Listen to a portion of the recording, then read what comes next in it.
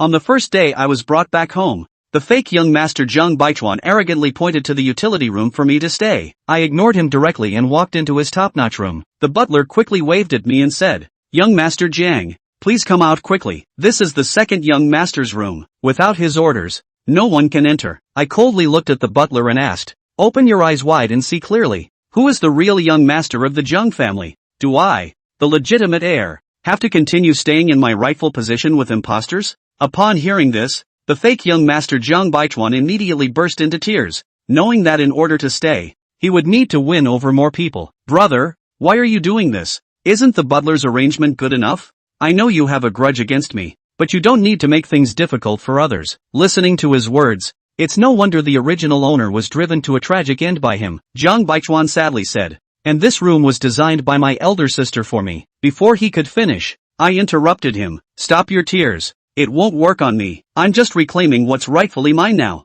Isn't that right? And you, as an imposter, what face do you have to stay here?" After I finished speaking, I instructed the butler to throw all of Zhang Baichuan's belongings out. "I don't want to see other people's things in my room." Seeing the butler unmoved, I slowly added, "You serve the Zhang family, and I have Zhang blood in my veins. Don't you know who you should listen to?" The butler could only smile awkwardly at the situation and then ordered someone to come and clean up. Zhang Baichuan was furious and quickly reached out to stop them. "You can't touch these. These were brought to me from France by my second sister, and this necklace was personally designed by her for me. Aren't you afraid I'll tell mom and dad? I know you hate me, but I'm also a victim. I didn't know about what happened back then." Before he could finish, I slapped him across the face, then grabbed his clothes, causing his entire back to be exposed. He was so scared that he held onto his clothes tightly and didn't dare move. The nearby butler also awkwardly turned his head. "If you still don't understand human language and continue to stay here, don't force me to throw you out directly." Zhang Baichuan was frightened by my gaze. When this country bumpkin first entered,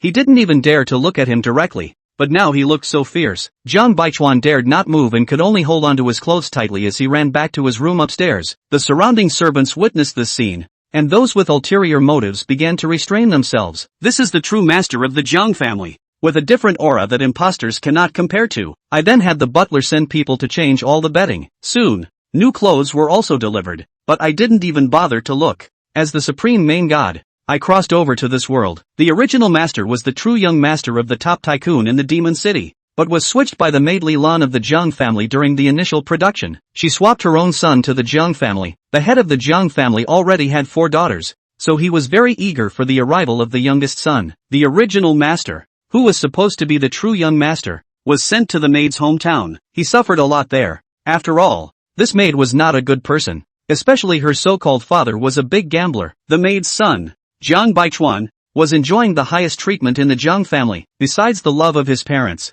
his 4 sisters pampered him to the extreme. During a holiday, I went to the Zhang family to find Li Lan. Coincidentally, it was the birthday of the old master of the Zhang family. When Grandpa Jiang saw the original master, the similar features in his mind were unforgettable. I and his son were too alike. Originally, he thought the original master was his son's illegitimate child, but an investigation revealed the truth of the past. It turned out that the child was switched. Grandpa Jiang insisted on taking back his own child. The original master also yearned for a future family. He had never felt parental love in his previous home, but he didn't expect that everything would be painful after he came here. He also didn't understand why everyone hated him, even his own sisters. In the end, he died on the operating table at the hands of his 4th sister. And all of this was orchestrated by Zhang Baichuan. Zhang Baichuan, in order not to lose everything, forged medical records and publicly claimed that he had a serious kidney disease and needed a kidney transplant. And the best kidney happened to be the original master's. The original master, who had always been unwelcome,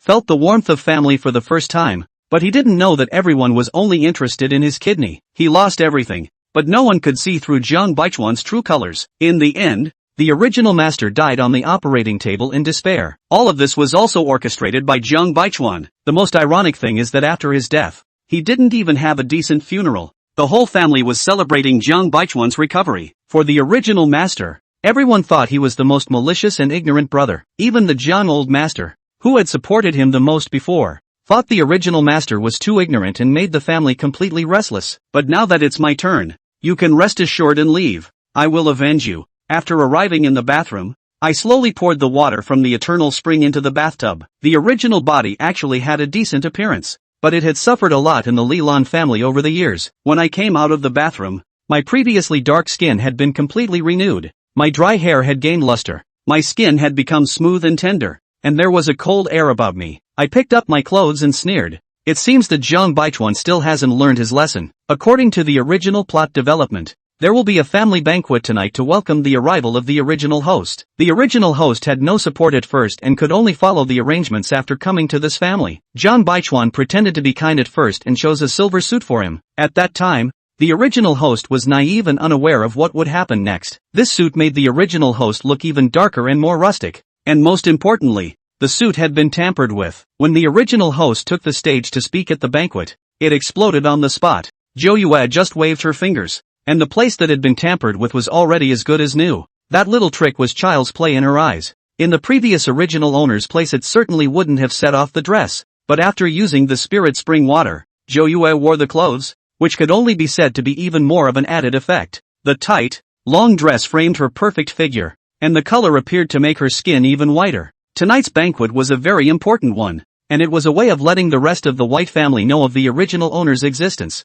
At this time, the butler stood at the door in great difficulty. He did not know how to speak. Just as Jiang Baichuan walked over, she flashed that innocent smile. "Grandpa Butler, is something bothering you?" "Oh, Miss Yuan Ching, it's actually not too difficult. It's about tonight's banquet. The master explained me to arrange for the teacher who teaches etiquette to come over. The main thing was to teach Zhou Yue banquet etiquette so that she wouldn't make jokes at the banquet. Now he is difficult to contact a good teacher before. Suddenly cannot contact. This temporary pro really quite delay things. However, he also had his own plans to teach Zhou Yue himself." Jiang Baichuan's heart immediately had an idea after hearing this. The slap he'd gotten in the morning was still fresh in his mind, and it was just the right opportunity for revenge. She felt that it was all ruined by Zhou Yue, and since she had already made a mistake, why not go to the end? She was going to tell the white parents, but they wouldn't be back until dinner time. "Grandpa Butler, you have so much to do, and you have to prepare dinner today. Now that my sister is back,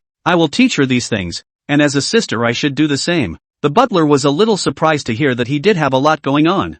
"I didn't expect Miss Yuanqing to be so sensible and completely uncaring, but it's really okay for them to have a bad time this morning? Grandpa Butler, don't worry, this is nothing to me." Only then did the housekeeper leave at ease. And at this moment, Jiang Baichuan revealed an evil smile. "Oh, trying to teach that bumpkin manners? Dream on." She didn't want everything she had now to be taken away from her by that. And anyway, she'd been in the family the longest, and her white father and mother would only listen to her explanations. Zhou Yue knew everything that was happening outside, and was getting more and more excited for the banquet in the evening. Soon, there was still more than an hour to go before the party started, and noisy voices were already coming from downstairs. Then a footstep sounded from outside and the door to the room was slammed. After half a day Zhou Yue opened the door and would still speak. The other party was in accusation. "Why are you so vicious? Not only did you hit the maid, but you even hit Yuan Chang. Now you must go down and apologize to Yuan Qing." The person who spoke was Bai Songqiao, the eldest son of the Bai family, and the original owner's nominally blood-bearing blood brother. Only in the next second Bai Songqiao completely froze. When Zhou Yue came back earlier, he took a look from afar, and it was a complete upstart. At first he only felt very disgusted and didn't even say hello. This was considered their first official meeting. "I hadn't realized how much had changed in a week, and that outfit seemed to have been tailored just for her. It accentuates her own temperament, and is not at all related to the previous image of a rustic old man." This caused his next words to choke on his lips, not knowing what to say. These people seemed to Zhou Yue to be the murderers who had killed the original master. "Then tell me how I bullied her?" Bai Songqiao reacted. He stared viciously at Zhou Yue. It was just too disobedient. This was originally Yuan Qing's room. "What gives you the right to take over?" Nine Spectres suddenly laughed out loud as if he had heard some funny joke. "Enough! What the hell are you laughing at? Surely you are uneducated." Nine Spectres' laughter came to an abrupt end, staring at him coldly. "Right. I'm uneducated because I've been suffering in place of another person for the last 10 years or so. This is something that belongs to me in the first place. Shouldn't I get my own back? With such inappropriate terminology, I really doubt you've actually read a book all these years. You." Bai Songqiao's face was red with anger. He was almost convinced by the person in front of him in those few seconds just now. Just as he was about to retort, the butler's voice came from beside him. It was Father Bai calling them down. Right after the two of them went downstairs, a young man sitting next to the sofa glared coldly at Nine Spectres. Jiang Baichuan's eyes were red, as if he had been greatly wronged. "I'm telling you, I'll only recognize Yuanqing as a sister. Not just any cat or dog can be my sister. Some people have only been here for a few days. Do they really consider themselves masters? The person who spoke was Bai Muchuan, the second son of the Bai family. Chapter 4, The True and False Qinjin 4. Zhou Yue didn't pay him any attention and sat directly on the sofa across from him. Bai father also seriously measured up the Zhou Yue in front of him. To this daughter in the beginning she was still relatively guilty. After all, he had been out in exile for such a long time.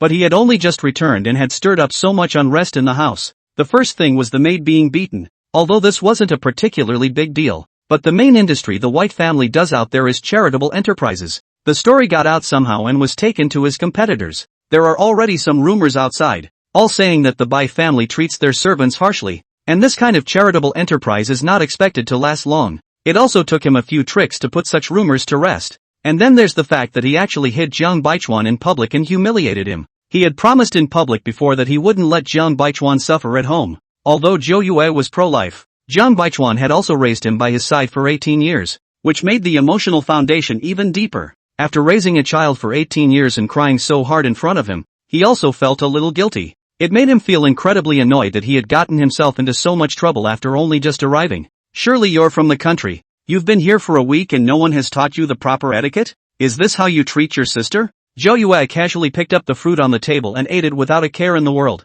Bai Muchuan reached out and tried to grab the fruit, which he had brought over from abroad for Jiang Baichuan. The corner of Zhou Yue's mouth rose slightly as Bai Muchuan, without warning, unexpectedly tripped over his left foot and fell hard. She laughed out loud at the sight, daring to speak of her in such a tone, merely giving a small lesson. Mother Bai rushed over to see how her son was doing, and Jiang Baichuan turned his head with tearful eyes. I know you hate me, but Ergo is your own brother. Are you so happy when Ergo falls down in front of you? Bai Muchuan rose up from the ground in a sorry state and looked at the concerned Jiang Baichuan next to him. In his heart, he resented Zhou Yue even more and was even more convinced of what Jiang Baichuan said during the day. Jiang Baichuan had indeed played a good trick, clearly appearing to outsiders to have nothing to do with Zhou Yue. But by her saying that, instantly all the spearheads were pointed at Zhou Yue.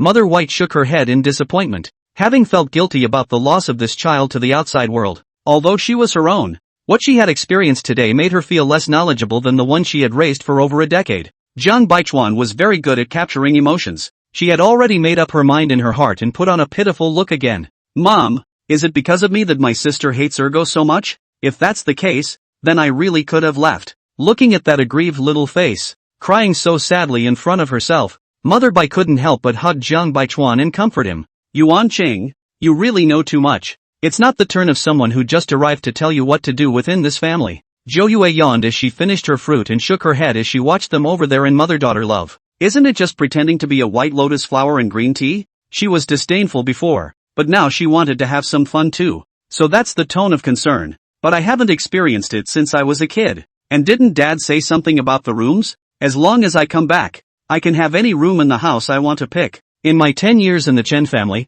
I didn't even have my own separate crib, and had to sleep on the sofa. After saying that, Zhou Yue raised her head, her eyes slightly red, as if she was trying to hold back her tears from flowing downwards. Nine Spectres was dressed differently today itself, along with that skinny shoulder shaking appropriately. After saying that, she turned around and left, and Mother Bai also felt as if what she had just said was a bit too much. She opened her mouth, but Nine Spectres didn't even bother. Walking straight up to the room, Mother Bai thought about how there had been so much going on at the company this week that Zhou Yue hadn't even bought her a decent dress since she came back. It was true that she was a bit less than a good mother, especially since the person in front of her did dominate the identity of her own daughter for more than a decade. Zhou Yue has only just returned. There are some aspects that need to be slowly adapted to. You guys accommodate her more. The boy has certainly suffered too much. Jiang Baichuan could only silently lower his head, but in his heart, he was cursing with resentment. Clearly tears were his home turf. Why should that bumpkin be able to win the sympathy of the Bai family as well?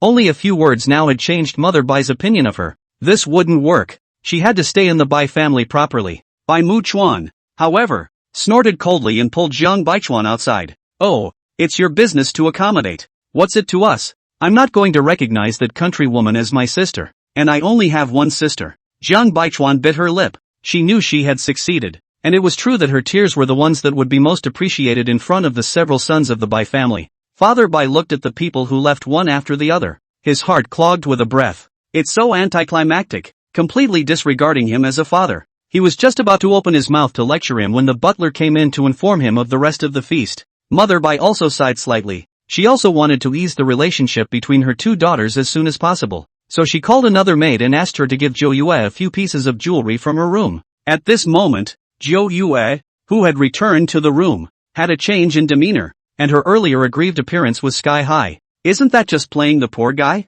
As if anyone wouldn't. The little golden dragon burrowed out at this moment, and it chimed in on behalf of its own main god. Lord God, just now they had the audacity to yell at you like that. They should have been completely silenced. How pointless this is. I'm going to make them feel the same pain as the original owner. Zhou Yue understood that she didn't know pain until the knife stabbed her, so she tried to do the same to her. It was easy to get revenge on Jiang Baichuan, but it was harder to get love from his family. But she had also made the decision that the white parents, as well as these brothers, were just not good people. All of them were accomplices in the death of the original owner. But it turns out that that grandfather of the original owner was okay. So she was going to use this as an entry point. Soon, the dinner began, and those present today were all the elder relatives of the Bai family. In fact, people are more curious to see what this biological daughter looks like. I had heard some rumors about it before, but when I heard it was from the countryside, I guess it wasn't much better. Jiang Baichuan looked at Bai Muchuan with difficulty. In order to welcome my sister back, I'm going to play a piano piece myself. Yuan Che Na, you're just too kind. That's why you're bullied by people like that. She did that to you and you ended up looking out for her. Jiang Baichuan put on an innocent look and shook his head. Anymore, I've been occupying her identity for so many years, and I'd like my sister to be on good terms with us. You don't have to care about her. No matter what, you're the only sister I've ever recognized. A bumpkin doesn't deserve to be my sister. Hearing Bai Muchuan's affirmative answer, Jiang Baichuan appropriately stepped forward to give a hug, an evil smile at the corner of his mouth. The reason why she approached Bai Muchuan was because in itself, her level of playing the zither was not high. She wanted Bai Muchuan to assist with her and complete the show together. Maybe it's really a genetic issue. It's taken a lot of effort and a lot of tutors, but the level just won't improve. Chapter 5, The True and False Qinjin 5. She just wanted to use this banquet to prove it in front of everyone in the Bai family. Although she wasn't the eldest lady of the Bai family in terms of blood, she was very qualified in any aspect. This would also be able to allow her to completely establish a firm footing in the Bai family. Knowing that big families like the Bai family were very particular about marriages, the Bai family couldn't let such an uninformed person come out and affect their reputation. She just wanted Bai Zhou to completely step under her feet. The guests at the bottom were murmuring as they watched the two men being prepared for their performance on stage. This daughter of his family is not his own, but look how close she is to his brother. But I did hear that it seems like the family had a bad time after that daughter came back. The people in the neighborhood instantly raised their gossipy ears at the sound of this. The one who spoke was the original owner's sister-in-law, and seeing that everyone was paying attention to her, she deliberately raised her voice. As you know, Yuan Cheng, this child knows best. As a result, my so-called own niece had only just arrived when rumors spread about the white family's harsh treatment of their servants. The impact of this matter is not small. After all, it concerns the Bai family's industry. The people around them were initially sympathetic to Zhou Yue, but now once the benefits were involved, they all belonged to the Bai family with a common industry. So much so that they all felt that this so-called pro-daughter was just too unintelligent. Jiang Baichuan on the stage secretly witnessed all this. That sister-in-law of hers had long been dissatisfied with the distribution of the family, couldn't wait to make as much of a fuss as possible, and she'd only given away a little bit of information. Just as the crowd was discussing it, Bai Halmian walked out from the back with a gloomy face. Gentlemen, today is the celebration of my daughter's recognition, so I hope we won't talk about anything else. This was something he had gone to great lengths to keep public opinion down, and he certainly didn't want to keep talking about spreading it among his relatives. The more charitable, the more hypocritical they are, the more they have to defend the act they put on. At this moment, Zhou Yue stood in front of the second-floor landing window with a glass of wine, and the little golden dragon hovered around her, invisible to outsiders. Lord God, that green tea is just too arrogant to just ruin your reputation. Of course, Zhou Yue was well aware that tonight was also the beginning of the original owner's misery, but it would be different when it came to her. Bai Muchuan, the second son of the Bai family, was a talented designer. Zhou Yue smiled wryly, and an idea sprang to mind. If a talented designer has to stay in bed permanently, one wonders if he or she will ever become a subsequent genius. In the original plot, the second brother of the original owner had not made things difficult for her. Obviously they are related by blood, but the bullying of the original owner is also the worst. Forever hanging on to the fact that Jiang Baichuan was his only sister, even when the original owner was isolated and bullied by everyone. he came out and delivered the most fatal blow. This was the culprit that led to the original owner's mental breakdown. Zhou Yue looked at the wine in his glass. It had been a long time since he had enjoyed life on Earth. It was indeed quite nice. She looked at the jewelry that had been sent to her on the dresser. It was so tacky. Then with a snap of her fingers, a mahogany hairpin appeared in her hand and she casually pulled her hair up. Pair it with this fluorescent-colored maxi dress for an uncluttered look. Mother Bai sat next to her heartily looking in the direction of the room. Even the old man had come. What the hell is Nine Spectres up to? Making everyone wait for her? Jiang Baichuan appropriately walked over. Mom, I'll go upstairs and call my sister now. Maybe she's only just arrived and there are so many people in the White House that she's a little uncomfortable. Bai Helmian looked at his understanding daughter next to him and held his breath in his heart. It's really so unlike her. Do we have to make all of us elders wait for her? And I don't know where I learned to be so petty. Dad, is my sister not coming out because she doesn't like me? After she finished speaking, her eyes were slightly red, which made Bai Mu Chuan beside her heartbroken. In his heart, his impression of Zhou Yue sank to the bottom once again. A country bumpkin but posing over and over again. What the hell was that? Just as the crowd was wondering, Nine Spectres slowly walked out from the hall. She didn't have any jewelry with her, but her whole aura seemed very cool and noble. The lights around her hit her, and she was the unique star of this party. This appearance came as a surprise to many, most of whom were not particularly impressed with the country-bred daughter. I didn't expect it to be this amazing right out of the gate, and I can't pick any faults at all. Especially with Jiang Baichuan, it was simply a stark contrast. It felt like a genuine product and an imposter were placed together. How to look at it was so abrupt. Jiang Baichuan couldn't wait to plant all the jewelry on his body today, just to show how noble he was. But it was a lot tackier compared to Zhou Yue's simple outfit. The White family's eldest uncle nodded with satisfaction instead. Worthy of being the seat of the White family, even if he didn't grow up in the White family. Look at this temperament. This temperament on his body is somewhat similar to that of his old man back then. Very strong. That's for sure. After all, people are pro-life. Jiang Baichuan's fingers were pinched red on the stage. She really hated it too much. On what grounds? She'd been picking out this dress for ages. So why did it look completely different now? Especially when she heard the people around her discussing it. The phrase pro-life. She found it so hateful. She couldn't wait for Zhou Yue to stay in that small mountain village forever and not come out. And sure enough, Zhou Yue was here to rob her of it all. But on second thought, he had moved this dress, so he would let her make a fool of herself in front of everyone later. The Bai family's old man even personally walked up and held Zhou Yue down, supporting the scene all the way. Everyone's attention was on the two, and Jiang Baichuan couldn't contain his jealous and resentful eyes. She turned her head and pretended to be aggrieved and shed tears. Bai Mu Chuan's heart ached at the sight and rushed forward to comfort her. A mere hick. How can he possibly compare to you? Don't worry. Later on, second brother will definitely help you earn back your face as a face. No, second brother. I do think I really do owe my sister quite a bit. That's why my sister hates me so much. I guess, after all, I'm the one who owes her. Bai Mu Chuan only felt that this sister of his was just too kind, thinking of others in everything. Such a sister he would definitely guard well. As for Bai Jiuxue, it was simply impossible for him to recognize her. The Bai family's old man was very excited. This granddaughter really didn't let him down. Just 1 week had changed so much. In his heart, he was also indebted to this granddaughter,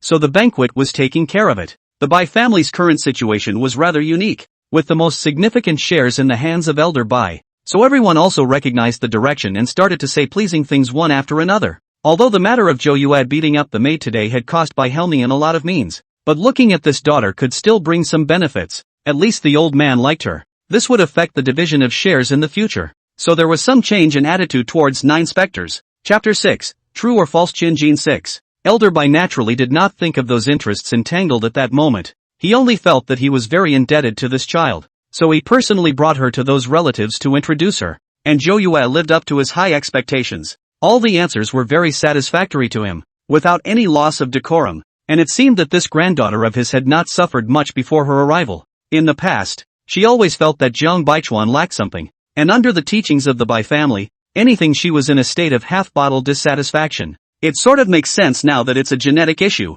Look at this granddaughter of his. Although she has lived in the countryside since she was a child, she has no stage fright at all. This made him more and more satisfied with Zhou Yue as well. Just then, Jiang Baichuan also walked over with his wine cup. Sister, I'm not a very good drinker, so I'll just use juice instead. I hope you don't blame mom and dad. They really think the world of you. Zhou Yue looked at her with a head full of questions. This woman was fine, inexplicably coming to say these words. but since she was the one who had come to her door, she was not polite herself. Then who do you think I should blame? That's right, you should be the one to blame. It was your mother, after all, who caused my life to go sideways, and her daughter enjoyed what should have been a decade of my youth. Elder Bai was also very agreeable. For that nanny, he could feel that it was not careless in the first place, so after picking Zhou Yue back up, he fired the nanny straight away. Just for the Bai family raised a daughter for more than 10 years. They could not afford to recognize the adopted daughter in public, and jointly recognized the relationship between the two.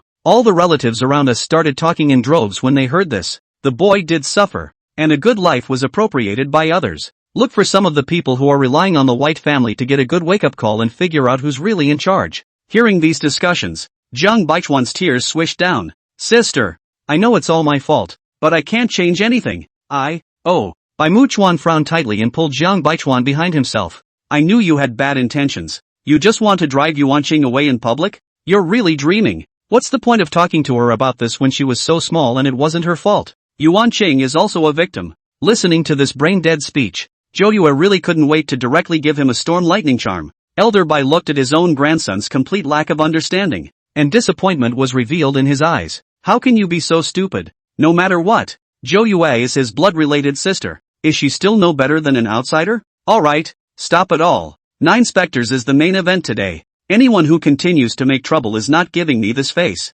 Elder Bai is getting more and more disillusioned with this fake granddaughter. Just a thing that can't be upstaged. After hearing this, Bai Helmian knew that the old master was pointing him out, and hurriedly stepped forward to preside over the situation, and said that he would definitely compensate Zhou Yue properly. He took out a gold card in front of everyone and handed it over to Zhou Yue. I do owe you over the years. There's a total of $30 million in here. I'll slowly make up for what I've owed you over the years, and I'll definitely be able to do it justice. Zhou Yue snorted coldly in his heart. If it wasn't for Elder Bai's presence, he definitely wouldn't have done this, but it's just interests tied together. More for those shares. It was all an act anyway, so she gladly accepted it on the spot. Bai Helmian's expression was slightly embarrassed. He really didn't expect this daughter to take it. Where would a girl go to use this money? He thought that Zhou Yue had come down from the countryside, and when she heard about this much money, she definitely wouldn't take it. Completely unexpected. The 9 Spectres quickly caught on to his reluctance. I heard on the news earlier that the eldest Miss Bai family was given a villa for her 16th birthday. I was still working summer jobs at that time. Her eyes were lowered, restraining herself from letting the tears fall. Elder Bai knew that this granddaughter had suffered too much out there. What should have been her life was all but snatched up by another person, so the decision was made on the spot.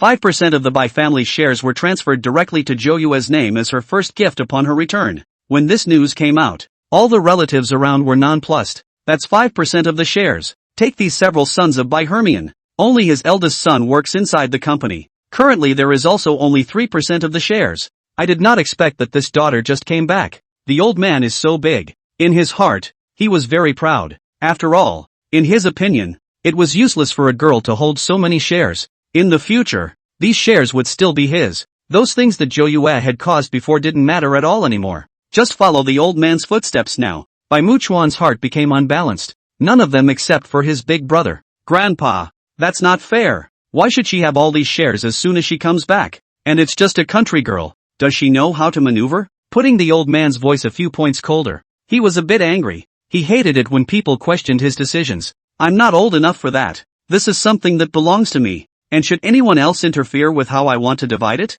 Bai Helmian was terrified, because it was the old man who had the final say in the matter of shares. Besides him, 3 other brothers were eyeing these shares. This son of his is so stupid that the shares are now in whoever's hands, as long as they are in their line. Enough! Hurry up and apologize to your grandfather. Is there a place for you to talk now? Bai Helmian's voice was not to be questioned. Bai Muchuan had no choice but to bow his head and apologize, as his grandfather was indeed angry just now. Elder Bai lazily ignored him, just to carry on, turned around with the wine and continued to other tables to introduce. The people around had their own plans, not realizing that this belated daughter was so loved by the old man. Although White Crane Sleep's big brother was smiling, inwardly he had already cursed Zhou Yue. This niece of his is really good. She's only just arrived and she's making such a big fuss. Originally, looking at the old man's physical state in the past 2 years is getting worse and worse. The shares should also be divided out one after another. Now it's been separated out by 3%, but it's just a country maid, so highly regarded.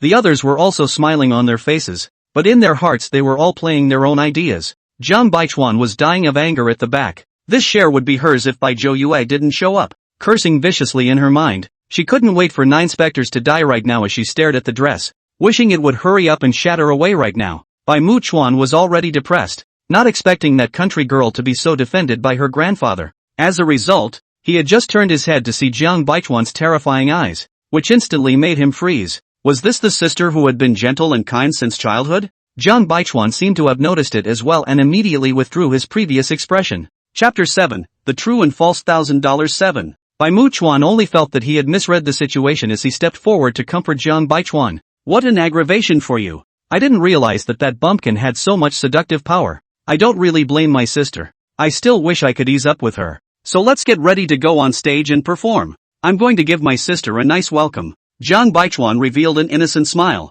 causing Bai Mu Chuan to fall instantly, and he felt that his sister was just too understanding. The reason she was in such a hurry to get on stage was that she wanted to pull back everyone's attention. At the same time, she was going to invite Zhou Yue to join her on stage and see how she would make a good fool of herself on stage then. Elder Bai was patiently introducing the family's relatives to Zhou Yue. The sound of the stereo could be heard coming from the stage at the back, and Jiang Baichuan was holding a microphone to introduce on it. Today, in order to welcome sister officially to the White family, second brother and I will jointly play a piece for sister. I hope my sister enjoys it, and I hope we get along. The little golden dragon was already restless next to him after hearing this. This is a green tea. A sister. Aren't they the same age? Lord God. Let's just strike them to death with lightning. The two sinners. Shut up. Stand down. The little golden dragon spat out its tongue and honestly went back inside its wrist. Zhou Yue was now waiting for a good show. The two people on the stage had already started playing, so I can only say that this Jiang Baichuan is really a stupid person. It was a waste of the Bai family's cultivation of her for so many years, and she wasn't even as good as a 3-year-old playing. If it wasn't for Bai Mu Chuan helping her with the rhythm next to her, it would probably have run out of sound. Zhou Yue brought the old man to another table without moving. This place was relatively far from the stage. Some people under the stage also began to praise Jiang Baichuan, no matter how. She was also the daughter that the Bai family had nurtured for so many years. Relatively speaking, it also still met the standard of a noblewoman. And just as everyone was discussing it, Zhou Yue quietly waved her finger. An imperceptible glow drifted above the piano, which had lights on it in addition to the overall steel frame of the stage. Jiang Baichuan was still calculating what excuse he would find to invite Zhoufu on stage later. The next moment only a strange noise was heard from above. She had just looked up when she realized that the steel frame above her was shaking and had come towards the two of them. Jiang Baichuan exclaimed in shock and instantly ran outside, but the seat she was sitting in was leaning in. That was his design in mind. She had never been good at playing the piano and didn't want anyone to see that she was spamming. That's why she purposely let Bai Mu Chuan sit outside to block her view. But now that it was crunch time, she couldn't care less. Knowing full well that it was best to escape with Mu Chuan sitting out there, he ended up being pushed to the ground by her. Eyes wide open, he watched Jiang Baichuan step over him. Shocked, Bai Mu Chuan rolled over and tried to run outside, but the steel frame above had already smashed down. The entire stage was in disarray and the surrounding crew rushed up to check out the situation. This huge commotion made all the relatives around them come forward to watch. And Mother Bai was in a hurry, but her son was inside. The butler's face was white with fear. He was personally in charge of today's stage. How could there be such a big malfunction? When the crowd dragged Bai Mu Chuan out from under the steel frame with 7 hands and 8 feet, blood was already gushing from his head. Looking at her son, whose head was covered in blood, Bai Mother was so frightened that her whole body was trembling. There was no time to care about the culprit next to him. Jiang Baichuan, while Zhou Yue, who was standing not far away, smiled wryly. The stage was set up in the center of the courtyard, and there was a surveillance camera right above the villa. That was very clear. When something like this happened, the banquet could only end in a hurry, and the family rushed to the hospital with Bai Mu Chuan. Here Zhou Yue also saw Bai Chu Yuan, the 4th son of the Bai family, which was the real culprit who finally let the original owner die on the operating table. He was also the lead surgeon this time, and he completely skipped over 9 specters, who was standing next to him. After explaining the situation to the old man, he then hurried into the operating room, where Bai's mother was already crying and couldn't catch her breath. An hour later, Bai Mu Chuan was pushed out of the operating room. Though he was in a very bad state, the steel frame from the stage hit him directly in the head, and now he's lucky to be alive. He just doesn't know when he'll wake up. Even after he woke up, he had severe brainstem damage and wasn't doing particularly well. To put it bluntly with the cutie, undoubtedly, White Mother directly fainted after hearing the news, and the crowd was in a state of turmoil again. Bai Helmian felt pity in addition to heartache. This son of his was a design genius. The Bai family had many buildings and bridges constructed by his design, and the old man had originally thought highly of their lineage. Now this genius son of his is completely ruined. What should he do in the future? In the face of such bad news, Elder Bai was also somewhat unable to withstand it, and Joyue knew that his body itself was at the end of its strength. So he took the initiative to open his mouth to send the old man back, and in the meantime, help him to adjust his body. This old man can't have an accident now. Now that Bai Mu Chuan and Bai Mother were in the hospital, the others naturally couldn't care about Jiu Yu. Elder Bai hadn't said a word since he returned to the villa. He wondered if he had done things too drastically when he was young, and that was why he retaliated on his offspring. Thinking of this, he treasured the retrieved Joyue even more. Perhaps the heavens were giving him this chance to make amends properly. With their family all over the hospital and unable to help much, Joyue walked towards the old man with a cup of coffee. This has added to her development of health, Dan. Like this, ordinary mortals, slightly eat a little, are able to prolong life. After exchanging a few pleasantries with the old man and returning to his room, the little golden dragon ran out excitedly. Lord God, you are simply awesome. Using a lightning charm to finish them off. That would be too cheap. They should be made to feel the pain of the original owner. This Bai Mu Chuan was the most targeted at the original owner in the original plot, constantly mentally suppressing the original owner. The original owner had been living inside that storehouse and had suffered a lot of humiliation, and he was the one who had opened his mouth to let the original owner donate her kidney to Jiang Baichuan. Only by empathizing can we pay for the sins we owe. A week later, Joyue had pretty much finished her stay at the old man's place, and she was ready to go back. During this week, the old man realized that this granddaughter of his was just too smart. Not only is he highly skilled in chess, but he also has a unique perspective on the tea ceremony. The old man also had his doubts. She had stayed in the countryside before. How could she know so much about the tea ceremony culture? Joyue could only find excuses to explain that she had learned about it from working at a tea house during her vacation. This made the old man even more distressed, and immediately gave her another black card. Chapter 8, The True and False Chenjin 8. The old man was very knowledgeable about the tea ceremony. It was just a shame that no one else in the family was interested in it. What are you going back for now? You ghost girl? Don't stay with me more. I haven't gone back to see Ergo yet. The old master nodded. Looking at Joyue being so understanding, he was also very pleased. If she didn't go back now, she would indeed fall into disrepute. So specially explained to the housekeeper personally send Joyue back. Said the old man really cannot afford to give up this granddaughter. Joyue was in such a hurry to go back. So of course she went to watch the fun. And Jiang Baichuan in the past few days is estimated to throw all the dirty water on himself. Now can go back to clarify. So when Joyue arrived at the VIP ward of the hospital, everyone was looking at her with a very unfavorable gaze. Several of the White family's sons were in the room, with the exception of the third son who hadn't returned from running a show abroad. Lying on the hospital bed, Bai Mu Chuan closed his eyes tightly, completely unresponsive. Bai Mother had been under Jiang Baichuan's compulsion these days, believing that it was Joyue who had caused it, because it was for her that this welcome party was created. That's why things like this happened. Her son and such a great future had been victimized by her, and now she was furious to see Joyue return. And you know to come back. You pest. Look what you've done to your second brother. You give my son back. Bai Mother's eyes were red. At the moment she couldn't care less. The more she thought about it, the more she felt that Joyue was a calamity. Even though they were biological, they didn't spend much time together and didn't have much affection at all. If I had known you were like this, I never should have picked you up from the country. Jiang Baichuan pulled Mother Bai by the side. Mom, you'd better not blame your sister. I think my sister should be having a hard time too. Oh, is it hard for her? Hasn't come to see her second brother in over a week. Even an outsider has to say more than hello. It's just a wolf-hearted one. Jiang Baichuan had successfully provoked Bai Mother's anger and was very pleased beside her.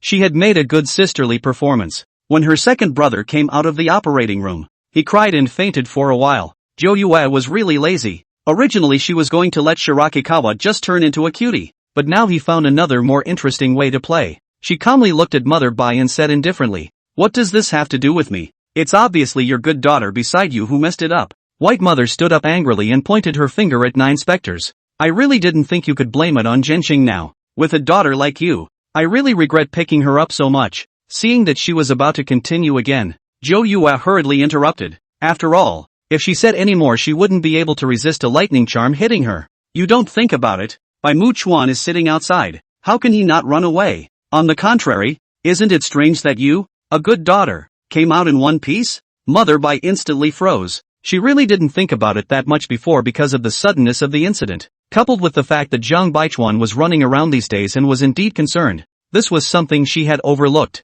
so she turned her head in confusion and stared at Zhang Baichuan. And the person in front of her was a little weak by her look and could only avert his gaze. She was a little scared. Did that country girl see something?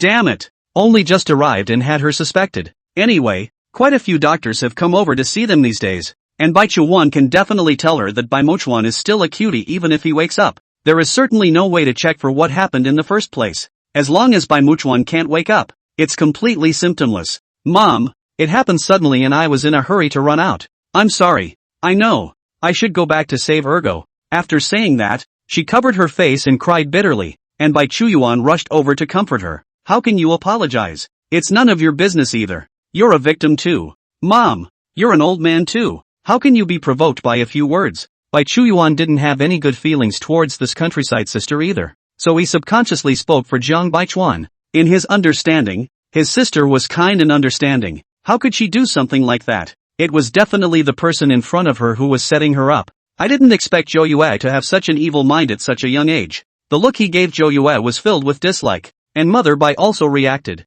How could she doubt the daughter she had raised for more than 10 years? It was also this daughter who was following the care these days. She shook her head and glared viciously at 9 specters. Sure enough, from the countryside. You've learned all the stink, and now you'll lie about it. Are you not happy until there's a big mess inside this house? Zhou Yue saw that they were so insistent, so she could only use another hand herself. Getting Bai Muchuan to wake up was just a matter of minutes, and with a movement of his mind within his mind, Bai Muchuan on the hospital bed reacted. His eyes that slowly opened. Bai Chuyuan is the closest to him, the first to discover. Rushed forward to check. Ergo, you're awake. He was nervous in his heart. According to the previous speculation, this brother of his was seriously injured and the probability of waking up was very low. I didn't expect to look at all kinds of signs or very good. The white mother can't care so much, and hurriedly went up to ask. In the ward now the most nervous is Zhang Baichuan, because she is a thief, especially when she turned her head to meet those eyes of Zhou Yue. She suddenly had a cold shiver, as if those things had been discovered.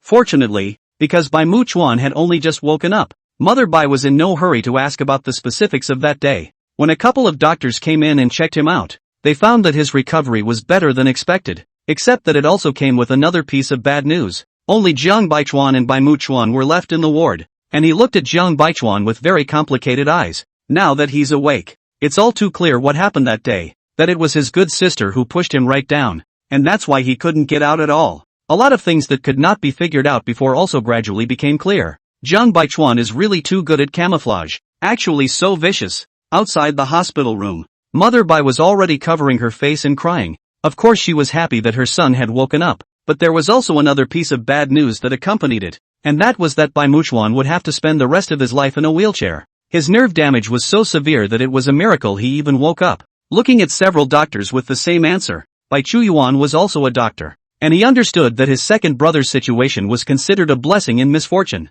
Receiving such news, Bai Mother was very distressed. She now desperately wanted to know what the truth of that day was really like. Chapter 9, The True and False $1,000 9. Especially with what 9 specters said about that nice daughter of hers running out intact. It made her feel a little unbalanced. No matter what, she was just an adopted daughter. How could she be as important as her son? So upon entering the hospital room, she rushed to ask what was going on that day. Muchuan, tell mommy properly what's going on. Zhang Baichuan's back was in a cold sweat when she heard the questioning. She didn't know what her second brother would say. If it was known, what should she do? Bai Muchuan didn't know his exact physical condition. He thought that he had just suffered an ordinary injury, especially when he saw Zhang Baichuan's nervous look. He couldn't bear it, so he took the responsibility alone, stating that it was because he accidentally fell in the first place and that's why he didn't run out and it's no one's business. Zhang Baichuan was completely relieved. In fact, he was the last one to wish for Bai Muchuan to wake up, but luckily he didn't betray himself either. And that's when Zhou Yue followed in. She clasped her hands on her chest and came in coldly. You're really a good second brother to her. Are you still taking the blame for her in this situation? Zhang Baichuan's heart thumped. Surely she saw something that day. That's why she kept grasping at it. She clenched her fists at the thought, itching to push 9 specters through the window right now to shut her up once and for all. Now Ergo is in need of rest. And you're going to come and piss him off? Sister, I know you hate me, but there's no need to implicate second brother as well. 9 specters wasn't the type to only say half-assed things, so a brain dumped it all out. You're still looking out for people, and now you're a paralyzed wreck. Too bad. You're too stupid to just let the culprit get away with it? You shut up. Two voices came out at the same time. One was spoken by Jiang Baichuan, and the other was by Chubara, who absolutely could not let his second brother be irritated again. And Bai Mu Chuan had completely grasped the point. A paralyzed invalid? What the hell is going on? His eyes were red and he glared at Mother White tightly. What's going on here? What happened to my body? Son, don't worry. Mom will definitely get a doctor abroad. It will definitely bring you back. Mother Bai was also in great pain. She also didn't want her son to know the bad news. It was all because of this girl Zhou Yue. Bai Mu Chuan yelled in pain on the bed as he saw the look in Bai Chu Yuan's eyes. This brother of his is a very good one. So if there really is a way, why didn't they say so before? Right now, his entire mind echoed inside what Zhou Yue had said, that he would be an invalid for the rest of his life in the future. It's all going to be spent in this tiny bed. No, he didn't want that. In this situation, his spirit completely collapsed, and looking at the chaos that had already broken out inside the ward, the 9 specters hid deeply and managed to exit. She didn't want to listen to any cats and dogs making noise, and called the driver straight back to the villa. In the evening, White Mother came back and fumed at 9 specters. What on earth do you have in mind? What does the White family owe you? You're a disaster. Why aren't you the one who fell on the hospital bed? Listen to this is what a mother should say? The original owner is still too kind to want the love of this family. It's really ridiculous. She thought those words could hurt Zhou Yue, but the person inside this body had changed long ago. If you have time to blame me, you'd better grab the surveillance. If I'm the calamity, shouldn't you all be unlucky first? You are my blood parents. Mother Bai was almost spitting blood at his words. When did this dead girl become so smart-mouthed? As she watched 9 specters enter the room, she was so angry that she kicked at the door in her heels, but they suddenly snapped off in response. Ouch! Mother Bai fell directly in the doorway, and the maid who heard the commotion rushed forward to check. Bai Mother was assisted to the sofa and sat down. She was so angry that her lips were trembling and her mouth was still cursing. After she calmed down, she also remembered what 9 specters had said. Having been reminded twice already, had she really seen something? Butler, pull up the surveillance from the day of the young master's accident. On the other side of the ward, the third young master of the Bai family, Bai Maqian, who was performing abroad, also returned. After Bai Mu Chuan knew that his body was completely ruined, he was also extremely resentful towards Jiang Baichuan. Sure enough, this knife only knows pain when it is stabbed into himself. Looking at the aggrieved Jiang Baichuan next to him, he felt annoyed. Can you stop making that face in front of me? I really think it's disgusting. Bai Maqian frowned, somewhat unable to understand. Second brother, I know it's hard for you right now after what happened, but you can't blame little sister for it. How can you talk to your little sister like that? Jiang Baichuan's beads of tears fell downward as if they didn't need money. Third brother, after all, I didn't go back to pull second brother in the first place, so maybe he resents me, but I was really scared at first. I'm really sorry. Bai Maqian hurriedly handed over tissues. Yuan Cheng, you're just too nice. How can I blame you for this? I'm glad you ran out, otherwise you'd have suffered a lot as a girl. Looking at these two people's statements, Bai Mu Chuan's eyes were about to spit out fire. Were these the words of a human being? To truly count, they are blood brothers. This Jiang Baichuan is just an outsider. Is his life not important? He's going to have to spend the rest of his life in this tiny bed. He broke right into a fit of rage at the thought. Get out. I don't want to see you right now. No wonder Bai Zhou Yue hates you so much. Why aren't you the one lying in this hospital bed? You're the one who's the biggest disaster. Our Bai family is really going to be killed by you. Bai Maqian only felt that his second brother was really crazy and completely incomprehensible. So he turned his head and argued with him. To the back, even in the company meeting Bai Song Chao rushed to. He also felt that Bai Mu Chuan today is too aggressive. No more can be blamed on others. I think it's better for you to get some rest. You're really failing Yuanqing's concern. We all know you're hurting hard right now, but you can't fool around like that. Bai Mu Chuan only felt that they were all crazy. Just because Jiang Baichuan had dropped a few tears, all the fault was now blamed on him. He suddenly laughed to himself. He finally understood Zhou Yue somewhat now. Carefully recalling it all was deceived by Jiang Baichuan's tears. It's really ridiculous. And it's really chilling to see what these blood brothers of his are doing. That an outsider is no better than a blood brother.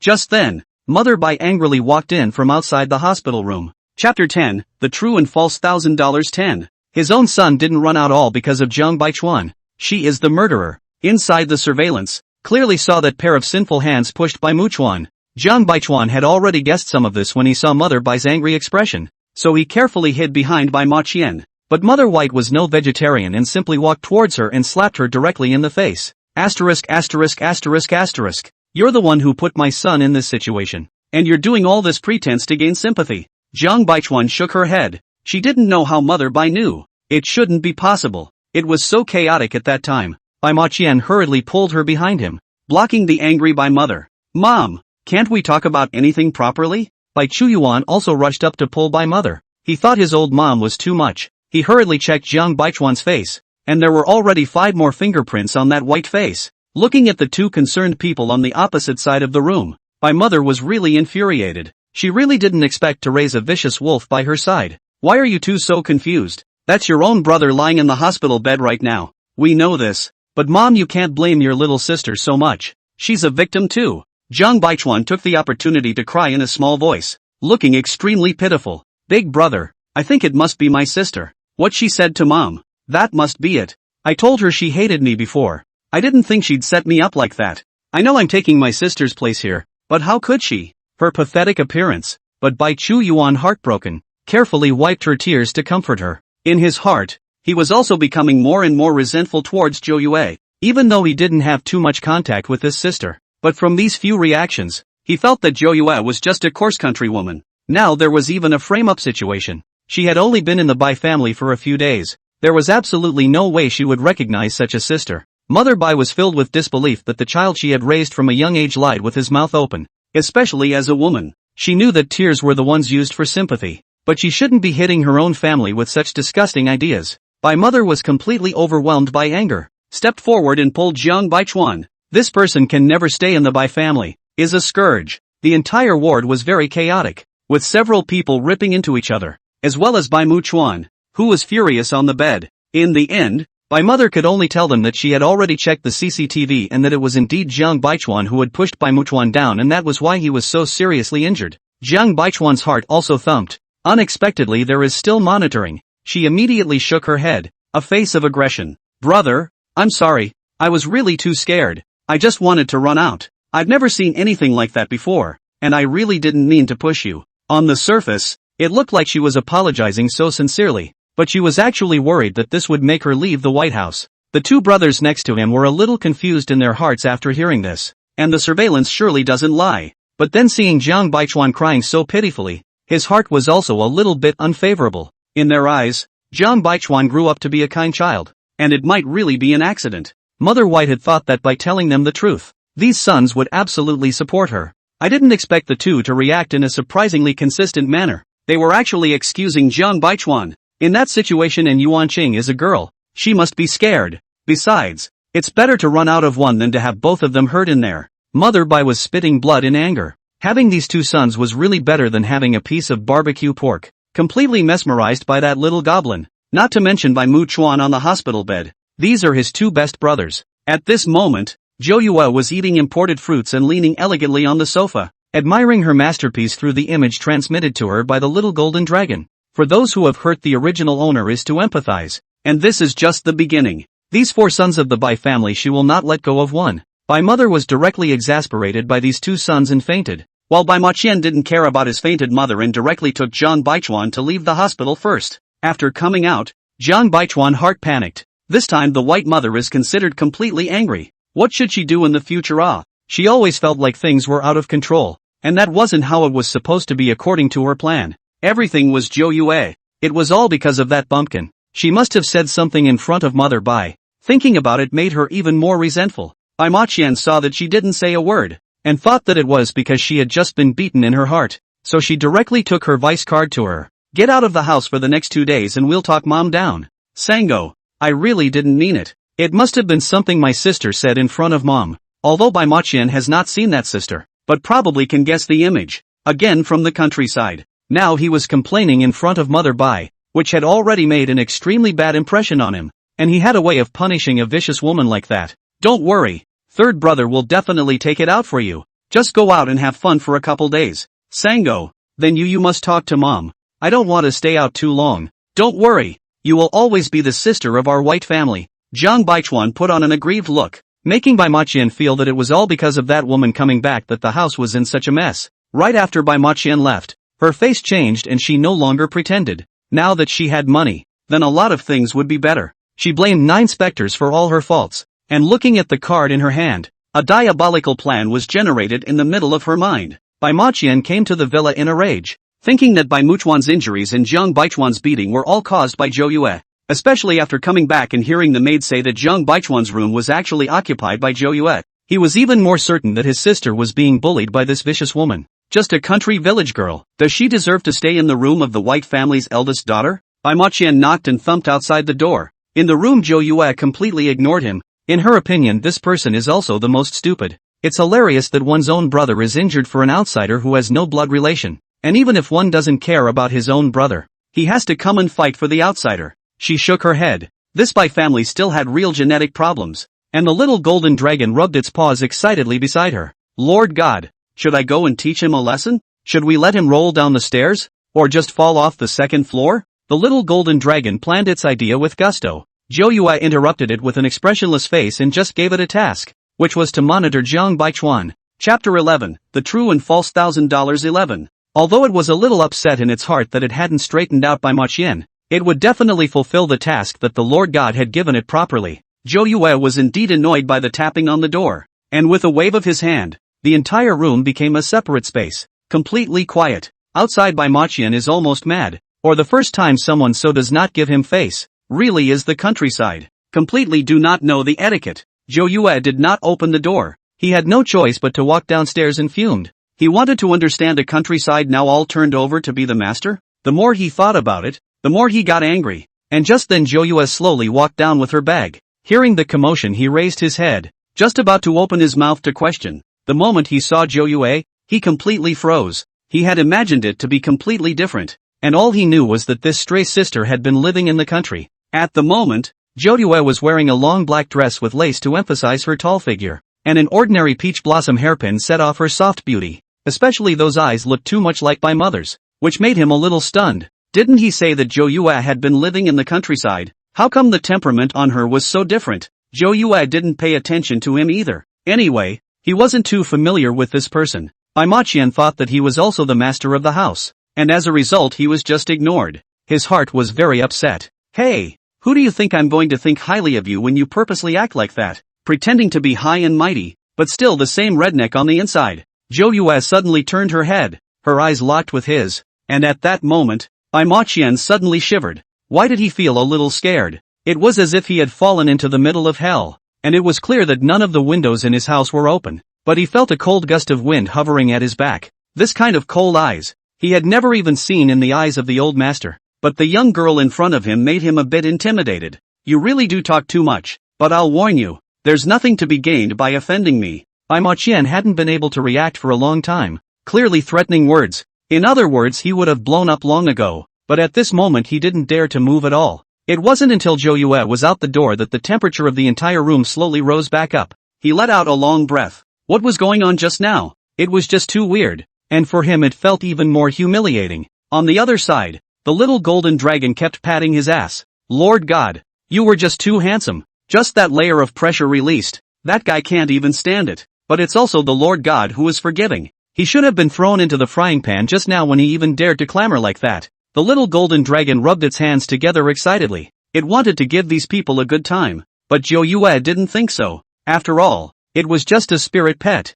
not quite able to understand human feelings. Knifing them could only be too cheap. It was time to let them feel the pain slowly. Zhou Yue closed her eyes and began to recall the previous episodes. Bai Maqian was also considered to be a pride of nature. He was the youngest violinist, having won countless awards both at home and abroad. He now mainly performs abroad and didn't bully the original owner much in the beginning. Just because of Zhang Baichuan's words, he left the original owner in the middle of a cold pool in the middle of winter, and the original owner still can't swim. Fortunately, the water in the pool is not particularly deep. But the original owner also because of this in bed for half a month. After all, in this home does not have anyone to care about her. It seemed almost entirely evil to 9 specters, so they kind of got what they deserved no matter what they did. Bai Maqian in the villa was very angry after he reacted again, and it was the first time he made such a mess. Why should he be afraid of a girl from the countryside? Directly calling the housekeeper with the intention of throwing out everything in Zhou Yue's room. He wanted to let Zhou Yue know who was the first lady of this family. Only after half a day's interval the butler did not act. It was very difficult. After all, the old master had personally explained that the weight of the 9 specters was very heavy, so how could he dare to offend them? Bai Maqian coldly grunted after hearing the original reason. He said what happened. It turned out to be that he had found the old man as a backer. But the way things were going, the old man had a few years left to live. And to pick on his mother and sister only just now was a vicious and mean one. Zhou Yue was happy to be free all this time, accompanying the old man to play chess and fishing. But he was having a good time. Elder Bai realized that his health condition seemed to be getting better and better. Every year he would have regular medical checkups. And in the first half of the year the doctor had already said that his health condition was terrible. But now he is very energetic in everything he does, especially in dealing with some of the company's affairs. And his mind is very clear. He felt sure that it was because he had picked up the White family's stray granddaughter, which had been blessed. So he was also more attentive to Zhou Yue, which actually had a lot to do with Zhou Yue as well, thanks to that healthy body Dan. In addition to this, Elder Bai was becoming more and more attached to Zhou Yue. He found that Zhou Yue was very cerebral above dealing with the company's decision-making, really smart, and every time, he cited one thing and then another. He had 4 sons in his life, not to mention his grandchildren, but there were hardly any as talented as Zhou Yue. There was also a thought in his heart that perhaps Zhou Yue was the more qualified heir. The company he had spent half his life creating. He certainly wanted a qualified heir, not just a randomly appointed son, and didn't want to let the company fail. Recently he had let Zhou Yue take over some of the documents regarding the company, mainly to see how she handled them, and these were simply too easy for Zhou Yue. Elder by this was a personal appearance. Hand in hand with Zhou Yue, this granddaughter he was really very optimistic about. As for the little golden dragon, it had been completely set free, and Zhou Yue had let it assume human form, and was spending money everywhere with the card given by Helmian. It found that the things on earth were too delicious, especially this fried chicken burger. Before it followed Zhou Yue, it didn't need to eat, it was all in a state of incapacitation. Now is non-stop bye. Zhou Yue also gave it a ring space, anyway, and not spend their own money. It does not hurt. Let the little golden dragon casually look at it. This little golden dragon, in addition to buy food, there is to buy all kinds of fun novelty things. In his message, the Magic City's business circle circulated a saying, I don't know whose crown prince came out to buy something, completely disregarding the price, as long as it was something he was interested in directly swiping his card. He even gives red packets directly to the person next to him when he is happy, which is just like a good money boy. And that prince is the little golden dragon, which, unbeknownst to him, has recently become the subject of discussion in the business community. While little golden dragon was having fun on his side, Zhou Yue received a call from Helmian. The card that Helmian had given to Zhou Yue in the beginning was bound to his information, and he had been receiving message alerts constantly during this period of time. Even the most exaggerated day saw more than $9 million spent. Chapter 12, The True and False Qinjin 12. Giving him this card that day was merely for the old man's sake. Plus he didn't think a girl could use much money. The money was sort of temporarily placed under Zhou Yue's name, just going through the motions, and he didn't expect to blow up when he saw this spending record recently. He couldn't figure out what a little girl could actually buy. In just half a month, she had spent over $20 million.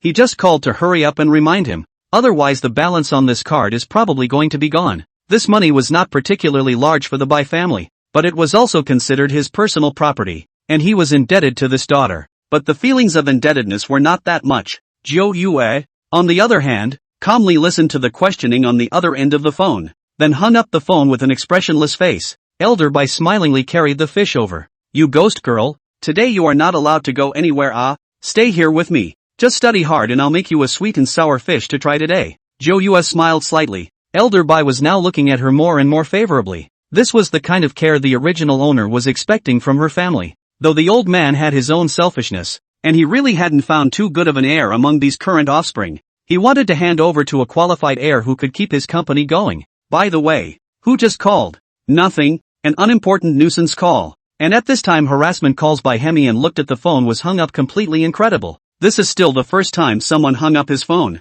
When he called again, he found that he had been blacked out. It's gone against the grain. 1 by 2. They don't listen. And a few days ago, Bai mother came to him and cried and demanded that Zhang Baichuan be allowed to leave the Bai family. Mostly, it harmed her own son, and between her adopted daughter and her own son, she definitely chose her own son. But Bai Helmian valued benefits more. When he could have promised in front of the public that he would treat Zhang Baichuan well, almost everything they did in the White family was a charity project. And if it was revealed at this juncture that they had abandoned their adopted daughter, this is not good news. Especially now that the second son has been in trouble and many projects will have to be withdrawn for the time being. He had to weigh the pros and cons. He could never act rashly at this time. All he possessed was a businessman's mindset, and children were all commodities to be utilized in his eyes. Today was the day Bai Mu Chuan was discharged from the hospital, and he had to go home as well. Only when he got home there was another round of chicken. Bai Mu Chuan's entire body was extremely gloomy, and he was cooperating with the treatment to recover these days,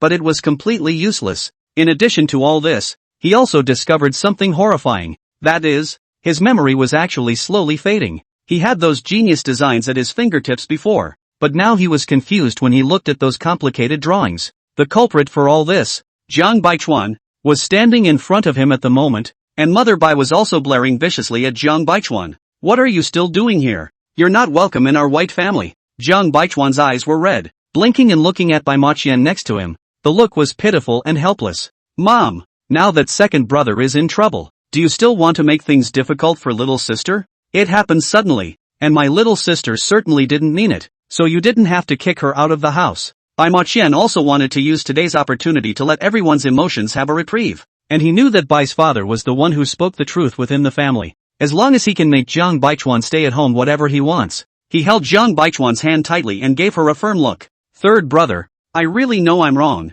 but I didn't do it on purpose." "Mom, me, but I really didn't think about it that much, and if I could, I'd like to fall under there instead of Ergo." White mother is now kind of see through it. What is the point of pretending to be aggrieved in front of her now? This kind of pretense of weakness was completely useless in front of her. That is, her own stupid sons were fooled by her. "Oh, I can't wait for it to be you who falls down there. You really are a pest. Taking my own daughter's life away from me and now victimizing my son." My father just entered the door to see this quarrel scene. The heart is incomparably annoyed. Now the company side of a bunch of things. The family is also unsettled. Jiang Baichuan heart thumped. The heart constantly cursed the white mother. Really is not biological. Just a little thing can happen to abandon themselves. She cursed the white mother, wanting her to die now. Why did she come to spoil her own good deed? Obviously even second brother didn't say anything. Why should she jump out to stop herself? Bai Mu Chuan didn't want to listen to their bickering in the first place, and directly went back to his room in his wheelchair. He had been completely disappointed in those brothers, and he sympathized with Zhou Yue when it was all said and done. It was ironic that her own life had been taken over by someone else, and now she had come back to a family where no one valued her. Mother Bai twittered, her voice very shrill, demanding that the housekeeper throw Jiang Baichuan out now. "No, don't Sango, you beg Mom, I really don't want to go out I really know I'm wrong. I didn't think this would happen." "Oh, enough. Have you made enough of a mess? Don't you think things are messy enough?" Mother Bai turned her head only to see Bai Helmian's face of impatience. "The oldest two are useless now, so don't add to the chaos." "What? Is this speaking in human terms? Giving up her son so easily?" Mother Bai sneered. It did fit his style. Why did he leave Jiang Baichuan behind now? One was for the sake of reputation, and the other was that as the Bai family's daughter who had been nurtured for more than 10 years, she could also be the object of a marriage. Jiang Baichuan saw that there was hope and hurriedly ran over to kneel beside him. "Dad, I really didn't mean it. It's really hard for me to see Ergo like this. I pray for him every single day. It's just that I didn't realize how much has happened since my sister came back. This Jiang Baichuan is really a thief's heart. All this situation, but also to lead the trouble to the 9 ghosts." Bai Helmian didn't talk to her much and directly slapped her in the face. "This slap is because you cost our white family a chance to gain a foothold in the company, and put away those little thoughts of yours. It's no use tattling on me." Just shortly after Bai Mu Chuan's accident, his elder brother had already shoved his own son over to the research department. Jiang Baichuan covered his highly swollen face and bit his lips tightly. It is true that they are not their own. That is why they treat themselves so recklessly. It's all because of this Bai Zhou. Why did she come back? A good life was ruined by her. Bai Maqian frowned a little, unable to understand why everyone inside his home had changed since he returned this time. Chapter 13, The True and False $1,000. 13. Wasn't little sister the most important person in their family? Why was her mother treating her that way? And now even her father had changed. Sango. Oh, why is this happening? Can we still be a good family like we used to be? I really miss the old days. I miss how peaceful we all were when my sister wasn't here. Jiang Baichuan could only try to show his softness with tears now. She must catch these sons of the Bai family. Now that Bai Mu Chuan was no longer of much use, then there were only these 3 remaining that could still be utilized. He looked at Jiang Baichuan, who was crying in pain in his arms, only to feel very distressed, but unfortunately he was not capable enough. Right now, the white family was not yet under his control, and there was no way for him to protect this sister. The words Jiang Baichuan said just now had reminded him that indeed, ever since Zhou Yue had arrived, this home had begun to change. In his opinion, that woman was the real calamity. He and Bai Chuyuan exchanged a glance. This brother was inside the hospital though. There was nothing to be said inside the home, and it seemed that the only way to ease relations was to wait for Big Brother to return. Yuan Ching, Dad and Mom are just too sad today, so don't take it personally. She choked back a sob and nodded, having to go along with them now, and mentally mulling over her plan. I know, I sure don't blame Mom and Dad. Sure enough, Bai Zhou Yue was here to steal the position from her. No matter what, she must stay in the Bai family. After today's farce, she kind of understood. Bai Helmian is not a good person. He can even give up his own son, let alone her adopted daughter. She didn't want to go back to that remote countryside mountain village. As long as she stayed in the Bai family for one day, she was still the big miss of the Bai family. It was just that she really couldn't figure out how that countryside village girl hadn't taken any etiquette classes at all. Yet she was able to garner so much favor in front of the old man. It was nothing more than a vixen to her. And with that thought, she made a decision in her mind. Bai Helmian leaned wearily against the sofa, suddenly remembering that Zhou Yue had dared to hang up on him, and turned his head to look around. Where is that rebellious girl? Tell her to get her ass down here and meet me. Bai Moqian had suffered from Zhou Yue's anger before, and now he sort of found the opportunity to directly snort coldly. You bring people back as the White family's young lady, but they just use this place as a hotel. A girl goes out in the middle of the night and hasn't been seen for 10 days and half a month now. A country bumpkin hasn't seen much of the world, so I guess she's been hooked by some white boy. The more Bai Helmian listened, the more gloomy his face became. He was now worried that this daughter was doing something embarrassing to him outside. Call the housekeeper to call her directly. Tell that rebellious girl to hurry up and get back here, and stop embarrassing me out there. In fact, she didn't need to be reminded. Zhou Yue had prepared herself, and she had come over today to give notice, because the old man had already given an order that would be announced inside the company group tomorrow morning. After a while, Bai Songqiao walked in with a tired face.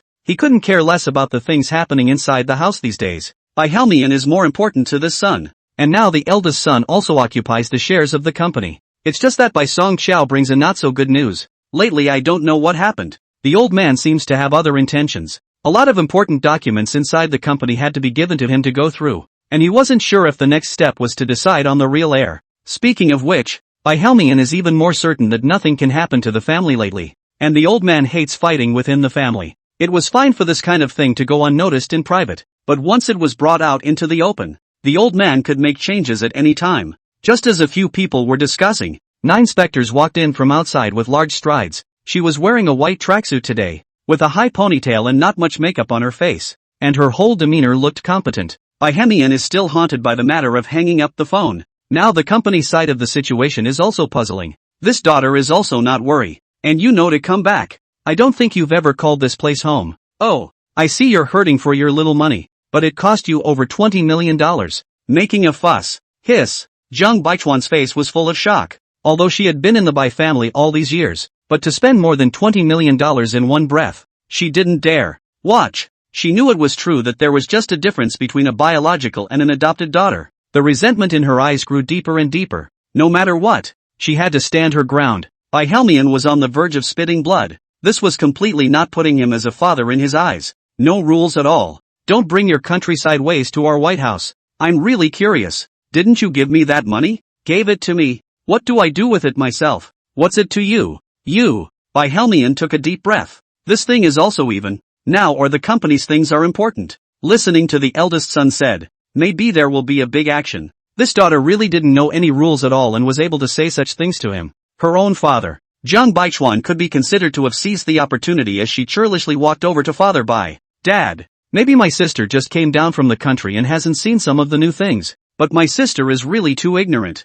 After all, she's not even earning money for the family yet. When Zhou Yue heard this tea talk, she just wanted to roll her eyes, wherever she could show her. These days she was so focused on taking down the company side of things that she almost forgot to clean up this green tea. Directly raised his hand and slapped her in the face. This is considered symmetrical. Just now the white father hit the slap, and now in contrast, Zhang Baichuan was completely dumbfounded by how she dared. I didn't expect Zhou Yue to dare to hit her in public. Bai Songqiao frowned and stepped forward to try and grab Zhou Yue, but she skillfully avoided it. She didn't want that kind of person touching her. I told you that you're a homesterer. Not only did you cause Yuan Cheng and Mom's relationship to deteriorate, but now you dare to hit someone in public. You are not welcome in this home. Zhou Yue laughed out loud after hearing this. She hadn't planned on being here either. and had come over today merely to move things. She condescendingly looked at Zhang Baichuan. The woman was now lying in by Song Qiao's arms pretending to be soft. That look was really pitiful. Unfortunately, this inner heart is beyond dirty.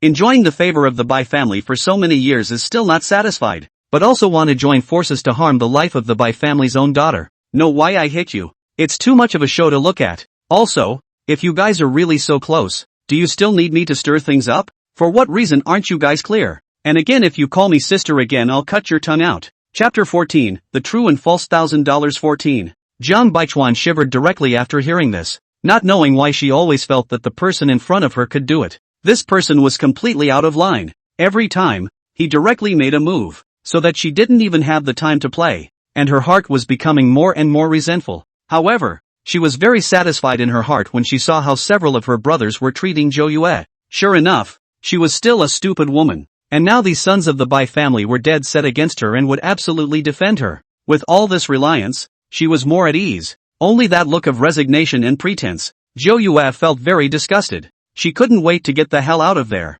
and turned her head and clapped her hands together, only to see a few people walk out behind her, just to move today. Even though Zhou Yue didn't have much here, she didn't want to make things easy for these guys, and had whatever she had her eye on moved. This couch is pretty nice. Move, move, move. And that big refrigerator in there. I want everything in there. Don't break it. Several people were confused. What was this game? Bai Helmian rebuked loudly, telling them to stop. But these people only listened to Zhou Yue, and furniture was constantly being moved down from the upper floors. What the hell are you doing? You rebellious daughter? Are you going to tear this family apart? Weren't you guys dying for me not to come back? Now that I'm leaving, you're putting on this attitude. Zhang Baichuan listened silently from the side, and had already made a calculation in his heart that this Bai Jovue was really a stupid person, since she's going out and never coming back. Could be a good fire to add to her. Brother, does she hate me that much? But I really don't know what I did wrong. If that's the case, I'll just leave. What foolishness are you talking about?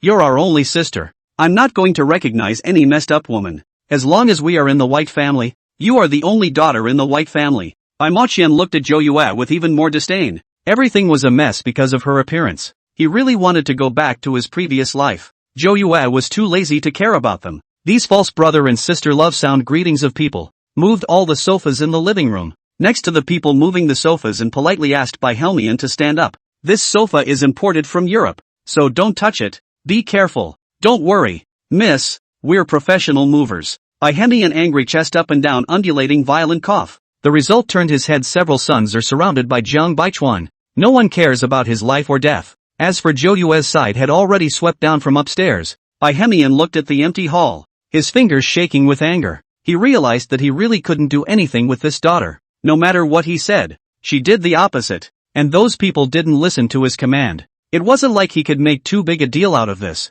and it would be his Bai family's face that would be lost. It was only after Zhou Yue finished moving her things that she angrily said, I shouldn't have picked up your sinful ass from the countryside in the first place. It's too vulgar, and if you go out from here today, you won't be able to enter the White House again. The Bai family would never allow such a person to exist. Sooner or later the reputation would be tarnished out by her. As if she had heard some good news, 9 specters snorted out a laugh, then elegantly went to the kitchen, took out her wine glass, and opened a bottle of red wine on the spot. Remember what you said today. White Crane sleep to think that his threat will work. Did not expect Zhou Yue directly with him against the dry. Eyes rolled over, directly fainted in anger. 9 specters strutted off with the movers, and the entire White House was half emptied. Several brothers of the Bai family rushed forward to check on the fainted Bai Helmian, and the only one who was happiest in this whole farce was Zhang Baichuan. That bumpkin finally left this time. She can make a good big show. Before in the White family always a little exertion, but this time she was going to make it so that Zhou Yue couldn't come back at all.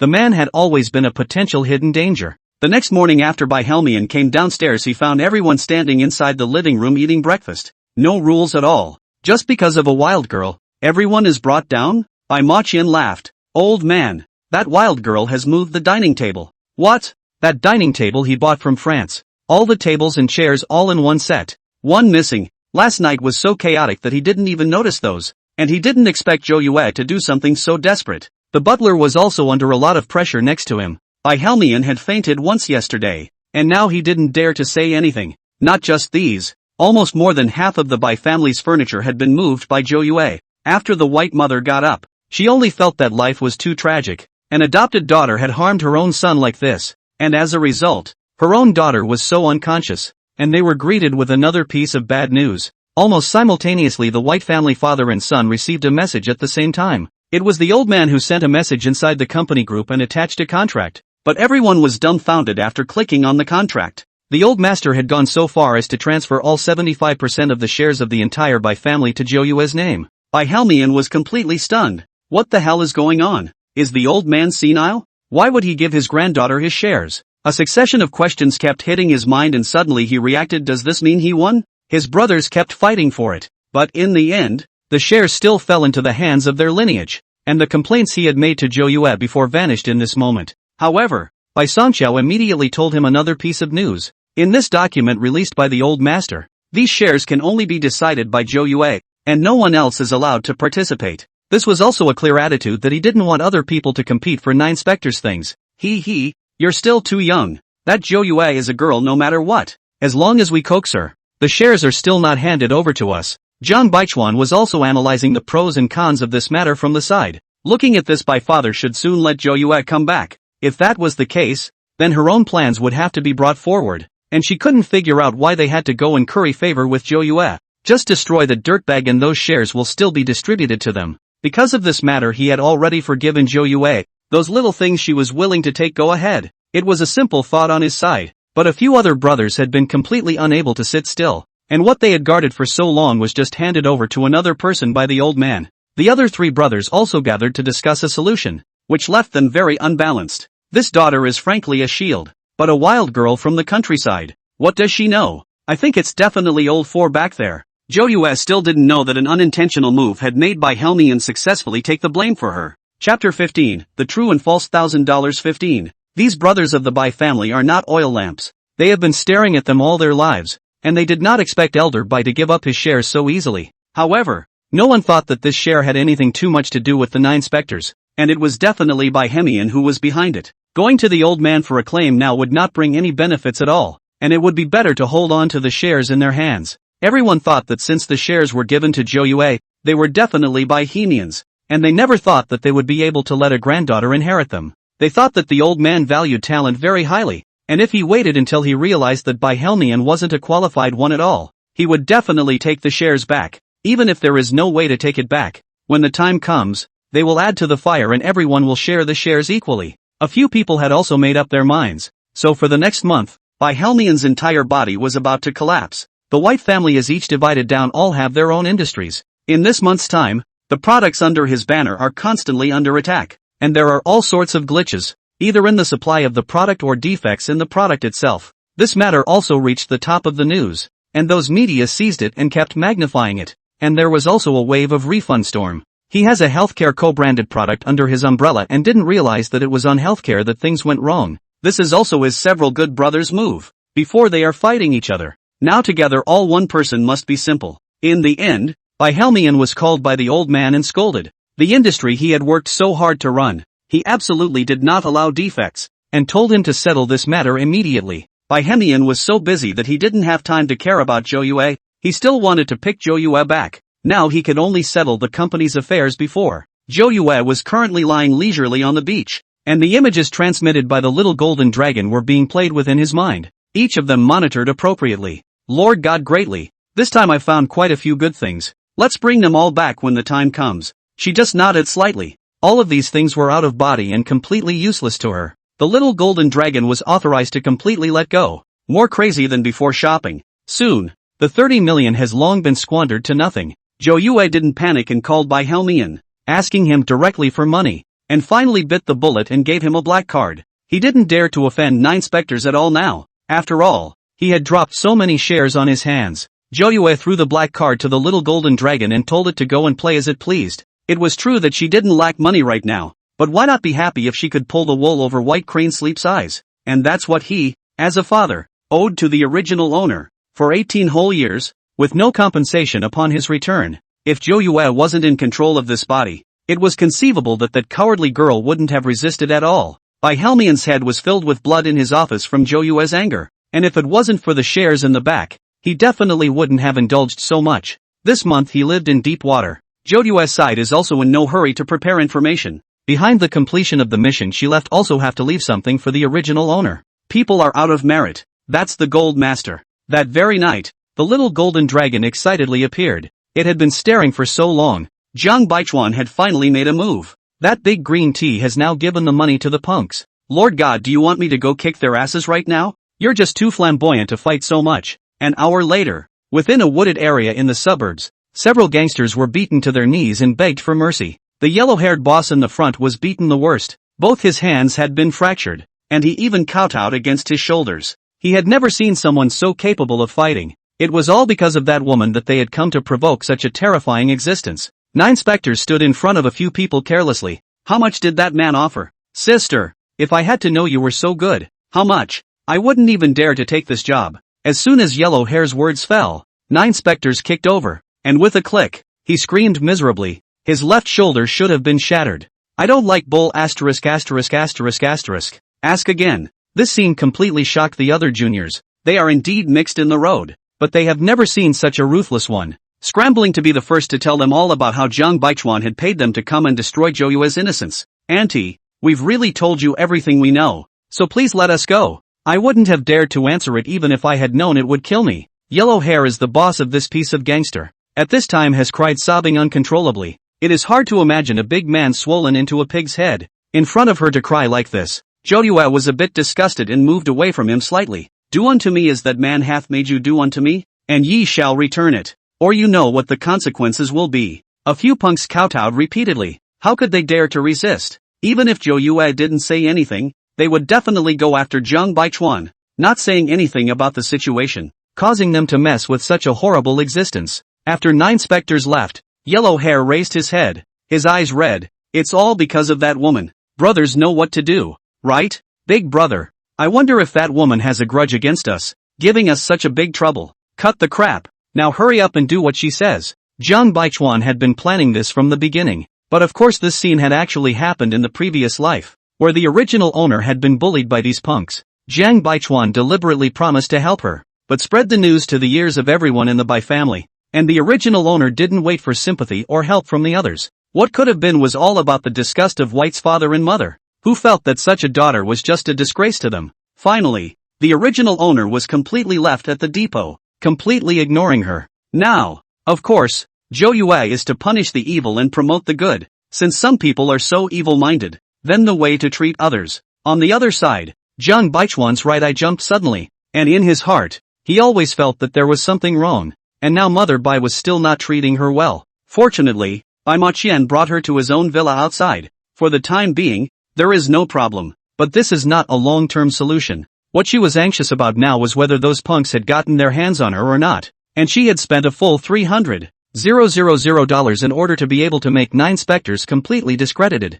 But after waiting for 3 days in a row, there was no news at all, and she became more and more anxious. Did the guys take the money and run away? The money Bai Maqian had given her before had already been almost spent. She was already a big spender, and this time she had spent out another $300,000. After waiting for a few days without any clues, she could only temporarily go out of the villa to find Bai Maqian to ask for money. Chapter 16, The True and False Chenjin 16. She was incredibly annoyed right now. Usually she had a driver to take her out of the house, but now at this particular time, she didn't want to anger Mother White anymore, so she could only try to curry favor. But it was almost over, and as soon as those punks got their side, it was all hers. She could still go back to the White family and be that only daughter. After all, the White family didn't want a sloppy, broken heir. Those shares, they might be hers too, and by then Bai Helmian would definitely be impressed. Zhang Baichuan's calculations are better. Even Bai Mother has already planned. She intends to directly send Bai Mother to the mental hospital. That is, the selfishness carried inside her genes. After all, her real parents were not good people. Only just out of the villa, there were a few people following her, and these people were the henchmen sent by Yellow Hair. The security inside the villa was stronger and they never had a chance, but now they finally waited for the woman to come out. Zhang Baichuan felt that behind the back has been someone to follow their own. Just turn their heads, in front of a slap on the face over. Hit the mouth of the person is still cursing. Horse, it's you little. Do you know how much you made our boss suffer? Today you have to pay me back with interest. Or don't blame the brothers for not being polite. Zhang Baichuan was all confused. What was going on? She suddenly reacted. Is it possible that these people want to eat black? She was usually spoiled. When she encountered this kind of situation, she directly roared back, even if Bai Joyue beat her. Now even this kind of bottom trash dared to touch her. She was the Bai family's $1,000 lady. I really didn't expect you guys to be so despicable. You took my money before and now you're biting back. Give me my money back if you can't get the job done. The opposite side of the punks are not vegetarian. See her still want to argue. Go up and another beatings and kicks. At that moment, a sharp crack of brakes from the side of the road drew everyone's attention. Bai Maqian was supposed to greet Jiang Baichuan today. He is going to perform abroad, and things over there cannot be delayed. I did not expect to encounter Jiang Baichuan being bullied on the side of the road. How could he tolerate it? Just now the parking position was quite handsome, but the same was directly beaten down. These punks are not reasonable. Open their mouths to take money from them. Jiang Baichuan looked at the beaten face and face of Bai Maqian, crying and sobbing. What the hell are you guys doing? I really don't know what you guys are talking about. Cut the crap and hurry up and get me $1 million to spend. What? Jiang Baichuan is all confused. Where did she find this $1 million? They more or less have to collect some interest fees. Right. This time all because of $100 green harm. They were beaten by that horrible woman very badly. Now yellow hair are still lying inside the hospital. She shook her head desperately. She really didn't have any money. But what did these punks care? No money, right? Then come with me. I have 100 ways to make you money. The laughter of these people. Jiang Baichuan also knew that it was not a good thing at all. Bai Maqian was very angry and directly pulled out a card from his pocket. Take this card and hurry up and disappear in front of me. A couple of punks were going to get their money, but they didn't spoil him, and on their way out they hit him directly on the leg with a stick. Asterisk asterisk asterisk asterisk. I don't want to spoil your young master's temper. Just give me the money. What's the big deal? Bai Maqian howled in pain and directly fainted. Sango. Oh, Sango. Don't be okay. Jiang Baichuan simply do not know what to do. This side is a villa area, and relatively far. The whole belongs to the scope of the suburbs. Really called a day. A couple of punks had left and returned, and no one knew about it now anyway. Mainly because this woman had offended the big man, making them unable to mess with him at all. Jiang Baichuan looked at the punks that had come back. Her eyes were full of panic. She kept backing up, but there was no one else here at all. What happened to the original owner in her last life had been repeated in her case, and she was worse off this time. Half an hour later she was tortured with bruises all over her body before a few punks left satisfied. Jiang Baichuan couldn't believe that the person she paid for had abused her like this. This kind of thing should never be known to outsiders. She hurriedly cleaned herself up. Then with great difficulty, he dragged Bai Maqian to the car. And when Zhou Yue saw the image transmitted by the little golden dragon, she only felt that this woman's brain circuits had problems. Right? Isn't it normal to call emergency services? She ran down the main street for help, and this is in the suburbs. After receiving the call, Bai mother eagerly came to the hospital and saw Jiang Baichuan at the door of the emergency room. She completely disregarded her image and slapped Jiang Baichuan in the face one after another. This woman was a scourge. She was the real pest. When Mother Bai saw the marks showing on Jiang Baichuan's neck, she was even more disgusted. What kind of woman is this? It wasn't enough to harm his second son, but now his third son was also in trouble. Jiang Baichuan covered his face and kept shaking his head. Inwardly, she was cursing and wishing for the death of Bai mother, even deluding herself with the thought that as soon as she returned to the Bai family she would make sure that her elder brother would send her to the mental hospital, which was a crazy. At this time the door of the emergency room opened, only to terminate this farce. The white mother's hands are trembling slightly. This son really can't have any more accidents. Unfortunately the results inside were very unsatisfactory, mainly because the delay was just too long. Who let that nice sister of his delay a full 5 hours to get someone to the hospital? It also caused secondary damage when moving, even if his medical skills were superior. According to this situation 100% will leave sequelae. Mother Bai nearly fainted after hearing this. Although this son of hers didn't excel much within the company, he was very famous in the acting circle.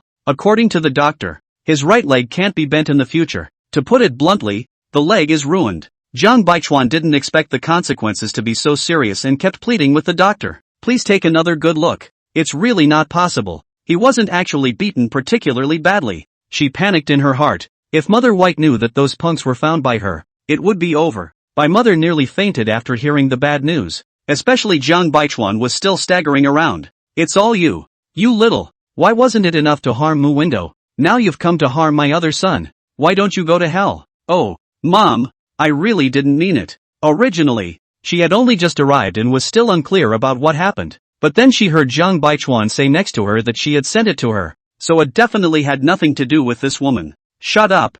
I'll announce to the public tomorrow that you no longer have anything to do with our white family. My mother is really angry. 4 sons, now 2 of them have problems. If we don't let this scourge get out of the Bai family, then it will only be stirred up by her to break up the family. No, Mom, wasn't I your favorite little girl? Why are you doing this? I'm sick of seeing you now. You're the one who took over my own daughter's identity for over a decade. That mom of yours has victimized my daughter, and now you've come to wreak havoc on my 2 sons. My mother is too regretful now. She should have cut ties with her as soon as possible in the first place. An adopted daughter only. The Bai family doesn't owe her anything at all. Speaking of which, Mother Bai pulled out her phone and prepared to have her housekeeper go down and make arrangements. Chapter 17, The True and False Chin Jean 17. Not noticing in the slightest that she was staring at her Jiang Baichuan from the side with a malicious face, she wanted to stay in the Bai family too much. The resentment towards Zhou Yue in her heart grew deeper and deeper, and she couldn't figure out why she couldn't just stay honestly in the countryside, and why those punks had missed, and how they had deliberately come to target her before causing Bai Maqian to be injured. No matter what, she must stay in the Bai family, but now Mother Bai's attitude had said it all. She would never allow this to happen. The butler's phone had only just been connected when he heard Mother Bai's screams coming from inside. He was instantly startled, but there was no response to his several questions. After a while Jiang Baichuan returned the call. Her voice on the other end of the phone was very urgent. Let the housekeeper hurry to come to the hospital. My mother accidentally fell. The housekeeper didn't suspect much and hurriedly sent someone to the hospital, while Bai Yuanqing, who hung up the phone, stared sorrowfully at Bai Mother, who struggled desperately, but her arms and legs were completely out of control. Jiang Baichuan had dared to make a move on her and call the housekeeper lying without changing his face in front of her. She was suddenly unfamiliar with this daughter that she had raised for more than 10 years. All these years the Bai family had fed her well, but raised a white-eyed wolf. Mother Bai reached out to grab her, but Jiang Baichuan used his hand to firmly press down on the wound at the back of her head.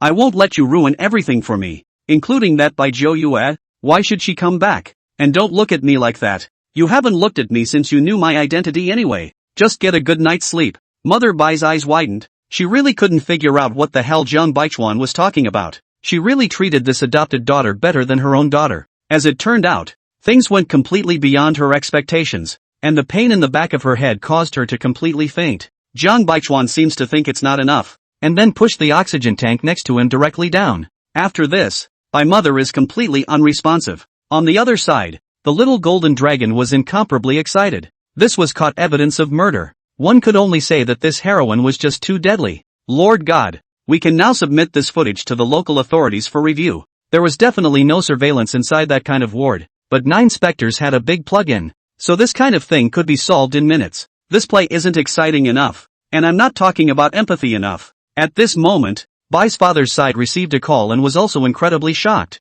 At the same time both the third son and his wife had an incident. He rushed to the hospital. Even more bad news. White Mother accidentally fell even, but in the fall touched the oxygen tank. She didn't have the kind of good fortune that Bai Muchuan had to wake up, and was destined to become a vegetable in this life. As for Bai Maqian, he will have to wave goodbye to his acting career in the future. His image will be completely out of place, and he will be destined to be accompanied by a crutch for the rest of his life. For Bai Maqian this is also the best revenge. Overnight 2 important people have problems. Bai father is anxious. The company side of the operation is also frequently out of order. His whole person is about to collapse. Zhou Yue watched their chaos in silence to add a fire. It's almost time to wrap up. Jiang Baichuan has been bouncing around for so long, and all the punishments that were inflicted on the original owner in the first place will be fulfilled on her. Bai Helmian always felt uncomfortable these days, and thought it was caused by running around both the company and the hospital. After he fainted in the office and was taken to the hospital, he was informed that he had a very serious kidney disease,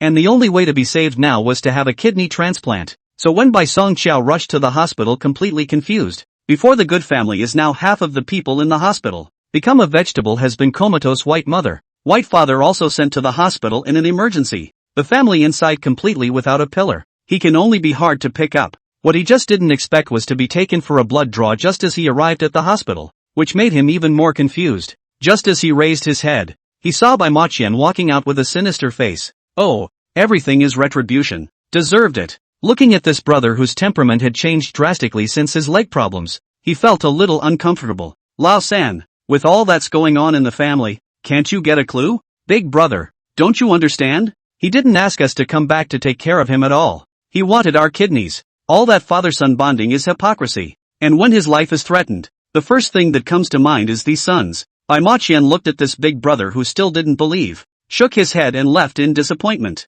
He finally realized why Zhou Yue could leave this home so heartlessly. And there was no need to stay in this kind of home without any feelings. All that had been exchanged in this was exploitation and profit. And when all was said and done, they were more sorry for the little sister who had only just been retrieved. But there was nothing more he could do now. He could only save himself before saying anything. And he didn't want to care much about the others. On the other side, when everyone's results came out, Bai Helmian fumed in the hospital room. Surprisingly, none of them suited him. Why? Aren't they both my sons? Why don't they match? Bai Chuyuan was also helpless as he stood by the side. He had seen countless patients and it was the first time he had encountered such a situation. At the same time, he was relieved in his heart. At least he didn't have to make a move on a few of their brothers. To put it bluntly, this Bai family were all selfish. The Bai family does have money, but Bai Helmian's illness has occurred too quickly. And in the short term, if they can't find a suitable kidney source, money won't be able to save him. The company's shares and so on, he can't care about it at all.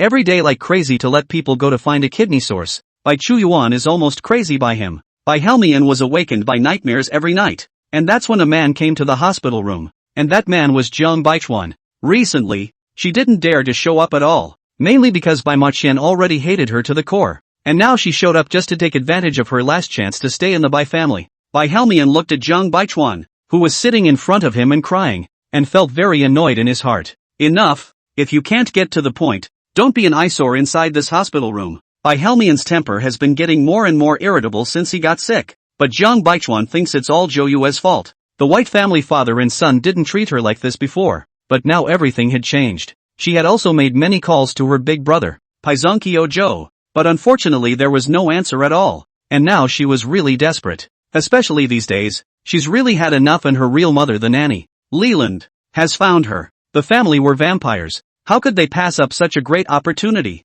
And the week had already oohed and awed over all the petty cash she'd previously saved. She'd never seen anyone so shameless, especially that nominal real brother, who was a huge scoundrel. Chapter 18, The True and False Qinjin 18. After all this, she cherished her current life even more and didn't want to go back to the old days, so that's why she came to the hospital. She was now the one who still had the chance to come here, compared to the original owner in her last life who was really lucky enough. The original owner was hounded by their family at that time. After all, she was a nominally adopted daughter, which is kind of like evil having evil retribution. The little golden dragon looked at Zhou Yue who was concentrating on painting in front of him. Lord God, that bad woman is already back in the ward. Aren't you going to stop it? Why stop it? I was worried she wouldn't go back. But according to the plot, your kidney match is the best match to Father White's. So why don't you go ahead and revise it? Zhou Yue raised her eyelids. And the little golden dragon immediately understood. No wonder the main god was so calm. This kind of modification of appraisal was simply a piece of cake. Looking at the back of the little golden dragon as it left, Zhou Yue stood up and stretched. The more it came to the end, the more exciting it would be. It was almost time to leave, and she had prepared the original owner well, so she hoped that the plot wouldn't fall apart when she returned, and that it would continue the way she wanted it to.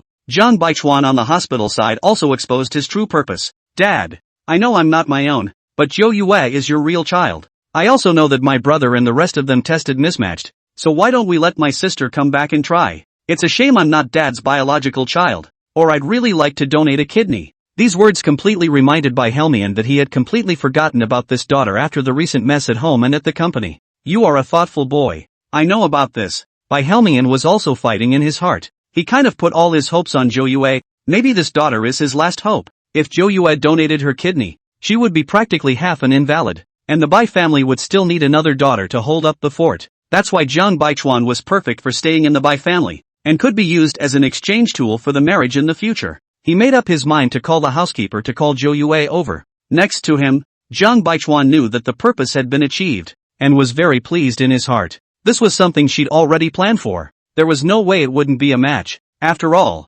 she'd already bribed the lab staff at great expense. No matter what, that result must be a match. Now that's killing two birds with one stone. Being able to solve two big hidden dangers at the same time. As for Bai Helmian's life, she didn't want to care much about it. It wasn't that she didn't know what Bai Helmian thought, but she was just using her as a prop. In the future, no matter what, she would be the eldest young lady of the Bai family, and there was no doubt that the Bai family would only have one daughter in the future. Hanging up the phone, Bai Helmian was a little impatient to see that she hadn't gone out yet. Okay, you go straight back. I'm a little tired now, Dad, but Sango sighed. I'll have the butler arrange this. Just go back without worry. A son who had been crippled and an adopted daughter who still had use for him. He was still able to separate the benefits. Zhang Baichuan's purpose has been achieved. Proudly stepping on high heels from the hospital. Only just out was a pair of hands to pull. She was just about to tell me to yell when she saw Leland glaring viciously at her. What are you hiding from?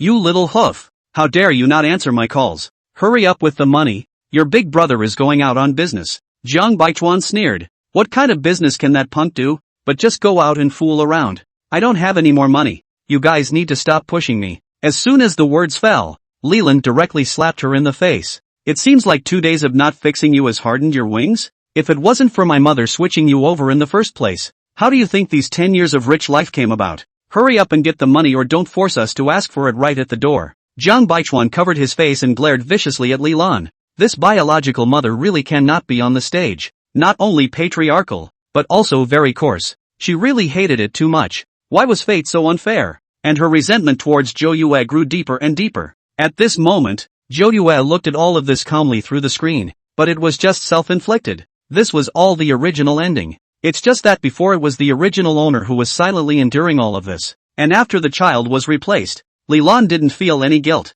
but instead, she took even more advantage of the original owner to beat and scold her. Zhang Baichuan was worried that if they really went to the door to ask for money, it would affect her image. She couldn't let the Bai family have any other misunderstandings about her now, so she could only think of a way to go back and raise money first. On her side, she returned to the Bai family villa first and was greeted by Bai Maqian's curses. She couldn't imagine how gentle and elegant a person used to be. Now it was as if he was a shrew cursing the street. Get the hell out of the Bai family. Does a nanny's daughter deserve to be in the Bai family? Lowly woman. Third brother. I really didn't mean to. Bai Maqian feels sick to his stomach just listening to her now, because he already knows all the truth. She even spent so much money to buy a murderer. How on earth did she dare? And the one who killed was still his own sister. It was really too ironic. He regretted too much now. He shouldn't have stepped up in the first place. He clearly had a great future ahead of him and now it's all gone to hell because of this nanny's daughter. Just as the two of them were arguing, Bai Song Chao returned with a tired face.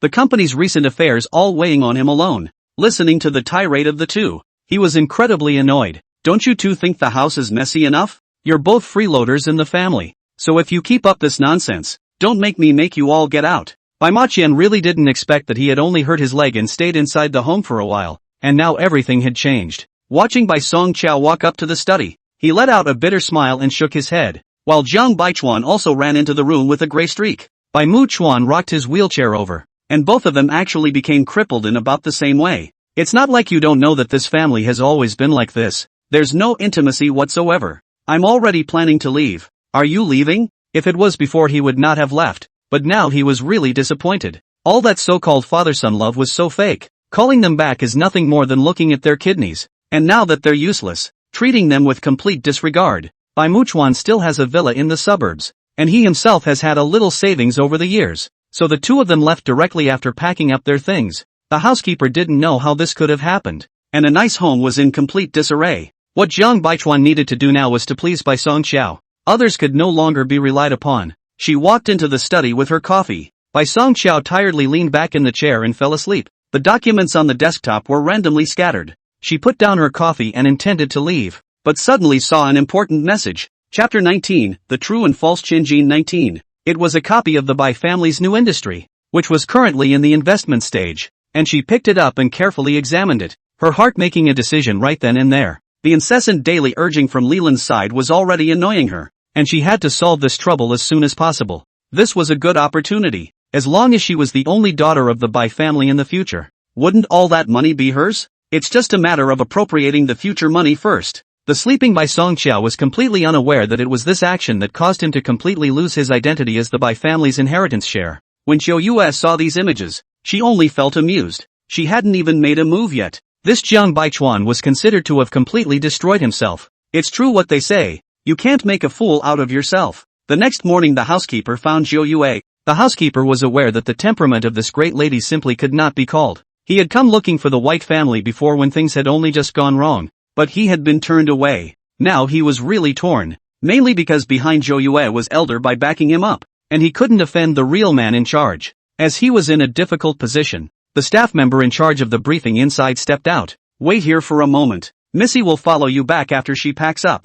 What? The housekeeper suspected that he had misheard, not expecting Zhou Yue to be so cooperative this time. I'm sure it's still my own. There's not much of a living together bond, but it's indelible in blood. He carefully thought back to Zhang Baichuan. He felt that there is absolutely no comparison. These years he is not see through those. This other people's children just cannot be raised. Just as he was rambling on about all this, Zhou Yue had already walked out. She didn't care what the butler in front of her thought, but his attitude was much more polite. You can tell that Bai Helmian is really in a hurry, and the two of them came all the way directly to the hospital, not even caring about the superficial disguise. While waiting for the results, Zhou Yue came to the hospital room. She just wanted to see how desperate Bai Helmian looked. Because of the sick bed of white crane sleep face wax yellow, very weak. I know you hate me now, but it wasn't our fault in the first place. No matter what, we are all blood relatives. Don't worry, the Bai family will never treat you badly. Zhou Yue heard him say these lazy yawn, but just when he was farting,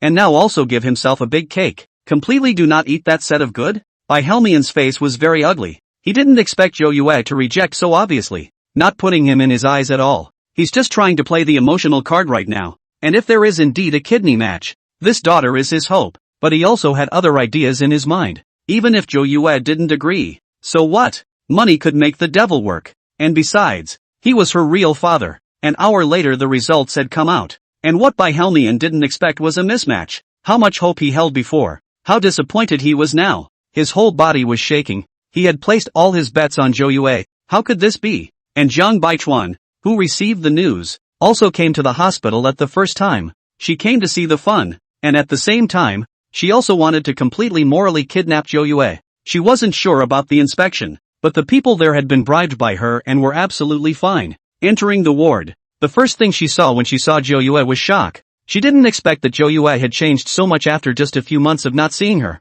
I remember the first time I saw her she was a village girl from the countryside with no temperament to speak of. Is this the difference in genetics? She still can't compare. Zhou Yue was wearing a very casual long dress with a string of pearls hanging around her neck, setting off her very fair and smooth skin. On the contrary, Bai Yuanqing's side of the face was coated with thick makeup and looked just like a little girl, but the clothes looked very cheap after they were put on. The two stood together, so that the housekeeper next to them couldn't help but compare them. It is true that the biological one is still more Bai family's temperament. This is the real Bai family's big miss. Zhang Baichuan's heart felt a pang of inferiority. His resentment towards Zhou Yue grew deeper and deeper, and he cursed continuously in his heart. Still, a small smile was squeezed out on the surface. Why are you so cruel? Finally willing to come to the hospital? Dad's been sick for so long. Although I'm not the White family's biological child, I really want to contribute to the White family. I beg you to save Dad, okay? Even if you want the identity of the White family's first lady, I'll give it back to you,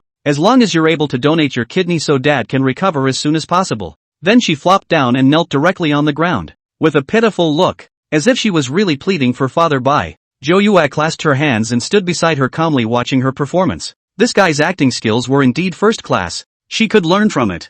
Zhang Baichuan also felt strange. She had spoken for half a day. Why did Zhou Yue not have any reaction yet? Zhou Yue looked at her condescendingly and came up with a faint sentence. First of all, I don't need you to give me back my identity as the White family's first lady. I already am. Secondly, my results don't match. So aren't you trying to kill him by asking me to just donate? Hearing the words in front of her, Zhang Baichuan's heart resented to the extreme, and that inferiority complex in her heart bubbled up once again. It was as if she was now like a beggar who was on her knees waiting for someone to give her a handout. But the next words froze her completely. It was absolutely impossible, almost off the cuff. No, it is absolutely impossible that the results must have been mistaken. She just said it and looked at the skeptical gazes of several people beside her, especially by Chu Yuan. He as a hospital staff also only just got the results. Why Zhang Baichuan reacted so much, and also strongly denied. Realizing that she was a bit out of sorts, she hurriedly shook off her head, stating that she was just too nervous and was now worried about Bai's condition behind her,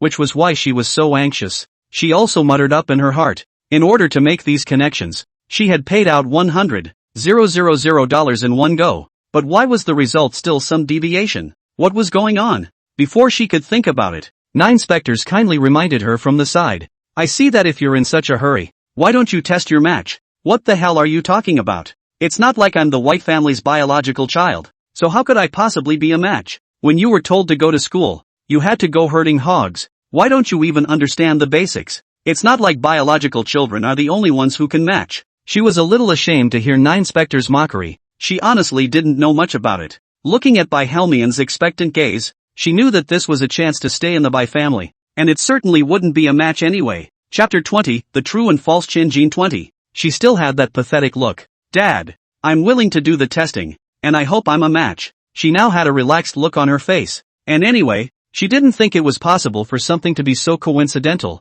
Bai Helmian wouldn't let this opportunity go by, and immediately had someone take her down to do the test. While waiting for the results to come out, even Bai Chu Yuan was dumbfounded that his unrelated sister was such a good match. All things being for the best, Jiang Baichuan was also completely stunned. This was absolutely impossible. How could she match? She tore the checklist to shreds straight away as if she was mad. Someone was definitely setting her up here. And with that thought she turned her head and pointed at Nine Spectors. This is all you're doing. Isn't it all because you've paid off someone on the inside? How could you be so cruel, to set me up like this? This Jiang Baichuan is really double standard. She framed others as justified. Others touch her a little bit to become vicious. Zhou Yue shrugged his shoulders. Quite indifferent. Since you're skeptical, why don't you get more tests done? There are plenty of hospitals anyway. On the contrary, I see that you don't really want to donate with this attitude. And before you mouthed the words so genuinely, is it all just an act? Hearing that her inner thoughts had been pierced through, Jiang Baichuan only wanted to find a place to drill in,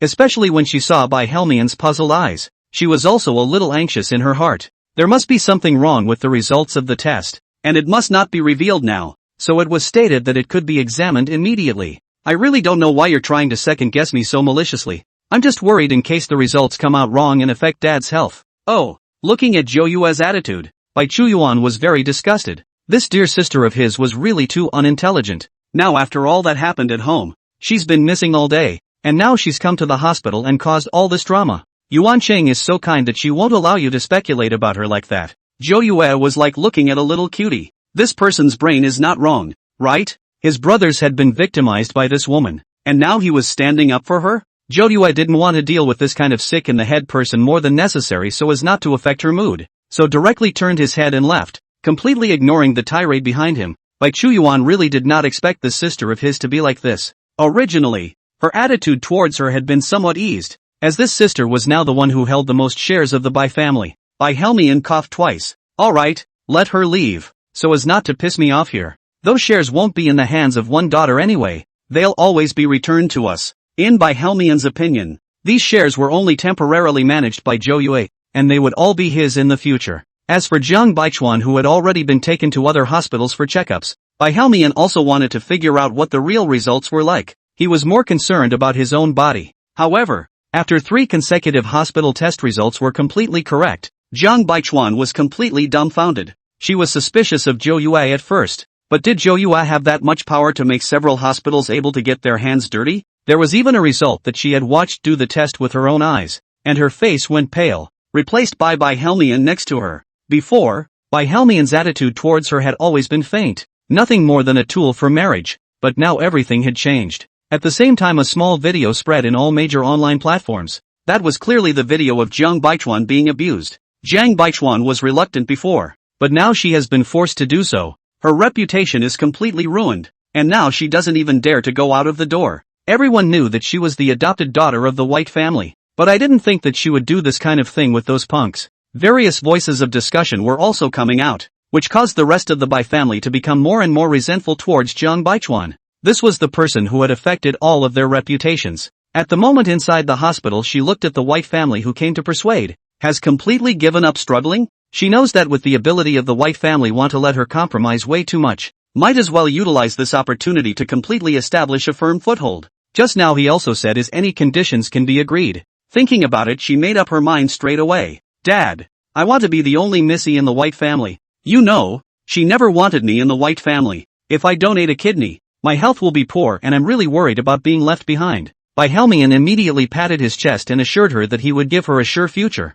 and that she would be the only big miss of the Bai family in the future. It's really nothing more than lip service, because this daughter has no more use for her. Can a spoiled daughter still be married off as a marriage partner? It's a joke. Bai Chuyuan also made a promise with her that if there is a suitable kidney source in the future, they will also pay attention to it at the first time and retransplant her at that time, and there will be absolutely no problem. With these assurances, Zhang Baichuan completely at ease. The Bai family is so rich. Want to find a kidney source that is relatively simple. Just now behind the white situation is more special, cannot wait. With that, she agreed to the surgery straight away. But Zhang Baichuan didn't know that it was not long after she was pushed into the operating room. Lilan also brought her relatives over there to the hospital to make a fuss. That is, her son also had kidney problems and now also urgently needed a kidney transplant. And she also learned the news that Zhang Baichuan's match was the highest. This news as well as this kidney source going wrong were all messed up by Zhou Yue. She would not let go of anyone who had only ever harmed the original owner. Leland slapped his thighs at the door of the operating room and demanded that the transplant be done immediately now.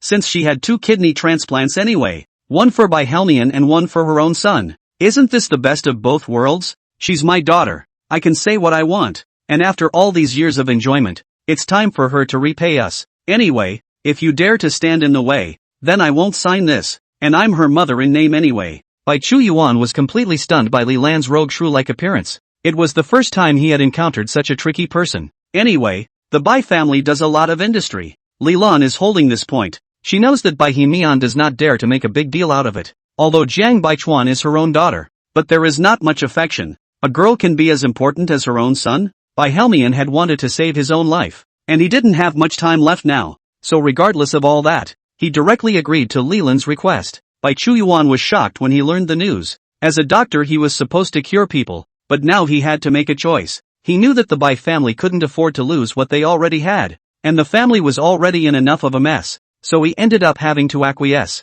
It really does end exactly the same way. Just like the original owner who died tragically on the operating table in the first place. Chapter 21, True or False Qianjin, End. Zhang Baichuan still holds the beautiful dream that after she wakes up, she will be able to become a young lady of the Bai family. But she doesn't know that after her 2 kidneys are removed, her life is also completely towards the end. Not long after Bai Hemian was discharged from the hospital, Li Lan brought a group of relatives to the Bai family villa, and all sorts of splashing and rolling. After seeing his vehicle came in is not care, directly lying to the bottom of the car. Fortunately the driver's eyes and hands fast, otherwise really want to make a human life. Bai Hemian angry not light, he now became the joke of everyone. Mainly here Li Lan things are not big enough. Even in his family villa door pulled up banners, banging gongs and drums. You murderer! You killed my daughter and now you must pay for it. My daughter died on the operating table just to save you. Hurry up and pay for it. Bai Helmian also understood that these people were here to ask for money. He despised Li Lan from the bottom of his heart.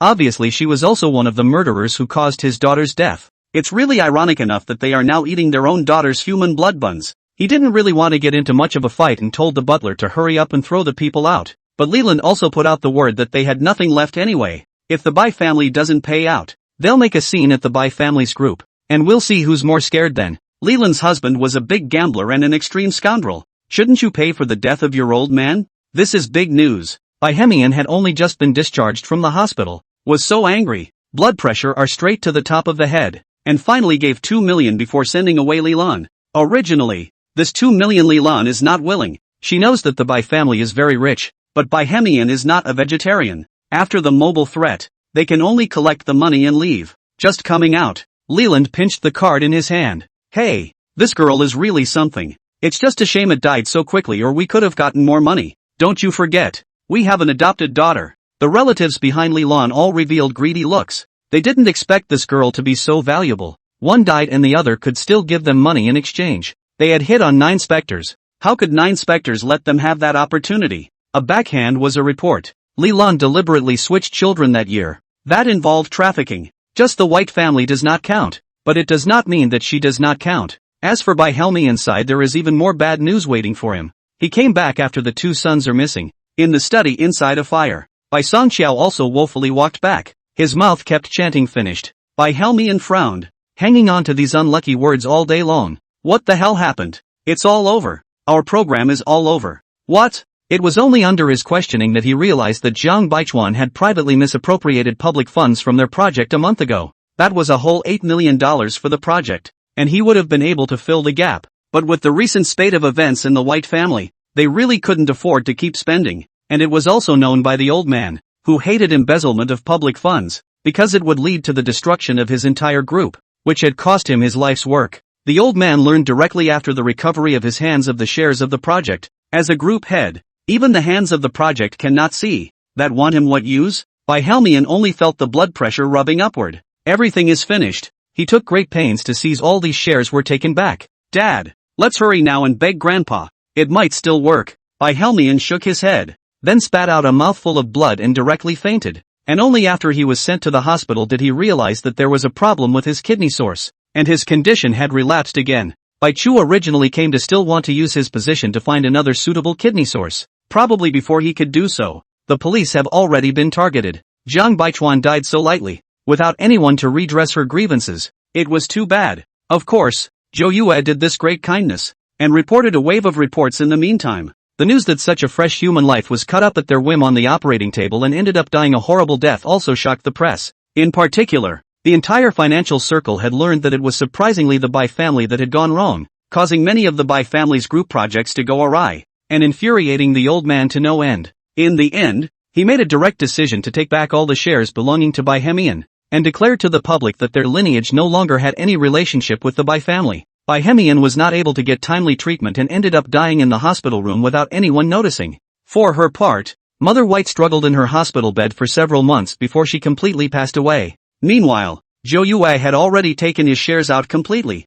and reported all of the White family's nesting great-uncles. These guys are not to be messed with. And the original owner came back with no solution to clean up. By the way, the entire Bai family had been shaken, and Elder Bai was completely pinning all his hopes on Zhou Yue, with only this granddaughter being able to carry on his ambitions. As for Jiang Baichuan's own brother, so much money cannot be recruited to lose money, just a week to lose all the money on the body. It is also considered to have inherited the good genes of his gambler father, owed so much money to the casino, and he had no way to pay it back. In the end, father and son were directly packed to work in an underground gold mine in a state. After Li Lan went out after a few years in jail, the outside had changed long ago, and she didn't dare to go to Zhou Yue, because Zhou Yue had warned her before. A man who had been in prison came out of hiding and was restricted everywhere, could only do the most tiring and hard work, and died of exhaustion before he was 60. This world was pretty much finished, and after collecting the power of merit, 9 specters was out of the grasp of the body, handed over to the original owner. She has arranged to take care of everything. There will be no subsequent trouble. After Zhou Yue detached herself, the aura on her body was also completely restored. She was originally the person in charge of the underworld, and there was a very big difference between her and a mortal. In the blink of an eye Zhou Yue had appeared in the underworld, and she fed the power of merit into Nanzai's soul. Unfortunately, this power of merit was too little. There was no half reaction after inputting it, so it seemed that it was still not enough. According to her prediction, it would require at least tens of millions of merit power before Nanzai's soul power could be repaired. And this quest wasn't particularly difficult, and the original owner didn't have a lot of merit. But let's take everything slowly. She adjusted and entered another world under the teleportation of the little golden dragon. Chapter 22, Hand-Tearing Ungrateful White-Eyed Wolves 1. Zhou Yue had just entered this world after following the little golden dragon and sensed that there were unusual toxins in the original owner's body. While what she needed to deal with now was an emergency situation in this body. The little golden dragon hovered around, observing the situation. Lord God, there is no problem with the surroundings. I will transmit the plot to you. 9 specters struck a talisman that went directly into the center of his brow. And soon, the discomfort of this body passed away in an instant. Zhou Yue also began to receive the plot. The owner of this body was called Chen Zhou Yue, and unlike the last world, this small world was derived from a novel. The line of development in this small world revolves around the heroine, Hu Koxia. The male lead in this world is called He Juncheng, and in the original plot, the original owner was He Juncheng's childhood friend, and both parents knew each other, so they were betrothed from childhood. Both parents have been trying to set up the two. Just in the He Juncheng 15 years old this year everything has changed. His parents had an accident and the family fell. When the He family was in trouble, there wasn't a single relative around. The ones who came over were the ones who fell in line. The original owner's parents were originally close friends with He Juncheng's parents as well. And they were the first to pick up He Juncheng when such an accident occurred. In this way, He Juncheng completely stayed in the Chen family, which specialized in the medicinal herb business and had only one only daughter, Chen Jiuhui. After the two grew up and the family handed over the estate to others, it would have been more perfect according to the plot. It was just a pity that this He Juncheng was not a light in the first place, and it was clearly the Chen family that had raised him, but he had always harbored a grudge. The main thing is that the Chen family's herbal business is passed down from one generation to the next. And Chen's father did his best to cultivate He Juncheng, but he just thought that he was too young and still rather impetuous, and a lot of prescriptions weren't handed over to him. In fact, all these things will be given to them in the end. Chen's father merely wanted him to be a little more stable, and it would be more secure to hand it over to them. He Juncheng, however, thought that this was a handout from the Chun family to him,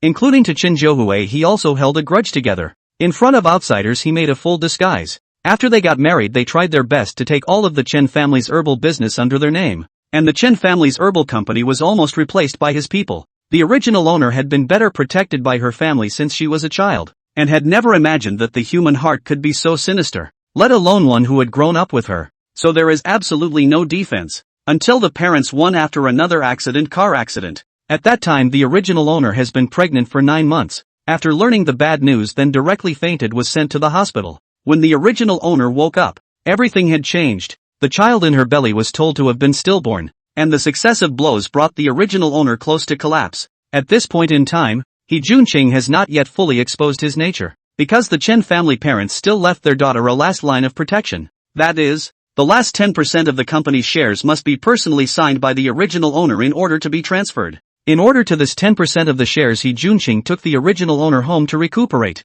In the meantime also deliberately find a nanny for her. This nanny is Hu Kuxia, the original owner at that time immersed in the grief of losing parents and children, completely unable to care about the company. All are He Junqing to take care of, which is more convenient for him to grasp the Chen family's company. And slowly the original owner also found out some things. He Junqing and the family's nanny seem to have an ulterior motive, but she's already mentally deranged before she has a chance to dig deeper. This is because Hu Kuxia added chronic poison to her meals every day, and the original owner of the last was confused and signed, and by that time, she had been unable to do anything about it. It was not until her final dying moments that Hooker Down brazenly entered the matrimonial home her parents had bought for them as hostess. At that time, she realized how stupid she was to believe He Junqing, the bastard. Her parents had a car accident, but also He Junqing's hand, including her unborn child. Originally He Junqing wanted to keep the child, but he and Hu Kuxia had colluded long ago. Hu Kuxia did not want to raise a child for someone else,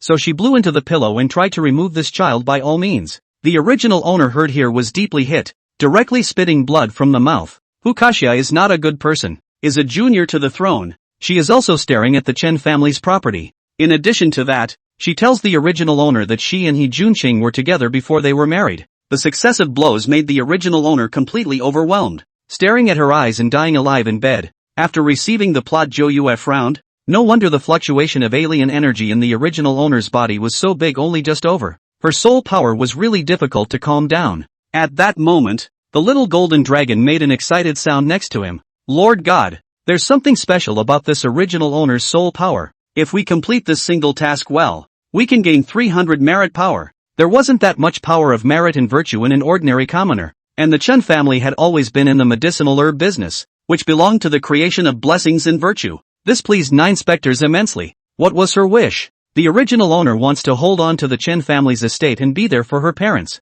and then if she can, she wants to give the male and female owners the retribution they deserve. Zhou Yue smiled disdainfully. What do you mean if you can? She was most willing to do such things as abusing scum. Now the plot's note is still relatively early. The company these have not yet been handed over to him, but on top of some business Chen's father has already taken him to hit the ground running. The original owner's parents were in good health. It was just that she now had an unforeseen situation with her body, and this was also the handiwork of He Junqing. He took the risk of poisoning the original owner for the first time in order to make her more dead to him. He Junqing's years in the Chen family hadn't been in vain. He had read countless books on pharmacology and had a deeper grasp of medicinal herbs. At this stage, the original owner's parents went out to talk business, and in the original plot the original owner was sent to the hospital because of poisoning. It was He Junqing who had been around to take care of him for a week, and this had deepened the original owner's affection for him. He Junqing was too worried. He was afraid of losing everything in the Chen family, so he could only take the risk of poisoning. He must get hold of the Chen family's only daughter. Just then, a knock sounded on the door, followed by a thin man pushing open the door to the room and walking in. He was full of anxiety, wore a pair of gold-framed glasses, was extremely well dressed in a shirt, and looked gentle. It was such a wolfish man, so well disguised that to outsiders he was the understanding big brother. He constantly portrayed an image outside, making many people believe that he had no ambitions whatsoever towards the Chen family, and only really wanted to repay the Chen family's favor. Chapter 23, Hand-Tearing the Ungrateful White-Eyed Wolf 2. It is also this turning point that makes Chen's father impressed with He Junqing. After all, he was able to save his daughter's life at a critical moment. He Junqing anxiously came to the bed with a cup of water. Zhou Yue, let's hurry to the hospital now. Don't worry, I will take care of you. You've been poisoned, why don't you get some rest? Don't move, I'll help you. It was only when he looked at Zhou Yue that he instantly winced. The aura on her body was just too strong, as if she had already seen through everything and was staring at his eyes tightly like that.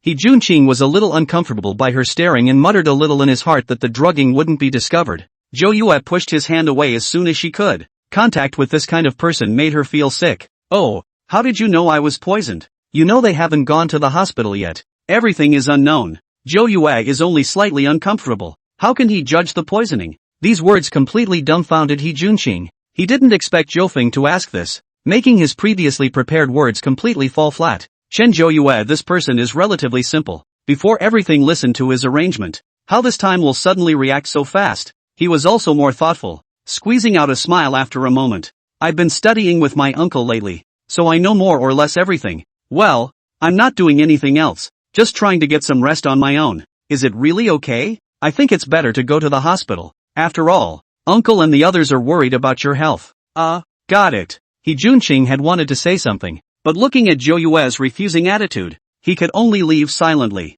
After coming out of the room, He Junqing was slightly flustered. He always felt in his heart that something important had been lost. The old 9 specters were very nice to hold, having been on his ass since he was a kid. The fact that it was starting to come back on her now, especially with that cold attitude, made him even more flustered, and it looked like he had to get a grip. There's no good in this mom and dad's house, and sooner or later, all he's done will end up in someone else's dowry. In his heart he still felt that the Chun family was merely using him, and now even if he was imparting him with this pharmacological knowledge, he was only utilizing his abilities to help the Chen family. It wasn't surprising that a white-eyed wolf like this could think like this, completely disregarding the kindness that the Chen family had shown him in the first place. Zhou Yue first remotely checked on the Chen family's parents, and since the original owner's wish was to protect them, she would do her duty. A wolfish person like He Junqing had dared to poison the original owner, so he might also take action against the Chen family's parents. She quickly punched her hands, and within a moment, 2 golden talismans appeared in her palm.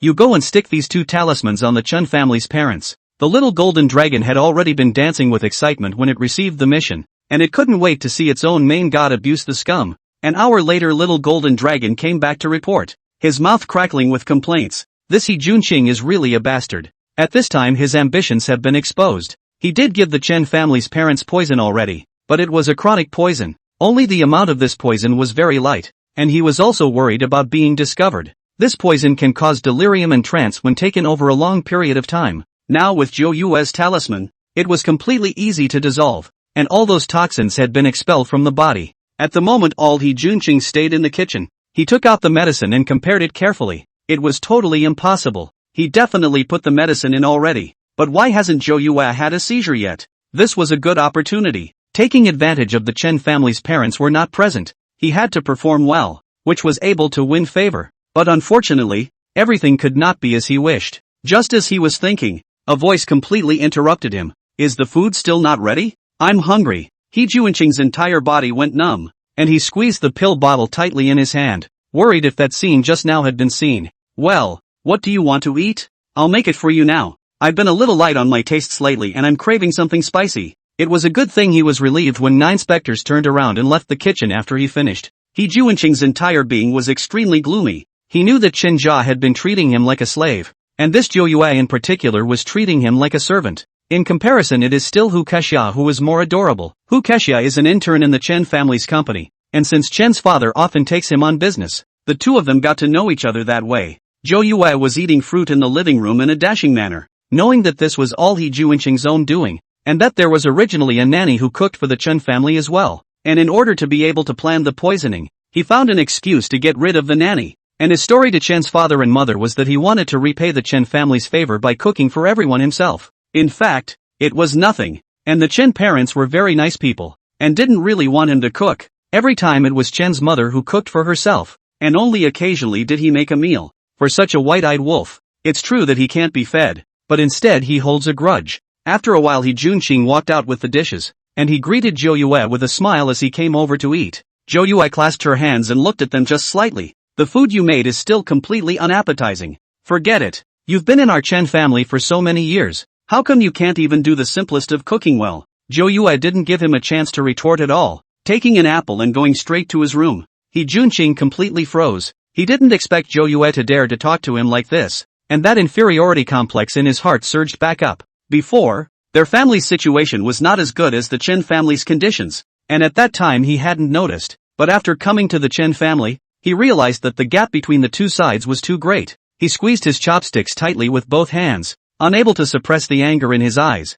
itching to go up and clean up Zhou Yue right now. But in the end, reason overcame him, and the reason why Zhou Yue didn't eat what he made was because of all the little things he did in the kitchen. In Zhou Yue's opinion, spitting and whatnot was simply too childish, and he Junqing didn't have an appetite, and was about to clean up when Zhou Yue came down again with her bag. Weren't you unwell this morning? Where are you going out now? Do I have to report to you wherever I go? It doesn't seem necessary. After all, you're only an outsider, a borrower in our house.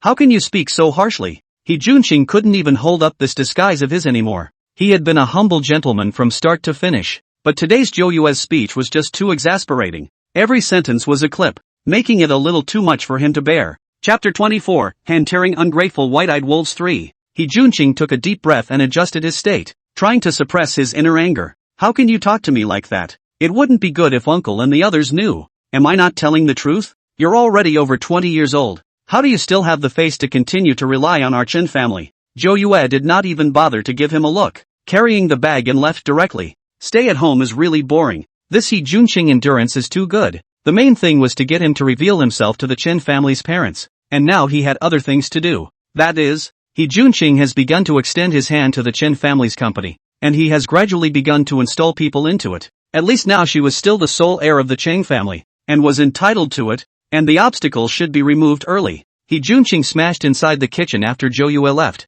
He kept venting his anger, his eyes red with anger. I knew you guys just looked down on me. On what grounds? How can a woman like you control such a big company? One day I'm going to trample you all underfoot. His current tyrannical demeanor was the opposite of his usual, and just then a phone call interrupted his thoughts. His thoughts were calmed when he saw the familiar name on it. The call was from Hu Kexia. It was also at Hu Kexia's place that he could still find some comfort. Hu Kexia's family condition was very bad, and now she was only just graduated a trainee. He was able to find a sense of superiority in Hu Kexia, so he picked up the phone without slowing down. Brother Junqing, where are you now? The new supervisor in our department has been giving me a hard time. It's really annoying. Hu Kexia was very good at grasping people's hearts. She started to brag about He Junqing while she was suing him, and before that, Father Chen had brought him to the company and had given him some rights. People like that really shouldn't stay in the company, so you can't even manage them well in the future. Hu Kexia also wanted to take the opportunity to embrace the golden thigh, although He Junqing's position in the Chen family was a bit awkward. But according to this situation, there was a great possibility that he would inherit the Chen family's company in the future. He Junqing also enjoyed this kind of bragging. He had always been lowly and small in the Chen family, so it was very rare to find this kind of superiority, and immediately agreed to personally go to the company to take a look. Hanging up the phone, Hu Kexia was full of smugness. That supervisor who looked down on him, waiting to be fired. The co-worker next to her asked her to make copies of the materials, and she simply waved the pile away in impatience. Really think I'm easy to bully, don't you? I'll put my words here today. I won't do any of these things in the future. This lady will not serve from now on. Colleagues look at her like she's a little cutie. Isn't she just an intern? She's supposed to be doing all this work. So what's the point of dragging her feet? Oh, did you start yelling because you thought you'd gotten a golden leg up? That's hilarious. But I have to remind you that the Chen family's company always has the last name of Chen. Hu Kexia was deeply stung by these words. It really was the same person with a different life. She and Zhou Yu were of similar age, but one was in the sky and the other was underground. Especially every time she saw He Junqing's bulking and currying favor with Zhou Yue, she became angry, which was why she had gone to great lengths to get He Junqing on her side. It was a form of revenge of sorts. Everything was merely a figment of her imagination, using Zhou Yue as competition. The other people in the company are not cuties either. The main thing is that this Hu Kexia doesn't know how to keep a low profile at all, and the things he has done are already well known. Everyone knows that her relationship with He Junqing is not too simple. Only the original owner has been kept in the dark. The original owner at that time was a love brain, convinced of He Junqing's words. While the two were arguing, several supervisors hurried in the direction of the conference room. One of the supervisors who was lagging behind turned his head to look at their side of the table, still arguing, and chided viciously. Missy is coming to the company today. You'd better restrain yourselves. If you offend her, get out of here immediately.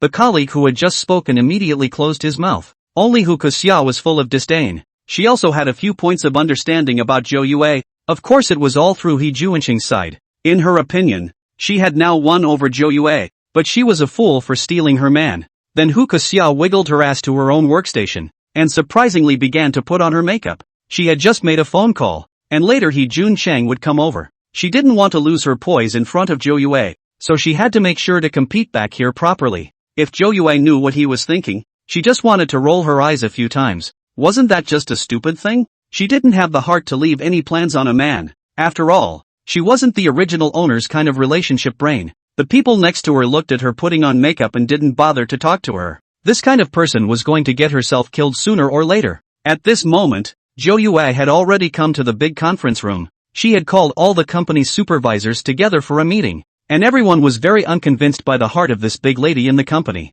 I don't know what kind of game is being played, calling everyone up to make fun of them? 9 specters had never paid attention to any of the company's business before. All of them were taken care of by Chen's father, who used to want to take her along with him, but unfortunately, the original owner had no idea in this regard at all. Most of the people in the company were unaware of Zhou Yue, and only held the traditional impression that it was just a young lady who was a mixed bag of food and drink. At this moment, Zhou Yue was looking at the company's incoming bills for the last few months, as well as some incoming and outgoing business with other groups. You should know that in the last world Zhou Yue had accumulated a lot of experience, and the Bai family's industry was doing much more than this. Plus, 9 specters was able to manage the underworld. Couldn't this district's company handle it? Soon enough she realized that there were a few bills that had problems, mainly on the incoming goods. She raised her eyes and surveyed the people around her, most of whom treated her with disdain. Why are all the medicinal herb collaborations with these several families in the Golden Sea empty? And why are the details of the incoming bills not available?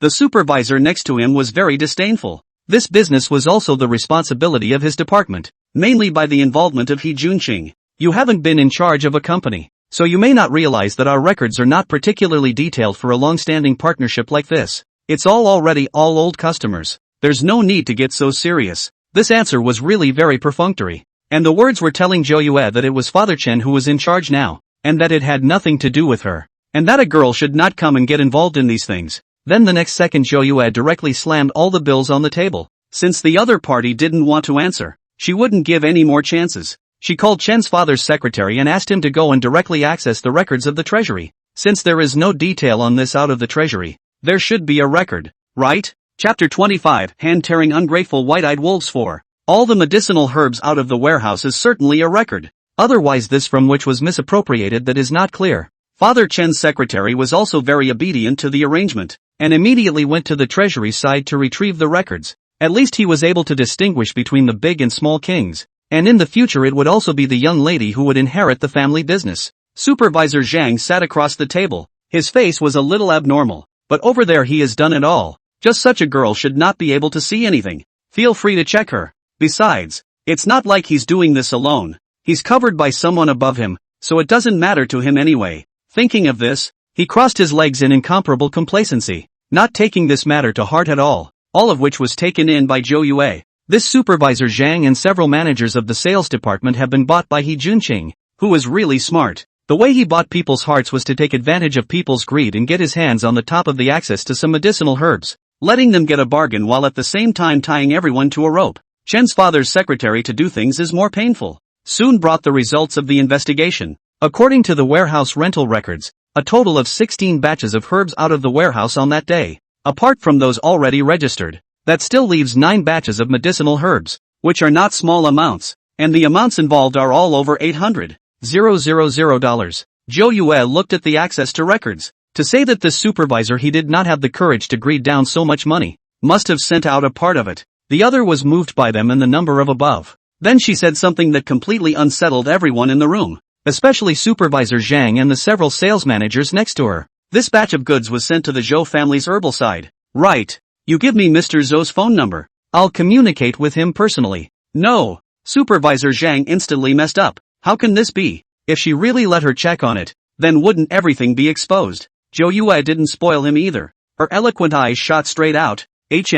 What kind of thing are you to question my decisions? The people around them froze. This Missy's formal style was really unprecedented. In the past, Everyone knew her only as not being interested in business, but I didn't expect to do things so thunderously and judge right away. Supervisor Zhang's face turned red. He was over 40 years old, and he couldn't get off his face when a little girl said such things in public. I know you're the chairman's daughter, but I'm also an old employee who has followed the group for so many years. There has to be some respect, I guess. I really didn't expect the chairman's daughter to be so unreasonable. Well, so what? He had wanted to directly morally kidnap Zhou Yue, but he didn't realize that people didn't eat this at all. Their mouths were long on other people. They could say whatever they liked. Zhang's supervisor to see the 9 ghosts do not enter the salt is also very anxious. He also eases the attitude immediately explain. The reason why not let the 9 ghosts to contact Mr. Zhou's side is to worry about Mr. Zhou as a big customer. If you say something wrong and offend him, in the future, the relationship between the two families will be interrupted. Isn't this a missed opportunity? This is, after all, the group that the chairman has built up, and we're all looking out for what's to follow. After he finished speaking, a few sales managers around him began to echo the sentiment. They were now all people who got the benefits together. Zhou Yue smiled slightly. It hadn't required much effort on his part. These people had already been exposed. Just then, He Junqing also came to the company. And of course, he heard Zhou Yue bring everyone to the big meeting room, and he had a bad feeling in his heart. Combined with Zhou Yue's extremely abnormal attitude today, could it be that she had really discovered something? He couldn't wait to rush towards the large conference room. Just halfway there, he was stopped by Hu Xia. Brother Junqing, what took you so long? People have been waiting for you for half a day. After she finished speaking, she directly took the initiative to reach out and hold on to He Junqing. And the two of them were so close that from a distance it looked like both of them were hugging each other. Hu Xia's dress today was more bird-like, and her speech was also gentle and soft. Unlike the high spirits of a rich girl like Zhou Yu, it made him a little edgy, but he was here on business today, so he could only adjust his emotions. Why don't you wait for me in the office? I've got some things to take care of. Hu Xia's face was a bit unhappy. Wasn't it just that Zhou Yu came to the group? Thinking about this, she was even more unbalanced in her heart. It was clear that she was now He Junqing's proper girlfriend, but she had to get all sneaky. Zhou Yue was nothing but a loser who couldn't even keep an eye on her own man. You do care a lot about that, Missy. It's a pity that they don't seem to think very highly of you. He Junqing was a little uncomfortable in his heart when he heard this, but he couldn't afford to lose Hu Xia as a pawn, who was a trainee and had a relatively low sense of existence. It was this that better helped him get more information inside the company and was able to help him pull in more hearts and minds. Hu Xia is usually quite cute, but just loved to play a little sex. But women well is also very normal. Think of this, he smiled slightly. Didn't I say that before? As long as I wait until I'm in that position, whatever happens afterward is fine. As you know, I'm not interested in that kind of woman at all.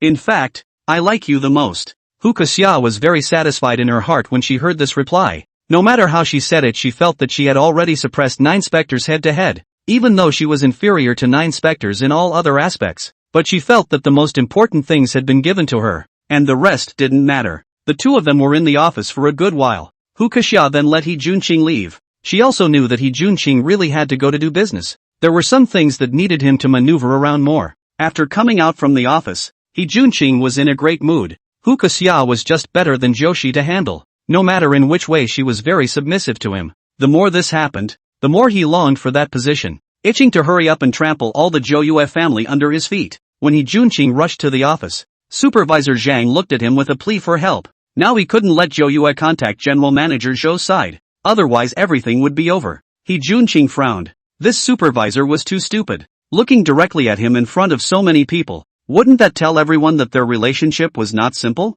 General Manager Xiao He, you're finally here. See if I'm right. This big lady just can't be persuaded. Before He Junqing could speak, Zhou Yue snorted out a laugh. Who are you calling Mr. Ho Jr.? Are you talking about him? Who the hell gave him this identity? Zhou Yue didn't give face at all. The surrounding gazes looked at He Junqing with scorn. Usually their relationship was quite good. How come today Zhou Yue's attitude was obviously detached? Chapter 26, Hand-Tearing Ungrateful White-Eyed Wolves 5. He Junqing also felt very embarrassed. Zhou Yue's nature was relatively simple before and had never been so faceless. Since this morning, she had suddenly changed as if she was a different person. And she was especially becoming more and more indifferent to him, which made him feel uneasy in his heart. He was now able to stay in the Chen family, relying on that childhood agreement, which was originally a doll's marriage set by both parents. Chen's father and mother are also older now. They also want to think more for their daughter. He Junqing is indeed a better candidate. After all, they grew up watching He could only firmly grasp this point in order to completely establish himself in the Chun family, otherwise he would be nothing when he went out. The people around him were already talking. He Juanqing's face was extremely unnatural. He had never been insulted like this before. Zhou Yue, let's not make a scene, shall we? This is in the company after all. If I've done anything wrong, I'll apologize to you properly when we get back. It's still important to be mindful of your influence within the company. I didn't expect Zhou Yue to suddenly cover her nose in some disgust, which made He Junqing even more embarrassed. Did she have any smell on her? You're quite the time management guru. Which wildflower did you hook up with again? It wasn't that Zhou Yue was to blame. It was mainly because the perfume smelled really bad. It was a bit of a punch to the nose, and she really disliked it. Once this was said, the surrounding people were even more watching the gazes. In fact, the people here also know the relationship between Hu Kuxia and He Junqing. Only this layer of window paper who did not poke through. He Junqing cursed Hu Kuxia in his heart. He had said before that he should pay attention to the influence in the company. He was getting worried and hurriedly explained. And 9 specters didn't buy it at all, directly interrupting his explanation. Don't put those high hats on me. I'm going to get down to business now. Let's just say, where did you get this so-called little Mr. Ho status from? Zhou Yue was dead set on that today, letting his pride be completely trampled on. Isn't this He Junqing a self-proclaimed nobleman? He also said to the public that he wasn't interested in the Chen family's position at all, and now before he actually entered the Chen family's group, there are already people calling him Mr. He. It was that the original owner, that idiot, hadn't yet discovered these points of detail, plus the Chen family's parents were also quite busy. They were both out on business, and they knew very little about what was going on inside the company. It's just a white-eyed wolf that can't be bred. To put it bluntly, it's just a soft meal that relies on a woman to get to the top. But in the end, it harms the Chen family so badly. Alright, this place isn't where you should be either. It's an internal group meeting of our Chen family. If it was stepping on his pride before, now it was rubbing his face on the ground. And the fact that so many people around him were staring at him in a good way was making him more and more uncomfortable. He couldn't contain the anger on his face, and finally left angrily as everyone watched. Supervisor Zhang was completely confused. Hadn't He Junqing patted his chest and guaranteed that there wouldn't be any problems? He also said that he would be the one to take that position in the Chen family in the future. And now it seems like everything has changed. He had just turned his head to meet those eyes of Zhou Yue, constantly scrutinizing him back and forth, making him a little weak, and he touched his nose unnaturally. It's really just a term of endearment, and people are just kind of giving it the benefit of the doubt and getting used to calling it that. Oh, and remember, this is the Chen group, not some over-the-top family that doesn't need to give face to anyone. Supervisor Zhang felt that everything was over. Originally thought that Wei Junqing came over to solve things, but did not expect him to be a waste of money. Even a woman cannot be coaxed. He Junqing, who had just come out, suppressed a wave of anger, and his entire aura was very cold, and it was only after he came to the bathroom that he completely let it out, and he punched the mirror. How in the world did that woman dare?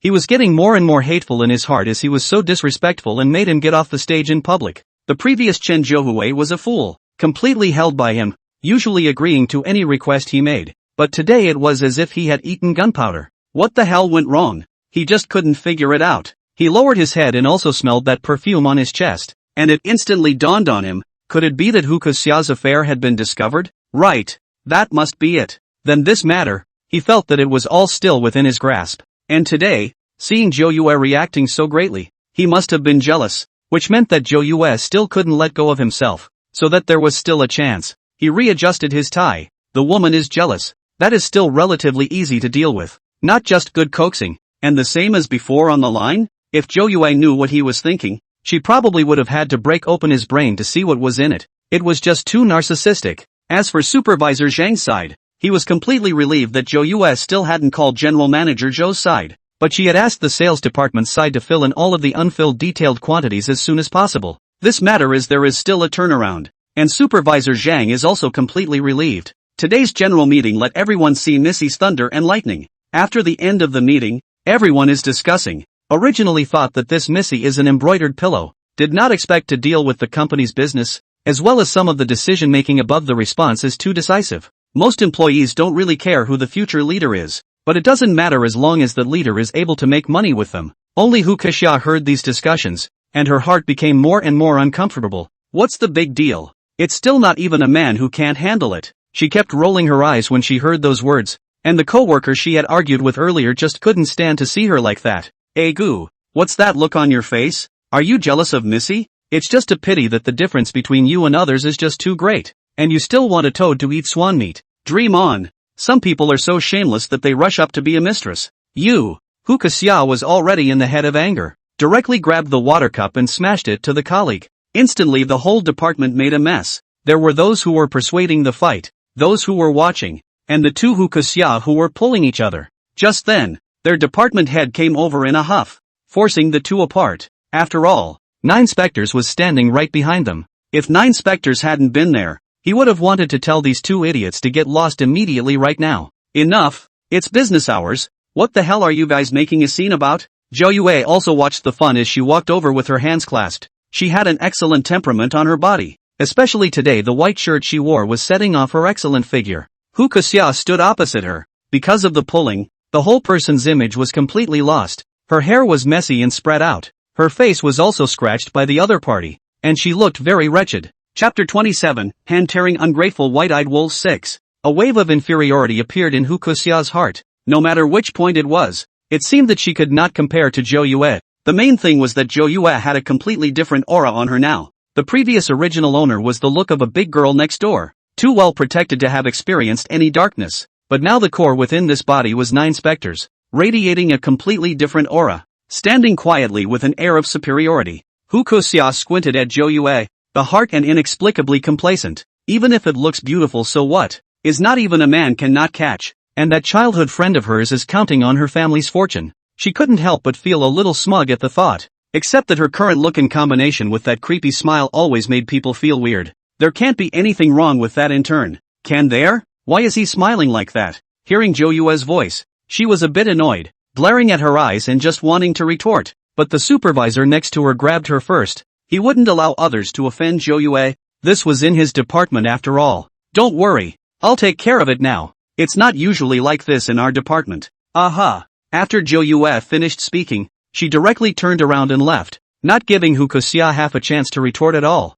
And the department head turned her head to glare at her viciously. What the hell are you doing, you dumbass? If you just offended Missy, our entire department is finished. Now get the hell out of here right now. The head of the department used this to knock the others. Don't think that you can do whatever you want with whatever golden thighs you have in your class. After all, this is in the Chun family's territory. You have to figure out what your status is. Outside the words were saying that Hukaxia didn't know what to do. The surrounding colleagues were also talking. Many of them were watching the good show. How arrogant she was before. How humiliated she was now. Hukaxia was very unbalanced in her heart. She could decide someone else's fate with just 2 light words. That high and mighty look was too much for her to bear. And she wished too much that He Junqing would sit in that position right now. After she came out of the office, she was in a terrible mess and no one stood up for her. The main reason is that she is usually more arrogant, thinking that if she is in the company of He Junqing, she will have no worries. She is a trainee who has only just graduated, and she has no ability whatsoever. She wasn't a person with much intelligence herself, and she couldn't wait to find He Junqing after coming out of the office. At this moment, He Junqing stayed in the office that was exclusive to him. He was thinking about how to obtain Zhou Yue's forgiveness. If things got too big, it wouldn't be good for him to follow up. Hukaxia pushed the door and regardless and directly jumped into his arms. Smelling that perfume odor made He Junqing couldn't help but frown. Today it was because of this matter that caused him to make a fool of himself in front of a large crowd, and he was planning to settle the matter of the 9 Spectres first. These days first not to take care of Hukaxia. I did not expect that the person will take the initiative to find up, making him feel a headache. You really shouldn't have made such a scene today. It drew too much attention. What? Hukaxia instantly froze. What do you mean by that? Didn't you promise me in the beginning? I'm your real girlfriend now, and I've suffered so much. I've taken you all of them, including the stocking lists for our department, and the sales department list I took. Oh, are you going to abandon me now that you're done using me? Hukaxia cried pearly tears. She also felt aggrieved in her heart. She had done so many things for him, but He Junqing only felt panicked after hearing this. Now Hukaxia is really a tricky big trouble. La knows too much. He Junqing also had some regrets in his heart. In the beginning, if he didn't have no one to use, he would never have used Hukaxia. This woman's mouth is like no door. Now she dares to yell like this in the office. Don't you know that the walls have ears? He was so distracted that he could only calm Hukaxia down and tell her to stop talking about it. Then he opened the office door and looked around. This office of his was in a remote location and not much attention was paid to it. Calm down a bit. It's true that I didn't speak correctly just now, but you know that I'm in an awkward position right now as well. Oh, I think you really have your eye on that woman. I just can't figure out what's so good about her that people can't even look at you. These words deeply pierced Hee Jun-chung. His face turned cold. Zhou Yue had even humiliated him in public today. What kind of thing was this Hu Xia? Shut up. Don't you think things are messed up enough? Dare to sabotage me again. Believe it or not, I'll make you disappear right now. He pulled Hu Xia's wrist tightly, and because of the force, Hu Xia's fair skin had flushed red. Hee Junqing usually had a gentle and elegant demeanor, and rarely had such extreme outbursts, and Hu Xia was obviously shocked, and she didn't react for a short time. Looking at the other party's horrified appearance, Hee Junqing also realized that he had lost his temper, and after placating the person properly again, Hu Xia left from the office. There was also some mustiness in her heart. Just now Hee Junqing's appearance was too strange, making her feel fear from the bottom of her heart, and Hee Junqing was also making plans. If this pawn would subsequently be a threat to him, he would really make her disappear, grasping too much of him. In fact, this would have been his true form, only too well disguised. After all, for a member of the Chun family who had lent him a helping hand in his most difficult time to be able to lay his hands on him, such a person had absolutely no conscience to speak of. The little golden dragon looked at this side of the screen transmission also felt strange. Wasn't the male and female masters particularly close last time? They even managed to join forces to kill the original master. Now it looks like both sides are up in arms, so I'm guessing the next one will fall apart. Zhou Yue was beside herself with fascination playing the hand game. She didn't really touch the things of the mortal world before, but she didn't expect it to be quite fun. The little golden dragon couldn't help but keep asking questions out of curiosity, causing her to get a little annoyed, and snapped her fingers to shut it up once and for all, but she also patiently explained. The last time the male and female leads worked together seamlessly, both sides held the leverage, and it was a partnership to say the least,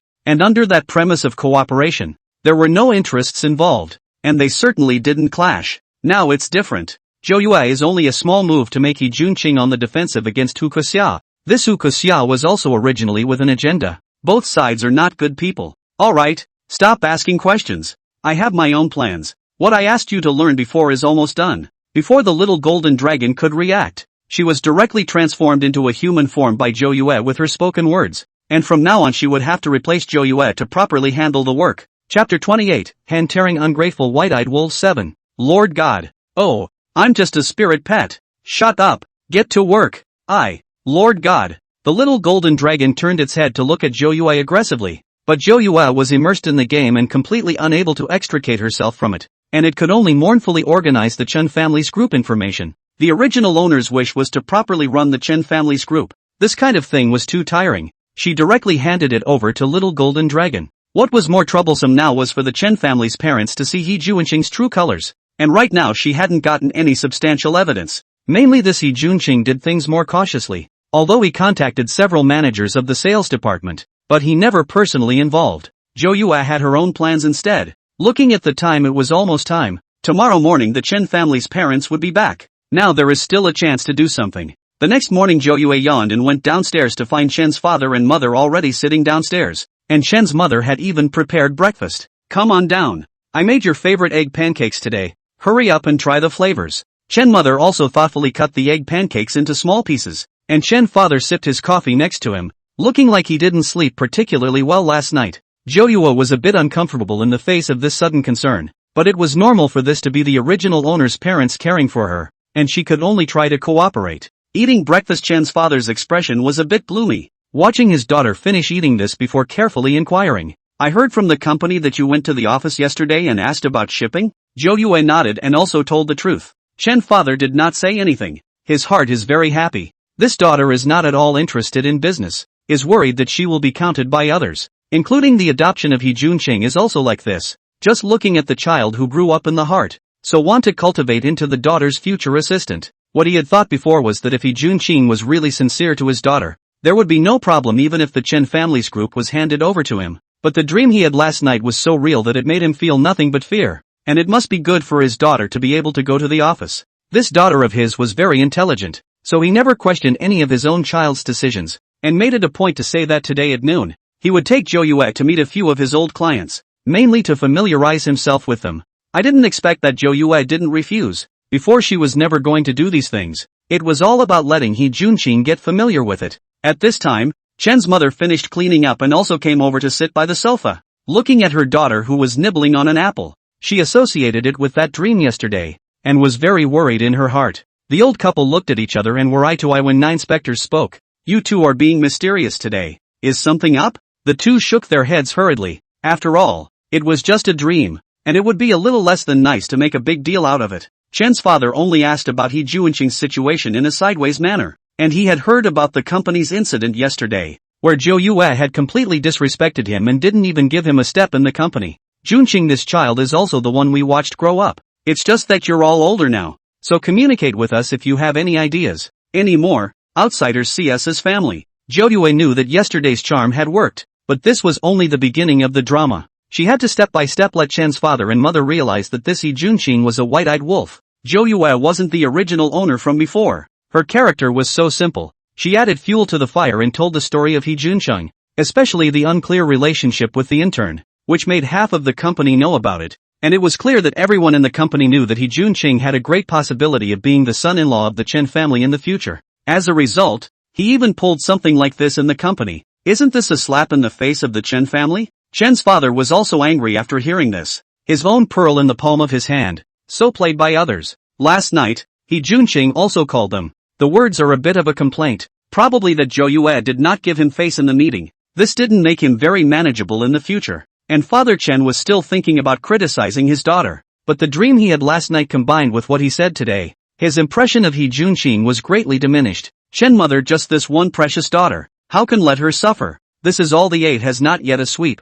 has been outside the womanizer. She couldn't figure out how the child she'd watched grow up had become like this. He used to think that He Junqing was a reliable one, but now it seems that it is not working at all. And the two of them explained a few more things. The main thing is to warn Zhou Yue not to have too much psychological burden. As for the doll marriage or whatever was said when she was a child, it was all said by her parents' generation. Now that they have grown up and have their own ideas, there is no need to engage in force things, and they want their daughters to make their own decisions on marriage matters. Zhou Yue nodded her head one by one from the side, just like a good daughter. She had used 2 dream entry talismans last night. All of the things that He Junqing had done to the original owner in his previous life were revealed in their dreams, which was why they were so worried this morning. It seemed like a dream to them, but it was actually happening. Otherwise Zhou Yue wouldn't have come here to fulfill the original owner's wish. This dream was nothing more than a breakthrough. After all, He Junqing had spent so many years in the Chen family, and the Chen parents and his parents were close friends. With this relationship,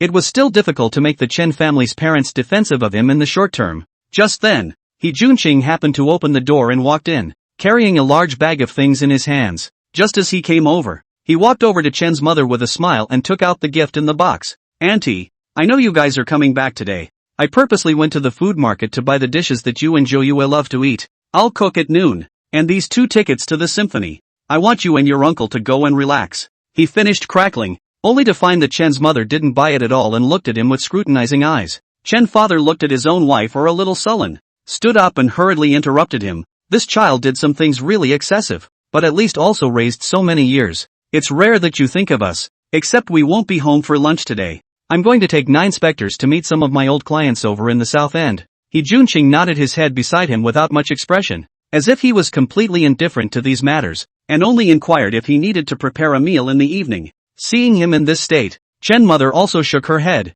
People make mistakes. It may be true that he and his daughter are not suitable in terms of marriage, but in the future, they will also be a good assistant. Everything was pretty much as Zhou Yue had guessed. This Chung family, the parents and the original owner were really all in the same category. Chapter 29, Hand-Tearing Ungrateful White-Eyed Wolves 8. He Junqing had always acted as if he wasn't interested in the Chen family's group, and usually acted as if he was taking care of Zhou Yue, which was what put both of the Chen family's parents at ease. From the beginning to the end, Zhou Yue did not take care of him. Chen father also felt that it was time to hang him out to dry. Obviously his own such a good daughter he did not cherish, but ran outside the womanizing. Looking at the happy appearance of the family of 3, He Junqing returned to his room and kept a gloomy face. He knew this family had never treated him as their own child, and although Zhou Yue was a girl, people that was their own, he even took him personally on business. And over the years Chen's father had never said anything about taking him to see any of his old clients. Thinking about this, he felt more and more that he should seize the moment and move his plan forward.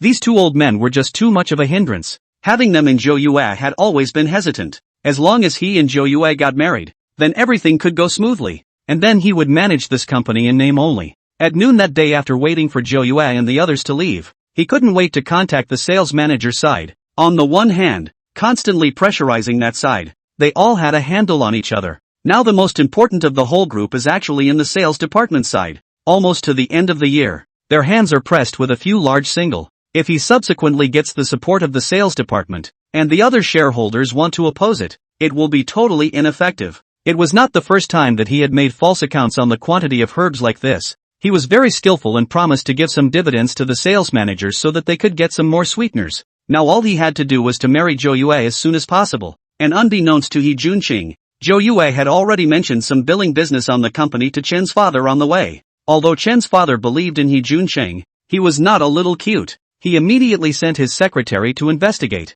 and is an old friend of sorts with Mr. Zhou. He made a personal call, and that's how he found out that on top of the bill they had made a full 9 false entries. In addition to these, they are also collecting information on other big customers. Looking at this meaning should want to completely monopolize the Chen family's future road. Learning of this news, Chen father was furious. This is the successor he personally cultivated. Thinking that the follow-up can still be an assistant for his daughter. I did not expect that, not yet fully into the company, already in the money greed. The main thing was that He Junqing had still grown up under his eyes, and it was clear that he just needed to be with Zhou Yue properly, and all of this would be theirs in the future. So why did he have to do the opposite? Father Chen couldn't wait to kick those sales managers out. With these spoilers around, the group would be finished sooner or later. Now he's thinking of eating his words. He's not even retired as an old board member. Normally, he was just too relieved to leave the company completely in their hands and ended up making such a big mess. Thinking of this, he looked at Zhou Yue worriedly. I was in a hurry to get you a good assistant,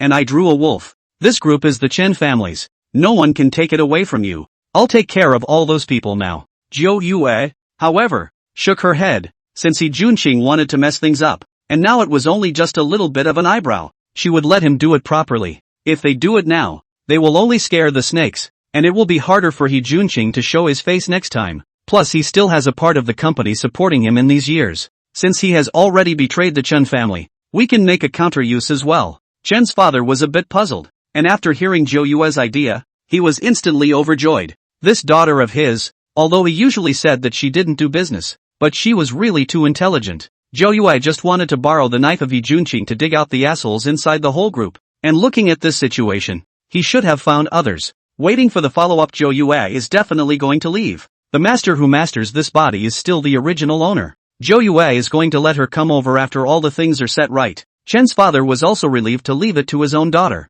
Anyway, now that they already knew, it was just as well for him to see how many old foxes were still inside this group. This time the matter of He Junqing though made him doubly sad. Obviously the son of a close friend, but also cultivated for so many years, in the end is a white-eyed wolf. But Zhou Yue's growth rate really surprised him. Looking at it like this, his own daughter still needed any assistant. She could do it herself. The next morning, Chen's father brought Zhou Yue to the company by himself, and was trying to personally familiarize Zhou Yue with the business. I didn't realize that Zhou again got up to speed too quickly, and the advice and information she submitted once again impressed Chen's father. Not only that, but it also changed other rules, allowing the Chang family to broker a few more deals. Chen's father was completely relieved this time. He was still thinking of training his daughter as soon as possible and felt that there wasn't too much time left, but he didn't expect his daughter's intelligence to be completely beyond his imagination. Although He Junqing had done so many wrong things, Chen's father still had illusions about him. After all, this was the only son of 2 old friends.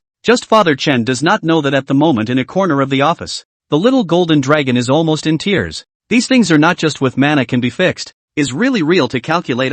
It hasn't left the office at all in the last couple of days, and it's been a constant source of ideas, especially about data, which has to be accounted for a little bit. Zhou Yue's daily job was to supervise it and then play games on the side. Everything was going so well until the appearance of a man completely interrupted 9 specters. He Junqing came to the office with his lunchbox, and he greeted everyone with a smile, still with that gentle demeanor. Chief Little He, it's great to have a boyfriend like you. Is this another meal delivery for Mr. Chen? Don't you guys talk nonsense. I just came by to simply drop off a meal. So get to work. He also smiled and responded that this was the news he had asked the sales manager to spread, and that there had indeed been such rumors before. He would become the Chen family's son-in-law in name only, but at that time he was very mindful of this status and always worried that people would think he was a soft touch, but now he couldn't care about that much. He was afraid that there would be a change on the side of Zhou Yue. Compared to those reputations, he felt that it didn't matter anymore. It was mainly because Zhou Yue's attitude towards him during this period of time that made him feel more and more flustered.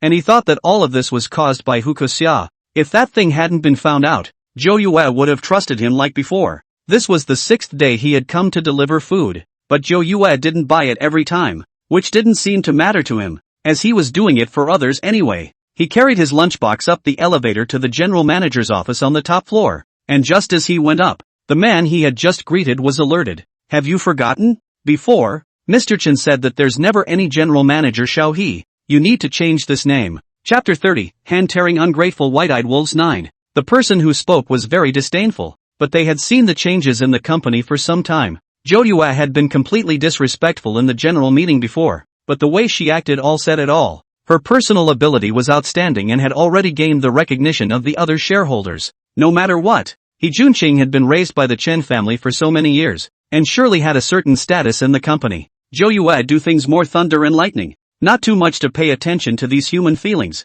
is to do their share of work, which also makes everyone feel a sense of detachment. Unlike Ho Chunqing, who knew how to catch people's hearts and often bought everyone some afternoon tea from time to time, it also gives everyone the illusion that he seems to be one of the candidates to run the company in the future. The man who had reminded him shook his head. The meaning of the above was clear enough, and these were the only ones who still didn't get it. Just look at the chairman's attitude. This period of time did not send any work to He Junqing, although they are in the workplace, but the team stood on the wrong side. That is also very serious. At this moment, He Junqing had already arrived at the office door. He thought that on the 6th day, he should still be rejected, but he didn't expect Zhou Yue to open the door directly. This surprised him a bit, but he immediately adjusted his demeanor. After all these days, you're finally willing to talk to me. Can I come in and talk to you for a few minutes? He Junqing had always been this very polite before. Zhou Yue knew that sometimes you couldn't go too far, and since he was going to make the people within the group show their faces, he was going to give a little bit of sweetness appropriately.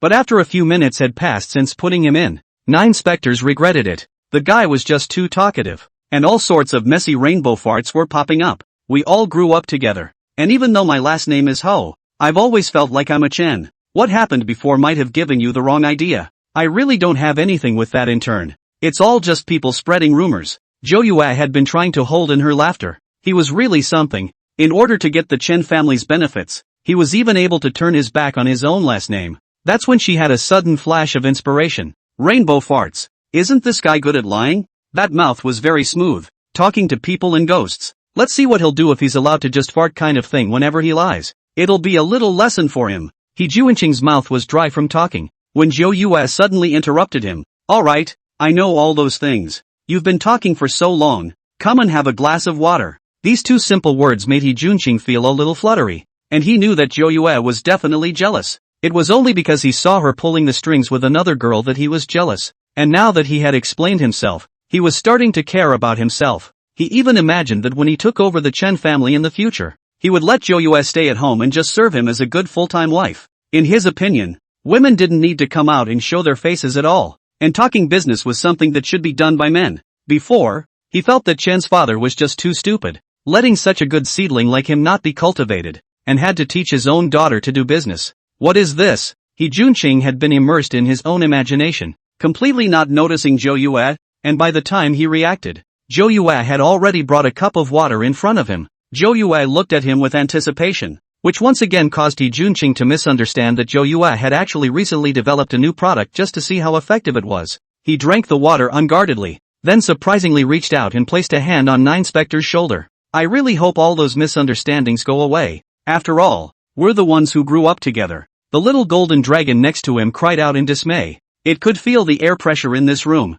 and it dared to touch the Lord God-sama's shoulder. He Junqing inexplicably shivered, and he didn't know if it was his illusion. How did he feel that the temperature in the room was much lower? The little golden dragon hurriedly transmitted a voice in his heart. Lord God greatly, you must hold back. There's really a lot of merit this time. If you kill the male lead now and the original owner isn't satisfied, then this merit may. Shut up. He Junqing instantly reacted, only to see that Zhou Yue's body aura was all different. Coldly glaring at him, if his eyes could kill, he would probably have become a corpse by now. He felt a bit puzzled. Hadn't he cared about his thirst just now? How could he be so indifferent to him in just one turn of the head? Sure enough, it is still Hu Koxia is more adorable. Like this character is really too strong. In the future, when he gets married, he will have to be properly tempered. Fortunately, he also had the self-awareness to say that he would not disturb Zhou Yue's work before he left, and the little golden dragon breathed a long sigh of relief. Zhou Yue now hoped that the charms he had researched were useful. He had been so bored recently that he had developed some gadgets, such as the one he Junqing had just drunk. As soon as he talks he immediately farts, and it's the kind that can't be controlled at all. Wouldn't it be revealing of nature for someone who has been hanging on to lies and ass-kissing for years to suddenly not be able to lie? Of course this kind of good charm will not only be used on He Junqing, that Huka Xia she will not let go. In the first place, it is also this vicious woman, even the original owner's newborn child will not be spared. He snapped his fingers and the little golden dragon appeared next to him like a horse's ass. Lord God, any orders? Go and put this down in the middle of Huka Xia's food, and make sure you watch her eat it. The little golden dragon has been stuck in the office lately, and now that he's been given the task of going out, he's jumping up and down with excitement and is going to do it right away. But before he could get out, he was controlled by 9 specters. You're in a hurry to go somewhere when you haven't even finished this work yet? Do today's work first before you go over there. Ah! The little golden dragon collapsed a bit. This human's work was really too tedious. The difficulty wasn't there for him, but it was just troublesome. He raised his pitiful eyes to Zhou Yue, but it was Zhou Yue who didn't care at all and simply chose to ignore it. Zhou Yue was looking forward to it now. She wanted to see when the charm on the male lead would actually take effect. At this time, He Junqing had just arrived at the elevator when a few female colleagues came in, and he revealed his signature smile and greeted a few people. Where are a couple of great beauties planning to go? In fact, inwardly he was sputtering. He felt that these people were like octogenarians. Maybe Zhou Yue knew about Huka Xia from the rumors of them. So in their hearts, they were continuously spitting curses, and a few people were taking the initiative to greet He Junqing when they saw him as well. Yet an awkward sound rang out in the next second. Put! In the middle of the quiet elevator, the voice was very loud, even with a bit of echo effect, and the several beautiful women who just came in instantly changed their faces. Chapter 31, Tearing the Ungrateful White-Eyed Wolves by Han 10. He Junqing's face became even more ugly. He had never been so humiliated before, especially in this confined space. The smell completely lingered. A few female co-workers who wanted to say hello, but at the moment, they were also avoiding it. The smell was too strong, and everyone was tightly covering their noses. A female co-worker may want to ease the embarrassment, so she covered her nose and said, "This is common sense, but you don't quit your teeth. The main thing is that the flavor is a little." He Junqing was so embarrassed that he just wanted to find a crack in the ground, so he hurriedly found an excuse. "I've had a bit of a tummy bug for the past 2 days, so I hope everyone," but the words were not even finished, and then a series of voices rang out. The scene came straight to a series of symphonies, only it was a heavy symphony. A few female colleagues just now face even more ugly. In the end, to engage in what one even now makes so continuous, but also in such a confined space. Mainly this smell is getting bigger and bigger. A female colleague next to him can't help but dry heave, which makes He Junqing feel even more embarrassed. His face suffocated red. He had never made such a lowly mistake before, that he couldn't even resist such a thing. He really didn't expect it and was simply unguarded. He held out his hand to say something, but one of his female co-workers hurriedly waved it with a supplicating tone. "You, don't come over here, just stand there, please." He Junqing's face darkened as he stood coldly in the corner. Today was truly the most humiliating day for him. He never thought it would be like this. Well, at this time the first floor arrived. A few female colleagues ran out of the wind. Standing at the door waiting for the elevator is also to see a few wearing high heels can still run so fast women. It wasn't that they didn't care about their image, but the smell in here was really overwhelming, and they just wanted to get away as soon as possible. He Junqing walked out with a dark face, and the people outside the elevator came in. A bearded man sniffing among the air. "I'll go. Is there a gas leak on that floor? Why does it smell so bad?" He Junqing's face grew darker and darker as he listened to the murmurs behind him and left as if he was running fast. This is considered completely finished. He painstakingly managed for so long the image. Today completely ruined. Especially those women are still the company's famous big mouth. He'd worked so hard to maintain it for so long,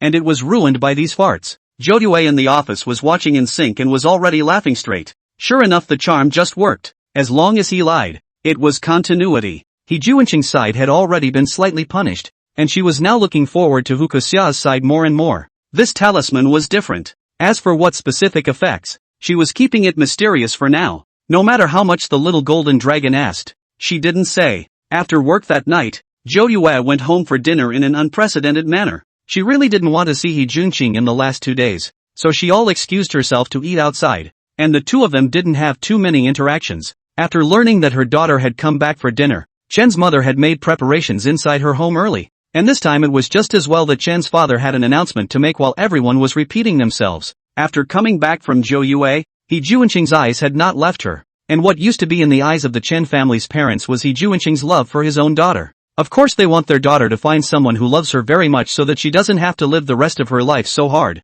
but now that they knew some things, they had completely changed their opinion of He Juanqing as well. Chen's father coughed slightly, also imploring He Juanqing to stop looking, and to look more or less across the line. He just couldn't figure out how someone who clearly seemed so deeply in love could be out there dabbling with women. Mother Chen's attitude towards He Juanqing had also become much colder lately, and during meals, she was constantly giving dishes to Zhou Yue, completely ignoring He Juanqing. He was also indignant in his heart, and had long made plans to look down on him so much now, and when he got the position of the Chen family in the future, he would definitely trample them all under his feet. Since we're all here today, I'll make an announcement. He Juanqing withdrew his mind and raised his head to listen attentively to Chen's father. It's like this. Juanqing, you're not too young now. A man should have his own career. Next week you'll go into the company for practice. I'll put you in a position. He Juanqing didn't expect the surprise to come so suddenly, knowing that he had been in the Chen family's company for 3 whole years. It had always been without any identity,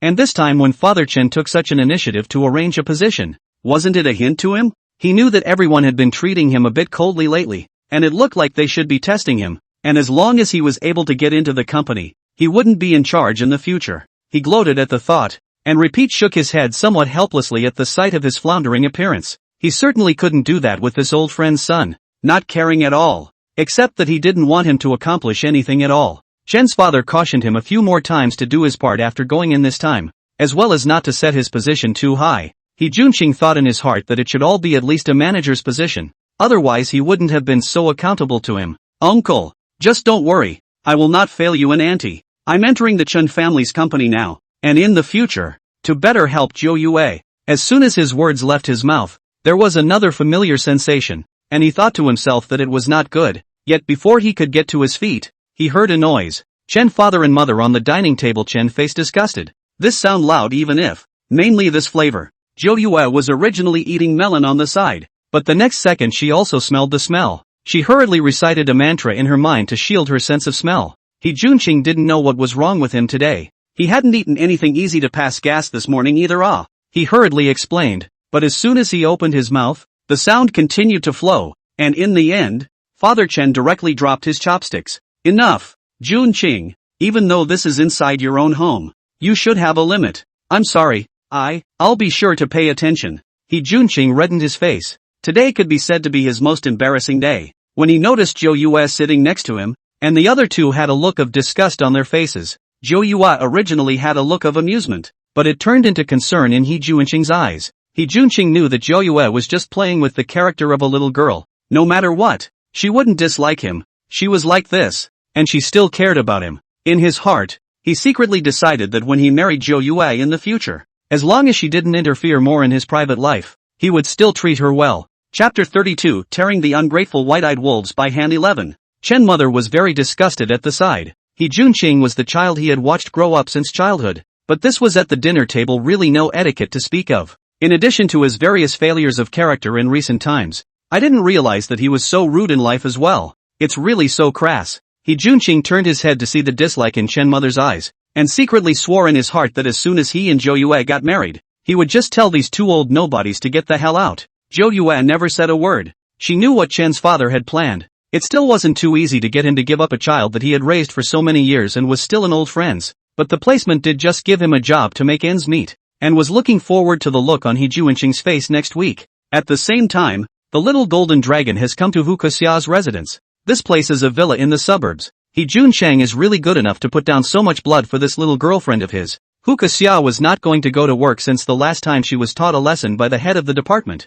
This feeling of having someone to provide for her was so cool. Every day is responsible for shopping, do beauty. This time she has just returned home. The little golden dragon took the opportunity to throw the charm into the water, which is melted when it meets the water. In Hu Kexia's state of unawareness, the water was consumed by her in a single gulp, and after drinking the water, she opened her phone and was trolling 9 specters with her best friend. If you ask me, her rich girl status should have been given to me. A complete brainless fool. It's also stupid to not be able to hold a man. The little golden dragon finished its task and waited to hear her spouting off about her own main god. Could it stand that? It messed up a little while she was going upstairs. Hukaxia gave a strange cry and rolled straight down the stairs. The person was not a big deal. Just scared. After doing this, the little golden dragon left in style. Hukaxia was shocked. At that moment just now she really felt that something tripped her feet. Some of the stories she had heard in the movies and dramas before were constantly recalled in her mind. And she was a bit scared, so she immediately called He Juncheng. He Juncheng was at the moment with the Chen family, and Zhou Yue was also there. How could he answer the phone? So he directly turned off his phone. When she couldn't make the call, Hukaxia was so angry that she smashed the cell phone out. But looking at the empty villa, the more she thought about it, the more she was afraid, and she always felt that there were a pair of eyes staring at her. She didn't dare to stay alone in this villa, picked up her handbag and rushed out. At night, He Juncheng called him back, and just as he picked up, he heard her complaining in a burst from across the room. This made He Juncheng a bit distracted. He was looking for Hukaxia because she knew what she was doing and usually didn't cause too much trouble for herself. How come it felt like she was everywhere now? Perhaps hearing all the impatience on the other end of the phone, Hukaxia also quickly gathered her emotions, knowing that the one person she could rely on right now was He Juncheng. Gee, you know, I'm really scared over there by myself. Can't you come over and keep me company? He Juncheng also just comforted a few words. He cannot completely offend Hukaxia now. This woman he still have a use for. Chen's father is going to arrange him into the group, in which he is more or less alone. Hukaxia is an intern, but can give him a lot of information. So another large red packet was transferred to Hukaxia, with the implication that she should cooperate well. Just wait until I get everything in the Chen family, and you'll still have whatever you want just like me. Hukaxia certainly knew it in her heart, but just the thought that He Juncheng would marry Zhou Yu made her very uncomfortable. But that woman, can she tolerate me? Besides, with her character would she be comfortable with you playing outside? Oh, after the wedding, she'll stay home honestly. I'm still in charge of everything. Hukaxia knew that she couldn't ask for too much, taking one step at a time first. Right now He Juncheng didn't exactly have his heart set on himself, so she also agreed to go back to work first. Anyway, she is an intern. For this kind of free labor, the group inside will not refuse. Turning to the day when He Juncheng went to work at the company, he was dressed in a suit. He had waited for this day for far too long. For so many years he thought that he was doing the Chen family a favor, and now was just the first step. He would climb to the highest position step by step and completely master the entire Chen family group. Chen's father didn't take him personally, but only let the personnel manager take him there. He was slightly uncomfortable in his heart, but on second thought, Chen's father probably did this to avoid others gossiping.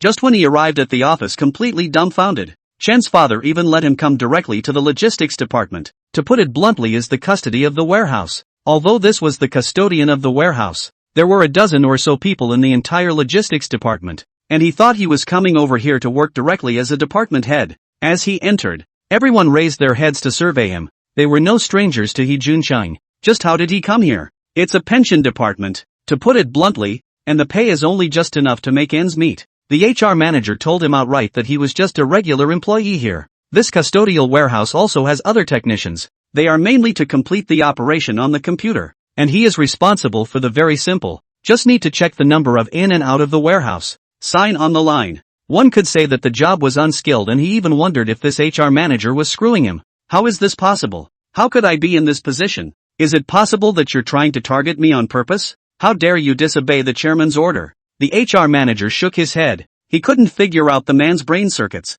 Where did he get so much power? This is the document signed by the chairman himself. Your induction report is inside. Take a good look. He Juncheng snatched the document to carefully check. In addition to the words signed by Chen's father, there is also the company's official seal. Everything is already a nail in the coffin. Inside his mind, he was constantly recalling what was going on. Even if he was an ordinary employee here, he couldn't even be considered a department manager. The HR manager looked at him in this insane manner, and directly lazily ignored him, turning around and walking away. The way Zhou Yue had treated him before made it clear that this person didn't have much of a position in the Chen family, and most people in the workplace would look at the situation. The head of the department over here comes over and gives him some work routines, and he does a very simple job of counting into the inventory. So there wasn't even a basic workstation, just a chair and table in front of the warehouse. The people around were talking, especially how their department head had such a cold attitude towards He Juncheng. Chapter 33, Tearing the Ungrateful White-Eyed Wolves by Hand 12.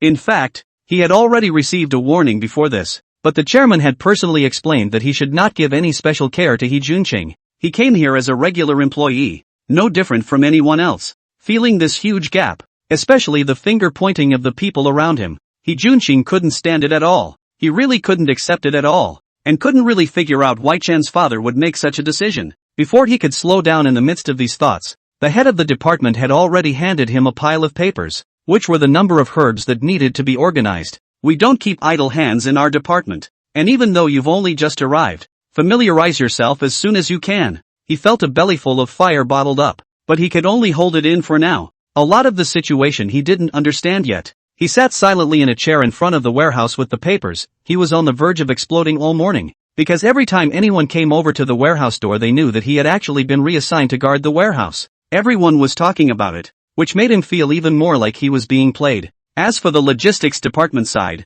no one even put him in their eyes, since even the supervisor was so indifferent to him. The others were even more out of the question. He really thinks he's the son-in-law of the Chun family. It's really hilarious to see that look he used to have. As long as Missy doesn't bother with him, what is he? Isn't that so? If you ask me, this kind of person deserves it, not to properly flatter the Chun family's eldest lady and go find an intern to hook up with. After the crowd finished and then laughed, Hee Junqing sat not far away. These words are clearly heard. The distance between the departments is not far. It was hard to wait until noon, and instead of waiting for Chen's father's explanation, it was Hu Kuxia who came to find him. Regarding the matter of him being transferred to guard the warehouse, the entire company was already well known, and Hu Kuxia also hurried over to confirm it. If there's one reason why these two are perfect for each other, it's that the ideas are really naive and always prone to self-brainstorming. Hu Kuxia didn't feel any surprise, but instead felt that this was a great opportunity for Hee Junqing, showing that Father Chen had completely trusted him.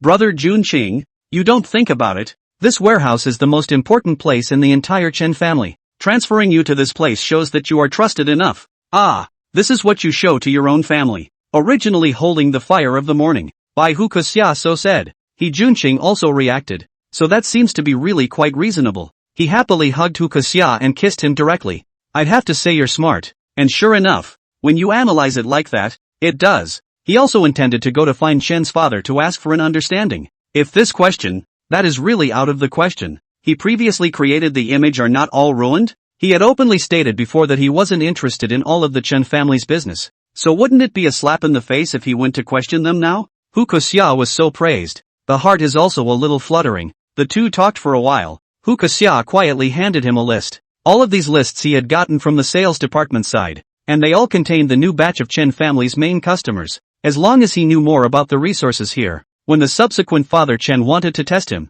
he would immediately have it at his fingertips. And wouldn't this be a better way to gain trust? He excitedly sent a few more red envelopes to Hu Kuxia. However, when he sent a third one, it suddenly showed that the balance was insufficient. This struck him as a bit odd, something that had never happened before. He could say that he didn't use a single penny in the Chun family. All expenses were taken care of by the Chen family, and there was extra pocket money every month. This pocket money was like a paycheck. He had saved almost all of it, and it was the first time he had seen a low balance. Chen's father was still relatively generous, or else he was a white-eyed wolf. On top of these treatments, he and Zhou Yue enjoyed exactly the same. It's just a shame that he didn't realize it at all. And Hu Kuxia could see his embarrassment and said that there's no problem. It might be a small problem with the transfer, and that the follow-up would be fine. Looking at such an understanding Hu Kuxia, his heart also made up his mind. He used to think that she was a trouble, but now it seems that she is really a wise woman. He kept painting cakes for Hu Kuxia, telling her to study well within the group now.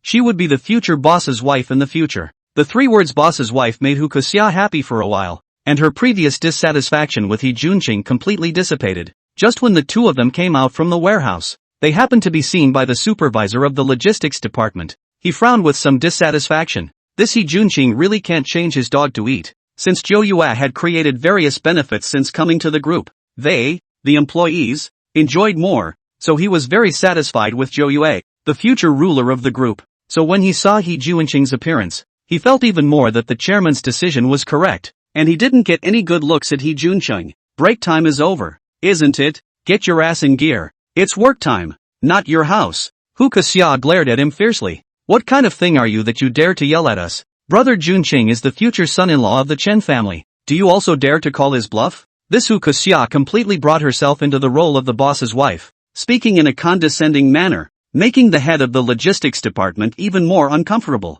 It is a soft rice eater. Also have the nerve to say so blatantly. Mainly this bowl of soft rice. People Chen family is not willing to let him eat. He still do not realize it? If it wasn't for He Junqing behind her pulling her back, it was estimated that this Hu Kuxia would have to say even more excessive words. He Junqing kept apologizing on the surface, but in fact, he was already secretly vowing that as long as he sat in that position, he would definitely fire all these guys who had targeted him. As he apologized, a familiar sensation swept over him, and with complete disregard for the two men present, he covered his ass and ran towards the outside. The logistics supervisor completely froze. What the hell was this He Junqing playing at? Why did he suddenly run out? Hu Kuxia was going to play. Saw He Junqing run out, also half a reaction. This is to leave himself behind? She can be a trainee, without the backing of He Junqing, did not dare to call the shots with the supervisor level, and ultimately can only leave in disgrace. The logistics supervisor shook his head as he watched these two.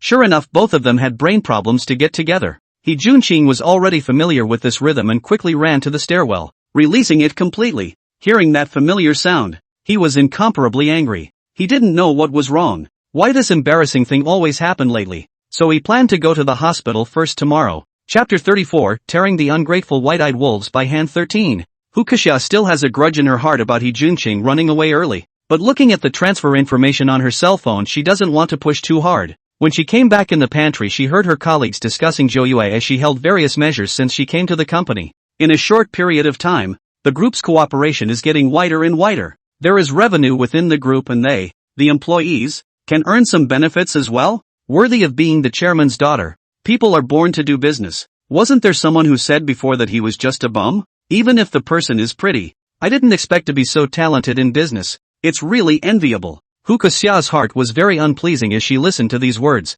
She viciously stirred the coffee in her hand, and in her heart she kept cursing Zhou Yu. It was that aura on Zhou Yue that completely stung her. The gap between the two of them was just too great, and in the face of this inferiority complex, her pride was acting up again. Just then, a few of the co-workers who had been talking noticed her as well, and a female co-worker she hadn't been on speaking terms with since before walked over. It's only been a few days since I saw you. Why do you have so many pimples on your face? At least our Chen clan is a big group. Pay attention to your image. A few of the others were covering their mouths and snickering, looking at her like she was a clown. Hu Kuxia had wanted to retort back, but thinking of what He Junqing had explained, her task now was to develop down well in the group, and in the future she would be the future boss lady of the group. So this time, he didn't pick up on it at all and turned his head away, which was a bit of a surprise to a few of the others. A few other people looked at her walking away and exchanged glances with each other. This was a bit counterintuitive. Everyone knew that she wasn't just holding onto the golden thigh of He Junqing,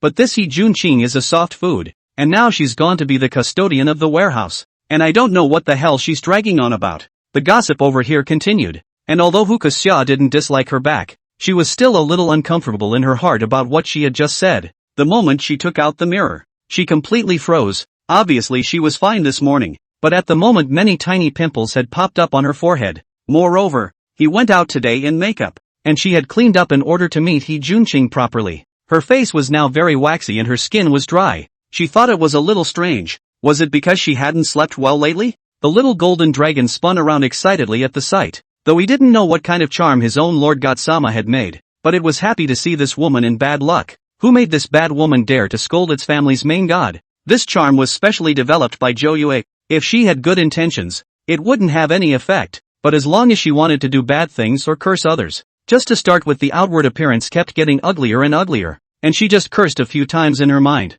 which already had a short-lived effect. Zhou Yue was now very satisfied with the effect of the talisman he had developed, and the next time was when the real good show came on. The original owner's desire was to ruthlessly take revenge on the two, and it wasn't too much for her to collect some interest in advance now. She also wanted to make these two scummy men and women completely tied together. During the evening meal, Chen's father was getting more and more relieved. It looked like he could even retire early. Zhou Yue didn't even fully take over the company now, but a lot of the business behind it was done in a way that made him very impressed, and he used to always worry about Zhou Yue dealing with these problems. That's why he wanted to support He Junqing up. But with all the things he's been through lately, plus that dream, he always felt that this person was unreliable. This went on for another half a month or so, with all the recent business being handled by the little golden dragon, and from the initial sigh of relief, it was now very skillful. At this time Jo Yue received a phone call. It was Chen's mother asking her to get ready for the evening. There was an important banquet tonight. This banquet was co-organized by several important business representatives inside the city, and many business representatives from Jiangchang would be there this evening. In the original plot, the original owner was not interested in this matter in the first place, so it was He Junqing who brought Hu Kexia out. At that time, in the middle of this banquet, he also gained the favor of General Manager Yang, and specially took a big order for Chen's group, and it was also this big order that completely made him stand firm in Chen's group. Hanging up the phone, the little golden dragon kept asking questions beside him. Lord God, today is also the turning point according to the original plot. What are you going to do with those two? You've reminded me. I didn't want He Junqing to go, but if he doesn't go, how will my charm work? The little golden dragon felt funny when he thought of that scene. This He Junqing is the one who wants to lose face the most. Let him lose face completely tonight. When Jo Yue arrived home from the company, Chen's mother had already prepared everything, and it had to be said that these two parents of the original owner were really quite good. The evening dress prepared by Mother Chen very much complemented Jo Yue's temperament, and the two of them were also stunned when they saw Jo Yue walking out of the room. 1-8. Chen's father also nodded with satisfaction. The previous daughter did not pay much attention to dress up, often is a set of sportswear. Like this dinner party is not going to participate. Now really mature a lot. This company in the future he can also rest assured that the daughter. Chen's mother couldn't stop smiling. Tonight he was going to let those collaborators take a good look. Her family's daughter wasn't a vegetarian either. Jo Yue also took the opportunity to propose that He Junqing be called up as well. It would be too much of a loss for the male lead not to show up at such a good time. Father Chen and Mother Chen were now becoming more and more dissatisfied with He Junqing, especially since Jo Yue was very mature in handling the company's affairs. Compared to the previous He Junqing, it was a world of difference. They had been reluctant to call on He Junqing, but externally they were also family, and it really wouldn't be a good idea to attend tonight if they only brought Jo Yue with them. Chen father called He Junqing when he was still in the warehouse Bitter Point Goods. Originally thought it was just a signing easy work. I did not expect so exhausting. The call was a bit sudden, and He Junqing didn't have time to clean up. Learning that tonight's banquet was also very important, and he definitely couldn't be late. He could only hurriedly rush inside his home. He had only just arrived at the door. The driver was already honking his horn, and Chen's father told him to get straight into the car. Looking at his wrinkled suit and running sweaty head, Chen's father was a bit disgusted, and Jo Yue sat next to him still expressionless. Tonight's party is important, and you'd better not embarrass me. He Junqing is also a little helpless. He is really do not know so suddenly. Usually really nothing. Today happens to be the date of arrival, so the warehouse things more. Chapter 35, Tearing the Ungrateful White-Eyed Wolves by Hand 14. Chen's father also felt increasingly strange. This He Junqing had at least been cultivated for so many years, and had never been so adventurous before. He had been informed in advance of such an important banquet, but to wear this shabby look, could it be that outsiders would see that the Chen family was mistreating him? He couldn't help but grow frustrated. A lot of what seemed to be camouflage before was slowly manifesting itself over time. This old friend his son. He is considered to have completely given up. Just stay in that position. Let him make a living. This is also considered to be the last account of the old friend. As for Chen's mother's attitude towards him was even more obvious, and she had also inquired about the intern outside. It was almost a nail in the coffin. Not that she was so graceless as to embarrass an intern. Engaged in the whole company has been boiling. No wonder the daughter is so angry, but also glad that the daughter early to recognize clearly. They are still really confused.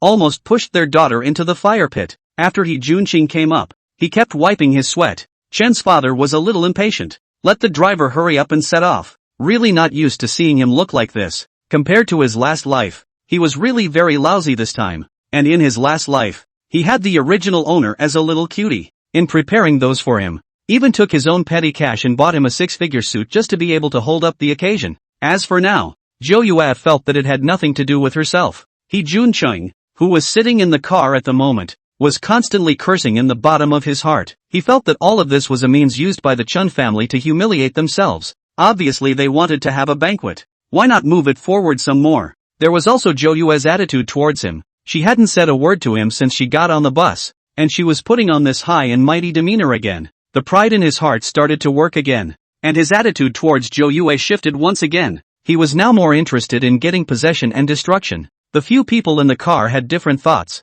and it wasn't long before they arrived at the dinner party. It's a good thing that He Junqing's outward appearance is still pretty good, which is one of the reasons why his goods have been so pathetic for so many years. It's just a pity that he has such a handsome appearance, but inside he is incredibly dirty. Just a white-eyed wolf that can't be fed. With the arrival of the Chen family, other business partners came over to say hello. Gu, Mr. Chen. It's been a long time. I didn't expect to bring my daughter this time. I've heard about the Chen family's little beauty long ago, and it's rare to see her today, so she's indeed very good. That's how it is in business. After all, every family works with each other, so everyone is flattered. At this point in time a man walked over with a glass of wine. He was also a partner of the Chen family, but a part of the cooperation project was completed by He Junqing. Elder Chen, seeing that this daughter and son-in-law of yours are so outstanding, you can also retire without worry. As soon as this was said, several people had awkward expressions on their faces, and Chen's mother was obviously very unhappy. He Junqing was enjoying himself immensely, and this was the effect of his previous publicity to the public, a fact that almost everyone had already recognized, but followed closely by Chen's father's firm words. That's all what kids say in jest when they're little. There's no need to take this matter seriously. Now that our kids are older, we can't be that old-fashioned and we definitely have to respect their wishes. Chen's father's words made the people around him look over. People didn't think that this Chen family had raised a child for so many years. Was there a disagreement? They had heard some rumors before, that the adopted son of the Chen family had been transferred to look after the warehouse, and they thought that it was a training exercise, but listening to what Master Chen meant, it seemed like he didn't intend to let him be his son-in-law at all. Everyone below began to discuss it, and Zhou Yue didn't mind the discussion, just taking the opportunity to click a few pictures. It would be too meaningless to have only He Junqing on the scene, so she directly sent a few photos to the internal group of the company. The people inside the group were very facetious, and everyone who saw the photos of the scene chimed in. Aya, little Mr. Chen, this is following the chairman out to talk business again.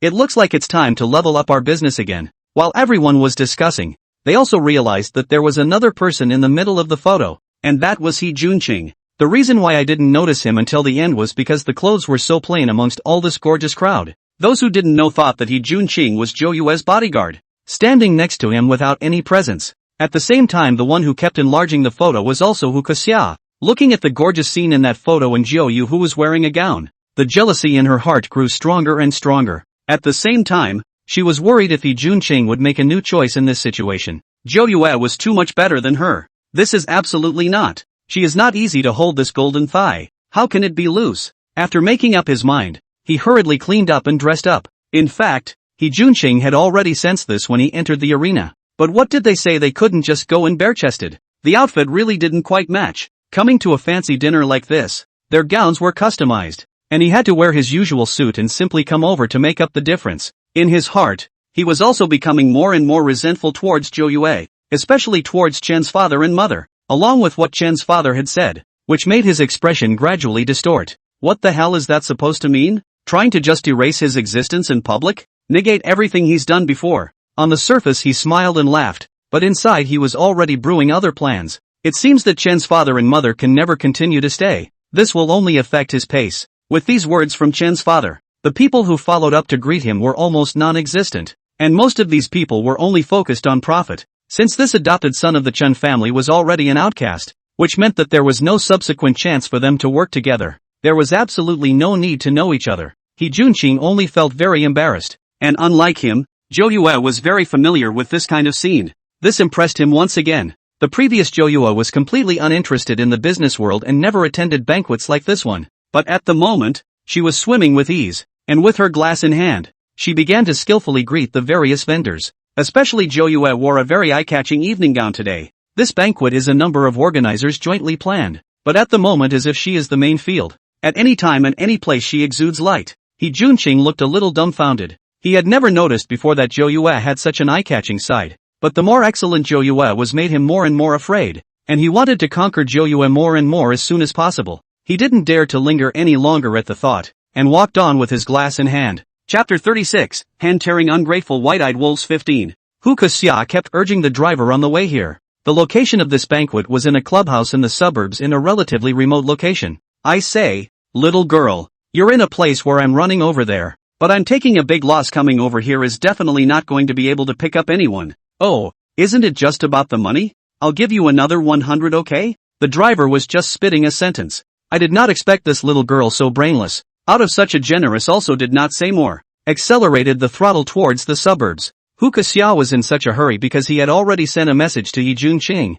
but he didn't respond for a long time. Although it was in the plan for them to get married, she was also worried that Junqing was really in love with Zhou Yue, and then she would lose this opportunity. Zhou Yue on this side showed ease. These things didn't require much learning at all. She seemed to be born with it. The little golden dragon, on the other hand, was in its transformed human form, drinking wine and eating snacks in a corner. The food in this mortal world was really good. At this time, Junqing had already walked up. He looked at Zhou Yue, who was surrounded by several shareholders talking and laughing in the middle. The feeling of jealousy in his heart was getting stronger and stronger. By what right Zhou Yue could be so confident? The main thing was that it completely overshadowed him. And the fact that no one had bothered to talk to him from the beginning to the end had thrown the balance in his heart completely out of whack. He pinched his wine glass and smiled in greeting. Seeing that all the old bosses are talking so happily, I've come over to toast you all as well. He tilted his head and drank the wine. Everyone was still giving face, mainly for the face of the Chen family, but this guy had absolutely no self-awareness and thought that everyone was giving him face. After drinking the wine, he lowered his voice and said in Zhou Yue's ear, "Don't drink so much wine if you're a girl. Let me do it instead. These things are better left to men." 9 specters forced back the nausea inside. What? You mean only men can come to talk business? I won't allow you to insult the other shareholders like this. Our opposite party, Mr. Lin, is a very good female representative. Junqing hadn't expected Zhou Yue's voice to be so loud at all. It was like honking a horn on his body, and everyone's attention turned this way, especially Chen's father. He heard these words clearly. How dare you deny his daughter? What a bear's heart and leopard's guts. Lin's face was not particularly good from across the room. As a woman, her ability to achieve this position was indeed questioned a lot, but it didn't mean that she wasn't good. Before still have hope for this adopted son of the Chen family. No matter how the Chen family also raised so many years, and later will come out to talk about business. Now it seems totally unappealing, and just that thought confines him. Junqing hurriedly explained that he didn't say that, but his inner truth had already betrayed him with his mouth saying otherwise. But immediately after that familiar feeling popped up once again. He secretly thought that it was not good and just wanted to leave, but he was grabbed by 9 Specter's arm. Where are you going? It's really too much of a disgrace to our Chen family. Hurry up and apologize to Mr. Lin. This suddenly being dumped a big mouthful of pot. Junqing was having a hard time saying anything, and before the words of apology came out, he knew it was over because it was out of his control. The attention of the scene would have been drawn to this side of the room, and with such a high-end party, the music would have been relatively quiet. An embarrassing sound suddenly erupted out of Junqing's body. His face flushed red as he subconsciously covered his buttocks, trying to stop the release in this way. He started to explain, but he realized that as soon as he said more, the fart was as good as out of control. The few surrounding shareholders also turned pale and hurriedly took a step back. Never having seen such a humiliating situation, everyone's pace was relatively uniform. So at this moment, Junqing became the center of attention in the room, and everyone's attention was on him, and everyone was whispering. 9 Specters had a lesson from before, so they shielded their sense of smell in advance, and at the moment, they were walking faster than anyone else. He would like to see Junqing without that mouth that can lie. See how he still slips up and wants to take one of the biggest business for the Chen family. Dream on. Junqing really did not expect. Why every time in this kind of occasion he cannot control. Before in the small occasion even if. Today this kind of scene, this time the disgrace. While saying his apologies, he levered towards the bathroom. Only it was a constant fart all the way, which at first everyone was disgusted by, and by the end was practically roaring with laughter. Chen's father's face was blackened. The person was brought out by him, and it was still his family Chen's face that was disgraced? Now he kind of knew that this kind of person just couldn't make it to the scene, to the point that he would never take him to any dinner party in the future. Zhou Yue had been trying to hold in her laughter when the little golden dragon came to her with a bag of chips. Lord God! I just realized that Hukoxia is here. Should I kick her out?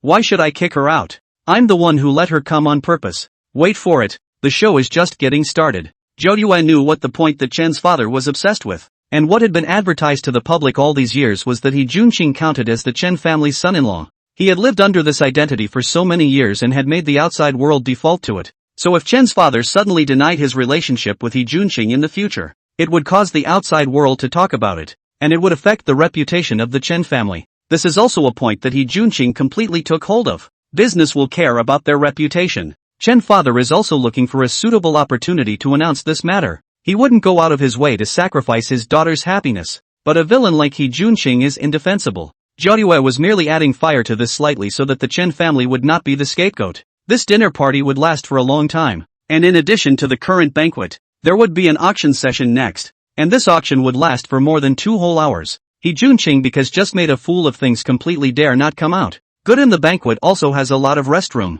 He sat in the room, took out his cell phone to check what the hell is his situation. At the same time he was getting more and more anxious about getting married. And when he saw Zhou Yue's attitude towards himself today, he couldn't figure out how to do it. But before, he would never reveal himself to his face. Just as he was inquiring, he saw Hu Kexia's call come in, and now that he was distracted, he directly hung up. Hu Kexia had already waited for more than half an hour at the entrance of the banquet, but she couldn't get in without an invitation. He Junqing hung up the phone. She was even more anxious. Absolutely cannot lose this golden thigh. So a ruthless directly mixed in the cake delivery team, quietly came in. If you ask why it wasn't discovered, it's a credit to 9 specters to make the meeting between the hero and heroine go smoothly, which will lead to the later plan. Chapter 37, Tearing the Ungrateful White-Eyed Wolves by Hand 16. He Junqing's side finally gathered enough courage or wanted to go out and talk to Chen Fu, but before he could go out, Chen's father had already sent a message over. Keep him in his room until the whole party was over.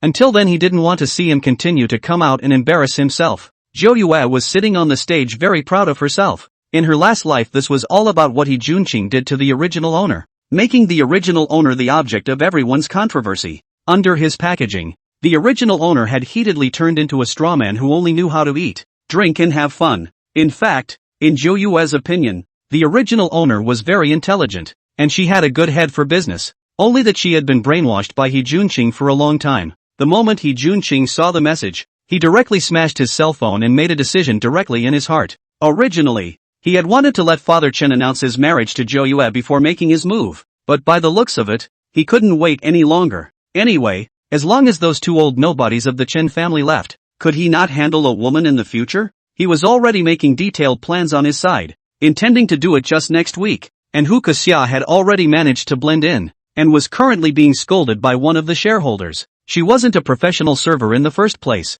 so she could only say that she was so unlucky that she had just come in and encountered a shareholder asking her to go over and pour the wine. Such a simple thing. She could pour wine on people, and it was no wonder that that shareholder was furious. Zhou Yue couldn't be happier to see this scene. Originally, she was still wondering what kind of way she should use to get people to notice Hu Kexia, but wasn't this the chance to do so? Mother Chen frowned and looked in that direction. How did that scolded waitress look so much like the company's intern, the one who was entangled with He Junqing? But such an important banquet place, she should not be able to enter without an invitation. Chen mother shook her head and was soon attracted by the auction on the stage. Anyway, it was impossible for his own daughter to marry someone like He Junqing, so those butterflies of his were none of his business. Hu Kexia was scolded and grieved straight tears. Watching He Junqing has not returned the message, her heart is more and more anxious. He Junqing before can never be like this. At that moment, she noticed Zhou Yue sitting under the auction table, and felt more and more uncomfortable. By what right she was not even on the stage? Why was she still so glamorous? She clenched her teeth and didn't say a word. The inferiority complex in the bottom of her heart grew thicker and thicker, and finally made up her mind that since she couldn't find He Junqing, she could only leave first. Just as she was about to leave, she suddenly heard a man with his back to her, talking on the phone. I said, why are you so stupid? It's actually quite simple to catch a man. Just this one sentence had Hu Kexia completely captivated, and she couldn't help but quietly stand back and eavesdrop. Men are so philandering anyway. Why don't you just get pregnant with his child and he'll look at you more favorably with a child? Hearing this, Hu Kexia had a flash of insight. Right. Why didn't she think of this at first? If she had been pregnant with He Junqing's child, the situation would never have been like it is now, and she would have been able to become a rich wife in name only. Even if she married Zhou Yue, so what? Having a child was the point, and she must give birth to He Junqing's first child. Eavesdropping on the opposite side of the room here didn't continue, but only told the interesting story of what happened at the banquet this evening, as if it was intentionally reminding him that He Junqing was resting in the guest room above. Hu Kexia couldn't hold back any longer. She knew that this was the best opportunity. He Junqing hadn't been to her side for a long time. Why didn't he show up? Of course, it was because He Junqing was now anxious to avoid suspicion, and he wanted to use Hu Kexia to help him inquire about news in the company, so he was only superficially maneuvering around him. After Hu Kexia left, the person who had just called had a bad smile on his face, just like a little golden dragon in human form. The Lord God did not miscalculate. But well, wait until I go and add another amount of fire to you. The little golden dragon also quietly followed. Resting rooms are not many. Hu Kexia easily found He Junqing. The moment he opened the door, He Junqing's first reaction was to be shocked. Why did Hu Kuxia appear here? He didn't care that much, reached out and dragged Hu Kuxia into the room, then nervously looked around towards the corridor to make sure there was no one else before he quickly closed the door. Junqing, you're hurting me. Shut up. What the hell are you doing? Are you not tired of me being unlucky enough right now? What? Hu Kuxia froze. She risked so much to come in to look for him, and the result was this kind of words. It is true that men are unreliable. That thought deepened in the back of her mind as well, that she must have his child so that she could stand her ground. He Junqing was anxious like an ant on a hot pan. If Zhou Yue came to him at this time, it would be a complete disaster. A lonely man and a widow sharing a room. How would that be explained? Now don't talk so much. You get out of here. No, I'm not going to leave. Are you just going to use me and then abandon me? He Junqing really couldn't figure out how Hu Kuxia's brain circuits were. Wasn't that money enough? I don't want to say anything else. You get out of here now. He Junqing only wanted to hurry up and solve this trouble now. He wanted nothing else. The little golden dragon quietly watched the two arguing outside the door, and it was a little different from what it had imagined. But well, it can still change other things. The next second a breath if nothing else flew in from within the doorway, and He Junqing, who was still fuming and incomparably flustered before, suddenly felt that his mouth was dry. He looked at Hu Kuxia as if he thought of her as another person, and that was Zhou Yue, who was just too good tonight. Under the enhancement of the little golden dragon's special gas, the atmosphere in which the two were originally arguing suddenly became ambiguous. Seeing that the mission had been accomplished, the little golden dragon ran to find 9 specters with gusto, which was a good thing to do for the main god. The little golden dragon quickly transformed and flew into the middle of the 9 specters' wrist. Lord God, I've taken care of everything. I did well this time, didn't I? It's okay, count on you being more resourceful too. So, you take a look at my work. Can you give me a few days off after all this time? No, if you rest, won't I have to do those things? But, this matter is not negotiable. But after returning to the underworld, I can reward you with some spirit fruits. The little golden dragon could only comply, could it not? This was Lord God-sama,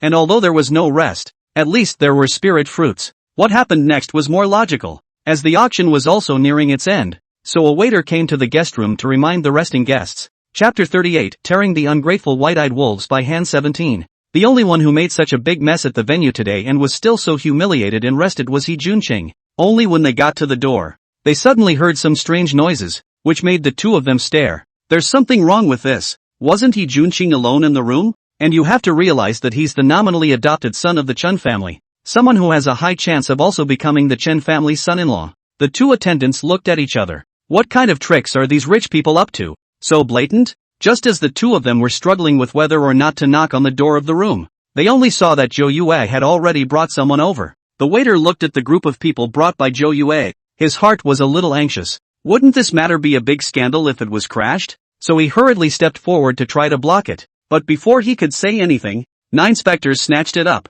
What are you guys waiting for? Hurry up and go knock on the door. Don't keep these few shareholders of our Chen family waiting. I also want Junqing to familiarize himself more with them, so he can become my right-hand man in the future. The few shareholders around them were also very impressed, and only through chatting with Zhou Yue did they realize how much they had misunderstood her before. Zhou Yue's talent in business could be described as nothing short of genius, and the few suggestions she made were able to make things better for everyone and bring everyone together. This time in particular, the medicinal herb project she talked about was indeed earning a lot of money, and the main Zhou Yue even suggested that she wanted He Junqing to participate in it together. This also made everyone feel that this Chen family's daughter was indeed affectionate and righteous, not worrying at all about being robbed of her things. Several people had already arrived at the door as they spoke. Everyone was an adult, and when they heard that voice, all of them froze and couldn't hide their embarrassment on the surface. Zhou Yue also immediately understood, and she acted surprised and flustered. It can't be. Did you guys bring the wrong one? How could Junqing be in this room? The two waiters looked at Zhou Yue's expression and felt sorry in their hearts. Why did such a beautiful girl always meet scum? Even more, he viciously spat at He Junqing in his heart. This kind of person did not deserve to be favored by the Chen family's eldest miss. Zhou Yue suddenly raised her head, forcing tears, a single tear crossing the corner of her eye. Everyone, I'm sorry for making you all laugh today. After she said that, she left quickly. The reason why she had to hurry was because the next second she couldn't help but laugh out loud. The little golden dragon looked at his own main god switching so freely, and was very impressed in his heart. This move is really smart. Not only can it arouse the sympathy of the people around, but at the same time, It is the fact that He Junqing is messing around. Now even though they weren't married, He Junqing had previously created all sorts of things externally. That he was the future son-in-law of the Chen family. Now to make such a thing, just like a scum negative man, Mr. Lin stood in the doorway. The mood is extremely complicated. This daughter of the Chen family is very nice. The whole talk is very elegant. But this adopted son is really something that can't be upstaged. These shareholders had dealt with He Junqing before, and now they had a poor impression of him. Although in their circle, things like this are commonplace, but it cannot be done so blatantly. Besides, the Chen family has treated him well. At this time, Chen's father angrily walked over. The matter had long been rumored outside. He regretted it too much. He should not have brought this sinner here today to disgrace himself. He had only just come over when Mr. Lin opened his mouth, sort of to avenge He Junqing's disrespect for her just now. Mr. Chen, we've worked together before. We're considered friends. I'm sincerely reminding you that this kind of person can't be relied upon. Miss Chen is a very business-minded girl, and I don't want to be let down by someone like that. The others rushed to agree after hearing this. Right. It's so blatant to do something like that. It completely misses your point. You might want to be a little more careful in your choices. Father Chen could only thank them one by one. How could he not know? He was just looking for a suitable opportunity to announce this matter again, not expecting to make such a big joke. But now that things hadn't been verified, he still wanted to see what ended up happening. And after knocking on the door to no avail, he asked the attendant to bring a spare key. The moment the door was opened, the picture was just too hot to the eyes, and Chen's father was so angry that he directly smashed the cane in his hand on the bed. He Junqing was hit in the back of the head and came to his senses on the spot, and when he twisted his head angrily, he realized how there were so many more people in the room. Chen's father did not say much, walked over and directly slapped him in the face. You, look at what you did. And Hu Kuxia, who was completely engrossed by the sense influence, still had her arm around He Junqing. Honey, Mother Chen had only just come over. When she saw the scene she was so angry that her brain was directly filled with blood. She was heartbroken when she saw her daughter's reddened eyes. Now it was really confirmed. No wonder she said how that waitress was so familiar. So it turned out to be that little goblin. It's really too humiliating. It's too hurtful. It makes these cooperative shareholders how to look at their Chen family in the future. And at this time, Hu Kuxia also slowly came to her senses. Seeing so many people, she kept screaming while tightly pulling the blanket. The one thing that Chen's father has to be thankful for now is that it's fortunate that his own daughter didn't come over to the scene.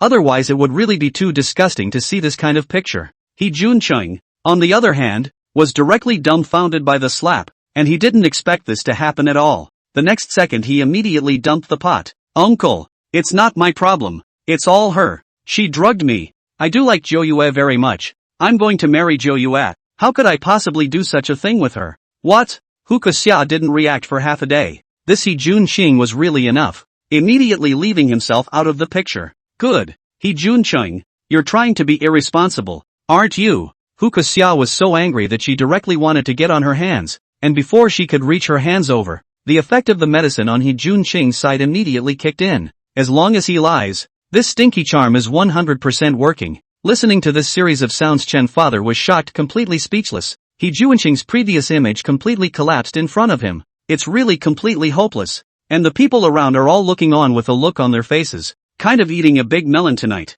This Chen family's adopted son is not only a negative white-eyed wolf. The Chen family has raised him for so long, but he doesn't know how to be grateful. He doesn't even know a basic etiquette. And he's also a coarse person. Shut up and don't mention Zhou Yue again. I'm telling you, you still want to marry Zhou Yue. No way. Get out of the Chen family immediately from today. Our Chen family doesn't have a shameless white-eyed wolf like you. Chapter 39, Tearing the Ungrateful White-Eyed Wolves by Hand. 18. Chen's father had been completely disappointed in him. Although their Chen's group was not a big group, but it was a first for them to engage in this kind of disgraceful thing. He absolutely would not allow his daughter to have such a person around her in the future. Wasn't this specifically to cause trouble? He was getting more and more glad that that dream from before was definitely the hint. And it was also him and this woman together in that dream, not only plotting against their Chen family, but also torturing his own daughter alive to become a lunatic. He Junqing completely panicked. He couldn't care less about everything, flung himself on his knees, and dumped everything on Hu Kuxia.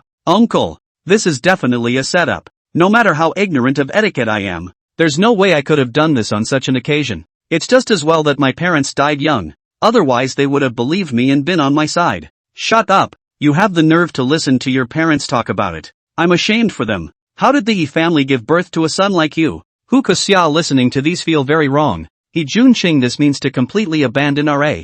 That how can? He has done so much for him. Chairman, this is not my business. After all, I am also a victim. I hope you can do me justice. Are the people raised by your Chen family so irresponsible? The surrounding people are talking. These two people are really a perfect match. Could it be that they hadn't seen the situation clearly? Father Chen clearly didn't want to care about He Junqing at all. In the next second, He Junqing's heart thumped. This Hu Xia is really a stupid woman, ruining all his plans. Chen mother really can't look at the picture of the two pulling and tugging. So angry that she directly turned around and walked out. Chen father is also lazy to take care of them, leading the crowd to directly leave. No matter how much He Junqing shouted behind his back, no one paid any attention to him at all. Chen's father felt very ashamed when he came out and apologized to the crowd again. At the same time, he also announced the news that He Junqing would have nothing to do with their Chen family from now on. He looked at his daughter who was sitting on the stage in the dark, and felt increasingly guilty about what he had done to almost personally send a beast to his daughter.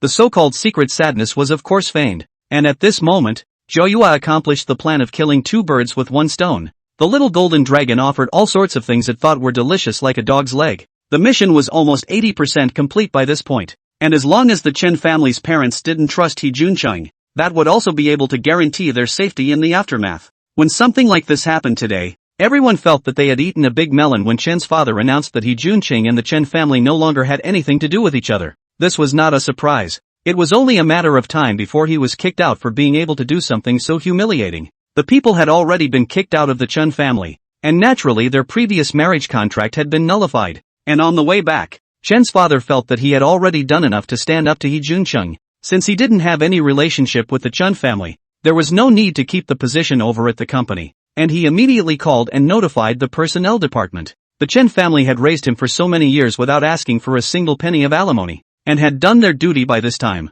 At this moment on the other side, He Junqing angrily stood up and directly slapped Hu Xia in the face. Asterisk. It's all your fault for spoiling my plans. Do you know how many years I've waited for this plan? Hu Xia glared viciously at him, showing no weakness. Who could say for sure about this matter today? Why should she be blamed for everything? Oh, don't think I don't know what you're thinking. Don't you just want to cross the river and break the bridge? I'm telling you it's impossible. Right now the Chen family is just kicking you out. But I have something in my hands that can get you in. What? He Junqing was shocked. He had forgotten about this. At first he felt that Hu Xia didn't pose much of a threat, even including the matter of his embezzlement of public funds. Hu Xia is clear. Now he can't do anything with Hu Xia. He can only stare at the reddish eyes. Can't wait to kill this woman. I know what you're thinking, but we're all in the same boat now. If you try to abandon me, I'll choose to fish with you. He Junqing looked at the crazy Hu Xia and shook his head. In the beginning, how in the end he was obsessed to believe in such a woman, and thought how kind she was, but it turned out that it was not all holding a purpose. Just as the two were arguing, a staff member came in and interrupted them. Gentlemen, I'm sorry, but we need to clear out on our end, and ask you to leave now. He Junqing, who was usually used to the rich life given to him by the Chen family, turned his head and cursed at the waiter, who he thought had completely failed to give him face. Hu Xia is the first time to see such a He Junqing. The previous kind of gentle and elegant image is completely broken. In fact, this is his true face. Who the hell are you to clamor with me here? Get the hell out of here. The waiter was completely speechless. Master Chen had just announced in public that this He Junqing and the Chen family had nothing to do with each other. So the end result was that the two were thrown straight out in public in a very sorry state. The waiter clasped his hands and looked at He Junqing, who was still cursing condescendingly, with great disdain. I think you're really blinded by lard. The Chen family's eldest miss is so beautiful, but you choose such a goods. Really can't figure it out. What did you say? Hu Xia was so angry that he directly went forward and the waiter to tear together, but ultimately was pushed away by the security guards. Good. On this side of the suburb, or to make it known, more humiliating. After He Junqing came out,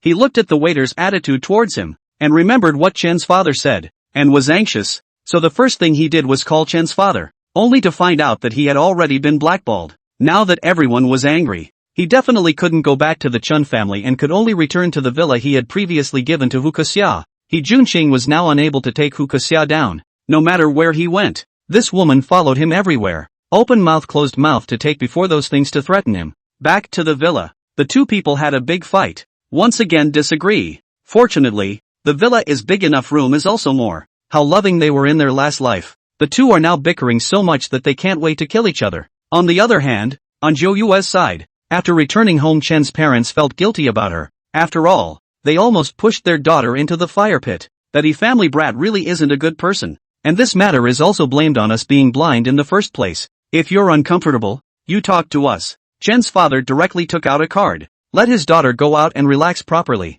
He didn't want his daughter to be distracted by these things. He could still handle the company's affairs. He wasn't old enough to do that. Chapter 40, Hand-Tearing Ungrateful White-Eyed Wolves 19. However, Jo Yue directly rejected Father Chen's good intentions. And it wasn't that she didn't want to go out and play. But at this juncture, He Junqing is likely to do something extreme and must be guaranteed to be by the side of the two at all times. The mission was only 80% complete. She wasn't the type to do half of it and then go enjoy herself for fun. And he didn't want any surprises in the meantime. The next morning Jo Yue went to the office as usual, but her routine was a bit easier, leaving everything to the little golden dragon anyway. The little golden dragon has now become our right-hand man. All the business is very familiar and handled with ease. About He Junqing's things inside the company have been making a lot of noise. After all, there are still many Chen family cooperation shareholders on the scene. There was no way to hide this. Plus the HR department also sent a termination notice inside the group. He Junqing's previously maintained great image completely collapsed at this moment, becoming the capital of everyone's laughter. The few gossipy female colleagues that He Junqing had met inside the elevator earlier were also talking about it at the moment. He Junqing was able to do that kind of thing inside the elevator before. Fortunately Missy hasn't married him yet, otherwise wouldn't this be ruined? And that Hu Kuxia, and in turn no wonder she's so tuggy. She thinks she's embraced the golden thigh, but in fact she's just a dog of the Chun family. I heard that it was shameless to do that kind of thing in front of so many people last night. It was like that inside the company. There was a little bit of wind and it immediately spread all over the place. Jo Yue was not minding it at all. Anyway, this matter was a victim no matter which way she looked at it. He Junqing's side of the next morning up he was still ready to go to the company, but he found that he was actually removed from the company group, which made his heart more and more uneasy. He felt that Chen's father shouldn't be so heartless, and that he had only made a small mistake. He had just gone downstairs when he saw that Hu Kuxia had already prepared breakfast, which was quite a relief for him. The current Hu Kuxia belonged to the state of being penniless.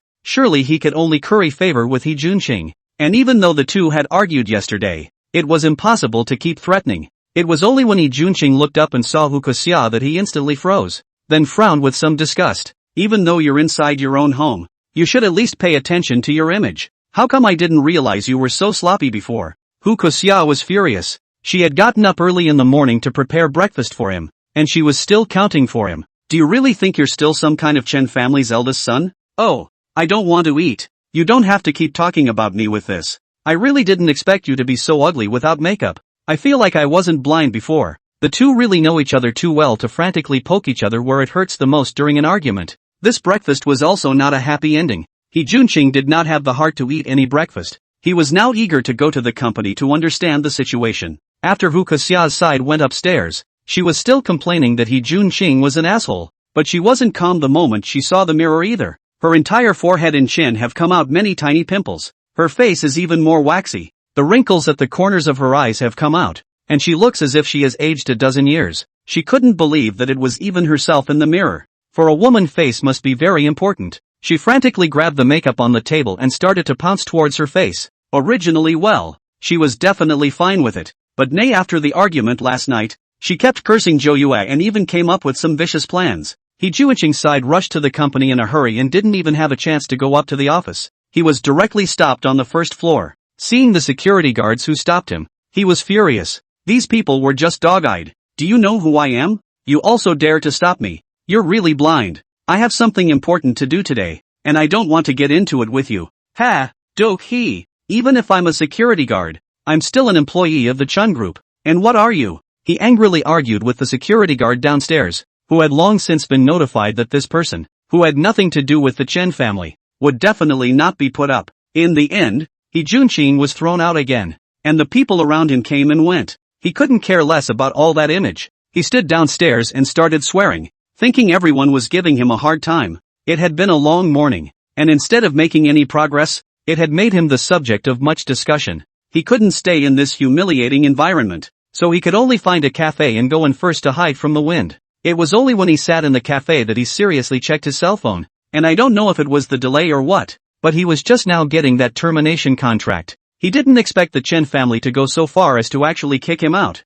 His eyes reddened as he stared at the notification on the screen. He knew that the Chen family had been planning this for a long time. Otherwise he would have just made a small mistake and kicked him out like this. Fortunately, he had prepared himself long before. About the list of those big customers of the Chen family, as well as the specific cost documents. He could have all of them here. Since the Chen family had been unkind to him, he was going to start doing the same. And at first he had planned to send all of these things to the right family. But he also had another greed. And that was the feeling that the Chen family was always his. And there was no way he could watch his things being handed over to someone else. So he was now planning to join forces with the Chen family group to start doing some damage and let Father Chen know how important he was. The first thing that came to his mind was the several managers of the previous sales department. He hadn't paid them a lot of favorable fees in order to make connections. However, when he called over, he was directly scolded. At first he couldn't figure it out, and only later did he realize that the managers of these sales departments were directly fired by Zhou Yue. He couldn't figure out what was going on.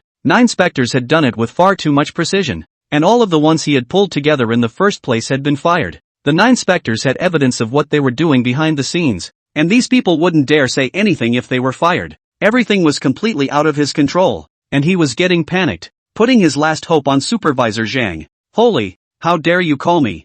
I'm all ate up by you, don't you know? Everything was found out, and I was sued by the Chen family, choosing to be covered in lawsuits all because of you.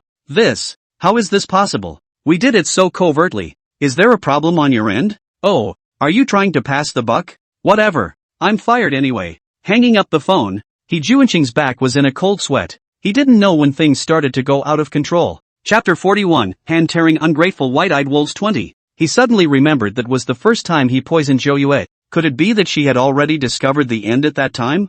I didn't expect it to be hidden so well. Zhou Yue had grown up with him as a child, and he really knew too well that this person was simple-minded and could not hide things at all. At this time another possibility popped up in his mind. That is Hu Kuxia. Could it be that this woman hangs those things on her lips every day to be heard by others? He was a bit distracted now, and stood up eager to go and confirm that he still wanted to attend the trip to see if he could gain the forgiveness of Chen's father. He didn't dare to imagine at all what he would be like if he left the Chen family. He didn't know anything now, and all this would be gone from him now. The waiter at the cafe called out. He hadn't even paid for this coffee yet. Junqing took out his cell phone, was about to pay, but found that the balance is insufficient. He changed several times in a row, and found that this is the case. It had appeared before when he transferred money to Hu Kuxia, and at that time he had thought if there was something wrong with the Cheng family's financial system. He was really exaggerating now. He didn't even have any money on him to pay for a cup of coffee, and he was just used to being a big spender before, and he had put in his blood to be able to successfully rope in a couple of managers in the sales department.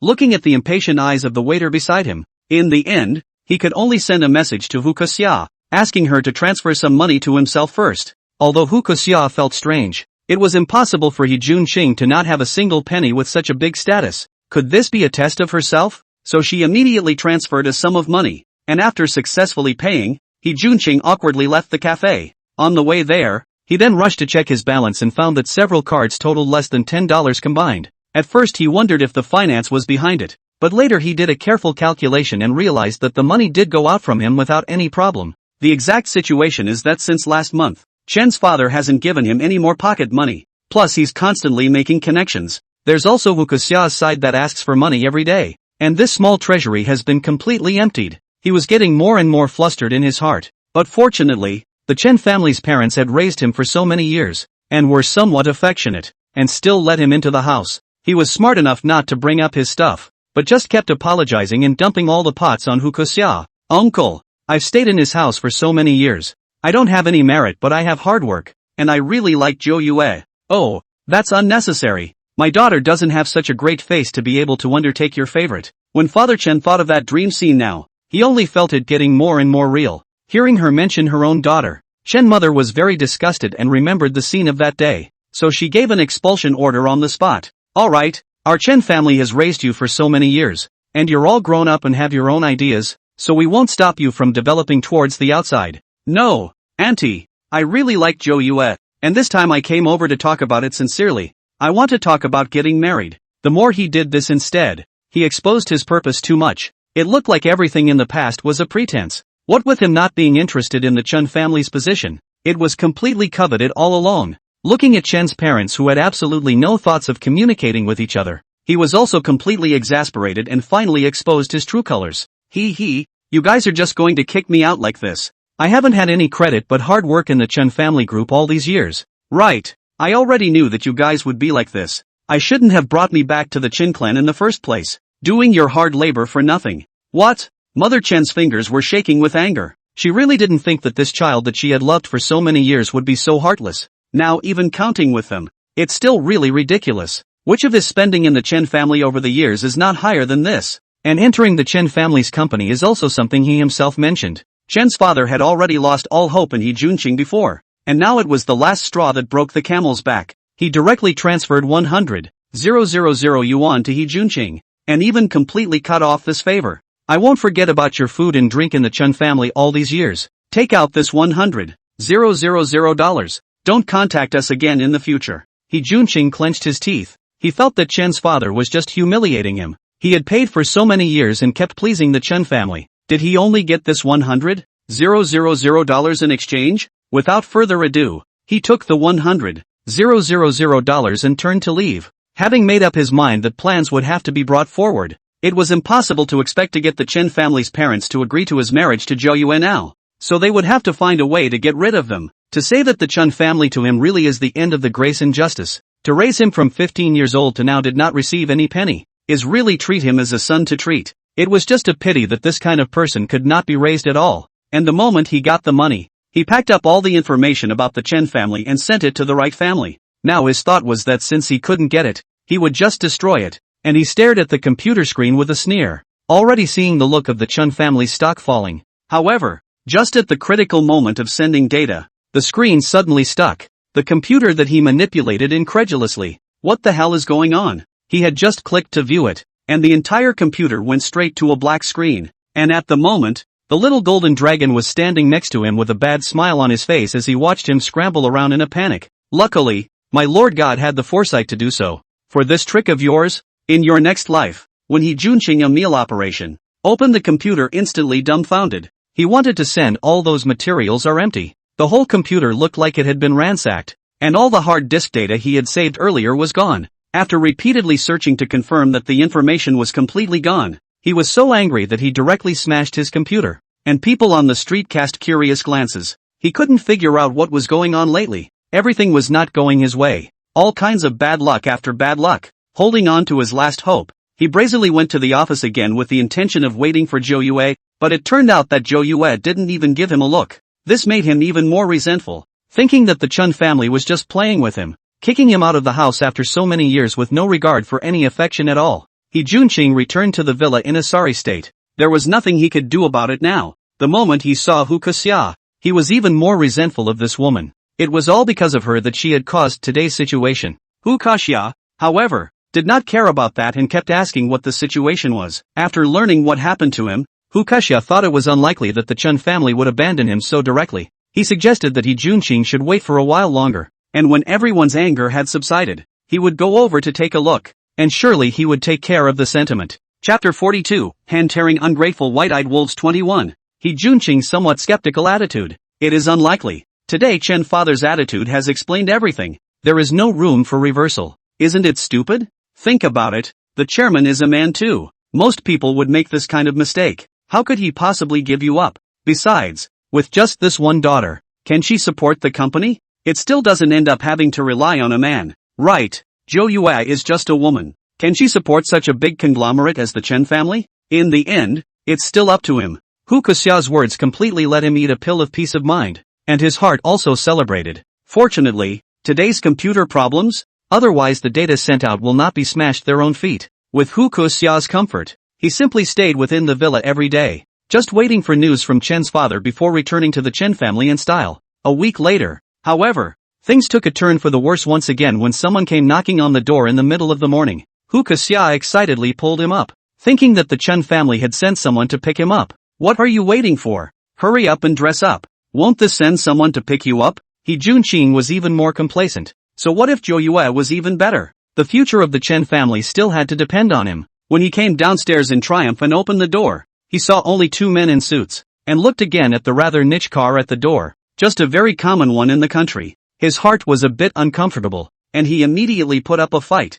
You guys have to have an attitude even if you pick me up. Can you drive this kind of car to take me back? The two men at the door were confused. This gentleman, I think you should be mistaken. What misunderstanding? Replace the car and have 9 specters come here personally before I go back. What 9 specters? We're here to collect the house. He Junqing didn't react for a short time until the person on his left took out a contract that the villa he had previously booked had expired a week ago. It's now a normal repossession under contractual circumstances and they are a week behind on rent. At this time, Hu Xia, who came down from upstairs, also heard the news that the villa was actually rented. She scratched at He Junqing's face for a while. Let him must give himself a statement. When He Junqing brought her to the villa, but promised that this villa is bought to give her. Turns out it's now a rental. Isn't that a joke on you? Looking at the two men who were wrestling together, the man who came to collect the house would not be soft and told them that they had to move out by 5 o'clock today. It was only when the two were completely thrown out that Hu Xia saw the situation clearly, and she thought that He Junqing had much power.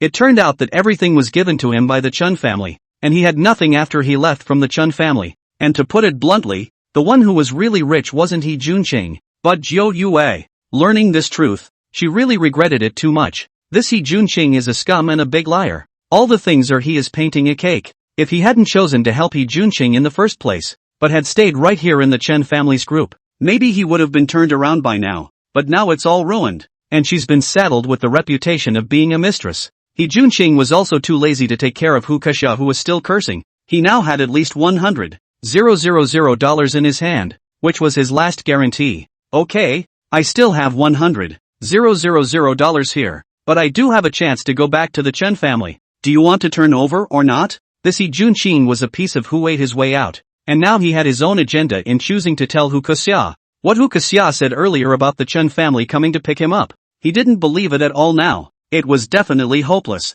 Then there's only one other way to go, and that's for those two old guys to just disappear. Sure enough, after Hu Xia heard the money, she immediately lightened up, and her attitude changed extremely quickly, and He Junqing was full of contempt. Now I still have a chance to get my hands on the Chen clan's things. It depends on whether or not you're willing to cooperate. After He Junqing finished his plan, Hu Xia desperately shook her head. To say simple harm she would dare, but this plan of his was directly murder. It made her a little afraid to do it. Something she could still tell the difference between. He Junqing seemed to read her thoughts and reminded her carelessly from the side. Do you know what the biggest difference between you and Zhou Yue is? She has the ambition she deserves, while you'll just keep sinking in that filthy bottom. Remember, opportunity comes to those who are prepared. If you don't want to cooperate, I can find someone else. By what right can she be compared to me? On what basis? It's just a dumbass. A dumbass who can't even handle a man. He Junqing knew Hu Xia too well, and a few random words directly made her agree to cooperate on the spot. The plan of these two people was also very simple, although the previous information was lost, but he still remembered part of it. He asked Hu Xia to prepare an information to send to Father Chen. The main goal was to get the Chen family's parents to come out, and he would do it on top of the car, and he would make sure that these two people had no way of coming back. Not only would they be able to get that money brought out by the Chen family, but they would also be able to settle these two old guys. He could just take advantage of the situation when Zhou Yue was sad and upset. The plan was perfect, but as Hu Xia was about to execute it, she was worried about what would happen if someone found out. Hu Xia was also an egoist. She did notify Chen's father, but after the notification was over, she quietly returned to her and He Junqing's place. After packing up his things, he found an excuse to quietly transfer the $100,000 in the hands of He Junqing. She was definitely not going to follow the risk. It would be better to take the money and run away earlier. She had some caution, but she was also afraid of things like outright murder. He Junqing thought he could control Hu Xia.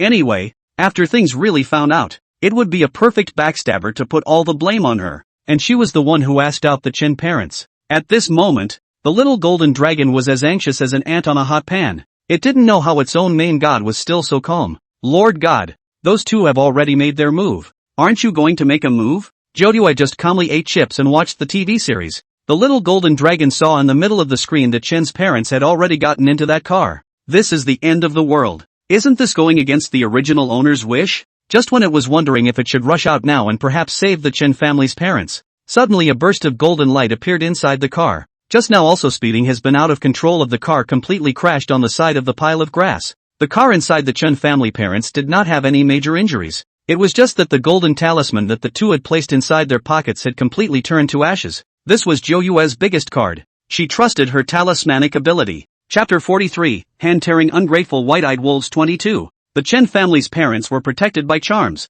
which she was very relieved about, and only then could they convict He Juncheng. Just at the moment in the car of the two old people scared. They did not expect this car will suddenly out of control. Chen's father was thinking that he was definitely going to be accounted for here today, but he didn't expect the car to come to a sudden stop. The two were in shock because this time they were making a special deal and they didn't know why the internal information was in the hands of outsiders, so they didn't have any drivers with them. After getting off the bus, the more Chen father thought, the more wrong. This scene is too similar. He looked at Chen mother. Two people said that name in unison. He Juncheng. Because this scene was really happening in their dream world. It was just that it had already succeeded in the dream world, and now that it was happening again, it was definitely not a coincidence. Without much hesitation, Chen's father immediately called the police, leaving such matters to professionals to investigate. On the other hand, when He Juncheng returned to his residence, he wanted to rush to destroy the evidence and push it onto Hukoxia, but he realized that he couldn't be contacted at all. He felt something wrong in his heart and hurriedly tapped his cell phone to check it. And the moment he saw the balance, he directly smashed the phone. This woman really can't be relied on. He forced himself to calm down. According to the normal situation, Chen's parents must be dead. The vehicles on that section of the road were very few, and they wouldn't be saved so easily in a car accident. As long as he insisted on waiting until the results of the investigation came out, he could go to the Chen family, and he was following all kinds of news every day. But that fell through and he waited for the investigators. Investigators have ample evidence that his fingerprints were found on top of the car's undercarriage. He Juncheng still puts all the blame on Hukoxia as he did before and says that everything was instigated by Hukoxia. Now that she has escaped, she does become the biggest suspect. He Juncheng was temporarily taken into custody as a suspect, at which point the Chen family's parents still came to see him one last time, having been informed about the outcome of the investigation. Looking at the familiar person from before, Chen Wuyao shook her head. She couldn't figure out why this child was so impatient to kill them. Is it just like in the dream that he was only thinking about the Chen family's property from the beginning to the end? Both sides just met. He Juncheng cried bitterly. He constantly begged. In this incident, as long as the parents of the Chen family issued an understanding, then he will be able to get out. Uncle Chen, I really know I'm wrong this time. Please, you must save me out. This time I'll go out and make sure to listen to you guys properly. And Zhou Yue and I will definitely assist the Chen family's group properly. Chen father shook his head. Issuing an understanding was absolutely impossible. This person was trying to put them to death and thinking about the Chen family's property. How could he continue to let it go? This time I'm just seeing you one last time, and it's a way of accounting for those two close friends of mine who died. Hearing this, He Juncheng's heart was completely ashen, and he suddenly raised his head to glare viciously at Chen's father. So you just came here to see me laugh? I just can't figure out why you can't issue an understanding when it's clear that nothing happened to either of you. Chen's parents looked at such a crazy He Juncheng completely left this time. He is really hopeless. As for Hukoxia's side also did not run far. In the police surveillance was also arrested. So only to figure out the real truth of the matter, He Juncheng presumptuously tried to dump everything on Hukoxia, but the facts stated were completely inconsistent. The impact of this matter is very big. He Juncheng has a great possibility to become the future son-in-law of the Chen family. I did not expect that after raising him for so many years, he is such a ruthless person. Zhou Yue just felt some pity. According to the current law, he could only cause attempted murder, go in for a few years and get out later. But well, there are times when living can be more painful than dying, and she's going to make sure that this pair of scumbags are tied together for good. Zhou Yue had wanted the original master to come back, but the little golden dragon told her the news that this time the original master was showing all of his power of merit. That means she won't have the chance to reincarnate in the future. So no wonder there's so much merit this time. Even if he continued to stay in this world for a few more decades, this kind of time was just a snap of the fingers for Zhou Yue. In place of the original owner, Zhou Yue spent the rest of her days properly accompanying the Chen family's parents so that they could enjoy their old age in peace. As for He Juncheng and Hukoxia, both of them had been tortured a lot inside, and the world had changed after they came out. He Juncheng in particular had completely won away all that so-called pride in him in the past few years, and he looked out in confusion when he came out. The old life of wealth and prosperity has been completely bid farewell to him, and now he has no skill at all. This was something he didn't expect Hukoxia to come to pick him up. He didn't recognize him at all. Hukoxia was like an old man in his 60s. His face was covered in wrinkles and spots, his teeth were yellowing as he spoke, and he wasn't sure what he'd been through in the last few years. Hukoxia had constantly cursed the 9 specters and the Chen family over the years, but the more she cursed these things would all backfire on her. And she also found a problem. Every night when she went to sleep, she would have a splitting headache. No matter what medication she took, she couldn't stop it, and she went to the hospital, but there was absolutely no way to fix it. Later, she finds a warlock and realizes that her and He Juanqing's destinies are completely tied together, and she can only stay together for the rest of her life if she wants to solve the problem once and for all. Hu Xia originally didn't believe it, but this headache had been tormenting her for a long time, and it wasn't until she got close to He Juanqing that she found surprising relief. This was of course Zhou Yue's talisman working. She would never let these two separate, including He Juanqing as well. These two should just be tied together nicely and not continue to wreak havoc on others. A number of years later, He Juanqing was picking up scraps next to a trash can, when a big screen next to him announced the news that Chen Zhouyue, the chairman of the Chen Group, had passed away. But she donated the entire Chen to help the homeless orphans and to charity. Everyone was remembering her, and although Zhouyue hadn't gotten married in this life, her actions had brought countless people over to offer her condolences. He Juanqing's legs went soft and he actually knelt on the ground, and he didn't know if it was because of regret or what, but there were tears crossing the corners of his eyes. If he hadn't had those messed up thoughts in the first place and stayed properly in the Chen family, he definitely wouldn't have ended up like this. At that moment a stick hit him directly on the shoulder. Hu Xia cloaked as if he were a madman. Old undead. Slacking off again. The two were hurling all sorts of obscenities at each other, and the people around them just took it as a joke. Chapter 44, The Blessed Star Who Has Been Robbed of His Luck One. At this point, the 9 specters had completely detached, and the little golden dragon was writhing excitedly beside it. Lord God,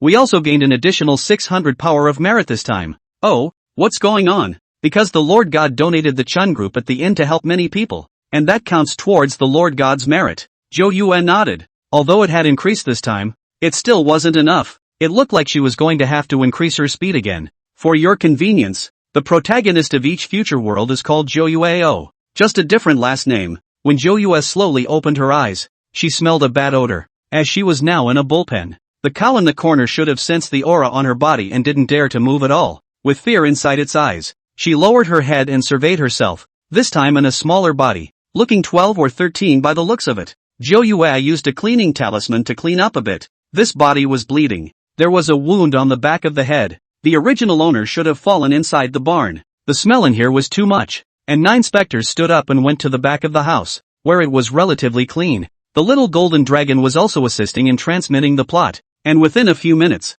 Zhou Yue was fully informed. This time the original owner was indeed a pitiful person. Accurately a pitiful person whose identity had been taken over by someone else, and all the chi that should have belonged to her had been taken away by someone else. The chronological time here was more or less the same as the last world. Only this time Zhou Yue was in a very barren small mountain village. The original owner's father in the family ranked second. The original owner's grandparents had a total of 3 sons. The family has many children, so the original owner's father is not too favored. Inside the village can only go so far as to barely have enough to eat, so there is hardly any separation of families, and families are required to earn labor. The original owner's eldest uncle gave birth to 3 children. All 3 were daughters, and she was the only daughter in the original owner's family, which also made the original owner's grandmother very unhappy. Fortunately, the youngest son's family was quite competitive, giving birth to 2 sons, and finally a young daughter, which is the same young daughter that caused the original owner to be so miserable. This daughter was born on the same day as Zhou Yue,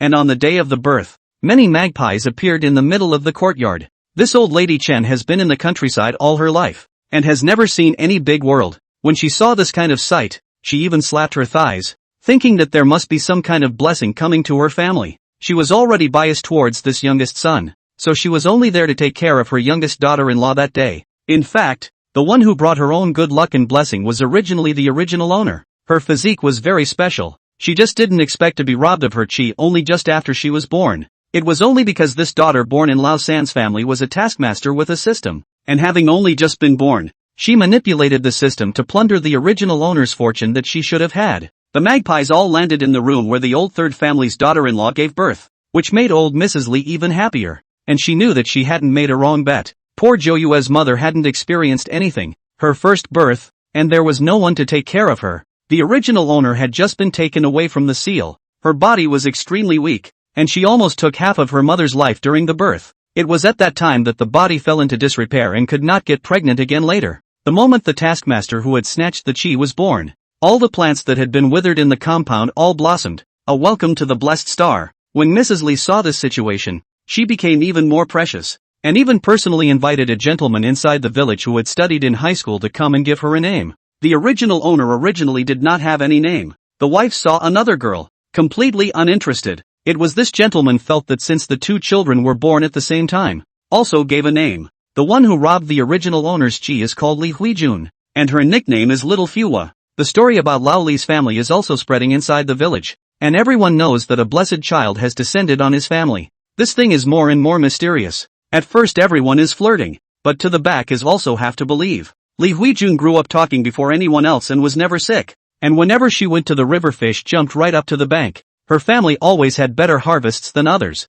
and she was able to pick up all kinds of wild game in the mountains on a regular basis. This made old Mrs. Li even happier and convinced the child that she could change the fate of the old Li family. The old lady is an extremely patriarchal person, and very biased, but to Li Huijun that is nothing to say. The family has any good food or tight to her. The poor original owner was completely neglected for so many years, being robbed of her chi, and her body was so poor that she was often sick in her early years, and was almost thrown out by old Mrs. Li to feed the wolves. The original owner's ending is also relatively tragic. At the end of the Li Huijun designed to marry the next village's little cute. After the wedding night by the little cutie, she was beaten to death on her wedding night, and the original owner's parents have been dedicating their whole life to this family. Yuanzu's father was even forced by old lady Li to sell his blood to pay for Li Huijun's college expenses. The family became Li Huijun's blood bag and kept contributing to the family. Zhou Yue shook his head, also a bitter person, although heavenly blessings, but was robbed by others. What is her wish?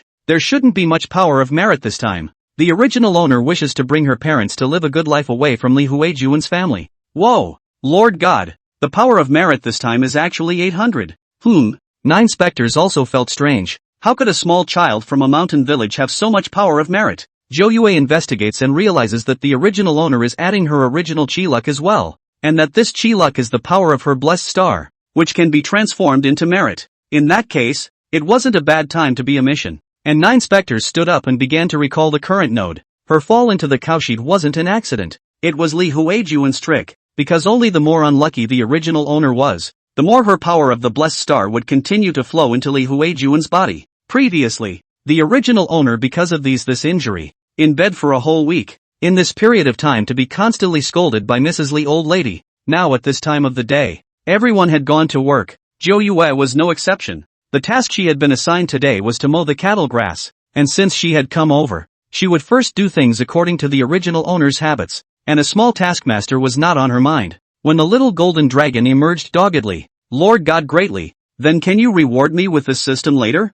It's okay, a low-level system is all. According to her understanding, this kind of system on Li Huijun's body was one that took the taskmaster to travel at will and then plundered other people's chi to complete the task. They messed up all the original characters after plundering the chi. It's a low-level system. Sooner or later it's all destroyed for it. Chapter 45, The Blessed Star of Looted Luck 2. The little golden dragon's physique was very special, and it absorbed these special energy magnetic fields to help it as well. Zhou Yue carried her hands behind her back and came to the hillside behind her. At this point of time, the people inside the village were all busy inside their family's farmlands. The original owner now lived in a very humble place, because there was no separation of the family. Li Huijun was considered by the old Mrs. Li to be a little blessed child, so the housing she lived in was the best. Usually, whatever food and clothes are available are tightened first for this child. Take the original owner for example. The clothes she is wearing now are extremely ill-fitting. Obviously a pair of pants, but they are only up to the knees. There was just so much for the original owner to do during the week.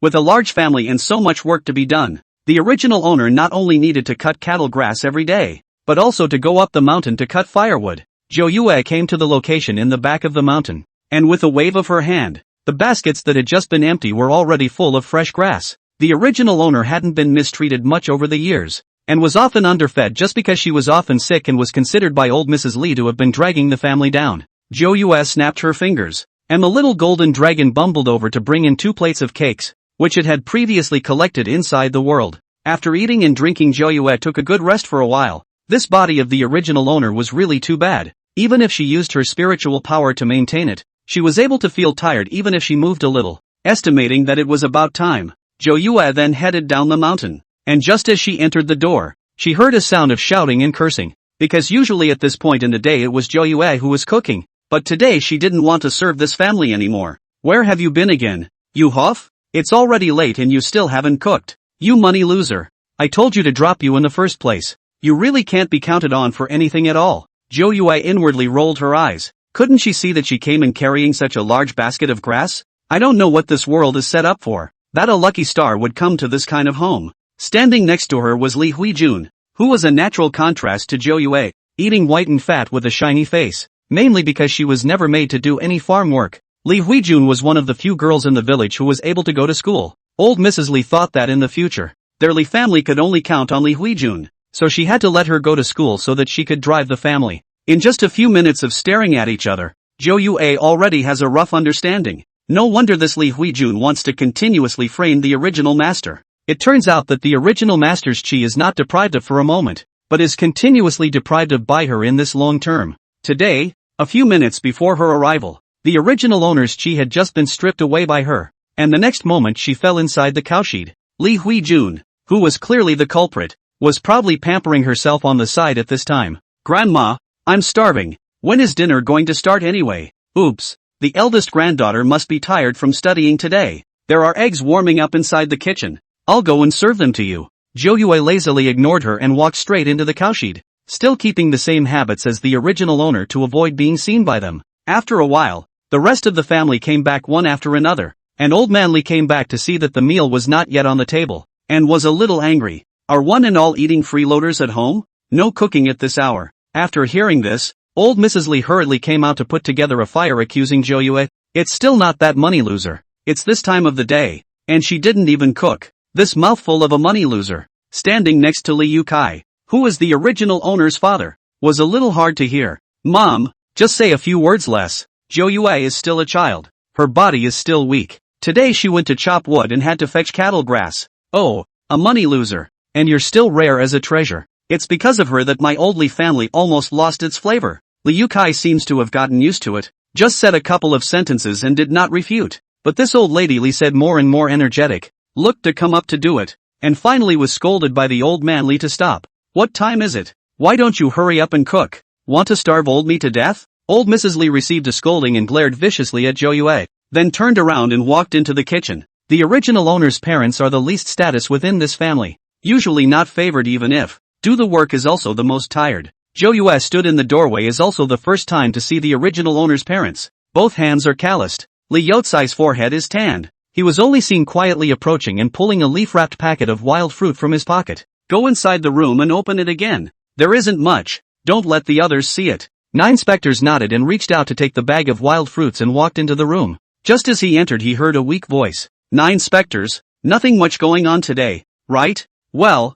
nothing much. Your grandmother's temper is like that, so put up with it more and go around them when you see them. Okay. Lying on the bed was Li Yukai's daughter-in-law, Zhang Taohua. Her body had some problems during the birth, and she fell sick at that time, and didn't do a good job of menstruation, so her body has been very weak. To say the original owner's parents are still good, just the family situation is rather poor, but there is still a lot of care for this daughter. Zhou Yue placed the packet of wild fruits next to her pillow and quietly injected some aura into it. Mom, dinner's not ready yet, so eat some wild fruit. Your father picked this for you. How can I steal food from you? Hurry up and eat it. I already ate a lot today when I went to the mountains to cut the cow grass, so hurry up and eat. This wild fruit was still relatively common in the mountains, and was usually brought home to satisfy a child's craving, and under Zhou Yue's persuasion, she picked up a wild fruit and chewed on it. Zhang Taohua also felt a little strange. Today this wild fruit, how extraordinarily sweet. Is it ripe? After a while,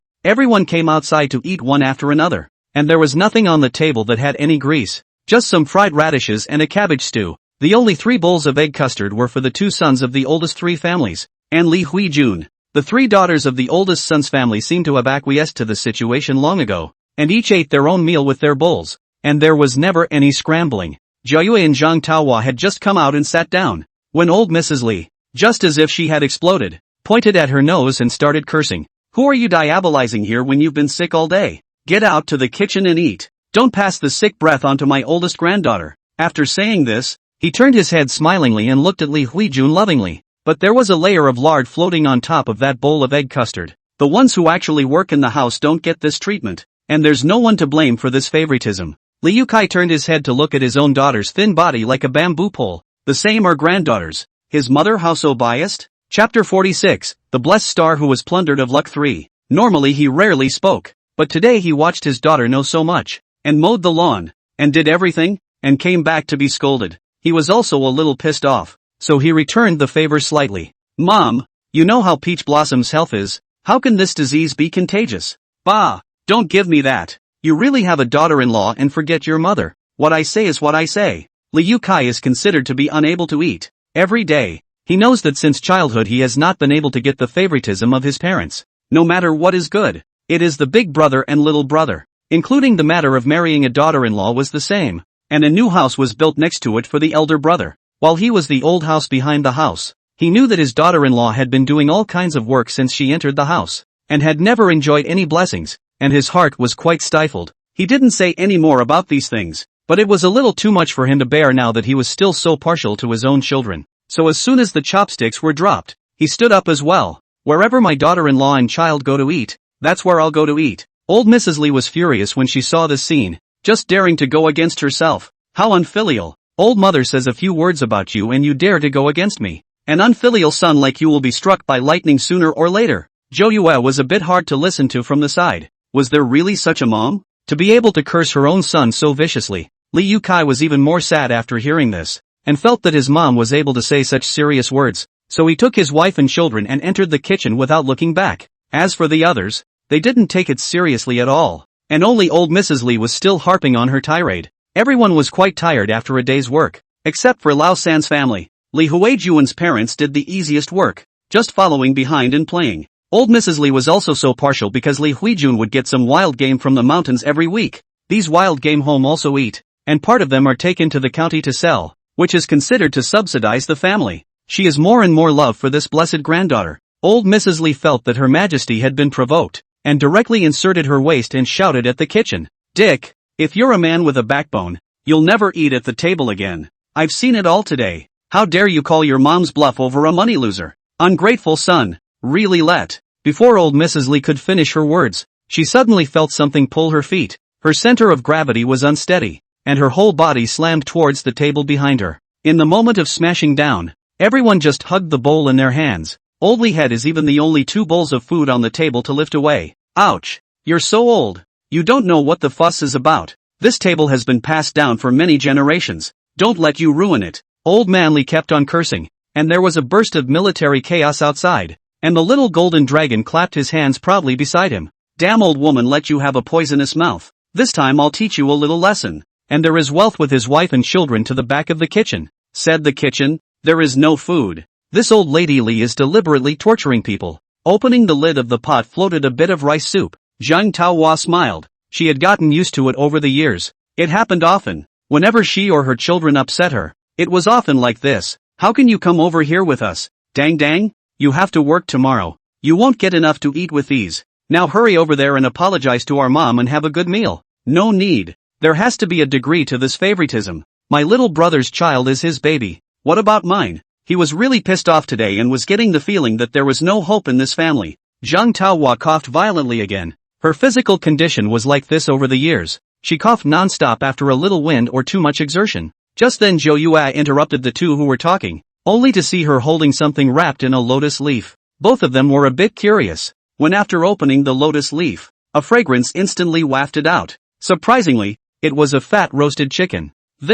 How long had it been since both of them had seen any meat? And the last time they had eaten meat was last New Year's Eve. Liu Kai was very surprised. Where did this roasted chicken come from? I came back late today. That is, I caught a pheasant in the mountains, and I wanted to take it out for everyone to eat, but Grandma kept scolding me. You guys hurry up and eat before Grandma and the others find out. Liu Kai involuntarily swallowed his saliva, mainly because this roast chicken was also too tempting, and he stroked Zhou Yu's head. Dad's not hungry. You and your mom eat first. Where was this not being hungry? Obviously trying to save it for them to eat. Zhou Yue shook her head, indicating that she had already eaten on the mountain. In the midst of the two's skepticism, Zhou Yue repeatedly assured the two before they took a big bite. Also thanks to the fact that the chicken was relatively large. Liu Kai for a moment wanted to take this roast chicken out and let everyone eat it together, but on second thought, after taking it out, his wife and children probably won't be able to eat it. The thought of old Mrs. Lee's biased approach made him angry, and he didn't care about the people outside at all as the two of them feasted inside the kitchen.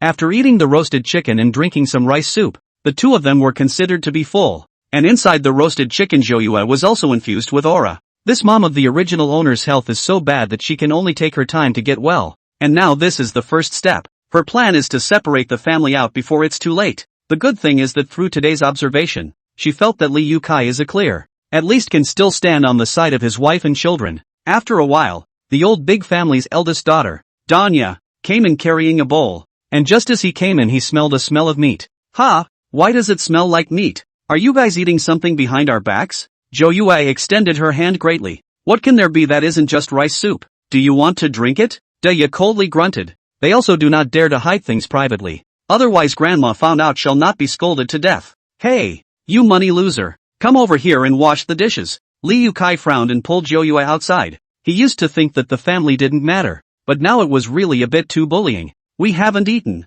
What's the point of washing the dishes? We've already washed the ones we ate ourselves. Then he went straight back to the old house with his wife and children, completely ignoring the people behind him. Li Daya was furious. Usually these jobs were told to be done by Jofeng, and she didn't dare to resist. Today there was Li Yukai defending her. I thought to myself that I would see who would defend her next time. Anyway, she is a money loser, and at home grandma is the one who has the final say. On the other side back in her room, Li Huijun had already begun to think about it. She had absorbed quite a bit of chi today and would continue tomorrow. Chapter 47, The Blessed Star Who Was Plundered of Luck 4. She tapped on the system to check the current progress of absorbing chi luck had reached 30%. As long as it was 100% complete, she would be able to leave this world. Everything is reciprocal. And when she absorbs the original owner's good luck, other bad luck follows her. This is why the original owner has been unlucky since she was a child, especially being sick a lot. There would be nothing more to do in the countryside at night, and Li Huijun came to old Mrs. Li's room.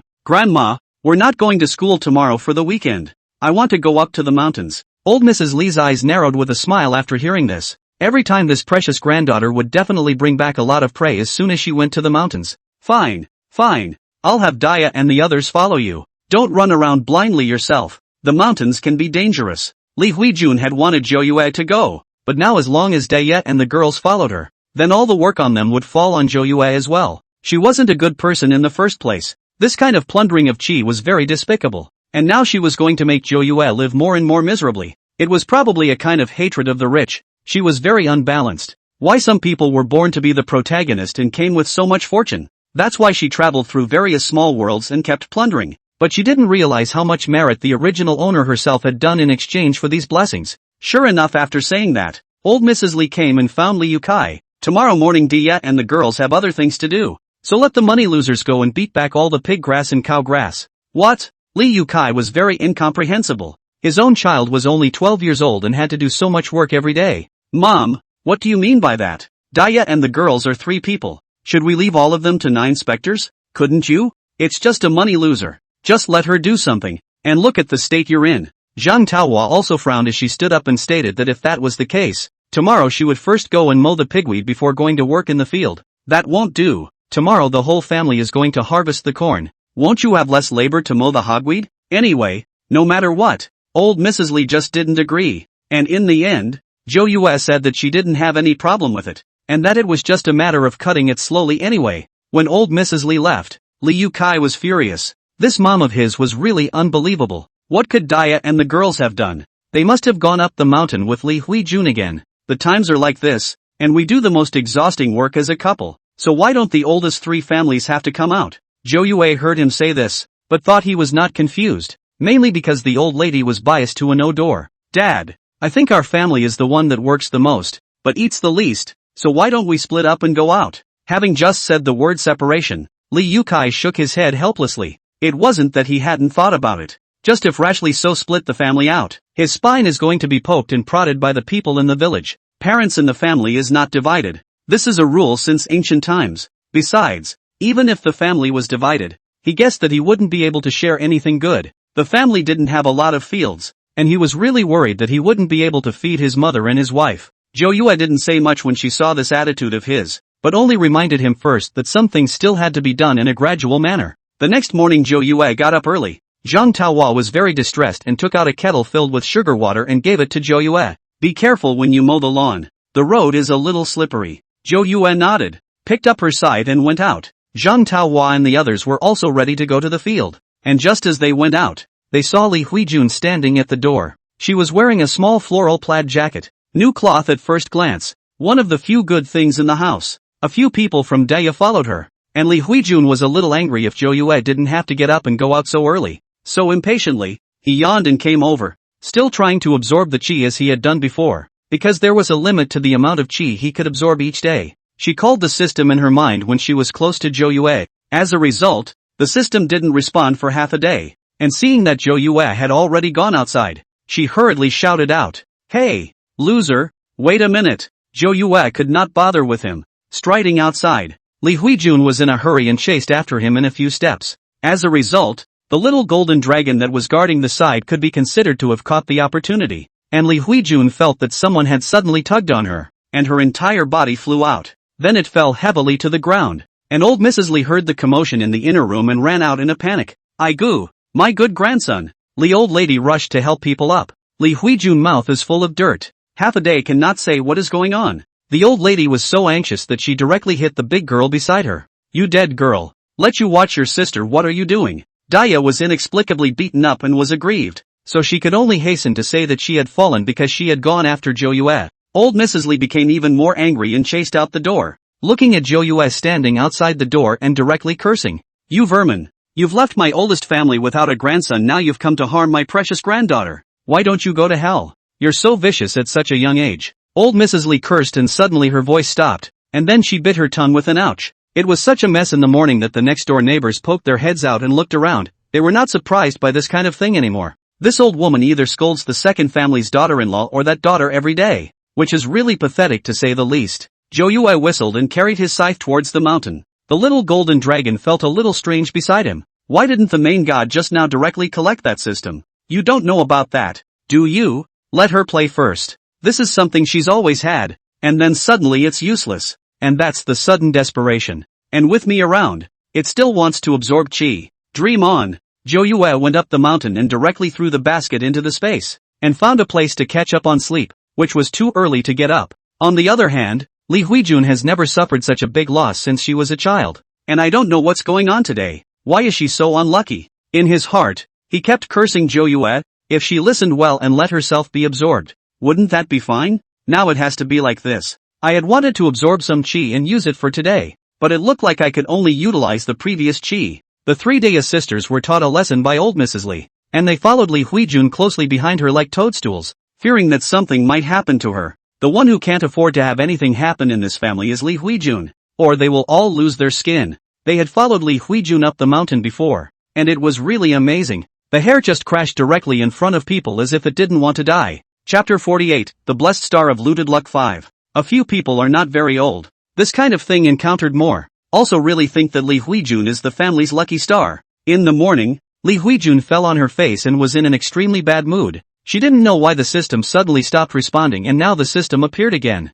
There was no explanation to be given about this system. In the morning it had suddenly disconnected from the host and was completely inoperative. Although the operation did not work in the morning, but there is always a chance. When you arrive home in the evening, when everyone is together, that is better to operate. The 3 sisters from the big house followed Li Huijun up the mountain assiduously. It was already late when they set out. The sun was out, and the sun wasn't too strong at this time of the day. Hey, what are you waiting for? It's too hot. Give me an umbrella. Irma were dare to say anything. Hurriedly open the umbrella to follow behind the mountain road is not easy to walk, not to mention also in the back with an umbrella. She only knew that if she didn't take care of Li Huijun, she would definitely be scolded by her grandmother when she returned. It had only been half an hour's journey before Li Huijun could stand some of it. Normally at this point in time, as soon as she absorbed her good fortune, there would already be animals running down the road. Even if he couldn't see the wildlife, he could still see some precious herbs, but there was nothing now. She could only rush to ask the system what was going on.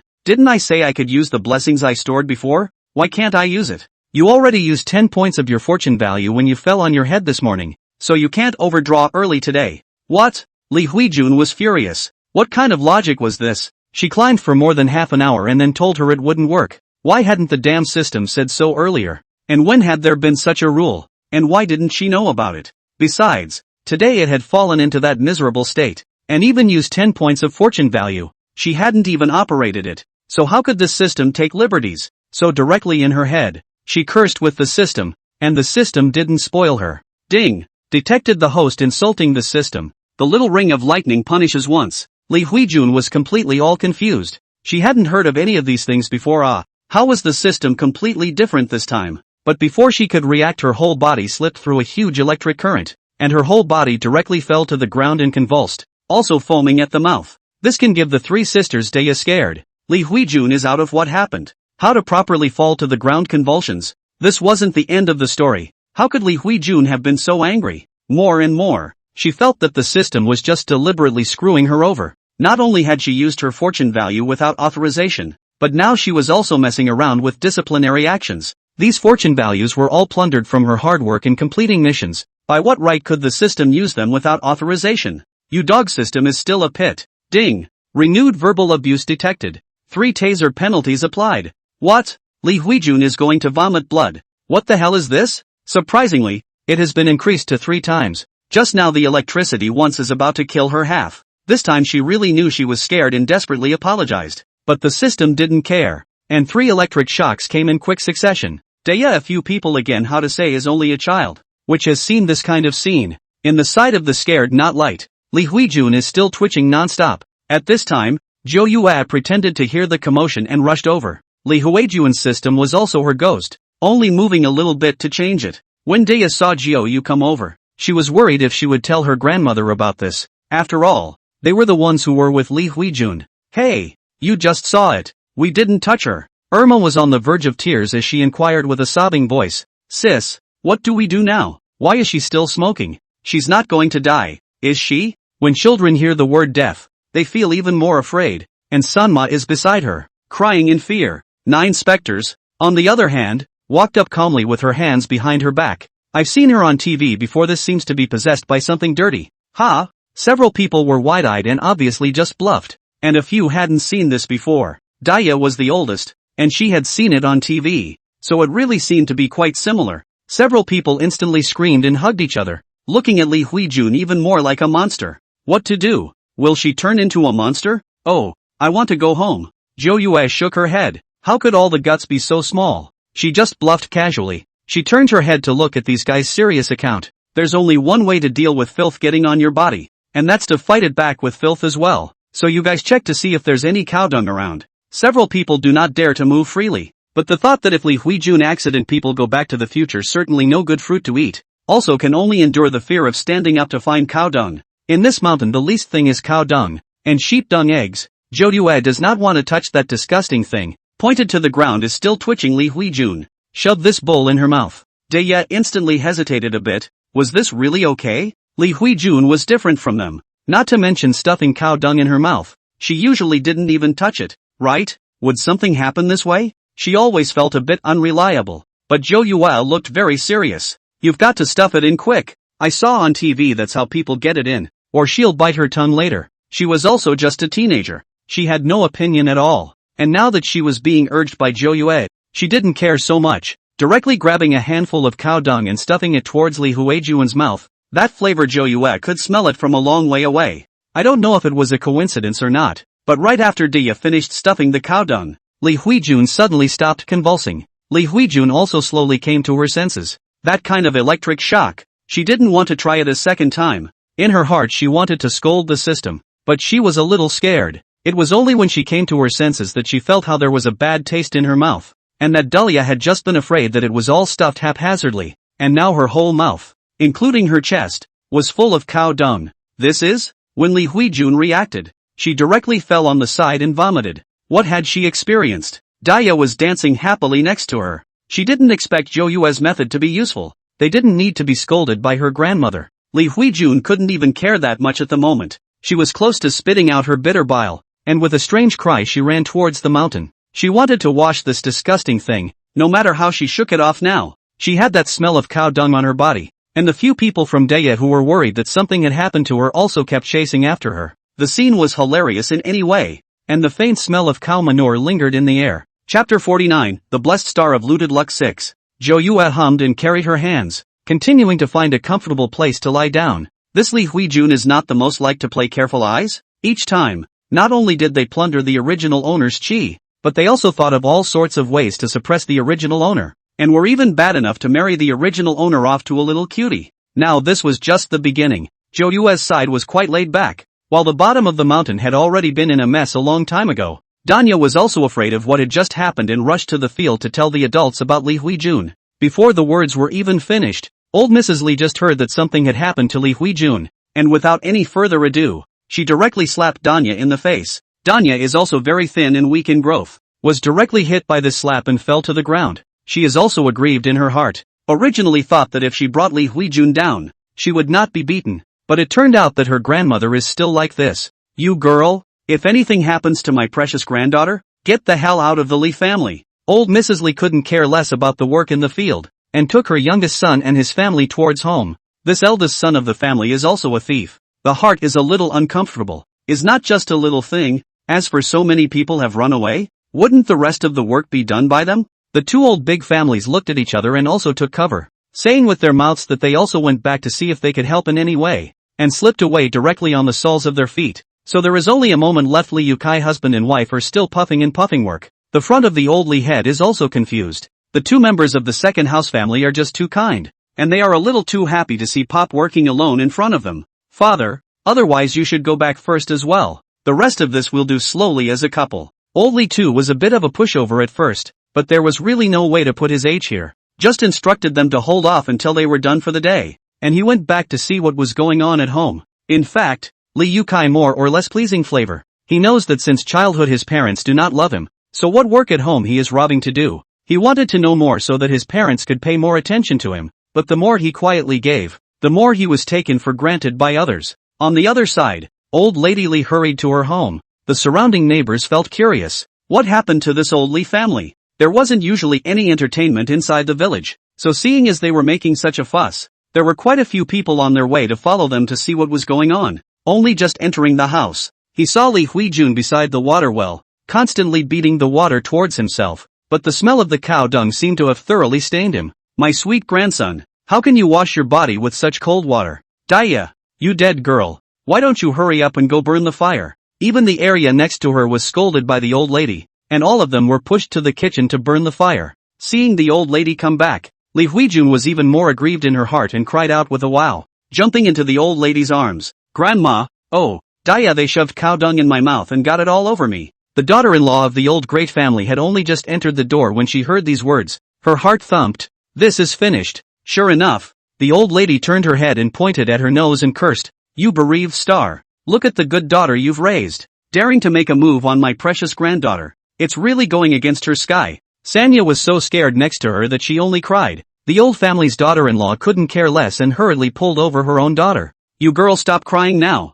What's going on? She didn't believe that her own daughter would dare to do this to Li Huijun. That girl's status was well known to everyone. Sanya cried up and down, surrounded by the villagers who were gathered around to see this old. Yes, it's because Sister Huijuan's filth has gotten to her, and we're chasing the filth away from her again. This sentence in the courtyard in the middle of like a thunderbolt completely exploded. Outside, the onlookers of the villagers are talking. In the countryside, this kind of thing is the most can be discussed by everyone. Old Mrs. Li knew things were bad and came over and covered Sanma's mouth to keep her from continuing. What nonsense are you still talking here, you dead girl? Get your ass inside. Sanya is also very aggrieved.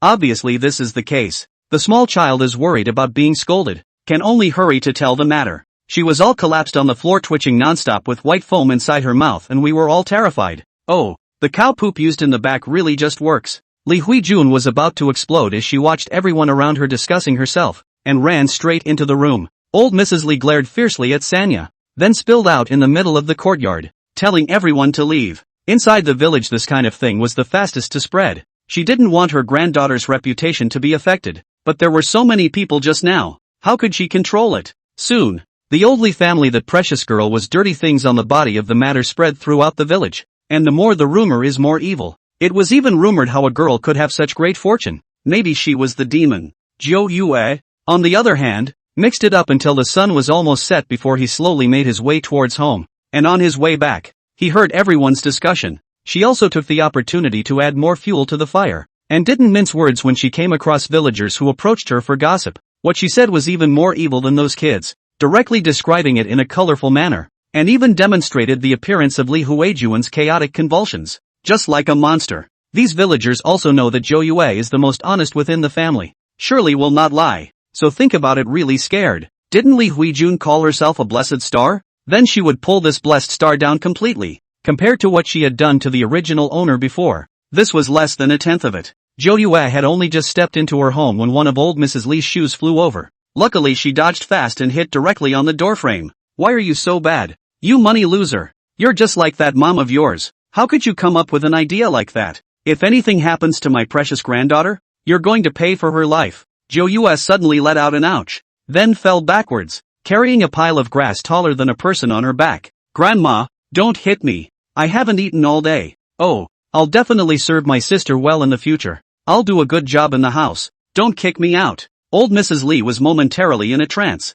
Why was this girl's voice so loud? It's like a radio. The surrounding neighbors have poked their heads out to look. This old Li family is really lively. A day on a few good show. There are also people who can't stand to watch. This is really too bullying. A child to do so much work, even if, but also do not give food. Chapter 50, The Blessed Star Who Was Plundered of Luck 7. However, this old Mrs. Li is not that easy to mess with, and although everyone sympathizes with Zhou Yue in their hearts, they don't dare to go forward to discourage her. She is also a famous shrew inside the village, but someone also told Li Yukai and his wife. The husband and wife had thought that everyone was just going back to take a look and would come back later, but it turned out that they didn't come back for the whole day, and the two of them couldn't put down the work in the field and just bury their heads in the sand. The two had just returned with their hoes on their shoulders when they saw several villagers muttering at the location of the village entrance. Auntie Zhang from next door ran over. You two hurry back and take a look. I really pity that child. The man was already skinny, and after carrying so much cow grass, he came back and got beaten up again. Li Yukai was shocked. What's going on? He could only take Zhang Taohua and hurriedly rushed to his home. When the two were gone, the people around them were talking. This old Li family is also really rare. Granddaughters born on the same day are treated so differently. And that girl child is still preaching about what a blessed star. I don't think it is at all. I've heard all about that. What's up today? TSK, TSK, TSK. This old Li family will probably have a lot of trouble in the future. When Li Yukai couple rushed back home only to find Zhou Yue squatting in the doorway, the pitiful look makes Zhang Taohua very heartbroken. Hurriedly went forward to pull up their daughter. Zhou Yue didn't say she knew what was going on. She had heard about Li Huijuan's accident in the field today, and it must have been her grandmother who was angry at her daughter again because of this. It wasn't the first or second time, but this was too much. And my daughter had to be treated like this today when she was already doing more work than anyone else. The little golden dragon was silently admiring Zhou Yue's acting skills from the side, and it couldn't help but feel heartbroken watching this pathetic appearance. It was hard to imagine that the great Lord God who reigns supreme in the underworld had such a soft and pitiful side. Li Yukai gas is not light. His parents are unfair to him even if, but their own children cannot be so aggrieved. Directly pulling Zhou Yue into the house, the two came in to find everyone staying in their respective rooms, and there wasn't even a fire going inside the kitchen, so they didn't know what they were up to. Zhang Taohua let out a bitter smile and rolled up her sleeves as she prepared to enter the kitchen. Usually she and Zhou Yue were the ones who did this job. Li Yukai directly pulled her with one hand and told her to take Zhou Feng back to her room to rest first. Mother and two are tired today for the whole day. Why should they serve these people? He really had some chills today. Only the three had just gone in, and old Mrs. Li chased after them and came out, standing at the door and cursing. What is the second family doing? What time is it that you don't know how to cook and want me to invite you? Born a money loser. Can't do the job right, and put my oldest granddaughter through that. To be so good at harming people at such a young age. It's true that fox wench taught her. Listening to his mother's shouting and cursing, Li Yukai couldn't help but directly rushed out. And Zhang Taohua, worried about the accident, also hurriedly followed out. Right after the two of them went out, Zhou Yue, who was still miserable just now, instantly became expressionless. And the little golden dragon was a little impressed that the expression of his own main god had switched too quickly. Zhou Yue calmly pulled out a talisman. These were the gadgets she had recently researched. Learning from the experiences of both worlds, there were times when being appropriately soft was also the best offense. For example, now she has captured the mentality of Li Yukai, who has been treated unfairly for a long time, and now even his own children will continue to suffer from this. So the only way to get a few people to completely split out is to consistently make him realize the unfairness. This will fulfill the original owner's wish to get away from this family and let her parents live a good life. There was already a lot of noise outside, and old Mrs. Li thought that her son had dared to contradict himself, and that this day was really impossible to live. The people from the first and second houses were hiding inside their rooms and didn't come out. Everyone was just silently listening to the hustle and bustle inside their rooms. Lao Air, you're still really too confused. People say that you marry and forget your mother. Look at you now. Can't I, a mother, say a few words about them? A money loser doesn't even cook when she comes back. If it was any other day, Liu Kai would have held his tongue. But today he had really had enough. Mom, that's enough. Zhou Yue is my daughter, not some money loser. And the cooking thing should be rotated as well. We can't let Peach Blossom do it alone. She wasn't in good health to begin with. The old lady, shivering with anger, directly pick up the hoe next to her, to be greeted towards Liu Kai body. Zhou Yue in the house has long been aware of everything. She slightly moved a small spell. Old Mrs. Li had just lifted herself up when the hoe fell and hit her feet, and instantly the wailing of old Mrs. Li resounded inside the courtyard. This turn of events made the people in the house also completely unable to sit still, and they came out to check the situation. And old Mrs. Li covered her feet on the ground and continuously wailed. Liu Kai also did not expect this situation to happen,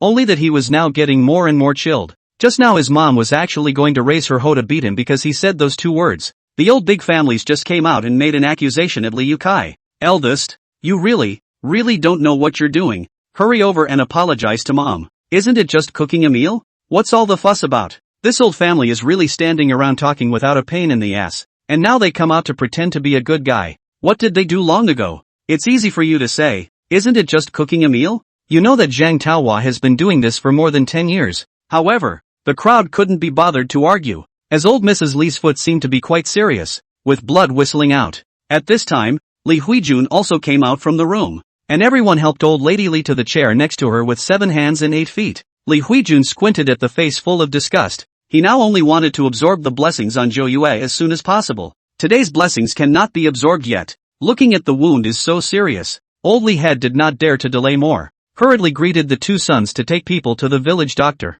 Inside the courtyard is noisy. This old Mrs. Li, foot injured like this, the mouth did not stop, is constantly cursing. She thinks it's all because of Lauer's family that she's like this. That Lauer's family are all debt collectors and vermin. It only quieted down when the people left, leaving only a striking puddle of blood. Liu Kai sighed helplessly. Let his wife and children wait for him inside the home, no matter what he had to go over to see. Zhang Taohua had wanted to go and cook, but Zhou Yue pulled back. There were still so many idle people inside the house, it wasn't their turn anymore. After going inside, 9 specters took out a box of cookies. This was already the most minimal 9 specters could try to find inside the space, just to worry about any breakage. Zhang Taohua completely froze. How could this thing be available to her own child? Chapter 51, The Blessed Star Who Has Been Robbed of His Luck. 8. Zhou Yue also just explained that today she helped someone else's family mow the grass, and then they gave her a box of cookies. And looking at the way things were going tonight, she didn't know when she was going to eat. So she took it to Zhang Taohua and told her to eat some to fill her stomach first.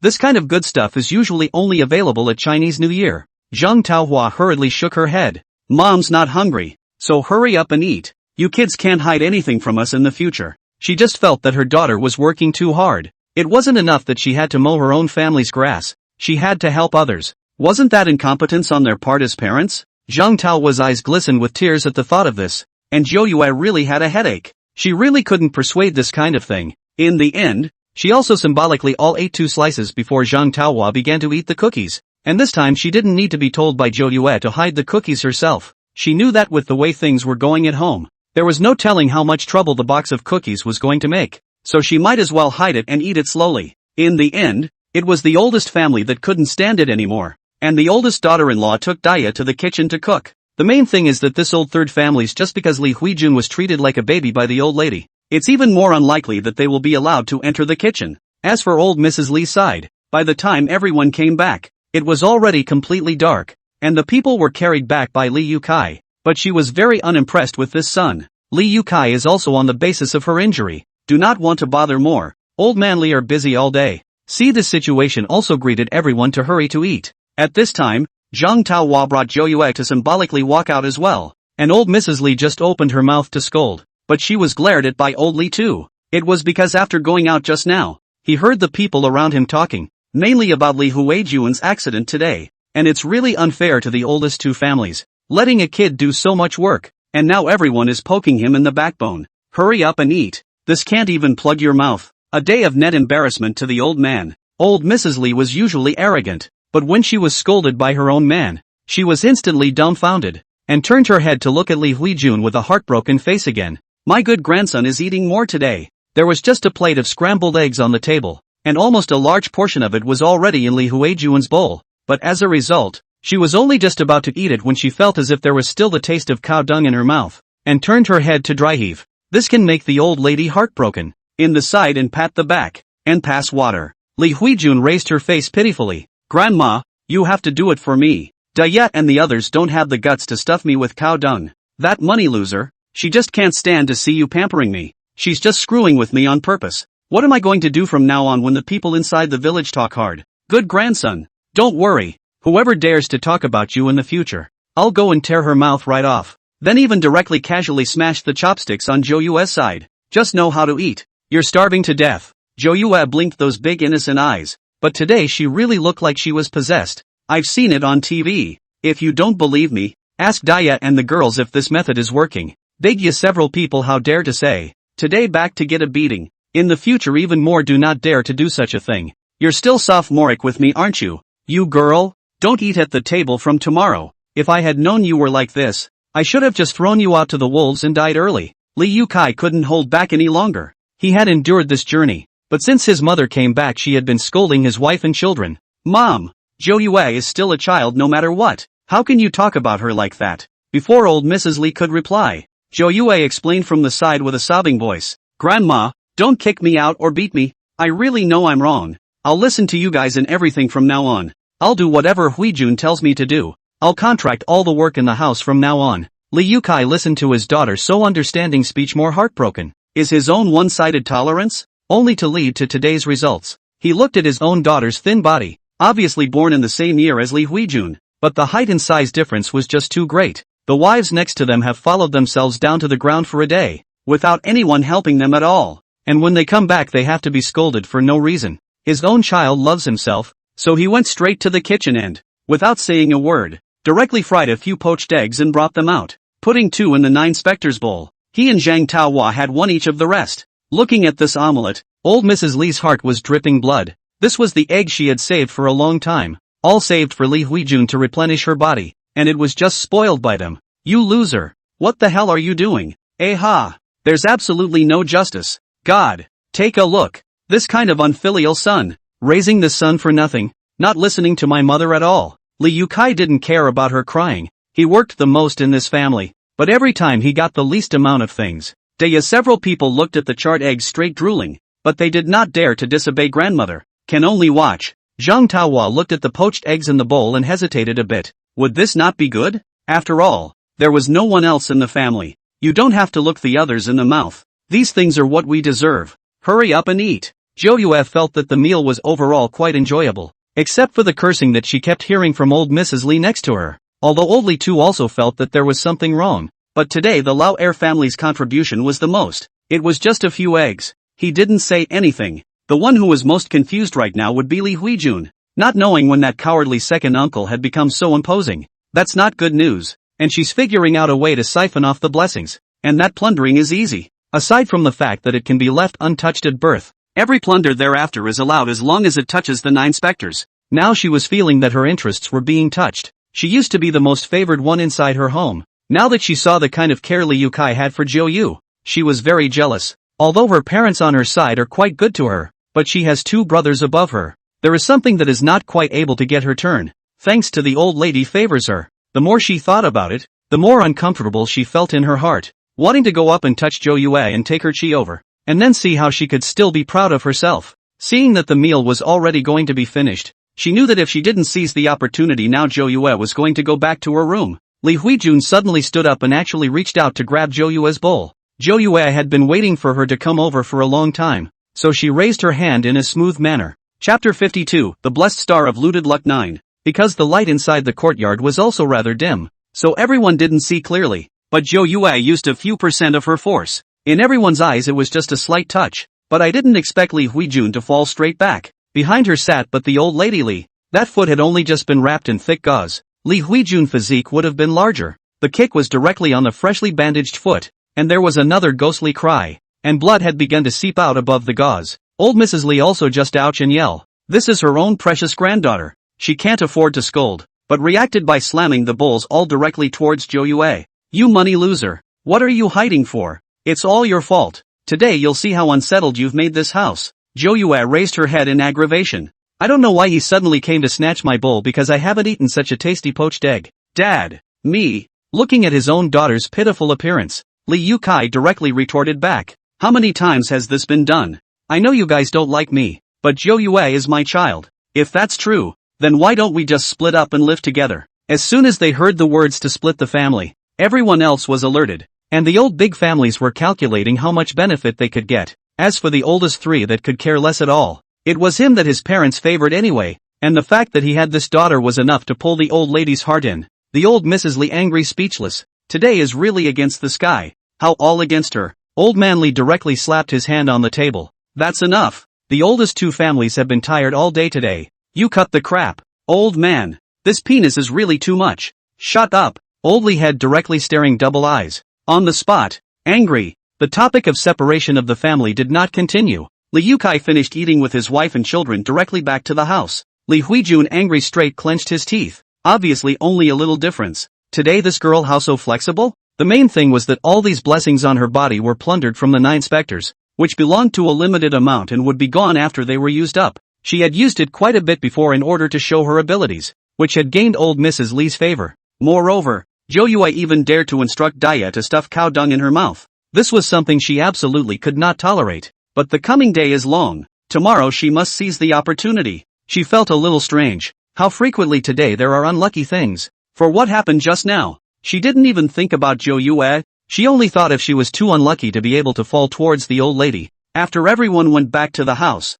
old man Li was muttering in the house, mainly lecturing old Mrs. Li. You're old, why can't you handle it? There's so much work to do now. Splitting up the family and going out. This second one is a good worker. Who will do all this work in the future? The old lady also felt a bit aggrieved that she was so angry today, but it was the time of the fall harvest, so she really couldn't be that impulsive. The two were muttering for a while again, and the next morning Zhang Taohua got up and was preparing to make breakfast, not realizing that the old great family daughter-in-law was already inside doing it. This is really the first time the sun has come out of the west, but the old family daughter-in-law's face is not very good, obviously reluctant. This is also the old Li head commanded. Now the second has already started other thoughts, so we must first stabilize them. Now there are so many work in the land. Really split up the family is not good for anyone. Li Huijun also deliberately got up early in the morning, just to come to block Zhou Yue. Did not expect Zhou Yue got up earlier than her. She came to look for Zhou Yue only to know that it has long been out. She was furious and stomped her feet. Another step too late. Old Mrs. Li naturally didn't know what her granddaughter was thinking and quietly took an egg from the kitchen and shoved it in her hand. Good grandson. Don't go anywhere today. Stay home. Grandma, but I'm a little bored at home, and I want to go to 9 specters. What's the point of looking for that money loser? Didn't she do you enough harm yesterday? I think she probably didn't mean it either. After hearing this, old Mrs. Li felt that this granddaughter of her own family was just too knowledgeable, so she became more and more dissatisfied with the oldest two's family, then called out the big girl. The second girl, accompanied Li Huijun to go up the mountain together, is to find the 9 ghosts. And 1,000 instructions must protect Li Huijun. Today's Zhou Yue purposely chose to mow the grass by the river because across the street were the fields, and many villagers were working in the fields. She's going to give everyone a good show. Isn't she a little blessing? She was going to publicize the effect more. It didn't take long for Li Huijun and a few others to aggressively come over, and the few people from Daya didn't put Zhou Yue in their eyes. Li Huijun had only just stepped forward when Zhou Yue hurriedly took a step back in fear, with a look as if she had seen something terrifying. You! What the hell are you doing? Just hurry up and get away from me. Grandma got so bad from you yesterday. This voice of Zhou Yue directly attracted the several villagers who were working inside the field. Li Huijun was completely confused. When did this dead girl's voice become so loud? As soon as they heard it was about old Li's family, everyone pricked up their ears and listened. Li Huijun was furious. No matter how much she was just a country girl, she was a taskmaster who had already traveled through many worlds. Cut the crap there. I'm telling you to come here now. You have something unclean on you. Whoever comes near you will have bad luck. Grandma's feet are all because of you. When this came out, it directly ignited everyone's heart of gossip, and everyone around began to talk about it. Surprisingly, there was such a thing. Li Huijun this time is really fast angry. Regardless of everything directly forward to grab Zhou Yue, did not expect her this touch actually stood next to the Irma knocked out. What's more exaggerated is that the distance between the two is very far, and no amount of collision is going to fly that far. The next thing I heard was a fluttering sound. Irma fell directly inside the river. Irma was terrified, kept fluttering her arms and screaming for help. Fortunately, next to the villagers who work, everyone rushed to jump into the water. The two girls to save up. There is no serious harm, just people were frightened. It was supposed to be a minor hiccup, but Nine Spectres was very scared to shrink in a ball next to him. See, I told you there was something wrong with her, and it's bad luck for anyone who goes near her. Li Huijun's face was red with anger. Shut up, it's not like that at all. I'm a recognized Fua, but will the good luck always be there? Oh, I see. It must have been whoever came near you, and you turned the door seal on someone else. Zhou Yue covered her mouth as if she had discovered a new continent. Chapter 53, The Blessed Star of Looted Luck 10. Li Huijun now just wanted to go up and tear Zhou Yue's mouth. Why was her voice so loud now? The people around her could all hear her. You're just talking nonsense. How dare you slander me? I'll go back and tell Grandma right now. You money loser. You really are a pest. Then with a vicious glare at the people around him he started to run outside, while the other villagers, seeing this scene and combining it with what Zhou Yue said, were scared to get out of the way. This is indeed true. This child was born at that time, although the sky was falling. But how can there be such a coincidence? They've heard a lot of bizarre things too, mainly because this old lady Li likes to show off. Li Huijun had only just been able to walk and was able to pick up precious medicinal herbs. Who could believe this when it was told? There was also the normal winter time when all these wild animals stayed inside their nests, but as soon as Li Huijun went up the mountain those things all ran out, which was indeed a bit bizarre. Daya stood by the side a little overwhelmed. Her own sister had just fallen into the water. She didn't know what to do. She could only take care of Arya first. The surrounding villagers were whispering and saying everything. This child is quite heartless. His own sister fell into the water and ran outside without saying anything. I think there might really be something wrong. Didn't old Mrs. Li just smash her foot yesterday? Look at this old everyone's daughter falling into the water today.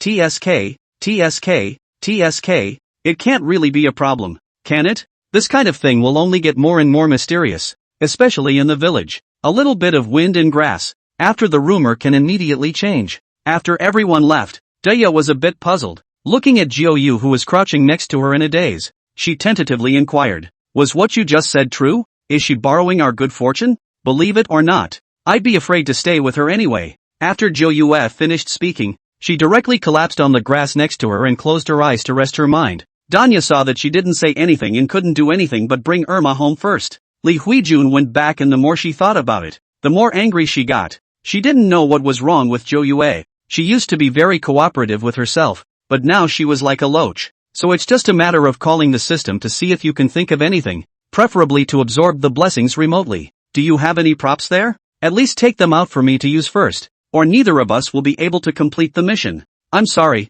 the system is not capable of making other choices. Wasn't there a system mall before? Why can't I use it now? I'm sorry, the system is not in a position to make an answer. And that's when Daya had just come home with a wet Irma and heard muttering coming from the room across the hall. As she crept closer to the window, she heard something about a system or something answering, and she was able to determine that she was the only one in Li Huijun's room. It was the only treatment the family could enjoy. Her two brothers could live in the side room. Danya was a child no matter what, and thought that Li Huijun was some kind of demon, and directly ran away with a strange shriek of fear. Li Huijun frowned and opened the door, only to see Daya running out of the yard like crazy, not knowing what kind of madness she was having, and she was too lazy to take care of it. Still unaware that Zhou Yue had tampered a little with her system, all of her conversations with the system were heard by others. All of her attention was now drawn to the previous fortune value, and she had absorbed more of it as per normal. It was only right that all these fortune values could be used, but now the absorption value there was actually empty.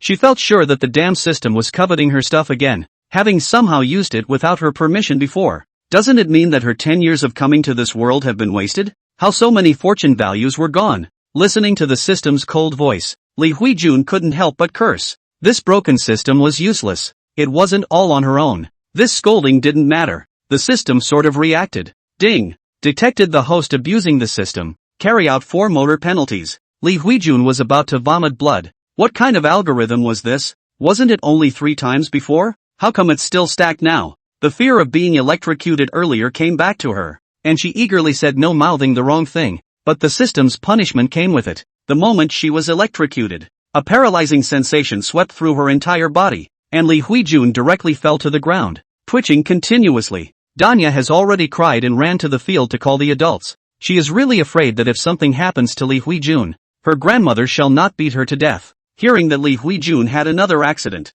the old lady Li couldn't care less and hurried to her home again. Li Huijun is the future hope of the Li family. The two old family members were also ready to run inside the house, when they were called back by old Li too. What's it to you? Why are so many people running back? Don't try to be lazy today. You must finish this job. Both mouths were also a little weak, and the boss touched his nose. Father, look at what you're saying. I'm not worried about Huijun. Wanted to hurry back and take a look. Don't worry about it. You're not going anywhere today. The two families didn't dare to say anymore, but they were just very dissatisfied in their hearts. Why Lao San could go back and didn't have to work at all. The old lady toward the home rushed. On the road there are people inquired. You are worried about the old big family that daughter ah. Don't worry. People have been rescued. Just choked on 2 mouths of water. This made the old lady even more confused. Wasn't it Li Huijun who said something was wrong? How come it's Arya again? Daya was so scared that she stammered and couldn't speak. She was halfway there. She couldn't go back. A group of people hurriedly rushed home. The old lady went straight to Li Huijun's room. Pushed open the door to see her granddaughter fell to the ground convulsions. Limbs open, teeth and claws. Looks very horrible. Seeing this scene with their own eyes, the crowd all sucked in a breath of cold air. How could this nice person suddenly be like this? With a sobbing voice, Daya said that was the case yesterday. I heard Huijun talking nonsense on her own, so I got scared and rushed to find you guys. Several people in the house are wide-eyed. Li Huijun's parents are even more afraid to get their hands on it. Don't really have any dirty things. It's a good thing that old Mrs. Li scolded. Don't listen to those people chewing on their words. This is my precious blessing. Why don't you hurry and bring it to Dr. Lu? Daya muttered beside her. Yesterday Zhou said that using cow dung would slow it down. It really works. This matter did not sound plausible in any way, but on second thought, if Li Huijun appeared in the village with this appearance, she would definitely be chewed on by others. Simply dead horse as a living horse. Let Danya to go inside the barn to find some cow dung too. A few adults are strong enough on the spot to break open the mouth towards the mouth to stuff cow dung. Chapter 54, The Blessed Star Who Has Been Robbed of His Luck 11. I can only say that old Mrs. Li and the others came too timely. Li Huijun just happened to be electrocuted, and stopped on the spot after the last stuffing. Seeing that the person didn't twitch anymore, several people were relieved, not realizing that this earthly method really worked. Li Huijun slowly opened her eyes and smelled that familiar smell again. Sure enough, the inside of her mouth was full of cow dung again. She vomited up in a big gulp, and old Mrs. Li tried to help her, but instead, she was slapped directly in the face. The slap would have been nothing, but it turned out that the old lady hadn't been able to stand still, and was hit hard on the waist by the corner of the table. Old Mrs. Li couldn't care less about her precious granddaughter. Holding her waist, her face was like dirt, and she directly fell to the ground and ouched. The two members of the Lao San family didn't know who to take care of first, so they could only split up, and Li Huijun threw up and felt dizzy. Why is it like this every time? Even if this crap system is unreliable, it's still having trouble with this bull. She didn't dare to scold the system in her heart, so she could only take out her fire on Daya, who handed her water, and backhanded the water directly over. You broken. How dare you harm me? Was it that dead girl who ordered it again? Daya was horrified to see her in this state. Surely it was just like Zhou said. She had something dirty up her sleeve. Oh, Mom, she really has something dirty on her. Whoever goes near her will have bad luck. Seeing Daya running and crying, old Mrs. Li didn't care about her back pain and pointed at her to shut up. Grandma, but you've been so unlucky by her too.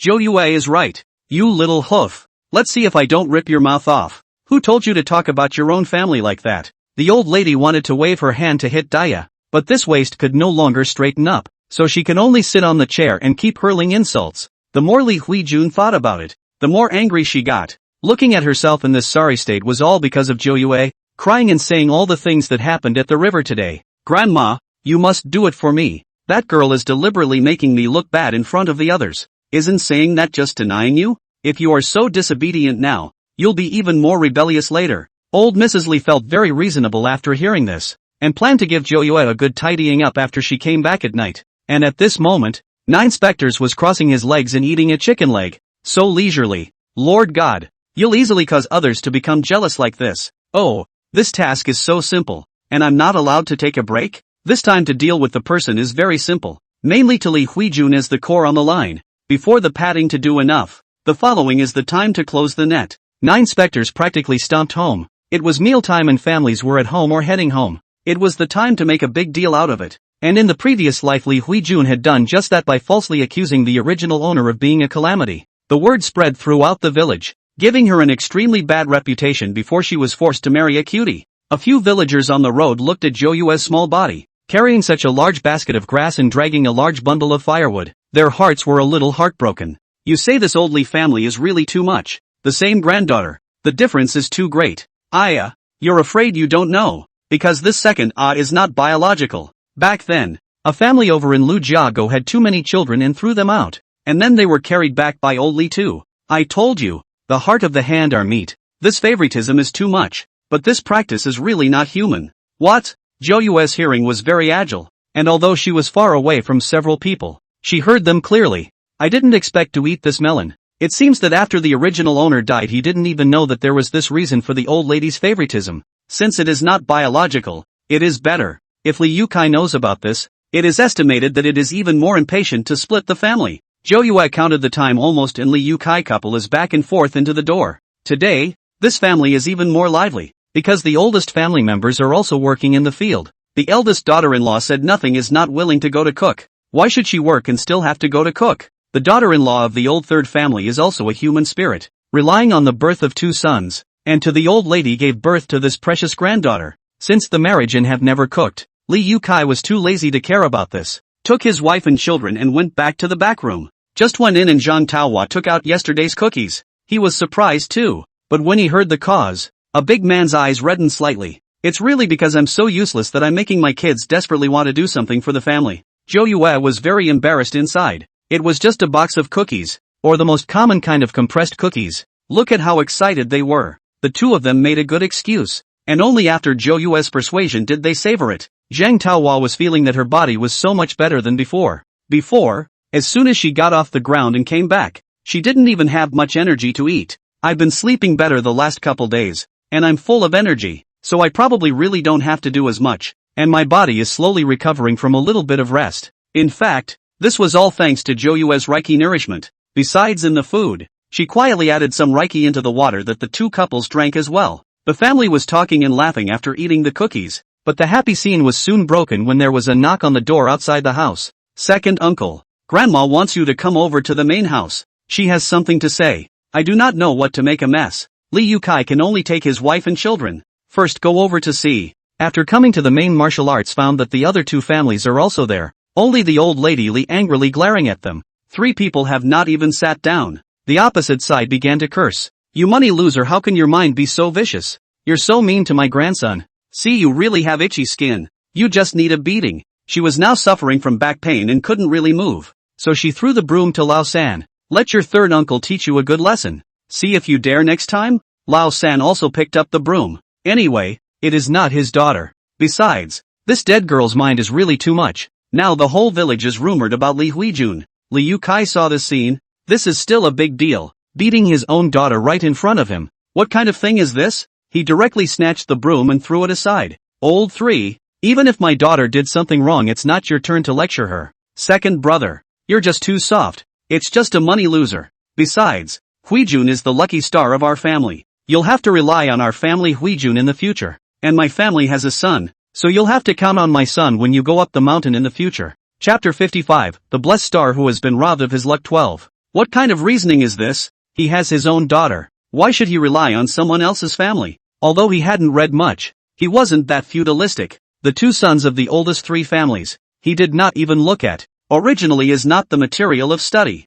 The old lady, in spite of everyone's opposition, just want to pay for 2 people to study. All day long work is not done, and now on vacation do not know where to run to fool around. This kind of son, if it is his, would have broken the legs. The old lady was furious, holding her waist and stood up. He walked over and grabbed the broom, directly towards Li Yukai. However, it was clear that the person to be hit was Li Yukai, and as a result, this broom suddenly veered in one direction and ruthlessly hit Lao San's head. Ouch! My mother! How did you hit me? The old lady was also completely at a loss. Was it really her old eyes? How could it hit so far off? Zhou Yue silently watched from the back, wanting to beat Li Yukai. Then he had to see if she agreed first. The old lady is heartbroken and complaining about herself. How can she hit so biased? Old man Li really can't stand to watch. What is all this mess? Okay, all stop. We called everyone here today to settle things. Lao this daughter of yours really needs to be managed properly. We are all family. Look at what she said about Huijun.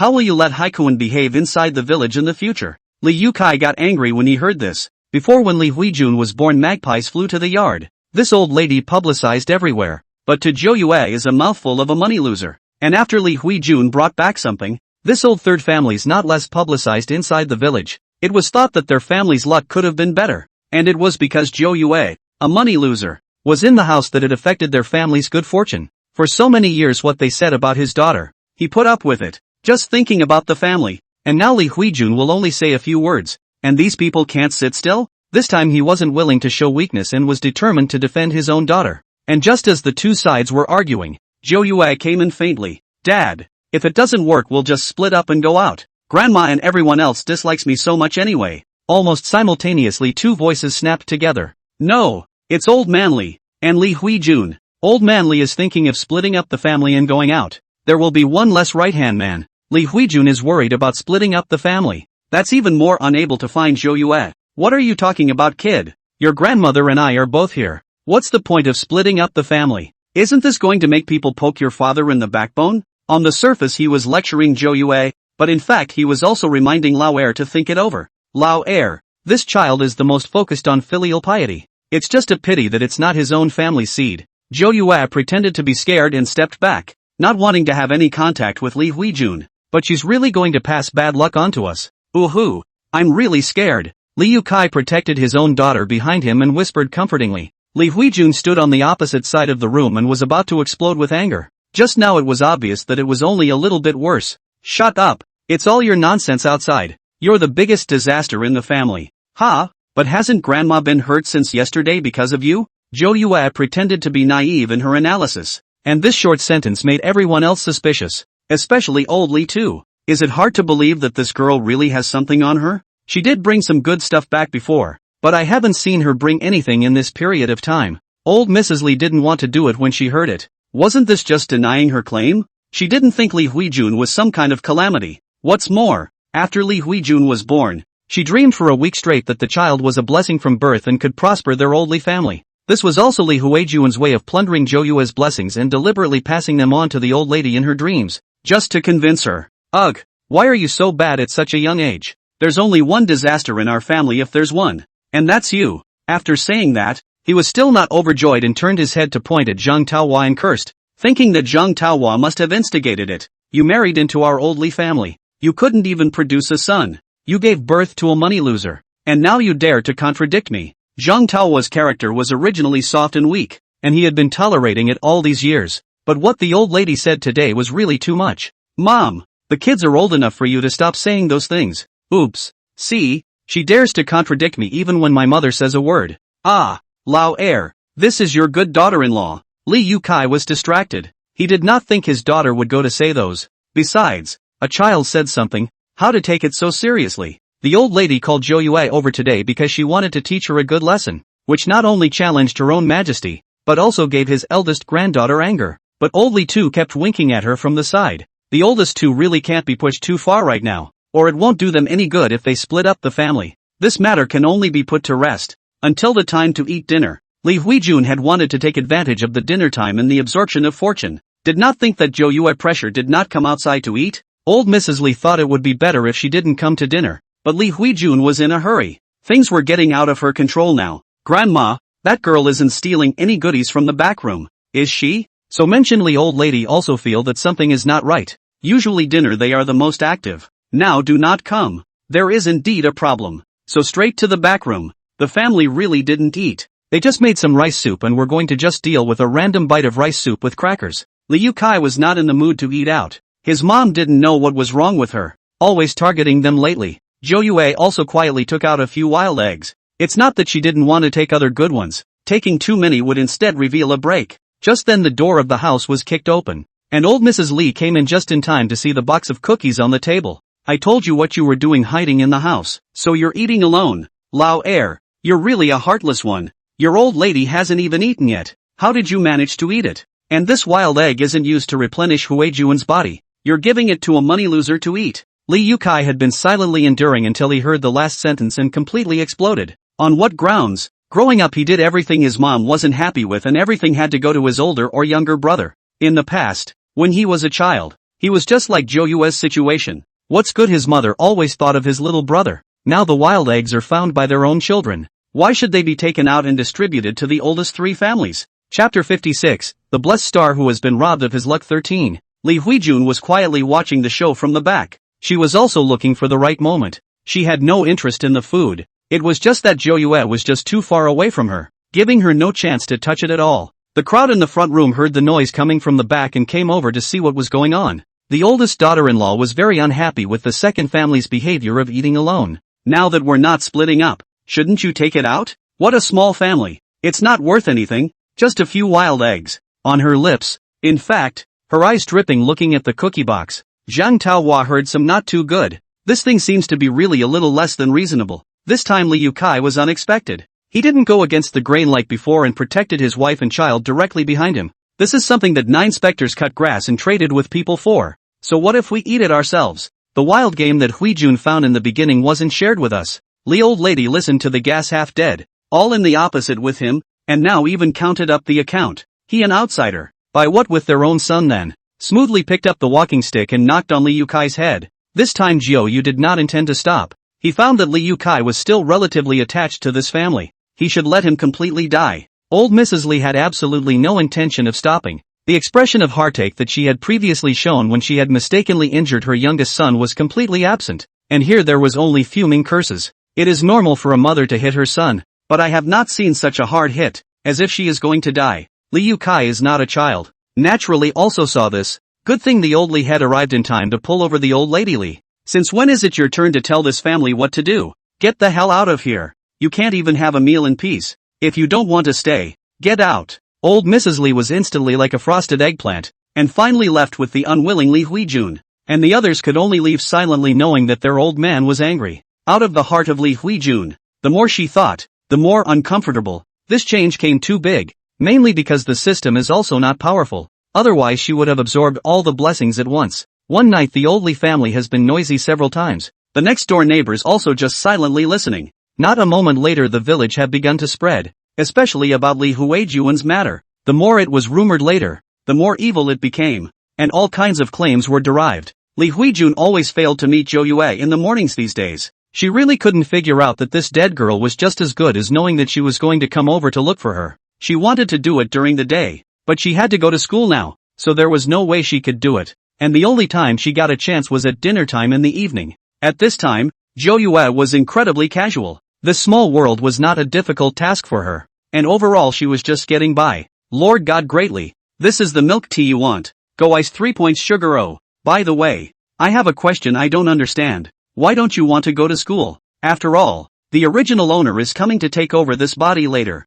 The original owner's wish didn't say she wanted to come to school either. It just said to spend time with her parents. Pay good attention to the scrutiny in the future. Besides, what was the point of her, a great Lord God, going to sit with those turnip heads? She didn't want to be disciplined like that. Li Huijun's side can be miserable. Has been a consecutive week she did not touch the 9 ghosts, before she was at the top of the exams, and also won various awards. All rely on the 9 ghosts of good fortune. At the top of the classroom just handed out the test papers from yesterday's exam. The teacher was disappointed in Li Huijun, who had been in first place before, but now she was so far back. It was very hard for a child from the village to come to school, and she thought quite highly of the boy, who was very talented. Li Huijun, all the questions on this test are basic. How can you get so many wrong? Teacher knows you're a smart kid. Alright, come up here and get your papers and try harder next time. Li Huijun didn't care at all, except that she had only just gotten out and surprisingly, her left foot touched her right foot and she fell hard.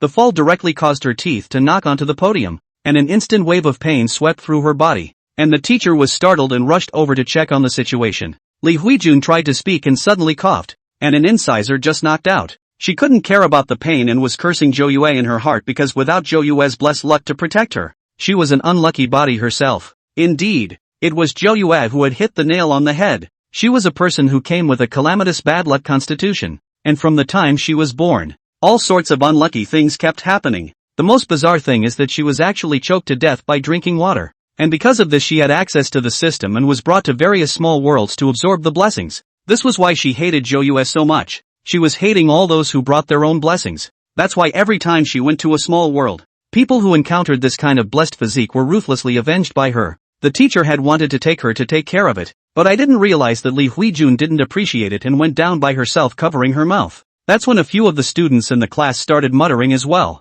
Teacher, don't go near her. She's a disaster. And she hurt her grandmother. And now she's starting to have bad luck herself. The teacher on the stage frowned and harshly criticized the student who spoke. There's no such thing. You're all classmates. You have to love each other. But we are from the same village. And his grandmother hurt her foot. And her cousin fell into the water because of her. Teachers can only try to stop these kids from going on and on. It's a really, really bad influence. It's already rumored inside the school, not to mention the village. After school, Li Huijun was carrying her school bag and had just walked to the entrance of the village when she saw everyone pointing at her. In the past, under old Mrs. Li's publicity, she was the little blessed child that everyone loved, and anyone who saw her wanted to greet her and dip into her luck. Everyone was avoiding it now, especially when she came over and grinned at everyone, the missing incisors looking even weirder as they were empty. If you mention the calamity, mold and luck, such things, people are the most taboo. Run faster than anyone. Li Huijun held a bellyful of anger, scolded all these villagers,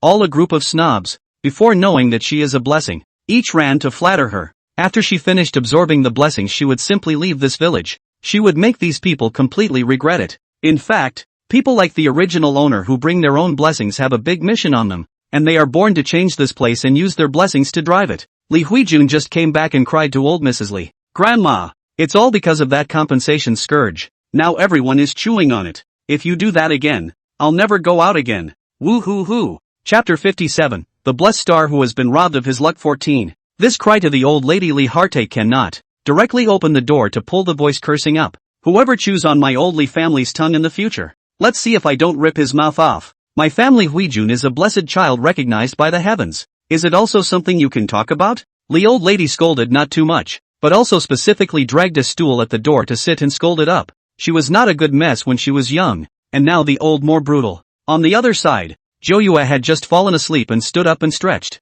Now it was time to get down to business. She carried her basket to the river. Li Yukai and the others were working inside the field on the other side of the river today. It's still noon and some of the people have gone back to eat. Li Yukai husband and wife had brought some dry food to save time, and were now sitting inside the ground eating with water. And seeing Joyua coming over, they hurriedly greeted her to come over and eat. Joyua looked up and surveyed the ground. Only Li Yukai and his wife were left. Sure enough, everyone else had gone back. This Li Yukai is really able to tolerate. Have been bullied to this point. Still do not know to resist. No wonder to the back has been sucked blood. He even went out and sold blood in order for Li Huijun to go to college. And is just an honest man who has always been oppressed. She purposely chose to come at this point in time. And that was because the good show she was preparing was about to start. There weren't many people left in the field at this time of year, so it was also relatively quiet. And the only sounds that could be heard were those of eating. At this time there are two people just behind the boulder chatting in a low voice. Not to blame Li Yukai want to eavesdrop,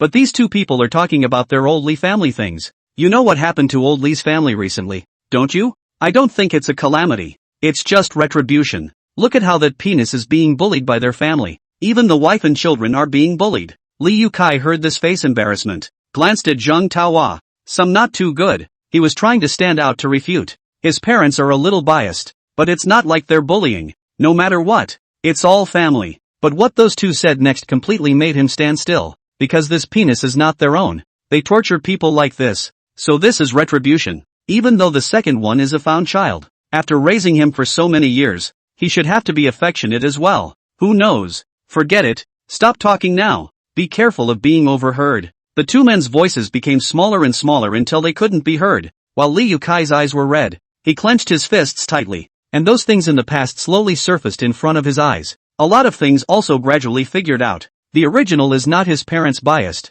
but he is not even biological, so deliberately so tortured him. He really felt chilled. Now that he's in middle age, he's dragged his wife and kids down with him, especially when he saw Zhou Yue next to him. He really didn't want his child to repeat the same mistake, and seemed to have made up his mind as he directly stood up and rushed towards his home. Zheng Taohua chased after him, worried that he would do something on impulse. After the two left, the little golden dragon emerged from behind the boulder. Lord God, how did I perform? Acted realistically, didn't I? It's okay, Sloppy. I'll reward you for that system when we get back. The little golden dragon's eyes instantly glowed. It had been a long time since it had tasted this wild system. Li Yukai huffed and puffed back home. The results just into the door is to see a scene that makes his brain blood. No wonder everyone is back and the couple is still struggling to continue working. So it turns out that people are back for a good meal. The whole family was sitting inside the courtyard, and there were a few small dishes on that table, with a bowl of old hen in the center. He said it was strange.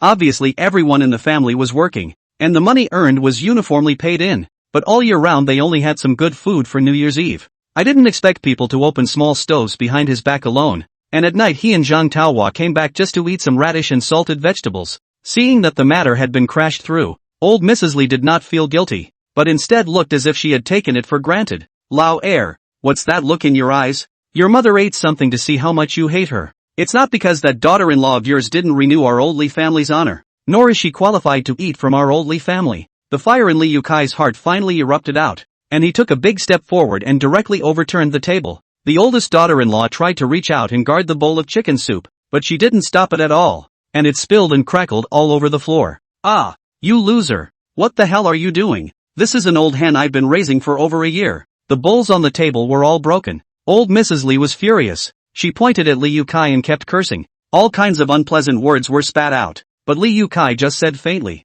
"Let's split up the family. I don't want anything. I just want to get out of this family." Old man Li has been cold-faced. These days he has also been holding back. Is afraid of the oldest two, said the separation of things? I did not expect that he still raised it. Not just a meal he too? For Li Yukai, it was not a matter of a meal, but the decades of deception and oppression. At this time, Zhou Yue also came to the door, and old Mrs. Li directly took her fire out on Zhou Yue. It's all because of you, the scourge of payoffs. What the hell did you say? Not only did you make me lose my grandson, but now you're making my son tell me this. Enough, I already know. And just because I'm not your biological child, can you do this to me? This statement completely shocked everyone. The old couple exchanged glances with each other. Who on earth leaked this news out? The most panicked person in here has to say Li Huijun. She didn't expect things to get so fast. If that's the case, once Zhou Yue moves out, she won't have a chance to absorb the blessings. So she hurriedly persuaded up beside her. That attitude was more like currying favor.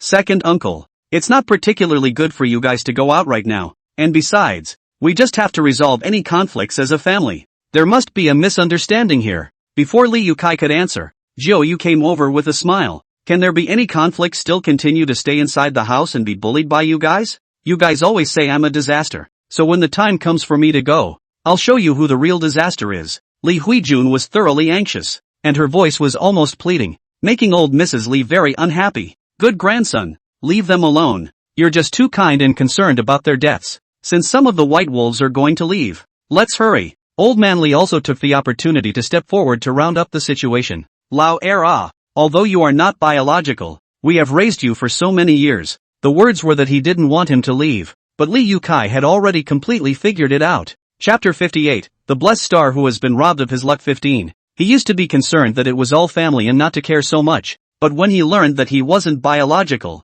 he figured it all out, especially now that he had a child of his own. He didn't want Zhou Yue to repeat the same mistakes and grow up in such an unfair environment. This family is anyway divided. His attitude is very determined. Old man Li see this persuasion is no way directly jumped out with filial piety pressure him. Look for yourself how many families within the village are divided. What are you making of this? Do we want the whole village to talk about our old Li family? I can't afford to lose this person. Father, in good conscience, is there any less talk from outsiders? Looking at the determination in the eyes of this second son, he knew that too many things had happened in the meantime, which had completely made the second one leave his heart. Since he decided to split the family, then he should make a good and thorough split. This son is not biological in the end. In the future he still has to rely on his youngest son, so he also pretended to sigh. Lao Er, this is what you said. After we split up the family, we'll each live our own lives. The old lady is considered to seize the opportunity, hurriedly ran over. Points. This is what you said.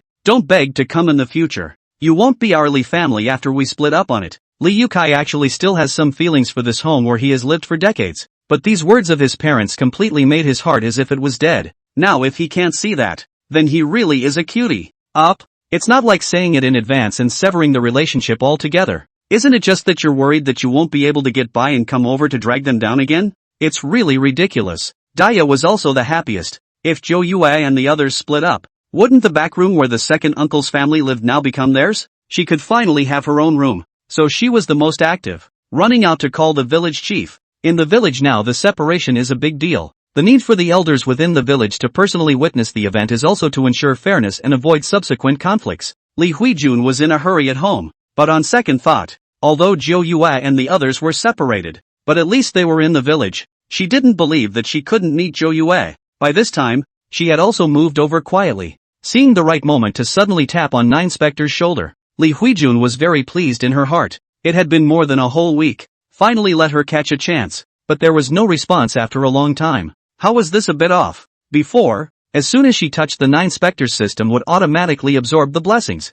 When the Nine Specters raised its head and smiled faintly at her, all she could think was that the smile was very creepy and that there was a sudden stabbing pain in her heart, as if something important was leaving her. She panicked a bit and kept calling the system, and in the end she went straight to cursing in all sorts of ugly slurs. Before she had cursed the system and managed to get a taser in return. This time there was nothing left and her mind began to fade into panic. Without the system, how was she supposed to leave this world and this small village? Was she really going to be trapped in this place? Thinking of this, Li Huijun was directly scared and fell to the ground. And at this moment, she didn't notice that the people around her were looking at her in a very strange way, especially old Mrs. Li. Just now, Li Huijun went crazy and cursed. We can hear clearly. And what system? What fortune and so on? Make everyone confused. Lao San is a human savant. His heart thumped. It will not really be like that money loser said that his daughter was possessed by evil spirits. Old Mrs. Li could be anxious. It couldn't be something wrong with her family's Fua, could it? She hurried over and pulled Li Huijun up with one hand.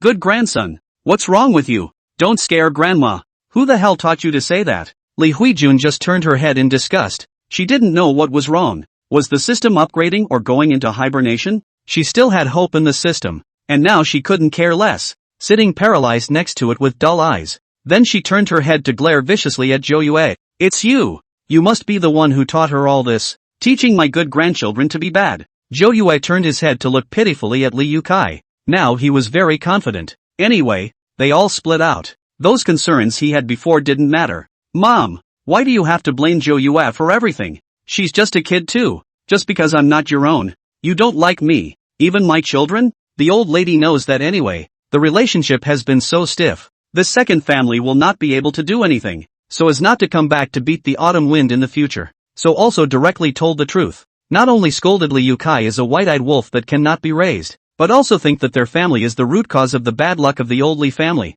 and should have long ago thrown them out. Why do you think my mother puts up with you these days? It's not because of that little work in the field. Now since you're proposing a separation, don't come back later. The village chief had just entered the door when he heard such words. He frowned slightly. His heart was a little unhappy. This old Li family was making trouble 3 times a day, and he didn't know what he was going to do. He is quite sympathetic to Li Yukai. The village inside that thing he knows. This old Li family really did too much. Divided out or not. The village chief, as well as the other 2 elders inside the village came over, and hearing that the old Li family was about to make a split, many villagers gathered around. Now there are really very few families in the village. Mrs. Li thought it was good to have more people, and began to count the property of the old Li family under the common witness of everyone. It's funny to say that Li Yukai only now realized that there was so much money in his family, but thinking about it, he never bothered to pay attention to this and only knew how to work hard. Those wild things that Li Huijun had brought from the mountains before were almost all taken for money, as well as the cows and sheep that were usually fed,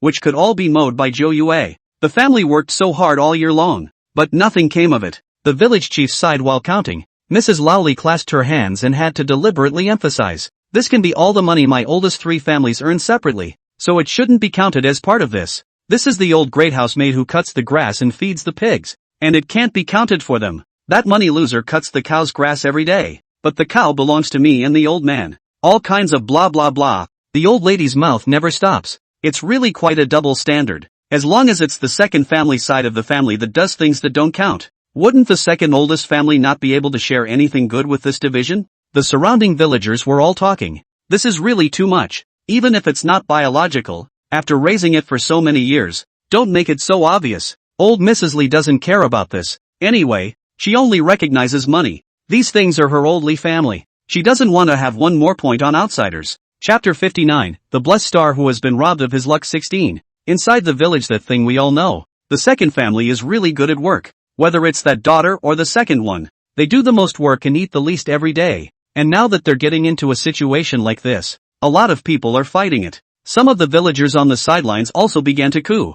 I say, old man Li, This wife of yours really doesn't have any sense at all. And you don't care. The division of the family is all about fairness. Otherwise why did you call everyone here? The village chief had long been unable to hold back. Only in the way did he not say these unpleasant words. I did not think that the old lady rolled up her sleeves and completely did not care about this, pointing at others and cursing. You've got a long hand. Is it your turn to dictate the affairs of your old lady's family? Who within this village doesn't have a bunch of going on? And if we really talk about it, can anyone guarantee fairness? This division of property only half counted. Mrs. Lee has already quarreled with the onlookers villagers. This scene caused the village chief a great headache, and that's when Li Yukai, who had been silent, stepped forward. There's no need to be gentle. I don't want anything. I just want to separate completely and cut ties with them. Li Yukai is now really completely chilled. With them there is nothing to talk about. Pulling around is also that a bit of. He cannot take advantage of what is cheap. He was now not wanting to have anything more to do with this family, so he would just go his own way. Just be strangers from now on. The old big family's eyes light up when they hear this. This is great. Since this is the case, then they can share a lot of land, right? This penis is really a cutie. He's not a good guy. He's a good guy. He's a good guy. The old lady's eyes are smiling narrowed. This is better, but also save her to break up. But also this second son of her own words, and has nothing to do with their own. Only the village chief side. He really quite sympathized with Li Yukai and turned his head to ask for his opinion. Are you sure you don't want any of these things? You have to think of Zhou Yue as well. The child is still young now. Zhou Yue stepped forward as well. She shook her head. Grandma and the others have always said that I'm a calamity. I just want to leave this house. I don't want anything. Looking at the father and daughter's two firm answers, the village chief is also very helpless. This is not just like the old Li family's wishes. Today, this division of the family is really divided to annoy. Zhang Taohua was following both father and daughter anyway. She had endured so many years inside this home.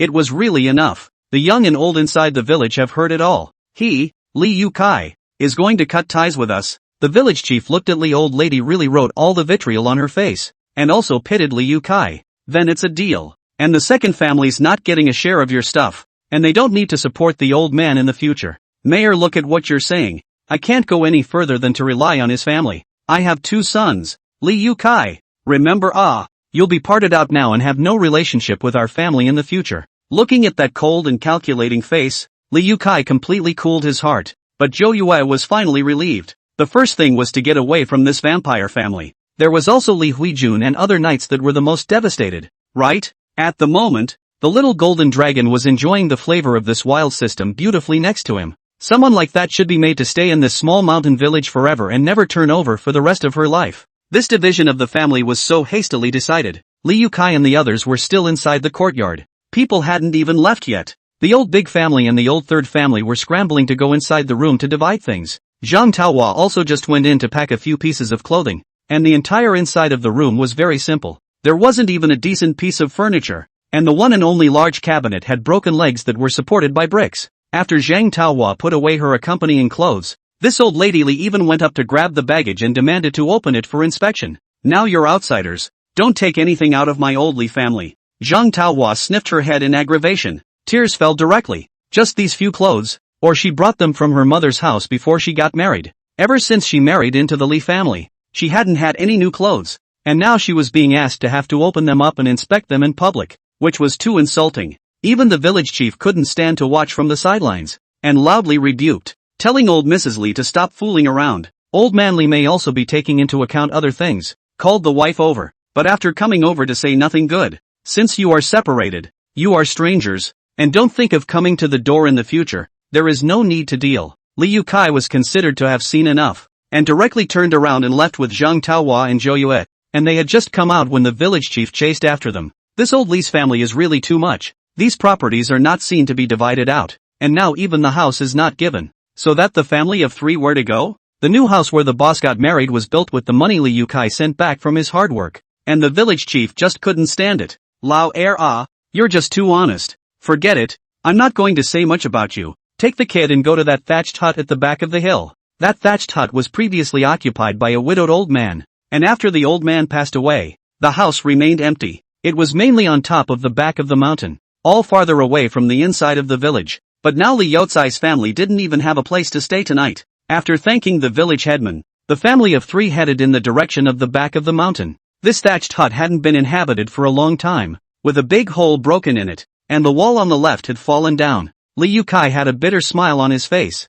seemingly regretting today's decision somewhat. How can this shabby house be lived in? But Zhang Taohua and Zhou Yue were doing it with vigor, and the two of them were already moving rocks next to each other. Don't you think so much? I feel really good to be out. All these years, I've been holding back. It's not like you don't know. We'd be willing to live in a cave even if we had to leave that home. Watching his wife and kids so motivated, he got his hopes up, and the three of them started packing up. After a while, some villagers went up the mountain to give them some pots and pans, and some grain, and this old Li's family's practice also made the villagers feel that it was too much. Now, just after the fall harvest, there should be some grain for people anyhow, but as a result, there is nothing. Auntie Lu is a person who usually has a big mouth, but at this moment, she also came over with a bag of millet. I'm not taking much, so don't mind if you guys do a good job anyway. All this land next to it is deserted, so you guys can plant whatever you want to. I've also saved these eggs to give the child a good tonic. This makes Li Yukai heart even more touched,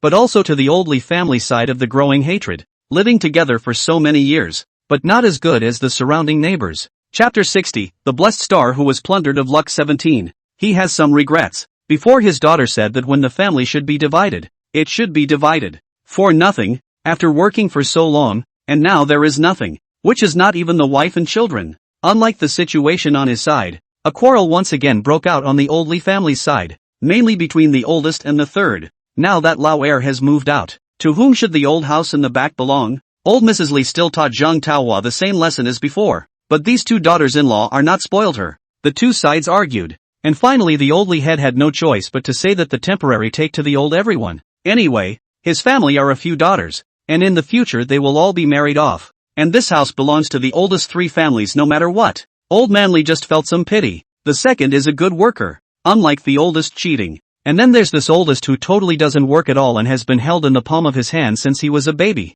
However, Zhang Taohua is a sickly person, and always being sick before is quite a drag, so it would be better for such a person to be separated out sooner rather than later. The sickly child in their mouths was now in high spirits and was simmering millet porridge, and Zhang Taohua didn't know if she was too happy after coming out. She felt that her body was recovering quickly. She had fallen ill during previous births, and she always felt weak, as well as coughing a lot at night, which she hadn't been coughing for a while recently. Tonight's meal is also relatively simple, just a little millet porridge, and a little dried radish, but Zhang Taohua is very happy to work hard. No longer would she have to serve that large family, she just had to take care of her daughter and husband now. Li Yukai did work neatly, and the wall that had collapsed before had already been rebuilt by him. At this time Zhou Yue came in slowly from outside carrying a hare and pheasant. Anyway, she didn't have to worry about that big family now, so she didn't care. Li Yukai was stunned. When was his daughter so powerful? The speed of this hare is very fast. How did she do it as a girl doll?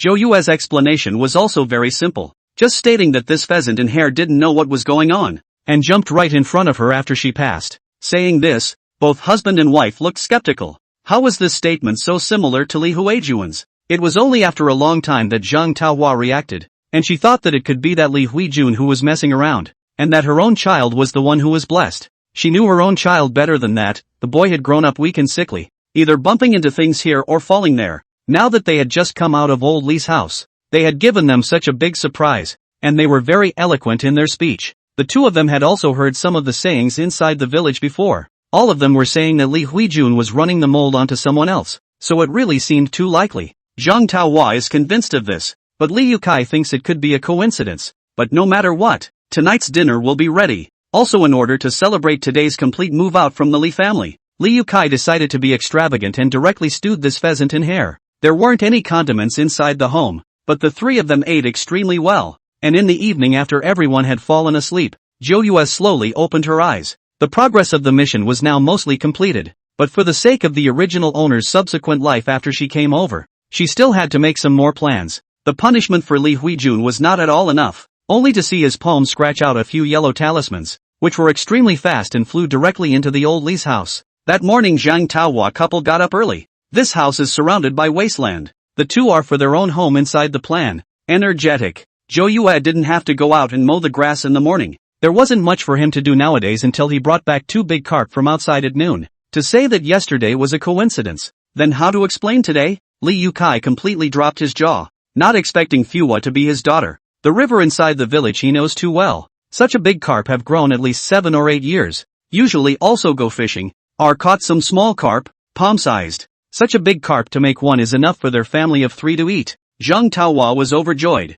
Her own daughter is too thin. After suffering for so many years in the Li family, she must properly replenish her daughter's body. Soon, a big fragrant carp was served on the table, and just as the family was getting ready to eat, Auntie Lu came over. She was also surprised to see the carp on the table. It's still hard to catch big carp at this time of the year. It seems that this oldest two's family is really getting better after leaving that house. Not at all like what that old lady said about a calamity. In order to thank Aunt Lu for the millet she brought yesterday, Zhang Taohua didn't mince words and handed her another large carp. Aunt Lu hurriedly waved her hand and refused. Her little millet which is worth such a big fish, you've only just gotten out and you've got the baby with you. Save it for the baby. Auntie Lu, don't be polite. Hurry up and accept it. We have it in our hearts. After repeated excuses, Aunt Lu's mouth is grinning to the back of her ear. This big fish is really fat. Gee, I really didn't realize that life was all better for you guys after you left the old Li family. It's just that you don't know, do you, that something happened to their family this morning,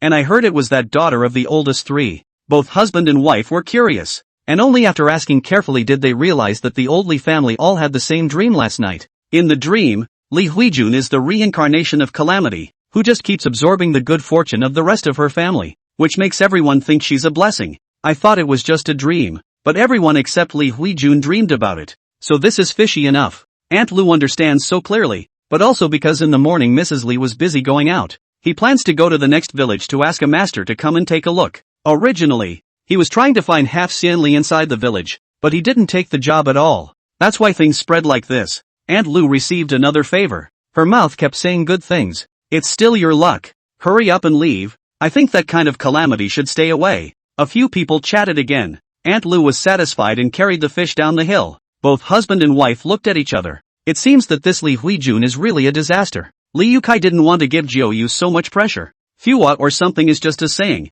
She only hoped that Jiuyu can grow up safely. Jiuyu silently ate the fish like an unusual child. The few dream entry charms from last night were so effective that she planned to keep putting them in for another week. As for publicity or anything else, she wasn't worried at all. Auntie Lu was just a loudmouth, and after getting the benefit of the doubt today, she would say more when she returned to the village. Chapter 61, The Blessed Star Who Has Been Robbed of His Luck. 18. Li Huijun was on the verge of a breakdown these days, not to mention the fact that her system was unresponsive and the whole family's attitude towards her had shifted. The old lady Li, who used to love her the most, was suspicious, and every day when she came home it was all kinds of talisman paper, which made her upset. The most frightening thing now was that he was going to be stuck in this small village for the rest of his life. She'd been trying to remember exactly when things had gone awry, and she'd traveled through a total of half a dozen small worlds. This has never happened before, and it's the first time the system has malfunctioned. It suddenly occurred to her that it could be that Zhou Yue had tampered with something, and everything had shifted from that time, and she hadn't absorbed any more blessings after that. But Zhou Yue was now a country village girl in her eyes. No threat to speak of. After thinking about it, she decided to personally go up the mountain to find Zhou Yue to take a look. And just after leaving the house, she saw a few people from Dia squatting in the yard to wash clothes. At that moment the old family's daughter-in-law walked out and rolled her eyes at her, then threw some dirty clothes in front of her. What? Where are you trying to run off to be lazy? Don't mix those dirty clothes of yours with us. Bad luck. How could I possibly do the laundry? Those are the things they're supposed to do. Several people from Deya were also very dissatisfied when they heard this. They were all granddaughters as well, and in the past, Zhou Yue and Zhang Taohua used to do all of these things. Of course, they had no complaints, but now that it was their turn to get involved in their own interests, they were immediately disgruntled. By what right can you not work? Besides, you didn't contribute anything back home. You're lazy all day long. Li Huijun is dying of anger. It is true that there is nothing to say with these countryside village girls.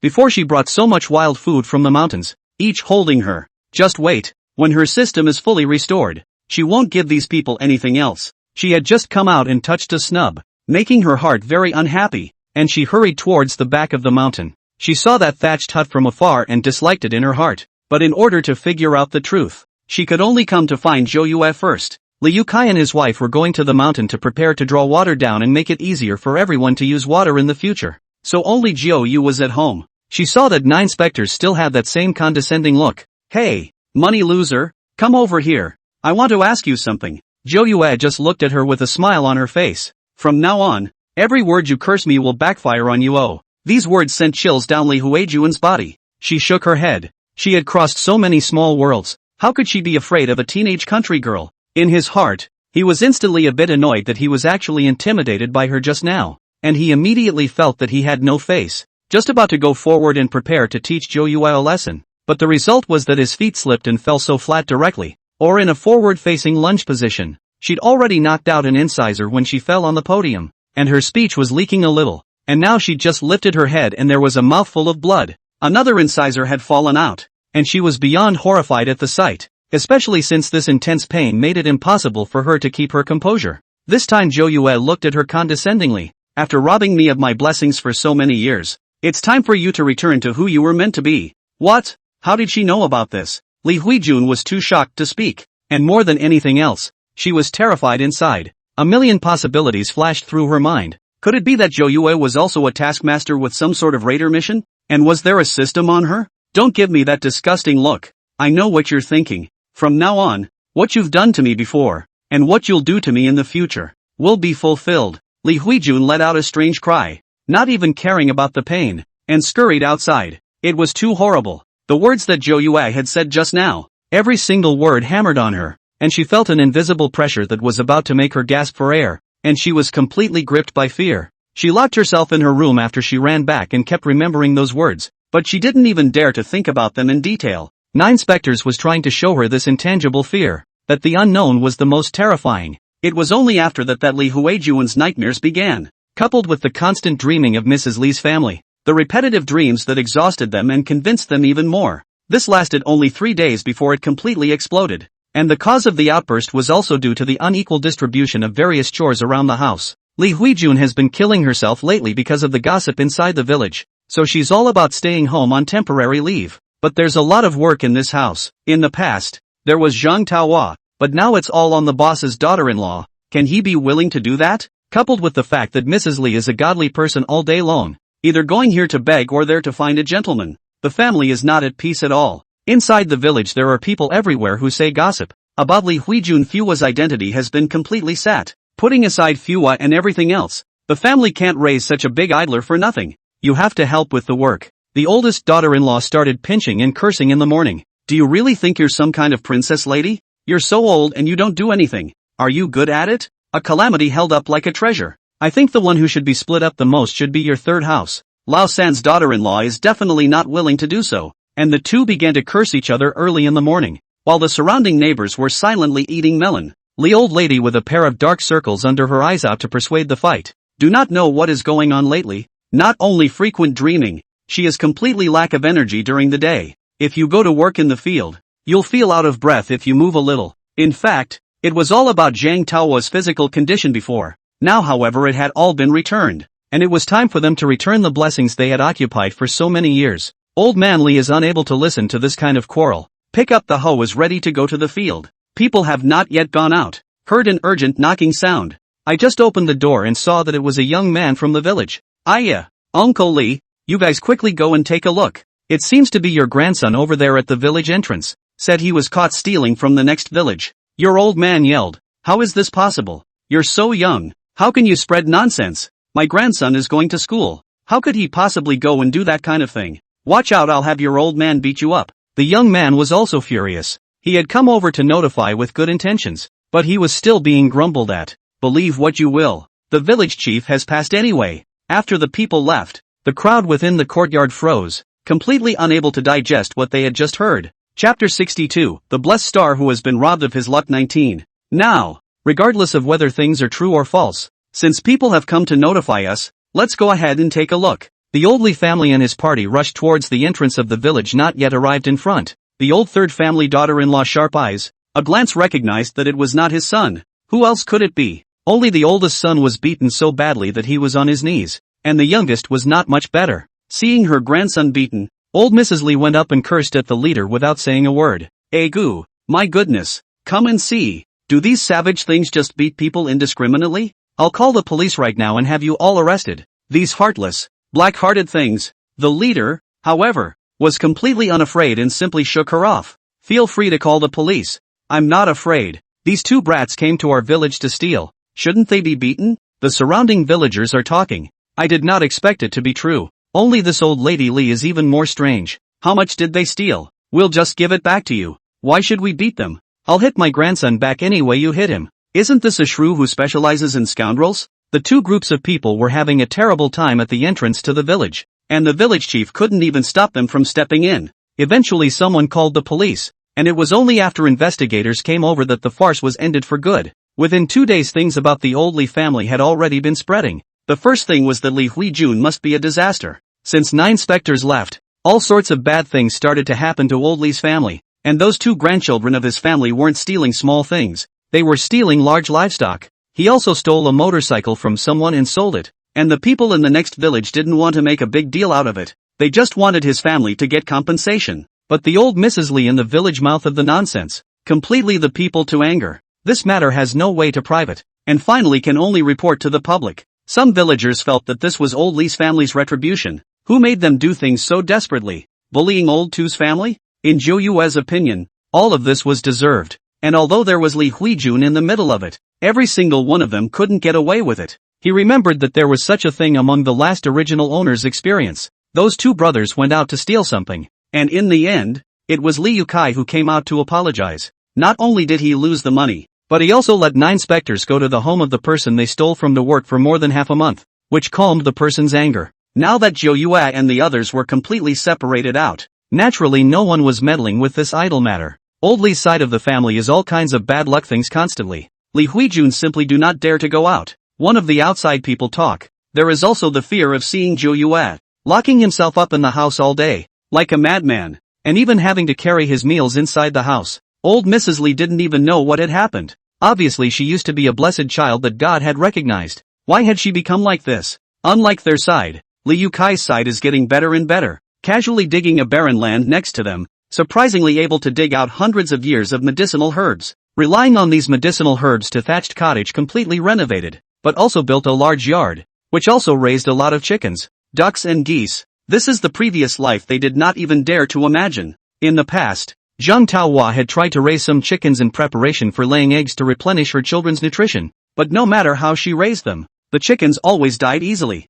At that time, all of Zhou Yue's blessings could have been absorbed away by Li Hui-jun, so nothing living could be raised for too long. Now it's completely different. What to raise, what to live, but also are a nest out of the mountains. These few pieces of barren land, no one inside the village can look at, mainly because it is too barren. The 2 couples just planted random things and the harvest was better than any of the fields down there. All these things were spread to the bottom of the mountain. Many villagers began to discuss it, and some people personally went to Li Youcai's house to see what was going on. Old Li's family had of course heard about it, and the oldest daughter-in-law always felt that they must have taken advantage of something, so she also followed the villagers and quietly went to the back of the mountain. The moment she saw Zhang Taohua, she completely froze, but it had only been a few months since she had seen her. Zhang Taohua had simply changed too much. The person used to be always sickly and waxy, looking like a woman in her 50s or 60s. Now, although still plainly dressed, that face shone like a new bride. Zhang Taohua hadn't been tortured much at old Mrs. Li's place over the years,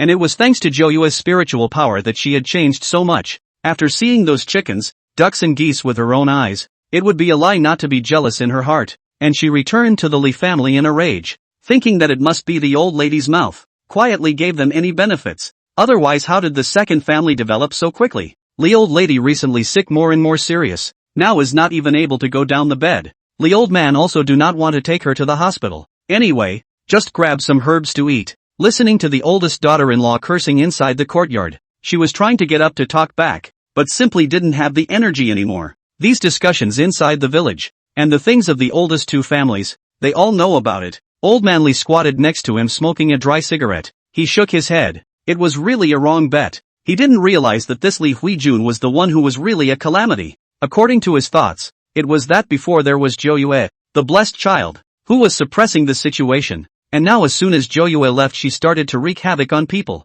and one by one, things happened to people inside the family. The old big family daughter-in-law is not overjoyed after scolding her. She just wants to covet some more small advantages. No matter what, Lao Heir has been raised in the Li family for so many years. He should take some benefits to us, saying that made the oldest of the 2 families a little bit of a heart attack. Now that both of their sons had gone in, these 2 families are both delicious and lazy, and their sons and daughters can't be relied on. so they thought of pulling some wool over their brother's eyes. A few people together, ready to go to the back of the mountain now to ask for something. People have not yet gone out. Was Old Manly rebuked? Shameless things, do you really have the face to go? What did you say in the first place? I told you in the beginning that there would be no relationship in the future. So if you go and ask for something now, how will the village people look at us? That was true, but the old family daughter-in-law was very upset. Father, but when you think about it, Lao Er has been in our family for decades, so it's time to pay him interest. Yeah, you can't raise someone's son for nothing like that. And look at him now that he's got his wings. He's going straight out. These two sons and daughters-in-law. One sentence from you and one sentence from me completely convinced Old Manly. Old Manly is also open to this old face. With his son, daughter-in-law went directly to the back of the mountain. A few people were planning to use their previous affinity to morally kidnap Li Yukai, but they just came up and directly ate the closed door. Chapter 63, The Blessed Star Who Was Plundered of Luck 20. No matter how they knocked on the door, Li Yukai's side is not open the door. Completely missing. The boss daughter-in-law seems to be half a day even a cup of water did not beg. Also learned from the old lady Li that look. In the doorway screaming and cursing, but just cursed 2 sentences, but even directly bit on the tongue. Lao San thought it would be better to simply go straight over the wall and go in. There was no need to reason with him, and after spending so many decades in the old Li family, it was time to take something to the old man. I can only say that this old Li family is a strange family, thick-skinned to such an extent. Zhou Yue raised her eyelids to signal that the little golden dragon could play as much as she wanted. Just don't play people to death. The little golden dragon was excited to receive the mission. This is a rare opportunity. He has long wanted to clean up this gang of shameless things. Lao San had just climbed up the fence by following the nearby tree when he suddenly felt an oppressive aura. Then he heard a fluttering sound behind him, as if someone had knelt down, and just turned his head to find his old man and his elder brother and sister-in-law all kneeling on the ground. The next scene that shocked him appeared. A huge golden dragon head poked out from the middle of the courtyard. Lao San was stunned on the spot, unable to move his arms and legs, and fell straight off that fence. The real body of the little golden dragon was already mighty and domineering, and the aura on its body suppressed them so much that they couldn't open their eyes and could only kneel on the ground and tremble. Humph. Is a mere mortal worthy of coming to the Fukujun's territory to cause trouble? What? Fukun? A few people couldn't even breathe. I've never seen anything like this before. You're first-time offenders. It's a warning. Next time you come to bother Lord Fujun, I'll eat all of you. Lao San was the closest to the little golden dragon and was directly scared to the point that his eyes rolled over and he fainted on the spot. Old Manly kept kowtowing, saying that he would not come back in the future, and the 2 oldest couples next to him had been frozen with fear, not knowing what to say at all, waiting for a long time, a few talents to raise their heads, the sky where there is still the shadow of the golden dragon. They do not dare to delay him more, which has been scared to faint over the old 3 toward the mountain run. The oldest daughter-in-law directly lost one of her shoes in the run, and there was no time to pick it up. Essentially they were actually weak-minded. The little golden dragon was only slightly scaring them twice. They themselves knew what they had done to the 9 specters before. Do not dare to have any rebuttal at all. Li Yukai side heard half a day no movement. Can they give up so easily? Opened the door intending to have a big fight with them, only to find the door empty. Zhou Yue, on the other hand, leisurely lying on the recliner and sunbathing, now that the things for the original owner are almost done. When she comes back, this old Li family will not dare to come back. The original owner herself had great fortune, and when she returned there would be no worries for the couple. That being said, on Lao Li's side of the family, ever since he went through the last incident, Lao San has been bedridden, and he is tormented by nightmares every day. He also became as crazy as Li Huijun, not daring to go out at all, often chanting something like retribution. After a long time everyone is discussing, this old Li's family retribution came really fast. The family crazy sick. As for Li Huijun, she was considered to be the recognized heart of the disaster, and no one dared to go near her at all. It was quiet for a while, and while she feared the 9 specters inside, she wanted to go back even more, knowing that it was definitely the 9 specters who were messing with her system. But she didn't dare to go to Zhou Yue alone, so she wanted to encourage Old Manly and the old families to go together. As a result, the words had only just been uttered when the boss's daughter-in-law slapped him across the face. You little, so you're the one who's the biggest disaster. What have you done to our family? And now you're flirting with the idea of letting us go. Why don't you go? Ever since that scare, the oldest daughter-in-law didn't dare to speak ill of Zhou Yue in front of outsiders, and didn't even dare to mention this person. How could she not hear what Li Huijun meant? At a young age her mind was so vicious. Her father was lying in bed now unable to move and still thinking about the mess. Li Huijun received a slap and glared at her boss's daughter-in-law with a face full of hatred. But the other party didn't stop and framed a few slaps. Being lazy all day? Do you really think you're some kind of a big lady? I didn't expect you to have this kind of tactic to get the good fujin out of our family. The boss's daughter-in-law couldn't help herself for a long time, but she was just worried about whether Li Huijun, the calamity, would affect her, so she never made a move. The former Li Huijun had lived a prosperous life under the patronage of old Mrs. Li and the title of Fua, but now her status had been switched. She hadn't brought the family any good fortune for a long time, more bad luck, and that made the old Li family grow more and more dissatisfied with her. She stared hatefully at the oldest daughter-in-law. They hadn't even called for the Zhou Yue family to be kicked out in the first place, so why should she be blamed for all of this? Especially after that trip to the back of the mountain, it became clear to them that everything was wrong, and that Zhou Yue was the fufu. They also regretted it, but when they thought of the mighty appearance of that golden dragon, they didn't dare to get close at all, so now they took all the fire out on Li Huijun. Li Huijun was not as good as Zhou Yue in her last life, who had to be beaten and scolded every day, and had to do the family's work. After staying in this life for a few months, she couldn't take it anymore and one night packed her bags, stole the only thing of value in the house and ran away. But just as she was about to run to the entrance of the village, she had a dizzy spell, and when she opened her eyes she realized that she was actually back in the courtyard of the old Li family. Powerful fear gripped her mind, and she tried countless times before realizing the desperate result that she simply couldn't leave the village anymore. Zhou Yue watched this silently with her legs crossed, and it was time for her to pay back the evil she had done. It's about time now to get the original owner back, and it's pretty much a no-brainer. After that, Li Huijun became even crazier, and every day her mouth chanted things like she wanted to go back and find the system. Mrs. Li is considered to have followed in the footsteps of Zhang Tao's dust in her previous life,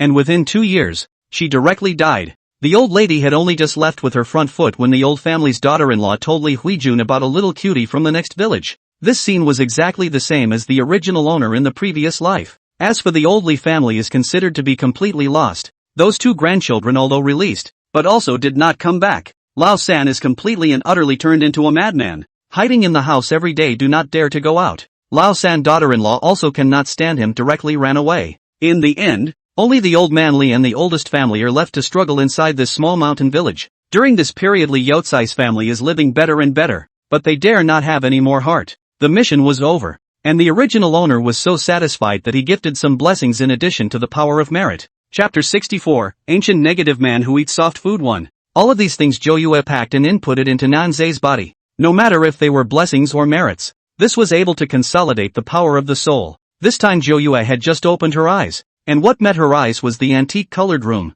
with incense lit beside it, and the entire room was decorated in a grand manner. There was a maid who was carefully shaking her fan, but she was also yawning, and for once she had come to an ancient world. You won't have to serve here for a while, so go down. The maid who had just been dozing off was instantly startled and hurriedly made a bow and retreated. After confirming that there was no one else around, Zhou Yue began to receive the plot. After receiving the plot, Inspector slowly spat out 2 words. Stupid. After experiencing so many worlds, there were the miserable ones before, the ones that were too weak to be bullied all the time, and the original owner of this world she felt was completely stupid. Let's start with how much merit power we have this time, and I'll consider whether or not to take this mission. The little golden dragon also sensed the unusual bottom pressure. Lord God, in addition to having more than 200 merit power each time, the original owner also offered her family's heirloom. Oh, but it's just something from the mortal world. Nothing of interest. The little golden dragon excitedly reminded from the side that this family heirloom was a jade pendant,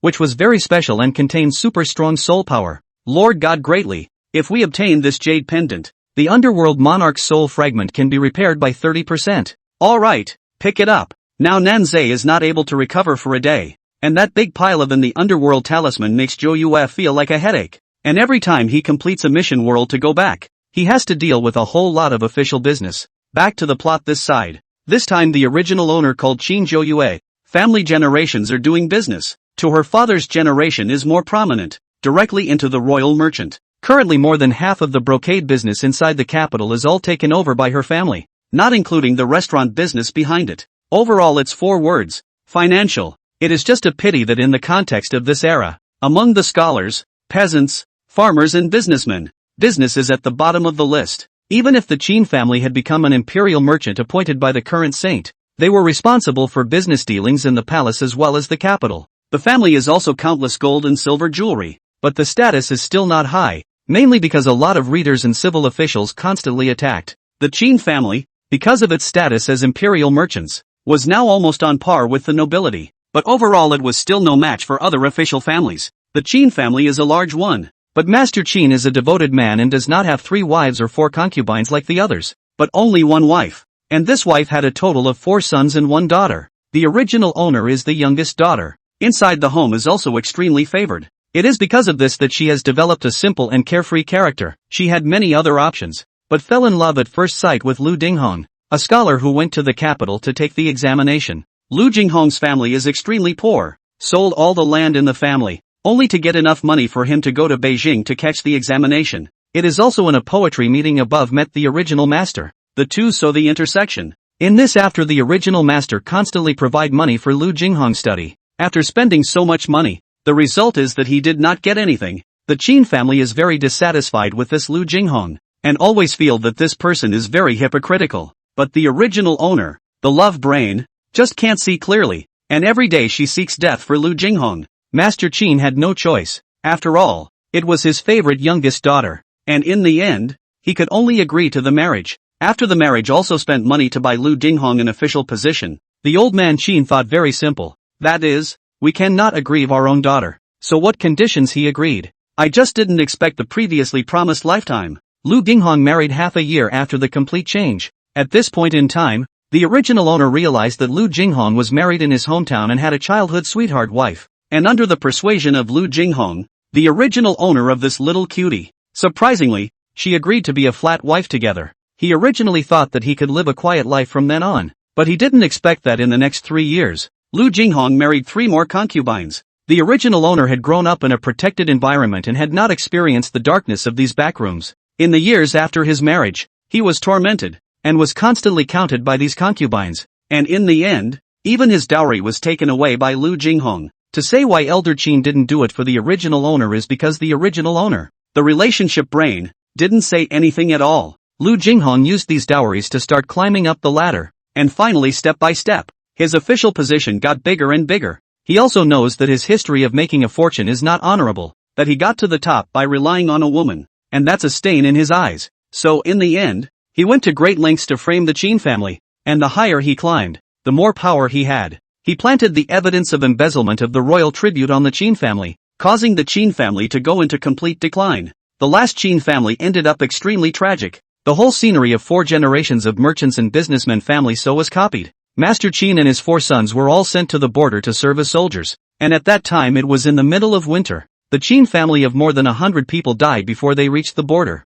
Most of them. By this point the original owner also completely had no use for it, and was directly kicked away by Lu Jinghong. And the original owner ended up being sold directly to a greenhouse by Lu Jinghong, that childhood friend's wife, and finally died of torture and humiliation. And all of this Lu Dinghong is aware of. He has always acquiesced. He has never liked the original owner. Just used the original owner's family position. That's why Zhou Yue said that this person was just too stupid, letting go of such a good and rich life to choose to trust a man who couldn't hold him up. One's own family is strong, but there is no bottom at all. So I really don't like to see this kind of behavior. The original owner's wish now is to let Lu Jinghong and those who have tortured her get their due retribution. And then again, to let the Qin family not get into trouble. Zhou Yue recalled the current plot is in Lu Jinghong has been married. This is not too late. It is just that the enemies are all around. Her favorite thing is to personally abuse the slag. Now Lu Jinghong has excused himself to go down to the countryside to inspect. In fact, to pick up that childhood friend's wife. It is estimated that there are still more than half a month to come back.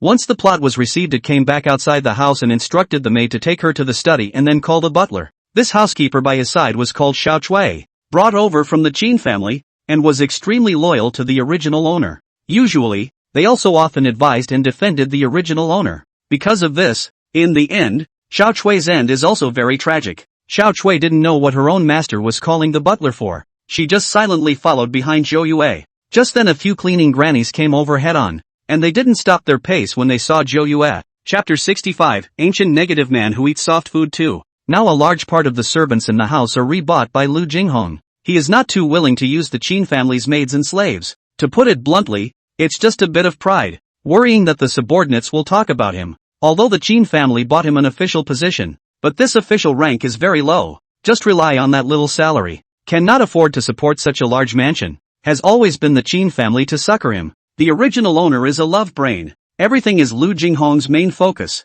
She doesn't know anything about these things in the backyard. It was also more easygoing, causing these maids and slaves to bully her. Xiao Chui is not used to seeing this every time. This is not to see a few people do not bow with their own masters, directly up to point and scream. You few are really bold. If you don't see that madam is coming over, why don't you hurry over to greet her? The old woman standing in front was very arrogant on the basis that she was the first batch of buyers, and she slowly walked over, and that attitude was extremely contemptuous. The original owner usually treats them not too thin, thanks to the Qin family's family style, never treating their subordinates harshly, but some unruly slaves treat themselves as masters if they don't clean up. The old slave's eyes are clumsy as really didn't see it. The lady must not be bothered with us subordinates, right? It's just that this maid beside the lady doesn't know any manners at all, and she speaks with such a big mouth, and has no tutelage at all. After saying that, those few grannies behind were covering their mouths and snickering. Zhou Yue lightly glanced at him and went up and slapped her on the face. Instantly all the laughter came to an abrupt end.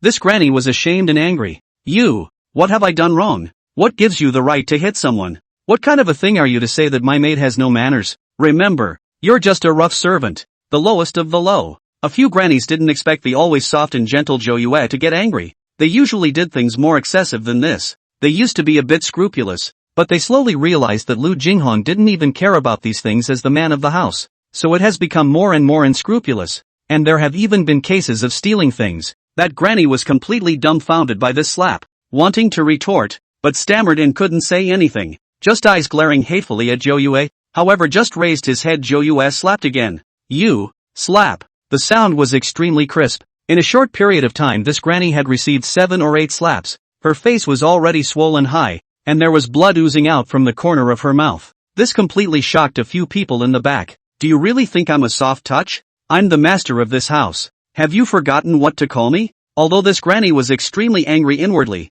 she could only shout coyly on the surface. Ma'am. As soon as the words fell, there was another slap. This granny was confused. Her answer was not wrong. Was she just deliberately looking for a fight? Remember, there is no madam in this house. There is only Miss Qin. How dare the granny say anything else? Today is considered to be shocked by this means. Can only kneel on the ground and nod repeatedly. Zhou Yue faintly surveyed the few people behind her, knowing that they were still unconvinced in their hearts. Xiao Chui, it seems that I'm really too good to them that I can't even tell a master from a servant? It's a good time to take advantage of today to properly establish a rule. Go and call all the people our Qin family has brought over. Xiao Chui is all happy. Her own young lady finally figured it out. The master sent so many people over, but the young lady just doesn't use it. Every time she saw Miss being coldly bullied by them, Xiao Chui was really anxious and angry in her heart. After the two left, the few grannies from earlier rushed forward to check the situation. Granny Lu, is this face okay? Both sides of her face were already swollen high,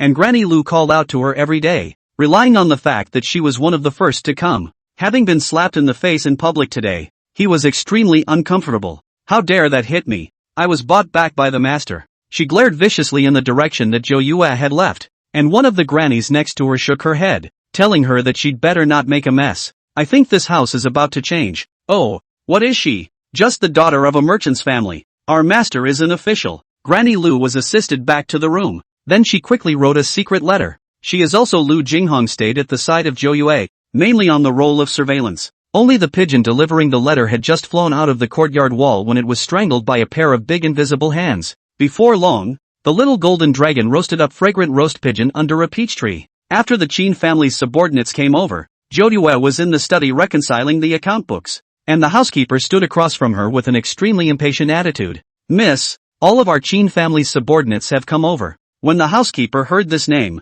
he frowned and loudly scolded Xiao Chui for not knowing the rules. What kind of name calling is that? Don't know the rules at all. Now that madam is married, she is a member of the Lu family. 9 specters slapped the table with a thud, attracting everyone's attention. Bull asterisk asterisk asterisk asterisk Lu family. You, remember to change your call sign from now on. The housekeeper was so angry that his fingers trembled when he heard Zhou Yue curse such vulgar words. Lady Ah, you are now Master Lu's wife. At least an official wife. How can you say such things? If it gets out, what will outsiders say about our master? Zhou Yue just stared at him. The housekeeper only felt that today's Zhou Yue was very different. That aura on her was just too strong. Who would spread the word? There's only a few people on the scene, and my whole family's scary enough not to spread gossip. So the biggest possibility is you. Xiao Chui, Remember the Qin family's house rules? How should such an underling who spreads gossip indiscriminately be treated? Back to the words of the lady. People like this who chew on the tongue are directly 20 slaps, and the next time they pull out their tongues and throw them out. So what are you guys waiting for? A few subordinates next to him immediately reacted, saved money and grabbed the butler ready to execute the family law. The butler was scared and now more angry. Stop it all. What are you doing? I'm the master's hand-picked butler. Do you all deserve to make a move on me? Xiao Chui roared from the side with her waist crossed. What are you guys still waiting for? Hurry up and fight. She's not from the Qin family. A few men were ordered to hold the butler down dead on the slaps came out of the house. At first the butler's mouth was cursing and yelling that he was going to go back and tell Lu Jinghong or something like that. It seems you are truly unrepentant. What is the punishment for this following offense? Miss, just feel free to leave it to us. I'm dirtying your eyes here. 9 specters nodded. And then the butler was dragged out in the middle of a shouting match. Chapter 66, Ancient Negative Man Who Eats Soft Food 3. The rest of the mansion was in an uproar. The butler was currently the highest ranking amongst the many household chores, and he hadn't expected to be treated in such a manner. It seems that the beating of Granny Lu is not an accidental situation, and this mansion is really going to change. Half an hour later, the butler was brought up. One of his legs was limping. If you don't look closely you really can't recognize it, and that face was swollen like a pig's head. This time the housekeeper was much more honest. She was from not expecting Zhou Yue to actually dare to make a move. He also thought that this is a soft persimmon. After all, good to pinch. Usually have any account he is turning a blind eye. Within this half hour, Zhou Yue had already scanned the ledger with her divine sense, and there were just too many holes in it. Looking at the butler kneeling on the ground, she threw the ledger directly in front of him. I'll give you an hour to patch up all the holes in it. I need a most honest account book. The housekeeper was completely stunned. Zhou Yue usually didn't care about this matter at all. She was just a lady of the house. She didn't know anything about counting. He wondered how on earth Zhou Yue could tell. Had someone told her? The butler mentally eliminated all the suspects while Zhou Yue came to his side and stomped on his limped leg. The housekeeper sucked in a breath of cold air in pain, and Zhou Yue's eyes were filled with indifference among them. Do you really think that my Qin family's things are so easy to take? Take it how you want and spit it out for me. Otherwise I don't mind giving you a taste of the Qin family's other tactics. The housekeeper was shocked by these words and turned pale. Surely all those things were known. The Qin family only had such a daughter, so it was also a great deal of splendor at the time of her marriage. The dowry sent over can't even be counted. It has been neatly placed to fill up the 3 big storehouses. Zhou Yue doesn't care about any of these things. She grew up without any shortage of food and drink. This also gave these underlings a chance to take advantage of the situation, especially the butler, who had already made a lot of money out of it. The housekeeper hurriedly knelt on the ground and kept kowtowing. He was really scared this time. Now that Lu Jinghong didn't come back either. Zhou Yue was the only master of this mansion. Zhou Yue turned her head to look at the people brought from the Qin family. Father Qin was worried about her being aggravated and had sent over 60 people. He was obviously sent to her to take care of her, but he was diverted by Lu Jinghong under various excuses. Take these maids in front of her,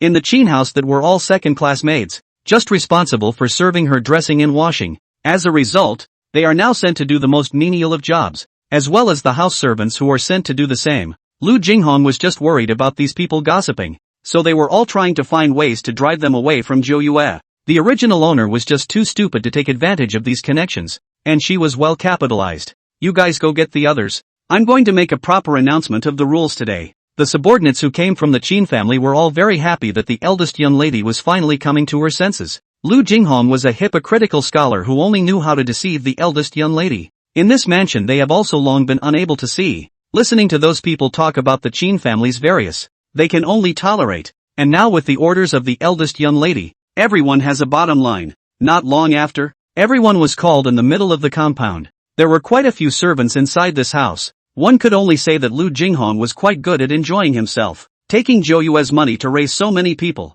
Just the cooking master invited 6. A variety of dishes randomly picked every day. Lu Jinghong had lived too many hard times, and now that he had a little bit of power, he began to enjoy all kinds of things. It's all the Qin family's money that's being spent here. But turned to Zhou Yue and spoke of teaching, arguing that since Zhou Yue was already married, she should learn about female virtue. At home, they were teaching their children, and they did not need to live a life of luxury. And now there were only 3 maids to call on in the Zhou Yue room. He even let Zhou Yue live in the smallest compartment next door, playing the argument that it was for Zhou Yue's own good. But in fact, he was making preparations early on, planning to give the main room to that childhood friend of his wife. Zhou Yue picked up her teacup and took a sip of tea. Giving the first order first, she had already let the Qin family's subordinates go over to clean up, vacating all of Lu Jinghong's things. Lu Jinghong's house was the largest courtyard in the entire mansion. A soft eater doesn't deserve to live in such a nice courtyard. This order had just been given and the servants below had already exploded.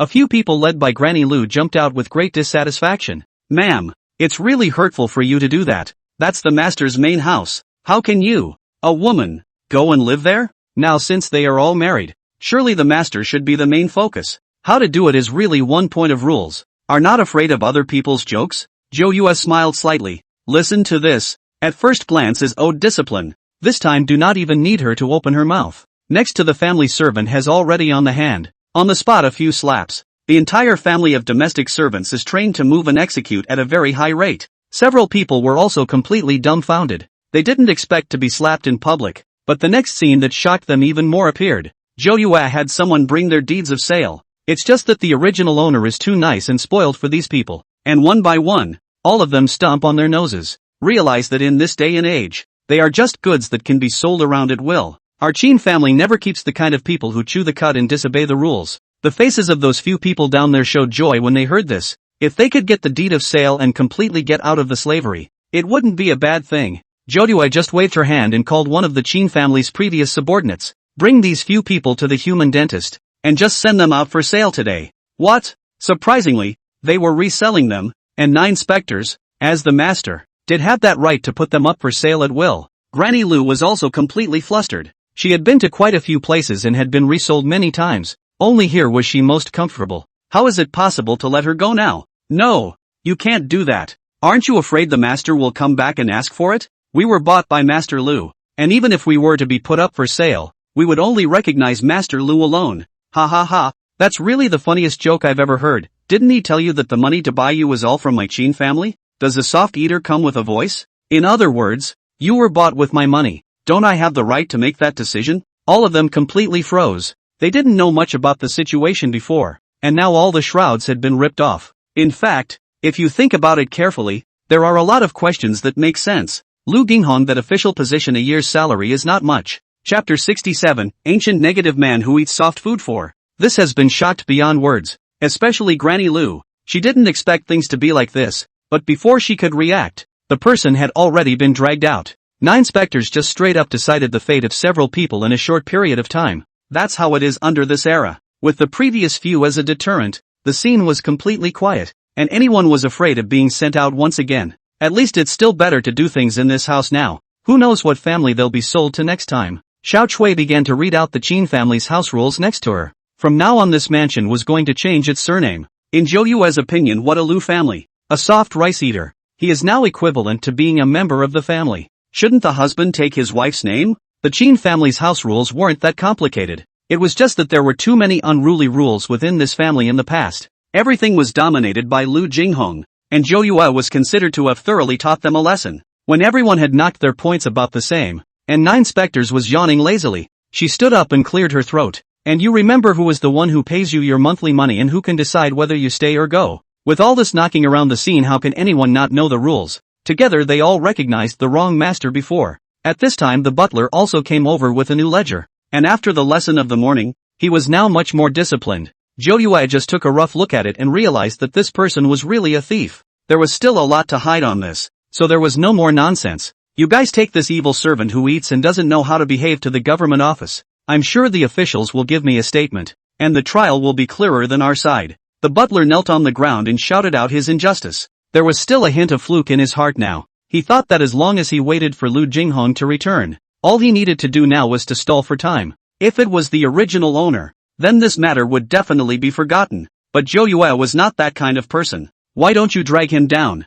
It's just too noisy to hear. The housekeeper was completely scared, mainly because he didn't dare to really publish those accounts he made. In addition to the money they coveted, Lu Jinghong took a lot of money in here as well. He now only hoped that Lu Jinghong would hurry back, or else the matter of the account book really couldn't be explained. This matter was too unfavorable to him. Unfortunately, Lu Jinghong couldn't hear his prayers and was now rushing towards his country wife's house. The side was almost packed. Zhou Yue felt that the manpower was still not quite enough. On this side she still wanted to arrange more of her own manpower. She still didn't want to get too tired. so she wrote a letter directly to the family to send a competent housekeeper over. The Chin family's side learned that it was something their youngest daughter needed, and they were very efficient, and had already sent it over in the evening, bringing a bookkeeper with them. With the people sent over by the Chin family, everything was much simpler, and now it was up to them to take their time counting and checking all the items inside the storehouse. Zhou Yue, on the other hand, returned to the courtyard where Lu Jinghong lived before. This negative man was indeed quite good at enjoying himself. Zhou Yue's place is just a small compartment. His place is directly all throughout. A large row of compartments on the left, and a lake pavilion in the center. Looking at the lotus flowers inside that lake, Zhou Yue directly let people pull all of them and throw them out. It's not that I don't like lotus flowers, I just don't like what other people have left behind. These days Zhou Yue is constantly remodeling the courtyard, or slightly dissatisfied. She will call someone to decorate again. The family is not without this strength. There is plenty of money. As for those servants from before, they were now tidied up. Lu Jinghong's side has also returned to the small village where he stayed before. He this time is the success of the home village, but this success is a little too false. Lu Jinghong's parents this time is considered a long face. Before people said they sold all the land in the family, which is too much of a loss. If Lu Jinghong didn't make it or simply didn't come back, wouldn't that be nothing? Now everyone's eyes were full of envy, and among the crowd, Lu Jinghong saw his hairy wife Zhao Chaoer at the first glance. Coquette! Zhao Chaoer immediately ran up crying and jumped into Lu Jinghong's arms. Jing, I thought you wouldn't come back. All but abandoned me. Oh, what kind of words are you saying? You are my wife who has paid her respects. How can I abandon the fact that I came here this time to take you back to live a good life? Zhao Chaoer face is very happy. Fortunately everything is in time. These even Lu Jinghong no news at all. Even a letter has not sent back. She was not the kind of woman who was at peace, but she could not get out of the village. And the slightest movement of the wind and grass, she would be pointed out by others. She was sort of fed up. Just because of this identity of Lu Jinghong's wife, she was forced to stay in the Lu family for 3 whole years. The Lu family's land has been sold, and in order to survive, they rely on the small amount of silver she earns from embroidering handkerchiefs and washing clothes for others. She couldn't live with this kind of life anymore, and had hooked up with a scholar from out of town half a month ago, just to get ready to leave in the next few days. She didn't expect Lu Jinghong to suddenly come back at this time. She must seize this opportunity and definitely not let it go. After the other villagers who came over to join in the fun went back, Lu Jinghong closed the door of his room before he talked about his current situation in the past 2 years. He is quite capable of reversing black and white. Obviously it was him who had the cheek to stay by Zhou Yue's side, constantly relying on the Qin family and sucking their blood to get where he is today. Now in his mouth it was as if Zhou Yue had become that evil man, and his claim was that the Qin family was a large merchant family inside the capital. In order to be able to secure his official position, he could only agree to the Qin family's request to marry their youngest daughter. He said so that the Lu family parents of the Zhou Yue extremely poor impression, which have rushed to marry the daughter. This look is not a serious person, and it's just a businessman. How can he be worthy of his family's son who is a big official? The marriage was too much of a loss for her son. Lu mother is not a character to be messed with. In the previous life did not less torment the original master. She as a mother-in-law, but used all the vicious methods. Zhao Chaoer inwardly thumped after hearing this, not realizing that Lu Jinghong had already had other wives outside. Brother Jing, then can I still go back after you and that what's her name Miss Qin got married? I know they're not like our little family inside the capital. They're very particular about rules. Zhao Chaoer just finished crying with her face covered. That looked pitiful. Lu Jinghong all these years inside the capital to see people talking about people. All kinds of lowly. Mostly, he could have all the self-respect in the world with Zhou Chaoer. Chapter 68, The Ancient Negative Man Who Eats Soft Food 5. Seeing Zhao Chaoer crying so sadly, Lu Jinghong hurriedly consoled her that he would definitely be able to pick her back up this time. Don't worry, that Miss Qin and I didn't have any joyful feelings in the first place. It's just some interests. You're the wife I'm really married to. Listening to this is a top-notch big scumbag. No wonder the original owner has taken out the family's heirloom jade pendant. Mother Lu was also knocking on the side. Through what her own son said, she couldn't see Zhou Yue at all. That kind of person was not worthy of her own son. Ding Hong, you can't fail Chaoer. She's the one who's been taking care of us for the past 3 years. Besides, with your status, so what if you have 3 wives and 4 concubines? My son is worthy of them. Lu Jinghong's family is only the village inside the crops. Simply do not understand these rules outside. Only think that when the official power is very big, what to have what later. Although it was said so casually, Zhao Chaoer was a little panicked in her heart. If Lu Jinghong married other concubines later, wouldn't she be even more out of place? So Ra must follow him back and have his baby first thing. Lu Jinghong repeatedly assured that he would definitely take his parents and Zhao Xiaoer back, and would let them live a good life. The next few days, Lu Jinghong was busy, inside the capital. His kind of official position was not worth mentioning at all, but it can be too much to eat above such small townships. But in terms of spending money he is also very generous, and not his money, he simply does not have the word heartache. From the 9 ghosts there to bring the silver ticket like running water to spend out. The Lu family even held a 6-day banquet in the village, and Lu's parents believed that it was because of their son's ability to become a big official that he was able to earn so much money. It was quite a sight at first, but a lot of trouble followed. When the Lu family was down and out, those relatives were all in love with each other, and now they all gathered around. But Lu's father was enjoying the bragging rights. To put it bluntly, it is all kinds of borrowing silver, and once some of this silver is lent out, it is impossible to have a chance to return it. Lu Jinghong is also very clear, but swollen face, he has also lent out. It doesn't matter if this loan is open. It's like a water valve that can't be shut off. Lu's family has never had such a good time or been flattered by others, and Lu's father is an alcoholic. Eventually it even progressed to the point where people would get him drunk and come over to the house to get money after a few random lines of nonsense. Lu Jinghong is pressed to suffer. Fortunately, all this money is not his. The money is spent like running water, and soon bottomed out. He was in no hurry, and had written a letter home back 10 days ago. Words of concern for Zhou Yue, but in reality asking for money. As for the family letter, Zhou Yue had not received it at all. The little golden dragon had intercepted it halfway. How could this kind of thing pollute the eyes of the main god? It seems to have fallen in love with the flavor of the roasted pigeon. As time passed, Lu Jinghong became more and more worried. This was a completely bottomless pit. These relatives of the Lu family are all greedy people, taking advantage of not enough. But instead of blaming these relatives and his largesse, he blamed Zhou Yue. He felt that Zhou Yue must have seen that letter, but why hadn't he sent the money yet? It was really too unintelligent. Wasn't it obvious enough that he had written it himself? Thinking of this he wrote a few letters one after another, but all of these letters were stone silent, and also sent people to send letters specifically, but they were all intercepted by the little golden dragon. In the end, he saw that the Lu family's side was really a bottomless pit that couldn't be filled at all, and the Zhou Yue side was slow to move. He could only move his trip up before. He was planning on having a good couple months of scenery on his old side of the family, and seeing as how this was not going to work at all. On the day of departure, Lu's mother was still very angry. She hadn't even shown off enough. These days she was known as the mother of the official master. I don't know what you're in such a hurry to get back to. There are so many relatives at home you haven't entertained. Oh, what do you know as a woman? Our son is an official now. He has big things to do. Lu Jinghong rubbed his nose vainly beside him. With his little salary, it wasn't even enough for a fraction of this return. The heart is also more and more resentful of Zhou Yue. He is a big man after coming out to make even money is not enough. All because he is a wife is not dedicated. He sent so many letters home and the woman just pretended not to see them? It looked like it was really too good for her. And this was just a couple months out and he was starting to get cold feet. The little golden dragon was also reporting on the situation in real time, and Zhou Yue's was enjoying the feeling of being served, eating grapes with someone peeling them on the side. Isn't it bad for my mood that that obscure thing is coming back? You go and give him a little surprise, and don't let him come back so soon. The little golden dragon received the task and flew out with a swoosh. It was too happy to do this kind of thing. According to Lu Jinghong's prediction, it would probably take him more than half a month to go back,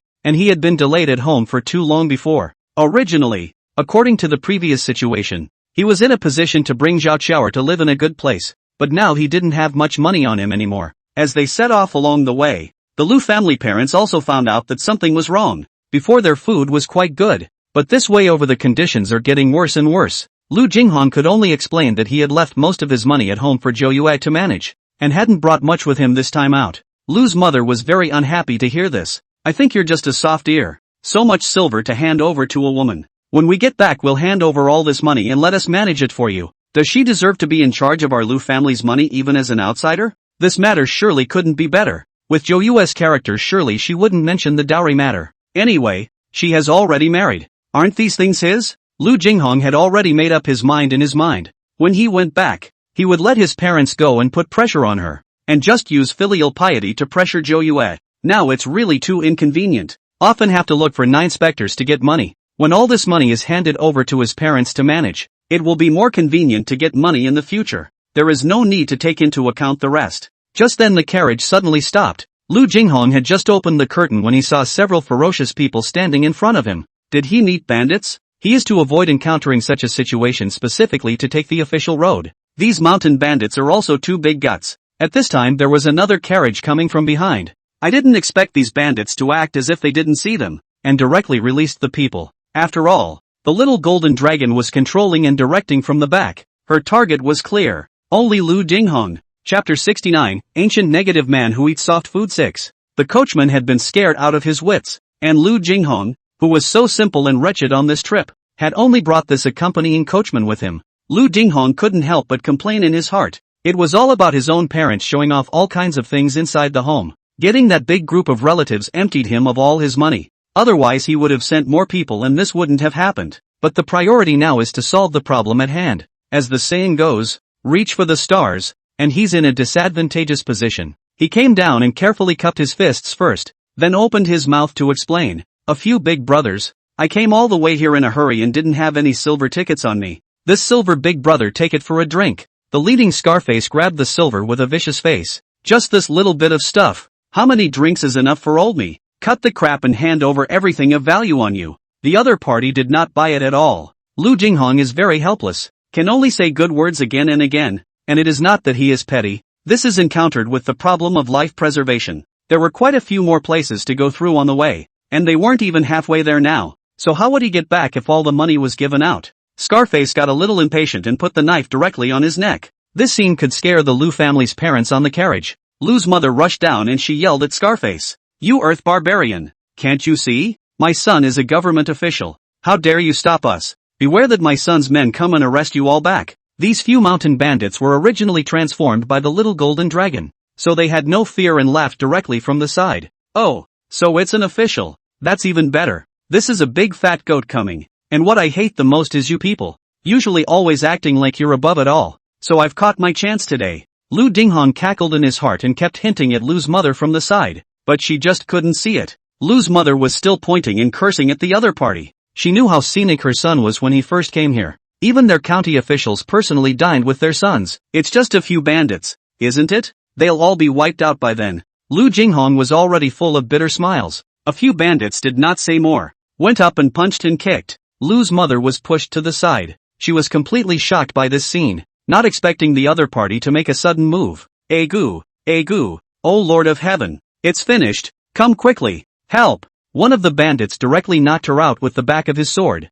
This dead old woman is really nagging. Lu Jinghong's old man had just come down to see that his wife had been knocked unconscious, and he fell to his knees on the spot in fear. He kept kowtowing and begging for mercy, just hoping that they would spare his son's life. Lu Jinghong had already been beaten into a pig's head. Zhao Qianer, who was inside the carriage, even dared not utter a single breath. She was extremely panicked inside. If the bandits found out about her existence, then her innocence would definitely not be preserved. Listening to the beatings outside and the pleas for mercy, she grew more and more frightened. Lu Jinghong was beaten and became much more honest, and all the silver tickets on his body were searched. Even the jade pendant that represented his status symbol was taken away. At this time, the little golden dragon hiding in the back suddenly smiled badly as he thought of an even more brilliant idea. The bandit who had stopped just now suddenly walked towards Lu Jinghong, and then stomped on the crotch of his pants. Lu Jinghong's face turned pale with pain on the spot, curled up and knelt on the ground. He didn't know why the mountain bandit suddenly made a move on him. He had been cooperative enough.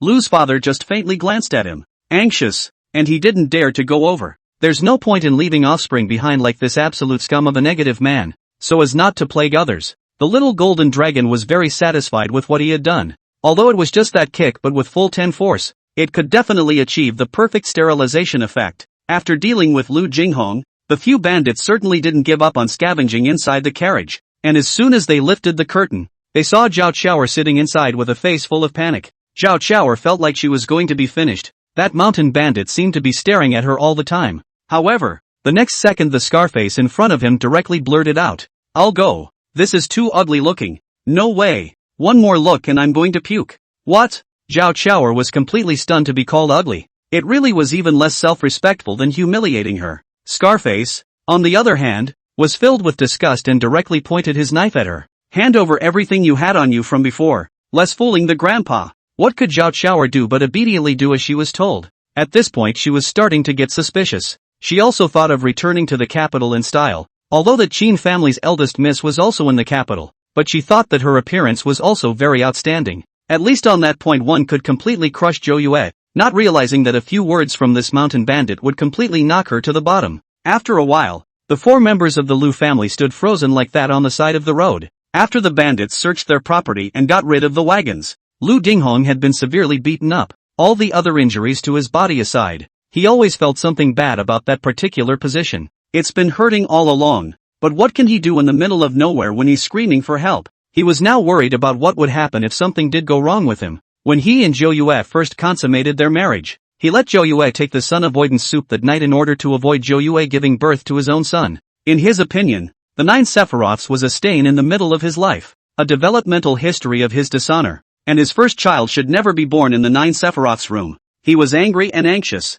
thinking that his parents were too good at getting themselves into trouble, and that they were messing with the money at home. Now on the way out he was getting himself into trouble again, and if it wasn't for the things his mother had said, the bandits wouldn't have targeted him so much. To think that Zhou Yue's parents were not only knowledgeable, but even though they were just a merchant family, they did everything for the sake of their children. He was just so uncomfortable. Why did he get stuck with such a family? The little golden dragon of course greeted all of them towards the face, and it was the face that Lu Jinghong could look down on. That's why so many noble women are attracted to him in the back. Let him break his face first and see how he can still go out and hook up in the future. Lu's mother was crying beside her. My son, what the hell are we going to do now? Why don't you come out without a few of your men? Are we going to stray halfway across the country? Turning his head and seeing the intact Xiao Xiao his heart became more and more unbalanced. By what right was his own son beaten like this? Chapter 70, Ancient Negative Man Who Eats Soft Food 7. You're really looking down. Jinghong is your man. If you had handed over the money earlier,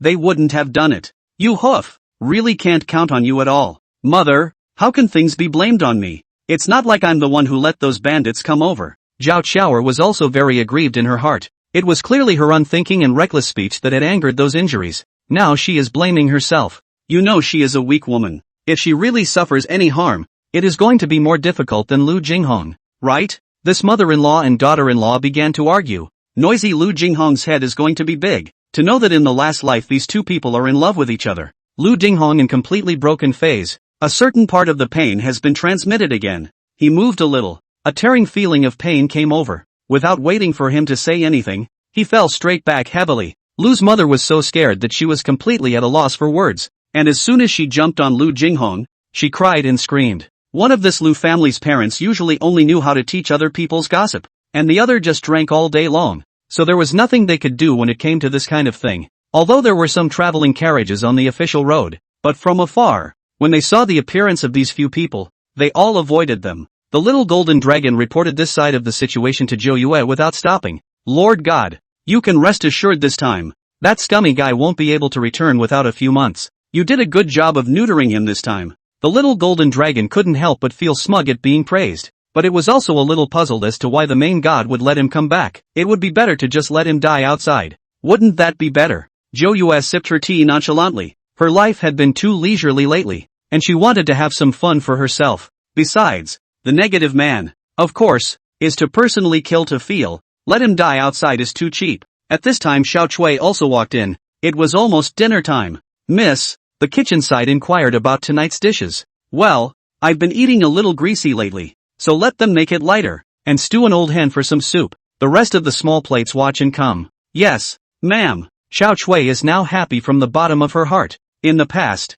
Miss was not less bullied by that surname Lu. She really can't stand to see it. Good thing Miss is now reacting in time. Zhou Yue's day-to-day life was too leisurely now, and the person arranged by the Qin family was a right-hand man, with all the accounts counted. This original owner is indeed stupid. There are so many dowry stores under her command. Even 7 or 8 of them have been transferred to Lu Jinghong's name. How can this be? Taking advantage of these days 9 specters began to work up a storm and had taken back all the stores. Lu Jinghong did know how to enjoy himself before, and these cooks were top-notch at cooking. Zhou Yue had been in the underworld for so many years and had long since stopped eating, but this occasional meal was still very good. Looking at the old hen that still had a large portion left, Zhou Yue directly threw it to Wang Kai next to her. This dog was also sent over by the Qin family, mainly for her to relieve her boredom. A standard big wolf dog. Xiao Chui are a little afraid of it, mainly because this wolf dog barred to see anyone fierce, but only to see their own miss like a kitten. This big wolf dog ate with its mouth full of oil, and the little golden dragon next to it looked very envious. Oh, I'm no longer the Lord God's favorite spirit pet. the Lord God has another dog outside. Joyua rolled her eyes and casually grabbed a few spirit fruits from inside her space and threw them to the little golden dragon. Noisy! Ha ha! Lord God greatly, you are truly a great God. Got the spirit fruit. Little golden dragon also no longer say more, happy to hold the fruit and absorb it. Joyua side cannot finish eating old hen or thrown to feed the dog. And the Lu family, a few family that is living, is quite miserable. When Lu Jinghong came to his senses, he realized that he was lying on a simple bed. He was just about to move when he felt a tugging pain. And that's when Lu's mother realized that he had woken up and rushed over to check the situation. My son, you're finally awake. Lu Jinghong looked at his old lady's dress and felt a little strange. He had already given his family a makeover when he came back. Those were fine brocades, all from the Qin side of the family. And now why is his mother wearing rough clothes? Next to her, Zhao Chaoer also had a displeased look on her face and was wearing rather plain clothes. Mother, what are you? You have no idea. After you fainted, we could only send you to the medical center in the city, but we were penniless, so it was only possible to take the only previous clothes and exchange them for money. Lu Jinghong burst into a bitter smile. This was indeed the existing way out, but he hurriedly inquired how much money had been exchanged for that outfit. He's going to see if it's enough to get back on his plate. To say the least, this outfit is worth a lot of money. We've traded it for 2 taels of silver for a family of 4. After Lu's mother finished speaking, she was still complacent, believing that this capital's things were just as good. What? Lu Jinghong almost fainted in anger after hearing that. That is the best brocade are able to send into the palace. Only exchanged 2 taels of silver. In the end, what black-hearted merchants? That is worth 10 taels of silver. Now that it was all switched out, that couldn't be helped. And at first he had considered that he could change his clothes for the road. If it was 10 taels of silver, they would be able to go back even if they saved a little. And as long as they returned to the capital, everything would be fine. But this mother of his has absolutely no idea of value and just treats gold like dirt. He was really regretting it more and more. Why did Joyua's parents know so well how to share for their own sons and daughters, while his parents were just like this? It had only just begun, and Lu Jinghong was already complaining about his parents who had given birth to him. He shrugged it off, intent on not thinking about it. So how much of our plate do we have left now? After paying for the consultation and the medicine, there's still 500 when left. Lu Jinghong once again 2 eyes black. He really do not know what to do. Just so little money. Let him how to go. Zhao Chaoer came over crying and crying. She didn't regret it, knowing that the current difficulties were only temporary. As long as she returned to the capital, everything would be fine. Brother Jing, aren't you a government official in the capital? Otherwise, let's look for the local magistrate and ask him to borrow some silver. We'll just return it to him after we return to the capital. These words completely reminded Lu Jinghong, and he also immediately reacted. Right, how could he have forgotten about that? Since we are all officials, surely we can help each other out. Chaoer, you're so smart. It's a great relief for my husband to have a wife like you. Zhao Chaoer's face showed a scarlet red. Her heart was getting more and more pleased. Now she and Lu Jinghong were even sharing the same pain. When she goes back, her status and identity will of course be different, and she will be able to become the mother of the house in the capital. Chapter 71, Ancient Negative Man Who Eats Soft Food 8. After making up his mind, Lu Jinghong took the family there. Except that Lu's mother's expression was a bit strange along the way. It seems to be hiding something, but now Lu Jinghong can't care about that much anymore. He just wants to borrow money back in a hurry. That official position of his was not an important position. It was bought with money, and there was not much real talent in it. Lu Jinghong was worried that there would be other accidents. This time he didn't dare to let Lu's mother talk nonsense, and explained in advance first. When they arrived at the county office, they were driven away by the guards at the door just as they approached. Get out of here. Where's the mud blood from? Is this a place you can come to? A bunch of bumpkins. I don't know where the cats and dogs from blindly barge in. It had been a long time since anyone had addressed him that way, and he had been in the capital for so long, and had started to climb up the ladder with the Qin family's help. Daring, I'm the imperial servant of the Hanlin Academy in the capital. Is that something you can slander at will? The guard laughed out loud when he heard this. He looked a few people up and down, dressed in such rags, not to mention that the speaker's face was swollen like a pig's head. I think you're the one who's bold enough to impersonate a court official. Believe it or not, I'll take you in for a board right now. Old Mrs. Lu watched from the sidelines and was anxious. Her son had explained that she was not allowed to talk nonsense, but why were these people so unreasonable in their attitudes? Lu Jinghong was also anxious. He repeatedly emphasized his official position, but the other party obviously did not believe it, then reached out his hand and asked him to bring out the proof of identity. He smoothly touched his hand towards his waist, and then he remembered that the jade pendant had long been snatched by the bandits. and now there was nothing that could prove his identity at all. Seeing that he couldn't produce anything that could prove it for half a day, the guards at the door were a bit impatient and loudly scolded them to leave quickly. Nor do you take a piss and look at yourselves. Just by the few of you still what the Hanlin Academy. Get lost, or else you'll be convicted of impersonating a court official. By this time there were more and more onlookers around, and everyone was talking about it. Ha ha ha ha, what a big official authority. Paki Zhang, how dare you talk about others here? He's an official from the capital. Oh, still from the capital? I think it's just where to run to impersonate. Where to dress up like this. It's really funny. A family of crazies. Guess they want to come here and scam some silver. Lu Dinghong was originally an extremely facetious person, and when he heard this, he turned his head and argued with someone. Lu mother certainly cannot see her own son bullied. Directly went up and grabbed Zhang Mazi not to let go. This time the conflict between the two sides escalated again, and they fought directly in front of the county courthouse. The result was that Lu Jinghong was taken in. How could a place like the county office let them fool around? Originally thought that he came in to be able to meet the county magistrate, and also to be able to make things clear this time.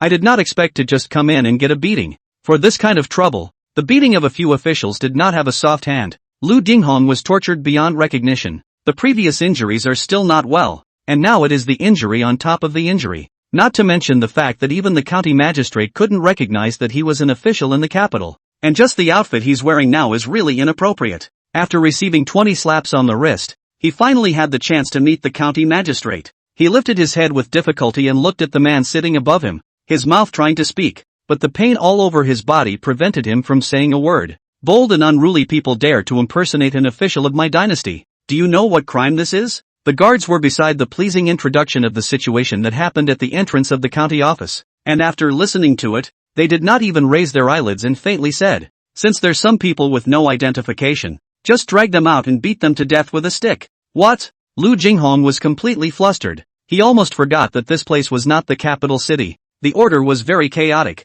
and it was too abrupt for him to come this time rashly. He clenched his teeth and could only desperately explain, telling the story of how he encountered the bandits on the official road. It doesn't matter what he said. The county magistrate suddenly scowled at him and directly stood up and pointed at him. "I see you're quite the dilettante. How dare you start a rumor on my floor? Do you know that we only just completed our bandit suppression mission notified to the court last month? If you say that now, don't you mean that this official still has a leak?" Lu Jinghong was not expecting that he was really so unlucky. Every word stepped on top of the other party's thunder point. While this is true, he is all too aware of these hooks down there, which is just haphazardly reporting grades to the top. Not surprisingly, Lu Dinghong was beaten half to death, and this time he didn't even have the strength to speak. Originally, the county magistrate wanted to put him directly into the prison. The master next to him flipped through the list, and then informed the situation. "Master, our quota for this year is full. If you take him in you have to keep reporting toward the top. Each inmate in this place has his own ration standards and these need to be standardized."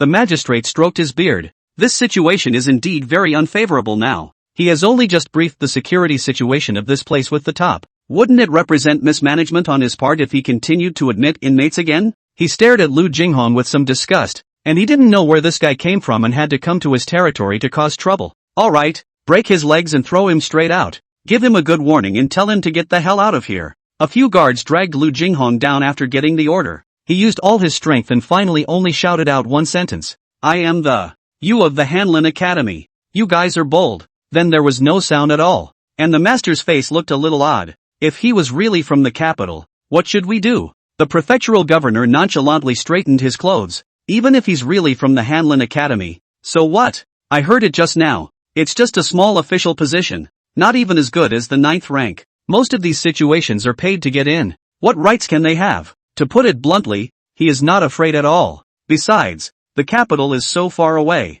Based on their current appearance, old and crippled, how can they go back to the... This Lu Jinghong was beaten and broken legs directly thrown out. Lu mother saw her own son well into, come out to become a bloody man. On the spot fainted in fear. Lu's father did not have the guts to go up to people to argue, and could only quietly drag his son over. Zhao Qiao also did not expect things to happen so suddenly, and even doubted what Lu Jinghong said. Was he really an official in the capital? Lu mother saw Zhao Qiao air froze next to her and knew that she had something on her mind. This woman is not a peaceful one. She must be thinking of running away. Chapter 72, Ancient Negative Man Who Eats Soft Food 9. Directly stepping forward, she grabbed Zhao Qiao's hair. "What the hell were you thinking? You fox charming? You were married to my son. To live is his person, to die is his ghost. In this life you don't want to leave the Lu family. Oh, you'll see if he can come back to life in this state first. Lu mother cannot be angry. The two again wrestling together. Lu father looked at the dying son. And two still fighting mother-in-law and daughter-in-law really feel desperate. The crowd of onlookers was growing. And everyone was pointing and watching. Most people thought they were crazy. Because Lu's mother had a mouthful of her being the mother of a government official. And this had been beaten out of her by the county magistrate. So could it still be true? The situation on the Lu family's side was chaotic. But Jodue's side was far too laid back. Stay really boring. This side of the people who should be cleaned up is almost the same. Simply the theater troupe are invited to the home. Set up a large theater in the house. Every day to invite people to see the play. Anyway, as the Chin family's eldest young lady, she wasn't lacking in money at all. Even though she was already married. Those dowry stores' daily earnings are not even counted. Master Chin will also secretly subsidize this daughter. The little golden dragon would also come in from time to time to report on Lu Jinghong's side of the situation. After learning of such a tragic encounter, she doubted that this person would be able to return to the capital safely, and as expected, the bad guys had their own heavenly rewards, and she hadn't even made a full strike yet. Zhou Yue sat and watched the play, only to feel that her back hurt from sitting, and simply had someone move the soft collapse over. Xiao Chui looked at her own master lying unimaginatively on the soft couch while still high on melon seeds. This seems to be a bit not so good. How long has this been going on? Miss, will it get people talking? Mostly outside. Zhou Yue nodded. It was indeed a bit not so good, so she had a few more soft cushions brought in. Have Xiao Chui and a few of the other grannies who took care of her up and down set up. Xiao Chui was speechless. Was what she said misunderstood? She was talking about Lu Jinghong. This big living man has been out for so long, saying that he is going to the countryside to inspect, and so far he doesn't even have a letter from home. In her opinion, this person is definitely fooling around outside. How long has the young lady been married? You have to think about the back too. Anymore, we need a boy and a girl. Otherwise how can we stand firm in the future? Soon enough though, these jumbled thoughts of hers came to a complete halt as she was completely mesmerized by the drama in front of her. Now that the entire mansion was being governed by Zhou Yue, there were indeed some people who were not convinced at first, but over time, they discovered that Zhou Yue was too generous, and not at all the kind of person who treats his subordinates harshly, but with the caveat that one of the prerequisites is to remain loyal. Under this kind of long-term monetary reward, these people had fallen back. About Lu Jinghong no one cared at all, as if that was a dispensable character. As it was now, Zhou Yue invited the theater to her home, and the other servants could watch from the back, as long as they didn't make any other noise. This would be absolutely impossible amongst other mansions, and in this case, they were also increasingly defending Zhou Yue. The 9 specters were lying at home, but they didn't know that they had been rumored to be outside. They were all saying that she was virtuous and virtuous. As for Lu Jinghong's reputation was getting worse and worse. He became the one who left his new wife behind after just a few months of marriage. The rumors outside were increasing. Lu Jinghong didn't come back for such a long time, which made Father Qin very angry too. He had promised himself that he would take care of his daughter and never let her suffer. But what was going on now? In a fit of pique, he directly cut off the Hanlin Academy side of the supply, and then also sent people to greet. Since this son-in-law of his is playing disappearance directly like this, there is no need to keep the position over there for him. And the court is not a place to keep idle people. Without realizing it, Lu Jinghong lost everything at once. Not only lost his reputation, but now even his official position is gone. That night Elder Qin sent his own son to fetch Zhou Yue back. He felt that his own daughter must have suffered over there, supporting such a large family business all by herself. Qin Shuhua, the second son of the Qin family, just came in and saw that the courtyard was very lively, again singing opera, and next to the monkey players, there was some embarrassment on his face. Was this what his father had said about his little sister suffering in the Lu family? He couldn't see it at all. 9 specters even waved at him to come over and watch the show with him. Qin Shuhua walked over and looked at Zhou Yue with a doting face. You're still no different than at home. But well, our Qin family has this capital. You can get it any way you want. That's why Zhou Yue felt that the original owner was really too stupid. Having such a good family member as a loving father and brother not cherishing them. Running to lick a man. Qin Shuhua sat down for a while, but he still told the real reason for coming here.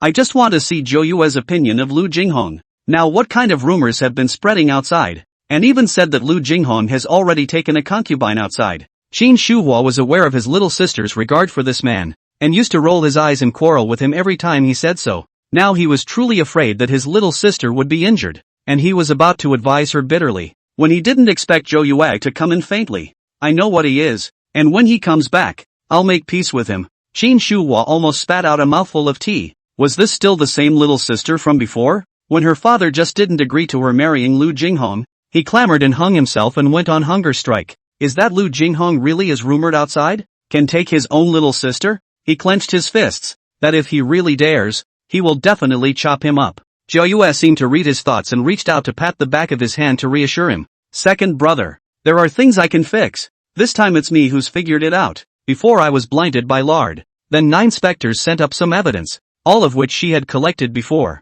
The evidence is the news that Lu Jinghong has long been married with a wife in his hometown. Qin Shuhua was furious after hearing this. Surely this person is a negative person, to hide it from them for such a long time. His own little sister, a woman of such innocence, just got married to him. Why don't you just come back and forget about it? We're not staying in this tight place. In the future, our Qin family will support you, and it will be more than enough to support you alone. Qin Shuhua wasn't painting a big cake. He was seriously saying that the Qin family holds the sister in very high regard and has been extremely favorable since childhood. Zhou Yue shook her head. Now was not the time. That negative man had taken so many things from her. Was he going to let it go like that? Besides, this era was extremely harsh on women. Zhou Yue still wanted to take into account the original master's reputation. And this matter must give Lu Jinghong a head start. Chapter 73, The Ancient Negative Man Who Eats Soft Food 10. Qin Shuhua looked at her own little sister's confident demeanor, and she knew that she could handle this matter. If my little sister can't handle it,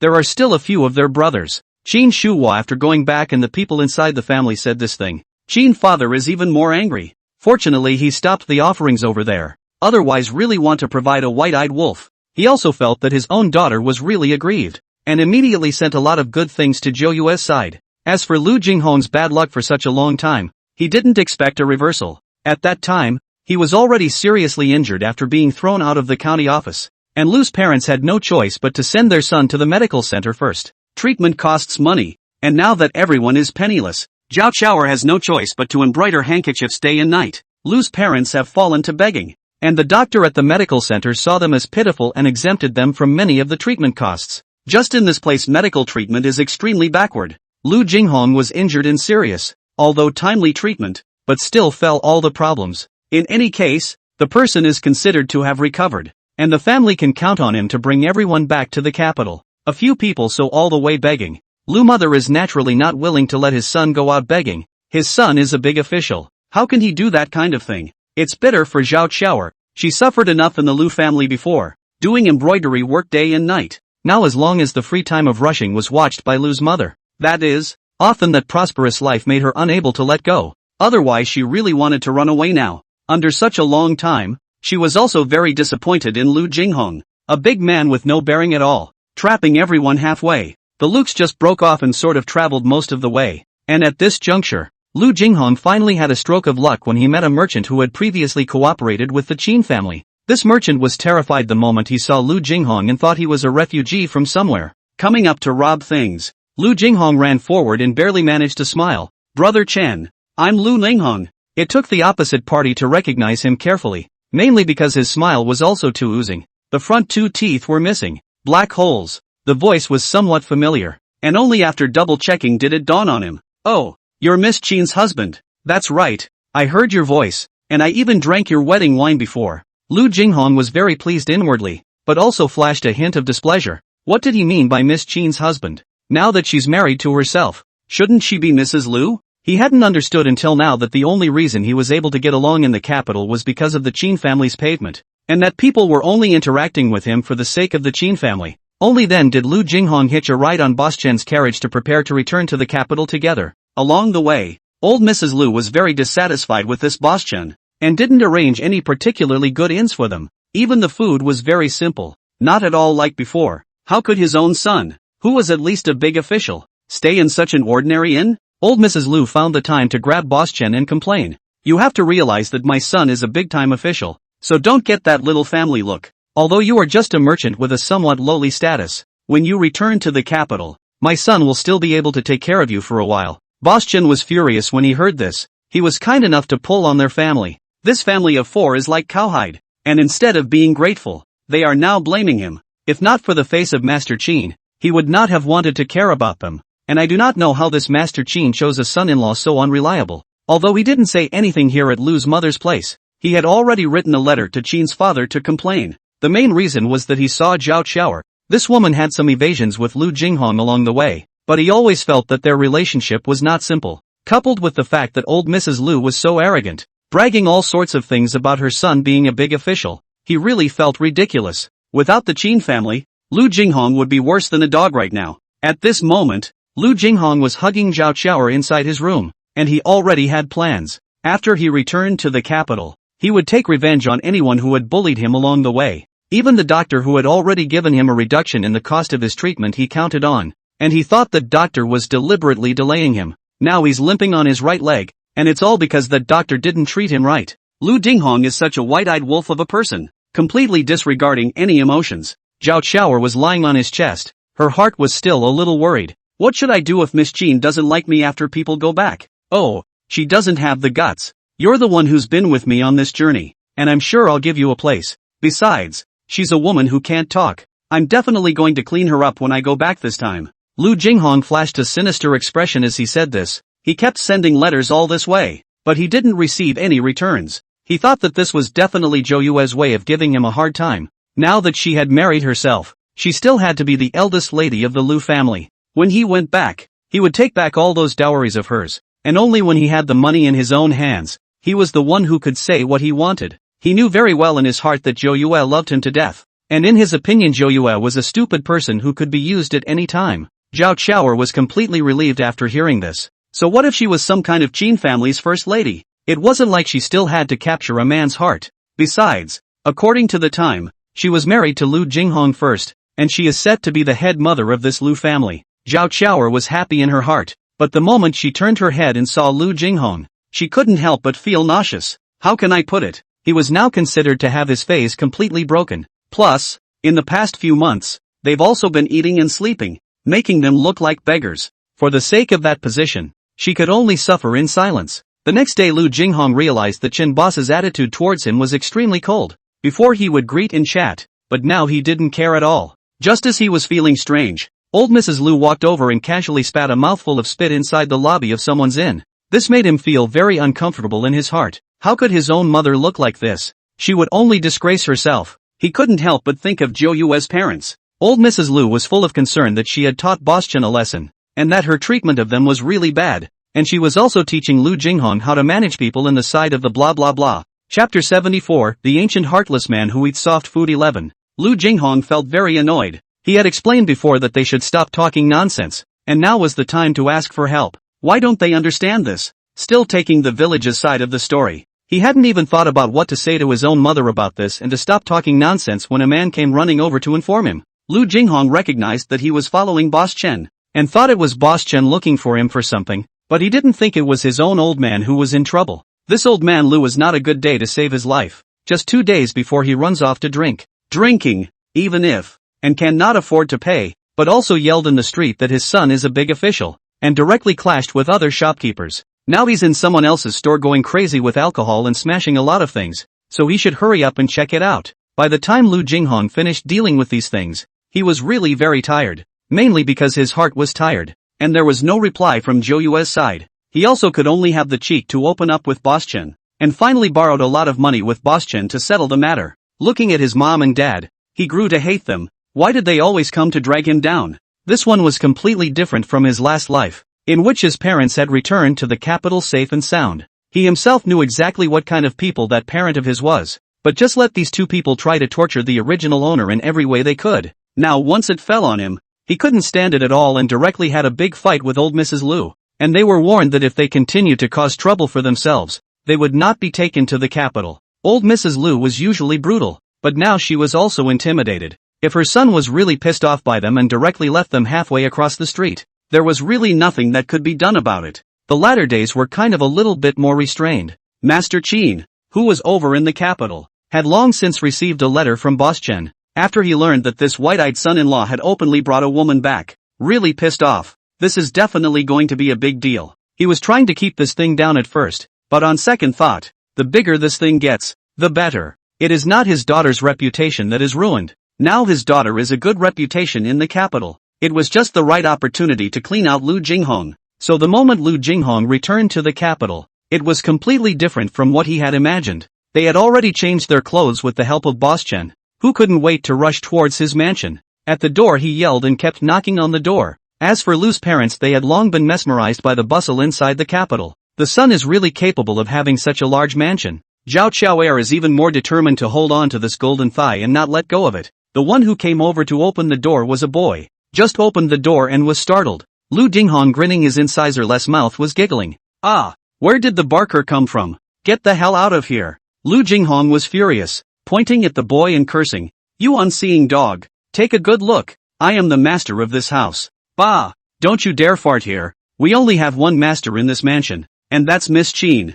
What? How was this completely different from before? He didn't know what the hell Zhou Yue was up to. Wasn't this his mansion? Thinking of this, he couldn't wait to go in and verify it, and as soon as he pushed the boy away, he was about to barge inside. This boy is also a resourceful one. Anymore he has to take up the duty of watching over the house. Right. So he shouted. Someone come quickly. There are unruly people trying to break in. Before long, all the houseguests inside were rushing towards the door, and the crowd of onlookers around them was growing. Lu Jinghong was even more furious as he saw that he was stopped by his own people. A bunch of dog slaves. Really blinded your dog eyes. I am Lu Jinghong. Zhao Qiaoer also pretended to be beside her, as if this was already her home. You really don't know the rules at all, and you dare to challenge your master, and then you'll all be sold out. The 3 words Lu Jinghong completely shocked the people around him. The previous Lu Jinghong was still relatively famous in the capital, partly because of the Qin family, and the other was his little white face. I didn't expect to become like this now. So ugly, not to mention not having any bit of image. The surrounding populace was whispering. It seemed to match the previous rumors that he really did keep concubines outside. This is only married to Miss Qin, how long to bring people to the door. Although in this day and age, it is normal for men to have 3 wives and 4 concubines. But it's only been a few months since the wedding and people have already disappeared and come back to bring other women with them. The man watching from the side couldn't help but poo-poo it. This Lu Jinghong really isn't a thing. Miss Qin is so good. She doesn't even know how to cherish it. And now she's bringing a woman back. Sure enough, he's a negative man. It's a waste of time for the Qin family to cultivate him for so many years. A soft-eating white boy. And now you want to be soft and hard? Listening to the rising and falling discussion around him, Lu Jinghong couldn't take it anymore and turned his head to shut them up. Lu, old lady in the village, is known as a shrew, and turned his head, and these people also scolded. This curse words are completely dirty words. Simply cannot enter the ear. It was Xiao Chui who was in a hurry to report to Zhou Yue, not expecting Lu Jinghong to come back.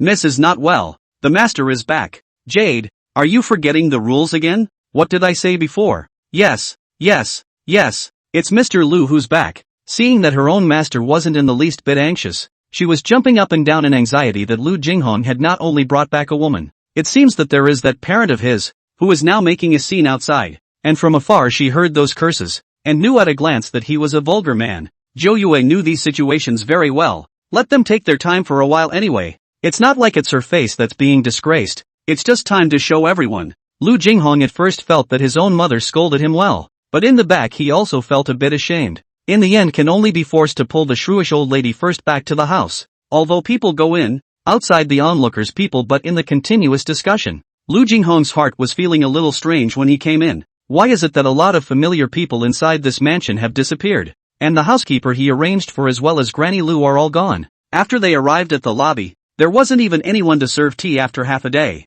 which made old Mrs. Lu very dissatisfied. Before it was outside, but now it was in her son's house. These lackeys were too unruly. There's also that daughter-in-law of hers who hasn't shown up until now, and she didn't even show up after all the commotion just now, and she's completely clueless. Chapter 75, The Ancient Negative Man Who Eats Soft Food. 12. Papa Lu was also yelling inside the lobby for the best tea to be brought out. Jinger, it's not that I'm saying that you're really too lacking in the area of managing people. It's better to leave it to us in the future. And that daughter-in-law of yours doesn't know the slightest bit of rules. It's true that a merchant's family has no rules. There was discomfort in Lu Jinghong's heart. He knew that Zhou Yue was putting him on the spot. She must have known about what happened at the door, but just wouldn't come out to help herself. And all those letters, and just pretend she couldn't see them? Zhao Qiaoer also took the opportunity to say something on the side about making Zhou Yue understand the rules so that she could be managed well in the future. Lu Jinghong also slowly raised his head, then aggressively prepared to go to the backyard to find Zhou Yue. He seemed to have forgotten that everything he had now was given to him by Zhou Yue and the Qin family. He followed his previous memories to Zhou Yue's chamber only to find that it had long since fallen into disrepair. Just after going in he felt that there was something familiar inside. When he saw the table, he instantly remembered. Wasn't this inside his study? The table was pearwood, but I didn't expect it to be used to pile up clutter now, with dust and cobwebs all over it. Seeing this scene, he was furious. How on earth did 9 specters dare? Surprisingly, he had privately moved his things here. That's when he saw the boy standing in the doorway and got mad on the spot. Where is she now? Tell her to get her ass over here and meet me. What's decent for a woman? The boy didn't even bother to look at him. This soft food man was afraid that he didn't know that he was going to be kicked out of his house soon. My lady is resting in her room and asked you not to disturb her. What? Lu Jinghong's eyes widened. He couldn't believe what he was hearing. Zhou Yue used to be subservient to him, afraid of losing him. Now how everything has changed. He was so angry that he didn't want to say more to this boy and asked the boy to go and call the housekeeper over. Before the boy could pass, the butler came over, and he was again stunned. How was this completely different from the person he had arranged before? Who are you? Where's the butler I arranged earlier? Oh, Mr. Lu was talking about that evil servant, a thing that eats and steals. He's still in the prison. Unbridled. Really too unbridled. That's my man. Do you guys dare to move? The housekeeper smiled contemptuously, and did not know where this Lu Jinghong got his confidence. There are still a lot of accounts that have not been settled with him yet. Mr. Lu, I think you'd better read this letter first. Lu Jinghong was very dissatisfied with this appellation. All of it backfired. He didn't know what had happened during the time he had been out. Why was everyone in the mansion so disrespectful to him? It must be that woman. A flash of ferocity flashed out from among his eyes, itching to go and settle the score with Zhou Yue right now. But still, he took the letter, and the moment he opened it, he was completely dumbfounded that it was a letter of repudiation. Wasn't this a big joke in the sky? He was so angry that he directly tore the book to shreds. The handwriting on it he knew too well. It was Zhou Yue's. Since ancient times, there are only repudiation letters. Where did this repudiation come from? How can he be a human being after the word gets out? It's really against the law. How does she know all this as a woman? Did the Qin family teach her? This is something I won't agree to at all, since she's already married to me. She'll be my Lu family's daughter-in-law until she dies. The butler frowned slightly, never having seen such a brazen person. However, he didn't really want to tangle with this kind of person more, and reported it at the first time to Zhou Yue, who was sitting on the soft couch and getting high on melon seeds. Miss, this Lu Jinghong is a shrewish scoundrel, and his family too. Why don't we just let the master and his family come out and settle this? This butler was sent over by the Qin family and was also extremely loyal, thinking of Zhou Yue first in everything. I expected it. He won't sign this, and since he won't, he'll stay like this. Now even Xiao Chui was shocked. There had been rumors about what was going on outside for a long time. This Lu Jinghong is not a good one, even hid from the young lady in the outside long ago married wife. Could this be that his own young lady is not giving up on him again? This is not good. What are you thinking? Such a dog man. Whoever wants it. Miss, so just let him stay inside the mansion and fool around? You guys just do what I tell you. He'll be absolutely begging to leave when we get back. Xiao Chui and the housekeeper both gave a thumbs up after hearing this. Their young lady's move was really smart. Now if the Lu family were to be kicked out of the house directly, it would still fall on deaf ears, especially with 2 old people. In this day and age, filial piety alone can weigh people down. Lu Jinghong on the other side was completely unaware of what was happening, and the people he was familiar with were gone. In the end, he could only look for a few boys to find out what was going on, and these boys were also indifferent to him.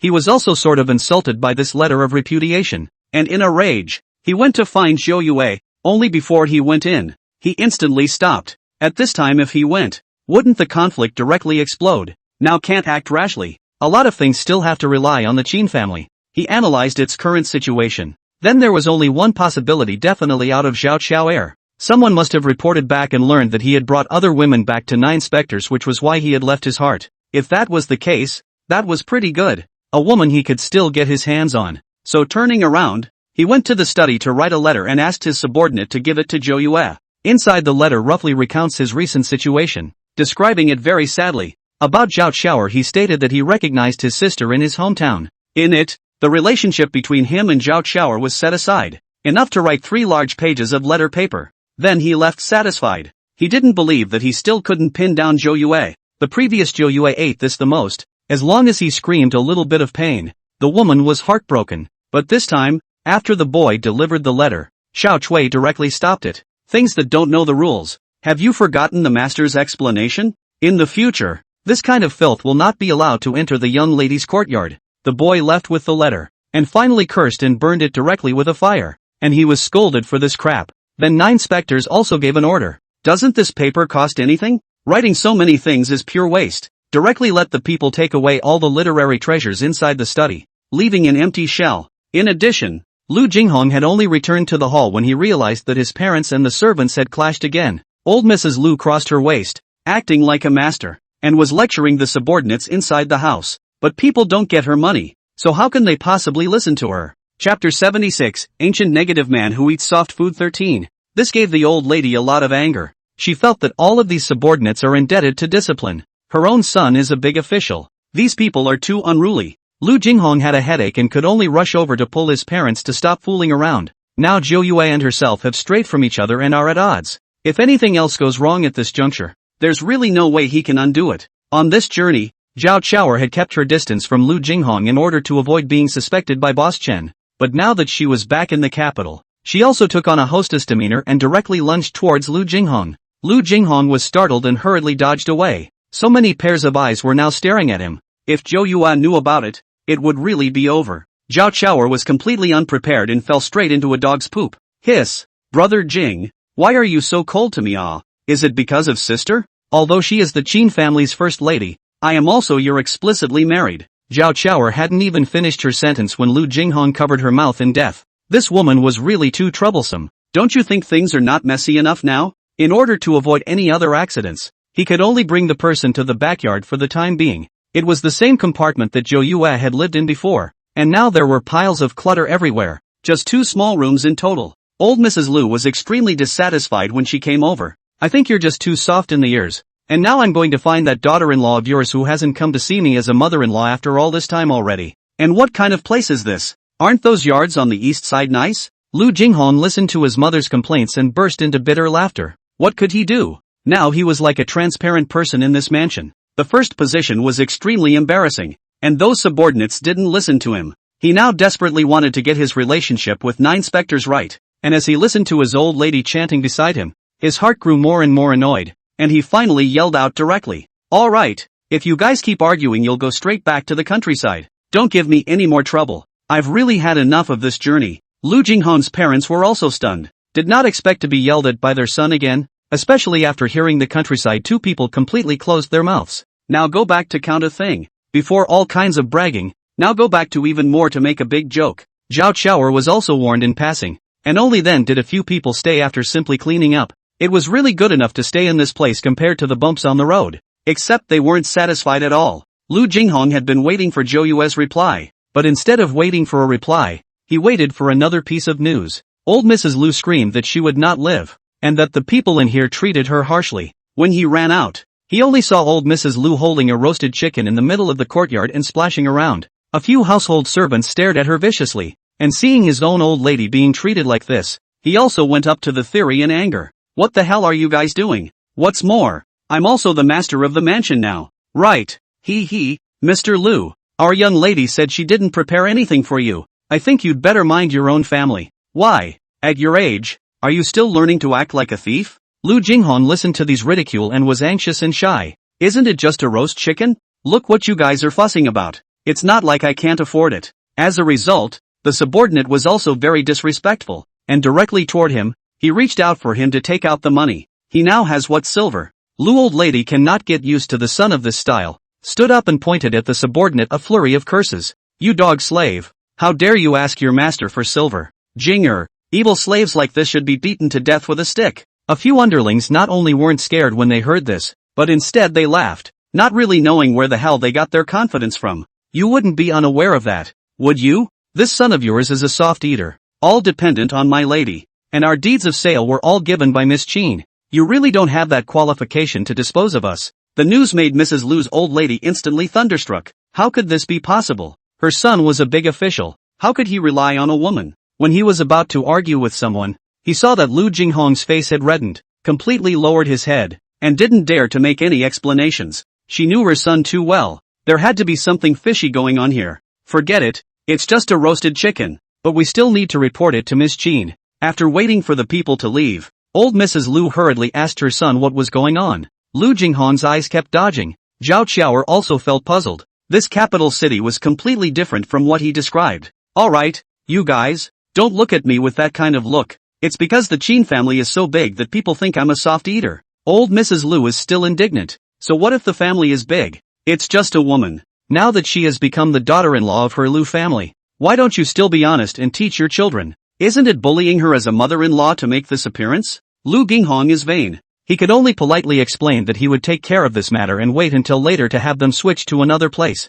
Old Mrs. Lu then gave up, also after an explanation, promised not to run around anymore, and would not cause other trouble for him. As for those few subordinates, Zhou Yue not only did not punish them, but instead gave a reward. You guys have done a very good job this time. The things in here are my Qin family's, so of course they should be maintained. Several people are happy. Or Miss Qin is generous, casually directly rewarded 2 taels of silver. Not at all like that Lu Jinghong and petty, but also make a high and mighty appearance. This also made the other subordinates see clearly. It seems that in the future, they don't need to be so polite to the Lu family members. They are just outsiders anyway. Just like that, Lu Jinghong purposely got up early the next morning. He cleaned up a little, no matter how much he was now in an official position. Even though he didn't have to report to that idle position very often, it had been so long, he still had to check it out first. Fortunately, there was still a small kitchen in the middle of the small courtyard with a few bags of food, which would allow them to solve the problem of food and drink first. Before Lu Jinghong went out, he told Bandai to tell them never to mess with Zhou Yue, and to wait for him to come back before saying anything. Usually he had a carriage when he went out. It was all because of the arrangement the Qin family had given him, and now there was nothing. He felt that Zhou Yue was just too much, and even if he was angry, he wouldn't be able to make it so blatant. He's a man. He wants to save face outside. I wonder how the Qin family actually teaches their daughters. After fuming at the door, the others completely dismissed his words as air, and seeing that the delay was too long, he had no choice but to walk to his place of posting. Chapter 77, The Ancient Negative Man Who Eats Soft Food 14. Lu Jinghong had gotten up early in the morning and fumed at the door, and was now tired and hungry. When he arrived at the place of his posting, the guards at the door refused to let him in at all. Blind your dog's eyes. This lord hasn't been here for a long time, but is it something you can stop? As if the guards had heard some joke, they simply flashed the sabers they had on them. Hurry up and get out. You dare to pretend to be some kind of lord when you're just a grasshopper. In the end,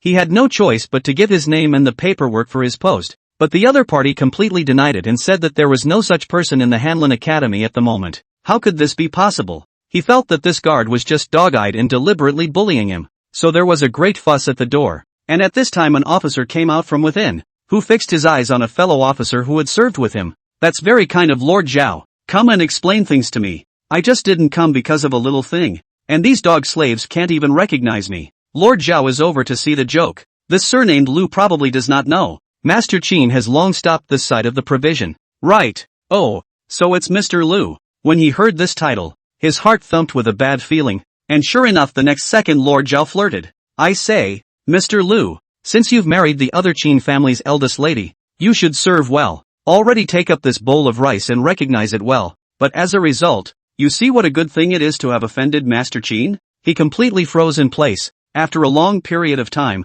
this official position of his is completely gone. It would have been paid for. The fact that Master Qin was sending money to the inside every quarter is what allowed him to make a living here. And before, people weren't even looking at his ability. To put it bluntly, he doesn't have much ability, but rather on the face of the Qin family, who still has that respect for him now that he has offended the Qin family. At that moment his face was like fire, feeling humiliated like never before. Before he always felt that it was his own ability that was recognized by these people. I didn't realize that everyone knew that he relied on the Qin family and women. From his initial anger to his utter lack of face to continue, he ran out of the room, disoriented. Now he really had everything gone. Before he thought that he had this official position and could still have a place in the capital. Now everything was gone. He snapped to mind one thing. He absolutely couldn't offend 9 specters anymore at this time. He came outside onto the street and hurried towards his home. But there were people around him who recognized him and were pointing. So it's that little white boy from the Lu family. I saw before that he wasn't a good person. Failing Miss Qin's heart. That parent of his isn't any good either. I saw all kinds of slurs with my own eyes that day. This kind of person doesn't deserve Miss Qin at all. He even found concubines outside. Ugh, just a dog. Lu Jinghong would definitely retort back if he heard this before. He hated it when people said that he relied on women. But now what else could he have? Since this trip back home, after such a long gap, things have changed in the family. When he returned home in a hurry, only Zhao Qiaoer was left alone inside the courtyard. He screamed in his heart, "Where did they go? Father and mother?" Went to find the Qin family's eldest lady. Zhao Qiaoer was pleased in her heart. She couldn't wait to make as much trouble as possible. And now the Qin family's eldest miss was completely ignorant of etiquette. You didn't come over to see your in-laws after such a long time, and you let them live in a place like this. Those two old men couldn't help themselves after being slightly urged on by her, and directly said that they would go and set up the majesty of the Qin family's eldest young lady. Lu Jinghong heard directly after two black eyes, almost fainted. This parents are still too much, things are not messy enough? At that moment, she directly pointed at Zhao Qiaoer and blamed her. Why didn't you stop them? Have you forgotten what I told you when I went out? It's not like you don't know the nature of the two of them. Can I stop them? Lu Jinghong didn't bother to talk to her much and hurriedly ran towards the outside, while Zhao Qiaoer followed behind to watch the fun. She hadn't realized how serious it was, only that they could move into the main house when this mess was over. After running to Zhou Yue's courtyard, he saw a man collapsed on the ground from afar, and his own father was still crying continuously. He was startled and rushed forward to check the old lady's condition, only to see his mother on the ground, her eyes closed tightly, and did not know whether she was dead or alive. Zhou Yue, on the other hand, was crossing her legs, leaning on top of the soft couch and drinking tea, with someone singing a little song beside her. All the anger of these days exploded at this moment. He really couldn't stand it. No matter how much fooling around, there had to be a degree, right? Why are you so vicious?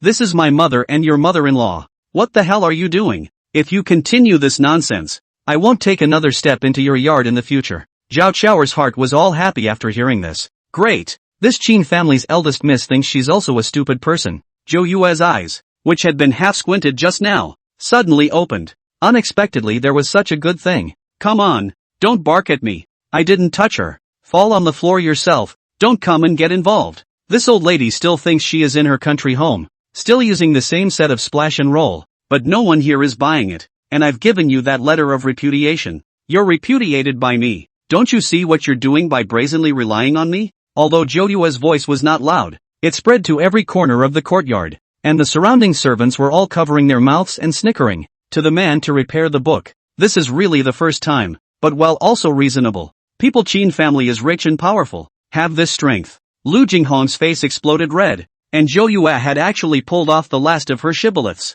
Lying on the ground of the old lady, Lu heard that this is not good. This is really the reverse of the Big Dipper. You shameless woman, with no manners or morals at all. There has been no such thing since ancient times. Women like you should be taken straight to the piggy bank. Old Mrs. Lu was still cursing in a barrage, so she looked at Wang Kai lying next to her again, thinking that the people on the other side were just too noisy. A little spell was used, and the next moment the old woman realized how she turned into a barking dog as soon as she opened her mouth. Woof, woof, woof, woof. Old Mrs. Lu covered her mouth in panic. What was going on? She couldn't have been more anxious. She wouldn't have been like this. What's going on with me? With me? She found herself surprised that she was normal again, and when she saw that everyone around her was laughing, she turned her head and cracked up again, but this time the cussing turned into barking again. Zhou Yue directly take the lead to laugh as the loudest. Lu Jinghong ruthlessly stared at his own old lady, how every time to give himself a disgrace. Chapter 78, Ancient Negative Man Who Eats Soft Food 15.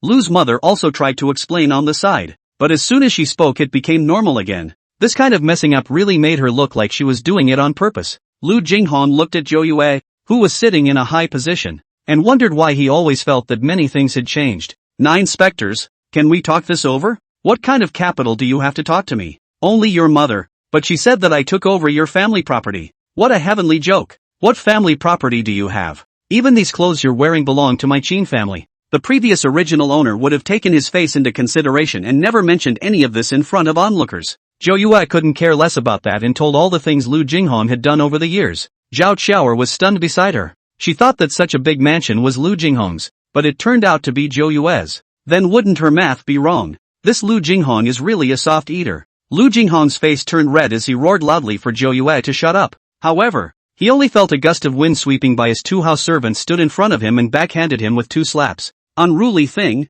is my lady something you can just yell at? You guys dare to hit me? The 2 house servants next to him rolled their eyes. What wouldn't they dare to do? He was an outsider within this family. When Mrs. Lu saw her son being beaten, she went up and grabbed the arms of these 2 people, and then she was directly thrown out. At this time, Wang Kai inside also ran out and rushed at old Mrs. Lu on the ground. barking furiously without stopping. Wan Kai had recently been fed by Zhou Yue and gained a round of weight. This wolf dog's size was already much stronger than an ordinary dog. And now it was even more intimidating to look at it like this. Old Mrs. Lu was shocked and turned her head to meet Zhou Yue's eyes. This dog of mine loves to eat those black hearts, and I haven't given it any relief lately, so I don't know if it's suitable for you. Lu old lady was originally from the countryside, has not seen any big scene, was so a moment on the spot 2 eyes rolled over, fainted. Originally, it has come to this point, normal people face sweeping, will consciously leave, but this Lu Jinghong was already a shameless man with insatiable greed.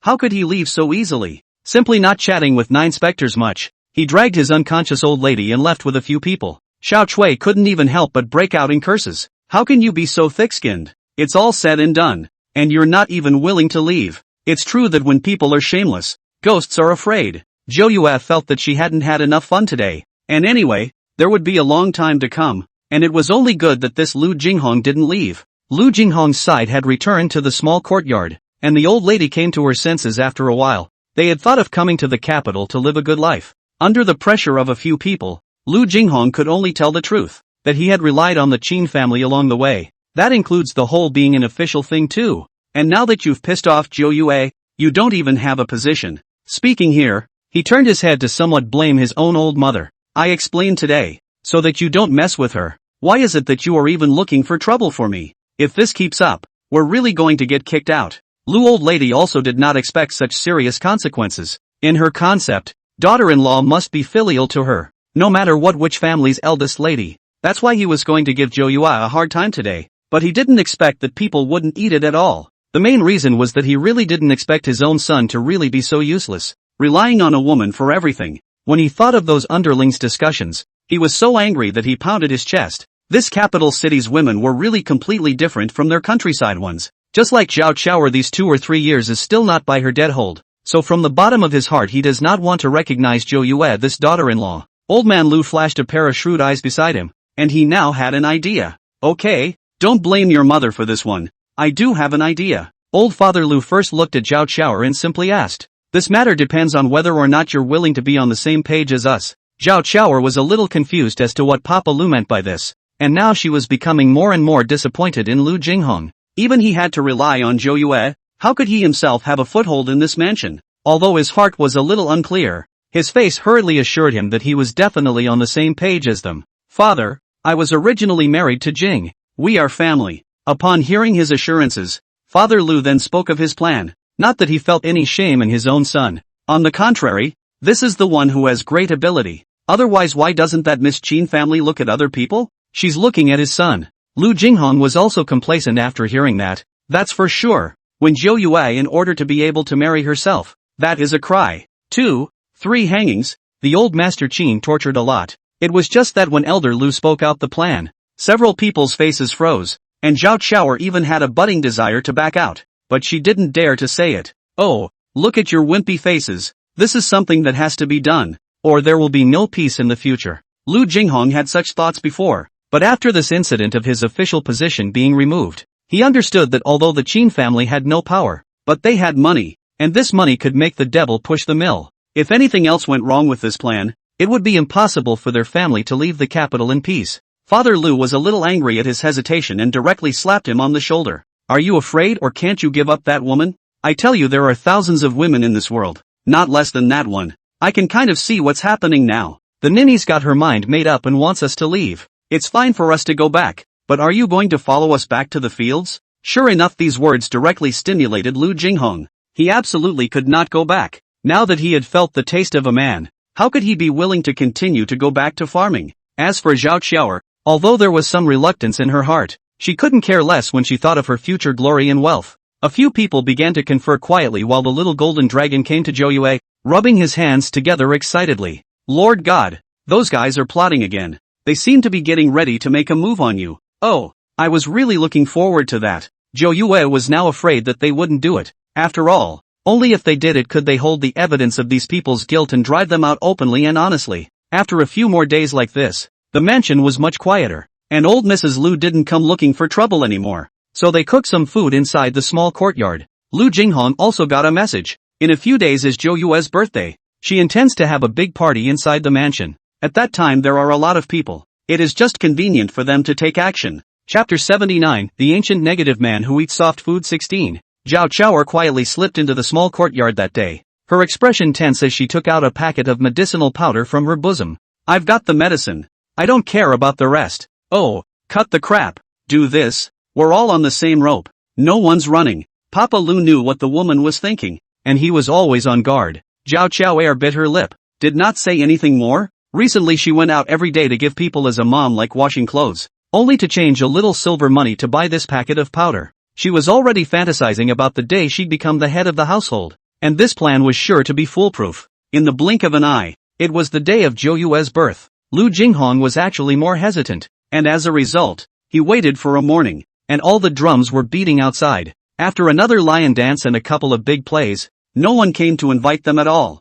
He hated it in his heart, that so-called father-in-law, who didn't give a damn about him. So straight away he made up his mind to carry a food box and take his parents to the front yard. From a long way away, you can hear the sound of talking coming out of the inside is not lively. Only a few people just arrived at the door and was stopped. Are you blind, you dog slave? Goo, Mr. Lu, my lady didn't say she invited you over. All of them are a bunch of dogs who don't know the rules. I am her husband no matter what. Can I not come to such a big event as her birthday? Old Mrs. Lu stood next to her also opened her mouth to curse, but as soon as she opened her mouth it turned into a dog barking again. She hurriedly covered her mouth. Why is it like this every time? Instead, the two barks attracted the attention of the crowd, and everyone looked this way. Master Qin sat beside Zhou Yue with his wife, and next to him sat several of his sons, and his daughter-in-law. Today in addition to them also came a lot of family and friends. He felt very bad luck in his heart. This Lu Jinghong really knows too little about etiquette, preferring to bring someone over at this time to diabolize.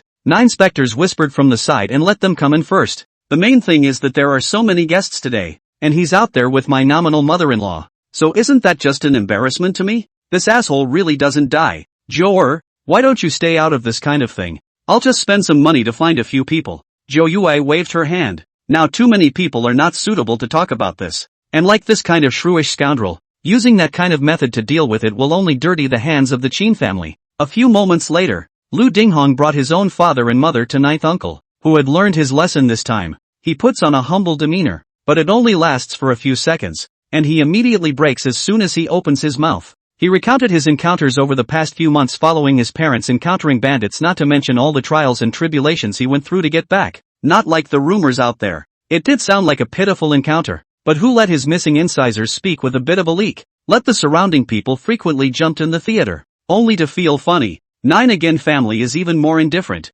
Qin old man from the bottom of his heart cannot see this person. If it wasn't his own daughter's favorite, he would never be allowed to make him the son-in-law of the Qin family. As for old Mrs. Lu, just looking up at the two people sitting on the main seat, she felt a little uncomfortable. The gap was just too big. Whether it was in terms of dress or temperament, Zhou Yue's parents had left them several blocks behind. Couldn't help but think of the scene just now when she was humiliated. Just a normal person seeing this felt inferior even if she actually cursed in the bottom of her heart. Lu Jinghong was still performing colorfully, but suddenly a dog barked from the side and completely broke the atmosphere, only to see Lu's old lady's face suffocating red. She couldn't control her mouth at all and kept woofing. The little golden dragon was laughing and covering his stomach next to him, not realizing that the main god's mana would be so amusing when used on this kind of person. Lu old man saw his wife so humiliated, hurried to pull her on the side. This pull does not matter. Lu old lady did not stand firm, directly toward the back to fall. This is really a big disgrace.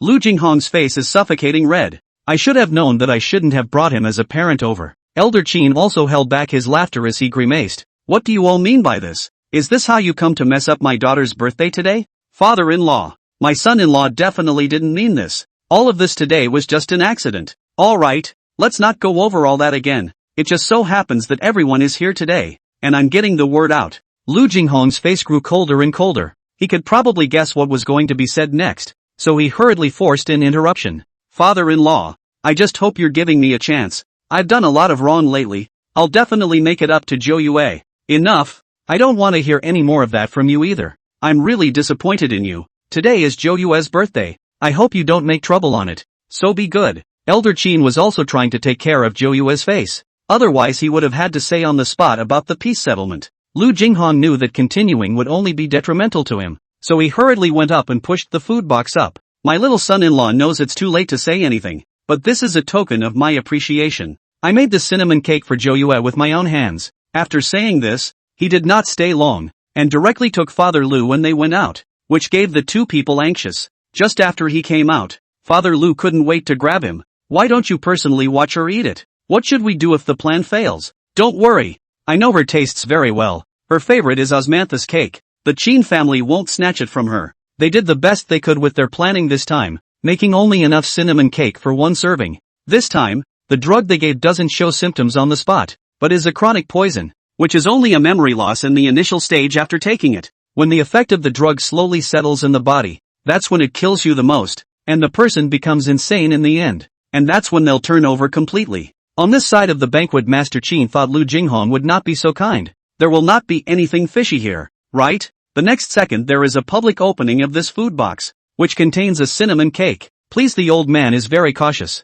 Let people bring the silver needle to test the poison. This poison Lu Jinghong also made preparations. This is a poison from the western region. The general silver needle cannot be measured. Sure enough, there was no problem after the test, while Jo Yue had seen through it completely, and she didn't move to account for the kitchen. Tell them to make a few osmanthus cakes as well and send them along with this one mixed in. I see that he also has a heart, so naturally I can't let people down. And since it's my birthday, let's all celebrate together. Chapter 80, Ancient Negative Man Who Eats Soft Food. 17. The family and friends present felt that the Qin family was really well taught, and Lu Jinghong had done such excessive things. His mom and dad were also on the wrong side of the table, and he didn't expect Jo Yue to be so atmospheric. Jo Yue's use of this trick was too good. When something happened later, everyone present could prove it for her, gaining a good reputation as well as being able to directly expose Lu Jinghong's true colors. As for why Lu Jinghong dared to give things away so openly, it was because he felt that Jo Yue was easy to pin down. He thought he knew Jo Yue very well, but he just didn't expect a few boys to come to his door carrying things not long after the osmanthus cakes they had delivered. Lu old lady followed her son to the capital for almost half a month, in addition to that day's stolen roasted chicken, every day to live a life of eating chaff. It was only when they opened the food box and realized it was cinnamon cake that a few of them were a little surprised, mostly because they were vain. The boy also explained next to him, "Today is my master's birthday, so I had the kitchen redo some more osmanthus cakes to send over." Several people were uncharacteristically relieved to hear it was redone. Only when the people left, Lu old lady began to complain. Just went to the banquet, but she saw, that can be all the mountains of food. As a result, after all the fuss, a few pastries were sent over, which made her feel a little uncomfortable. Just wait, as long as we wait for something to happen to that hoof, this family business will be ours. And all those house servants who laughed at us today are all sent out. It was fine if he didn't say it, but when he said it, Lu Jinghong remembered the humiliating things that his own old mother had done, but he was not in a position to lecture him too much. He just secretly vowed that he would never take his parents with him on any future occasions. It would only bring shame to him. Old Mrs. Lu's heart was also quite bitter. She really didn't know how she could suddenly let out a dog's bark, and everyone thought that she just did it on purpose. Zhao Chaoer wanted this to work more than anyone else, and during this period of time she went to wash people's clothes on a daily basis, and her hands were worn out from washing. So there was no hesitation when I saw the cinnamon cake and just picked up the biggest portion. Before it could reach her mouth, she was slapped on the hand by old Mrs. Lu. "Unruly thing, we and your man haven't eaten. When is it your turn?" Zhao Chaoer glared viciously at her from the side. She had contributed the most to that medicine, and the family was counting on her to go out and do the laundry. In his heart, he secretly thought that as long as he made it to the position of the head of the family, he would find a way to drive this old woman to the countryside. Old Mrs. Lu gave the biggest portion of osmanthus cake to her own son, and this was the one they had made in the first place. This is also considered to be self-eating, so just after 3 days, Lu Jinghong felt that he was a little off. Every day always lethargic. They don't have much to do in the middle of this small courtyard, and he's most active all day long except when he sleeps is when he eats. This can cause Zhao Chaoer to suffer not only to bear the family's meals, the small courtyard in the middle of the course food. None of the family was willing to move, and all such work as laundry was hers. Zhao Chaoer hated every day. People thought she had come to the capital to enjoy her happiness, but how did this feel more bitter than in the countryside? As time passed, Lu Jinghong's state became more and more off, and old Mrs. Lu began to wonder if there was something wrong with that osmanthus cake. Until the next morning, Lu Jinghong completely passed out, lying on the bed with a dead face, which can be the old couple scared. Do not care what directly rushed to the middle of the courtyard of Jo Yue. Old Mrs. Lu wanted Jo Yue to ask the doctor. She knew it was hard to persuade this person, but for the sake of her son, she could only put up a fight. I didn't expect Zhou Yue to agree with the unprecedented, but also invited the best doctor in the capital. With great fanfare, invited into the house. Soon some rumors spread outside. This Lu Jinghong was really too inhuman. Newly married, only a few months to disappear and so on, back with a woman back. Just so cheeky to rely on Miss Qin. Now that he is sick. Miss Qin is also a compassionate and righteous person who spends 1,000 taels to find a famous doctor to cure him. Old Mrs. Lu didn't understand any of this, and only felt that her own son still had charisma. No matter what, this woman still can't let go of her son. Have invited so many doctors. The capital inside the doctor is not vegetarian. A little diagnosis found the problem. Lu Jinghong seems to be poisoned.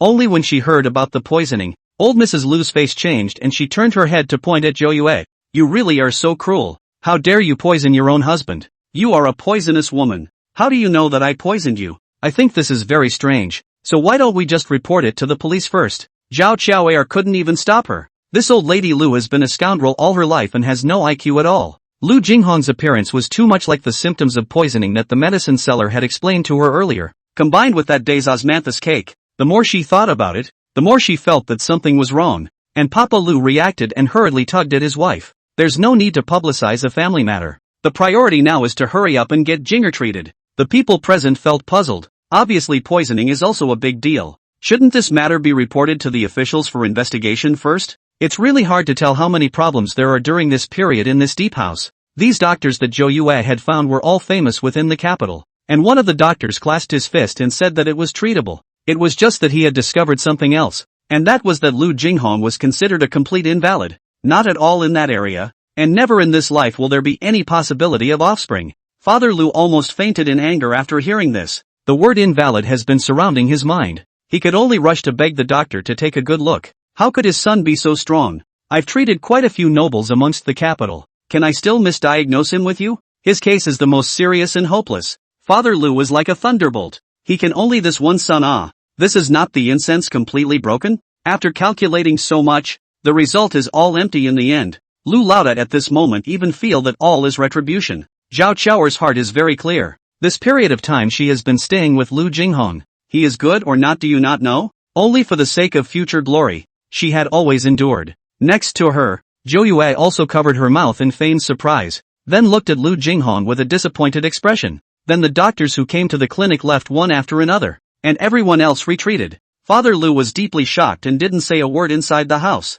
He had calculated so much just to let his family flourish, but now it was completely hopeless. Chapter 81, Ancient Negative Man Who Eats Soft Food. 18 End. I didn't expect my son to be an invalid. Only the old lady Lu was really worried about her son, and after waiting for half a day, she didn't see the medicine delivery come over. She could only go to find Zhou Yue again, this time without even seeing her face. Xiao Chui directly took out a letter of repudiation and handed it to her. In order to worry that he didn't recognize the words, Xiao Chui also read it out in public, and the content therein was extremely insulting. Old Mrs. Lu pinched the letter of repudiation and was furious. This is too humiliating. It's impossible in this life. Since she has become my Lu family's daughter-in-law, how can she leave so easily? In this life she can only be the daughter-in-law of my Lu family. There's no way I'm going to agree to this repudiation. 9 specters also walked out slowly. Get it straight, will you? There's no asking for your permission. Just notice, and I have a good reason for it. And that's that he can't. My Qin family is a big family,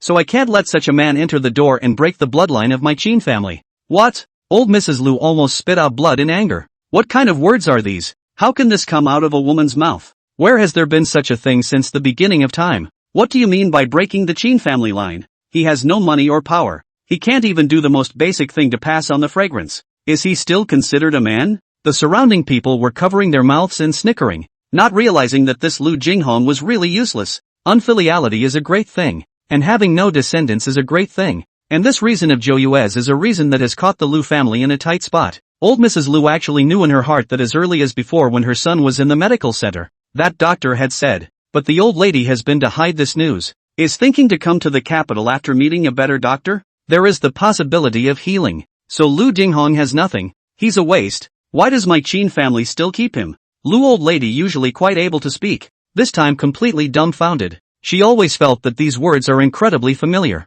But isn't it? And then in the last life she said so about the original owner. And every time she used the child thing to put the original owner down. She also mocked the original owner for being a hen that doesn't lay eggs. but now that it's changed to her son, she has nothing to say. 9 specters yawned and proceeded to have them all kicked out. That was a valid enough reason. Naturally, the old lady must not, if they left here. Where else could they go? She was sort of smart for once in a while. This 9 specters was no more than a face, right? So it was threatening in public. If you kick us out now, then I'll go to your Qin family's gate and cause trouble. I'm going to make this world come and abandon you. You poisonous woman. How dare you abuse your husband and in-laws? Zhou Yue didn't say anything, just slowly walked to her side. I also forgot to tell you one thing. You guys haven't gotten to you yet for poisoning me and trying to murder me. I've heard that the rats inside the dungeon can eat people. Just 2 words scared Mrs. Lu completely out of her wits. And she was certainly vain about what she had done herself. She used to be very arrogant inside the village. That was because no one bothered with her about that.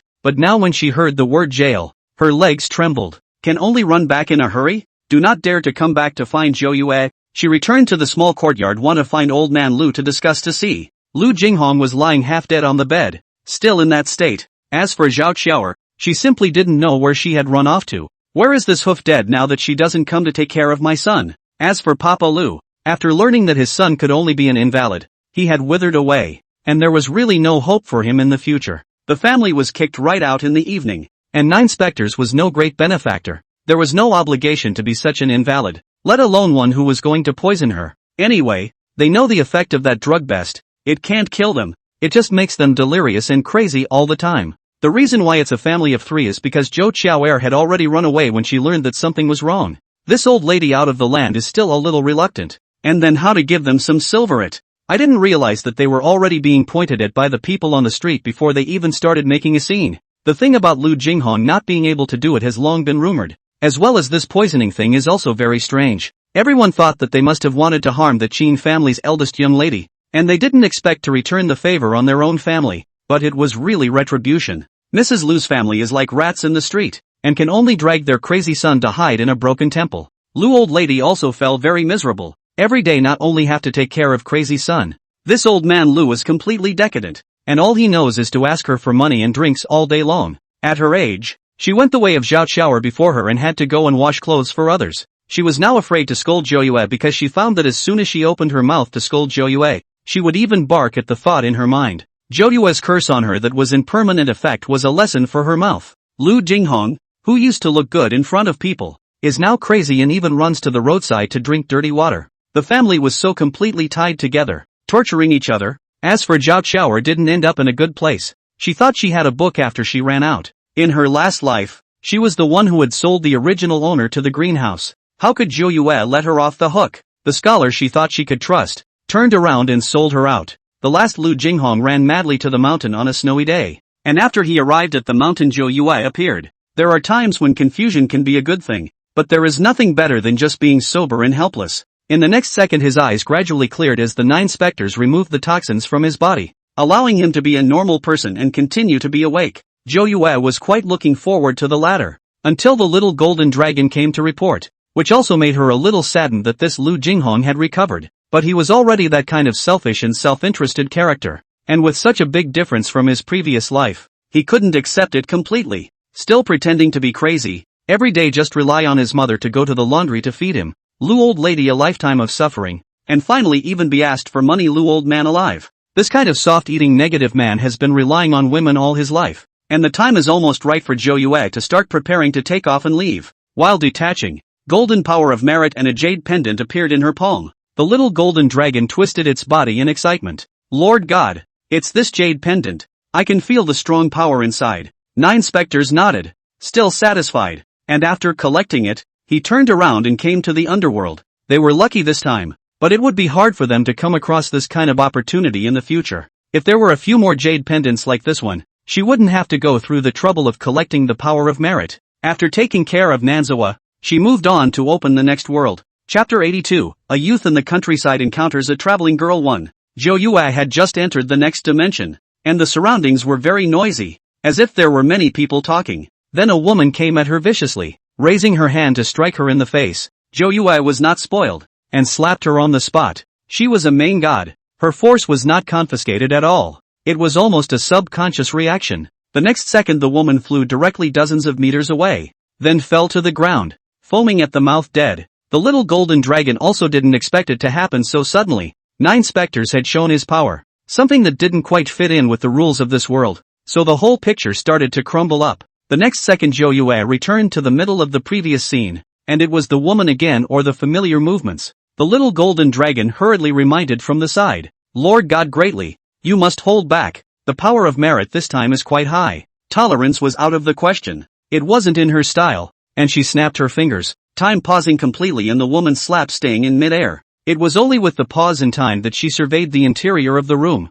which was filled with 8 or 9 people, each of whose expressions were fixed because of the pause in time. Their expressions ranged from angry to watching and snickering from the sidelines. It looked like it should be a large family, especially since the ones next to it had the same bloodline. Zhou Yue began to accept the plot, and after she had read the plot, she could only say that this original owner was just too bitter. This original owner is called He Zhou Hui, and the time period of this era is still relatively early. It is now the 1970s. There are a total of 6 children in the original owner's family. She is the 4th in line. The original owner's parents, in order to have a son, also sent out 2 daughters. Finally a son was expected. So you can imagine the status of the original owner. And the 4th child was a daughter, who was not expected and was nearly thrown out. Although the original owner's family was in the city, there were too many children in the family. So many mouths to feed, supported only by the original owner's father's job at the steel mill. The days were also tight, and in addition to these siblings, there were the original owner's grandparents who also lived together.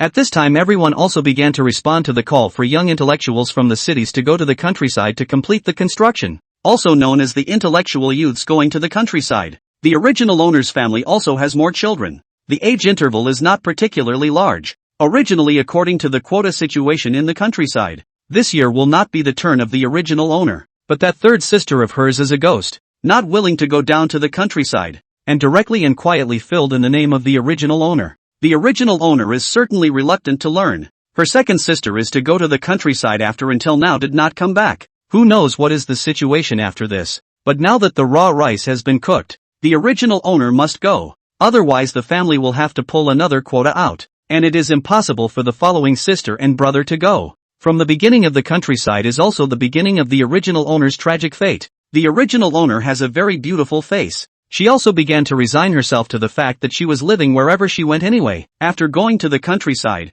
she met Zhang Lei, who was also a youth. At that time, Zhang Lei was humorous and funny, and would coax the girl to be happy. The original owner was so fascinated by him, and Zhang Lei's family was not in good condition. He didn't want to work, and every time he asked the original owner to come over and help him work. The original owner was rarely cared for within that family. Suddenly there was a man who shushed her, and in a few words she was completely persuaded to willingly help Zhang Lei earn labor. This Zhang Lei is an extremely hypocritical villain, who was okay with letting help with the work until the heroine showed up later. This heroine is called Zhang Yanxiu, and she attracts the attention of all the male intellectuals when she comes over, mainly because she's a crossdresser. Zhang Yanxiu was originally a small white-collar worker in the 21st century, who crossed over here by mistake because of a car accident. Zhang Yanxiu, who has just arrived, is condescending and offends everyone at the youth site, except the original owner, who is kind-hearted and willing to socialize with her. Under a chance, she got a bracelet of the original owner, not realizing that the bracelet was a hidden space.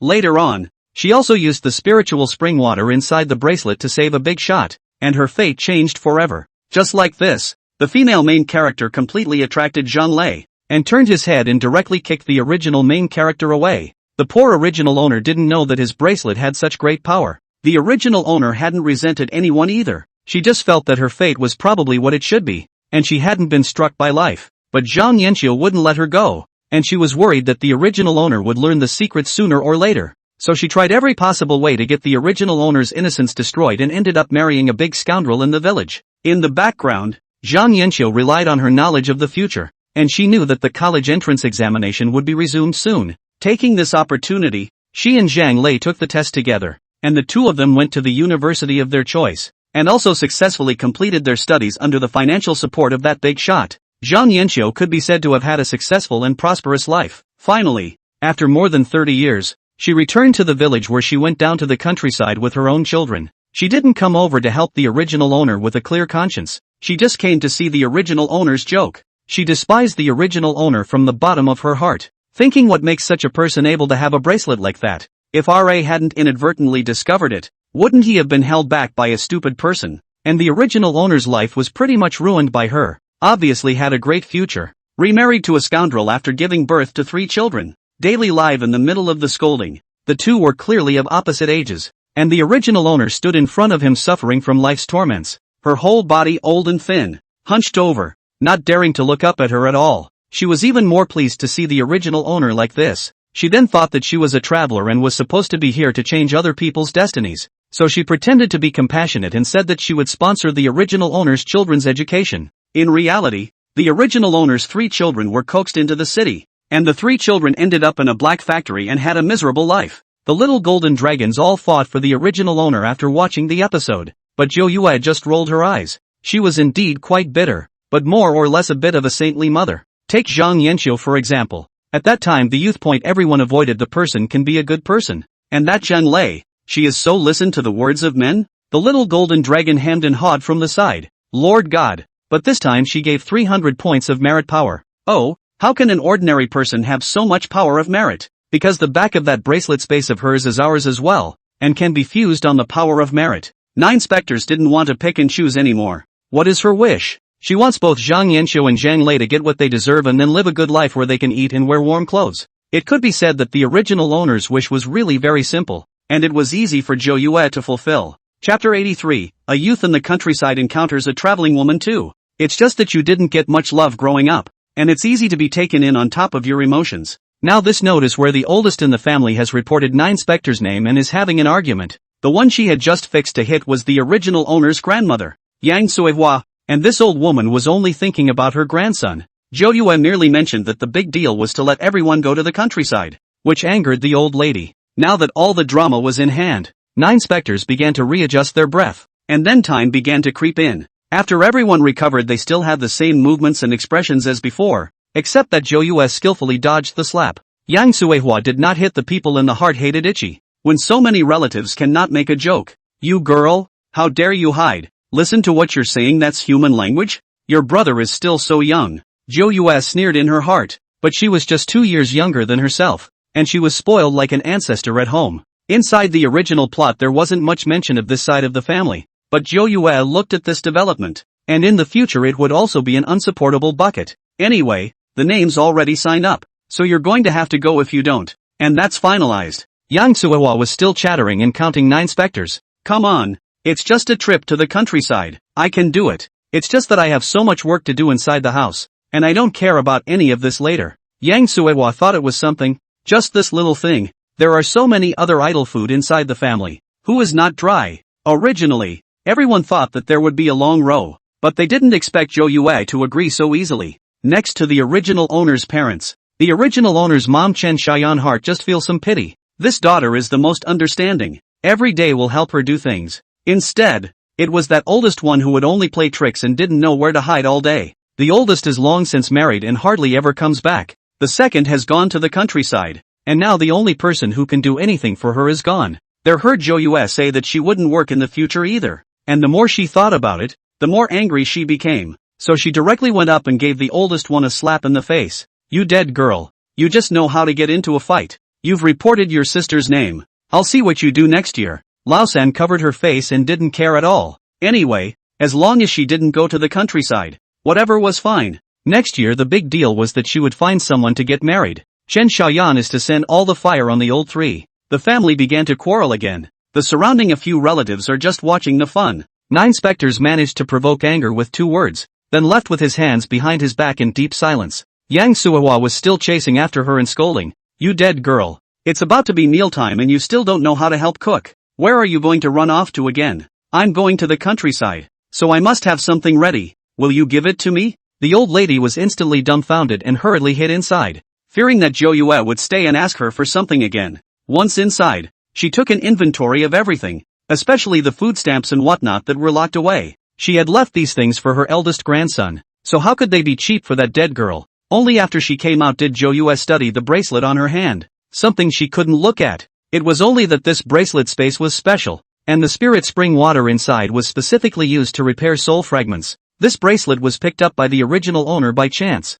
which can only be considered fate. Zhou Yue used a spell to extract all the space inside as well as the spirit spring, and now it was just an ordinary bracelet. Saying that she came out to prepare things was naturally a lie. Joyue was not willing to go back to serve such a large family. Many things in this era had only just risen to prominence and were still relatively backward. And Joyue also wanted to poke around more. If you want to buy anything here, you need a corresponding ticket, a cloth ticket, a food ticket, and a meat ticket. Sometimes the little golden dragon proudly showed his inventory to his own master. Lord God, this was the first small world in the beginning. I casually collected and threw it in. Joyue opened the box and took a look. Good guy. A box full of all kinds of bills. This thing waits until the back can only do a collection value. But for now, that can be really splashy rich. After learning the rules, Joyue went to the corresponding supply house, which honestly had a lot of things she couldn't even look at. And she had everything she wanted. Only bought a bit of cover. Otherwise she couldn't have walked away empty-handed. Could she? Now there is still more than half a month to go to the countryside. And she is not willing to go back directly in the city to rent a house to live temporarily. If she remembered correctly, the original owner didn't even have a separate room inside that home. It was all a few sisters crammed together. In the evening, Lao San squatted beside her to wash the dishes, and she hated it in her heart. Usually these jobs could be done by Joyue. This dead girl doesn't know where she ran off to, and she hasn't come back until now. Being cursing in her heart, she just raised her head to see Joyue standing in front of her and was instantly taken aback. You're going to die. You can't even walk without making a sound. Why don't you hurry over here and wash the dishes? What are you standing there for? Can be considered waiting for the girl to come back. Lao San wiped the water stains on his hands,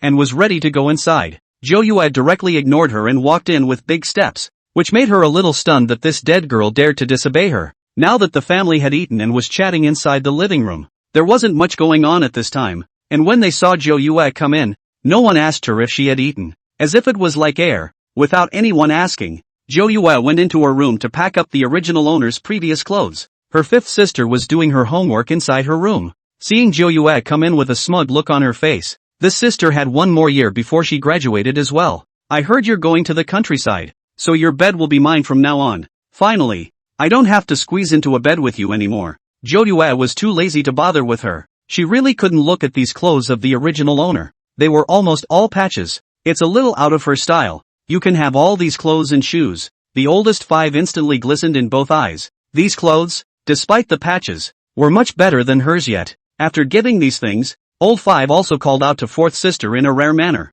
Thought the original owner had something. It was all a pile of rags that Joyue really couldn't look at. So she turned around and headed outside. Just went out and was stopped by Qin Shayan. She saw that it was Lao San standing next to her and complaining. Probably saying a lot of bad things again. Where are you going to go at this late hour? A girl's family doesn't know how to help out around the house. As soon as she spoke, 9 specters reached out her hand directly. I'm going down to the countryside, and no one's got anything for me, so of course I've got to think for myself. Why don't you give it to me? Chapter 84, A Youth in the Countryside Encounters a Traveling Woman 3. Chen Xian frowned with some impatience. One by one, they just knew to reach out and ask her for things. Where was she going to find them? That dad of hers was a complete non-concern and simply got up and went out to find someone to play cards with. Joyue knew that with this one sentence she would be able to take their lifeblood. Each one was scared to death. Who would dare to retain her? Joyue looked at the oldest who had just complained and whispered in her ear as well. Do you really think that if I go to the countryside, your life will be better?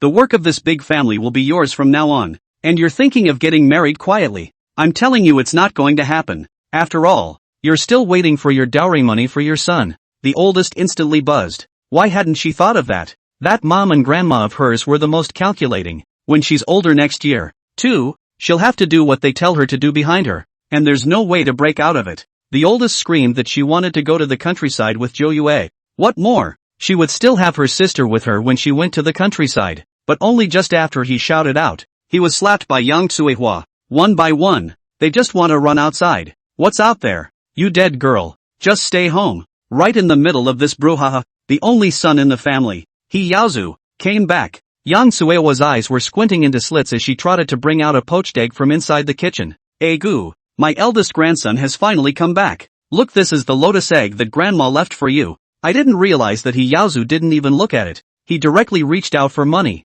Cut the crap. I don't want to eat these. Bring me the money. I want to buy cigarettes. What? Chen Xiaoyan instantly froze. Her own son was only a teenager. How could he smoke? Unexpectedly, Yang Tsuehua hurriedly agreed and even felt that this was a good thing. then crumpled and rummaged out $1 and handed it to Iyazu. If my oldest grandson is going to smoke, he's going to smoke good. Iyazu rightfully took the money, and without even saying hello, he turned around and left. Yang Suihua can be proud, thinking that her grandson can smoke now and will be able to talk about big things in the future. Zhou Yue was too lazy to look on and left directly. Only Lao San stood frozen in the middle of the living room. She saw the scene just now. As long as Iyazu wanted money no matter when they would give it, she regretted to death in her heart. It was really a miscalculation. If she went to the countryside, she might still be able to change her fate. Now she was considered to be completely tied up. Zhou Yue's previous words were intentionally said to her. This kind of person was also extremely selfish, casually filling in his sister's name. Do you really think you're not responsible for anything? If this evening is so stimulating, and Lao San's heart has changed, she must find a way to leave this house in a hurry. Zhou Yue didn't come back for the following days. She was living a very dashing life outside, and it seemed that only Lao San remembered her absence on the he side of the family, as Lao San was the one doing all the work. Time flew by, and it was the day of departure. Other families had big bags, fearing that their children would be aggrieved there. The top of the station was filled with people who had come to see them off, and only Zhou Yue stood alone on the platform. He family side Qin Xiaoyan again how also want to come to send this daughter. Just a big event happened inside the family. Now the chicken and dog jumping, because Lao San stole the household register, and incidentally took away the family's food and cloth stamps for more than half a month. Yang Suihua was so angry that she directly collapsed on the sofa. She cursed and cursed. She must get that dead girl back. Zhou Yue knew all about this, and she was able to make them fight each other internally with just a few minor mentions. She couldn't care less about anything else, and as the platform prompted, people began to board the train. Just getting into the car, Zhou Yue frowned straight away. The smell inside this carriage was just too big. In the blink of an eye she simply closed off her sense of smell. Otherwise the dozens of hours had been really too much. Almost all of the car was filled with youths who had gone to the countryside, and it had only just been a short time since they had set off when someone began to lead a song, igniting everyone's enthusiasm. Zhou Yue noticed that the person leading the singing was Zhang Lei, who had attracted the original owner in the same way before. After a while to the mealtime, everyone took out dry food. Zhou Yue also opened a can of canned fruit directly from inside the backpack. This can make people around the envy of the people. Although there are also good family conditions, but this canned fruit can only be bought on New Year's Day. Zhou Yue didn't care about the other people's gazes, and directly took a big bite. In this stuffy and hot carriage, this canned fruit was really too tempting. Not long after, Zhang Lei was also attracted. He came over smilingly. Everyone, you are also going to the countryside, right? We are all intellectuals. Let's get to know each other. Zhang Lei, this person is a human spirit. He saw Zhou Yue take out canned fruits. The clothes he wore can be new fabrics. The family conditions must be good. He introduced himself by shaking hands, starting with the person next to him in order to not make his purpose so obvious. It was only when he was introduced to Zhou Yue that his awkward hand stretched out in midair, and Zhou Yue had absolutely no intention of hitting on him. He had no choice but to brazenly say it again. Hello, my name is Zhang Lei. I'm coming from the South City side. Not interested. The atmosphere was even more awkward to the extreme, and Zhang Lei didn't know what the problem was. His face and the fact that he had just sung had already attracted the attention of so many people. It was impossible for anyone to still reject him. One of the girls next to him was a little bit unable to look at it. This Zhang Lei is still relatively handsome, and it can attract the attention of some little girls. Hey, what the hell is wrong with you? Why are you being so rude? Some people eat canned fruit as soon as they get here and put on this look. I really don't think you're some capitalist damsel. When this was said, it instantly attracted the attention of everyone in the car. Zhou Yue's behavior just now was indeed a bit high profile. Oh, is that what you say it is? I can accept the investigation in its entirety, but if you're slandering me indiscriminately, then what about it? In this day and age, it was easy for her to cause misunderstanding when she casually said something like that. You just look like an enemy agent to me, maligning and sowing discord. The comment completely scared the girl to the point where she blanched and rushed to her feet to explain. She was on the verge of tears as she noticed the stares around her. 9 specters just straight up put an enemy agent hat on her, which is a lot more than she's guilty of. Zhang Lei saw that this girl was also speaking for herself, and now she was in a hurry to cry, so she also helped to explain on the side. This comrade, I really think you're talking a little too heavily. We're all young people going to the countryside. Why be so aggressive? Zhang Lei, however, loves to show himself when there are many people like this, making it look like he is particularly righteous. Chapter 85, A Youth in the Countryside Meets a Traveling Girl 4. Zhou Yue rolled her eyes. She didn't know what the previous original owner was thinking. She could even look at this kind of person. who seemed hypocritical and pretentious to her. You two can really talk. There wouldn't be any illicit relationship, would there? Otherwise why didn't you stand up when she was talking about me just now? Once this hat was snapped off, that girl was really in a hurry and tears fell from her eyes, hurriedly covering her mouth, not daring to talk nonsense anymore. Zhang Lei was also a batch of blushing, waving his hand to explain that the two people only just met each other. Only just met? You say this like you're someone's new husband. It only shows that you're not a good person? Zhang Lei was completely speechless. Now he didn't want to explain any further. It would only get more and more confusing. How did it come to this? He used to be a talker, but he'd never really met a girl so talkative. The girl on the opposite side was even more panicked and at a loss for words, unable to speak a word, just biting her lips tightly. Everyone is more conservative in this day and age, and a relationship like this one is sure to fall on deaf ears. The other people in the car were just watching the fun, and no one dared to mess with her easily anymore after being messed with by Zhou Yue. This little girl's mouth is really powerful. Zhang Lei had wanted to take advantage of the situation, but instead he was rendered speechless and could only return to his seat in disgrace. Zhou Yue looked at the opposite side of the crying girl who couldn't catch her breath. You think that if you speak for him more righteously, people will help you? Look at it or it's just gone right away. The girl viciously glared at in the direction of Zhang Lei, but also really hypocritical. Just now he but stood out to help him speak before such a thing happened. The results of a problem ran faster than anyone. Most of the people in the car also saw Zhang Lei's face, which was also completely different from the last time. In his last life, Zhang Lei mixed well and fought in the youth point, making everyone think that he was a righteous and passionate person. But now that everyone saw his hypocrisy, no one was bothering him along the way. Where Zhou Yue and the others were going this time was a 2-day and 2-night train ride, and they wouldn't arrive until the afternoon of the third day.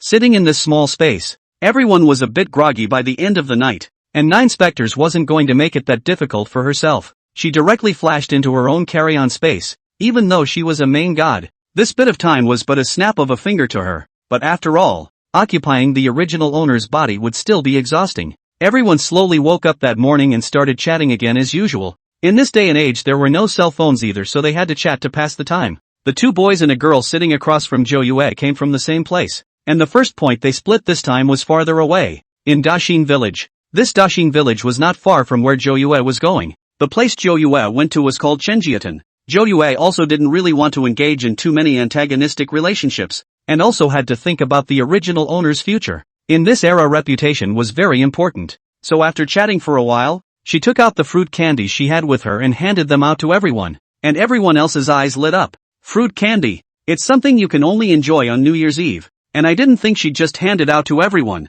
Many people cast envious gazes, and there were people who had previously speculated about what kind of family lineage Zhou Yue had, but eat people mouth short. This reason everyone understands. 9 Ghost is to give the whole carriage of people are divided. Of course, in addition to Zhang Lei, everyone else in the family stopped discussing it, and Zhang Lei was furious, even though that fruit candy didn't count for anything in his opinion. But this kind of differentiation just made him uncomfortable in his mind, and he hadn't been treated that way yet. He used to do pretty well with this face. He couldn't figure out what the problem was. Wasn't he attractive enough? So while the others ate their candy, he got up and went to the restroom, making a point of giving himself another round. This guy is quite a stinker, occupying the restroom for 10 minutes, and he only opened the door after others knocked for half a day. He thought he was dressed up handsomely enough, but Zhou Yue couldn't look at him at all and didn't even give him a look. And so it was that by lunchtime, everyone else was dryly nibbling on dry food, mostly homemade pies. Zhou Yue took out the large meat bun she had bought earlier,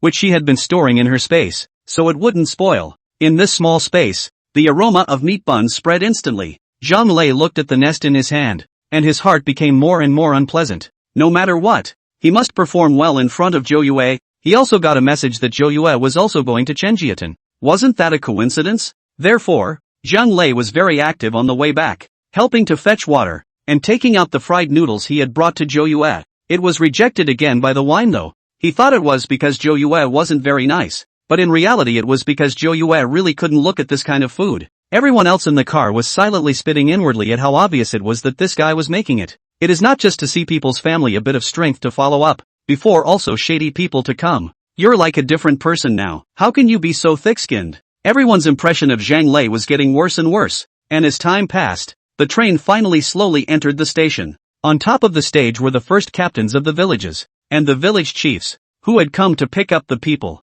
The spots have been divided down before, so just follow them by name when people get off the bus. Several village people see one after another people get off the car. Heart some dissatisfaction. Look our tender skin. How can this work? The quality of youths has really gotten worse over the past 2 years. And they still have to score on the brigade. Which is not a drag. Zhou Yue's side directly rejected Zhang Lei. This guy was like a cowhide, constantly blathering in her ears. She could only make a small spell. Zhang Lei was not paying attention when he just got off the bus, and he directly stepped on the air and fell on the platform. This caused quite a stir, and everyone looked this way. One of the captains was very displeased. Look at this city boy who is just delicate. How can he walk a road and fall? I don't want him to come to our brigade. It doesn't look like work at first sight. The others had the same thought inside their hearts, and Zhang Lei couldn't get up after falling for half a day. It was a good thing that a staff member was there to help him up so that he wouldn't interfere with the people getting off behind him. 9 specters, on the other hand, flashed by gracefully with her luggage, and likewise 9 specters was noticed by the others, mainly because she was carrying a huge bag and walking very lightly, did not feel any burden. This look is able to work out of hard labor. Who do not want to find some tired past the brigade inside? This is to count the work points. Several of the first captains pinched the list in their hands, all hoping that Zhou Yue could go inside their village. Chapter 86, A Youth in the Countryside Meets a Traveling Woman 5. The people inside the village had already started to report themselves, and everyone shouted which village this was from, so that they could go over and gather first before a unified roll call was made. Zhou Yue walked over after finding the group. The bearded man in front was Chen Yongming, the village head of Chenjiaotan. He beckoned his hand over to help Zhou Yue carry her things. This girl child is really something. Such a big bag of luggage. The village chief is also a veteran of work inside the home. I did not expect to carry a package. Almost did not give him a waist flash. In his heart, he was surprised. How on earth did that girl child do it? There were 2 ox carts parked next to each other, and the village chief greeted everyone to put their luggage on them first, and when everyone was ready, he would name them and leave in unison. Just as he was waiting for someone, Zhou Yue shoved a pack of cigarettes into the village head's hand, who at first hurriedly waved his hand no, but now there are many people continue to postpone, but instead of being seen by others is not good yet. Uncle Chen, I see that your age is not similar to my father's, so I'll call you that, and I've only just arrived, so I hope to take care of you in the future. The village chief hurriedly nodded his head in agreement. This girl child really knows what she is doing. He just took a slight look. The price of this cigarette cannot be expensive.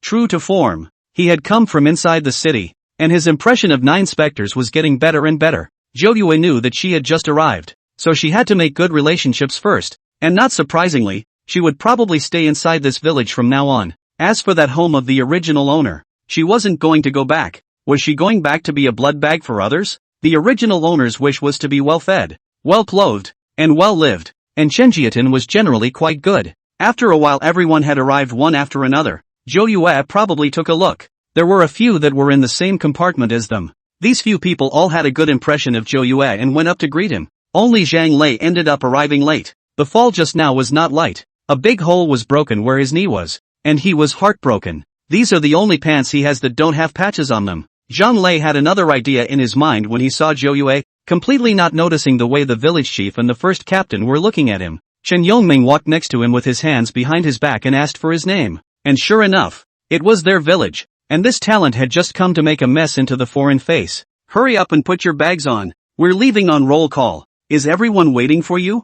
Zhang Lei is a little embarrassed. This has just come. Surely we must make good relations. So hurriedly from the bosom of the face to touch out half a pack of cigarettes stuffed in the village chief's hand. Chen Yongming stared a hand to shake off, rushed to him and chided up. What are you doing? Aren't you causing me to make a mistake? What will people say about me if they see it? Hurry up and put it away. I'll let it go this time, but the next time, I definitely won't be lenient. The surrounding people are looking at the joke. Zhang Lei is also a fool. Zhou Yue gave cigarettes before that his people have not arrived, and there are not many people. Quietly give. Now in front of so many people, he directly handed half a pack of cigarettes over, which is not letting people talk about it. It's really too stupid. Being taught a lesson. Zhang Lei blushed with shame. Anyway, since getting on the car, he always felt completely different from what he had imagined. The captain didn't talk too much, and began to count up the names on the side. There were a total of 8 youths who went to Chenjiaotan this time. Zhou Yue took a look around. There were a total of 5 boys and 3 girls. The question was how come Zhang Yanqiu hadn't shown up yet? Shouldn't she be in the same village? At this time across the street there was a noise. Or another village of the number of young people is too much. The first captain is making a temper. Last time, our village was divided into 9 youths, and more than half of them were girls, and this time it's the same again. Now that we're looking at the fall harvest, there's work everywhere, so what's the point of netting me some female children? He felt that the list was a bit too unfair, and when 9 excellent fixed gold took a look, Zhang Yanqiu was indeed among that group. It seems that it was because of the sheer number of people that he was assigned to Chenjiatan, and as expected, a few of the first captains began to discuss it as well. It didn't take long for the village chief to go over and bring Zhang Yanqiu over. The number of girls on their side was also relatively low, and they had already agreed to add one more person. Zhang Yanqiu had only just come over when she noticed Zhou Yue, mainly because she was the cleanest looking among these people, and that dress just doesn't fit in with these people. Everyone else still has patches. After we introduced each other,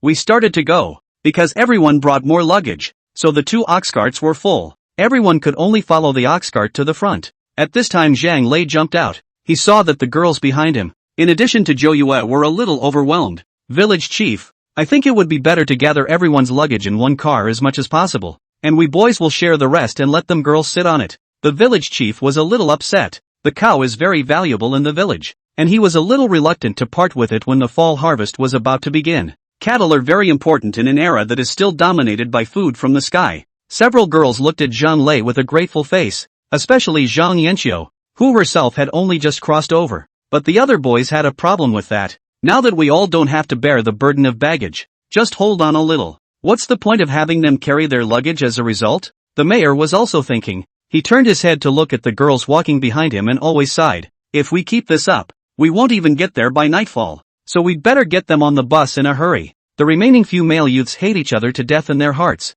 but they can't do anything about it. They don't dare to target the village chief, but the resentment in their hearts towards Zhang Lei has reached the extreme point. Zhang Lei is also very smart, and under the pretext of helping everyone pack, he picked a relatively light baggage. He also made a point of running to Zhou Yue. You should hurry up and go up. See how tired you all are. No need. I can walk by myself. Right after he finished speaking again, he walked towards the front with an indifferent face, which made him feel a bit awkward. At this time Zhang Yanqiu walked up to reveal a smile. Comrade Zhang Lei, you're really a good person. Otherwise I wouldn't know how to keep going. But some people still don't appreciate it. And I see that you are the most enlightened among these things. Zhang Lei, who was embarrassed a moment ago, was praised, and his heart was a little fluttering, so he hurriedly waved his hand and said that it was all a small thing. The village chief and the first captain were quite impressed with Zhou Yue. This girl child must be a good worker. All the way up to now. In this way the team then continued to set off. Zhou Yue cannot get used to Zhang Lei this style. Again when the good guy, but also again to sneak and sneak, directly calling out the little golden dragon who was sleeping. This guy was getting lazier and lazier since he came over to this world. The confused little golden dragon was thrown directly onto Zhang Lei's backpack by Zhou Yue like a parabola. Chapter 87, A youth in the countryside meets a traveling woman. 6. Zhang Lei, who was just talking and laughing with the girl in front of him, suddenly felt his backpack sinking, and the whole person couldn't react in time, and fell on the ground in one fall. The captain is getting more and more displeased with this Zhang Lei. There is no one who can fall even when walking on such a flat and big road, especially when he saw Zhou Yue who was striding in front of him. He felt more and more that he couldn't even compare to a female child. This man it really doesn't work. The boys behind him were too lazy to pull him. Zhang Lei took a lot of effort to climb up, and he didn't know why the backpack suddenly became heavy. At first he was able to chase the wagon and chat with a few girls, but slowly he had fallen to the back of the group. He desperately rushed toward the front, but more and more he felt that the luggage on his body was too heavy, and he felt as if his shoulders were worn out, and it was hot and painful. The village chief stood in the distance a little impatiently telling him to speed up. You don't want to slow down everyone's progress. If you don't get to the village before dark, it's harder to make the journey at night in the dark, and there are wolves in these mountains. Zhang Lei was already tired and sweaty, and the others were starting to have a problem with Zhang Lei, especially after hearing that there were wolves after dark, and the others were urging him on. It made Zhang Lei very embarrassed, and he didn't know why, but when he finally waited until the front to meet up with everyone else had already rested for half a day, and they were just waiting for him. You are a male child is really not good.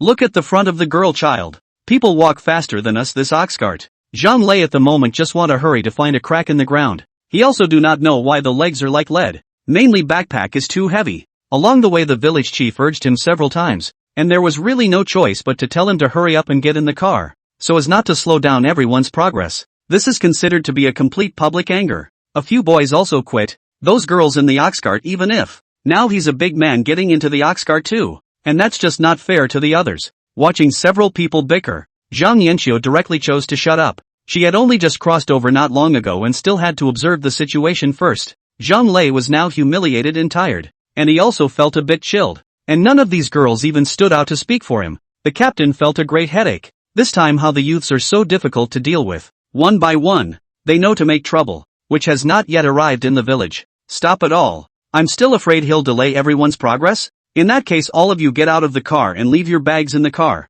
A few of the boys definitely agreed with this approach. People don't want to be taken advantage of for nothing. But a few girls are not happy. Obviously just now still can take the ox cart. All because of this Zhang Lei. So after a few people came down, they didn't have a good face for Zhang Lei, and now he is messing up inside and outside. It was meant to please everyone, and now it's completely offended everyone. Zhou Yue sneered in front of her. This is only to where? According to the memory, she remembers that Chenjiaton is relatively far away. It's still more than a 4-hour walk from the station to get there. Sure enough, as we all got farther and farther away, looking toward the front were endless mountains and roads with no end in sight. The resentment in her heart grew deeper and deeper. And Zhang Yanxiu saw that Zhang Lei even had the nerve to come over and talk to him. I think you'd better walk properly. It's really embarrassing enough when you fall again. Zhang Lei really couldn't figure out what was wrong with him today. How he kept hitting the wall. The village chief is not used to these few youths. Just came to the infighting. And screamed unfairly. It will be difficult to manage in the future. At this time, Zhou Yue in the front took the initiative to walk over. Uncle Chen, you rest for a while. I'll replace you. I'll make it to this ox cart. What? You're a girl who can drive an ox cart. Yes, my family has other relatives inside the village as well, and I used to spend a few months in the countryside. The village chief can be happy bad. I did not expect to come to a good worker. Then those few people much smoother. Zhou Yue was not pretentious. She was now building up the original owner's persona, and when she was gone, the original owner's reputation would be better, and her life here could be better. Zhang Yanxiu rolled her eyes behind her back. It can seem like her, pulling away from us from the start. There's no solidarity at all with this kind of people, so I guess there's something wrong? And I don't know where I learned that ass-kissing thing. There's definitely something wrong with that style. Zhang Yanxiu felt that she had crossed over and that she was the one who should be the central protagonist. But now that the village chief was found to be getting better and better with their 9 specters, wasn't this stealing their own thunder? I was very upset, so I tried to pick a few fights. The others thought nothing of it, but as a result, this was overheard by the village chief, who turned his head and glared fiercely at Zhang Yanxiu. All of you guys just settle down and stay out of trouble. Zhang Yanxiu was furious in her heart, but she didn't dare to resist, and turned her head to look at everyone who was silent and despised her heart. She was the one who knew about the future, and frankly she was the main character, and these people were still treating her like this. She doesn't deserve information about her future in the future. Zhou Yue is now yet to make a move. Just Zhang Yanxiu's death-defying character. He can get himself killed. In this way, when it was almost dark, we finally arrived at Chenjiaton. And everyone was exhausted. The mayor of the village was very satisfied with Zhou Yue's performance, and purposely gave a few more words of explanation, and also personally sent them to the youth point. This youth point is the village inside an old landlord left behind the house. After so many years, has long been dilapidated. The youths inside had come out to greet them and they also began to make introductions. Originally there were already a dozen or so intellectuals in here, and now it's really getting crowded once a few of them arrive. It's a small 2-story loft, and as it is now, the boys are all uniformly housed on the first floor and the girls on the second. All of them live together, and the village headman is beside himself with the statement that the situation is just as it is, and that everyone will have to make do with what they have for a while. Although we all did our mental construction before coming here, the conditions were too tough. So many people all crowded together, also all hit the ground. Zhang Yanxiu heart very dissatisfied. This and her imagination how different. She felt like she crossed over to change the world. Shouldn't she have some other hang-ups? Now that we're in your village, you should find a way to improve our environment. What's the difference between so many people all living together and prisoners? We're here to help with the work. The old Jiqing in front of them all stared at Zhang Yanxiu with shocked faces. She was too daring to say anything. When you come to someone's village, everything must be at their disposal, and you claim to be helping with the work. Chapter 88, A Youth in the Countryside Meets a Traveling Woman 7. Zhang Yanxiu was smug in her heart. Surely she could shock them if she could say this. The result is that the village chief doesn't buy it at all. And Zhang Yanxiu's biggest problem is that she carries the posture of a so-called future person. You are here to study in the countryside. Is it hard for me to find a temple for you? I now seriously suspect that there is something wrong with your mind. And it looks like this is something I need to revisit with the group again. The other old youths thumped in their hearts when they heard it, but don't drag them down with you. They've only just come down here and suffered a lot. And the most important thing about coming to this place is to be obedient. The people in front of them rushed forward to speak kindly to the village chief. And one of them also tugged at Zhang Yanxiu, telling her to hurry up and apologize so that she wouldn't involve the others. Uncle Chen, you know they've only just arrived. They're still not used to many things. I'll teach them the rules. This is something we can certainly handle internally. And I hope you can hold your head high as well. Go, go, go, don't talk to me about some scene. I don't understand. Anyway, the word is out. You're here to learn. So you'd better have a little bit of ideological awareness or you'll all be criticized.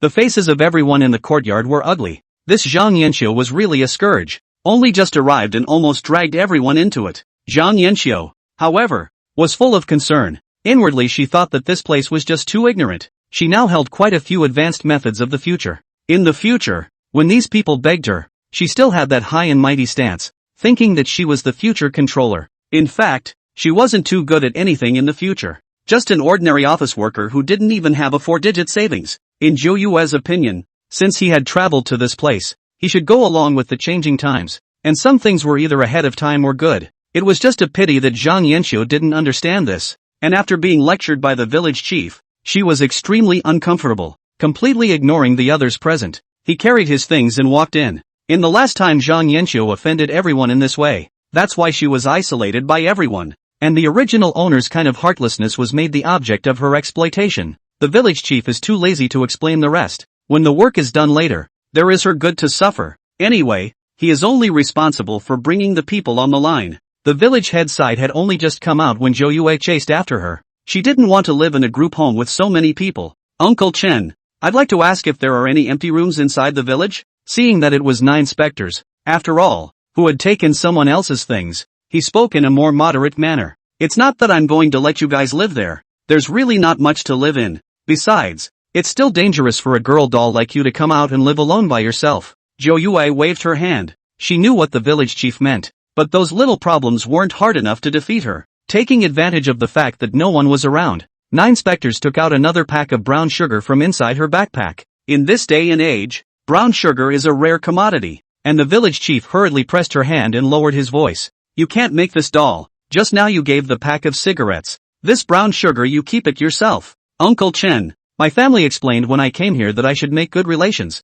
and that I will have to live for a long time in the future after all. Long life, you all are my elders. It's not too much for me to honor my elders with this little thing. The village chief was completely moved by Zhou Yue's words. This female doll's mouth is quite capable of talking. He took the brown sugar with a smile and explained that there would be no next time. He also told Zhou Yue that there was an empty house inside the village, but it was at the end of the village, a little farther away. Tell you what, if you don't mind, I'll take you to see it now. And if you can't, you'd better come back. The village chief had his own plans in mind. That shabby house was a thatched hut, not even as good as this place. This doll from the city is quite sensible, but she can't stand that kind of environment, so it's better to let her go and see it, so that she can also die. Just like that, under everyone's gaze, Zhou Yue carried that huge bundle and just followed the village chief outside, causing a lot of suspicion. Zhang Yanxiu had already put her things away and was ready to come out to fetch water, just in time to see this scene, and it was this Zhou Yue again. She was getting unbalanced in her heart.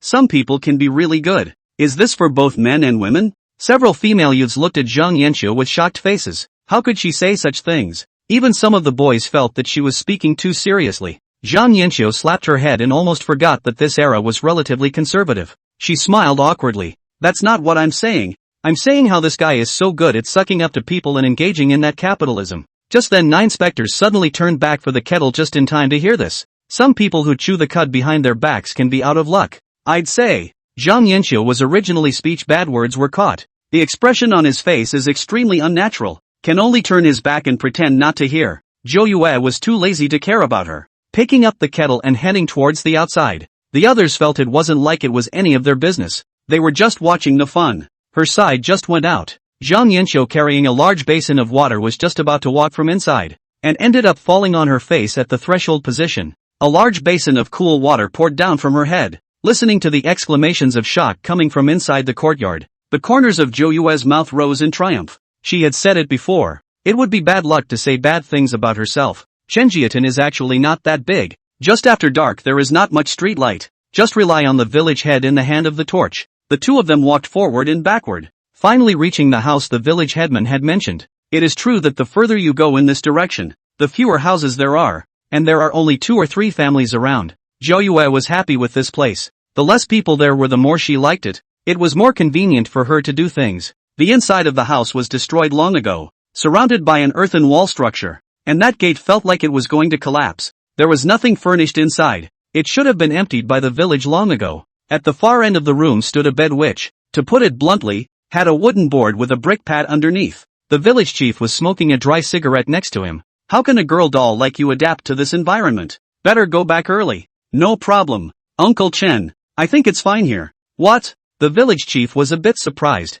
Just this environment. He was a big old man looking at it and shaking his head. People have died in this place before. Aren't you afraid? The village chief was planning to scare her to see if he could scare her away. But he didn't expect Zhou Yue to be completely unafraid. Also moved the set of statements that there are no bull s, making the village chief feel as if he was particularly unaware. He scratched his head in some embarrassment. Chapter 89. A youth in the countryside encounters a traveling woman. 8. Because Zhou Yue is a youth who has just been sent to the countryside, this house is also considered to be a temporary loan for her to live in. If she wants to settle down to live in the future, then she will do other formalities. The village chief can't help but look behind him as he walks out the door with the bag of brown sugar. This girl doll from the city is really bold. He was hoping that he wouldn't get into any trouble back there, but he'd have to explain more about the others when he got to work tomorrow, especially those scoundrels inside the village. It has happened before to know the destruction of innocence. A wave of strict arrests also began in the back after repeated warnings from above. Zhou Yue's sight entered the space with a flash after the village chief left and kicked the little golden dragon out again. A few minutes later, the little golden dragon was in human form, wearing an apron and cleaning. It's really doing everything as a spirit pet, not only running errands, but now it's a house sitter. Jin Long's side was still working hard, but the Jiqing Point side was already making a lot of noise. Zhang Lei had walked so far that he didn't even bother to speak. He really wasn't pretending. His entire back had been worn out by his backpack. Until now he couldn't figure out how that backpack could be so heavy, so he didn't pay much attention after arriving at the youth center and lay down after making the bed. The one who made the demon was that Zhang Yanxiu. She was splashed by the cold water, but at this time a basin of water stains were spreading towards the inside of the house. The conditions of the youth site are also relatively difficult. Everyone is playing the ground. See, this water is about to spread to the location of everyone's ground. The other people also hand and foot action. Originally, this was nothing, but Zhang Yanxiu did not even apologize, which also made everyone feel very uncomfortable. Until everyone was pretty much packed up, the old know-it-all told them to come down for a meeting and also to explain the do's and don'ts of the job in the future. Zhang Yanxiu thought she knew too much about this era, and coupled with today's walk, her legs were about to break, so she simply laid down on the bed and didn't move. The other talents had just arrived, where they dared to offend, and one of them ran very aggressively. The other old know-it-alls didn't bother with her. They just thought that she had only just arrived and would wait until later. I didn't expect the argument to break out straight away once everyone was upstairs. Zhang Yanxiu's previous bed was in a more windowed position, and that place had a small hole broken, and there was always a cold wind pouring in, so she simply picked a good spot for herself and moved someone else's bed. The person who came up must have been reluctant, and directly got into an argument with her. She took the status of being a traveler and felt very superior to herself. You people are so foolish. Can't you just let me be? Besides, you'll have to rely on me in the future. Originally there were still a few people who wanted to persuade the fight, but when they heard this they were all furious. This breath is really big. What do you mean that they have to rely on her in the future? I advise you that you had better hurry up and flatter me now. I know a lot of good things. Bah! Today you almost caused us to be called to be criticized inside the village, and it's all because of you, the pest. What's the point of sucking up to you? It takes a sick mind to flatter you. A few of the girls weren't on her side either. Everyone thought she had gone too far. It was all about first come first served.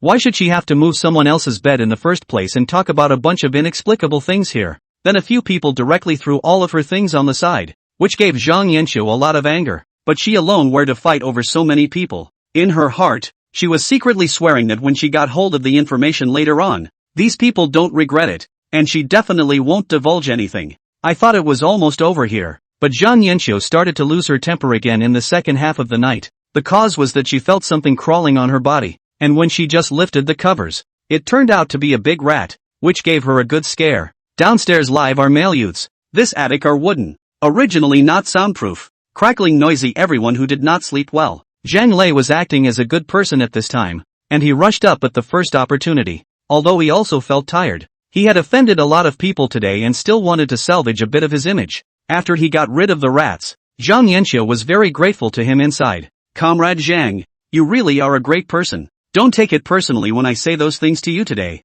Gee, what's the point? I'm a man after all. Those words don't count for much. You can. Before Zhang Yanxiu could finish her sentence, she was interrupted by the person next to her. I don't know if these two people are crazy. What kind of chatting is going on here in the middle of the night? What time is it? If you two don't sleep, the others will have to sleep. And tomorrow everyone will have to go to the village to be assigned work. If you want to talk, get out and talk. Zhang Lei was also a bit embarrassed and could only hurriedly slip down. While Zhang Yanxiu blared fiercely at a few people, she felt like everyone was targeting her and it would make them miss a perfectly good opportunity. Anyway, this one night everyone was even more disgusted with Zhang Yanxiu and Zhang Lei. These two people always can bring them trouble. Zhou Yui rested very sufficiently within the space, and when she woke up the next morning she looked at the tidy room and her heart was quite satisfied. The little golden dragon bragged as he came outside, where he had reorganized the yard, and the fallen fences had been rebuilt. Then it brought out a cup of milk and bread and brought it to 9 specters, whose essence was a main god and was not required to eat. It's for the original owner's sake to eat them now. Next time don't prepare bread and milk. It's too easy. Tomorrow I want shrimp porridge. Yes, Lord God. After eating and drinking, 9 specters planned to go to the youth point of convergence. Today there should be work tasks to be arranged. When 9 specters came over to the intellectual compound, it attracted everyone's attention. The old youth's constant farm work has been integrated with the local villagers. It was too late last night for everyone to pay attention. But today, looking at it so much, Zhou Yue's face was just too attractive. It was still relatively early for her to come over, and everyone was eating from bowls of wild vegetable paste. Here everyone's rations need to be replaced with new ones by work credits, and the newly arrived youths can only borrow food for a while, and this has to wait for the village chief to come over and make arrangements. This wild vegetable paste without much oil and water. Everyone also ate more vigorously, except for Zhang Yanxiu. It tasted like pig food to her, but unfortunately that family of hers didn't value her enough to have anything either. Zhang Yanxiu's that way no one spoiled her. Anyway, she does not eat it casually, just to save another ration. When she heard the commotion, she just raised her head and saw several male intellectuals all running out to talk around Zhou Yue, which made her heart grow uncomfortable. Everyone had a lot of questions as well, and Zhou Yue didn't begrudge them for making it clear to them that she was now living out in the open, and that everyone would know about it later. Chapter 90, A Youth in the Countryside Meets a Traveling Woman 9. Several of the girls cast envious glances. They wanted to live out there, too. After all, it's just too crowded with so many people, but not in that condition. At this time, Zhang Yanxiu walked out. She originally wanted to mock a few words, but suddenly saw that bracelet worn by Zhou Yue on her hand, and her heart ignited a wave of strangeness. It seemed imperative to get that bracelet. That thing was important to her. Zhou Yue also noticed Zhang Yanxiu's gaze, and she had come over here today to settle this matter as well. This time she wanted to see how Zhang Yanxiu could still change her fate without her space. It was clear that this Zhang Yanxiu had the conditions of a prophet, and he could use this opportunity to make a good change or help the people around him. But it turned out that she only thought of speculation. Not only did she not know how to be grateful, but she also caused the original owner's life to be completely ruined. A few people on Zhou Yue's side were chatting furiously when Zhang Yanxiu suddenly came over and interjected. Yeah, your clothes look really good. If I wore your outfit, I'd probably be able to attract so many people as well. It's a pity. We are the same person with different destinies. Like you are so lucky to be surrounded by so many men every day. Zhang Yanxiu was not a person with any emotional intelligence, and a few words drew a great deal of disgust from the others. The Jiqing next to him stood out with a snarl. Why are you talking so harshly? Comrade, he has only just arrived. We're just asking with concern. Oh, care? How come I don't see you guys caring about me then? The male youth has never seen such a thick-skinned person, and even had the nerve to argue with him. Last night was because she made a fuss that caused everyone not to sleep well. Instead, Zhou Yue just smiled and didn't explain much to her, turning around and taking out half a packet of white sugar from inside her bag. I don't live with everyone, and I may not be the first to know a lot of news, so I hope that if there's anything going on, we'll let each other know. All of them stared intently at the half packet of white sugar, which Zhou Yue had brought out after deliberating according to this era. The other youths all rushed out after hearing this and greeted Zhou Yue warmly. The previous original owner was a stuffy person, hardly spoke much, and wasn't very good at handling the relationship piece. Zhou Yue was the one who took care of everything, and Zhang Yanxiu looked at the half packet of white sugar, snorted disdainfully, and directly twisted her head and walked up the stairs. What's the big deal? It's just half a bag of sugar. Zhang Yanqiu was like a fiend right now. She had always felt that she should have some sort of golden finger. Isn't it always like that in novels? You can gain some abilities after crossing over. But she had come over for so long and found nothing, except for the bracelet she had just seen. After a while the village chief and the first captain came over and everyone began to prepare for the distribution of work. The village chief was still taking care of the girls, especially the new ones, and he wanted to acclimatize them first. So today's share of the work wasn't particularly difficult. The girls' side had a total of 3 tasks: mowing hogweed, harvesting corn, and one more to clean the hog pens. The task of cleaning the pigsty was only just said, and the other girls all wore looks of disgust, none of them wanting to do the job. At this time, Zhou Yue stepped forward to directly take over this mission. Currently this mission is just her alone. It's just that she doesn't need to get involved with the others. The village chief's heart was becoming more and more impressed with Zhou Yue. This girl child was really good. Look at this girl's awareness is just high. In the future you all have to learn from her. Some of the youths pick and choose and don't obey the work arrangements. And you earned the work points anyway. This caused Zhang Yanqiu's heart to become more and more dissatisfied. She was obviously the protagonist. Why did Zhou Yue steal her limelight time and time again? So she volunteered to step up and offered to clean the pigsty as well, with Zhang Yanqiu stepping forward. I didn't expect Zhang Lei to volunteer as well. Village chief, they're both 2 girls. Cleaning the pigsty still takes effort. I'll join them. Zhou Yue didn't have much of an opinion, but rather let these 2 get together and wreak less havoc on others. The other male youths are looking less and less at Zhang Lei, and now that we are in the fall harvest, many of the boys are going to do manual labor. He's good. He follows the girls to the easier jobs and justifies it by saying he's trying to help people. The village chief considered for a moment before agreeing. After all, the first day down first let everyone get acclimatized, which made the others' hearts increasingly unbalanced. Zhang Yanqiu followed Zhou Yue mainly for that bracelet. As for Zhang Lei, of course, it was to flatter. Zhou Yue's outburst was too generous. It was casually fruit candies and white candies, which were rare. If he was able to take down 9 specters, this future life as a youth would be a lot less burdensome. Now that Zhou Yue was even living separately apart, wasn't this just creating an opportunity for him? Zhang Lei was already immersed in his fantasies, and Zhang Yanqiu called him a few times from the side before he reacted. What are you doing? I told you to hurry up and get your tools, and I don't know what you're giggling about.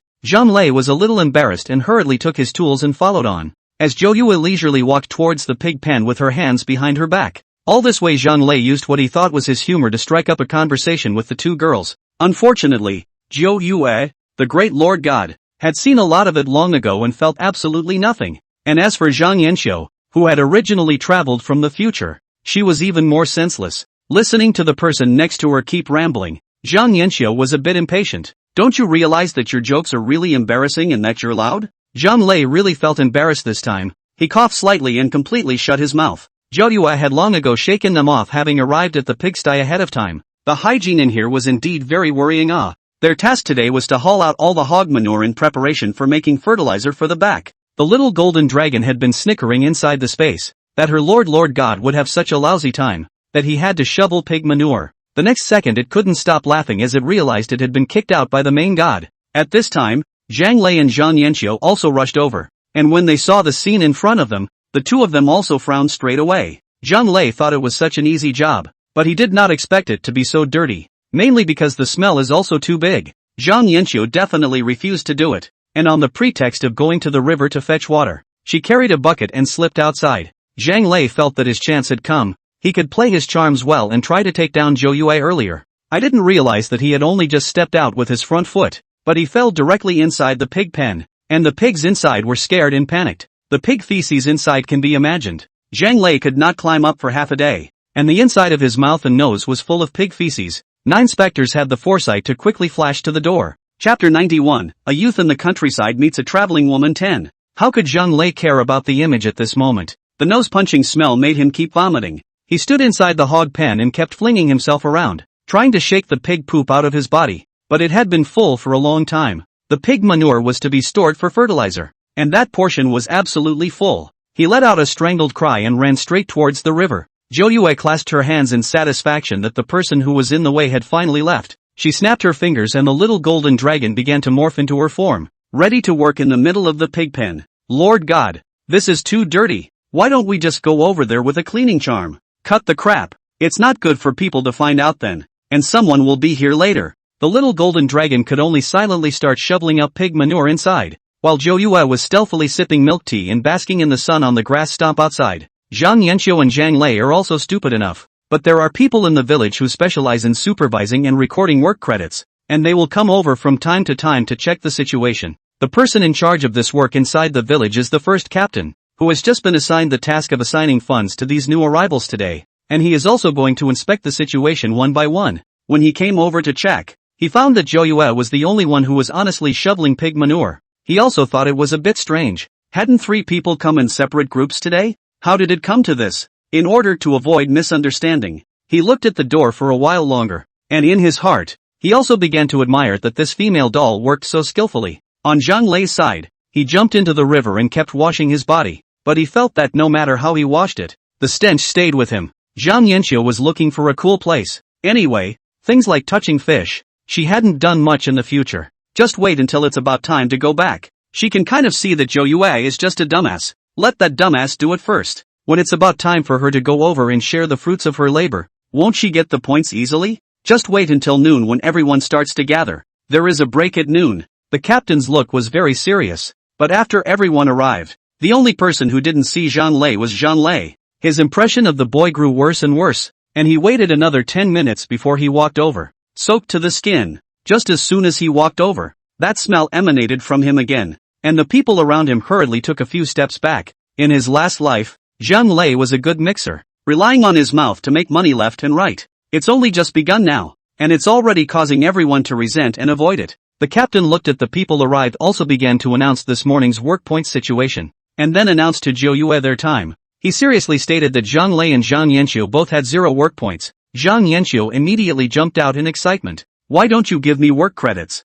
Did I not work? Then she unexpectedly turned her head to glare viciously at Zhou Yue. You're the one who went to sue. Is it that you didn't expect your heart to be so narrow-minded? The captain or the first time to see such a thick-skinned girl are found by himself, but also want to sophistry. Don't you know it in your hearts? I was there for half a day today and I only saw that girl doll working alone. The rule around here is that you get credit for work. What kind of style is it for you to take someone else's credit for something you didn't do? Zhang Yanqiu was poked and prodded, and now she was ashamed and angry. And she was angry that this place was too stupid. How could she, a future prophet, go and do something that dirty and tiring? It doesn't matter anyway. If you don't have it, you don't have it. Zhou Yue smiled. She really didn't know how this Zhang Yanqiu had gotten along in her last life. Her emotional intelligence is really worrying.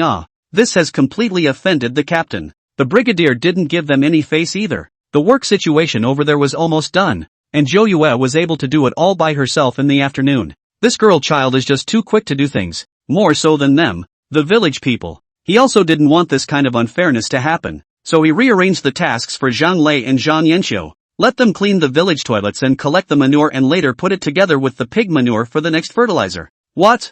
Zhang Yanqiu's voice was extremely sharp. How could I go and do something like that? Are you questioning the assignments on the brigade? Do you realize that? Your kind of behavior is called disruptive of solidarity. A big hat was directly deducted. Zhang Yanqiu was instantly confused. How did she break solidarity? The first captain didn't spoil her and simply told her to gather at the village committee after her work tonight, where she would be criticized by everyone. And it's also mandatory for all know-it-alls to attend. The others were even more resentful towards Zhang Yanqiu. It was obvious that they could rest after they finished their work, but as a result, they had to gather at the village committee because of her. So this time, without waiting for Zhang Yanqiu to speak, the person next to her stepped out and directly covered her mouth. Are you trying to get us all killed? Zhang Yanqiu turned her head to look at everyone's resentful eyes and was sort of stunned. Before it was just isolation, but so many people made her feel a little scared. How could Zhang Lei dare to say anything else? The eyes of these people were already warning. After the announcement, the captain looked at Zhou Yue with an appreciative gaze.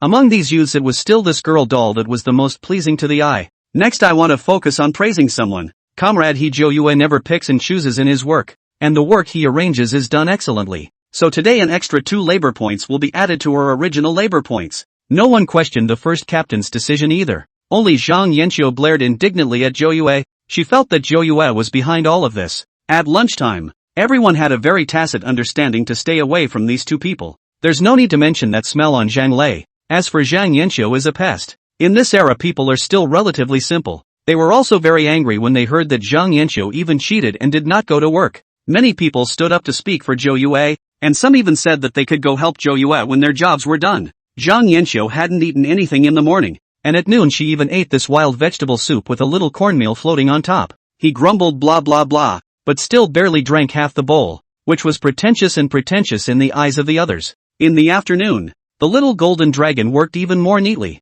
and finished all the work in less than an hour or so, and Zhou Yue especially rewarded him with 2 spirit fruits. As for Zhang Lei's side, before he was variously instructing the original owner to do things, but now he was mastered by Zhang Yanxiu. At the end of the day, he didn't care about any manners. This Zhang Yanxiu was too lazy. She didn't do anything, all by herself. It was too unfair. Chapter 92, A Youth in the Countryside Meets a Traveling Woman 11. The two had a very unpleasant afternoon, and Zhang Lei simply went on strike as well. The result was that the 2 slackers were caught by the brigadier and criticized again. The village chief was also angry when he learned about this. How did their village come to such 2 young people? What things do not do but also give him trouble? In the evening everyone had finished their work and were forced to go to the village committee for a general meeting. Everyone was half-dead tired and resentful to the core. Zhang Yanxiu was invited to the front, surrounded by villagers from Chenjiatan, everyone muttering and pointing at her. Our village is really unlucky to meet such a lazy person. Everyone is doing a good job.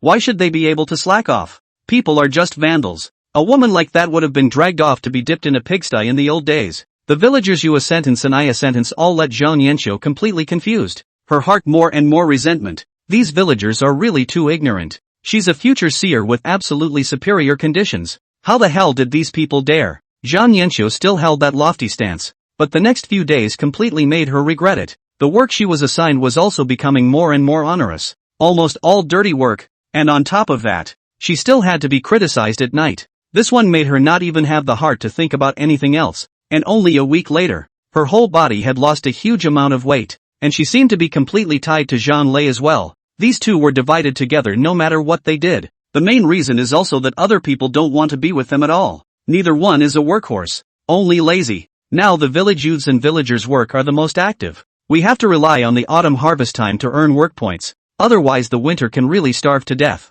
Well, a week later, Zhang Yanxiu finally did not have to accept the criticism anymore, and after finishing her work, she went back and fell asleep. By the time she woke up it was dark, and she actually complained about it, arguing that the others didn't call her when they ate the wild vegetable paste that she used to look down on. Now she could drink 3 big bowls of it, and if she didn't eat it was literally nothing. A female know-it-all directly snorted coldly. Who do you think you are as a young lady? You've never been seen helping with the cooking. Cooking here is a rotation. When have you ever done it and made us all go to meetings every night? The others stared at her resentfully. Where the hell did this woman get the face and confidence to still blame them? Zhang Yanxiu was so angry that she ran straight downstairs, and she scolded everyone, thinking that these people were too stupid. Just that kind of futile thinking. Why should something as trivial as cooking and them giving a hand be such a big deal? It was very quiet inside the village at this time of day. The fall harvest had been very exhausting during the day, and everyone had gone to bed relatively early. After Zhang Yanxiu came out,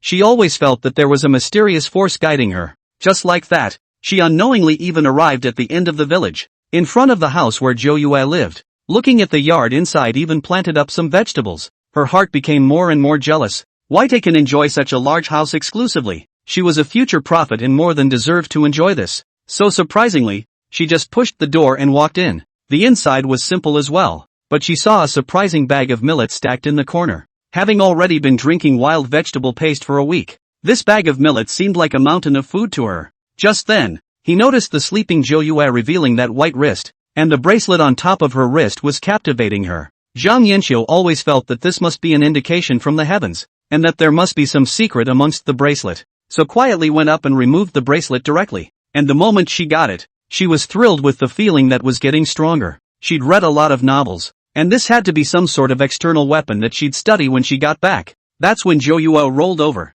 giving her a fright, and was going to take away even the bag of millet. Not daring to move anything, she took the bracelet and quietly disappeared into the night. After the people left, Zhou Yue opened her eyes in the midst of the darkness. The fish had finally taken the bait. The next morning everyone was waiting for the work schedule at the youth site when 9 specters walked in looking flustered. Everyone had received benefits from 9 specters before, and their impression of her was very good, so they all surrounded her. Why do you look so bad? Is something wrong? We're all intellectuals, so if we have any problems together, we can still do a favor. 9 specters made it difficult and said one last thing. Ugh, I can't believe my stuff was stolen. What? The old Jiqing also felt that this matter was still serious. They had been in Chenjiaton for such a long time and had never lost anything. Although there were indeed a few scoundrels in the village was also more strictly regulated, and stealing was absolutely forbidden in this regard. The stuff wasn't exactly expensive, but it was left to me by my family, and it became my only thought as I went to the countryside alone. These few words from Zhou Yue completely moved everyone. These youths are all uprooted from their homes to this strange village, and missing their homes is definitely a given. As soon as we heard that it was something left behind by a family member, everyone was very indignant. How could it be so shameless? Several of the youths said they were going to tell the village chief about it, and a couple of the girls went upstairs to get their things to discuss it as well. Comrade, he is such a good person. Who on earth would steal from her? It's too much. People who steal like that should be pulled out and criticized by everyone. I think the stealer probably had it on his mind for a long time and took advantage of it last night. Zhang Yanxiu slowly just got up, listening to everyone's discussion. Her face was extremely unnatural. At this time, a girl with sharp eyes saw that she wore a bracelet on her hand. Zhang Yanxiu crossed over to this original family. Conditions are not particularly good. He's also never been seen wearing anything, so suddenly wearing a bracelet does seem quite curious. But the next second she quickly pulled her sleeve down. Soon, the village chief and the others knew about this. Chenjiaton's folkways have always been relatively good. It's surprising that there would be a theft. The villagers were all furious. Wasn't this a disgrace to the inside of their village? Stolen or youths? If the word gets out, will not their village become a village of thieves? In the future, I guess I will be told by people when I introduce them to someone or something. The village chief first asked the few suspicious characters inside the village, but several of them vetoed it and even swore a poisonous oath. These few scoundrels indeed did not dare to do so, and at the beginning when they learned that Zhou Yue was living alone at the end of the village, they had also had some crooked thoughts. Chapter 93, A Youth in the Countryside Meets a Traveling Woman 12. But as soon as I got close to that yard, I always encountered something strange, either getting hit on the head by a sudden flying brick or falling into the ditch next to it. They couldn't get into the compound anyway, no matter what. Over time, these few scoundrels didn't dare to come closer, always thinking that there must be something wrong here. They swore, but those around them didn't believe them either. Arai, this matter is about the reputation of our village, so don't hide it. Hurry up and take it out. Arai was instantly anxious, even though he usually didn't do anything good, but this time it really wasn't him. Whoever takes her stuff will die on the spot. Who the hell is it? How can this thing be on my head? Let me know who it is and I will definitely not let it go. Seeing that the words had come to this, the others couldn't say anything more. Zhang Yanxiu's heart is a little nervous, but this thing is still not much result after half a day. The village head can only let everyone go to work first. The village chief could only explain that the village carpenter would relook at the doors and windows for Zhou Yue at night. This one didn't come to fruition, but people were curious as to who it could be. In the next few days, Zhang Lei came to find 9 specters a few times. It's really not enough for him to earn that little bit of work, especially with Zhang Yanxiu, and if he doesn't think of a way, he's really going to go hungry in the winter. You see, you even attracted thieves there before, so why don't the two of us shack up and live together for a bit? Don't worry, I don't mean anything else. I'll build a shed in the yard, so that we can take care of each other. After all, you're a girl. Zhang Lei's mouth is really quite good at talking, and the original owner in the last life was so foolishly deceived by him. It didn't sound wrong at first glance, but in this day and age, especially in the village, once the two of them lived together, there was no telling what others would say. Oh, I think you're afraid you're trying to take advantage of the situation. Everyone knows you have the least amount of work points. You're not even as good as a girl. Zhang Lei was completely dumbfounded. He didn't expect Zhou Yue to speak so directly, revealing all of his inner thoughts. He blah blah blah was still trying to explain, just in time to be caught by the first sergeant who came to keep score. Why is this guy here again? The captain is very optimistic about Zhou Yue. Even though she is from the city, she never works sloppily. You brat, don't come to wreak havoc on others. You haven't even finished your own work credits. What are you doing wandering around here? Knowing that he was in the wrong, Zhang Lei just laughed dryly and then left. Zhou Yue, if there's anything you need to talk to your uncle, I'm the same as your Uncle Chen. By the way, the thing you said before about wanting to make it down completely in our Chenjiaton, I've materialized it for you. Rarely a young Jiqing initiative to stay in Chenjiaton. This is a good thing. Now the outside world is a lot of rumors, making people's hearts flutter. The young people want to stay. On the one hand, by voluntarily giving up their urban household registration to stay in the countryside completely, and on the other hand, by choosing to marry a local villager. What Zhou Yue chose to do was to set up her own account. She didn't want to go back to that home anyway, so she simply stayed in Chenjiaton. As for Zhang Yanxiu, She had now discovered the benefits of that bracelet. The little golden dragon was puzzled by this. Hadn't the selfsame main god taken away that space? Why was Zhang Yanqiu still able to open the space? Could it be that Zhang Yanqiu came with some attribute that could resist the main god's mana? Just as the little golden dragon was rambling, Zhou Yue slapped it on the head. What are you waiting for? Get to work. The little golden dragon inquired curtly as it worked. It was just too curious as to how that space could still exist. Zhou Yue didn't hide it either. She stated that this was just a setup for Zhang Yanqiu, a little sweetness for her to get into, and this space wasn't big, just 2 or 3 square feet, and there wasn't any spiritual spring water. Zhang Yanqiu got this bracelet as if it were a treasure, as if she had forgotten that it was something she had stolen and that it did not belong to her in the first place. Instead, she saw it as a sign from heaven, and as a prophet who had crossed over. That was her advantage. It had only been 3 or 4 days since she had discovered the bracelet's space function. The village chief had just returned from work that day, and before he could sit down, he heard a sharp knock on the door from outside. When he opened the door, he saw several villagers standing outside angrily. Village chief, you must decide for us. This Chenjiatan of ours is really going to mess up the sky. What's with all the hand wringing again?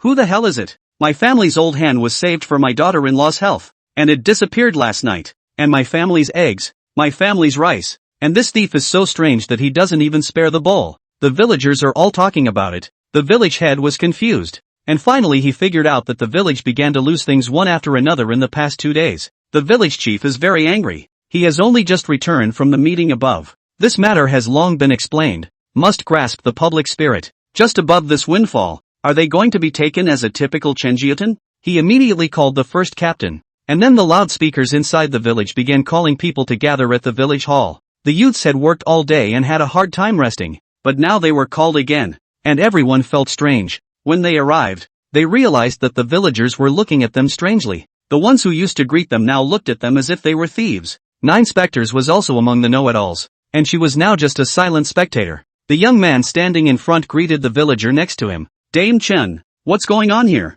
Any more announcements? Oh, what notice can there be? I'm just a farmer. Where would I go to know? Auntie Chen's attitude wasn't particularly good, which made the youths all feel a bit awkward, and after a while, the people finally arrived. It was only then that the village chief stood up and told what had happened. That Chenjiatan had attracted thieves inside. The thefts were small items, but they added up to quite a lot. This family lost rice, that family lost eggs, and those who lost cloth tickets. It was a mess, counting 7 or 8 families. The previously suspected heir Lai was also pushed out by the crowd at this time. He was a previous offender and it was normal for him to be suspected. Heir Lai, you can really get down. We are all countrymen. Hurry up and take it out. Look at what you've done. What do you want us to do if it gets out there? This second rascal looked at everyone already treating him as a thief and jumped straight up in anxiety. I'm no more of a human being than I am to steal from everyone. I'll admit I've done it before, but that's all in the past. How can you guys hold on to the past? Isn't it all said now?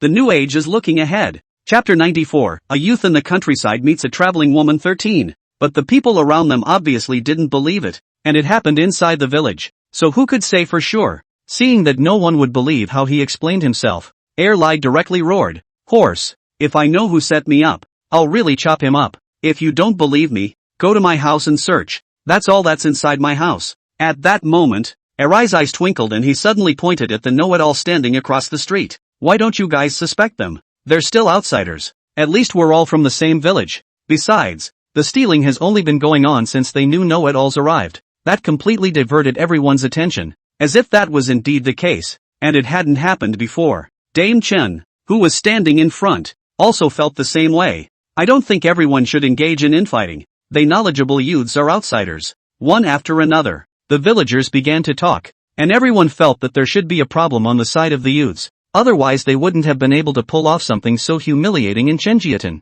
right? The youths over here are completely out of it. Isn't this a false accusation against a good person? They were tired enough of being assigned work every day, and now every pot was being thrown at them. Who are you to say that this who was inside before us? I still think you have a big problem. This is not bullying us? Oh, don't forget, this is in our village. Some thieves can be foreign. Their own village inside the people are like, do not we know? A few old know-it-alls were furious, having thought that relations with these villagers were good enough. As a result, as soon as they encountered some problems, they immediately put the blame on them. Isn't this a false accusation for no reason? Both sides directly quarreled, and the first captain was embarrassed beside him. and finally could only tell everyone to be quiet. The one thing that is certain now is that the thief is definitely among the villagers and the youths, because it can't have come from outside. Some of the villagers lost things in their homes or it happened in the middle of the day. If it was an outsider it would have been discovered long ago. The village chief called them over also to give a warning, so that the thief took the initiative to come forward.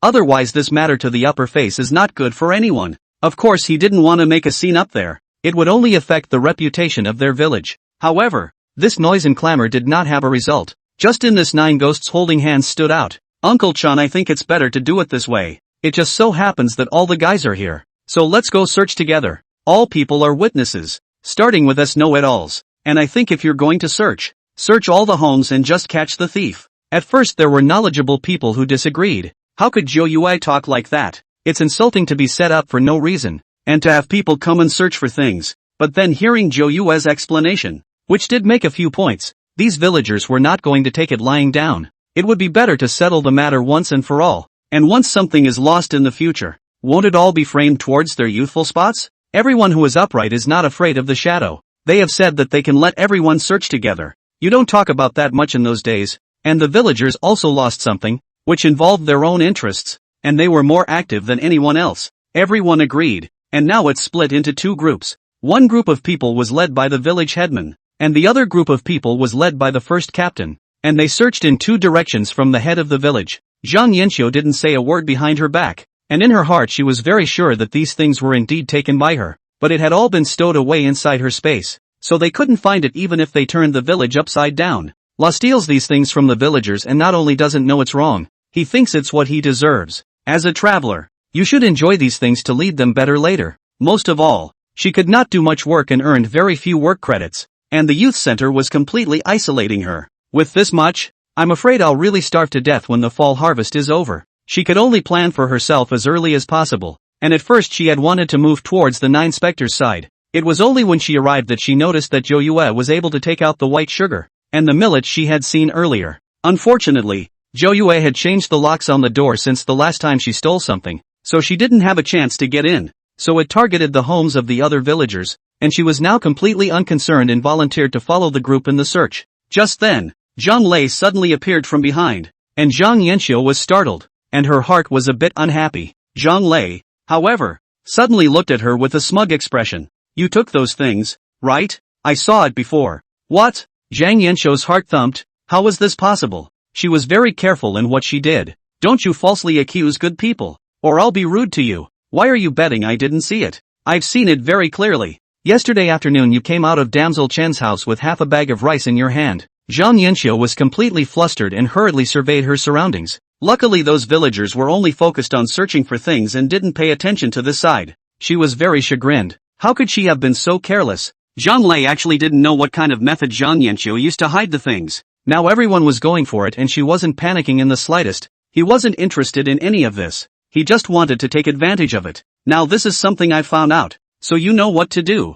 Zhang Yanxiu looked at his smug face and hated him to death in her heart, and in the end, she could only fulfill one of his conditions. Zhang Lei is also a lion's share. He asked for half of these things, and he doesn't have a lot of labor points, so he can only rely on this stuff in winter. Zhang Yanxiu was unwilling in her heart, but now so many villagers were present. Even though she can't find the stuff if she doesn't take it out, how is she going to take things quietly in the future? After thinking about it for a while, she could only agree, and maybe even pull Zhang Lei in as her team member. Normally it was too risky for her to steal alone. So what do you do now? Are those things safe or not? Do you need my help? Zhang Lei is so active now, completely from the perspective of his own interests. Those things also have his share. Of course he has to look after it. Zhang Yanxiu blankly glanced at him without any good humor, indicating that these things did not need him to worry about, and that he should just let him talk less in the future. 9 ghosts in the back of the silent watch everything. 2 fish are very cooperative. Well, this is towards the direction she said a good go. Now it's just the beginning yet to completely stir up the anger of those villagers, because Zhang Yanxiu alone is not too good to steal so many things, but once Zhang Lei joined that nature can change. According to the selfish nature of these 2 men, and the involvement of sharing the loot, it will only get worse the more they steal. Now that the villagers were calling out to search for something, most of them were in the mindset of watching. Chapter 95, A Youth in the Countryside Meets a Traveling Woman 14. Now it was just a matter of waiting slowly as the appetite of these 2 grew, and that was when the net would be completely closed. Do you really think what you gave her is so easy to take? Things turned out just as Zhang Yanxiu expected. These villagers searched for a night and had no clues whatsoever. Zhang Yanxiu could be pleased in her heart. With this baby, plus her foreknowledge of the future, wouldn't she be walking sideways in the future? Since then, the two Zhang Yanxiu and Zhang Lei have started to completely swing for the fences, and the captain has said several times that these two people do not listen at all. He also gave up. Anyway, when the fall harvest was over, everyone was going to rely on work credits for food. Let's see how these two will survive that winter behind them. There is a situation where wealthier families will export food to take to their children, but this is very rare. In those days it was all distributed according to population, and it was hard to come up with anything more. Zhang Yanxiu and Zhang Lei both surprisingly reached an unprecedented peace. The distribution was quite good, but this peace was completely shattered a few days later. What Zhang Yanxiu had stolen had been pretty much consumed. She didn't want to go back to drinking that wild vegetable paste every day. In the evening of this day, the youths all gathered inside the courtyard to cook. The fall harvest was generally quite good these days, and everyone got together to make a pot of mixed grain rice. It still has wild greens in it, but in addition to cornmeal, there's a little millet as well as brown rice. Zhang Yanxiu came in and saw this scene, covered her nose and walked up the stairs. This is really not even as good as pig food, and the others are also lazy to take care of her. Every time she came back, she made that Missy style, and I never saw her cook, but she didn't eat at Knowles Point either. Do you guys think it's strange? Seems like she hasn't eaten here since last week. Did she eat at some villager's house? This scenario is almost impossible. Someone suddenly said in a lowered voice, didn't those villagers say they lost eggs and rice? Could it be her? Here, don't discuss those have-nots. Hurry over and eat now. The words were interrupted by the old Jiqing next to him before he finished speaking. This kind of thing can never be rumored blindly, and it also concerns the reputation of their Jiqing. Maybe someone's parents quietly sent her something. Zhang Yanxiu hid in the room on the second floor. At this time everyone was in the courtyard. She took out 2 eggs from inside the space and swallowed them whole. There wasn't much left inside the space, and she knew tonight was the night. Tonight is the night when a cultural troupe comes down to perform, and all will gather at the village entrance to watch the show. So after everyone had finished eating, one of the girls came up to see that she was still lying down and resting. Still, it was kind to remind her that there weren't many opportunities for this kind of show, so don't miss it. And there wasn't much entertainment at this time of year. Zhang Yanxiu agreed on the surface. She was a person who never dealt with other people, so everyone went over in pairs and she quietly followed behind. The performance at the entrance of the village was so lively that no one even noticed that Zhang Yanxiu had quietly slipped out. She was now planning to be the first to make a move towards Zhou Yue, who definitely had a lot of good stuff inside that house. She doesn't like the stuff here at the youth center. It's all cornmeal, brown rice and the like. After half an hour, Zhang Lei also slipped back. Now that it was completely dark, everyone inside the village had gone to watch the show. The two of them hit it off and started sweeping towards the villagers' homes. This was the perfect time to do it. The fall harvest was about to end, and the two men wanted to take advantage of the opportunity to get more stuff. And it would be hard to do so with all the people behind them inside the house. And Zhou Yue guessed well. These two people's appetite is getting bigger and bigger. Before Zhang Yanxiu take things only half, we'll still leave some for people. This time is all empty. These two were very fast, and in no time at all they had swept through 8 or 9 homes. Zhang Lei's face was all smiles that could not be suppressed, and he could definitely live a good life this winter. These villagers are usually stingy. I did not expect to have so much stock at home. Let's just say that this egg is a good thing. It was just that Zhang Lei didn't know what method Zhang Yanxiu had used to hide these things. Anyway, Zhang Yanxiu just instructed him to just hand the stuff over to him. 9 specters was there happily watching the show, with the little golden dragon quietly reporting from the sidelines. Lord God, those two have already touched our yard. Should we give them a hard time? Let them in. What? Although the little golden dragon didn't understand, it still followed Zhou Yue's will, which made the two of them happy. They couldn't open the door lock after drumming it for half a day just now, but they didn't expect it to jump open by itself now. Once inside, the two of them were scavenging. There were 2 bottles of canned fruit under Zhou Yue's bed, and in addition to that, there was surprisingly half a bottle of scented oil. Both of them showed greedy eyes. At this time Zhang Lei opened the pillow inside in addition to food stamps, but also money.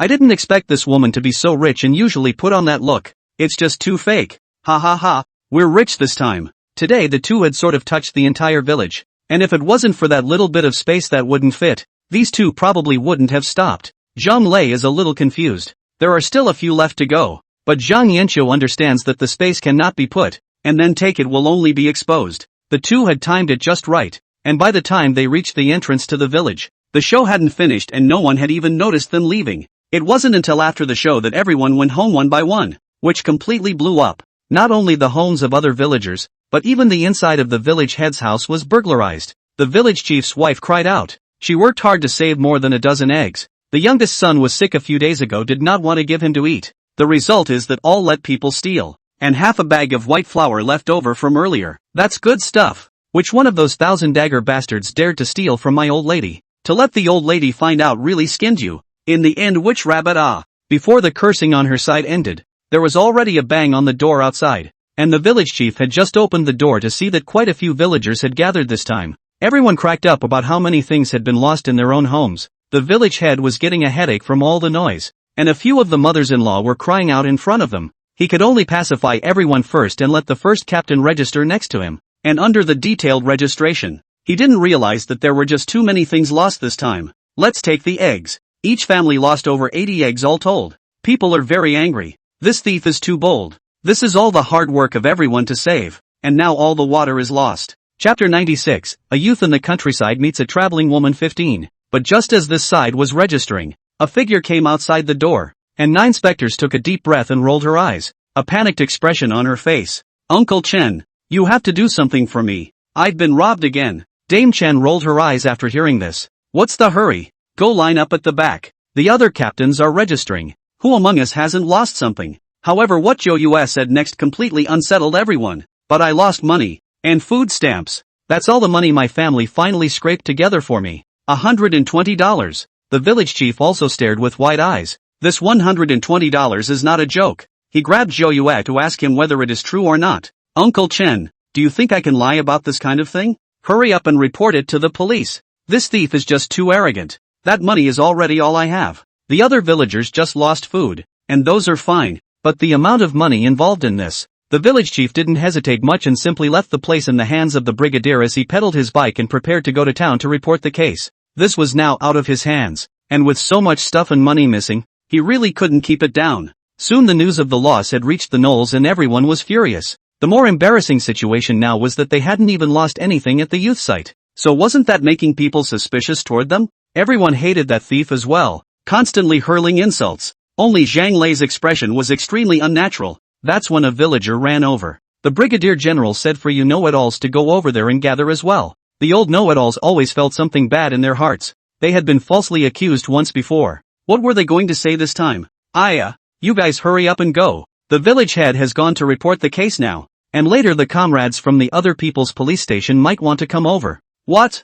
Zhang Lei was shocked. How did this get reported to the police? It's not so bad for just a little something like that. When they heard the word report, everyone's hearts were in a state of confusion. Zhang Yanxiu appeared indifferent, as no one could find that thing anyway. However, for safety's sake, she still hid the bracelet underneath the wooden planks. That is, she was worried that it would be more troublesome in case Zhou Yue found the bracelet as well. When the youths came to gather at the village committee, they realized that Zhou Yue had lost $120. At the same time, shocked Zhang Yanxiu and Zhang Lei. This is absolutely impossible. They were taking the money was $7 or $8. How can there be so many? And Zhang Yanxiu does not think so. She thinks that it must be Zhang Lei. He must be sneaking in hiding. And Zhang Lei also thought back a little bit and reacted that it must be Zhang Yanxiu who secretly hid it. The two are already suspicious. Isn't this going to get each other killed? How dare you take that much money and keep it all to yourself? Zhang Lei's heart is also in a state of confusion. He does not know how to investigate when the police station comes. I just hope that those things Zhang Yanxiu hid can never be found.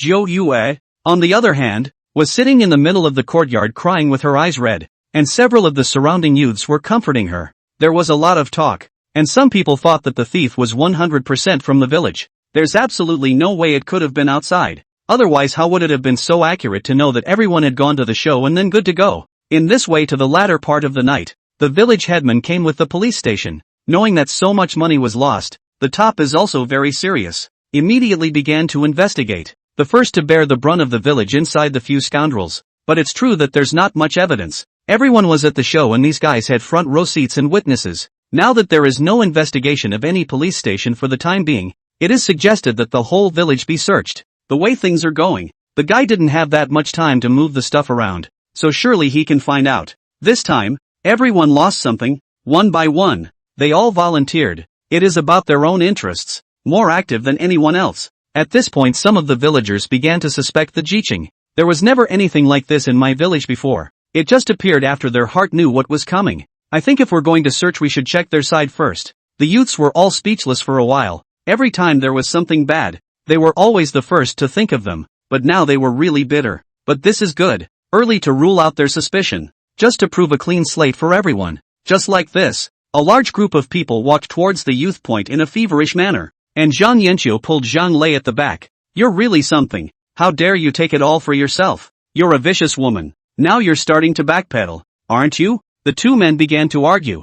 And that $120 was no small sum. By this time the brigadier in front of them had noticed them. And the two could only shut up and follow the group towards the front. Zhang Yanqiu is a look of indifference. She is in the middle of the courtyard to let the police station people lead the villagers to go in and search. But soon there was an exclamation of surprise from upstairs. And everyone wondered what was going on. Not a moment later the village chief came down in a huff. I was really surprised. A nest of thieves has come to our village. What? The other intellectuals were nonplussed. Wasn't this setting them up? Village chief, you can't talk nonsense about this. We're innocent. How could we do that kind of thing? It's still innocent. And it's really a shame that people have found everything on it. Everyone was confused, especially Zhang Yanqiu, who still didn't understand what was happening. After a while, everything upstairs was taken down, and the villagers were very agitated. Wasn't this what they had stolen?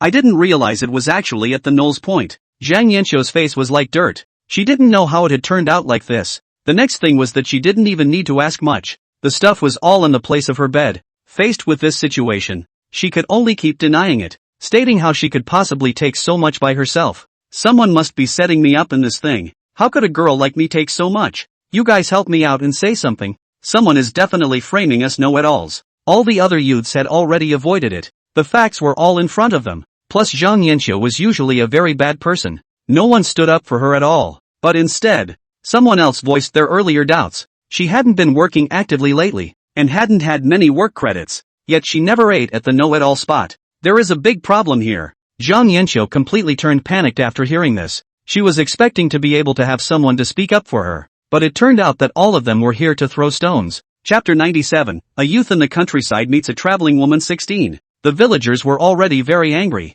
Having stolen so much before, wouldn't all of it be eaten by her? Dame Chen couldn't stand it and went up and slapped her in the face. Why are you so shameless? How dare you steal from my mother? Like you should get out of our village. As Chen Daniang began to beat people, other villagers could not help themselves. The scene was very chaotic. Zhang Yanqiu had no time to explain. The whole face had been beaten high and swollen, and his clothes were torn and tattered. In the end, it was the comrades from the police station who controlled the scene. The amount of money involved this time was indeed very large, and they had to take the people back for interrogation first. At this time, Zhang Lei, who was hiding in the middle of the crowd, was completely relieved, and it was good that the things were all at Zhang Yanqiu's place. Now he came to a dead denial on the line. But how could Zhang Yanqiu let her go? Now she was scared to death. As Zhang Yanqiu was taken away, she glared at Zhang Lei in the middle of the crowd and shouted, I can't take something like that by myself. It's him. It was Zhang Lei who followed me. That money is definitely on him.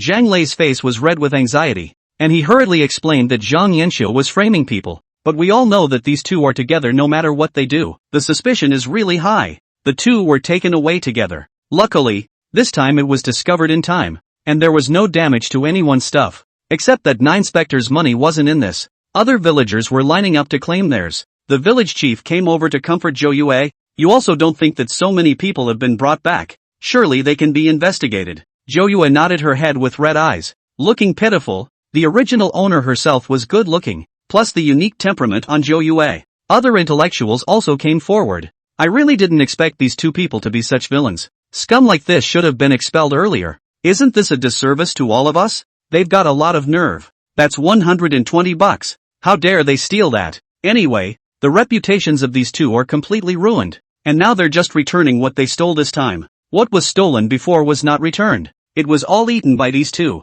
So even if the two were taken back for investigation, many villagers at the scene were unconvinced. They believed that they should not have reported the case today, and that the matter should have been left to their own private hands. The village chief looked at everyone still yakking. Alright, all of you, cut it out. People didn't even say anything when Zhou Yue lost so much money. The comrades at the police station will investigate. Hurry back. After everyone had left, Nine Spectres also returned to the house, and he leisurely took out a bag of potato chips and ate them. opening the plot over there to take a look in the meantime. At this moment, Zhang Yanqiu glared viciously at Zhang Lei. She thought that the money must have been hidden by Zhang Lei. She was somewhat indifferent, now just curious as to what would all come out. Could it be that the thing had to be on her person to work? Many questions surrounded her. That's why she was also distracted during the interrogation. In her opinion, it's just stealing some food. It doesn't matter at all. Is it necessary to make such a big deal out of it? Until the staff member across the table slapped the table and sternly warned her.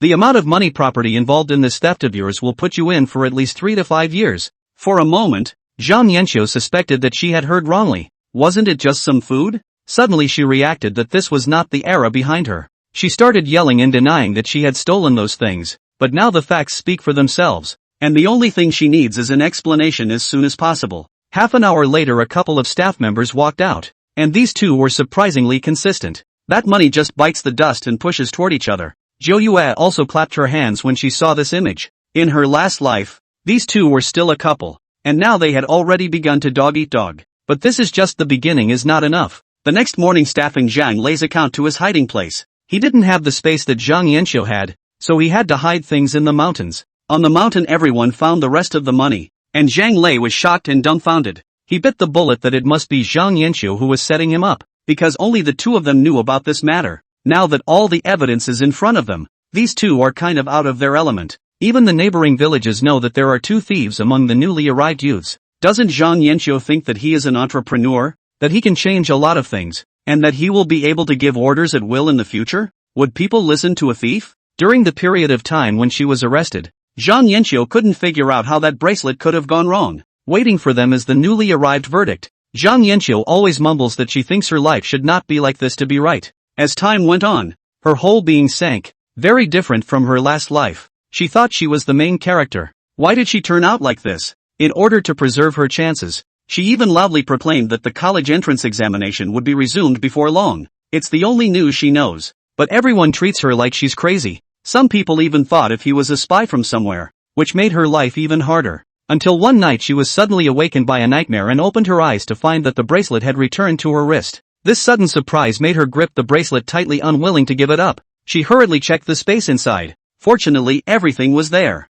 Zhang Yanqiu and Zhang Lei were sentenced to a total of 3 years, and in addition to this, they had to be put into the countryside for reform through labor. Zhang Yanqiu thought she could control everything with the bracelet, and she and Zhang Lei were sent to a farm for rehabilitation. Zhang Lei couldn't hide the hatred among his eyes the moment he saw her. She was the one who hid that money and framed herself, and that's what cost him his whole life. So imagine the remodeled life that followed. Zhang Yanqiu was beaten and tortured by Zhang Lei on a daily basis, and even when she ate, it was pig food, which was completely difficult to swallow. The people around them also scoffed at them when they heard they were inmates here to be rehabilitated, and none of them had a good look on their faces. The only thing keeping him alive now was the bracelet, and she held on to that for 3 years anyway. Just grit your teeth and persevere through it, and when she gets out, she's going to go completely sideways on the bracelet. The days on the farm were very hard, and Zhang Lei vented all his hatred on Zhang Yanqiu. The caretaker also turned a blind eye. In these 3 years Zhang Yanqiu was tortured, but in Zhou Yue's opinion it still wasn't enough.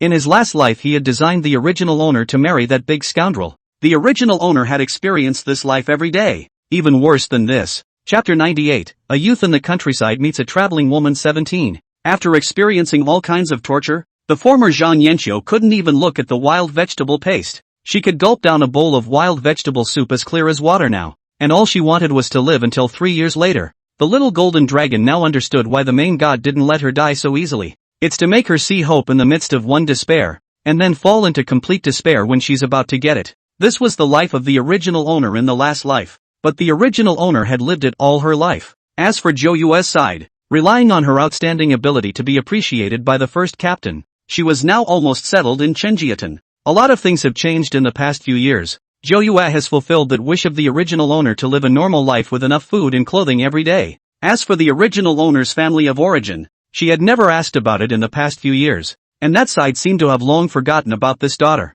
It was better this way, and saved Zhou Yue from having to go and cause more trouble. She didn't want these people to come looking for her. That's when the village headman's voice came through the door, and he came to get Zhou Yue to drive the tractor to town. Zhou Yue, you doll is just capable. When I first saw you I thought it was unusual. Look at all the young people who have gone to our village, and you are the only one who has learned the tractor. It's a pain in the ass for anything. Uncle Chen, don't be polite to me. I'm now a member of Chenjiatan. Just let me know if there's anything in the future. The village chief was of course all too happy to hear such a statement, and he knew that Zhou Yue had made up her mind to stay in Chenjiatan. As far as the tractor driving thing is concerned, when they first signed up, many young people in the village went. However, none of them have learned it, and the tractor is shared by several villages, each of which uses it for only a few days. Zhou Yue learns everything quickly, and when people first saw that she was a girl, they thought that Chen Jiatuan had sent her here to make a joke. But Zhou Yue's operation completely shocked everyone, even better than the master responsible for teaching her.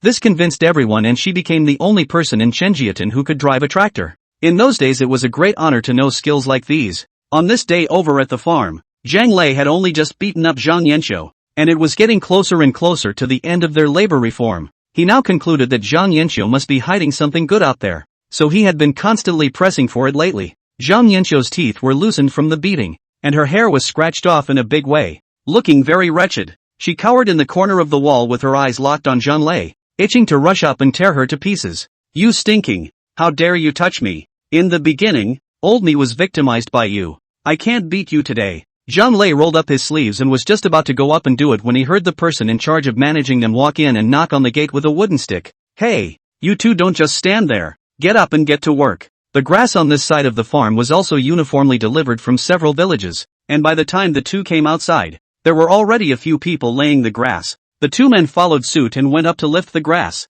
when suddenly Zhang Yanqiu saw a familiar person. Zhou Yue was now smilingly talking to the village head next to him. A few years away from seeing Zhou Yue a few years ago, now it was a completely different look. She was still the centerpiece, and several people went over to talk to her about the technology of this tractor. The sun shone so brightly on Zhou Yue, while Zhang Yanqiu seemed as if the bedbugs inside that sewer just couldn't see the light. The manager pushed her hard, trying to be lazy again. Are you? Hurry up and move this grass in? Almost as a subconscious action, she hurriedly raised her hand to avoid it. She was really scared of being beaten all these years. When she raised her head again she met Zhou Yue's gaze, and Zhang Yanqiu felt her face burning hot. She had long since stopped thinking of herself as a person over the years, but in this moment she completely put her head down. She also didn't know why she had an inferiority complex, which stemmed from the fact that Zhou Yue was simply too good. She remains the center of everyone's attention, no matter what time of day it is. This was different from Zhang Yanqiu's thoughts, who thought of herself as a traveler and should be the protagonist of all. But now she realized that something was completely different, and the inferiority complex inside her made her afraid to survey Zhou Yue again. 3 years ago, Zhang Yanqiu was very arrogant. She thought she was a prophet, and in the midst of these years of torment she looked down. She was planning to start living on the down low when she got out and live well on this bracelet space. Still, she had hate inside her. Why did she think Zhou Yue had put so much money in that conspicuous place? That's what had gotten her into trouble. But the current situation didn't allow her to think much at all, and Zhang Lei came over to warn her viciously, told her she'd better not slack off, now that the two of them were tied to work together. When the batch of grass was almost down, several of the remodelers were beside themselves rearranging the grass. At this time, Zhou Yue walked towards Zhang Yanqiu, while the managers lazily stood at a distance, and these people did not pose any threat. Zhang Yanqiu looked at Zhou Yue who was walking over. That inferiority complex in her heart surged out once again, and she was extremely unbalanced in her heart. Ha, what do you mean by that? Did you come over to see our jokes? Sorry to disappoint you then.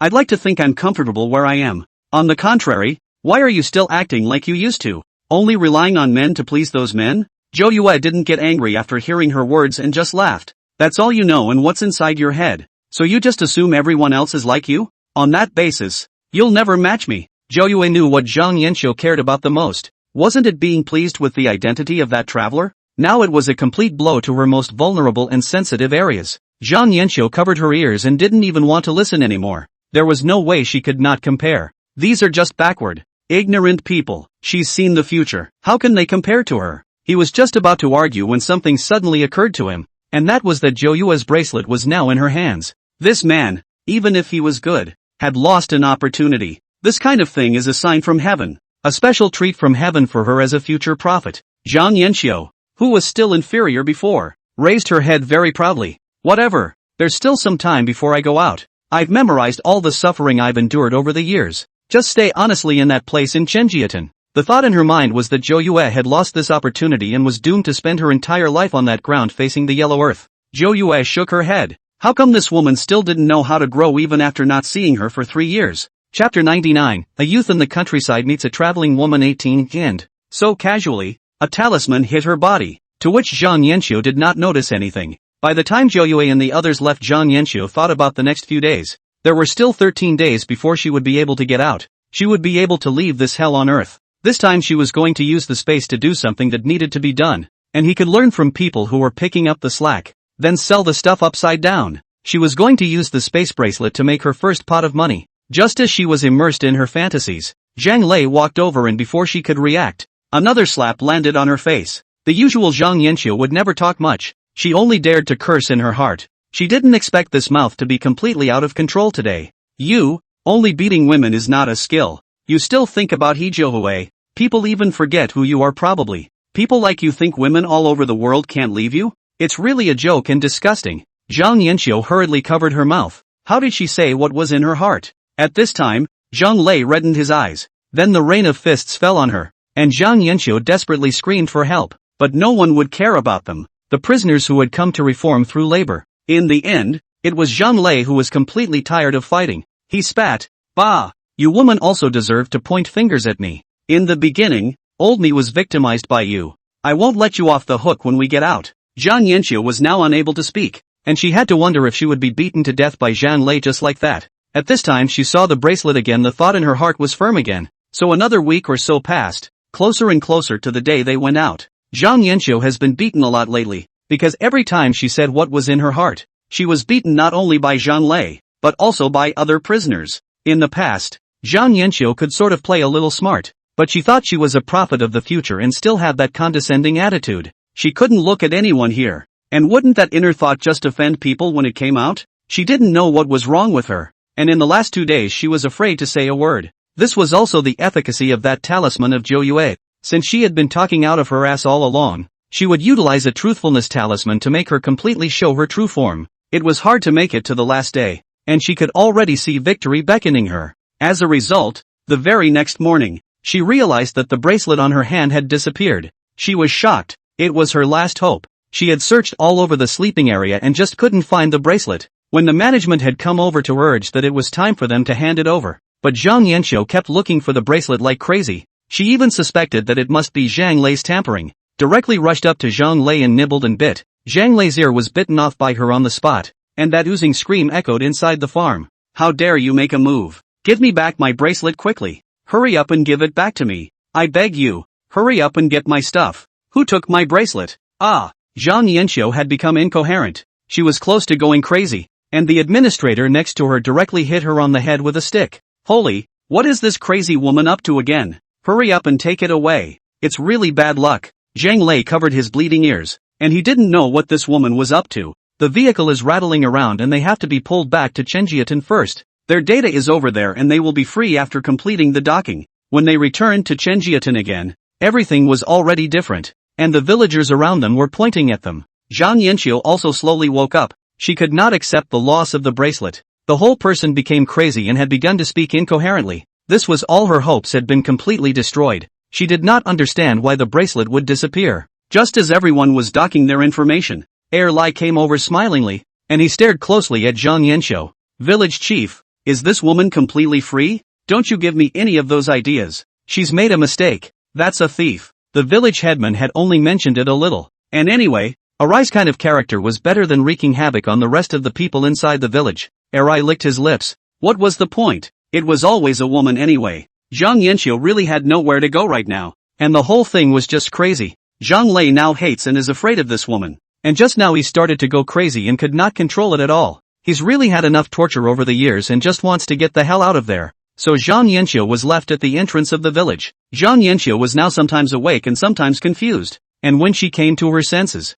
realizing that he had actually been stripped naked, Arya had a contented look on his face next to him. Ah, you, what have you done to me? I'm going to the village chief right now, and I'm going to the town to denounce you. Arai slapped his hand back. What's the point of suing? Now you are my woman. Stay honest. I still don't mind that you're a thief. Who do you think is going to listen to you now? Zhang Yanxiu was covered by this fear. She was not willing to stay inside this small ravine for the rest of her life. Shouting and screaming beside her, Arai went straight after him with another round of punches and kicks. Stay here honestly and give me a son. Besides, now you're mine. Zhang Yanxiu was almost close to despair, but she couldn't run away at all. The previous years on the farm had already consumed her body. Erlai was also afraid that she would run away, and directly crippled her legs, and in this remote mountain village, there was no hope at all. As for the others, they also turned a blind eye. After all, it was not bad for a woman like this to be able to marry a second rascal. Two people, one a thief and the other a scoundrel,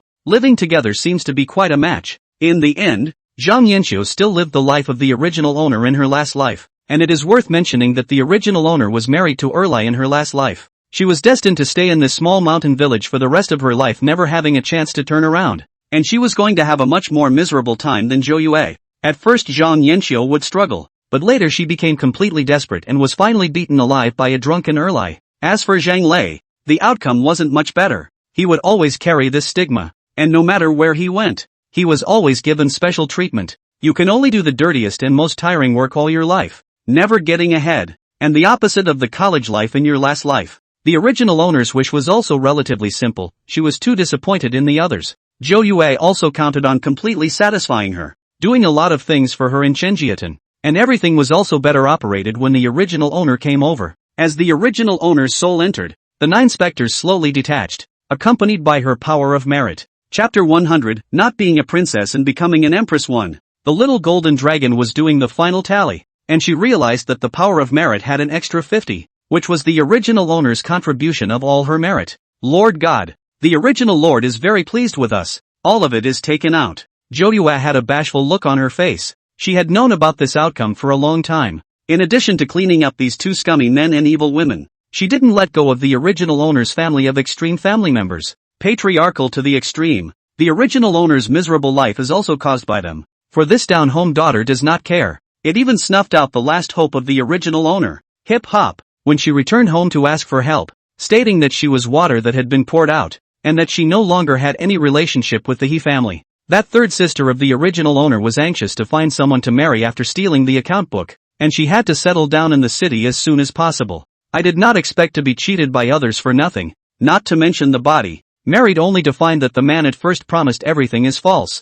This red thread was also pulled by 9 specters for her, and it was a simple matter to move a little bit of mana. The man is only a temporary worker inside the factory, and it is not certain when this position will be fired. And on top of that there's an extreme mother-in-law who torments her on a daily basis. Although the birth was in the city, I didn't go to the hospital and ended up hemorrhaging and almost dying at home. It's also a way to completely pay for her previous mistakes. The original owner's sister was married off to a 40-something-year-old man by the Ho family in exchange for dowry money. This man is addicted to gambling. Lao Wu just followed him not 2 years ago and ran away directly angry. The man also went to his house and made a scene, and finally returned half of the dowry money. Under Zhou Yue's operation, the old lady inexplicably suffered a stroke and was completely paralyzed in bed. The parents of the original owner thought that as long as they treated the only son in the family well, there would still be a way out in the future. But it was this only son that completely brought the He family to ruin. Just a spoiled kid who knew nothing else. Could get into high school and stay home from school all day, every day.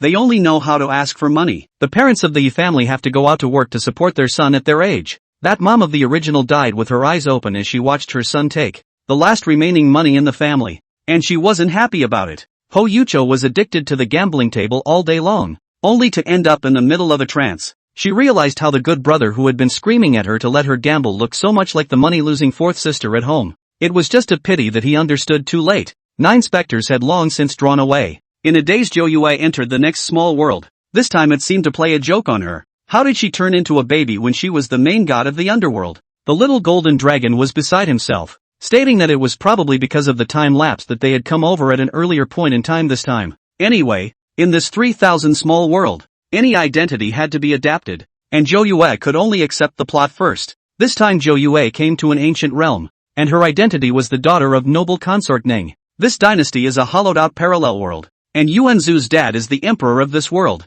There were countless concubines in the harem, but this emperor's old man really didn't have many heirs, have been on the throne for 12 whole years. But this harem only has a total of 5 children, although the original owner is a daughter. But the treatment is not bad. The harem itself is not many children. Just the emperor is very jealous of Ning Guifei. Mainly on Ning Lin Guifei's brother is the dynasty's great general. In the year the original owner was born, all were still fighting on the border. Many people were staring at the birth of noble consort Ning, and her mother's family was so strong. If she really gave birth to a dragon son, wouldn't that be a direct declaration of the crown prince? That's why everyone was relieved after the original owner was born, including the emperor father of the original owner, who was actually very jealous of General Ning. The original owner's uncle also knew that the emperor was afraid of him, so the whole 5 years have been staying at the border without returning to the capital. Ning Guifei for the power to fight for favor and other things is no care, just want to keep the daughter to live a good life. Unfortunately, this peaceful life was completely shattered when the original owner was 5 years old.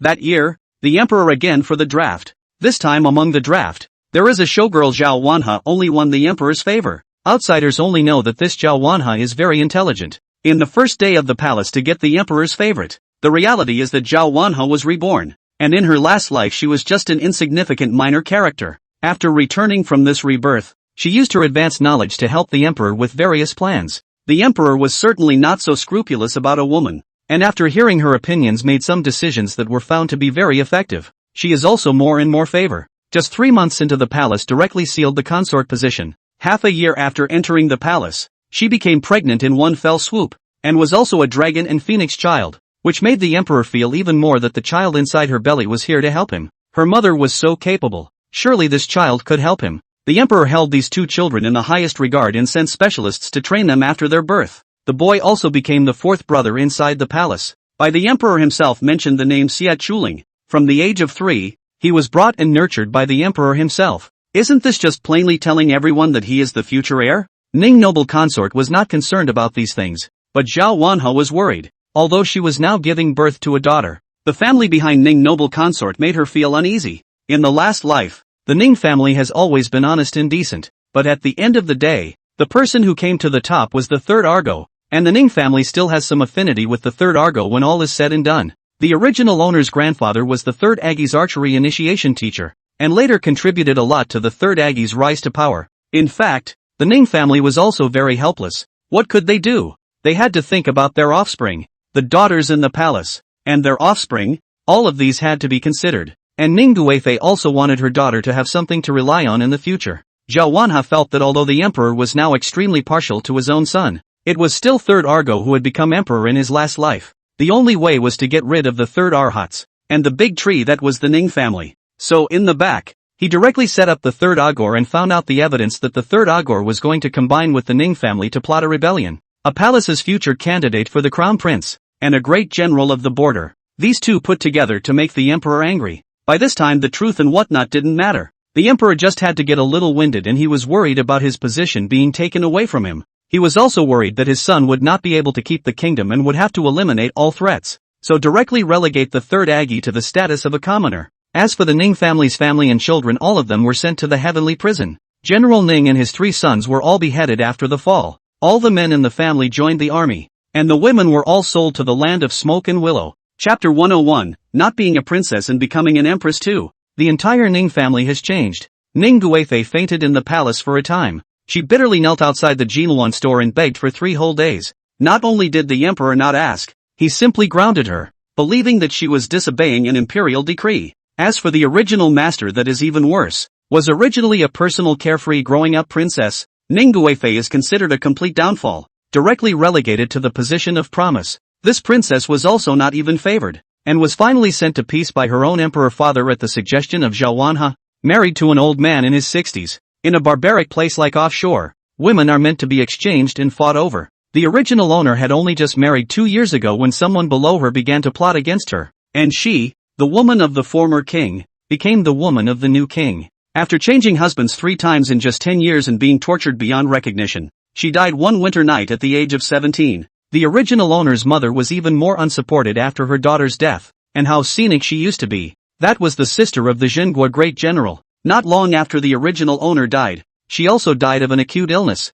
which was also arranged by Zhao Wanhe, and there wasn't even a funeral after her death. Zhou Yue inquired after watching the episode. What was the original owner's wish? He wants to protect the Ning family, protect his mother, and not marry outside the country. She carries a royal bloodline in her, so the merit provided is also more generous. With 600 merit power, Zhou Yue nodded and went straight down. The little golden dragon was very worried beside him. The current main god was a baby state. It seemed like a really difficult task to accomplish, But Zhou Yue wasn't worried. This wish of the original owner seemed simple to her, to not marry outside the country but also to protect the Ning family. Then there was only one way to grow her own power, so she planned to become emperor herself. Although this era is a hollow, but the idea is also more feudal and traditional since ancient times has not been the precedent of the queen. The little golden dragon cautiously reminded from the side. Lord God greatly, will this make the task even harder? There's no precedent, so I'm that precedent. Alright, stand down. Zhou Yue was now a baby, unable to do anything, just eating and sleeping every day. The next morning noble consort Ning came to the nurse, who was holding a small piece of clothing and comparing it to Zhou Yue's body. My ninth child must grow up in peace, and mother will make you many clothes. Then she took out a long lifelock from inside the box. Look, here is the long lifelock that uncle brought you, even though you haven't met him yet. Ning Guifei crackled and took out many objects, and the nanny held the child next to her and smiled. Your Majesty, the child is still too young to wear these things. These are from my mother's family, and I was a little anxious to give the child a good look. After 2 more days, the emperor just got off the court without even greeting Ning Guifei, and came directly to the residence of the milkmaid. Ning Guifei was horrified when she learned that the child was now her life, and she knew that the emperor had scruples about her brother. She was glad it wasn't a boy this time. If it had been a boy, that child would never have survived. But looking at the emperor's behavior, can't he even tolerate his daughter? Her child has been more than 6 months since her birth, and the emperor only took a look at her at the time of her birth, and at that time, he even gave a direct reward and named her Princess Jinghe. But the emperor never asked anything about the boy after that. She was getting scared in her heart that the emperor was behaving erratically, so she hurried here as well. Just as she entered, she saw the milkmaid and the other courtiers all kneeling on the ground, and her heart thumped. She thought of countless possibilities in her mind. If the emperor was going to do something to her child, then she really wouldn't live either. The emperor was sitting inside sipping tea and waved at her when he saw her coming over. You are at least a noble consort now, the mother of my princess. How can you be so devoid of etiquette? Only then did she notice that she had lost her temper, having only just been informed of the news, and not bothering to wear 2 other palace clothes. She hurried over. She also had no choice but to give a slight salute. I'm worried that the child is too young in case it disturbs His Majesty, so that's why I hurried here. You are always so careful. I am a father even though I am the son of heaven. Ning Guifei in her very clear, although the emperor said so, but the Ning family are on the defensive. When she was selected into the palace is also just to pin down the Ning family. She sometimes really wished that she had married an ordinary husband, and her children wouldn't have to follow in such fear. At this time, the nursemaid also picked up the child. The slave girl thanked the emperor for the princess and thanked the emperor for the reward. Only then did Ning Guifei figure out that they had just been receiving a reward, and that was why they had thanked her, and she was completely relieved. It was the child of more than 6 months who actually smiled at her. The child's appearance was extremely cute, and this smile completely melted her heart. Ning Guifei took the child and hugged it tightly in her arms. The feeling of being at risk just now was really going to drive her crazy. The emperor surprisingly clapped his hands together as well, teasing the child with a string next to him, then surprisingly picked up the child in passing. Ning Guifei stared tightly at the child, not daring to utter a single breath. But fortunately, this child was really cooperative, and even giggled in the emperor's arms. 9 is well fed by you. Sinking in nicely. Noble consort Ning couldn't figure out what was wrong with the emperor today. Completely changed.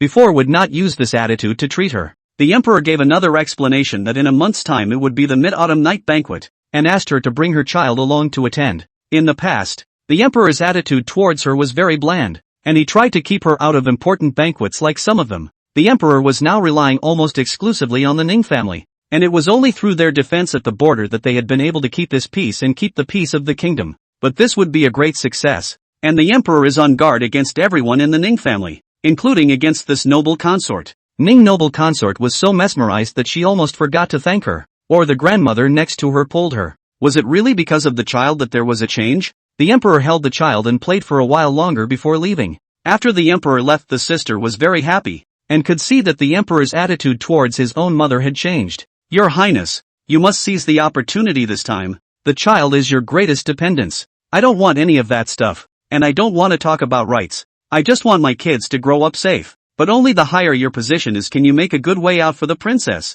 Noble consort Ning nodded vigorously. She knew, she was willing to do anything for her child. The little golden dragon had bent over in laughter beside him. His own main god had always been cold and icy. This playing the role of a little baby was quite adorable. Chapter 102, Not Being a Princess and Becoming an Empress 3. Zhou Yue was helpless right now. It was this body that restricted her too much, but that didn't mean she wasn't doing anything. The reason why the emperor came to see her this time was not because she had woven a beautiful dream for him. In the dream, Zhou is one of the heavenly maidens who come down to earth and is able to bring him good fortune, as well as enhance the fortunes of the entire country. At first the emperor definitely didn't believe it, but dreaming for a week straight made him believe it, especially when he came to see the 9 specters today. Outside that palace wall, he witnessed a faint purple aura above the entire roof. This convinced him even more that the dream must be true, and that this was a sign from heaven, so he directly rewarded him with a lot of good things, hoping that this daughter could really bring him good fortune. The little golden dragon was a bit puzzled. Since the main god was able to weave the contents of a dream, why didn't he just weave a dream where he could become an emperor? The same is said to be the instruction of heaven, and let's see if he still dares to disobey. Zhou rolled her eyes. Definitely not. The emperor was superstitious, but not to that extent. Suddenly saying that this child is the future emperor. Isn't this stealing a position from her? Not to mention the fact that this is unprecedented and everything needs to be gradual. There were times when being in too much of a hurry backfired, and now that it was just a dream, she would have to infiltrate the emperor with that thought. When the reborn woman comes back later, it won't matter. The emperor returned to the Yangshin hall, began to criticize the Zhangji. Recently his cough disease again. The imperial hospital is also anxious. I've been taking it for over half a month, but it's not working very well. He was in the middle of approving the zhengfu, when a small eunuch walked in with medicine. Your Majesty, it is time for you to take your medicine. He was just about to reach for the medicine when he suddenly noticed a problem. His coughing sickness was still worse. Today, I just woke up and went to the court and coughed pretty hard, and I haven't coughed a single time so far. Worried that he had misremembered, he inquired of the eunuch next to him. Li Dequan, tell me instead if I still have a cough in the daytime today? Li Dequan had always been by his side and couldn't have known better. He shook his head after carefully recalling it. Back to the emperor. Since I got off the morning court and went to Princess Jinghe's chambers, I haven't coughed again. The words seemed to remind him, and combined with the dream he'd had earlier, could this child truly be his blessing? He pushed the medicine away, and the little eunuch next to him was a bit overwhelmed. This medicine has been taken off and on for half a month, so I'll stop taking it for today. Li Dequan hurriedly knelt next to the bitter advice. Your Majesty, this cannot be. The Imperial Hospital's medicines are carefully formulated. You have not coughed during the day today, but this medicine still cannot be easily cut off. Alright, don't nag. I'm going to approve the zhengbiao. Take the medicine down. Li Dequan had no choice but to let the little eunuchs bring the medicine down. Only that none of them noticed that Zhou Yue had already transformed into a virtual body and had been leaning against the beams of the room. This emperor was also a backstabber in his last life, and he needed the Ning family to help him hold down the kingdom. And then when everything settles down, it's back to endless retaliation with no grace at all. But now is not the time to get him killed, or everything would be too much trouble. Zhou Yue casually a pill hit him inside the tea he was drinking, which was colorless and tasteless, and immediately melted. The emperor was a great believer in these things of providence, and he now wanted to test to see if that dream was true. He also held a slight chance within him that he didn't want this to be true. He preferred that the child was born to another concubine. In this way, after 2 more days, the emperor had stopped coughing, and the eunuchs were very surprised when they came to ask for a peaceful pulse. The emperor's body is now recovering very well, and before that, in addition to the coughing sickness, there was a lack of qi and blood, but now everything seemed to have disappeared, and after listening to the report of the eunuchs, the emperor was completely in deep thought. At this moment the imperial garden side can be lively. Rare good weather. Ning Guifei brought her child out to bask in the sun. Now there are not many children in the harem. A total of 5 children. 3 princes and 2 princesses. The grand princess was under the name of Princess Jing, only because her birth mother had hemorrhaged while giving birth to her and died in childbirth. The eldest princess was 11 years old by now, and the other 3 imperial sons were all of varying ages, with the oldest being 12 years old and the youngest being 9 years old. Nowadays the only ones still in swaddling clothes were her Jinghe princess. Zhou Yue was lying in a hanging basket next to her, looking at this imperial garden for a while and spitting. How big did she think this imperial garden was? Not as big as a small garden in the middle of his underworld. The other concubines were also very envious when they saw the child and came over to salute. In this harem only the child is the biggest dependence, although Lin Guifei gave birth to a daughter, but at least it is a princess. Noble consort Ning was very vigilant since she gave birth to her child, always worried that those dirty tricks would be used on her own child. There was also a conversation with the crowd, and just then a sharp eunuch's voice sounded. Your Majesty has arrived. The concubines all hurriedly bowed beside each other, and some were secretly distressed. I should have dressed up more if I had known that I would meet the emperor today. This kind of opportunity is very rare. The emperor didn't seem to be too interested in them and just skimmed over them hastily. Well, get up all of you. Then he rushed over to Zhou Yue. He now felt more and more that dream was too real. This child was truly his blessing. The other concubines were ignored and hated in their hearts, but they didn't dare to hate the emperor, along with Ning Guifei and the child. Next to the consort, she also hated the teeth. What's so great? No matter what, it's only a princess. It can't compare to the princes. Maybe they'll even get dragged out to make peace later. Thinking of here, Chi Fei's heart is much more comfortable, mainly because she also has an imperial son under her name. Just this son is not too successful in reading, has not been too much attention from the emperor. Now it would be a lie to say that she wasn't jealous. Her son hadn't been hugged so intimately by the emperor since he was born. Sourness flooded among the eyes of the crowd. These were children, and only children could keep them on their feet. The emperor teased Zhou Yue while saying, "These 2 days' foreign tribute came in several batches of brocade. I ordered someone to send some to your palace. I thank you, your majesty." Zhou Yue was very pleased in her arms. What was this? All the things that will be paid in tribute in the future will belong to him. The cheap mother. Just as everyone was joking and laughing, the child in his arms suddenly burst into tears. This to Ning Guifei scared not light. This child has always been do not like to cry. Is not where uncomfortable? But in the way of the emperor holding. She is not good to go up to grab the child. The emperor also feels strange. Usually see this little guy are quite good behavior. Chapter 103, Not Being a Princess, but a Queen 4. The emperor had no choice but to walk around a few steps with the child in his arms. However, he had only just taken a step with his front foot when the swing frame behind him collapsed with a loud bang. This huge sound shocked everyone. The surrounding area was in chaos. The guards next to them, the eunuchs all rushed up. Escort! Hurry up and escort! Noble consort Ning had been keeping a close eye on the child, and just now it was so close. If His Majesty hadn't dodged it, the swing frame smashing down wouldn't necessarily have hurt her child. She only felt weak in her legs now. Thankfully the sister next to her was holding her up,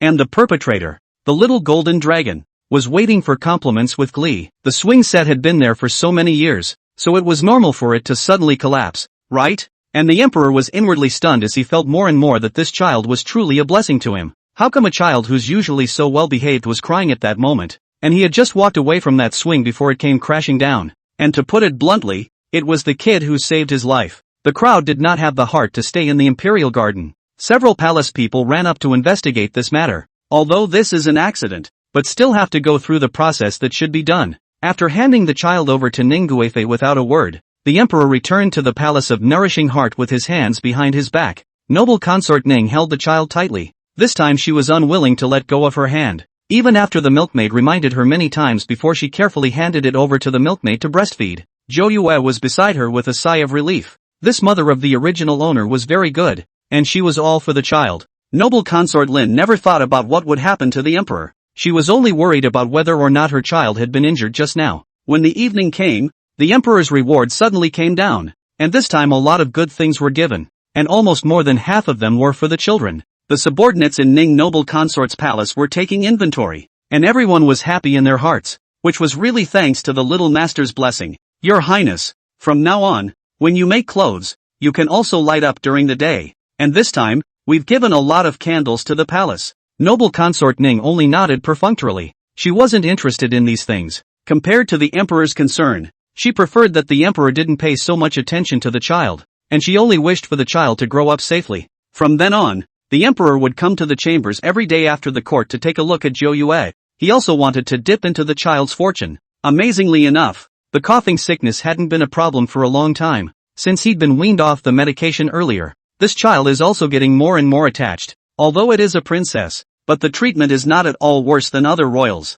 This even made the other concubines in the palace so jealous that they even heard of such things in the former dynasty. Many ministers began to speak up, arguing that the emperor should not favor a princess so much, and that it should be more likely to rain on his parade. The emperor turned a deaf ear to all of them. In his opinion, this child is his lucky star, able to bring his world a steady stream of good fortune. A month later, the Mid-Autumn Festival night banquet also began. Inside the palace is rarely so lively. All kinds of singing and dancing programs have everything. Noble consort Ning's status had risen straight up, and this time she was arranged to sit directly to the side of the empress. Although the empress was a little uncomfortable inside, she didn't say anything. The only one who could talk in this palace was the emperor. The others looked at that position and just stared with hatred in their eyes. But Ning Guifei didn't care much about that. She just took good care of her daughter. She was getting the impression that this daughter was here to repay her kindness, and she had heard her nanny talk about caring for other children. Children, no matter what, are always tormented as babies,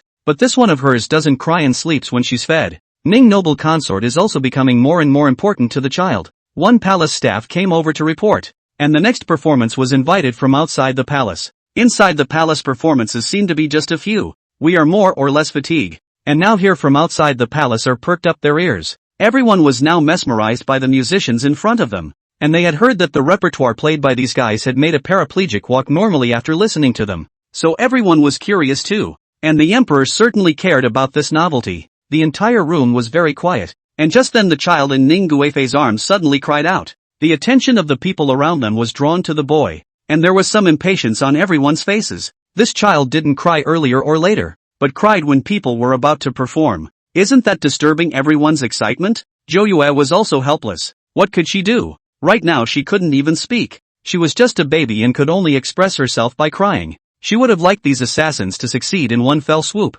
but for the sake of the later plan, she could only save this emperor's old man for the time being. While facing the impatient eyes of the others, the emperor was suddenly alert, remembering that the last time Joyue cried was when the swing came crashing down. Was this another reminder of something? This was his heavenly daughter's blessing. Ning noble consort was in a hurry and kept patting the child, who didn't know what was wrong and suddenly burst into tears. The empress beside her was clearly displeased. Since the child is misbehaving, let the milkmaid carry it down and coax it properly. Don't disturb everyone's interest. You also become a forehead mother. How can you not even coax a child after such a long time? Ning Guifei was furious. It was normal for such a small child to cry. The empress was also a mother, and there was no empathy at all. The empress's side had only just finished speaking when an invisible gas flew towards the empress's chair, and within a few moments the empress's cry of alarm was heard. The empress unexpectedly fell over in front of the crowd, which gave the emperor a lot of anger. As a queen with no grooming at all, isn't this a disgrace to herself? He didn't care about the show or anything else now. He just told the people to hurry up and get the queen down and not embarrass him here. The queen's fall was not a light one, and the chair was hard on her backside, causing her to suck in a breath of cold air in pain. The little golden dragon clapped his hands beside him, making the woman's mouth cheep. The emperor also felt something strange in his heart. Every time this child cried there was something wrong, so he walked towards Joyue. The performance had to be suspended because the queen fell in public, and several musicians were a bit upset. He also wanted to have a last-ditch effort, so he didn't care that much and copied the sword hidden among the zither and rushed towards the emperor. Because Ning noble consort and Joyue were sitting in this position that was further back, it was also a buffer of sorts. These musicians didn't succeed in stabbing first time. The guards next to them had already rushed up. The surroundings were filled with all sorts of shouts, and the sound of clashing weapons. The emperor was so frightened that he actually dragged Ning Guifei to the front. Joyue was becoming more and more disenchanted with this emperor's old man. Waiting a few more years would completely make him delirious. Chapter 104, Not Being a Princess, but Being an Empress 5. Ning noble consort was at least the sister of the great general, and at this time she only wanted to protect the child in front of her. At that moment, the assassin killed one of the guards, and a sharp sword rushed straight towards noble consort Ning. Without the slightest hesitation, noble consort Ning used her body to protect the child tightly, and waited for a long time, but the sword did not stab down. The next second the assassin was controlled by the guards next to him, and Ning Guifei hurriedly retreated towards the back with her child. How could she care about grooming now? She hurriedly called the palace maid beside her, and several people protected the child in the center. My son, Emmy will protect you. Although she didn't understand why the assassin hadn't stabbed down just now, she was glad that her child wasn't hurt. She didn't understand, but the emperor standing behind her could see it clearly, and just as the sword was about to come down, there seemed to be a golden light pulling the assassin's wrist in a death grip, which delayed it for a while. It took him a long time for anyone around him to react from the sight that he had just witnessed. The emperor looked at Joyue with a more and more complicated gaze. Now he was completely convinced that this child was definitely sent down by the gods in the sky. If you really counted, the kid had saved his ass a second time. In no time, the assassins had all been brought under control, and a few of the guards were terrified and were kneeling on the ground at their mercy. The emperor just let people escort Ning noble consort and princess back to her chambers first. As for the empress who had fallen down just now, she didn't know when she would be stepped on a few more times. The next thing Ning Guifei did not bother. She just wanted to hurry and leave this place. The child was so small. Don't get frightened is good. The good thing was that the child was smiling and laughing when she came back, which put her hanging heart at ease. This child of hers was really different from the others. Since then, The emperor's attitude towards her had changed drastically, and no one else knew what was going on. Anyway, since the mid-autumn banquet, noble consort Ning's status has been rising. From then on the empress was ordered by the emperor to take good care of herself in the palace and gave all the duties of coordinating the 6 palaces to Ning Guifei to manage. As for Zhou Yue's status, it had also risen, and she was the only princess who had been rewarded with a fief before she had even reached adulthood. Surprisingly, this made everyone puzzled. Such things as rewarding a fiefdom were usually a treat only for the emperor's son. I didn't expect a princess to think of this kind of honor. It looks like the emperor really holds your consort in extremely high regard. Everyone had speculated that it should have nothing to do with the great General Ning behind it. With the passage of time, it has come to 5 years later. In this note is also the rebirth of the daughter of Zhao Wan and the day of the draft into the palace. She knew the plot in advance, so the day of the draft deliberately wore the emperor's favorite costumes, and indeed at a glance to be seen selected into the palace. Just after entering the palace and listening to the sister's explanation, she was also confused as to how it was different from her last life. She was also a small showgirl at that time, but she hadn't heard that Ning noble consort had the duty of assisting the 6 palaces. When did she have so much power? What surprised her was yet to come. Before she was reborn, the emperor's most favored one was the 3rd Argo, but now the palace are rumored to offend. No one cannot offend the 2nd princess. That young talent is the emperor's heart favorite. At a young age, she was able to accompany the emperor, and the more she heard about the various rumors about the 2nd princess, the more mysterious they became, and they were all different from her last life. It made her heart tighten, always feeling that something important had been lost. She always had the illusion that these treats were supposed to be her own children, but she didn't take it to heart. No matter what, she was only a princess. She still had to give birth to a royal son soon. That's what's most important, and she still has so much information. And at that moment he knew that the emperor's greatest concern was the flooding in Jiangnan. She recalled that in her last life it was an insignificant minor official in the Ministry of Public Works who made the suggestion to have the dam reinforced and a channel built to divert the water. In this life, since she has already come, of course, she has to grab a credit first. She was considering how to break the news to the emperor, and after a moment's thought, she planned to do what she had done before. She knew that the emperor's favorite food was dragon beard pastry, so she purposely made it and brought it to the Palace of Nourishing Heart. It made more sense at this time of the year, and if she happened to see the emperor worried, she could make a slight inquiry to offer an opinion, which would simply be the best of both worlds. The mother's family behind Zhao Wanhe is not able to contribute much, just a completely insignificant minor official. That's why she secretly vowed to keep climbing up the ladder and trample under her feet all those who had looked down on her before. When she arrived at the entrance of the Hall of Nurturing Heart, she was stopped by Li Dequan. "Young lord, you can't go in now. His Majesty is accompanying the 2nd princess." Zhao Wanhe's heart was disgusted after hearing this. Isn't it just a princess? Why do you pay so much attention to it? Ever since she had entered the palace, she had heard a lot about the 2nd princess, and the emperor had even built her a huge chambers outside the palace. This also means that even if this princess doesn't marry, the royal family will always keep her. When she gained power,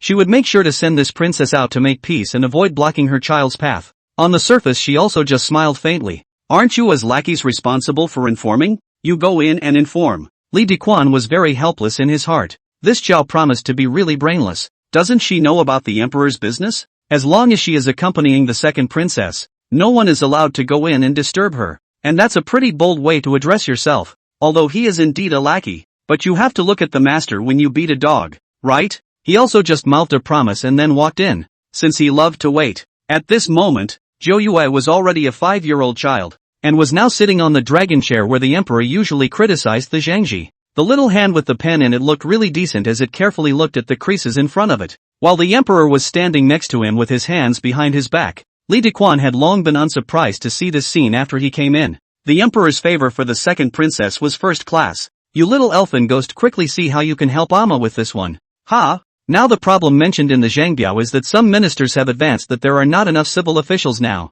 and they hope that they can promote 1 or 2 up to jointly assist the emperor. How can the emperor not know the ghostly thoughts of these ministers, who are all trying to find a way to put people around him? The few lists submitted up this time were all from the empress's mother's side of the family, and to put it bluntly, this matter couldn't be dissociated from the Grand Argus. Now he's not old enough for that, and one and all want to stare at his position. He was now in a difficult situation where he didn't know how to refuse. While Zhou Yue gave a calm wave of her hand. Chapter 105, Not Being a Princess but a Queen 6. My son's suggestion. Since they recommended these people, then Imperial Ama will personally test them with questions. Oh, produce questions for their exam? Yeah, If they're really capable, then give them a big title. If they're not, then they're deceiving the king. The emperor's eyes lit up, then directly hugged Zhou Yue and laughed out loud. This daughter of his was truly a blessing to him, and had already solved a number of big problems for him in the meantime. 9 specters also spat inwardly, and what she was doing now was planning for her future anyway.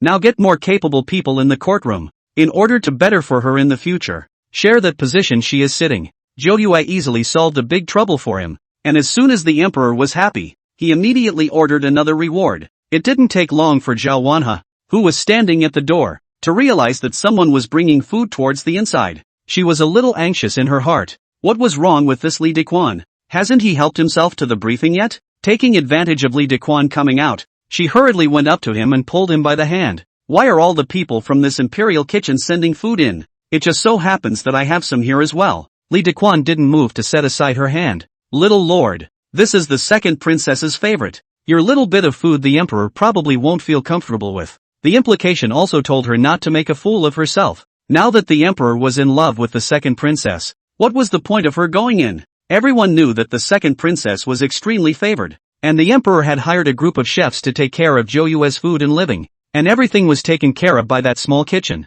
But this Zhao Wanhe just like did not understand, still stood dead in the door. Li Dequan, also lazy to care about her, ordered people to hurry to send the food in. Zhao Wanhe had been waiting at the door for more than an hour. Her legs had become sore, but the emperor still had no intention of summoning her. In her last life she was a tiny showgirl, and this time she secretly vowed to change her fate. Zhou Yue, of course, knew that she was outside the door, and thinking of a way to irritate her properly, he suggested that he wanted to listen to an opera. The emperor, of course, favored this blessed star, and immediately had someone arrange for the singing of ditties. Zhao Wanhe stood in the doorway looking at the people coming in and out, her face getting darker and darker. This what second princess is also too ignorant. She now came to find the emperors but the main thing, that is related to the Jiangnan floods, so when Li Dequan came out again, she couldn't care less and raised her voice a lot. Eunuch Li, just let me in. This is the dragon beard pastry I made with my own hands. I'm sure His Majesty will like it, just expressing my feelings.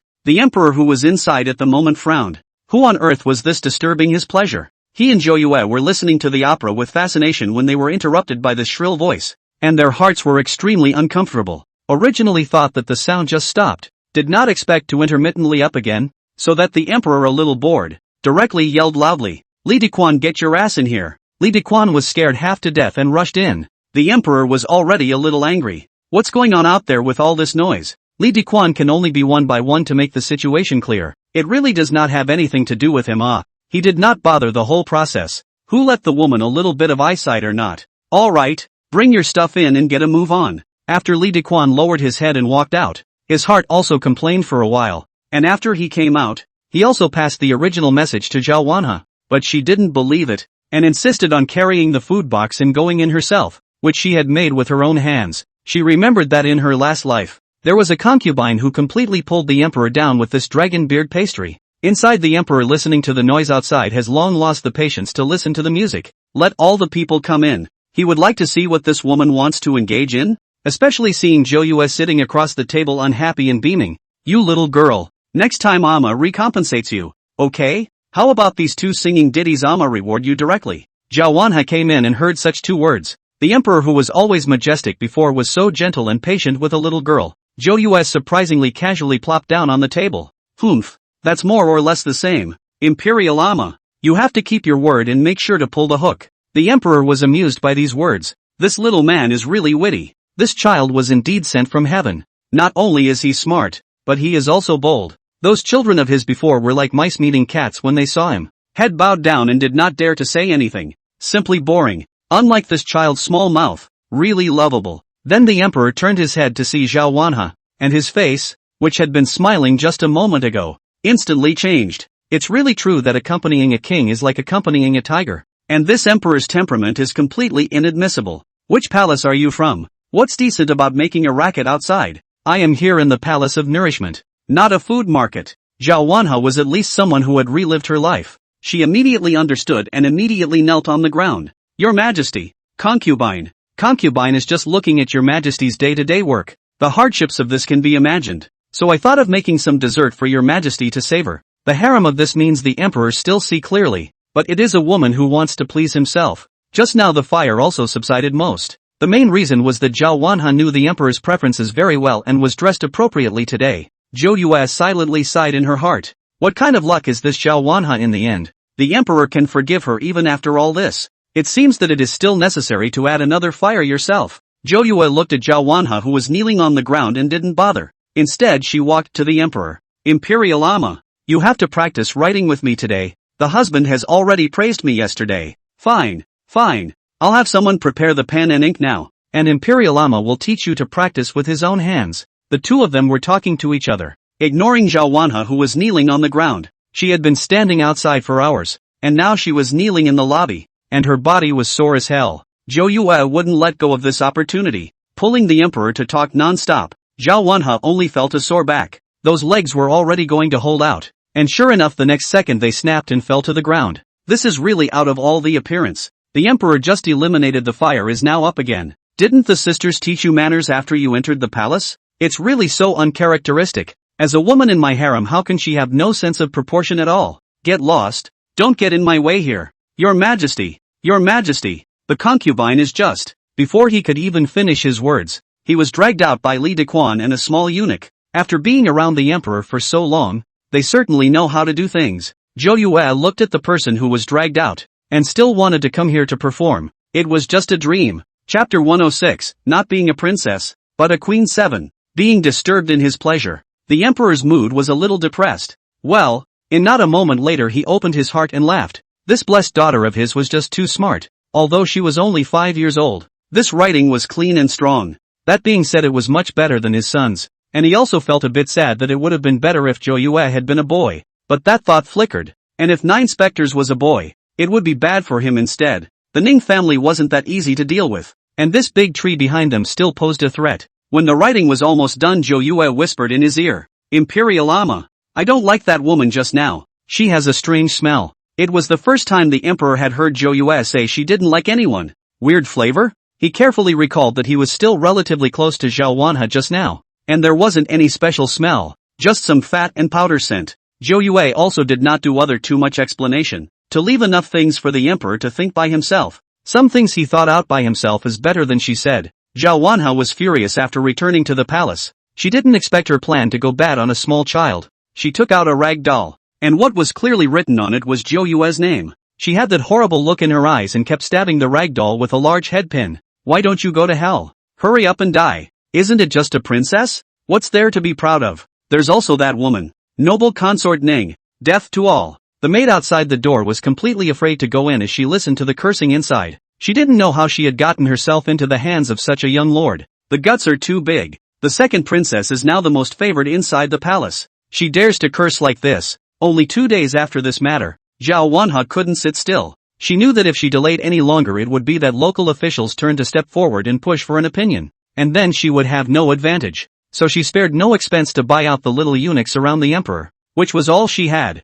and her mother's family behind her was not rich in the first place. This time she completely went out on a limb. After learning that tonight evening she would go to the Lotus Pavilion to accompany the second princess to play chess, she was in a hurry to get going as well. And wouldn't it be nice to have a pretend chance encounter when the time came? The maid saw that she was about to prepare to go out again, and could only hurriedly stop her own young master. Young lord, you were just kicked out by the emperor 2 days ago, so it's better to rest for 2 more days. Zhao Wanha backhanded her and slapped her across the face. Unruly thing. What the master wants to do is also something you, a lackey, can interfere with? The maid was beaten by her, can only kneel beside her and admit her mistake. That day the things of the Yangshin Hall everyone can hear. So recently no one dared to touch the bad luck at all. Zhao Wanha hurried to the lotus pond without even bringing her maids. She had to make preparations in advance. She was planning to give a good dance at the lotus pond, to be able to completely impress the emperor, and maybe even get favored again. This time she was seeing the importance of a child, and in addition to making decisions for the emperor,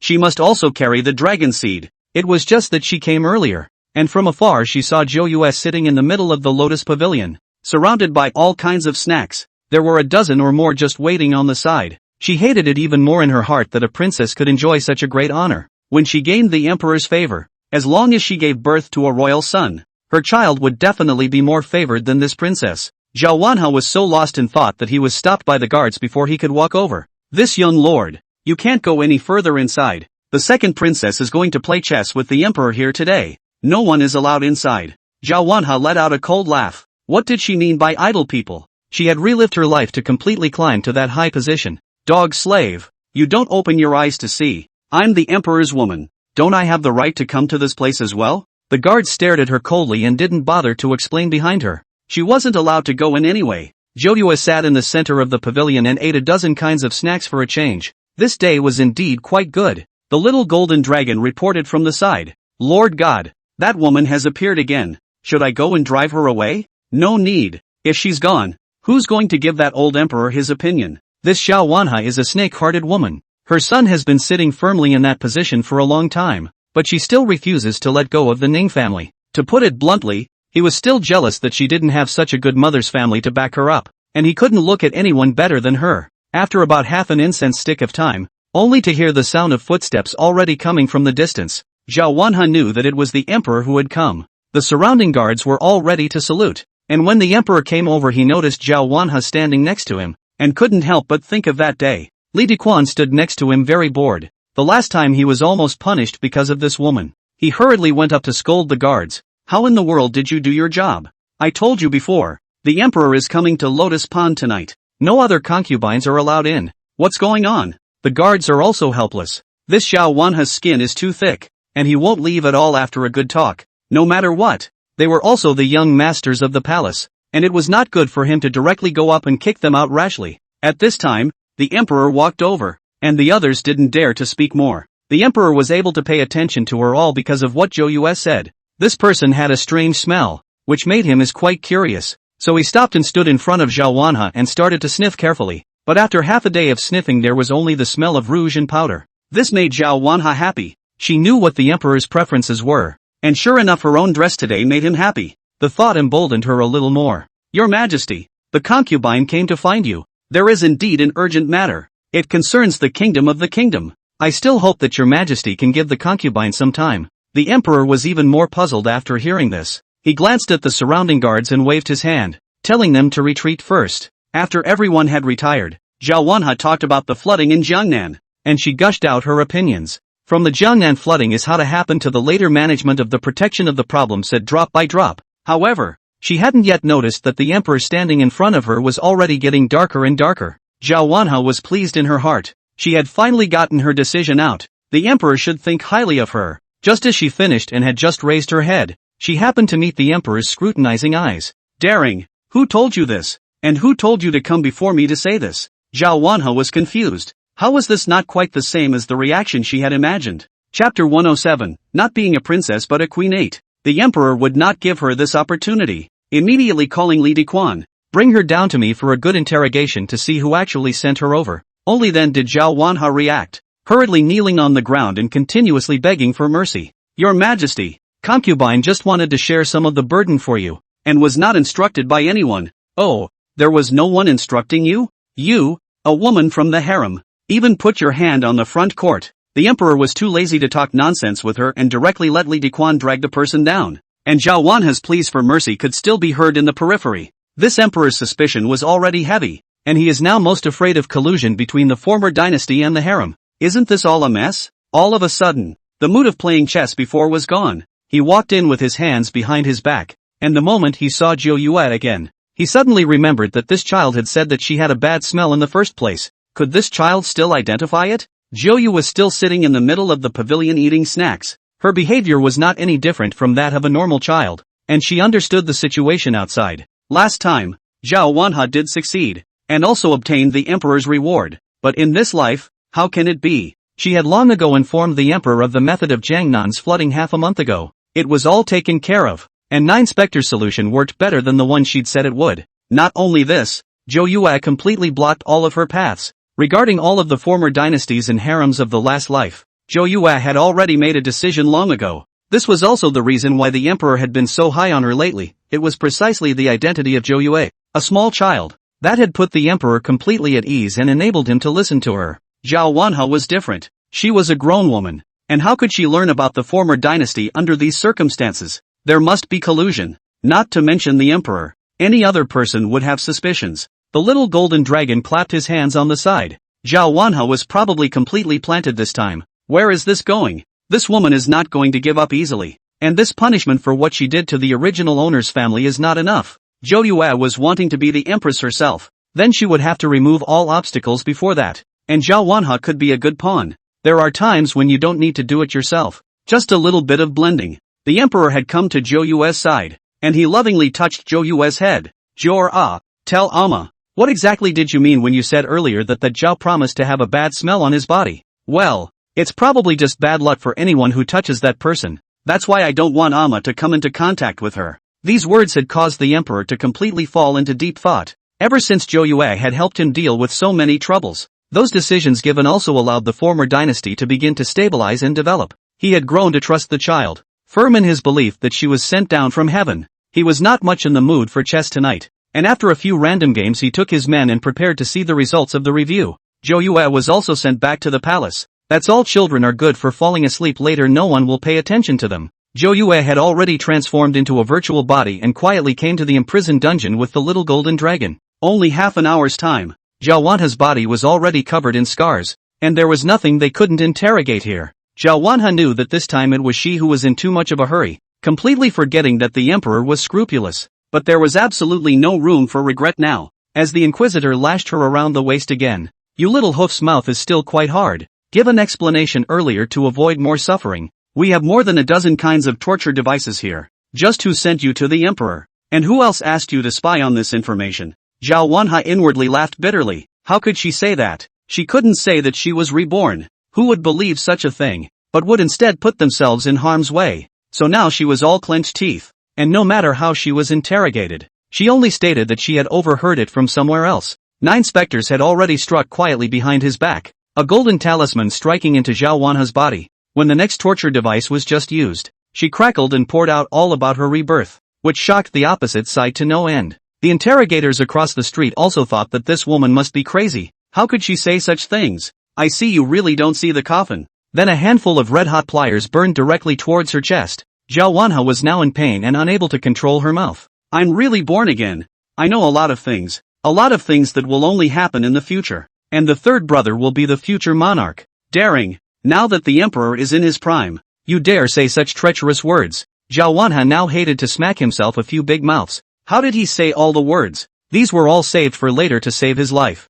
With this golden talisman, not to mention that she was just an ordinary person, even the immortals couldn't resist it. Zhao Wanhe had a predictable ending. She was beaten up so badly that everyone thought she was just talking nonsense. But as she went on to talk about some of the things that had happened recently and would happen later, it made the reviewing guards think that something was wrong. Enter them, even a big man can't stand these torture devices, let alone a woman. After being beaten to such a degree and still saying this, it almost looks like it's true. The guards also felt that this kind of thing was not trivial, and hurriedly passed the results of the interrogation to the emperor's side. If the emperor was not satisfied with the results of this review, he could only get the Dalizi to intervene, and the two sides would work together to interrogate Zhao Wanhe's back family. In addition to these, Zhao Wanhe's residence was also searched, and all those dolls she had made earlier were searched. Only she didn't know that Zhou Yue had already rearranged things, and when they were presented to the emperor, he was furious. The doll that had previously had Princess Ning's name written on it had turned into a familiar piece of bright yellow fabric. In the palace, yellow, purple fabrics are extremely honorable representatives. This yellow color is predictably the man himself. Zhou Yue knew that the only way a selfish emperor like this one would know pain was if the chop hit him. This rag doll had been covered with silver needles, and he was so angry that he couldn't wait to nickel and dime that woman right now. But when he saw the results of the interrogation, was completely nonplussed. In the past he would have thought all this was nonsense, but with the things about that dream and the 9 specters, he became more and more convinced of these things. The guards waiting for the returnees kneeled on the ground. This result is really heavenly. If the emperor is angry, can only bear it. But the imagined outburst didn't come. The emperor just told them to bring the man here. He wanted to interrogate him personally. Chapter 108, Becoming a Queen Instead of a Princess 9. According to this above account of Zhao Wanhe said that the third A brother is the future monarch. To be honest, this thing the emperor did not tell anyone. This one was just his inner thoughts, now quietly grooming the third brother as a future monarch. But I didn't expect this woman to understand so clearly and tell so many details. He would never allow such a dangerous character to exist. This person knew too many secrets, and it was all about the imperial family. When Zhao Wanhe was brought to the Great Hall, he had already become a bloody man, and before the emperor could ask, he directly fainted. So at that moment, They could only let the eunuchs save her first, and the emperor still had a lot of things to question her about. Just wait for the doctor to tell the emperor after a shocking news. Zhao Wanha unexpectedly pregnant. According to the current situation of pregnancy has been more than 2 months. How is it possible? Where did this sinner come from? The eunuchs fell to their knees. Their diagnosis was certainly not wrong. The existing way was to check the records of the honoring room. The emperor looked at Zhao Wanha from above. He was now very torn. According to the records over there, this child was his. There were too many showgirls selected to enter the palace that day, and after favoring them that day, he forgot about Zhao Wanha.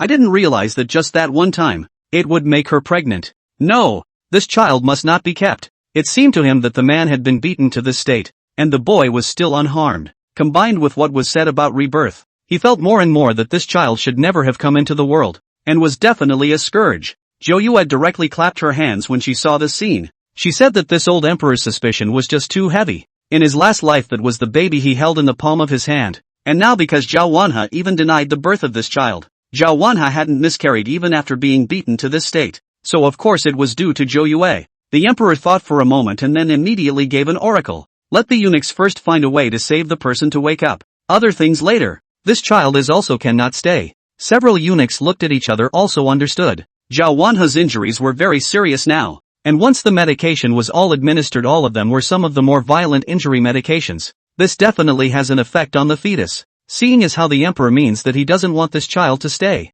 The Thai hospitals was also just responsible for prescribing medicines, and soon the medicines were brought up. After they had been processed, the eunuchs all stared closely at Zhao Wanha's lower abdomen, not realizing that there was no reaction after half an incense stick of time had passed. This should not be The treatment of injuries and pain in the drug is the most fierce musk. This thing to pregnant women that is simply taboo. Unusual pregnant women, not to mention taking it directly. Even if they come into contact with this drug, the fetal image will be unstable. None of the eunuchs dared to speak, although nothing seemed to be wrong with the child, but the man had woken up. The emperor told everyone to stand down as he stood in front of the bed and looked at Zhao Wanha. Zhao Wanha reluctantly got up, still wanting to salute. No need. First tell us what you mean by rebirth. Zhao Wanha's face was now covered with wounds, looking extremely horrible. She had planned everything, but looking at this situation now she definitely couldn't live through tonight. If she was not destined to change her fate, then why did she tell the emperor about that thing again? It would be better to take it all to the earth.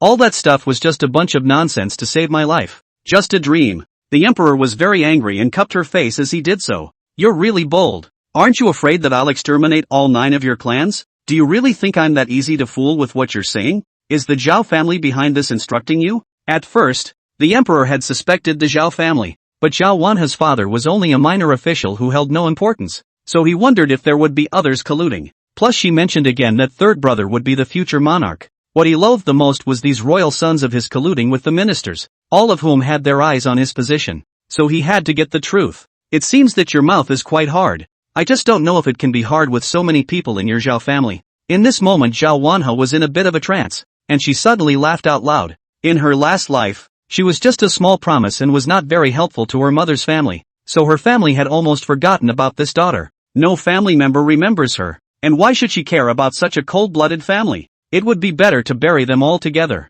What is my Zhao family? As long as the emperor suspects anyone can be given death on the spot. The emperor was completely furious. This woman had been toying with her, one moment saying that it was a dream, and the next moment putting on this attitude of indifference. Since she wouldn't talk, there was no point in living. Li Dequan, he would order Zhao Wanha and all of the Zhao family to go down and be buried with him, and this secret would never be seen in the world again. However, Li Dequan didn't respond for half a day. He turned his head just about to get angry when he saw the Empress Dowager walking in surrounded by a group of people. Who is the emperor bestowing death on again? He frowned at how this matter was known by the Empress Dowager. The first thing he suspected was Li Dequan and those palace people behind him. Empress Dowager. This is something I have my own way of doing. It's about the peace of the former dynasty as well as the harem. Mourner is ignorant of all that, but I only know that I have to preserve the royal bloodline. How the Empress Dowager knew about this was of course due to Zhou Yue, who transformed into a small eunuch and went to ventilate the matter in the first place. This thing is getting better and better. This Empress Dowager as well as the Empress in the middle of the harem are all obstacles to her becoming queen. Now that the emperor was angry, the Empress Dowager was surely insistent on preserving Zhao Wanha, just so these people could fight together. Oh Imperial Mother, aren't you trying to make things difficult for your son? I am your son, but I am also the emperor who will keep this kingdom. The first thing about becoming an emperor is that you can't be too merciful. He's going to sweep away and remove all obstacles, and the slightest hint of this thing, he's going to nip it in the bud. The Empress Dowager advised bitterly that she felt that there were too few children in the emperor's harem. There's no way to elect a better candidate this way, and she has to think about the subsequent rivers and mountains. I won't ask much about what Joe promised, and I'll leave you to your own devices after the birth of the child. This child is royal blood. The Empress Dowager called in the eunuchs in order to get the emperor to change his mind, and based on the diagnosis, it was highly likely that what Zhao Wanhe was carrying was a twin child. Zhao Wanhe, the real mother, really couldn't get on board and made such a big mistake. When the child is born can be casually disposed of by the emperor. As for the child palace, so many concubines without children, any one of them can become the new mother. Chapter 109, Not Being a Princess but a Queen. 10. The emperor was eventually persuaded, mainly because of the thing that Zhao Wanhe had said, and the third Argo had now become a sticking point in his heart. Maybe he'll have to get a new candidate for the future crown prince. In this way, Zhao Wanhe relied on the child in the abdomen to be able to save a life, and is now grounded in the palace as strictly prohibited to go out. She's also become very temperamental since becoming pregnant, and although she's grounded, she's carrying the dragon's seed. The Empress Dowager also often came to ask questions, and the palace staff responsible for her diet and living quarters did not dare to be negligent. In this life, Zhao Wanhe was even more arrogant than before, and she felt that time would wash away everything, just like now when the Empress Dowager saved her life. When the baby was born, she could use the baby as an excuse, so she didn't feel anything at all. It was just that the emperor never came to her palace, and it didn't matter in her mind. The child was the most important thing. In Zhou Yue's opinion, Zhao Wanhe was abominable, and those two children of hers were no good either. The good son of that after succeeding to the throne all day eating, drinking and having fun. The original river and mountain is almost corrupted. Even after succeeding to the throne, the first thing he did was to increase taxes, causing countless people to be displaced. For that alone, that son of his is the sinner of the world, causing the people to suffer. Other than that, after the fall of great General Ning, there was no one available to guard the border. The new emperor feared that there would be a repeat of what had happened before. He trusted no one, and he never advocated war. After one peace, it even offered to cede land in exchange for peace. It was such a completely brainless emperor who was thrust into high office and ended up lasting only 10 years before being broken by a foreign army. It was a typical comatose ruler, creating countless killings. How could Zhou Yue let him simply fail to be born? Of course we have to come out and then make him pay for his previous sins properly. She had one more important thing to do before that. The emperor did promise the Empress Dowager not to move Zhao Wanhe, but also when the Empress Dowager completely angry. He felt that as the king of the hall, his decisions were unique, and now he had to be stopped by someone else, even if that someone was his mother. That wasn't allowed. There was sort of a complete gap between the two of them, and aside from that, Zhou Yue would weave a dream for him every night. That is Zhao Wan, and the child in the womb is an ominous sign. For many consecutive days to do the same dream, the emperor engaged in physical and mental exhaustion. He thought again of that previous dream of Zhou Yue. Why was the gap so big? Now he has promised the Empress Dowager. He really did not move Zhao Wanhe, but in her daily diet also quietly sent people to move. I didn't realize that these two kids had no problems at all. This further validated his thoughts that these two children were definitely demons. Having failed to knock them down with such a potent drug, now does he have the means to be plagued by dreams on a daily basis? Surprisingly sick straight away under the circumstances. By the time the Empress Dowager came, the eunuchs were already on their knees, and they couldn't figure out why. This emperor suddenly fainted, and now no matter what methods were used, he just couldn't wake up. The country cannot be without a king. The Empress Dowager can only hurry to suppress the news, but how long can it be suppressed? But the Empress can be happy. The first time to bring his son to the Showa Hall. According to this situation, she is the motherly empress, then her son is the most likely to become the crown prince. The empress and several other concubines with heirs had brought their respective children to the Showa Hall. It was only when they arrived that they realized that noble consort Ning and Zhou Yue were already inside. What was even more surprising was that the emperor looked as normal and was actually sitting on the bed talking to Zhou Yue with a smile on his face. The empress was in complete disbelief. Clearly when she came in the morning, the crown prince was at his wit's end, and it said that the emperor was so sick this time that he didn't know when he would wake up. The emperor was becoming more and more partial to Zhou Yue, going so far as to carry her directly on the dragon bed,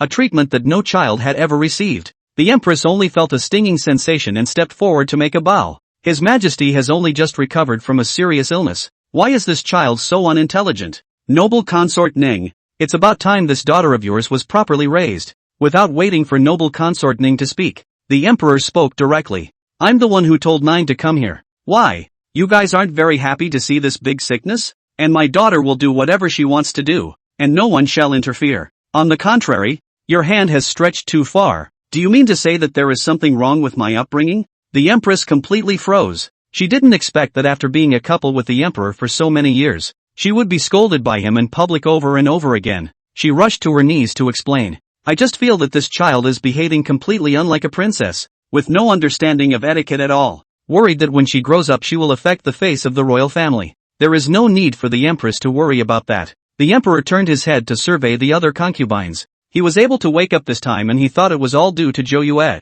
because he had a very strange dream, in which he got stuck inside a quagmire. All the other children in the dream came toward him, but no matter how much he begged for help, none of them came to pull him along, especially the big brother born to the empress. Not only did he not pull him, but even stepped on him, wishing that he had been stuck in the middle of this quagmire. Just as he was despairing, a bright light lit up in the midst of the darkness, and the 9 specters approached him with a glow. The closer he got, his body slowly detached itself from the midst of the quagmire and finally woke up completely as soon as he opened his eyes. So at the first moment he woke up, he immediately sent someone to fetch noble consort Ning and Zhou Yue. He thought it was all because of this daughter that he was healed. At this moment, the empress was kneeling on the ground, still talking about some ethics and morals and such axioms. Zhou Yue was listening to yawns, so a slight movement. The next moment the empress felt that the emperor was looking at her in a wrong way, as if he was afraid of her. Demon! What? Everyone else was confused. Who did the emperor say was a demon? From the emperor's viewpoint,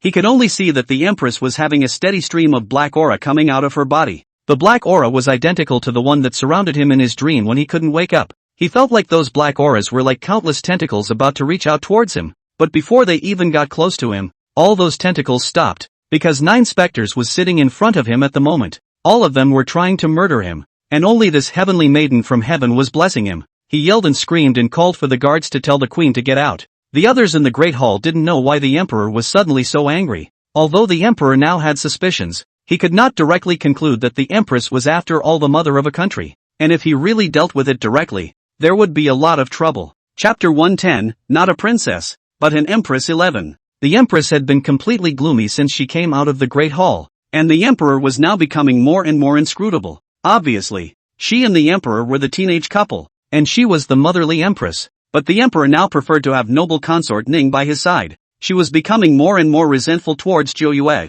unable to figure out why not just a princess could be given such importance. She also knew more about what was going on in the palace, and Zhou Yue had been in the spotlight since she was born. For a girl to be able to study at the Shangshu room and be taught by the emperor himself, such a thing was a great honor. The empress was now very worried, looking at the emperor's attitude towards him. If Ning Guifei got pregnant again and really gave birth to a male child, what would happen to her child? Big brother following her was also baffled by the emperor, having never seen such a great anger towards his foremother. When the empress returned to the palace, she called the grand aunt to her side to give a careful explanation. Words: you are now the only hope for elder mother. You also know that your imperial ama's attitude is becoming more and more erratic now, somehow favoring a princess. The eldest brother was also a very ambitious man, and he knew it didn't matter if the emperor favored a princess. What he was worried about now was the power of the Ning family, now that the emperor's attitude was becoming more and more in favor of the Ning family. In the past, with the advances of those ministers who supported him,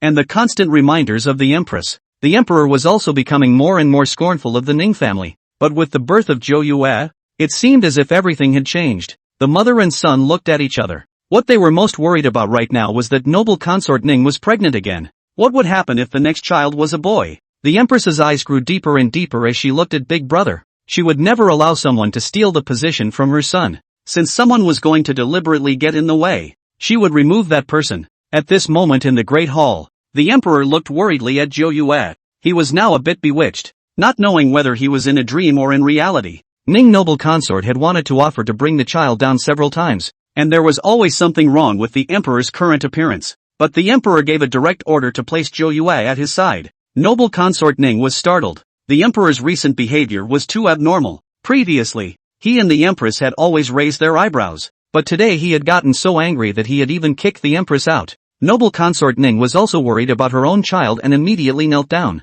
Your Majesty, Zhou Yue is still young. There are a lot of things she doesn't know how to deal with. In case she bumps into your Majesty, that would not be good. I know all these things. Don't worry. She is my daughter. I will definitely protect her. Zhou Yue also jumped off the bed at this time. She patted the back of Ning Guifei's hand. Elder mother, you can rest assured. I will be here to accompany Imperial Ama. Noble consort Ning didn't dare to disobey the emperor's order, and only gave her daughter a reluctant glance. Finally, she explained a few more sentences before turning to leave. She only just went out. The little golden dragon followed in a flash. Regarding the emperor inside the great hall, he now wanted to ask Zhou Yue about that dream, but looking at the innocent child in front of him, he really didn't know what to ask. Zhou Yue didn't bother with him, faintly snapping his fingers. The emperor only felt his eyelids getting heavier and heavier, completely passing out. The subordinates inside the palace had long been yelled out by the emperor, and even Li Dequan wasn't around. The only one he trusted now was 9 specters,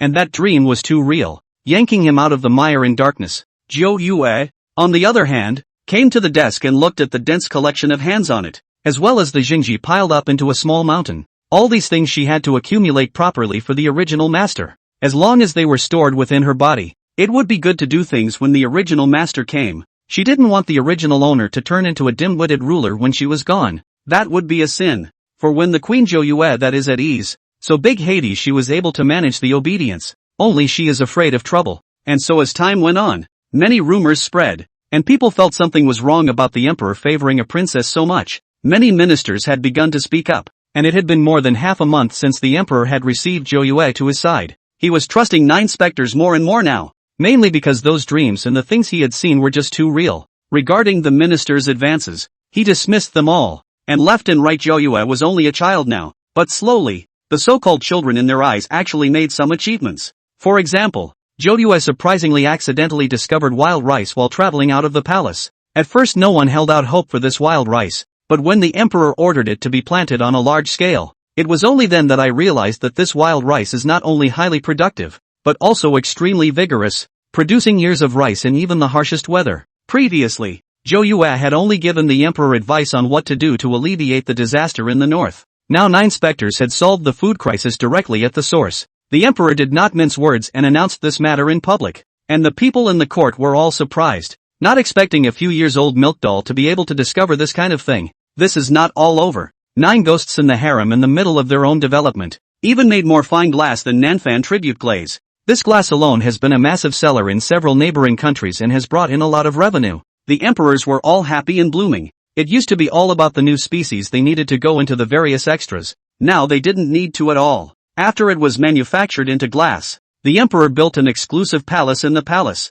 dedicated to the study of the 9 specters, a 5-year-old milksop, followed by hundreds of people all at his beck and call. Countless gold, silver and jewels were carried into noble consort Ning's request for merit list as if it were running water. Several of the grandmothers beside Ning noble consort were all laughing. Your Highness, the princess has really come to repay her kindness. Look at how different our status is now. They hadn't been bullied much in the past, just because of the emperor's coldness, and the palace was the best at this kind of power. But now it was no longer the same. The specifications in Ning Guifei's palace were even comparable to the empress. Noble consort Ning smiled and shook her head. She didn't wish for these things, she just hoped that her child would grow up safely. Her elder brother is all still at the border and has been afraid to come back for fear that it will affect her. Sister could only try to reassure her that it would be better when the princess was a little older. With all these goodies, all those previous exhortations to the emperor disappeared. Let's just say that this glass is now a necessity in every home of the dignitaries in the capital. It's more or less a take it or leave it so that everyone enjoys the benefits of this stuff and naturally shuts up.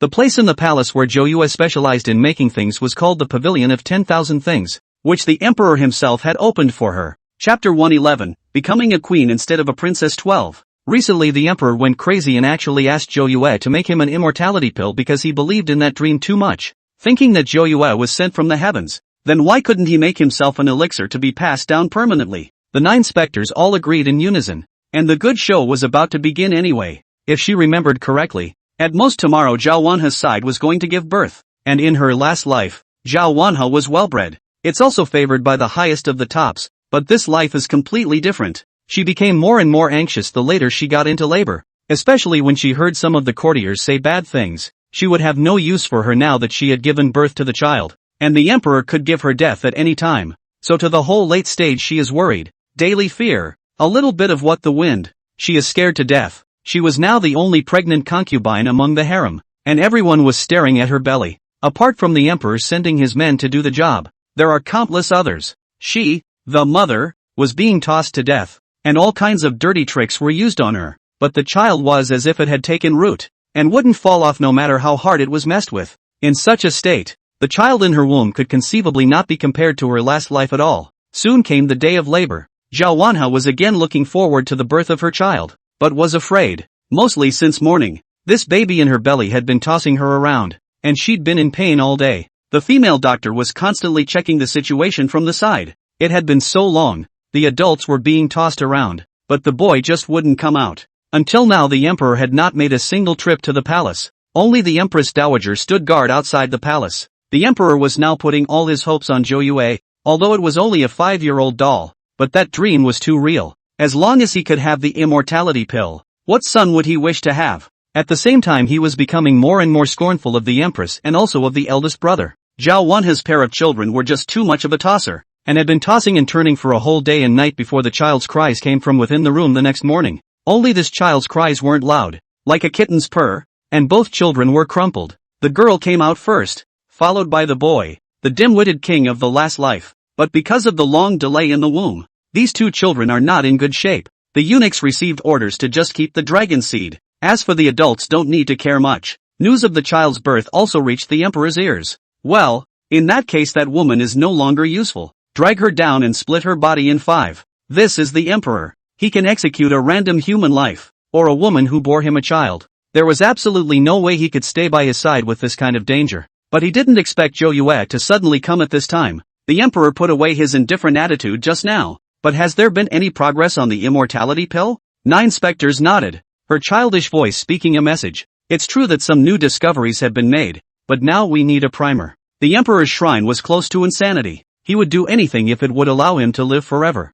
And he grabbed Zhou Yue as soon as he could. What kind of medicine guide is it? I will immediately send someone to find it. My child has just been guided by an immortal's dream, and this medicine guide is in the palace. For this the emperor was now convinced. He spoke with a little stutter. Surprisingly, in the palace, this is not God is helping him? It's over at the East Peace Palace, and I don't know which of the ladies resides over there. Zhou Yue pretended to be thinking. The emperor could not wait to recall. Then he was overjoyed. There are 3 of them living over there. Do the dreaming immortals have any detailed instructions? There is. The immortals say it has to be in that direction, and it has to have an heir. Her blood needs to be used as a medicine guide so that the first step of refining can be completed. The emperor had laughed out loud. This was really heaven's way of helping him. Isn't it Zhao Wanha who has instructions in that palace over there? All of this is really the instructions of the heavens. She has only just given birth to a child. The medicine on the side of Zhou Yue received the authorization from the immortals. It is true that everything has the heavens helping him.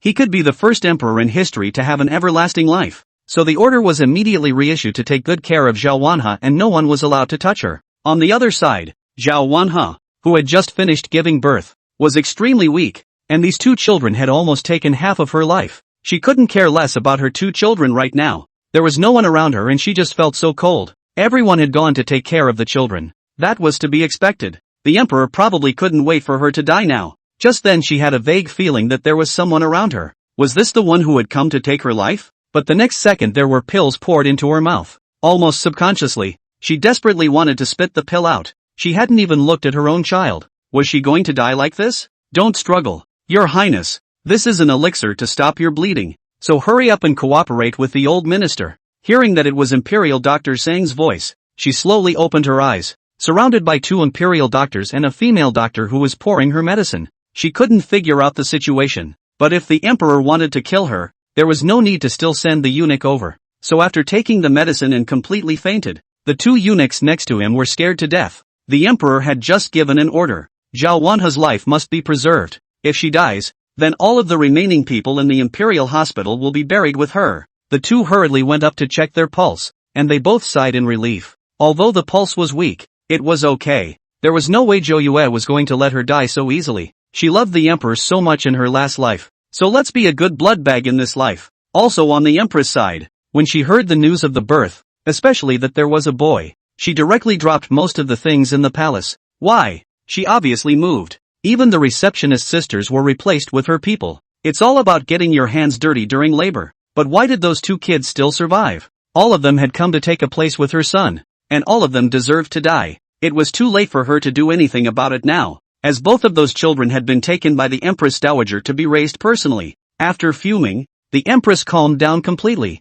Since she couldn't move those two children, she would first remove Ning Guifei and Zhou Yue. She immediately called for her beloved to give a few words of explanation and handed over a packet of medicine to her beloved. The little golden dragon came to report at the first opportunity that Zhou Yue was still inside the pavilion of 10,000 things refining pills. Lord God, you're not really going to refine medicine for that old emperor, are you? What are you thinking? Does a mere mortal deserve to have me personally make medicine? Anyway, it's not worth not wanting something for nothing. She borrowed this 10,000 things pavilion to be able to refine the elixir she needed. Chapter 112, Becoming a Queen Instead of a Princess 13. The little golden dragon immediately expressed her understanding that she had come this time to report on the situation. Lord God, it seems like that old hag is going to make a move against you. Well, go switch the drug she's got so she gets a taste of her own medicine. After the little golden dragon left, Zhou Yue shook her head as she looked at the elixir in the furnace fire. Sure enough, the medicines of this mortal realm still didn't work. It could only concoct some relatively low-grade pills,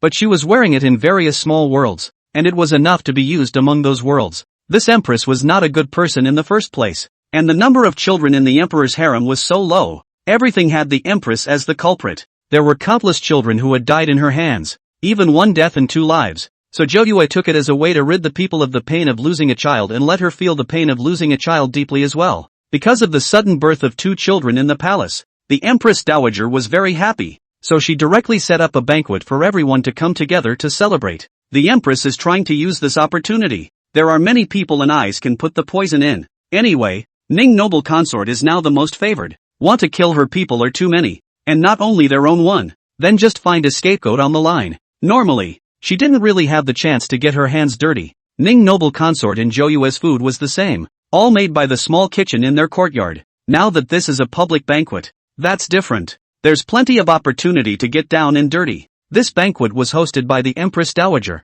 and under normal circumstances, the emperor should have come as well. It was to celebrate the birth of his child, but the emperor simply missed the banquet, citing his busy official duties. From here it is also clear that the emperor has completely separated himself from the Empress Dowager, and that this mother has interfered too much. The Empress Dowager did not move on the surface. The emperor has finally grown up, not like the teenager before. Including she has also been exhorting to let the emperor must be careful of Ning Noble Consort not to favor her too much. The Ning family is now a dominant family. The entire border is the Ning family's say. But all these manifestations showed her that the emperor was just deliberately working against her. Thinking of this, the Empress Dowager directly turned her fire on Ning Guifei. Ning Noble Consort had been honestly sitting next to her to cloth the food for the child. She had always been the one to personally take care of Zhou Yue, and she really didn't feel at ease with anyone else. The Empress Dowager sitting on the stage suddenly snapped. Noble Consort Ning, although you are now coordinating the 6 palaces, you are very deficient in this aspect of educating your children.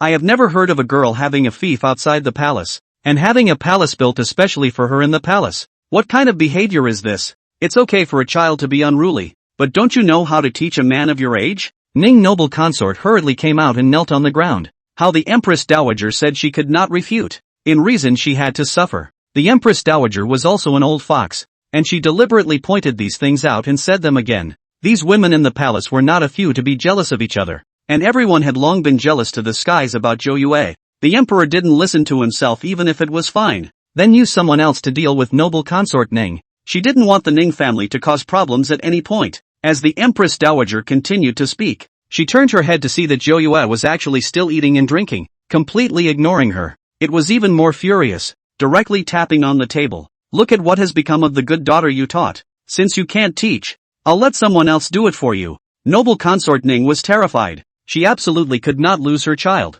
Empress Dowager, my concubine knows that I am wrong. I will go down and raise my daughter properly in the future. Please, don't ever let Zhou Yue leave my side. The Empress Dowager sneered. This was the lifeblood she could hold, and she still had to do it today. At this time, Zhou Yue calmly wiped her mouth, and everyone's attention was on Noble Consort Ning. Then a talisman was struck into the Empress Dowager's body, and 9 specters walked out. He didn't even have the heart to salute, and asked directly in return. Since, according to this, a child cannot grow up beside its mother. Was that how the first Imperial Ama left her mother? And I wonder if Royal Ama cried when she left her mother. Her statement was very much in line with the thinking of a small child, so no one in the room had any doubts. But what the Empress Dowager said in the next second completely shocked everyone. You're really too unbridled. When Mortar first replaced the child, his own mother didn't know anything at all, let alone him. What? Even the sisters around the Empress Dowager panicked. How could her own master tell such a thing? The Empress Dowager is usually very attentive to the image, and now the strange scream tightly covered her mouth. How did she say what was in her heart? That's right, the current emperor wasn't even her biological son. She had only given birth to a daughter in the first place, but in order to consolidate her position, she quietly sent this daughter out of the palace and picked up a child from the outside. The current emperor? This is a royal secret history. The Empress Dowager's entire body panicked as she slapped the table and roared. It's all because of what you hoof said nonsense, making the mourner make frequent mistakes. The Empress Dowager had completely disregarded her image, as if she were a shrew standing on the high platform pointing at Zhou Yue and cursing. This is more than enough to cause others to be suspicious, to really say that they are being falsely accused. Then again, she said it herself, and the fact that she's reacting so much is really getting suspicious. Ning noble consort's heart was even more thumping. This kind of thing had been spoken out. Then what should she and Zhou Yue do in the palace in the future? 9 specters held her hand tightly, then added, "Oh, but that's not what you said just now. We all heard it. So if it's not true, do you dare to swear?" The Empress Dowager was about to vomit blood in anger. What the hell is wrong with this child? Such a poisonous mouth. Any kid who reacts so quickly and knows everything has been constantly pressing her bottom line. She never made such a cheap mistake either. She must have been pissed off by this dead girl. She noticed the stares around her. People were whispering. They just didn't dare to say it explicitly because of her status. Now these concubines only know about the Empress Dowager switching children, and all they guess is that the Empress Dowager switched other concubines' children over. This kind of thing was also rumored in the palace, so they would also arrange for a trusted person to be around to guard the child during the birth. But the Empress Dowager's guts were great, and she directly confused the royal bloodline. This matter was not even noticed by Zhou Yue.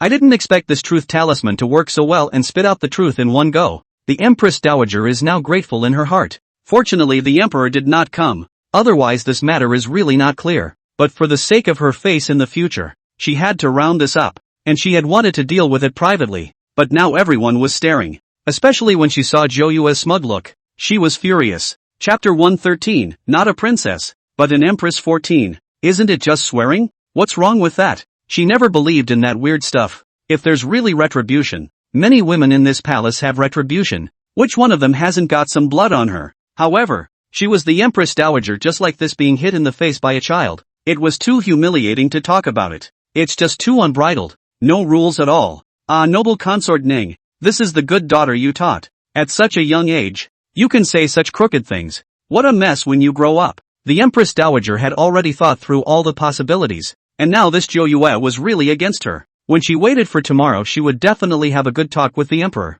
and directly behind her, she would marry her far away and never come back. Ning noble consort's shoulders trembled slightly in fear. Just now she crookedly knew a royal secret. She was now worried about herself and her child's future. Zhou Yue grabbed her hand and told her not to be afraid. Royal Amma said it's entirely up to me what I grow into. So I'm going to go find Royal Amma to have a good talk about this. Elder mother, don't be afraid. Let's go find Royal Amma. What exactly did Royal Grandmother say just now? What swapping children? The other people's murmurings became louder. While the Empress was watching from the sidelines, she couldn't wait for the Empress Dowager to step in and clean up these two people. The Empress Dowager was completely infuriated this time, and she tightly covered her chest. This dead kid is definitely here to fight against himself, and he can't move without taking the Emperor out. Especially with all the people around her staring at her. The rogue Empress Dowager could only just put up her palms and start swearing. How could I possibly do that kind of dogmatic thing of replacing a child? If I did, I'd be struck by 5 thunders and die a horrible death.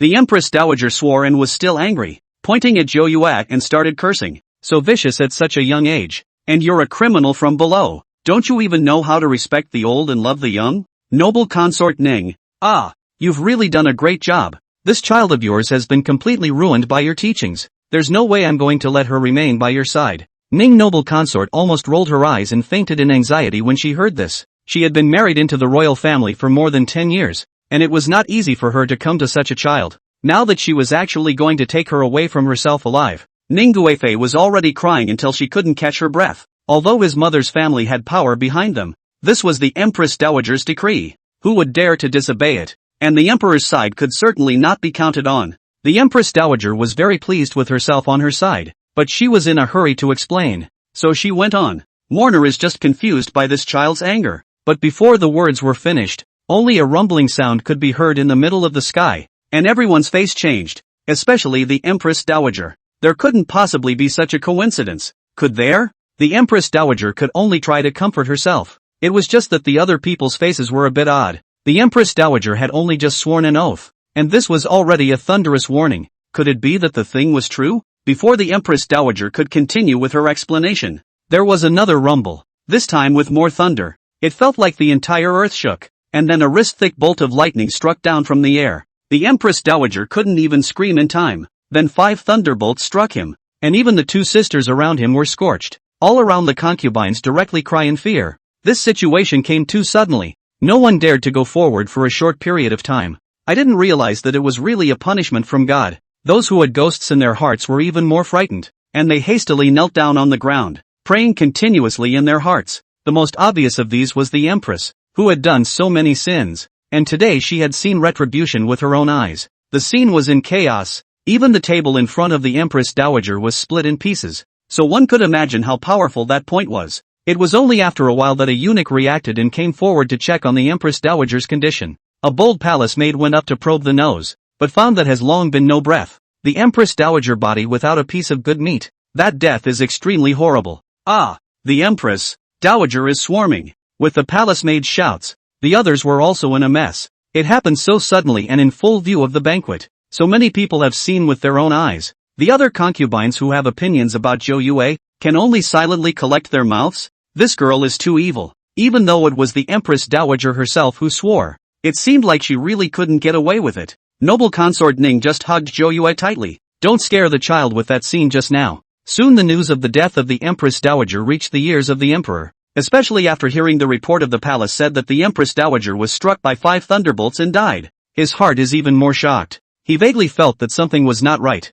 and immediately had someone go and investigate in detail. The results of the investigation were presented to him the next morning, and a very detailed account of the child swap was given. The emperor's eyes were red as he watched. Wasn't that funny? Talking about the fact that the king of a country's birth is fishy. Wouldn't it be counterproductive to spread the word? Only the dark guards investigating said they wouldn't know the specifics, because the only ones who learned of the situation based on the accounts of the other courtiers were the 2 sisters beside the Empress Dowager, and that was her inner circle. Now with the Empress Dowager also died together, this clue is completely broken. The emperor read the results of the investigation without saying a word, then looked at the dark guards kneeling on the ground. How many other people know about this? The concubines who attended the banquet in the palace yesterday and a few of the princes know about it. The emperor clenched his fists. He had wanted to kill and exterminate, but he couldn't kill all of these people. The secret guards went on to report that the cause of this matter had arisen from the second princess. The emperor stared again, and then he actually cracked a smile.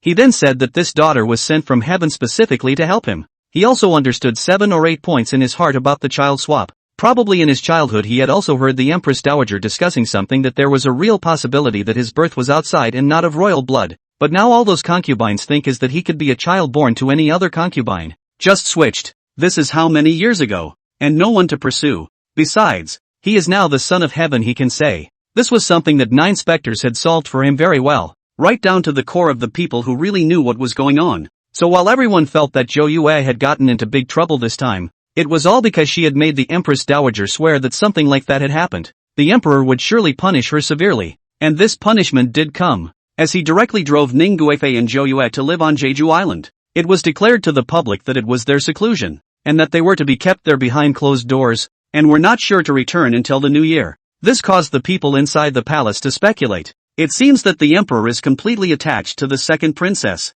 even to the extent of not allowing them to attend even the funeral of the Empress Dowager. Chapter 114, Becoming a Queen instead of a Princess 15. This made the Empress even happier. Finally she had gotten rid of her 2 strongest competitors by the Empress Dowager's hand. She had never seen the Emperor so attached to a child that he had even disregarded her big brother. In the past, the Emperor was hopeful about his big brother, but since the big illness, he had become more and more attached to Zhou Yue. It made her very puzzled that a princess was just a princess who was favored enough to have a palace built for her in the palace. Now it all seems to be nothing more than a lack of timing. And it's always a good idea to root her out of trouble. Zhao Wanha had been recuperating from her recent illness. Her body was weak to the core, and she directly laughed out loud when she learned that Joyo and noble consort Ning had been grounded by the emperor. one old and one young. Both are scourges. Finally gone. I don't suppose they expected that, did they? I would still be able to survive. In the future, this palace will rely on these two children to completely turn the tables and trample all of you underfoot. She's still dreaming about it, thinking it was those two kids that gave her the chance to save her life. It was actually nothing more than a word from Zhou Yue, and the emperor was only using her as a medicine guide. As for the real situation on Zhou Yue's side was that she felt that the situation in the palace was too complicated and spoke to the emperor about wanting to live outside. At the same time she was to develop a new prescription, which the emperor agreed to without hesitation when he heard about it. They were ostensibly grounded, but in reality many people were assigned to care for and protect them. There was another reason for Zhou Yue to come out, and that was because there would be another event happening in the palace soon. At times like this she certainly wanted to avoid the limelight, just so the old emperor could have another wave of suspicion. It had been almost more than 3 months since Zhou Yue and the others had arrived outside the palace, and noble consort Ning was very happy with the place, not having to be subjected to all those restrictions. In a few days it would be his birthday, and noble consort Ning was planning it. Last year her birthday was held in the palace and was particularly lively. The emperor was giving her a big party for Zhou Yue's sake.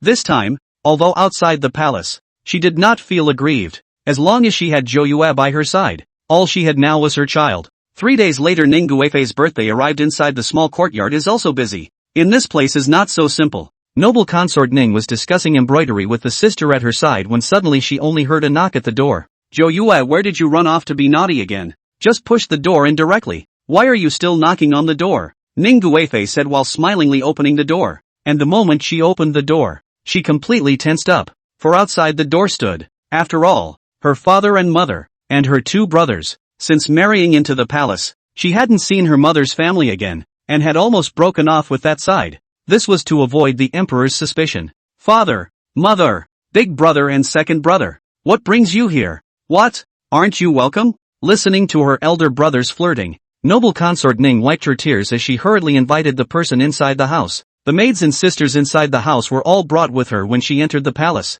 and a few of them were also very excited, not expecting to see the master and the eldest young master and the others. Master Ning was supposed to salute, according to the etiquette of the daughter, but the noble consort herself is nothing more than a courtier. Ning Guifei said that there were no other outsiders in the middle of this small courtyard, so don't engage in those formal things. He just wanted to have a good chat with his family. She hugged old Mrs. Ning and cried a lot. A whole dozen years have not seen the 2 families one side. Ning old lady is also crying on the breath. She did not want a daughter. Just simply do not dare to write to her daughter. All letters are screened by the emperor, and it would not be good for the daughter if they came and went too often. After chatting for half a day the crowd's emotions had somewhat recovered, and it was only then that she remembered that according to the normal situation, her elder brother and her second brother were at the border to hold down the fort. Why are you back at this hour? Did something happen? She was always afraid that her family was hiding something from her, and if something did go wrong, she could have begged the emperor. Great General Ning snorted coldly from the side.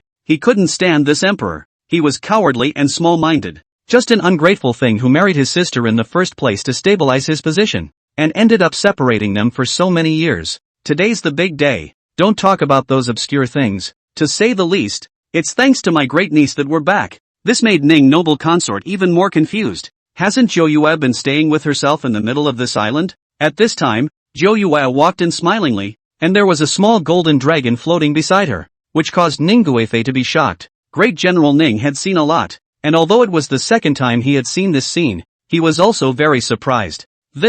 What's going on here? Ning Guifei was so excited that she wanted to kneel down. This was a dragon. Although this golden dragon's figure was relatively small, the majesty on its body was not low. Zhou Yue rushed forward to hold her and began to explain that there were no orders from the emperor at the border. They definitely couldn't come back. So Zhou Yue directly sent the little golden dragon to bring them back. But it's just a matter of half an incense burner to get them here from the border. Noble consort Ning shook her head. What she was surprised about was not this matter, but why Zhou Yue was able to manipulate the golden dragon. She knew the rumors of this child in the palace, and it was true that he was different from the others. But this was really a bit too amazing. Zhou Yue didn't say much. Just a scene appeared in the air with a wave of her small hand. She had made up this scene as well, but the future was actually similar to this one. Continue to let this emperor be the emperor, or even wait for other emperors to come to the throne. Everything will change. The people were completely disenfranchised. All the people were displaced, and they were even allowed to scrap the name of the country, which was completely invaded by foreign enemies. In addition to all of this, Zhou Yue also showed her a real scene from her last life, where the Ning family was inexplicably framed, and so a large family collapsed. Noble consort Ning tightly squeezed the handkerchief in her hand when she saw this. She turned her head to look at the rest of her family. Everyone's face was filled with anger. These scenes Zhou Yue had already made them aware of before. When Ning noble consort saw the tragic deaths of all the people in the Ning family, especially her own daughter who had suffered so much at such a young age, and ended up in the wilderness, she couldn't hold back any longer. Is this all true? Why has it come to this? My son, I don't want to be like that. Zhou Yue took her hand tightly to comfort her. It was not too late. She would change all of this. She would never let things get that bad. She had also planned ahead by choosing to tell them in such a way this time, to get everyone in the Ning family to start supporting her. The Ning family had always been ironclad, and there was absolutely no way they would betray the monarch. It was the only way to make them see clearly what kind of emperor they were loyal to. Chapter 115, not a princess, but an empress. 16. Great General Ning had seen this before, and combined with the fact that Zhou Yue had set up a dream for them early on, this made them believe it. All these years they have been forbearing. They have been guarding the kingdom for the emperor, and no foreign enemy dared to invade the surrounding area. But the more they did so, the more the emperor got the better of them. Even in the past 10 years or so since their little sister got married and their nieces are so old, they have not dared to return to the capital. Elder Master Ning reddened his eyes. My Ning family's ancestry has never seen a betrayer, and has always worked diligently to guard the kingdom for the royal family, but the result in return is this.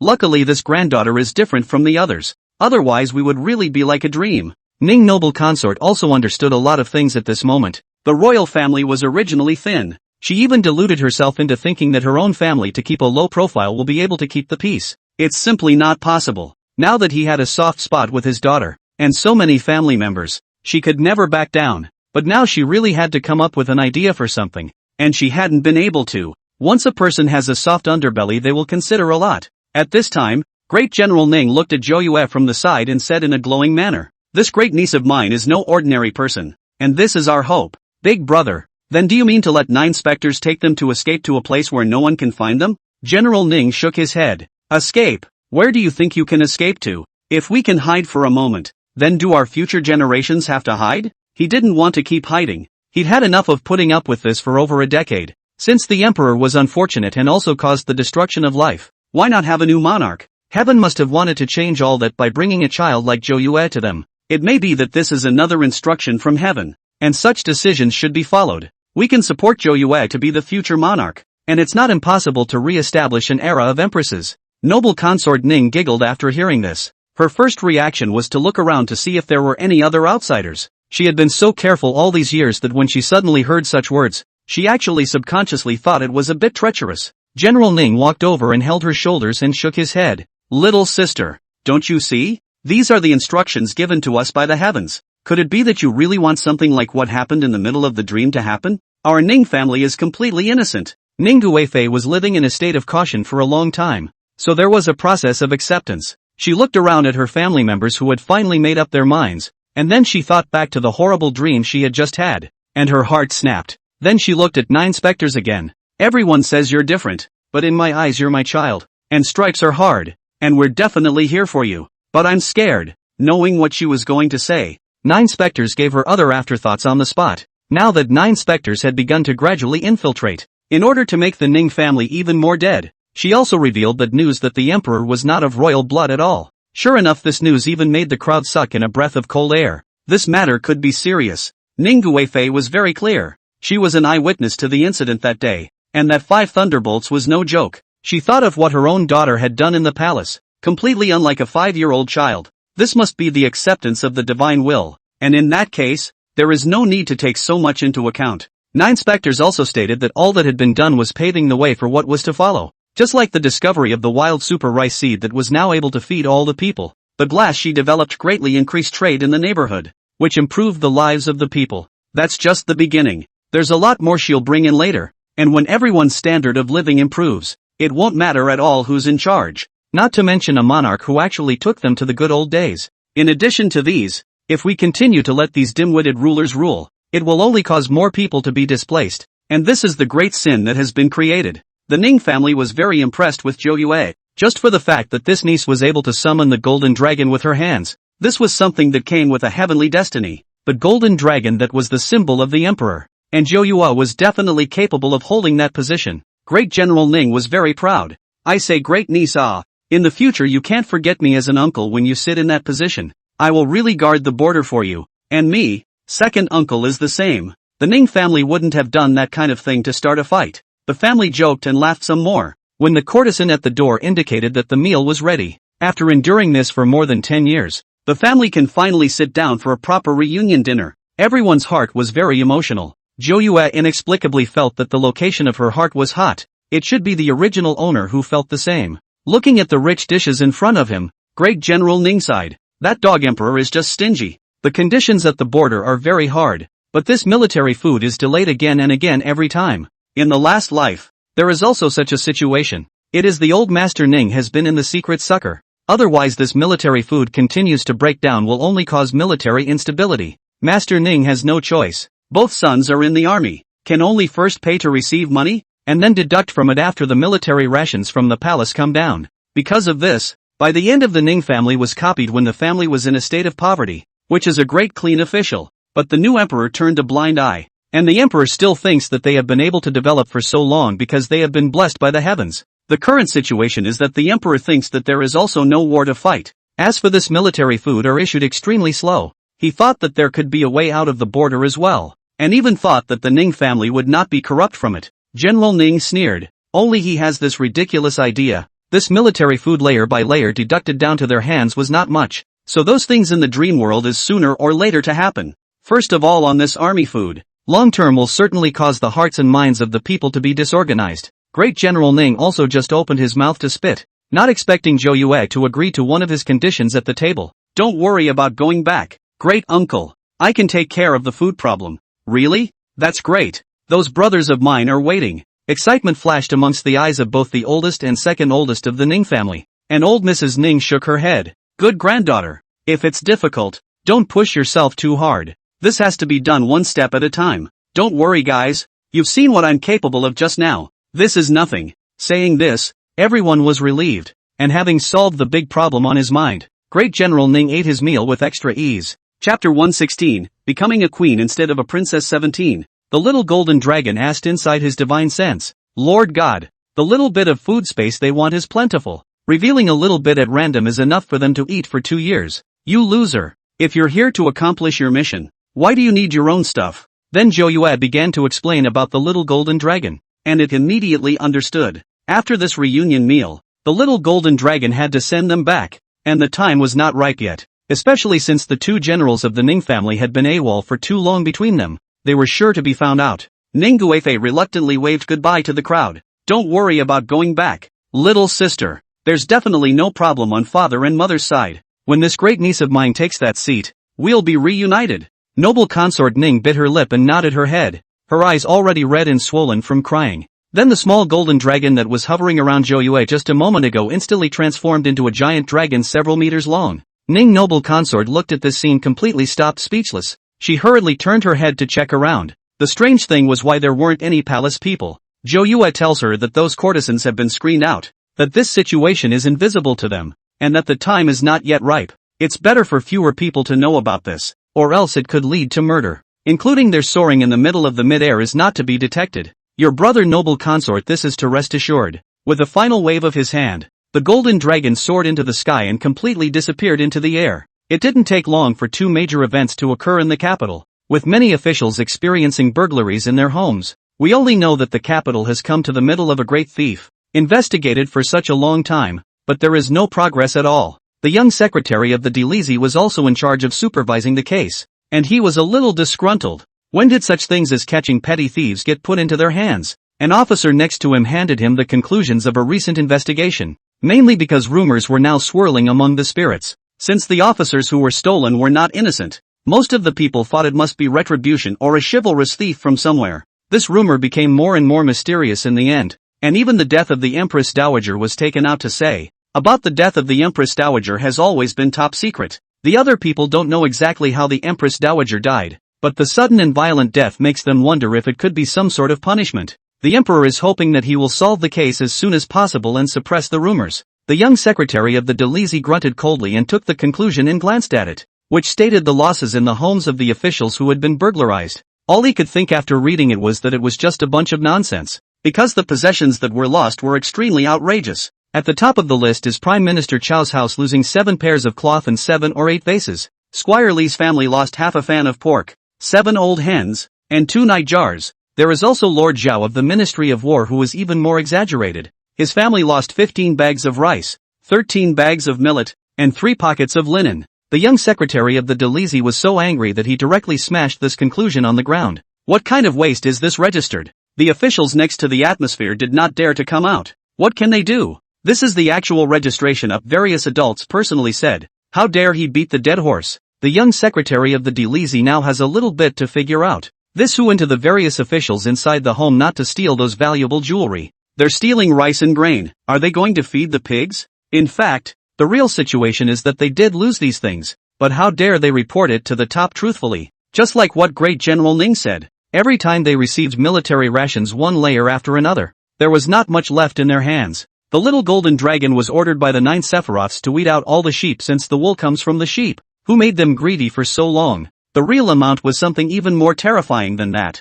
And the little golden dragon was stunned as he scavenged. These officials appear to be camouflaging extreme poverty on the surface, but they are actually rich to the point of oozing oil. No one really dared to try to make a big deal out of it at first. The theft was from their embezzlement. So could they dare to tell the world about it? Wouldn't this investigation reveal everything? But as more and more people were stolen, rumors began to spread. They can only report as few quantities as possible up there if they don't report to the point of appearing to have a guilty conscience. Even the officials who came out to criticize during the last few days in the court are getting fewer and fewer. And with frequent thefts in their homes, how can they still be in the mood? More than half of the officials in this dynasty are corrupt, and little golden dragon has plowed through them this time. They were sad on this side, but the border side was overjoyed. General Ning looked at the full out of the granary excited bad. This is all good fine rice, millet. What used to come to their side was some coarse food now. So you can imagine what these soldiers who took their lives for peace ate. The soldier in charge of the registration was also confused. How did the court send down the military rations so quickly this year?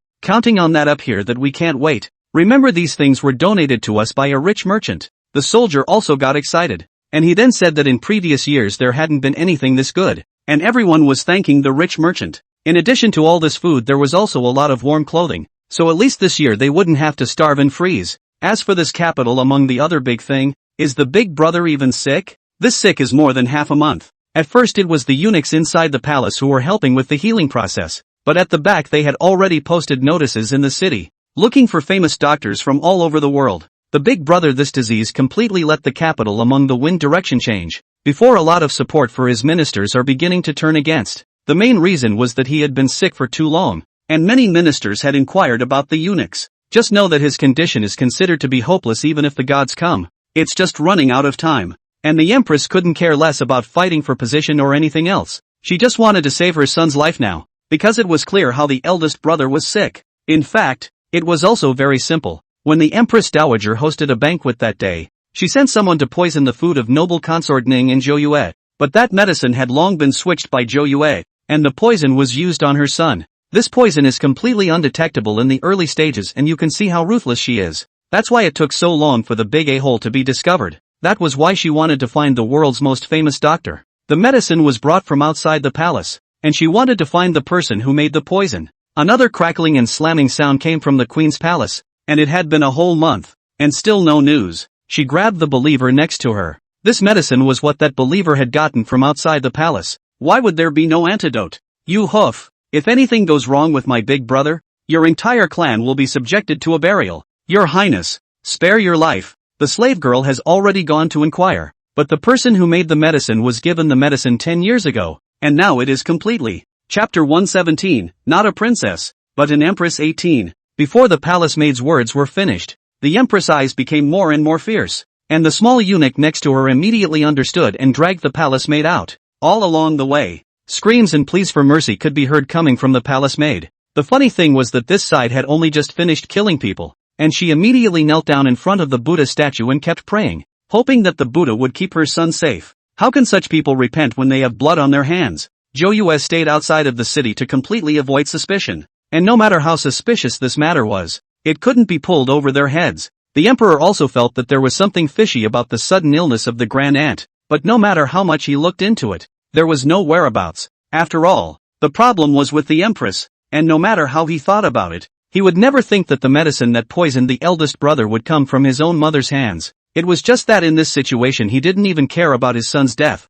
and wrote a letter to ask Joyue how far the elixir he had developed had gotten, and whether he needed a medicine guide. After receiving the letter, Joyue smiled slightly. It was almost time to return to the palace. It would be Zhao Wanha's nightmare when she went back, and now she was allowed to live on for a few more days. After nightfall, Joyue exited the courtyard mansion with a flash. She quickly recited a hand sign and Joyue's entire form grew from small to large. Then her figure disappeared into the darkness, and seeing that the gates of the capital were about to close, a man with a token quickly stepped forward. The guards at the entrance immediately stopped the person. What kind of person? It's curfew now. It's forbidden to enter the city. How dare you? I have the queen's orders. After the man showed his token, the guards respectfully let the two in. When he was almost at the palace wall, the man whispered to the people behind him that they must know the rules when they went in. The person behind this was naturally Joyue, only that he had already used his transfiguration technique and was now wearing the face of an unfamiliar man. With this token can be said to be unobstructed.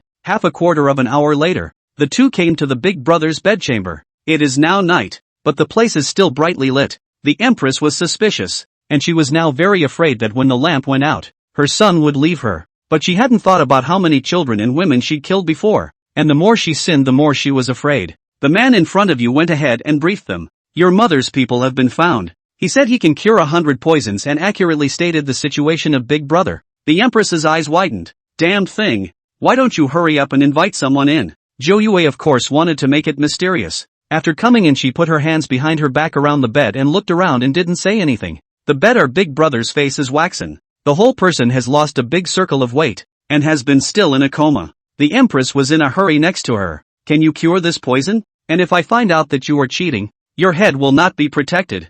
Joyue smiled faintly. This Empress was really interesting. She could still say threatening words to even her savior. You don't have to talk to me with that attitude. I'm just a wandering warlock who can leave whenever he wants. The eunuch next to him pointed at Joyue in both a shrill voice. Bold, do you know what you're talking to? I'm here to save lives. And since you guys keep threatening me there's no point. When had the Empress ever suffered such a dumb loss? But looking at the person in front of her putting up such a big score, she might really be capable. In the end, he could only bite his teeth and waved his hand, telling the little eunuch not to say more. Then the two men next to him carried up a box of gold. The Mourning family does not have any demands. As long as you can save my son, this is yours. I don't think the life of the grand aunt is worth much. Is it worth this much? The Empress was on the verge of vomiting blood. Having gone to Joyue, how did a guy like this come along? No one has ever dared to speak to her like this in this palace, but now the soft underbelly is in someone else's hands. The Empress again sent people down to make preparations, and after a few moments,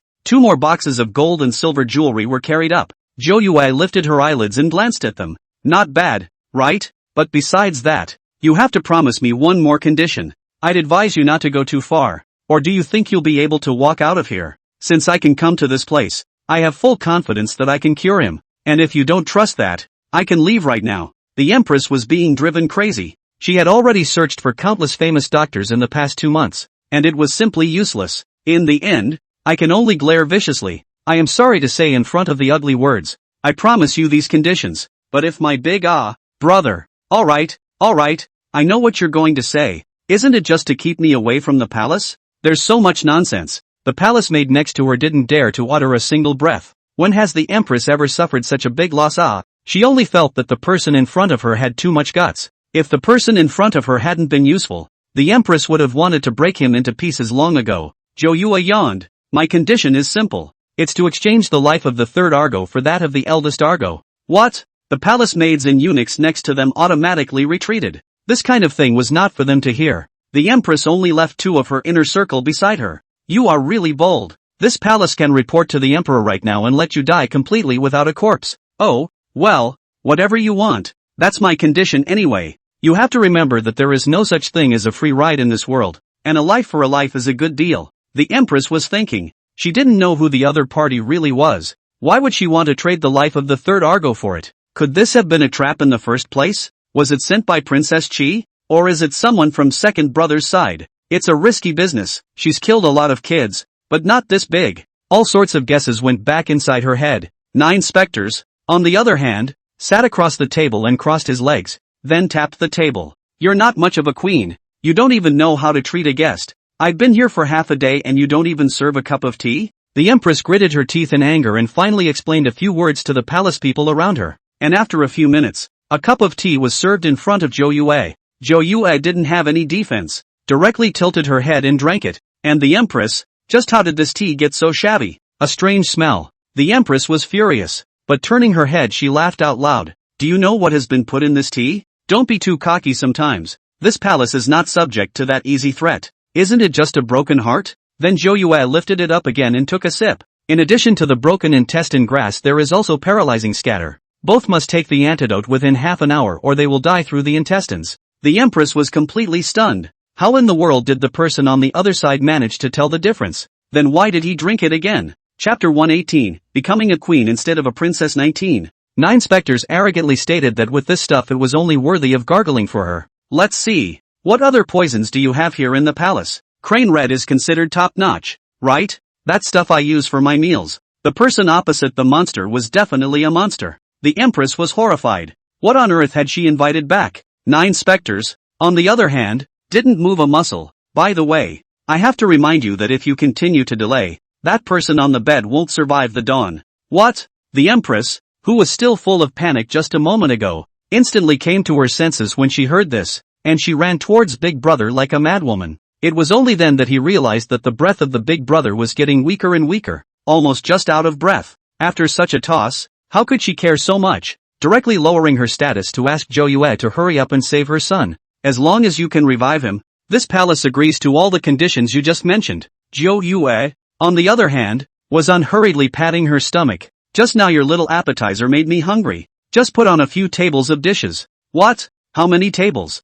The side of the imperial cuisine was always ready in case any of the young masters wanted something to eat. I just didn't expect that the queen's palace in the middle of the night was as crazy as it was, but I ordered 20 or 30 dishes. What could the empress do now? She was really scared. The poison didn't even work on her. One can only try their best to fulfill that person's request. The imperial kitchen was still very fast. 20 to 30 dishes filled the 2 tables. Zhou Yue directly woke up the little golden dragon in the middle of his divine sense, telling it to come out to show off things and not to sleep. Of course it was different in the eyes of the empress, who only saw the person across from her as being extremely fast and taking huge bites of her meal. She'd never seen a man so fast. At the same time, she was getting more and more anxious, and she was delaying a lot of time. When Zhou Yue did this, she was also intentionally tossing the empress, who made her swing so big at first. After he had eaten and drank his fill, the little golden dragon stretched out contentedly. The empress watched her stop her chopsticks before she anxiously inquired, "Is it possible to start the treatment now?"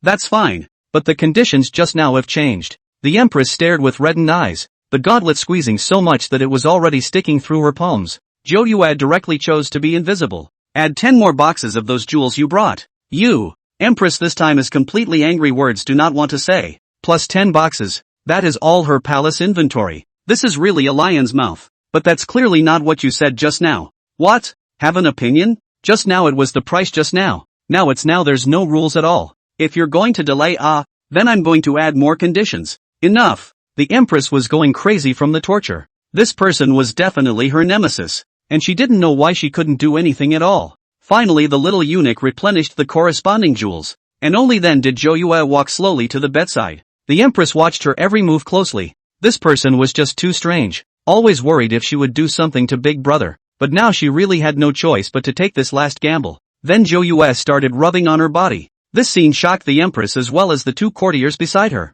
What was this going to do? Within a few moments, a black pill the size of a pigeon's egg was rubbed out. To be precise, this was a mud pill. The empress looked disgusted. She always felt indescribably weird looking at this strange thing. Zhou Yue gave her a blank look. This was a good thing. The district mortals really didn't know how to appreciate it. What are you waiting for? Get some water and feed it down to him. Do I have to do it myself? The empress hesitated for a moment, but could only let the little eunuchs hurry to get water. In place, the little eunuchs all silently turned their heads to the side. The smell was really too big. Zhou Yue continued to sit next to her with her legs crossed. "Hey, that one who? Those dishes just now tasted pretty good. Pack me a dozen or 2 dozen copies. I want to take them away." The empress was really going to explode this time. Where in the world did this demon come from? How was he targeting her at every turn?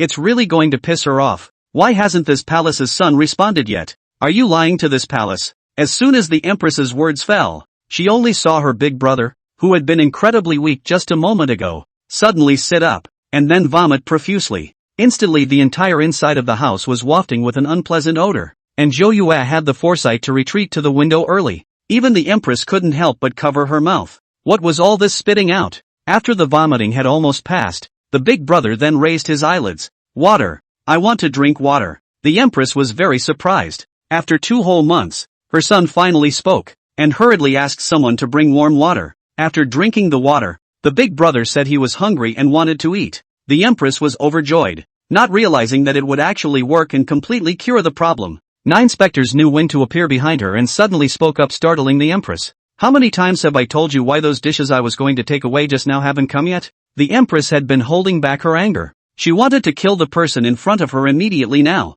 but this person's demeanor was just too weird. The good thing is that the big Ajushi has already woken up, which makes her hanging heart completely put down. But it's the side of the imperial kitchen that is already cursing their mother. What's going on here at this hour of the night? Is it some kind of palace banquet? After a while what Zhou Yue needed had arrived to her. The Empress said she could send a carriage to send Zhou Yue out. After all, this was in the palace. Of course Zhou Yue was happy to do so, and she brought out enough things to fill 2 large carriages before she was satisfied and left. After 9 specters left, several dark guard assassins were ordered to start following. How could the Empress allow such a person to exist? It wasn't quite convenient to do so in the palace right now. When we get out, this man and the family behind him will not want to live in the world again. Just wait for the carriage out of the palace. A few killers were also confused. The carriage that was still following in front of them even disappeared in thin air. Just as several killers were puzzled, the leading killer in front only felt a coldness in his neck, and when he looked down, a stream of blood instantly sprayed out. In an instant, the 6 killers died violently on the spot. Zhou Yue shook her head. This Empress sent someone who sleeps just fine. How can I sleep before I even do anything? The little golden dragon looked at the blood all over the ground, which was indeed very much in line with the style of its family's main god. The queen's side hadn't heard from the assassin for a long time, and she was getting more and more panicked. The man was just too out of control. And the second condition he mentioned, why he didn't mention it until the end, struck her as odd. Wasn't it said that the life of the 3rd Argo would be exchanged for that of the eldest Argo? In her understanding it meant that she was to be allowed to kill the 3rd Argo. Things are really getting weird. Are there any side effects from this treatment? Chapter 119, Becoming a Queen instead of a Princess 20. Thinking of this the Empress had some regrets. She had just done things in too much of a hurry. But turning her head to look at the big brother who had already eaten and drank, the suspicion in her heart diminished by a few more points. It wasn't until the next morning that another group of secret guards came to report that the detachment of assassins that had been sent out last night had been completely wiped out. The Empress was very shocked even though she had a guess. How the hell did that person do that? Is it really just like a monster? Not only is it invulnerable to all poisons, but it's surprising that it's even so profound in martial arts. It's completely impossible to tell. The Dark Guard said that he could first record the man's portrait and have the other brothers keep an eye out. The Empress also thought it would work. Only when she recalled it she realized it was a blur in the middle of her mind. What that person actually looked like. Surprisingly, I can't remember at all. Only that it was a man. And I don't even remember his height. Besides her, several other palace maids and eunuchs were also in the same situation, which made her increasingly panicked. That person was definitely a man of the world. She sighed and simply told her dark guards to continue investigating along the trail there. The portrait was out of the question. She was a little uneasy. In the morning she asked the imperial doctor inside the palace to diagnose the pulse, and even the capital of the imperial hospital said that the big brother has fully recovered. This was also a point that surprised the other eunuchs very much. According to what they had viewed earlier, Big Brother is already dying. I did not expect to usher in the turnaround. Which is the world? The Empress also just went in perfunctorily and didn't talk to them all after everyone had retired. The Empress became more and more elated. This time, the poisoning of the Grand Aunt was not a bad thing. At least it had screened out those who were wavering. Now it was just a matter of slowly recovering, and with a little more secret maneuvering on her part, her big brother would surely be the future crown prince. The Empress had recently been busy conditioning the body of eldest Agro and had completely ignored what was going on outside. And Zhou Yuan and noble consort Ning had been notified that they could return to the palace. Just this time back to the palace can be said to give enough scene. First of all is the emperor personally go over there to receive back. And secondly is also special to do a reception banquet. This makes a lot of people heart hate straight itch. Also thought that Ning Guifei complete downfall. Did not think that this back to enjoy a greater honor. The Empress was also shocked when she learned of this news. Oh, the palace almost forgot about that woman. Sister Zhao. Change my palace's clothes? How can I stay away from this kind of scene? After the empress arrived, the emperor didn't look at her much. The current emperor's full attention was on Zhou Yue. This is the child that will give him hope. The empress was able to play along at first, forcing a smile, but at the back she couldn't smile at all because the emperor gave an order. The third day of the month is a good day. Directly named Ning Guifei as royal consort, and give the title of Zhaoi. The empress let out a cold laugh. The emperor was really getting over the top now, not even putting her as his wife in his eyes. Isn't this title Zhaoi a slap in her face? She was the empress who had never enjoyed such a great honor. So the empress ignored the others and politely reminded from the side, Your Majesty, this matter must think twice otherwise it will cause opposition from the group of ministers, not to mention the harm to the harmony of the harem. According to the rules of the ancestors, only the current dragon's son is eligible to enter the title of imperial consort. The emperor interrupted her with a direct reach. The ancestral rules were made by the son of heaven, and I am now the son of heaven. As for the dragon child, doesn't 9 specters count as Masami's child? Once this was said, everyone knew in their hearts that the emperor was determined to defend Ning noble consort. The empress also knew that she was in the wrong, did not say more, slightly saluted and silently retreated. The son of heaven is like that. He can make any decision. Ever since Zhou Yue and noble consort Ning returned, the emperor had been running towards that side every day. In the eyes of outsiders, this imperial consort really enjoys a great honor. In fact, the emperor only values Zhou Yue the most, and all he cares about is those pills. Zhou Yue had also begun refining. Zhao Wanhao was locked in her room all day. She was already going crazy. This was worse than killing her, because she doesn't know when she's going to die. She was so scared at the slightest breeze every day that she even spilled half of the meals brought to her to feed the rats in her room first. Until early this morning, when a few palace maids came in and dragged her straight down. Zhao Wanhao thought at first that people had come to pick her up, and when she reacted to the fact that people had already been dragged out, she began to yell, How dare you! I'm the birth mother of the 4th Arhats and the 3rd princess. Where are you taking me? Aren't you afraid the emperor will blame you? A few palace maids sneered, not bothering with this crazy, and directly dragged her to the court of all things. After Zhao Wanhao was dragged inside, he only saw a huge iron cage in the center. Before she could react, she was kicked in, and then a small figure appeared in front of her. He rushed over to the cage like a madman. You! How dare you lynch me? My son and daughter will not spare you. And the emperor? I'm going to see the emperor now. You have no right to kill me. Zhou Yue tilted her head mischievously. I almost forgot to tell you. It wasn't those 2 losers that allowed you to live for so long. Rather, it's because of a few words from me. No, you've got too much guts. How dare you slander the dragon heir? Zhou Yue was too lazy to talk nonsense with her, and with a direct eye gesture, a eunuch stepped into the iron cage, and then without hesitation took out a dagger and stabbed Zhao Wanha's arm. The sound of Zhao Wanha's howling came from inside the cage, while Zhou Yue frowned. How do you do your job?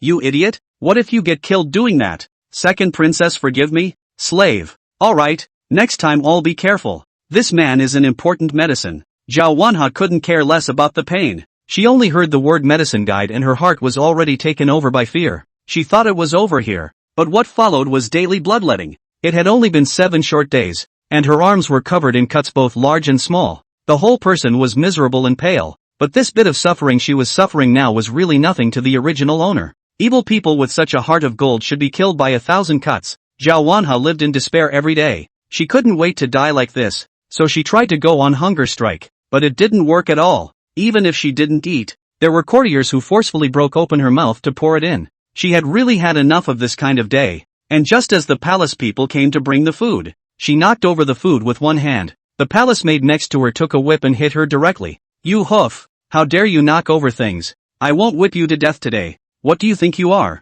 Looking for death? These guys are specially trained to know where to hit for the most pain, but without hurting the vitals. Chapter 120, Becoming a Queen Instead of a Princess. 21. Zhao Wanha thought that she was the birth mother of 4th Agi, and no matter what, she was the one who gave birth to the imperial son, and she also had the credit. Damn minion! Can't you recognize the situation? Can a tiny princess be compared to my prince? A born princess also deserves to get so much favor. I think it is using some kind of fox charming technique. You little, how dare you say bad things about the princess? See if I don't beat you to death today. The courtesan's hand was even more ruthless, and called 2 eunuchs to directly pull a tooth out of her mouth in a raw manner. Under this torture, she finally relented and began to beg for mercy on her knees, then grabbed the meal on the floor and chewed it. To make sure there was plenty of blood, a lot of greasy stuff was poured into her mouth every day. During this period Zhou Yue came to see from afar. She was lying on the ground like a dog and kept praying, just letting Zhou Yue let her see the emperor. Zhou Yue covered her handkerchief, her face full of disgust. I don't think anyone wants to see you, so you'll stay in this place until you die. No, no.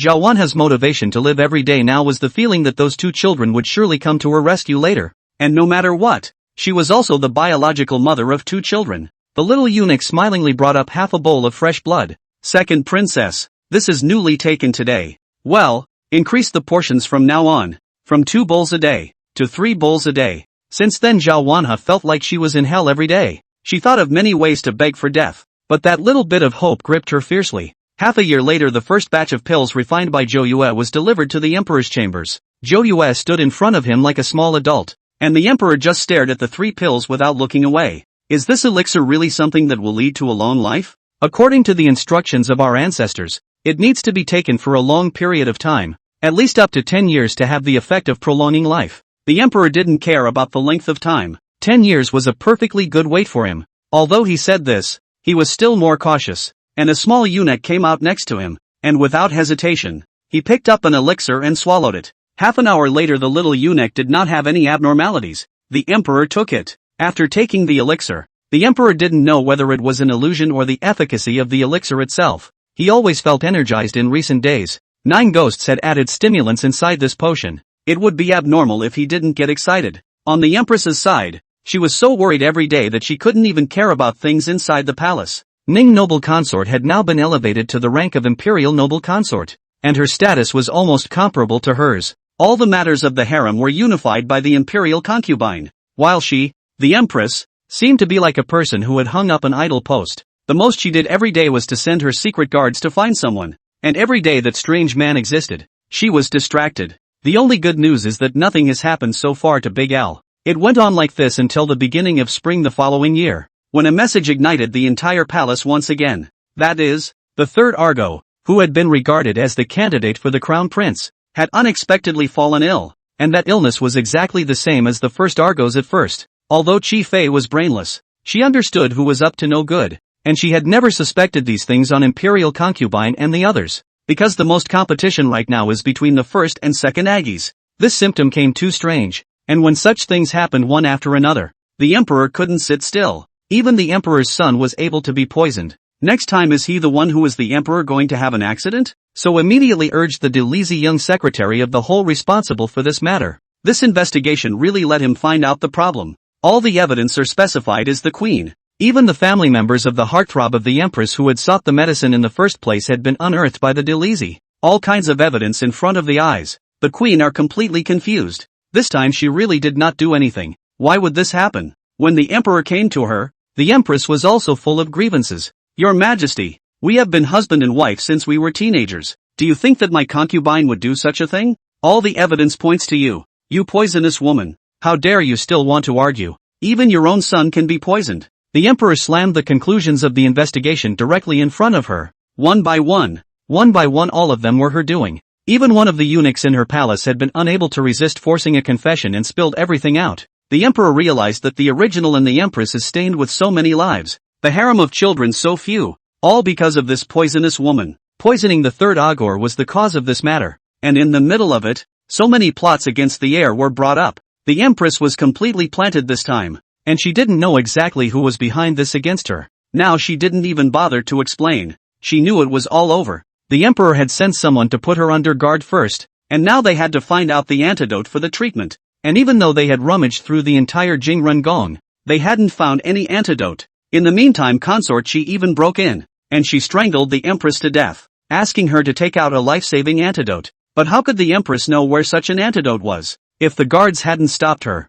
the empress might have actually been strangled alive by Chi Fei. In just a few days, the queen was tortured and she didn't know exactly who it was until this night. 9 specters came to her in disguise once again. The empress grabbed her like she was grasping a life-saving straw. You have the antidote, don't you? You hurry to save third Ago. Only you can prove the innocence of this palace. Oh, what are you talking about? I came to tell you about the second condition, which you've already fulfilled. What? The empress was completely dumbfounded. She took a few steps back and instantly realized that the second condition was actually like this. 9 specters had said the same thing about a life for a life in the first place. The same symptoms would have been present in the third brother. And of course all the evidence would have pointed to the Empress. There's no such thing as a free lunch. You didn't think I'd really forget that condition, did you? A life for a life. Trading someone else's child for your child's life. Isn't that familiar to you? The Empress began to call out like crazy. She wanted to call in the guards outside, but no matter how much she yelled and screamed, there was no movement outside. Zhou Yue just looked at her in a condescending manner, which made the Empress feel immense fear. This person was a monster. She had sent so many people and couldn't even investigate. This person was just too scary. Zhou Yue stepped forward and gently nudged her forehead, and in the next moment the Empress's eyes were filled with fear, because she was seeing a different scene now. The concubines she had killed and the children were coming for her. The whole house was filled with those wronged souls, and the Buddha beads in the Empress' hands were completely crushed by her as she was terrified. The last puddle of yellow liquid drained completely as she lay on the ground wailing continuously. Chapter 121, Not Being a Princess but a Queen 22. It wasn't until the next morning that the guards and courtesans opened the door to check on the queen to find out that she had actually gone mad. Obviously there was nothing inside the house, but she was on her knees and kept kowtowing, with blood all over the front of her forehead and her body covered in her own scratches. Learning that the Empress was mad, the Emperor didn't even bother to visit her. For this wicked woman, he had been disgusted to the core, killing so many of his children and concubines. For the sake of his so-called reputation, he declared to the public that the Empress was ill and that all future affairs would be handled solely by imperial consort Ning. Such a big thing happened in the palace. The Empress, as the mother of a country, this illness is too coincidental. The group of ministers also began to make suggestions, but they were all dismissed by the Emperor, who even became furious on the spot. As for concubine she was even more despairing, watching a little bit of her son completely gag in her arms. She was about as crazy as she could be, and now all she wanted was to avenge her son. The Empress had now been stripped of her title and imprisoned in the middle of a hidden courtyard. Every day she was constantly kowtowing and begging for mercy, and the palace maids outside seemed to have gotten over it a long time ago. Zhou Yue, who was refining medicines at the pavilion of all things, seemed to have sensed something and told the little golden dragon to go over there for protection. Lord God, wouldn't it be fine to let women like that kill each other? Why do you have to stop them? After all, concubine Chi wasn't any good. On the surface it felt like she was incredibly stupid, and in actuality her heart was extremely dark. When the original owner was married off to the border to make peace at only 14 years old, there was also the involvement of consort Chi. Nine Spectres sipped his tea slowly and methodically. You don't understand. It's easiest to kill someone. It's the living that's the most painful. To make her atone for the sins she's committed day and night. It didn't take long for the palace maid to realize that consort Chi was actually in the middle of the small courtyard where the Empress was being held. Surprisingly, she also became crazy, and over time, it was rumored that the queen's madness was contagious. Many of the palace staff were reluctant to come near her, and the previously titular mother of a nation was tortured beyond recognition in just a few short months. Her hair was disheveled, her clothes were ragged, and the bag on her forehead bore witness to every kowtow for atonement. The reason why Zhou Yue didn't move second Argo was because the man was truly unambitious, and he wasn't interested in the imperial throne at all. In fact, Zhou Yue also understands, because he is good male enhancement. It is simply impossible to become married to a wife. Every day, he only knew how to eat, drink and have fun, and he could not even understand the simplest 4 books and 5 classics. So such a straw emperor would not have the support of his ministers at all. Most of the ministers of the former dynasty were now pinning their hopes on the 4th brother, who was only a baby doll, but had to choose between him and the 2nd brother. Just like that, after a few more years of time, Zhou Yue directly released a message that made the former ministers completely shattered with hope. That is, 4th brother is not at all emperor material, because this is a demented child. A person who is already 5 years old can't even control his bowels, has to be taken care of for eating and dressing, and can't even speak a complete sentence. The emperor is actually very clear about what's going on. During Zhao Wanhe's pregnancy he sent quite a few medicines, as well as those concubines in the harem who did the trick. Zhou Yue only intended to let these 2 children live, but didn't say what kind of life they would have. The dim-witted king of the last life is now a cutie pie, and that's the best punishment. As for the other child, the 3rd princess, it was not to mention that,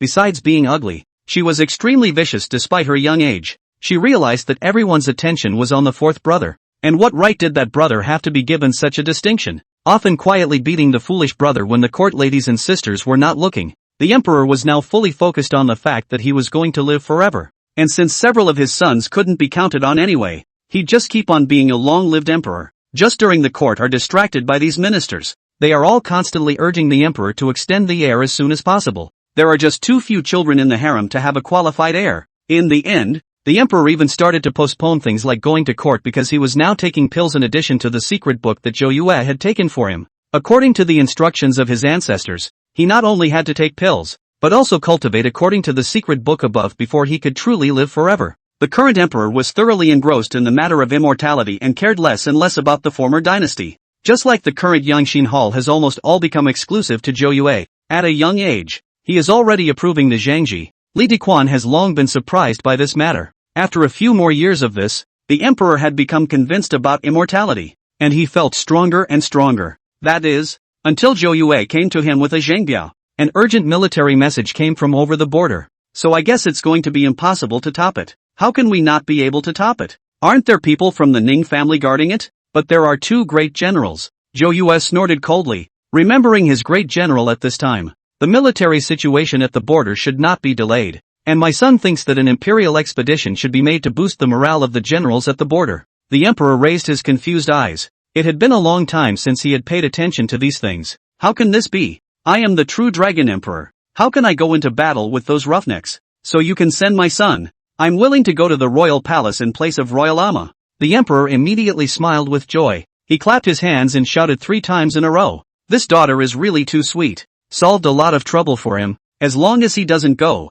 whoever goes can go. So the next morning in the courtroom the emperor mentioned this matter. Of course, not surprisingly met with the opposition of all. First of all, Zhou Yue was only a princess. How could this go into battle? It would definitely backfire. Secondly, the emperor was the most prestigious, and if he could go to the border himself, it would certainly boost morale. However, these words turned into the emperor's ears that all these people were forcing him to go to war, and that all these people wanted him to die, unlike Zhou Yue who was looking out for him. You messed up thieves. In a fit of pique, he directly sent the 3 old ministers who had banned the speech to the heavenly prison, which chilled the hearts of many people, and everyone became more and more disappointed in the emperor's current court. Instead, her reputation grew under the manipulation of 9 specters. As a princess who was not afraid of hardships and dangers, she even went to the border, that kind of bitter cold place, personally. On the day 9 specters departed, the emperor was engrossed in practicing that secret book without coming. Imperial concubine reluctantly waved goodbye,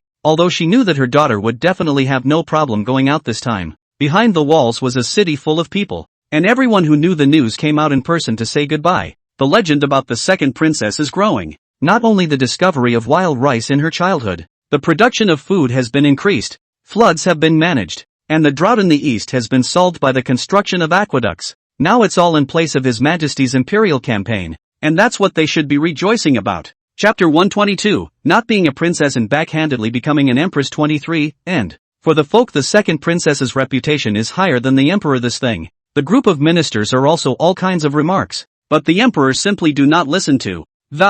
He was only immersed in his own immortality now, and a princess was not enough of a threat at all. Zhou Yue's journey was very smooth, according to the time almost. When she came back, the elixir given to this old emperor to eat also to the time to see the effect. By the time Jiufeng arrived at the border, the 2 Ning family generals were already waiting for her. Many of the soldiers were still demoralized because this time they had been fighting a losing battle for 3 days in a row. They didn't expect any news from the palace, and they didn't expect a princess to be sent over. Although this princess was the niece of her own great general, she couldn't be sent here recklessly. The 2 generals stood up there and shouted for everyone to receive a lecture from the second princess. Looking at the densely packed army below, Zhou Yue also began to plan a plan. She didn't have too much nonsense. It was all straight to the point, intending to strike at noon tomorrow. But the words were objected to by the people below just as soon as they were spoken. You, a princess who can't even read a book of war, have come to command a battle. Is there no one available up here? It's hilarious that a bunch of us grown men have to listen to you.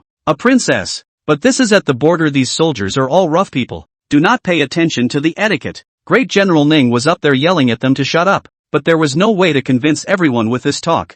Zhou Yue patted General Lin's shoulder, telling him to be at ease. Then she snapped her fingers, and instantly a golden dragon rose into the air. This time the little golden dragon changed into its original body, very mighty, and a dragon whistle completely shut up the soldiers below. Everyone froze, followed by the sound of kneeling in unison. It was the first time they had seen this sight. Surprisingly, it's a golden dragon. Is this a sign from heaven? With the blessing of the golden dragon, we will definitely be able to win the battle. The second princess is the one chosen by the golden dragon. That must be right. The people below chattered as they were completely bowled over by the scene before them. Previously for the dragon is just a legend. Now directly physical see. These people's heart is very shocked. This time, the border problem Zhou Yue also had to be solved in advance. She wanted to create an unprecedented flourishing world for the original master. With this sight, the soldiers were greatly encouraged, and at noon of the next day all opened the city to meet the enemy, who were dumbfounded on the opposite side. The opposite general even arrogantly rode out on his warhorse.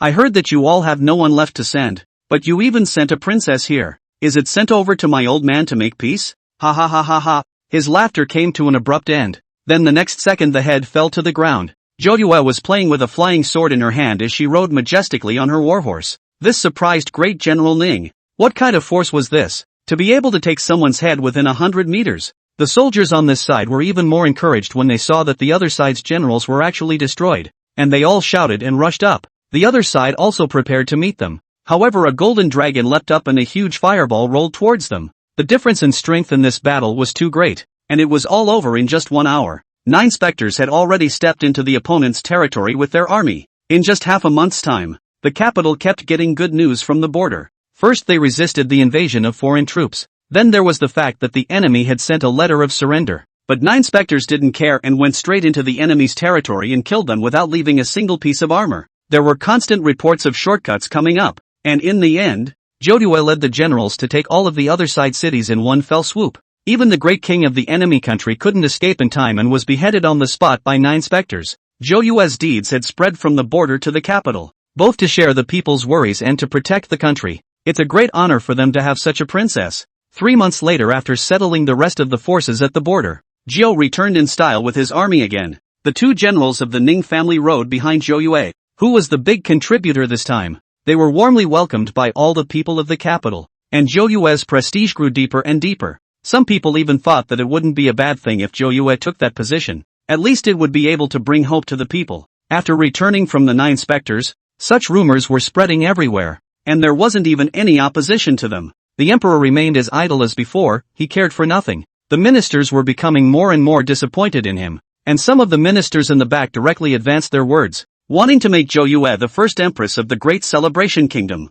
The news shook the emperor's position, and he was so annoyed that he wanted to put the person who had spoken up in jail, as he had done before. And that was when Zhou Yue unexpectedly walked into the main hall wearing a dragon robe. The emperor now had a rare moment of lucidity. He narrowed his eyes for half a day and spat out 2 words. Bold. This world is mine. Only I can wear the bright yellow color. How dare you wear a dragon robe? You are treasonous. There were still many ministers in the court who opposed the 9 Sephiroths. Zhou Yue raised her eyelids slightly, and instantly her body's aura burst out. Those who had objected just now found themselves unable to speak because of an invisible pressure hovering above their heads. This powerful aura was even more powerful than the Orthodox emperor next to him. Someone in front of them already couldn't stand it and started kneeling. This is how you have ruined the Daqing river and mountain. Pedantic to the core. Do you really think you can bring about such a big change with this dim-witted ruler? Or are we going to watch this dim-witted ruler and the demented son who can't be helped up completely ruin everyone's lives? That's treasonous of you. As soon as Zhou Yue's words fell, the people below couldn't withstand it and all of them knelt down. The aura was just too strong. The pressure made them not dare to raise their heads at all. And the emperor was in a hurry. Spat out a mouthful of blood. His mouth still murmured the word everlasting life, and his eyes became more and more confused, completely crazy. The surrounding ministers looked at Zhou Yue as well as the 2 great generals beside her. Who else dared to object now? But there are old ministers who are not afraid of death who jump out and think that this is simply out of order. Just the next second let everyone shut up completely. A golden dragon rose up in the air from behind Zhou Yue. Those 2 old ministers who jumped out were swept away by the golden dragon's tail on the spot. The golden dragon's choice says it all. It was the choice of the divine. Everyone else knelt down. We bow to Her Majesty. Long live the Empress. The voice hovered in the great hall for a long time, lingering. In March of the 36th year of the Great Qing dynasty, the Empress ascended to the throne, and on the day of her accession there was an auspicious event, with golden dragons circling and rain falling from the sky. In those days, the winds and rains were favorable, and there was a great production of grain. The country was prosperous and the people were at peace. Zhou Yue allowed the original owner to receive the imperial ways she had learned over the years when she left. Chapter 123 Cannon Fodder in the Run with the Ball Plot 1. Before that she had already solved all the worries for the original owner. And Agua had a bizarre relapse of his illness after the Empress had gone completely insane. What Zhou Yue said in the first place was only a short treatment. It didn't say that he would be permanently cured. And besides, This poison was put down by his own mother. Also, as for Zhao Wanha's ending, it was tragic. Being a blood bag for a whole decade, in the end it was impossible to let out any blood at all, and there wasn't a single piece of good flesh on his body. It was also used as a medicine guide by Zhou Yue and thrown directly into the alchemy furnace. And as for the 2 children she gave birth to, there was no need to say more. The 4th brother is a little cutie. Although there are palace maids taking care of him, no one cares about him at all after a long time, and he poops NS in his pants. On the surface is a prince. In fact, even the lowliest subordinate is not as good as. Every day those palace people want to get up to throw some food to him, and there are even people to tease him as a dog. The dim-witted king of the last life was completely trapped in the middle of a small 4-square courtyard. That twin sister of his also went the same way as the original owner did in the last life, and the periphery were all completely subdued by Zhou Yue. There was no such thing as a peace marriage either, but Zhou Yue just purposely sent her over to the diaphragm. It was hard to imagine that the original owner being sent out to marry was something she was the first to bring up, which reminded Zhao Wanha of her previous life, being so vicious at such a young age, so Zhou Yue didn't let her off the hook. Ever since this so-called 3rd princess married over, she had been humiliated, and they were all under the thumb of Zhou Yu. Many men have died on the battlefield and hate her with a passion. It hadn't even been 3 years since the 3rd princess had died in a foreign land, but she was just a princess who had married out. So what did she have to do with the royal family over here? Plus, that side knew they were in the wrong and sent a huge amount of tribute. Zhou Yue was very relieved to hand these over to the original owner, who was actually a very suitable heir, as well as the Ning family who would secretly help her. It's just that she was taught to be extremely cautious by Princess Ning from a young age, burying her talent. Zhou Yue and the little golden dragon were counting the power of merit this time, and the little golden dragon was staggering. Lord God, the power of merit this time has actually reached 1018. This was because Zhou Yue became the empress and completely changed everyone's fate, saving the entire kingdom and not displacing those people. So all of this remaining merit is an added bonus. It was just a pity that although there was a lot this time, it was a drop in the bucket for the power of merit that Nan Zhe needed. Zhou Yue didn't stay any longer and directly waved his hand to enter the next small world. Zhou Yue had only just entered this world when she saw a man in a suit sitting across from her, and the man's expression was extremely impatient, then dropped a contract on the table. Lu Zhou Yue, I know you like me, but I'm telling you clearly that my heart can't be in you. Just die, you woman. Sign the contract and we will continue to fulfill it as it is written.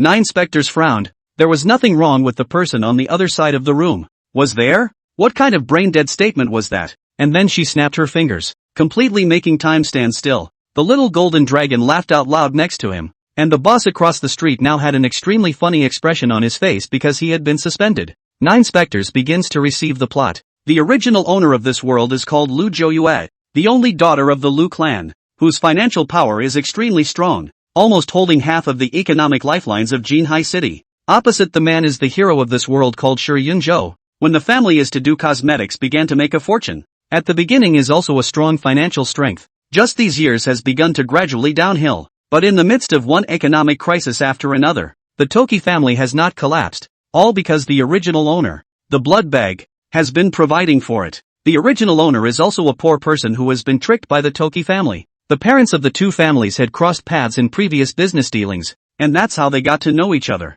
From a young age, the original owner has grown up with Shi Yunzhou, and the relationship is also very deep. Only the original owner is a simple. This time Yunzhou cannot be the same. Shi Yunzhou know the original owner very much like him, so this relationship has been deceiving the original owner. The original owner also used the Lu family's money and various connections to sucker the Shi family, and it wasn't until the 2 were married that the original owner realized there was another woman in existence. This woman was called Fan Xiaoyun, the heroine of this world, and she was a student who had only just graduated from the University of Finance and Economics. When I came out to do my internship, I bumped into Shi Yunzhou, and like in most idol dramas, the boss likes this kind of silly white sweet. Fan Xiaoyun's frequent mistakes at work caught the attention of Mr. Ba, and the 2 of them got together completely at the back. The funny thing is that the 2 kept the relationship hidden. 2 months after they had sex, Shi Yunzhou then married the original owner, because it was only through the resources of the original owner's family that the Shi family could flourish. Shi Yunzhou didn't expect Fan Xiaoyun to run away,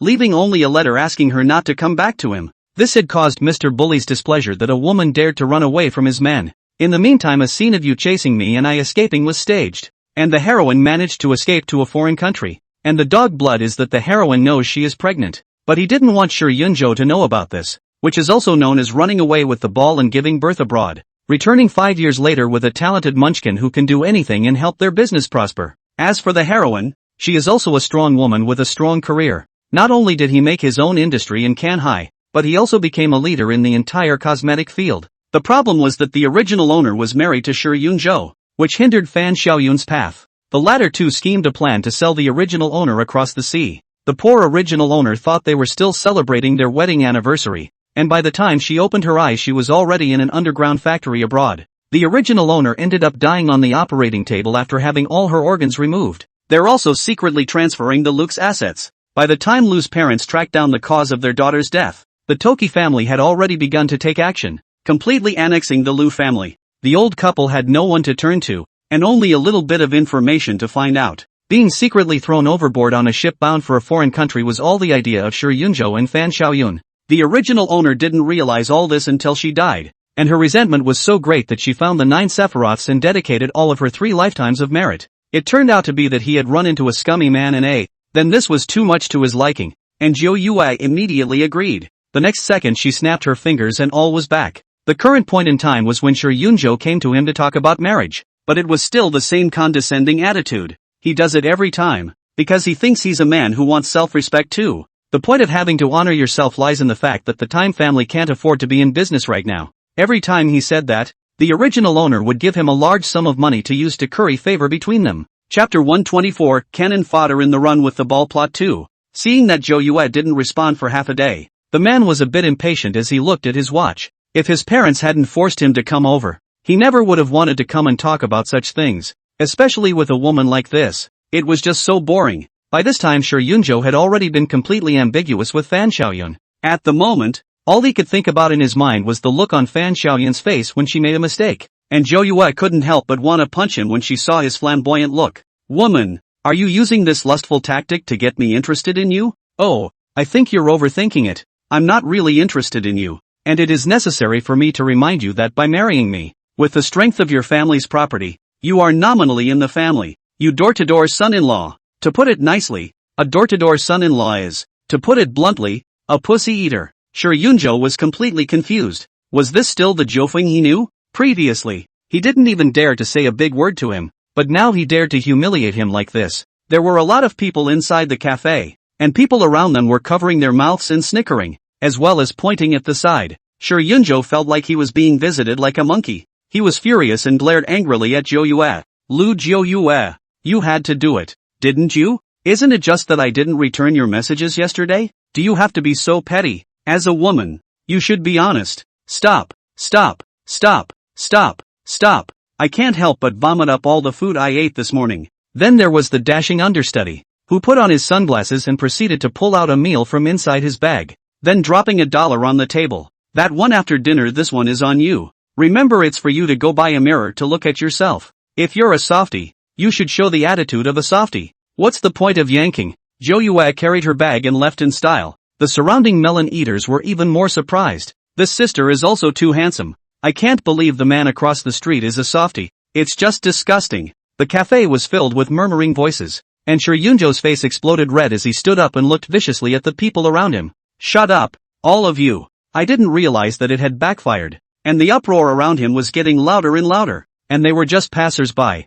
So who was he to tell them to shut up? He couldn't stay in this place for a moment, and directly wanted to walk out, but he didn't expect to be stopped by the waiter. Asterisk asterisk asterisk asterisk off. What are you going to do? Try to attract me that way too? The waitress was speechless for a moment, already thinking of what to tweet in her circle of friends today. Sir, you're the ones who didn't check out. May I ask what to pay with? Shi Yunzhou had never been so humiliated. His face was cold to the core. He took out his cell phone and prepared to pay, but he was completely stunned when he saw the bill. You're mistaken, aren't you? You're charging me 1800 for 2 coffees. The waiter's eyes rolled into the back of his head. How did he meet such a person today? Sir, it's the lady you were traveling with earlier. She ordered 82 coffees to take away, so the total is 1838. What? This is a little bit of money that Shi Yunzhou can afford to pay. It's just that Zhou Yue's guts are too big. Isn't this just refreshing his bottom line? I've never seen this kind of operation before, and I can't believe it's even packaged outside. When he gave the money and went out, the waiter was still spitting behind his back. What kind of bully is he pretending to be when he doesn't have any money? When Yunzhou came up the first time to call Zhou Yue, 3 or 4 in a row before being picked up. But picked up the opposite side is a burst of curses. What's wrong with you? Think everyone is as idle as you? Have a fart. Sure, Yunjo froze for a few seconds before reacting. What kind of medicine did Jo Yue take wrong today? People who never dared to talk to him like that were just too abnormal today. Just now in the cafeteria. Why did you not even discuss with me how you suddenly packed so much coffee? No way, no way. You can't even pay for just this much coffee. So it seems you're not only brainless, but also cheap. After saying that, Jo Yue simply hung up the phone. Sure, Yunjo was so angry at the door that he dropped his cell phone. This woman was definitely playing with fire. Thinking that with such tactics he would fall in love with her? It was really naive. Absolutely impossible. There was just this side of a leisurely drive. Not slowing down to question the little golden dragon. What was the original owner's wish? He wanted Sure Yunjo and Fan Xiaoyun to get the punishment they deserved, preferably making them worse off than they were last time, and protect the Lu family group and take care of Lu's parents. 9 specters nodded, sort of simple. All basic tasks. Half an hour later, Jo Yue returned to the Lu family's villa, and upon her return she first performed a wave of dressing up. The original owner's face value is very durable. It's just a pity that she has been focusing only on the Lu family's business, and she is more casual about herself. It's a simple ponytail every time, and even the clothes inside the closet are very simple. Jo Yue shook her head after opening the closet. It was too monotonous. Then she grabbed a random set in space. As soon as she turned around, her previously long, straight black hair became big waves that cascaded over both shoulders in a very elegant way. After cleaning herself up, Jo Yue walked downstairs, and was practically a different person from before. Mother Lu had only just come out of her room when she saw that Jo Yue was also surprised. Gu, whose little beauty is this? You, this child. Usually I let you dress up more. Just do not listen to really white blind this face. So dressed up. Really beautiful. Look at what you're saying. Your daughter is beautiful in her own right. So where's the need to dress up on purpose? Okay. You have a point. The Lu family also favors this daughter very much, and there will be no denials in the decisions they make. They trusted their daughter's judgment and so contributed to the tragic ending that followed. When the family sat down for dinner in the evening, Lu's father also noticed the change in Jo Yue and couldn't help but praise her a few times. At this time, Lu's mother suddenly asked in a gossipy manner, "Good daughter, didn't you say today that you went to find Yunjo to talk about the marriage matter? How did he settle it?" Lu's father also perked up his ears. They were also concerned about their daughter's marriage. Let's first see what the arrangements are over there, so the two families can get together for a meal and discuss the venue for the engagement and wedding, as well as the guest arrangements. Jo Yue shook her head. I also wanted to talk to you guys about this tonight. I'm planning to break up with Sure Yunjo. What? Lu's mother didn't even eat her meal and hurriedly asked what was going on.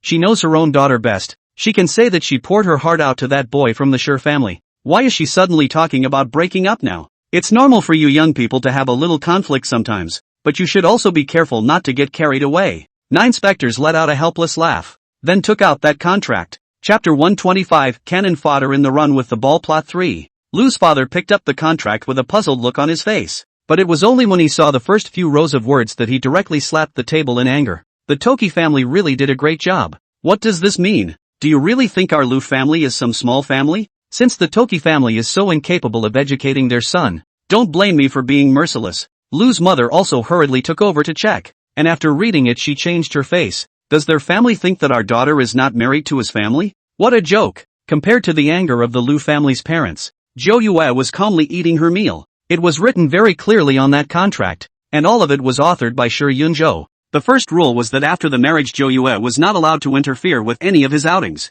There was also a special parenthesis at the end, hoping that Jo Yue would just honestly stay at home. As the daughter-in-law of his Toki family, she should preside over the important matters of the household. The treaties that followed were more and more excessive, and it even appeared that if there was an altercation, it must be a problem with 9 specters. It was also necessary for 9 specters to apologize to Sure Yunjo and pay a certain amount of compensation, which was simply out of the question. How could Lu's parents not be angry that their daughter, whom they held in the palm of their hands, was a random plaything in the eyes of the Sure family? Lu's father immediately made a phone call, and several business dealings with the Sure family were all interrupted. As far as the Toki family's half-dead cosmetics industry was concerned, it had now reached an extremely low period. Without the Lu family behind them, they won't even make it through this year. And Lu's father also directly announced that the next few contracts to be renewed were all stopped, and he would not invest any more money into it. Looking at her daughter, who is still eating, Lu mother is very distressed. How much this child likes Sure Yunjo. She is too clear. But it turns out that this Yunjo is a bastard. Now it was all about paralyzing herself with meals, and the more she thought about it, the more it hurt, so she immediately called and ordered a few more courses of premium seafood back. Since your child wants a diversion in the area of eating, let them eat well. Good daughter, this matter has made you suffer, but don't worry, Dad and Mom will always support you. To be honest, in the past, if it wasn't for your fondness for that boy from the Toki family, I wouldn't have been able to see investing in that industry of his family. Joyue felt a little embarrassed. Had she been misunderstood by them or something? She was really dashing now. Completely unburdened. But the more she expressed, the more worried Lu's mother became, and she took out a gold card and handed it to her on the spot. I've got your dad and I on the company, so take it and go out and have fun for a few days and don't worry about anything else. Joyue had wanted to make a big show of it, and since her parents were so enthusiastic, she couldn't afford to refuse, and there would be plenty of opportunities in the future anyway. Meanwhile, on the other side, Sher's mother was in a meeting on her toes, looking at the total price reported up by her secretary. She didn't even look at it. She just listened to a number and rejected it outright. Let those suppliers figure out how big our Toki family's industry is now that the Lu family is cooperating with us, so all the prices are all double, and if they don't want to do it, then they just void the contract. In her opinion, the Lu family are constantly investing money. These suppliers to provide this funding she really do not see. The secretary was somewhat helpless and could only politely remind. This is a customer that the sales department has spent months to get through to. Would it not be good to reject it so easily? Xiao Lu, you are just too young. To tell you the truth, we are about to marry the Lu family. In the future this industry is going to be bigger and bigger. When Tim's mother said this, her eyes revealed smugness and contempt. In her opinion, it wasn't that the Lu family was so awesome, but that her son was awesome and was able to handle that daughter of the Lu family. The secretary had no choice but to convey what she wanted, which could give the following sales a rush. The economy was not doing so well in the first few months, and it took them a long time to pull in these suppliers. Now it's turned down by the chairman's wife. There's no one in the family who's doing anything serious. Some of these grassroots people know that the reliance is actually all on the Lu family. There was no choice but to do what she wanted, as everyone was a laborer. But shortly after their refusal, Timothy's mother received a phone call. Several projects that the Lu family had invested in for them before had all stopped hitting money, and even 7 or 8 projects were still recovering money, and they were asked to raise all the money within a week and they were pulling out of the program. Time Mother couldn't care less and rushed to the project site, where they invested in several cosmetic generation factories. The scale is still relatively large. In fact, Lu Laozi knows that this is a money-losing deal, but there is no way to help when his own daughter likes Shi Yunzhou. He can only go along with his daughter's wishes, but not anymore. Shi Yunzhou is an asshole, hurting his daughter and making some kind of tie contract. How could he tolerate such a thing? Straight away, he took back all the funds. When Timothy's mother arrived at the project site, she found that Timothy's father had also arrived at the site, and the two couples were in a tizzy. Even if the work inside the workshop was stopped, even the construction of the rear addition was stopped, they dragged people from other engineering parties and cursed them, so that the engineering parties must give a statement that they had paid the money before. But now how did they stop the work? The people on the engineering side didn't bother to talk to them. These two couples are really the same. I say, Mr. Toki, will you guys get it straight? You all stopped the money. Who wants to work without money? Mother Toki crossed her arms. Her voice was extremely shrill and sounded very harsh. Put your bull ********.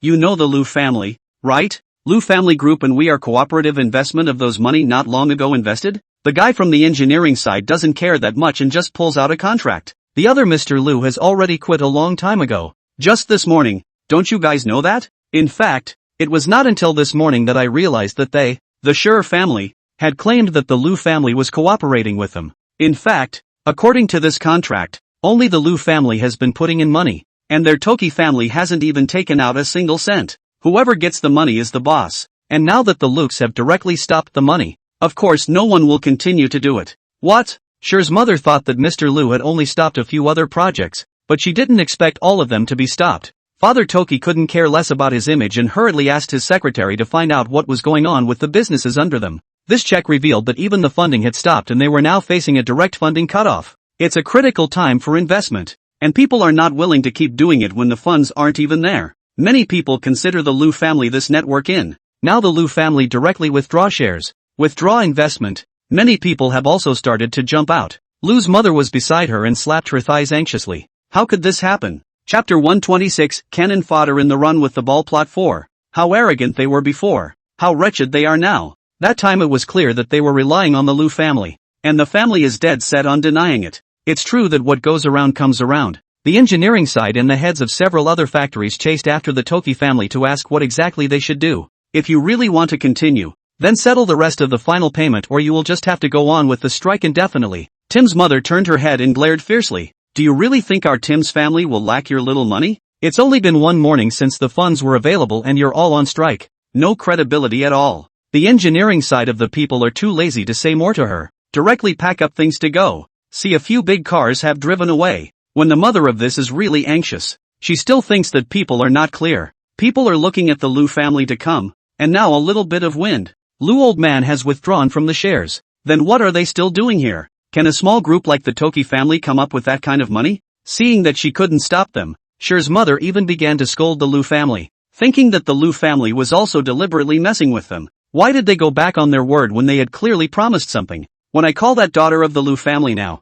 I'll show her what her parents really do. I won't agree to her marrying Yunzhou if this keeps up. She was so proud of what she said and thought her son was very much in demand. But the phone call stayed on the line. She hadn't figured out what had happened. And in this case it should have been pulled. What? She dares to pull the plug on me. Isn't she afraid that Yunzhou will get angry? Father Toki only felt very humiliated next to her and directly yanked her wrist. Isn't it humiliating enough? Stop it. I think the problem is that precious son of yours. He must have said something wrong. Seeing that her own husband was really angry, Tim's mother could only stand by the side, but her mouth was still muttering. At that moment the factory security guards walked away and came over to hand them a contract. This is what Mr. Liu's man who came this morning asked me to give to you, saying that you will understand after reading it. Tim's father grabbed the contract without a good mood, and after reading the front he felt the blood pressure rushing to the top of his head. Sure enough, he had guessed correctly that it was that loser who was causing trouble, giving himself a hard time every time at a critical moment. Tim's mother was still confused when Tim's father threw that contract right in her face.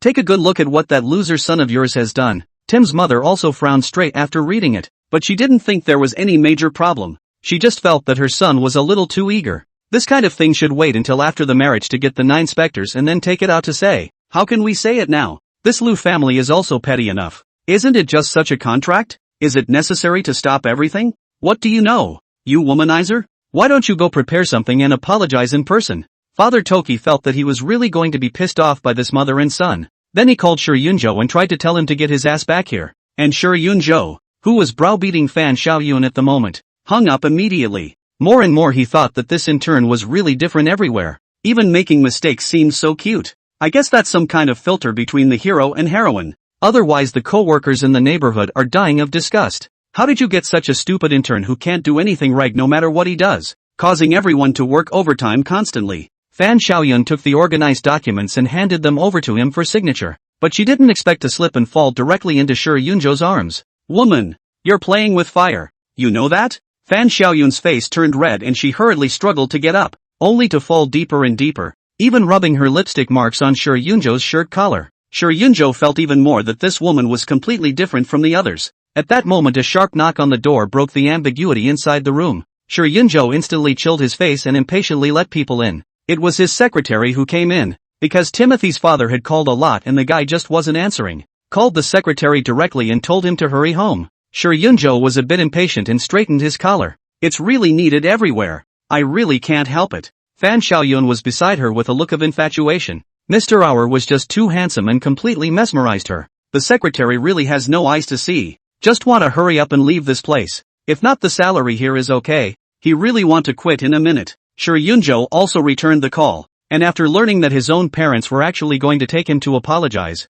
he retorted on the spot that this was absolutely impossible. You rebellious son. What else are you going to do to the Shi family? Now the Liu family has stopped all of our industrial investments. You have half an hour to show up. Shi Yunzhou frowned. He felt how this matter was a bit out of his control. Zhou Yue had actually made such a big deal out of it this time, and had even made the Liu family make a move against the Shi family. That's funny. Think you can get your attention with that kind of tactic? It was really too naive. This time if Zhou Yue didn't apologize, he would never bow his head. The original owner's previous love for Shi Yunzhou was simply humble to the bone, obeying him in everything. This also allowed Shi Yunzhou to become more and more unscrupulous, and the more he was favored the more emboldened he became. When the Time family appeared at the door of Liu's house, the three of them waited awkwardly at the door for 10 minutes, and the other party did not see the door open. Tim's mother was a bit angry that this daughter-in-law had given her such a big downward spiral before she even got married. It's really good work. Let's see how I'll clean her up after I get through the door. Father Toki glared at her viciously. If you two go in later and dare to talk nonsense, don't blame me for not being polite. Lu mother originally did not intend to open the door, but on second thought should also make this clear. Otherwise, what is this? The son of the Toki family will not be able to behave. His own daughter will have to have a reputation in the future. It is just right to make things clear face to face. The three members of the Toki family waited at the door for more than half an hour before they saw the door open. Just after going in, he only saw the old couple of the Lu family sitting on the sofa. Mother Toki revealed that standard fake smile. Why haven't we seen that Jo Yue kid? The implication is that she feels she is also her future mother-in-law. So how can she be so disrespectful and not know to come down to greet the elders when they come? How could Lu's mother not understand? Holding hands did not even give them a cup of tea. We only have Jo Yue as a child is also more spoiled, although she is going to get married in the future. But we don't want anyone to give her aggravation to suffer. If anyone gives my baby a hard time, then don't blame me for turning the other cheek. Gagging Timothy's mother on the spot. Several people laughed awkwardly. Chapter 127, Cannon Fodder in the Running with the Ball. Plot 5. Father Toki was also the first to open his mouth to break the awkwardness. After all, he had to be brazen enough to mention the matter of continued investment. In-law's mother. Look at you saying this. From now on we're all family. How can we let Jo Yue suffer? We happen to have no daughters in our family. So don't worry, we'll definitely treat her better than our own. Mother Toki sneered. It seems that you guys still don't know what's going on. That contract brought to you is already a good explanation. What we conveyed is also the meaning of the 9 specters. And since the 2 children are not destined to be together enough, let's call it a day. Father Toki's heart thumped, and he had hoped for some other reprieve. I didn't expect the Lu family to say the most desperate words. How could he continue? I do think that both kids have been together for so many years knowing each other. Young people, a little conflict is normal. We as parents cannot be too forced children's wishes. Lu's father's face immediately turned cold when he heard this.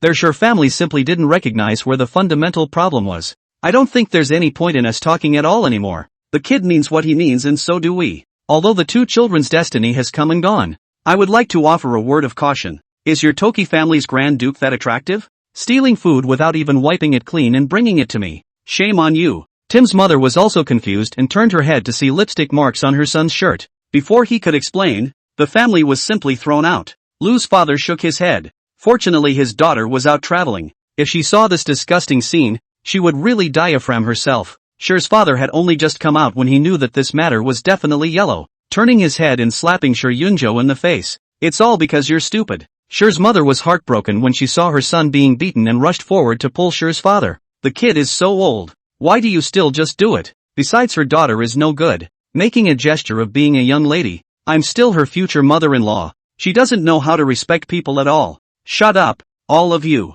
It's you two who caused this. I'll say it ugly in advance. You hurry to go and coax Jo Yue back. No matter what method you use in the next month must be married. If you can't, I have plenty of sons. It's not impossible to find just anyone to inherit. Tim's mother completely froze. She did not expect Tim's father to be so desperate. She was aware that this old man had several illegitimate children outside. If that's true, what kind of security will she and her son have in the future? He could only hurry up and let his son go and coax Jo Yue back properly, and wait until after he got his hands on the man. Although the Sher family is now going downhill, but so big group these two do not want to give up. Even if Sher Yunjo is no longer willing can only go to find Jo Yue. He was so clogged up from the slap that he called 9 specters when he came out. It had only just connected, and he was barfing up a storm. I really didn't think that you, a woman with such a small heart, but it's just a contract. Do you have to make such a big deal out of it? If you want me to forgive you, it's simple. All those investments must be made tonight. I wouldn't have agreed to get married otherwise.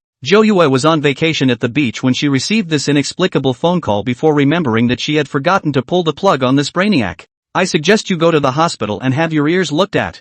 I made it very clear that day. Are you not understanding? It's been over between us for a long time. What are you doing here talking to me about marriage? Suggest you hang up with the brain department as well as the pentatology department. Not only is your brain not working well, but how can you not hear with these ears? Then Jo Yue directly hung up the phone, and then pulled into the blacklist in one fell swoop. Sher Yunjo was so angry that he cursed and slammed his cell phone again. No one had ever dared to treat him like this. This woman was definitely playing hard to get. Thinking that she would go and coax her like this? Totally dreaming. But then he turned his head and thought that if he didn't solve Jo Yue's problem, His dad's side wouldn't be able to explain. He tried to make a new call only to realize that he dropped his phone all by himself, so he randomly just called out to a passerby and asked them to give him their phone. Hey, bring me your cell phone.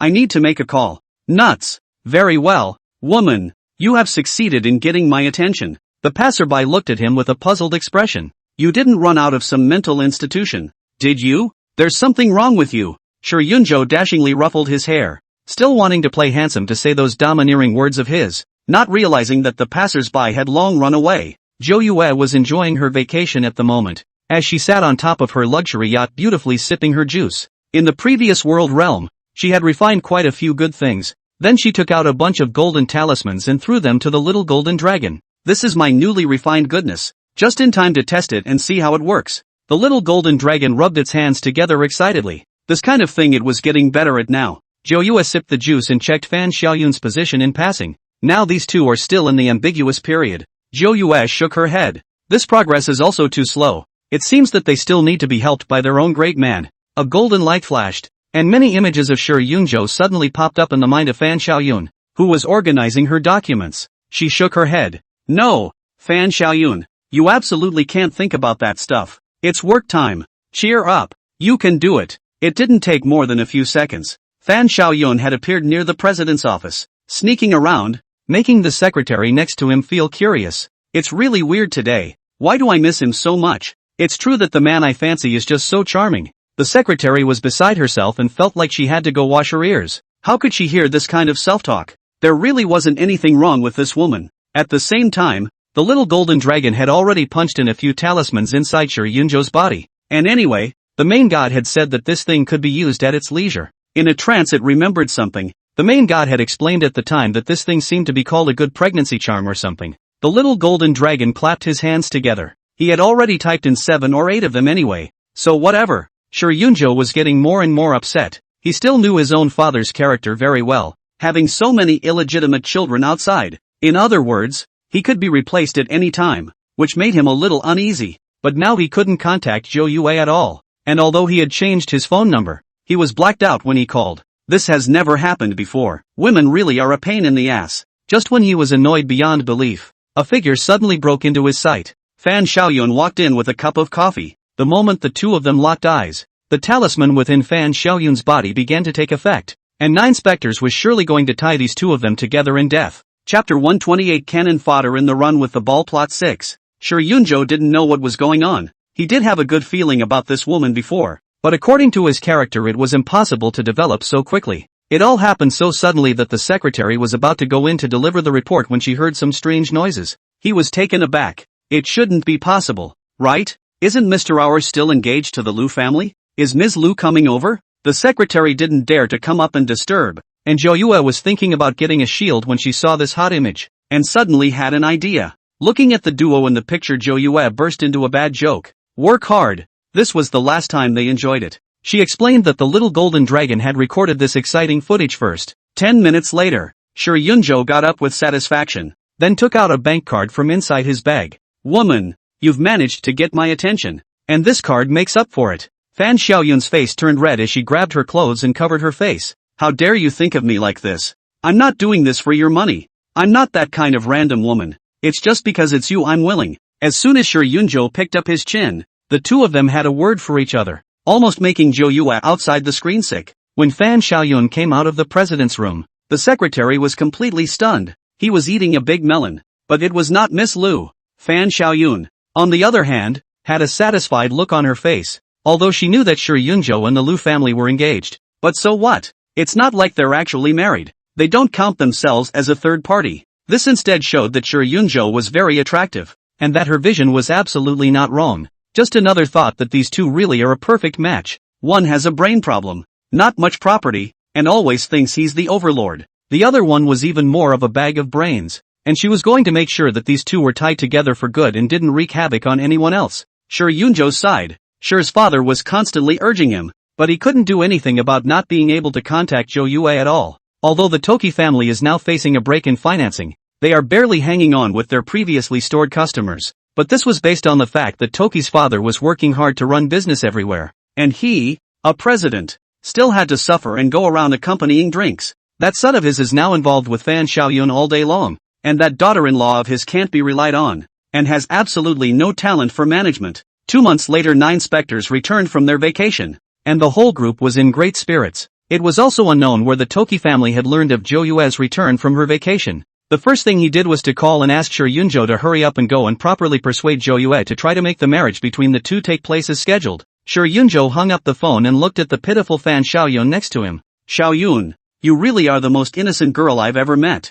Don't worry, even if I marry Lu Zhouhui, my heart belongs to you alone. When I get the Lu family's property, I'll announce my divorce with her. These words touched Fan Xiaoyun so much that her eyes swished with tears. Today she just found out that she was pregnant. She had wanted to tell Shi Yunzhou the news, but unfortunately he was in a hurry to go now, so she planned to come back in the evening to give him a surprise. Shi Yunzhou sighed, proudly casually bought a bunch of flowers on the side of the road. Anyway, just a formality. He is enough to give face to Zhou Yue today. Zhou Yue was excited. He could have avoided Shi Yunzhou in advance, but how could she miss this good show? After a while, Shi Yunzhou appeared holding a bouquet of cheap flowers, and he condescendingly stopped the car. Woman, I know you use those tactics in the vain hope of getting my return, but it's all to no avail. And of course now I can give you another chance. Zhou Yue was too lazy to be listening to this brain-dead speech of his, and simply raised her cell phone as the crowd of onlookers around her grew. Everyone thought it was some kind of big proposal scene. However, the next second some indescribable sounds came out from the middle of 9 Spectre's video. You scumbag. Look at what you've done, and now you have the nerve to say this to me. Is it hard for you to understand the word breakup when I told you 2 months ago that we were over? Stop pestering me and go cozy up to your little girlfriend. What? This is just eating a big melon. I didn't realize that this man has his feet in 2 boats. The surrounding crowd of eaters also raised their cell phones. Only then did Yunzhou completely freeze, because it was clearly him and Fan Xiaoyun in the middle of Zhou Yue's video screen. He angrily steps forward to try to grab the phone and warns 9 specters that such behavior is illegal. Zhou Yue had long since been unable to bear it, and with a backhanded slap, she struck Shi Yunzhou in the face. Don't stomp your nose. It's a little video on a station. What's it got to do with me? But isn't it? 9 specters has thoughtfully coded to avoid spicing up everyone's eyes, just to the key areas. The faces of these 2 men were clearly put out. Shi Yunzhou was completely dumbfounded. He hadn't even reacted when Zhou Yue slapped him that time, and the 3 words small video lingered in the middle of his mind. The surrounding onlookers were also talking. This man is also too disgusting. Not only has his feet in 2 boats, but now he has come over to pester. This kind of person is also too shameless, and people also variously shoot up. 9 specters, who had finished hitting the man, came back over. And there aren't many good people like me. I'll tell you the URL of the little website. Go check it out properly. Zhou Yue deliberately raised the volume. The people around could hear it, and many of the melon eaters were curious and clicked to check it out. Shi Yunzhou's face was red. He had never suffered this kind of humiliation, and the surrounding eaters watched as the scum even tried to hit the woman. Many righteous people had come forward, and Shi Yunzhou was completely helpless to resist, waiting for the police to come behind. Shi Yunzhou's face has become a pig head. To find who hit the people simply cannot find. Are some passers-by. When Shi's mother came to the police station to claim Shi Yunzhou, she didn't even recognize her. This is really beaten to the point that she doesn't even recognize her own mother. Shi Yunzhou had just come out and complained about Shi's mother and why she had come to pick him up so late. Yunzhou, you kid really went too far this time. How could you have a relationship with that kind of woman? Everyone knows about this one. And your dad and I have been helping to smooth things over today. What? Shi Yunzhou now cannot care so much. Can only hurry back to see what the side to say. He later in the end how to do people. No matter what, he's still a bully. How could this kind of video be circulated? He must know who's behind it. This kind of thing is certainly not investigated, and the Toki family spent a lot of money not being able to take the video down. The little golden dragon had been silently maneuvering behind the scenes, and this powerful energy made it impossible for them to shake it. Chapter 129, Cannon Fodder in the Run with the Ball. Plot 7. Of course Zhou Yue was going to be the good Samaritan to the end. After all, didn't the heroine want everyone to see her? That's an easy wish to fulfill, isn't it? Shi Yunzhou had just entered the house when Shi's father directly smashed the ashtray next to him. Tim's mother cried and ran forward. What are you doing? I won't live if you smash him up. It's all because you've spoiled your good son. All you know how to do is cause trouble for me all day long.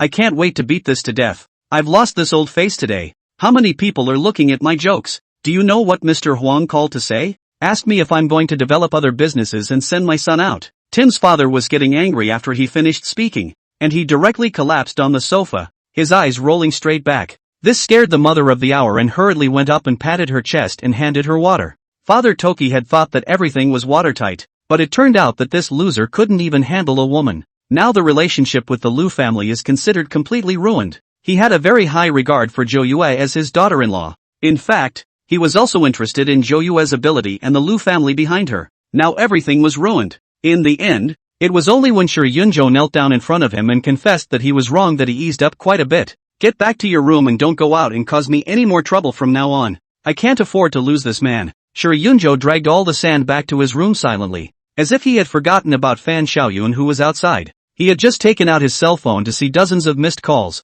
and when he called, Fan Xiaoyun was crying on the other end of the line. Yunzhou, I'm really scared. What's going on? Why are there videos of us all over the internet? Where are you? Can you come over and pick me up? I'm really scared to go out. Enough. I'm really tired right now. I'll take care of this. Fan Xiaoyun wanted to talk to him about something else, but the phone was hung up directly, and calling again just wouldn't connect. She felt deeply hurt, and it was true that Shi Yunzhou was just like the heroes in those novels, who could casually abandon her. She grabbed the pregnancy test next to her and touched her stomach. Don't worry baby, Daddy's just got something going on right now. He'll be here to pick us up soon. It was a pity that she couldn't wait for Shi Yunzhou, as Shi's father had been watching him more closely lately, and he could only stay at home honestly. Watching these two actually make up silently through chatting. How could Zhou Yue let this happen? Of course the plot should be advanced. So she once again acted as a good Samaritan and gave Timothy's mother Fan Xiaoyun's address. Fan Xiaoyun heard the knock on the door and went to open it cheerfully,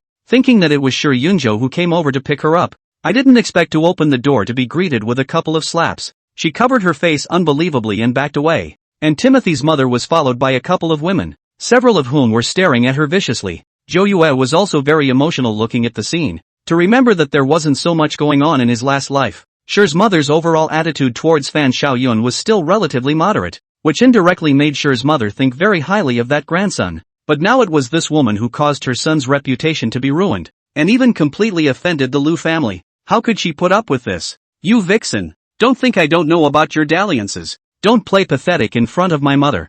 Yunzhou is just too stupid. How did he believe the words of a vixen like you? Fan Xiaoyun of course knew Shi's mother. Having met her before in the company, she was a little scared and hurriedly shook her head. Auntie, we love each other with all our hearts.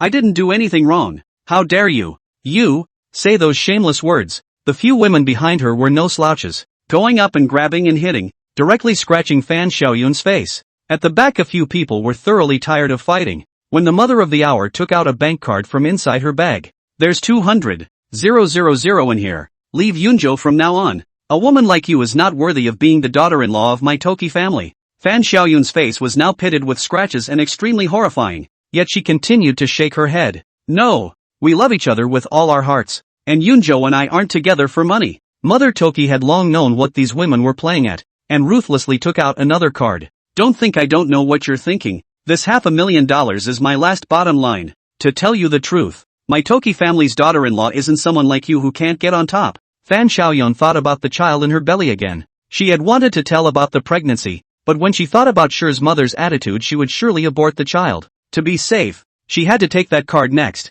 Seeing her accepting the card, Timothy's mother became even more disgusted with her. She was really a woman who loved vanity. It was this vixen who seduced her son that these things happened, and she hated Fan Xiaoyun to the core. 3 days later, Fan Xiaoyun was already sitting on a plane heading abroad. She looked out the window. For the sake of the child, she could only endure in silence. When the child was born she would return to her country. Little Golden Dragon and 9 specters were both filled with questions as they looked at this image. Lord God, why does she have to go abroad? Doesn't it smell good to take that money and stay at home? It's just a change of city to live in. I've said before that this man is more or less carrying a brain. Besides, when did Zhou Yue allow her to take that money away? When Fan Xiaoyun left the country in her last life it was Shi Yunzhou who gave her a sum of money. But that one was a bit more generous. $5 million at once. Enough for her to live abroad. It was also with this $5 million that she started learning other businesses abroad and was able to quickly master the company when she returned. The current 9 specters wouldn't give her that chance. So when Fan Xiaoyun got off the plane and wanted to withdraw money, she realized that there was no money in her bank card. She wondered if her card had been stolen and had to go to the local staff. But then she had a language problem and had to explain half the time. People think she's here to make trouble. There's no balance in her bank card to withdraw any money, so it gave Fan Xiaoyun no small blow. and she felt sure that Shi's mother was deliberately targeting her. Now in a foreign country, she didn't even have the money to go back, and she was very helpless as she looked at the unfamiliar hall. 9 clapped her hands again, sort of cleaning up the first one. There's another one. She'll have to supervise it well. This baby-making task should never stop. Yunjo stayed inside his home for more than a month before he could come out, and when he came out to look for Fan Xiaoyun, he found that she had already disappeared. Inside, only the parting letter left by Fan Xiaoyun was found,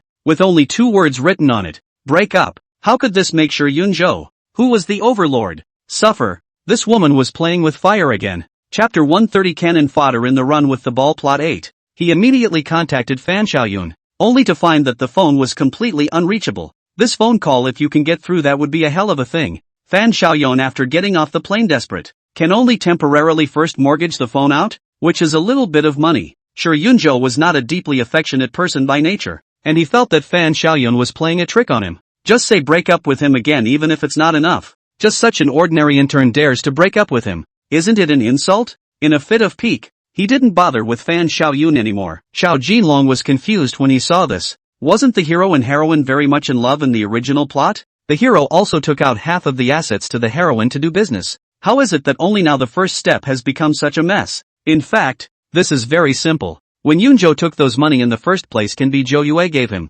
Completely not heartache. And people are all about profit. And the heroine at that time was considered to have a successful career. It will bring him more livelihood and benefits when he comes back. So of course he's willing to put up the money. So that night Yunjo showed up at the bar. After a few drinks, he took out his cell phone to call Zhou Yue. In the past, he would never think of Zhou Yue. This person is and when completely lost after the instead of every day to read up, he called only to find that he'd long since been blacked out. And just then a woman in extremely revealing clothing approached, obviously aiming for him. Yunjo was already a little drunk, and just like that he was taken away by a woman in a haphazard manner, and he still felt inwardly that his charm was just great. Until the next morning, when he opened his eyes after waking up, he found himself lying in bed and turned his head. Moreover, an ugly to the core face. Holy, the woman, who was a few years older than Timothy's mother, was also lazily straightening up at that moment. I was quite pleased with you last night, so I'll take this money as a tip for your reward.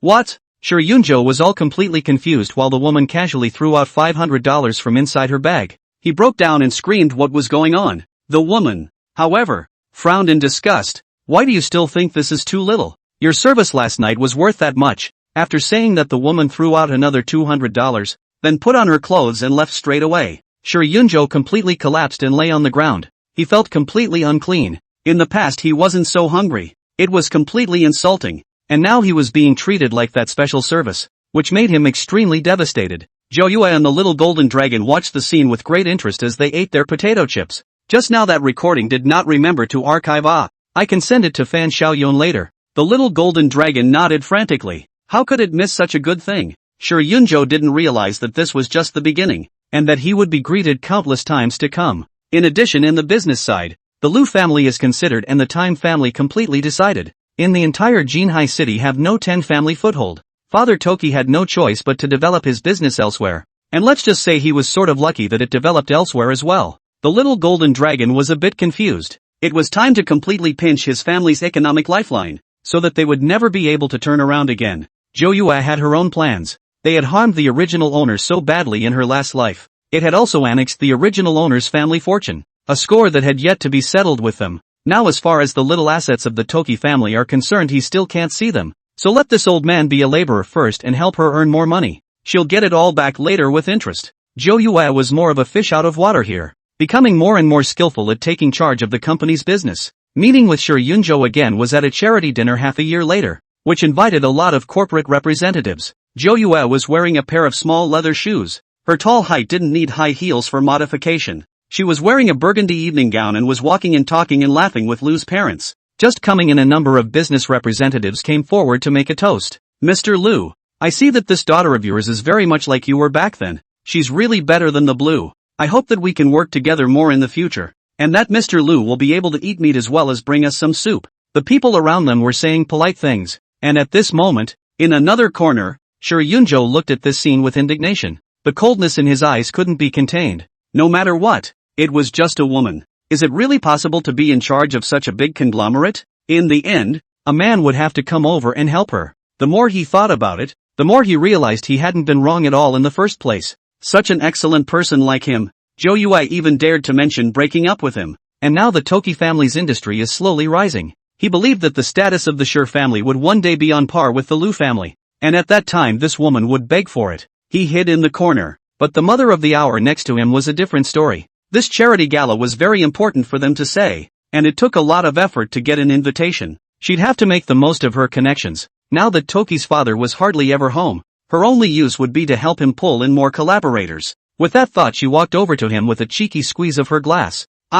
Isn't this Zhou Yue? It's been a long time since I've seen you, but you've actually gotten prettier again. In-laws, if I had known that you were coming, I would have had Yunzhou go ahead and pick you up. Lu's father's face sank. This woman is too ungrateful. He does not care so much about face. Here Lu family is the only one. I think it's about time you changed that title. 2 kids breaking up is long in the past. So think about some things before you say them and don't get yourself and others in trouble. When you're a couple dozen years old, you have to think through your words, or else you really make people feel very uneducated. Sure, mother's face was getting darker and darker. She didn't expect Lu father to be so faceless now. It wasn't like this before. That's for sure. It used to be that the original owner loved Shi Yunzhou too much, and Lu's father was very much in love with his daughter, so he loved her too. But how could he be polite now to the mother of a scumbag who had hurt his daughter? Besides, anyone with a discerning eye could see Toki's mother's purpose. She was just too eager and exposed her purpose too strongly. The surrounding people are whispering. It seems that they still can't cooperate with this family.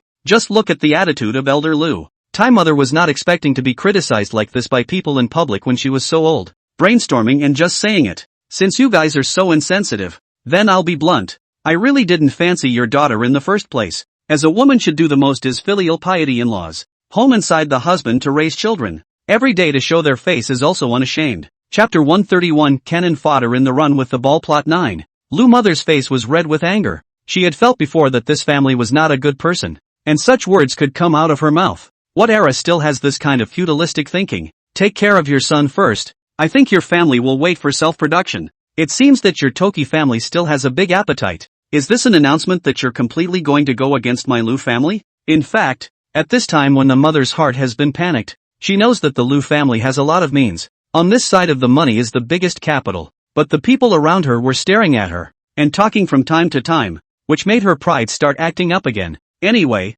they are now doing business in the next province, not in Jinhai. Can Lu family still reach over? So directly and justifiably, she crossed her arms. Do you really think that your Lu family is something that only covers the sky? If you can't even teach your own daughter well, you're going to be laughed at when you marry in the future. Lu's father couldn't bear it and made a phone call on the spot, which made Shi's mother very panicked in her heart. She didn't know what Lu's father had said on the phone, but she always had a feeling that it was definitely not good. But there was absolutely no way to lose in terms of momentum, and she looked at Zhou Yue smugly, who used to follow behind her son like a licking dog. Zhou Yue, on the other hand, was not slow to walk up and pull her own parents. Why are you guys bothering with this kind of person? After all, she can't even look after her own man, and she's incapable and brainless. There's only that bit of thought inside your head that revolves around men. It's actually really quite sad. Laughter was already starting to emanate from the people around them. In fact, everyone knew what was going on inside this group. Tim's father is out there, but there are several of them,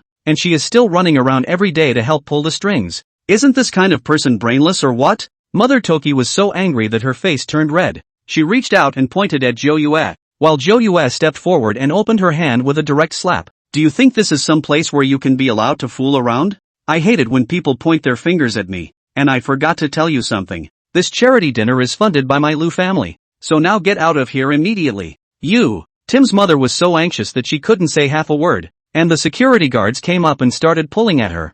Mother Mercy turned her head to swear at the security guard again. And the next moment she heard a panicked noise from the crowd behind her. Oops, someone fainted. Isn't this man that son of the Toki family? How come he looks like this now? Hearing that it was her son, she couldn't care less and hurriedly pushed past the security guard and ran over to check. Everyone's attention is now focused over there. After everyone saw it clearly, there was also a sigh of relief. How did Shi Yunzhou now become this appearance? Before, because of the relationship with the Lu family, everyone had more or less some understanding of Shi Yunzhou. In the past, he wasn't exactly top-notch handsome, but he was at least good-looking. His eyes were now black and blue, his cheeks were sunken, and his entire body had lost a circle of weight, and he had now fainted unconscious on the ground. Everyone watching the fun all gathered around, while Timothy's mother yelled at the people around her to hurry up and save her son. Looking at her commanding tone, the people around her were also extremely disgusted. This time the family was really something that couldn't be upstaged. So everyone around was just watching and no one got up to help. Why are you all so indifferent? This is a human life. If something happens to my son, all of you present will not be able to get away with it. And since this dinner is organized by your Liu family, you should be responsible for my son. The mother of the time directly turned her head, rushing into the father of the land roared fiercely, as if a madman in general. Isn't this a typical touch of porcelain?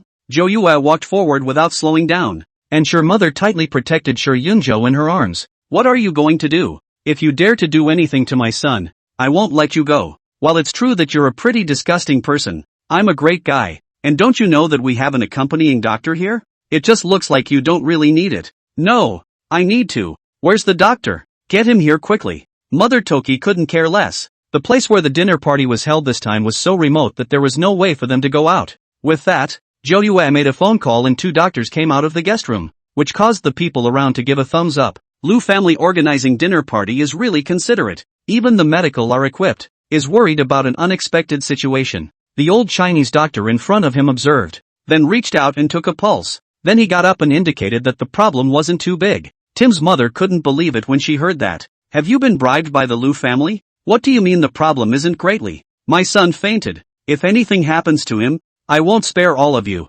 You quack. This time, without waiting for that doctor to speak, 9 specters stepped forward and shouted a rebuke. Who told you to surround yourself with men every day? You don't know anything about the outside world. This is Professor Zhang, our famous national medical master from Jinhai. When these words came out, the people around them also felt some familiarity. This Professor Zhang had even been on TV several times. At the same time, he also admired the Liu family more and more. The Liu family's power was really quite big, and big names like this could be casually invited to provide security for the party. Ms. Liu, you guys are really too considerate this time. You even managed to invite such a master. It seems like it's absolutely fine to work with you guys. We, the Chen family, are also going to continue our additional cooperation for another 5 years. The surrounding people also began to talk about it. The Liu family did things really reliably this time, which also gave everyone a pill of confidence. Liu's father was very pleased at the back. This daughter was really putting herself more and more at ease. At that moment a roar broke the conversation.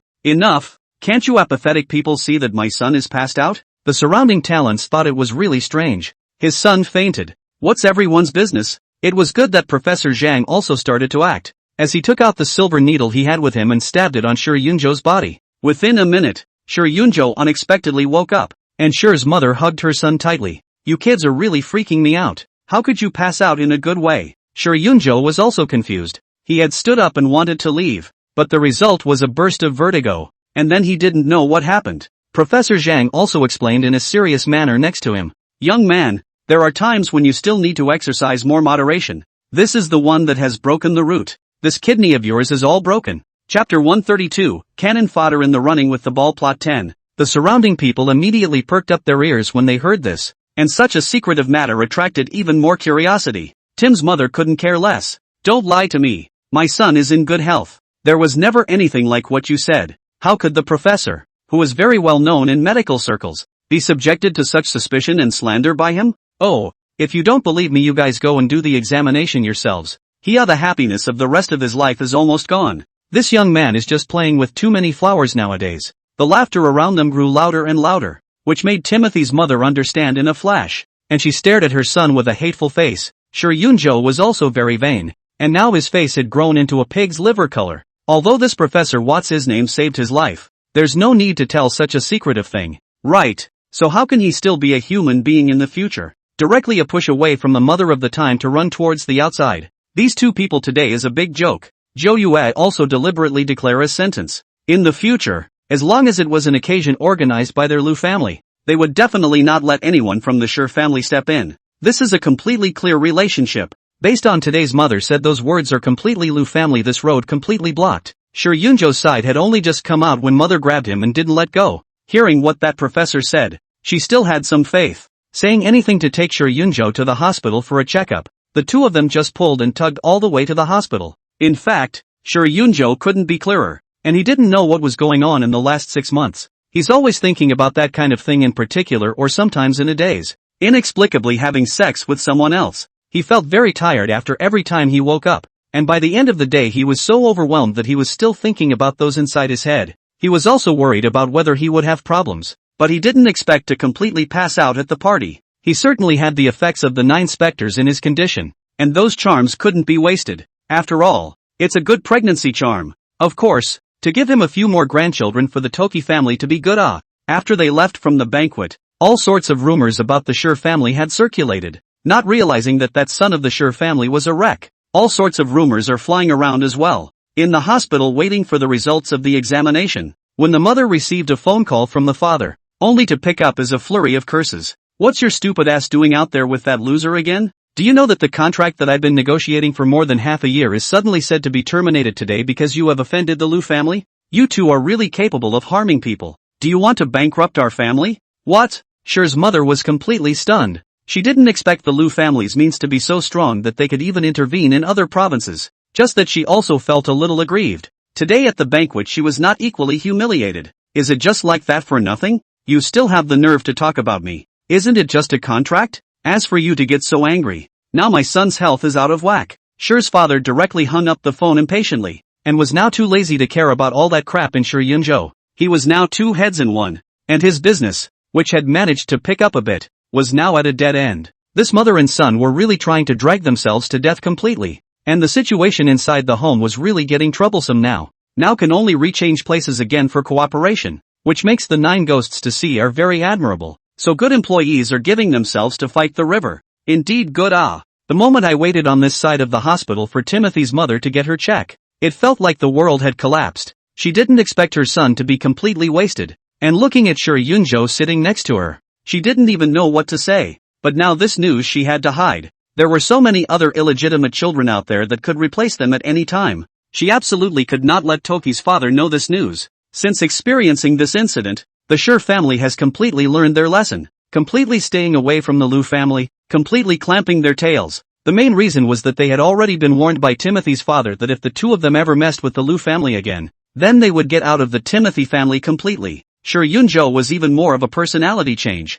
and what had happened at the banquet before was now spreading, and there were more and more versions. This was completely unacceptable to him, and he locked himself in his room the whole day, and did not want to go out anymore, when his father even rarely came home. His son wasn't that important to him, anyway. He had to get the current business done now. The heroine, Fan Xiaoyun sighed, is having an extremely hard time right now. He's penniless abroad and has no choice but to work several jobs a day to support himself and his child. In her last life, she relied on that money to find 3 nannies to bring her own son. This son also grew up smart and learned a lot of things before he was a genius munchkin. But now she is annoyed at the sight of the child. Especially the child's crying is even more devastating to her. To the back of the child cried. He hit and scolded. Children raised in such an environment can be expected to have grown completely crooked. In order to be able to survive, she worked non-stop every day, and her children were just a kind of free range. The boy wasn't as smart as he was last time, but he'd learned a lot, and at a young age he was already talking in framing. She had also called Sure Yunzhou quite a few times during this period, but all of them were in an unreachable state. It made her feel more and more regretful that she shouldn't have had sex so quickly in the first place, let alone had the baby. Until one day she saw a news story about the episode where the children were taken back to recognize their father. On second thought, she thought that the child was so big, so she couldn't stuff it back in, could she? Besides, this was the first grandchild of their Sure family. When they go back, they might be able to get a compensation, or it would be nice to be able to marry Sure Yunzhou, and the child is the best bargaining chip. Life had tortured her like an old mom over the years, and she crouched down to pat the dirt on Bao. Little treasure, I'm taking you back to your country to find Daddy now, okay? Daddy is very rich. Just the mention of money now made Bao's eyes light up, and all these years of life had taught a 5-year-old that money was very important, able to buy a lot of food, otherwise they would have had to starve. He nodded desperately. But Grandma doesn't like Mommy, and there's a chance Daddy will have other women around, so you must be obedient this time when you go back.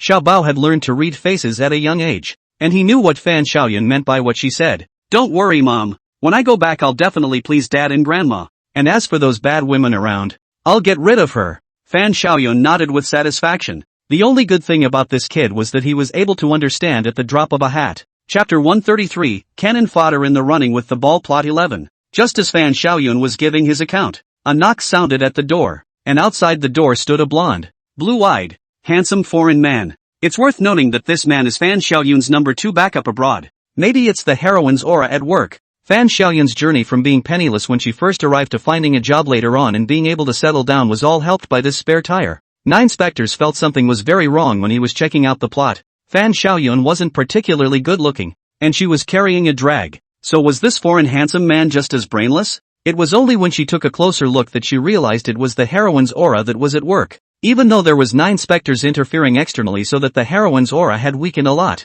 But after moving away from the 9 specters, this heroine's aura was out of control and affected those around her as well. The little golden dragon volunteered to take care of it, and Zhou Yue shook her head. Then with a flash she came directly to the place where Fan Xiaoyun was staying. There's something unusual about this heroine's aura. She can extract and complete quantization. Maybe she can use it on Nanzawa's soul power repair. Zhou Yue was also amazed as she listened to the conversation between the two outside. The effect of this heroine's aura was too powerful. This blonde handsome man had actually come to propose. The Fan Xiaoyun in front of her can be described as a yellow face, and that child is not a saving grace. At this moment, Xiao Bao looked at the blonde handsome man from afar, and an evil thought slowly grew in his heart. He thought, why didn't his mom take him back to the rich dad earlier and had to stay in this place? It must be because of this man in front of him. If this man was gone, wouldn't his mom be able to take him back right away? Marriage as a child understands it means being together all the time, and he doesn't want that to happen. Fan Xiaoyun was surprised and helpless at the moment. She had only just made the decision to go back to her country when she didn't expect to receive Smith's proposal. She held her forehead in some distress. Why was she just so attractive? Every time the heavens had to make her make some choices. Smith didn't know what other concerns she had, and graciously expressed to him that he would treat Bo as if he were his own child. This way you can stay here permanently too. Don't you want to? Fan Xiaoyun looked at the handsome man in front of her. Eyes were getting more and more confused. She was getting more and more entangled inside. Smith was very handsome, but she felt that she couldn't betray Shi Yunzhou. Just then, Xiao Bao silently came behind the two. Anyway, he was a small child, and no matter what he did wrong he would be forgiven. And he held a large vase of flowers high in his hand. He'd watched a lot of TV in which it was played out that as soon as this man disappeared, he could go back to his country with his mom and go back to that rich dad. He no longer wanted to stay here in this poor life. Right at the moment he was about to do it, 9 specters immediately made time pause. He hadn't really expected this kid to be born a bad seed, even if he wasn't a gifted child.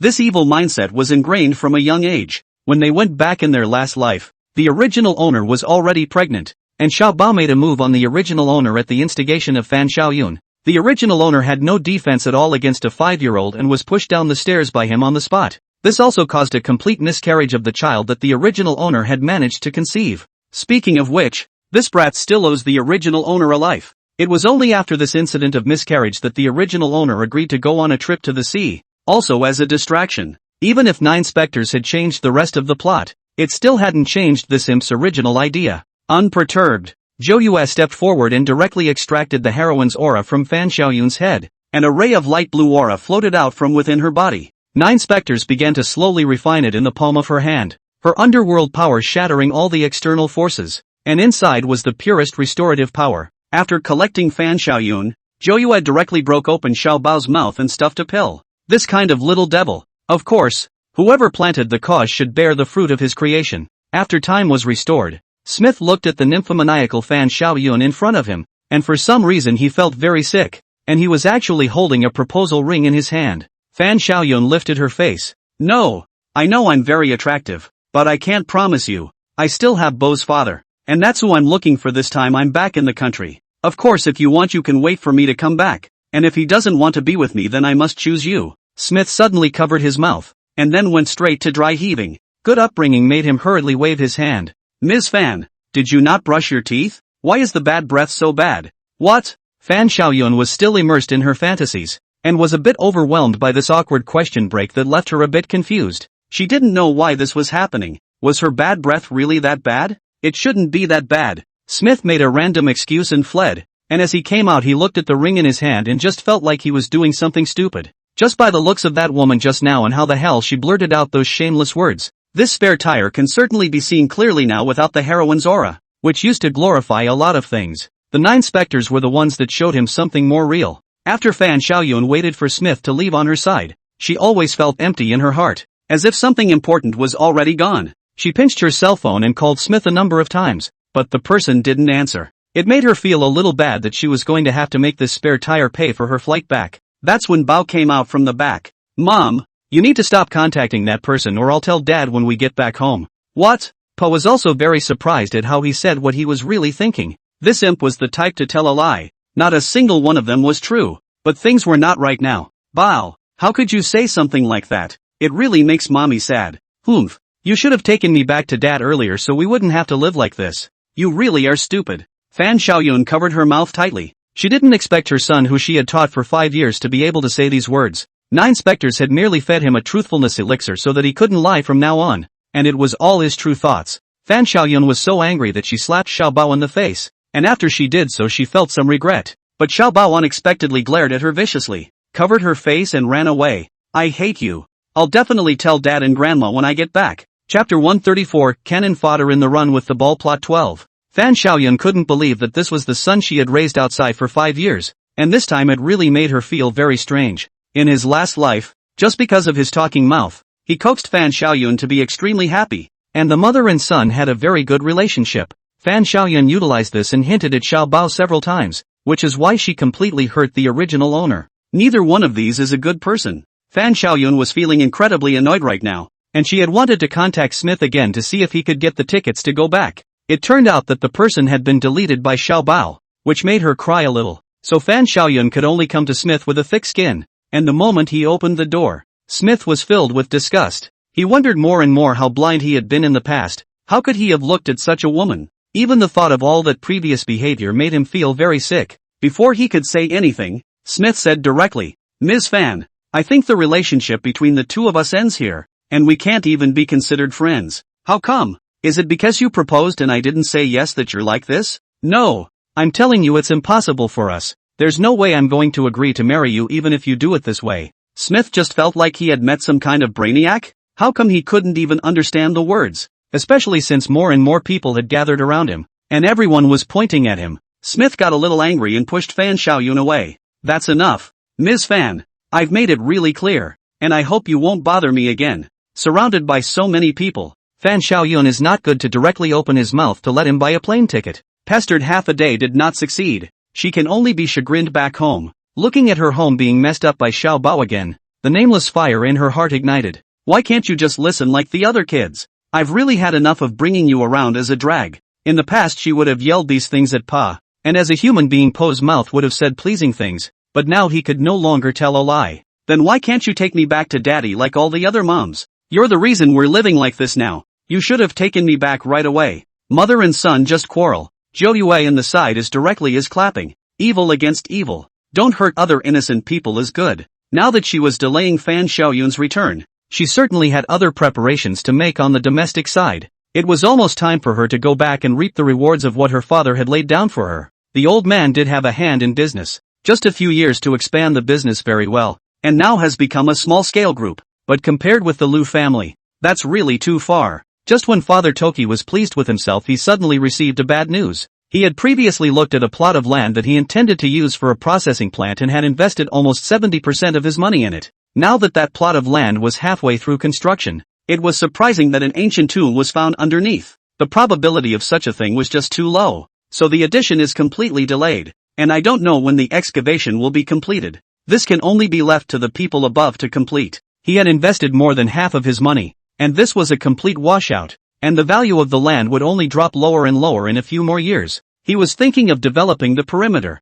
and now it's completely out of the question. He had thought that the program was a sure thing, but he couldn't figure out how such a small probability could happen to him. All of his money was invested in this, and now the company is having turnover problems. Many of the employees have been delaying their paychecks for a month or two, and the people down there are having a very bad time.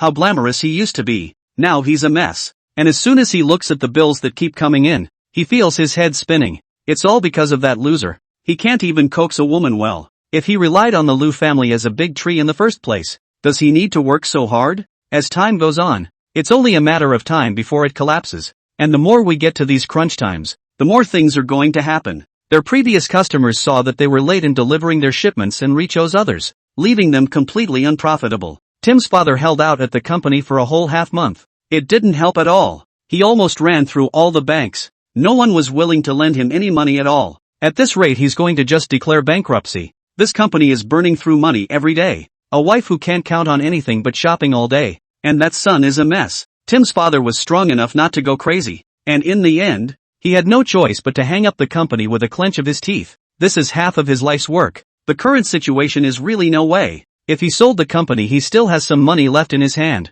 There's not a bit of a problem with living a rich old age. At least, he had only just put it up when 9 specters sent someone to acquire it, and the acquirer had made a disguise. Tim's father's heart was bleeding as he watched a company he'd never heard of try to buy him out. Anymore, he felt that his company should be bought by one of those big conglomerates so that there would be a chance to get his money back in the future. He was still considering it, and the people sent by 9 specters to acquire it were already very impatient. It seems that Mr. Toki still doesn't understand the current situation. So to speak, you're the only one who can acquire the mess. And I'm clearly telling you, we can't give you up to $5 million for this company at your price. What? The father of the direct gas stood up. How is it possible that the market value of his company is less than 12 million? This cut price also cut no bottom line it. He's just really weird now because he doesn't have that much money to work with, and no bank has agreed to his borrowing. He's really desperate, but where he has the funds to get through this hurdle is absolutely fine. The bank side naturally had Zhou Yue to greet them, and no one wanted to offend the Lu family. Father Toki had been kept in the dark, but the price was too low. According to his expectations, any more than 10 million. That's $5 million less, and he's definitely not going to do it. Oh, it seems like you don't sincerely want it either. I wouldn't be able to sell it to you even if I just declared bankruptcy. The other party was completely indifferent, directly shrugged his shoulders and left, giving the father of the time angry. And I do not know where to send to make trouble. When he declared bankruptcy just now, he was just talking, and if he really declared bankruptcy, he would lose every penny. It's just hanging out now. There's no rush. He's sure someone will come along and acquire it. But as the time disappeared little by little, and finally after a week, there was no news at all. Chapter 135, Cannon Fodder in the Run with the Ball. Plot 13. Tim's father was also a little anxious. He had laid down quite a few industries over the years, although there were still a few houses in his name as well. But this company is his whole heart and soul, and the value will only get lower and lower if he drags it on. A few days later someone came to his door and asked, and he was furious, because the price these people gave was not as good as the one of $5 million. He felt more and more that there must be something wrong with it. And only after he investigated did he realize that it was the Lu family that had made a move against him. After such a long time, it turned out to be someone behind the scenes playing with himself. The more he thought about it, the more angry he got. A phone call directly to Lu's father's side. Hit a few each other before picking up. Mr. Lu, at least we have worked together for so many years before. Do you have to engage in something so desperate? The matter of your son toying with my daughter's feelings. I have yet to settle the score with you. That's the baby I grew up spoiling. Listen to that wife of yours. Since your son and wife can't control it, you don't want this crappy company. My Lu family is just a show of hands. This instantly rendered Toki's father speechless, and he knew for sure it was because of what happened earlier. He also tried to explain that the phone was hung up directly, and when he called again, he found that he had been blacked out. How could this Lu family be so vindictive? Now that the Lu family had made a move, the others wouldn't even take the initiative. The final outcome of this company of his would definitely be to sell it to the Lu family, which made his heart ache the more he thought about it. As for Lu's father's side hung up the phone, the mood has not yet been calmed. Originally Lu's father was planning to directly economic suppression of them. Now that the Toki family thinks they've risen in business, it's a way for them to fall from their high horse when they're most pleased with themselves. If 9 specters hadn't asked him to acquire the company, he would have waited for them to go bankrupt. The secretary next to him was not daring to utter a single breath. It was the first time he had seen their boss get angry like this. Zhou thinks that since he wants to take revenge is to poke him where it hurts the most. This company is his life's work. Especially Shi Yunzhou's unbeatable appearance just made him completely unable to climb up. In the end, after another 7 or 8 days, Shi's father just couldn't support it any longer. And with the endless delays at the construction site, there was simply no one left to take over the mess. In the end, he could only bite the bullet and sell to the Lu family, knowing full well that the other party was the one sent by the Lu family. Tim's father, however, couldn't say anything, except that he completely froze when he saw the amount of the acquisition. Didn't we say 5 million before? How come it's 4 million now? At least you're in business. Don't you understand this gap between market values? It's been that long, who would be foolish enough to reacquire it at the original price? You guys understand this is bullying. The guy across the street with his legs crossed is fearless. Just bullying him, what's wrong with that? Tim's father looked at the side of a large pile of bills of reminder, and finally clenched his teeth and signed the contract. 4 million will be 4 million. He has other properties, and as long as nothing goes wrong in the back, that's still enough money. Right after he had just signed the contract, 9 specters walked in directly with someone. A couple of you tear down this entire office and redesign it for me according to the plans. Father Toki hadn't even put the pen back in his hand yet, and the ones Joyue had brought in had already started knocking things down with sledgehammers. He was so angry that he stood up and pointed at Joyue and told her to get out. No breeding at all. I really forgot that there is still you old thing. You also hurry to get out. Signed the contract and still nagging these for what? The employees outside the door were also curiously gawking towards the inside. Everyone completely unaware of what was going on. Joyue is grabbed the contract. First to show the handprint official seal and signature all complete. From now on this one person will not be your chairman. You can address me as Mr. Liu. Remember, don't call me the wrong thing or I'm a very careful person. After saying that, everyone felt that this new Mr. Liu seemed to be a little bit not too easy to mess with. Everyone was muttering in whispers down below.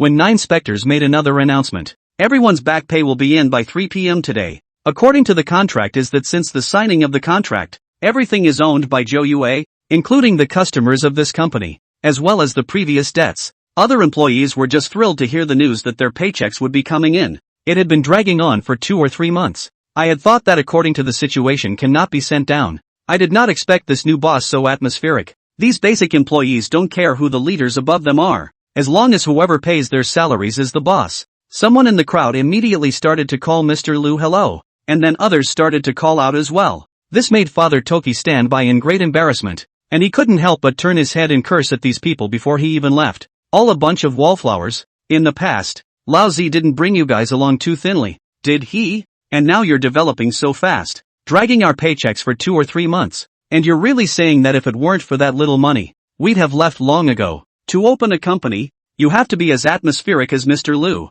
Don't be stingy. Everyone talked about it, which made Father Toki spit out blood. He was too regretful now. Looking at this arrogant appearance of Joyue, he would rather the company go completely bankrupt than give it to the Liu family. At that moment there was a rush of yelling and cursing from the back, as a demolition crew had begun remodeling a few of the upstairs offices. Everyone curiously turned their heads only to see that it was Father Shi bringing Shi Yunzhou in a hurry. All of you stop it. This is my Toki family's company is also for you to mess around? And you, the Liu family really can't teach any good daughters. And that's all there is to it. Toko Yanju, on the other hand, walked up to Joyue. It's really childish. Do you think I'm going to change my opinion if you do it like this? Joyue, it really won't work if you do this. Let go. I am not going to like you. Shi Yunzhou said this in a condescending manner. Of course he knew that the company had been acquired by the Liu family. He knew that Joyue still liked him deluded enough to use such tactics to please himself. It's really too ridiculous. The surrounding employees seemed to have eaten a big melon.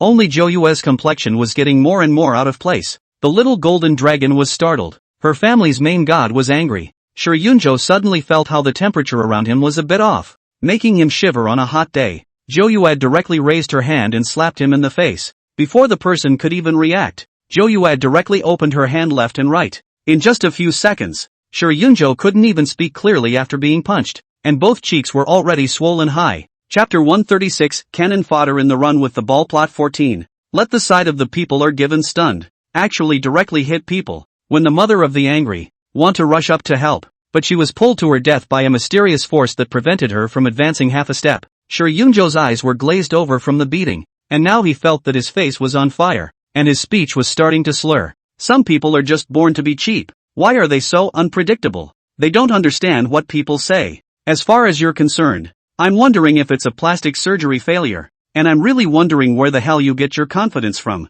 When the mother is no way anxious straight pat thighs, then fell to the ground splashing and rolling, which is even more so that the staff is very surprised. This chairman's wife of theirs had heard of it, but I didn't expect to really act like a shrew. My God, is there any king's law? To beat people in broad daylight? How could anyone be as vicious as you? Just a little uneducated. Joyue moved her wrists and turned her head to give time mother a few more slaps, which made her unable to speak anymore. The next second a mouthful of blood accompanied by a tooth was spat out directly, so you can imagine how great the force was. Can't talk yet? Then I can teach you all again properly. Tim's father, on the other hand, stood back and froze completely. All he could feel now was shame. Time mother's mouth was slurred, and she didn't know if she was apologizing or cursing, but Joyue didn't care anyway. Then she fumbled around in her bag, and Father Toki was a little pleased. Although his wife and child had been beaten, what he needed most now could be money. This Liu family is a big family. so they should be able to pay out a lot of money for just beating someone up. Unexpectedly, the next second Jo Yue pulled out a large handful of band-aids and casually threw them on the face of Shi Yunzhou, who had fallen to the ground. This is my compensation to you. You're welcome. It was really too humiliating. Father Shi stood out and glared fiercely at Jo Yue. Do you think the law is just for show? It's not true that your family is rich, but you can't beat people so casually. Your father and I have also been close friends for many years, but you've really gone too far this time. Jo Yue poked him on the spot. What's all this nonsense for? He still wants money. But it's in my group now. Can't I go and drive away those who are confronted by foreign troublemakers? Is it not my duty? Father Toki thought, when did Jo Yue become so eloquent? Why hadn't he noticed before? Every time I spoke to her, I was half exasperated with myself and finally had to go to the office and pack my things. Good. Even if you have a point. I'll put it this way. The two people who beat up my Toki family are missing $1 million. And we won't even do this thing. The surrounding employees felt that this former chairman of theirs was too shameless. Just a few slaps. And you're asking for $1 million. The surrounding employees all jumped out to fight for 9 specters. Who are you wallflowers to say such things? We are not qualified. Just to see your kind of shameless line. For you guys this is simply blackmail. Father Toki was thinking that it didn't matter. Now that his reputation was this bad, could it get any worse than this? It would be better to make more money while he had the chance. Only sometimes mother felt a little chilled in the back. She was poked by those few words of Jo Yue. Her own husband is not even on her side. Only thinking about money, and her son is also unreliable. At that moment, 9 specters came in faintly. Well, $1 million is nothing for my Lu family to satisfy you, but these two people are causing trouble in my place. Should we just let it go? Tim's father immediately understood that it was $1 million, and it was just a matter of apologizing anyway. Walking over and directly tugging at Timothy's mother to get her to come out and apologize.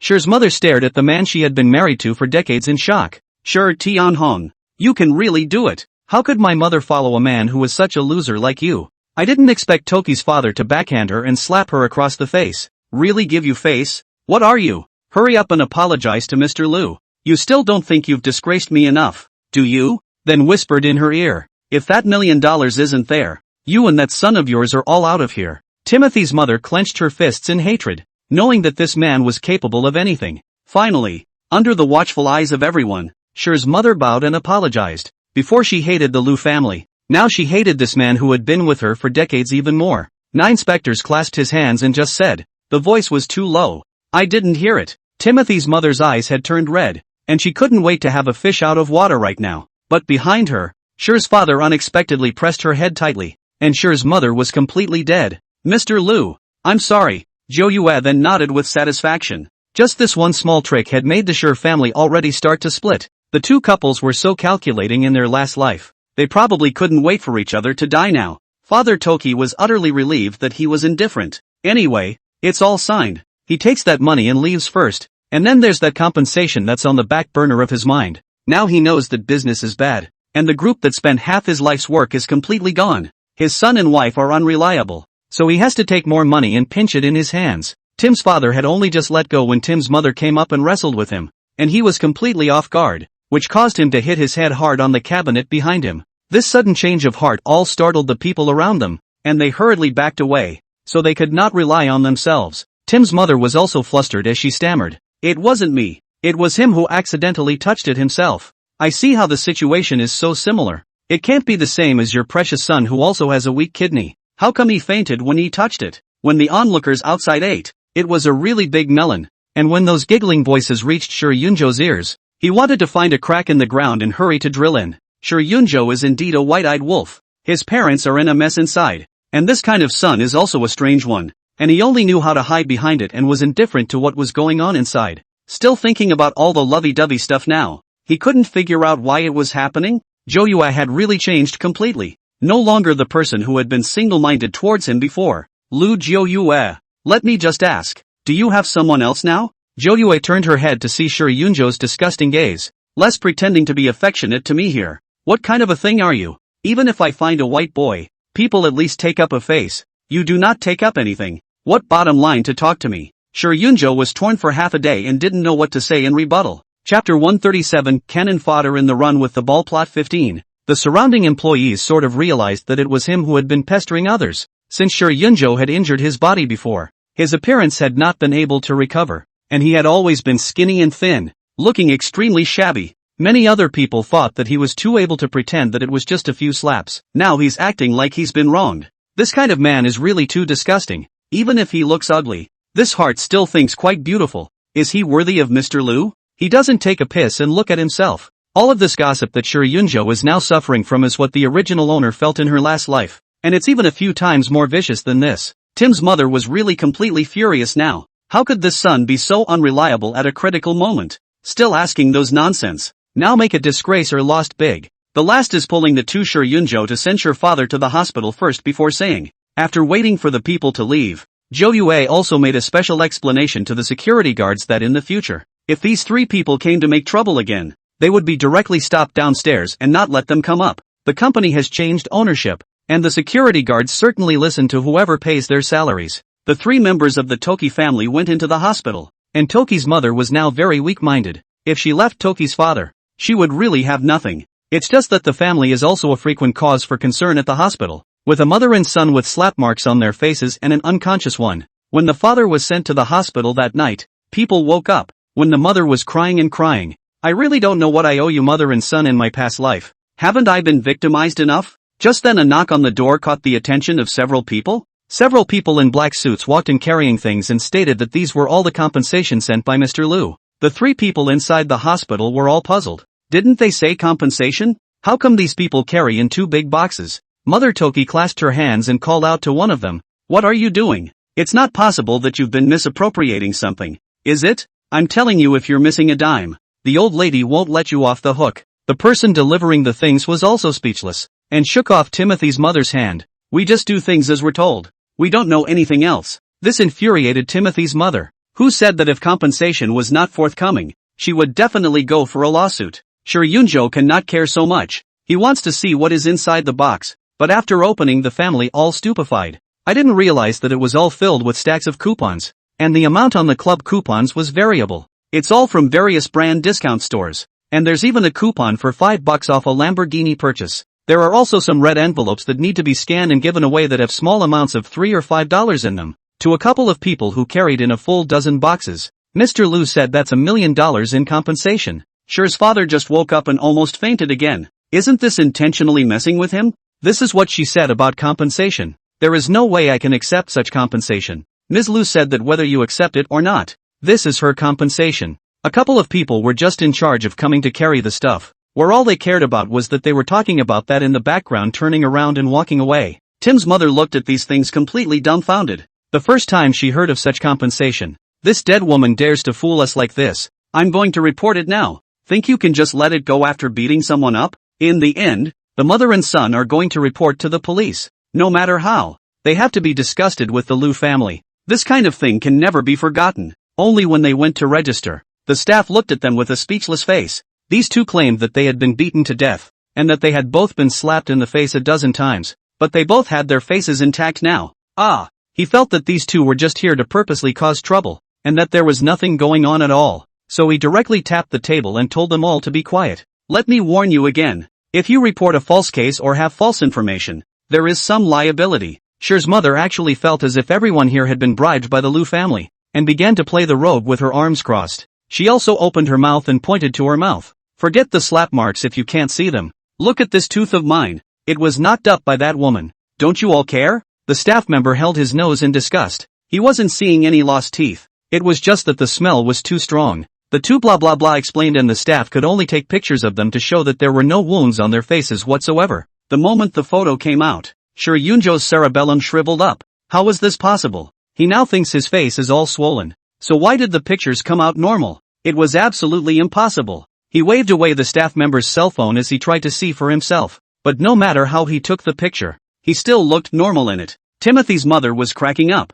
She could clearly feel the fiery pain. But why did it look normal? In the end, the staff felt that these two people were either mentally ill or had deliberately come to file a false report. The two were warned and had to walk out in disgrace. No matter how much they thought about it, that was something they couldn't figure out. After all, Zhou Yue had slightly used a bit of a blindfold. Everything was normal in the eyes of outsiders. So when the two returned to the hospital, Tim's father was too angry to speak. What else can we expect from these two? Even in the eyes of Toki's father, both of them were normal. Alright, you two just stop pretending. There are no outsiders here. Timothy's mother felt very aggravated. Where had she pretended? Now it even hurt to talk. And you rebellious son, when I told you to get along well with the Liu family's daughter, now what has become of it? Did you have to take her down sooner? Do we have to get mixed up like this now? Sure, Yunjo didn't say a word now. Something was wrong with his body. And on the way back Sher's mother had explained it. It mustn't be known by Tim's father, or the two of them, mother and son,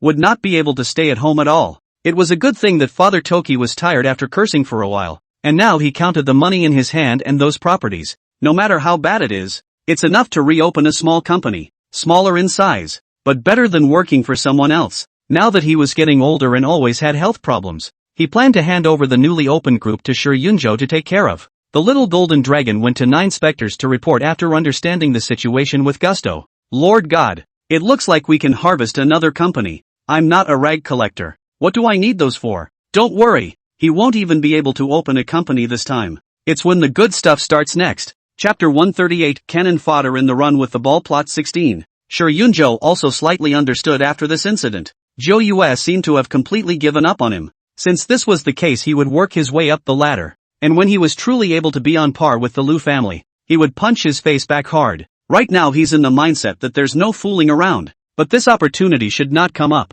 Wait until Toki's father is discharged from the hospital and the family goes back to see in which direction the business develops. After arriving at the villa, he realized that the security guard was registering at the door, and there was a group of women standing at the entrance of his villa, mainly because the group of women were holding children in their hands. There are those who are crying and those who are going to the bathroom right next to each other, which is unseemly. Hey, what are you guys doing? But I've had an orchid for 6 years. Whose child is so uneducated? Tim's mother huffed and stepped forward with an accusation, but the woman in front of her was not to be outdone, and turned her head to pinch and exchange insults with her. What are you barking at again? What's wrong with my kid going to the bathroom? How dare an old man speak of my children even for old age? These women were all chosen by Zhou Yue after thousands of rounds and were full of fighting power. And within a few rounds they almost pissed off Time Mother. Watching the fracas, a number of nearby neighbors poked their heads out to see what was going on. The security guard was beside himself with helplessness. Toki's father, who had only just been discharged from the hospital and still had a ring of gauze around his head,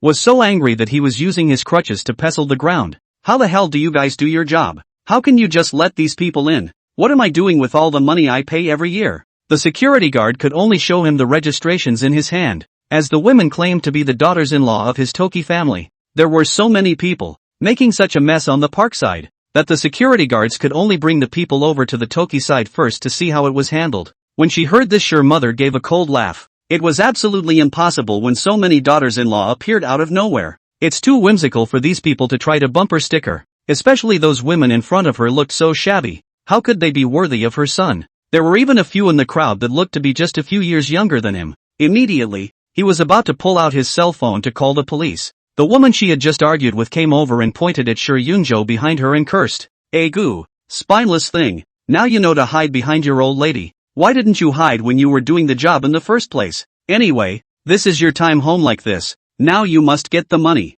Tim's mother felt more and more out of place, and she turned her head to see her son's heartfelt expression. Yunjo, don't scare mom. What's going on here? Sher Yunjo was also completely confused. All of these people he actually knew and had had sex with, but there was such a thing as a child, and he really didn't know what was going on. And Timothy's mother had probably guessed some of it. As soon as she pulled the small child next to her for a closer look, this child looked 7 or 8% like Sher Yunjo when he was a child. Looking at the courtyard in the middle of so many people, when the father felt head big, and so no longer make a mess as not everyone knows, can only call people in. It took more than half an hour of yanking on these women's jabbering and the constant crying of the baby for Father Toki to figure out one thing. These 30 children in the villa now were all his Toki family's children, and all these women came prepared, directly bringing even the paternity test with them, and saving them the trouble of having to go through it. Timothy's mother almost fainted. So many children. Just this noise will almost turn the roof over. This great gift was of course given to them by Zhou Yue,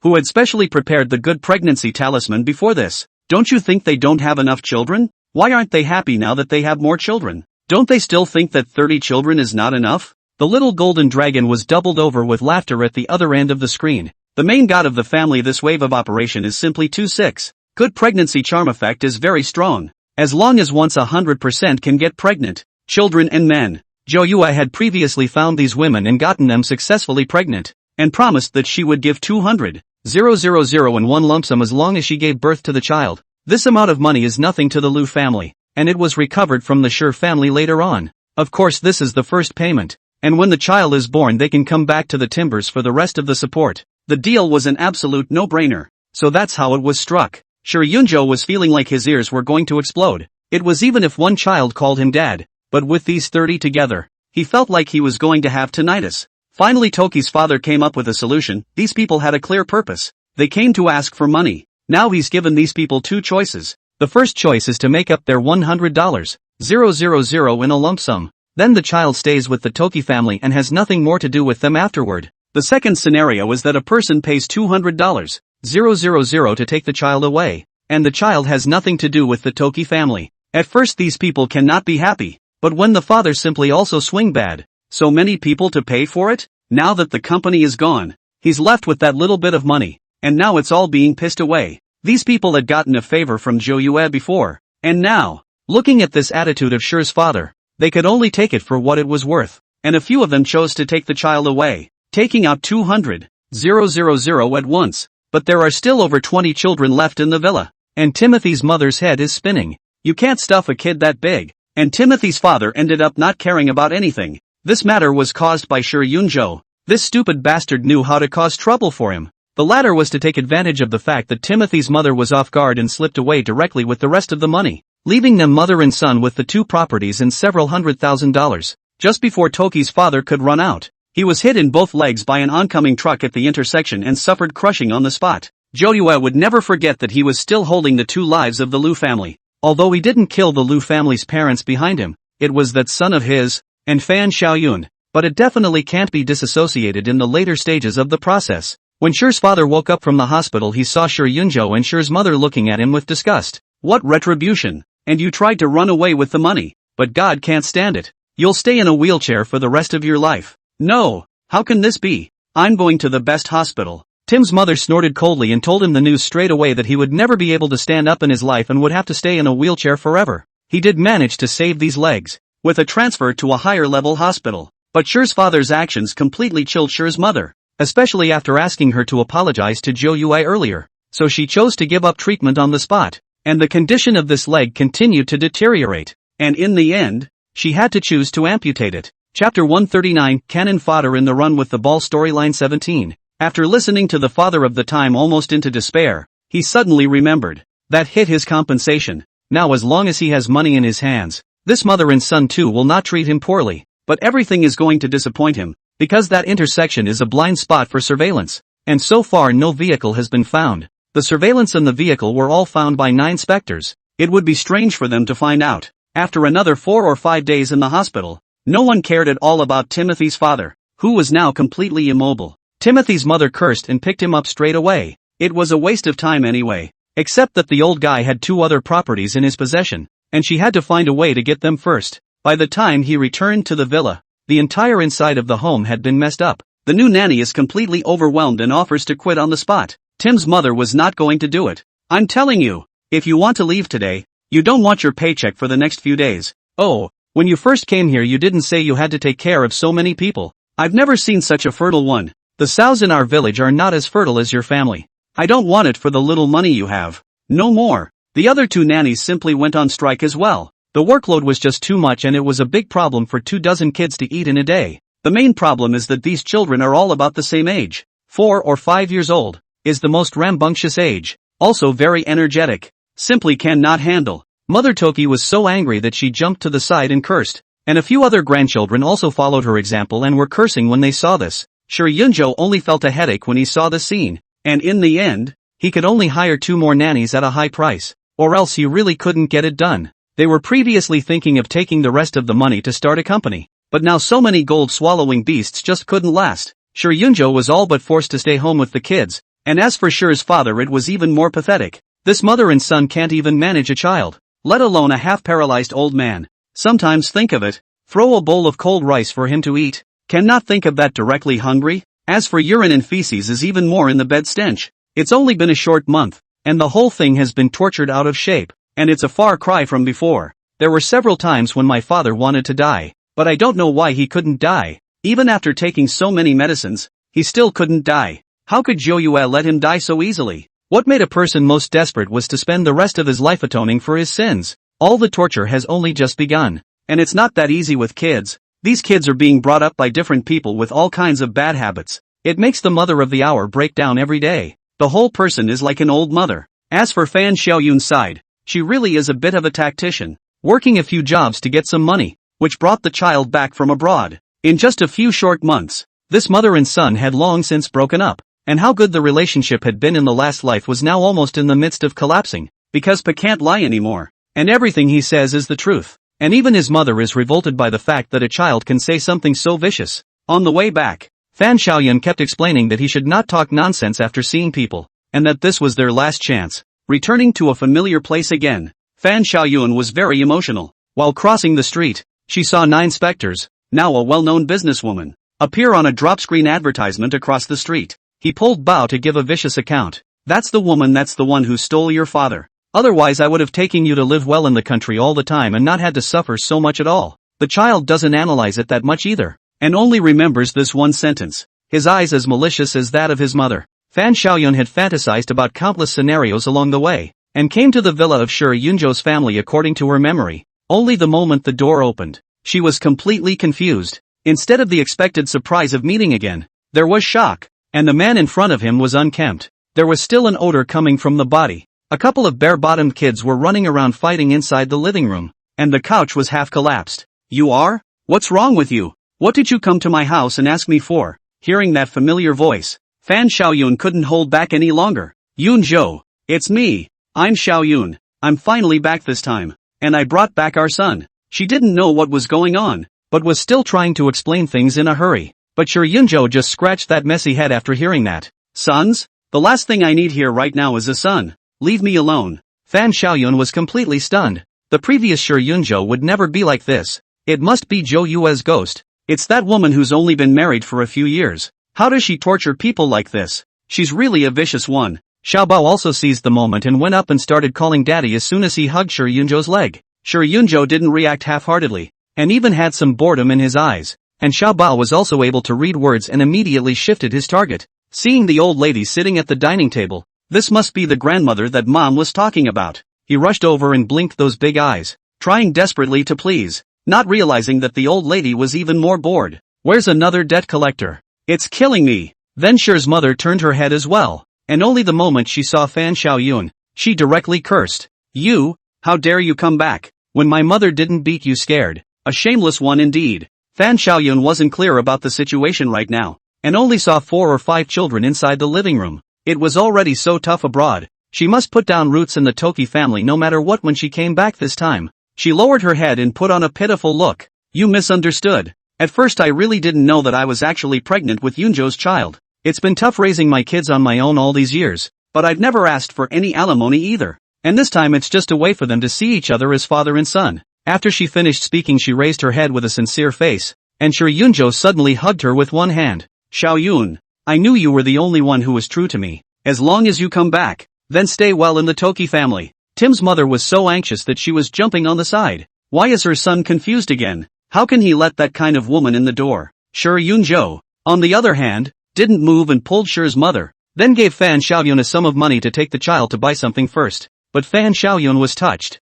Although she didn't know what the situation was on Zhou Yue's side, she was able to tell that Shi Yunzhou's attitude towards her was still the same as before. She didn't take that money, stating that she still had a little savings from working abroad. Chapter 140 Cannon Fodder in the Run with the Ball Plot 18. Fan Xiaoyun had only just opened this mouth when Shi Yunzhou directly took the money back, which left Fan Xiaoyun at a bit of a loss. The former Shi Yunzhou wasn't like this, and now it always gave her a strange feeling. Don't think about it so much. It's been so long and I miss your cooking. How about you go ahead and get some groceries and come back? We're waiting at home with the kids, and you remember to buy more groceries. There's a lot of people in the house. Fan Xiaoyun had some doubts just now, but now they were completely dispelled. As long as Shi Yunzhou still needed her, then she would be able to completely gain a foothold in the Shi family, and immediately went to buy groceries with her ass in the air. Coming out in her heart was incomparably pleased with herself. In her opinion Zhou Yue had lost too thoroughly now. Even if her career is successful, so what? Shi Yunzhou is still not on her side.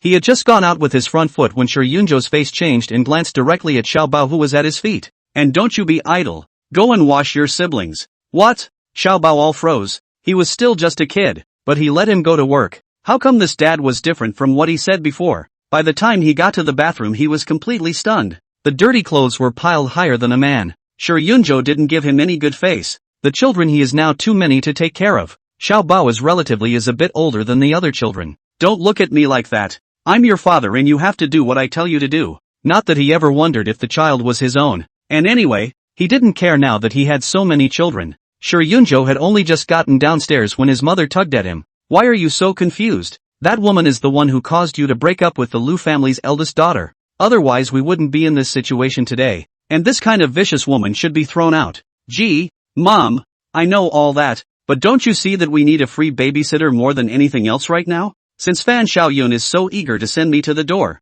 how could I possibly miss this opportunity? When Mother sure thought about it, it seemed to be true. Anyway, the child is in their hands. She did not believe that she could not pin down Fan Xiaoyun. He wasn't sure about other people, but when it came to dealing with a woman like Fan Xiaoyun, she was too good at it. Fan Xiaoyun was still immersed in her fantasies when she came back from grocery shopping, and carried the vegetables upside down to the kitchen to cook. Looking at the mess inside, she also felt strange. Didn't the Toki family have servants? Why is it so messy now? But this was her chance to show off, washing and scrubbing inside the kitchen, just to make a good impression on that future mother-in-law of hers. After half a day's washing, Timothy's mother came down with her hands clasped. What the hell are you doing? Trying to starve me to death? Why isn't the food ready yet? Fan Xiaoyun had a belly full of grievances. He really didn't know what the hell this family was doing. Her hands had already been washed. She had to endure it in order to stay in the Toki family. And just waiting until dinner was what shocked her the most. Hooting and hollering, a dozen kids actually came down from upstairs,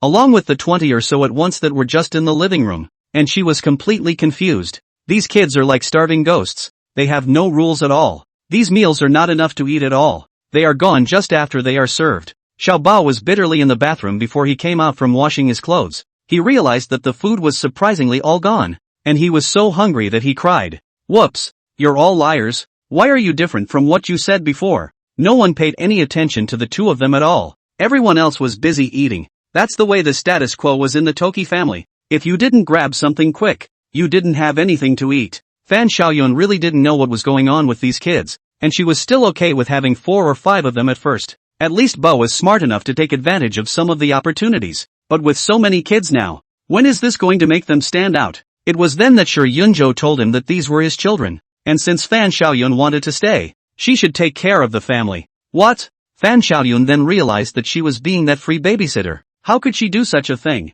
She was so scared that she didn't even want Xiao Bao, who was the Toki family's child anyway, and twisted her head to go outside. However, Sure Yunjo had already grabbed her and pulled her ahead of him, directly swinging a slap on her face. Horse, give you face? Since you came here on your own, don't think that I don't know your little mind. Now that you've entered the gates of my Toki family, do you still want to run? Fan Xiaoyun covered her face incredulously. When did Sure Yunjo become so terrifying? Don't give me that look. Hurry up and cook again. Then there was another beating and kicking, and Fan Xiaoyun couldn't stand it and could only obey. Only this is the beginning. Fan Xiaoyun to the back to realize that she cannot escape the time home. Every day when she opens her eyes is dozens of children's cries. She couldn't even manage her own children anymore. And Xiao Bao, the gifted child of her last life, was completely buried among so many children. Without someone to train him, the most talented person can't take it. Xiao Bao is only slightly older than these children and has to take on the responsibility of being a big brother. Every day either feeding,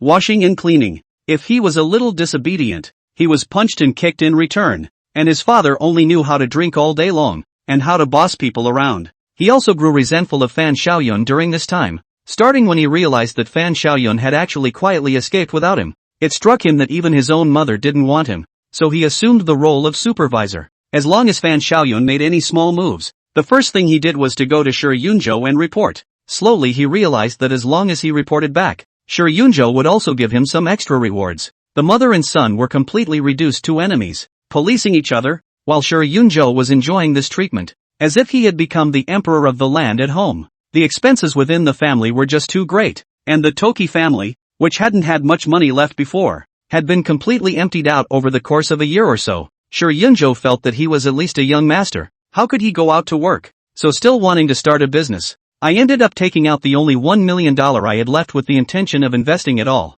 9 specters had caught a break. This was the last chance to woolgather. So while Sir Yunjo was still expecting the money to be invested to be able to give him a few times, he was greeted with bad news. The company he invested in was a skinflint, and it's long gone now. This is the last money left in the family. The previous 2 properties have been sold. The family has too many children, really cannot afford to support. But Sir Yunjo felt that the old man must have money in his hands, and every day was a torture. Chapter 141 Cannon Fodder in the Run with the Ball Plot 19, and Father Toki was wounded on top of his wounds. Yesterday's wounds had not healed, and today there were new wounds. He was now very regretful in his heart. The torture that Sir Yunjo had inflicted on him during this period of time. He was all but as good as dead, no longer holding any hope for the son. He was wondering if God was torturing him, how he could not die. Tim's father's side is really can't get a penny out. So many people in the family have to wait for food and drink. In the end, Toki's mother was forced to go out to work, and at the age of 50 or 60,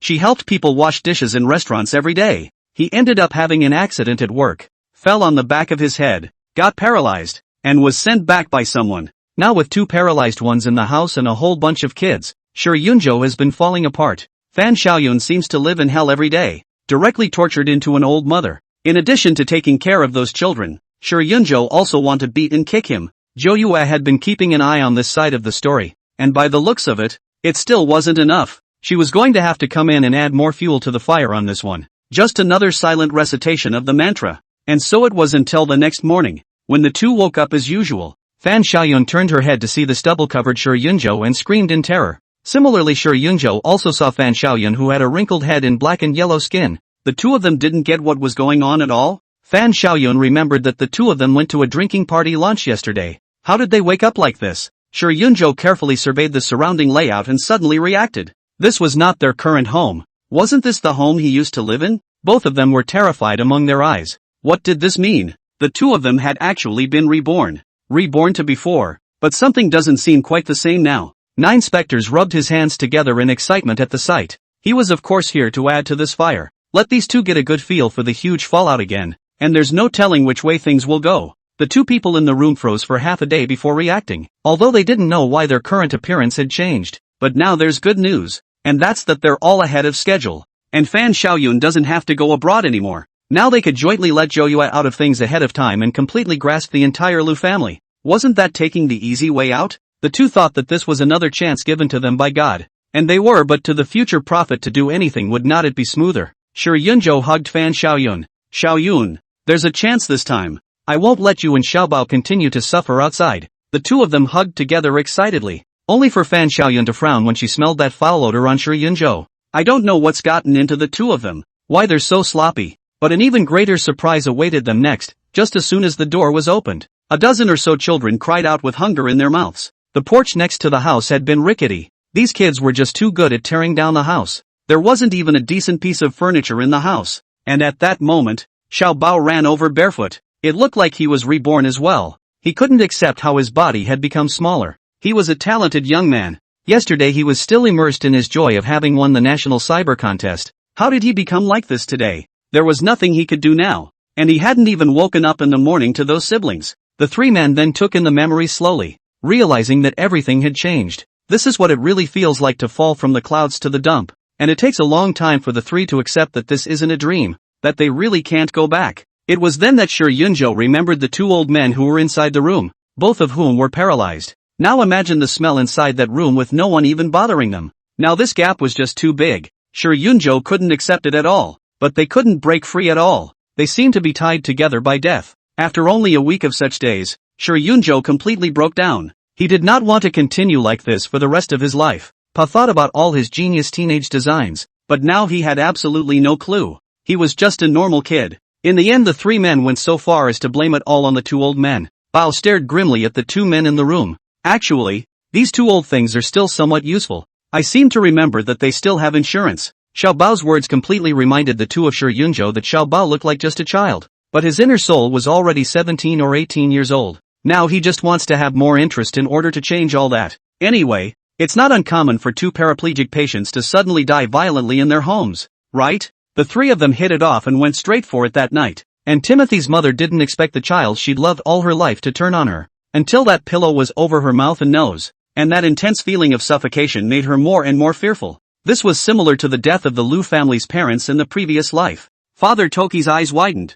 He had begged for death many times before, but at this moment he so wanted to live. At least not at the hands of his own son, but it was not to be, and after a few moments had passed, the two men were utterly motionless, and the three did not show the slightest remorse, already talking about what to do with that compensation, which comes down to $30 million, but instead of waiting for the insurance company to award compensation, they waited for officers from the Bureau of Investigation. All three people were completely stunned when they saw that image. When was there surveillance inside the bedroom? Of course it was 9 specters, the Good Samaritan, who had provided the investigators with the surveillance, and everything was moving towards her predictions. She just hadn't expected it to be this fast. The two are predictably doomed to spend the rest of their lives inside prison. It was only at this moment that Sure Yunjo began to regret that he had missed Jo Yue in both of his lives. Wouldn't all this have happened if he had been properly with Jo Yue in the first place? It's too late to regret it now, and he'll be greeted by the law. As for Pa, despite his relatively young age, he was judged to have major mental problems because he always screamed that he was a gifted young man. Just like that, he was sent straight to a mental institution, with no access to the outside for the rest of his life, and for so long, he wondered if he had actually been sick before. He still owed the original owner a life, and he would spend the rest of his life paying for it. Jo Yue placed the children from the villa in an orphanage, gave that compensation directly to the orphanage so that it could be handed over to them when they reached adulthood. When Jo Yue detached herself from the world, the original owner gave her a deep bow, and she was very satisfied with the outcome of Jo Yue's handling of the situation. Chapter 142, Mama's Boy Meets Mama's Girl 1. After absorbing the power of merit, Jo Yue enters another world. Opening her eyes, she realizes it's a modern realm. After confirming that it was safe, she had the little golden dragon transmit the plot. This time the original owner is called Sun Jo Yue, now in her 50s, and her parents died in an accident when she was in high school. Though she was alone, her parents left her with enough family money to live a rich life for the rest of her life.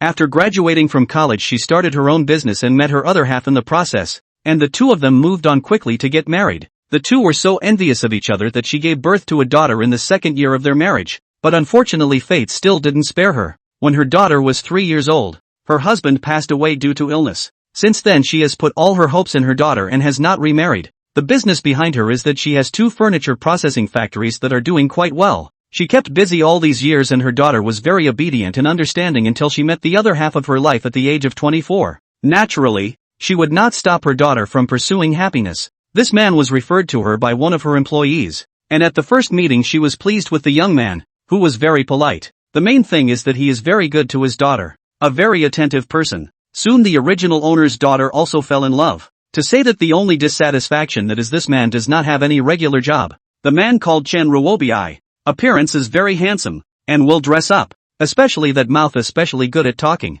Almost no one had anything bad to say about him, and the original owner thought that he was going to leave all this family money to his daughter anyway. Why don't we just let them get married as soon as possible, and then hand over all these businesses to the two of them, so that the two of them can live a good life together as a couple and not run around outside? Chen Ruobi also swore an assurance, and even promised to follow the original owner's side of the family name as long as the first child born. It was the best of both worlds, and of course the original owner didn't refuse, and so the wedding went ahead as planned. The original owner was respectful of her daughter, and they didn't live together after they got married. She was mostly worried about the awkwardness of the couple, but that's when everything completely changed when my daughter got pregnant. After the original owner's daughter became pregnant, she wanted to take care of it herself, but she was rejected by Chen Ruobi on the grounds that he could pick up his old mother in the countryside. There is also his sister can take care of, so that also do not need the original owner back and forth more trouble. The factory site still has most of the things that the original owner is in charge of. The original owner didn't think that much about it.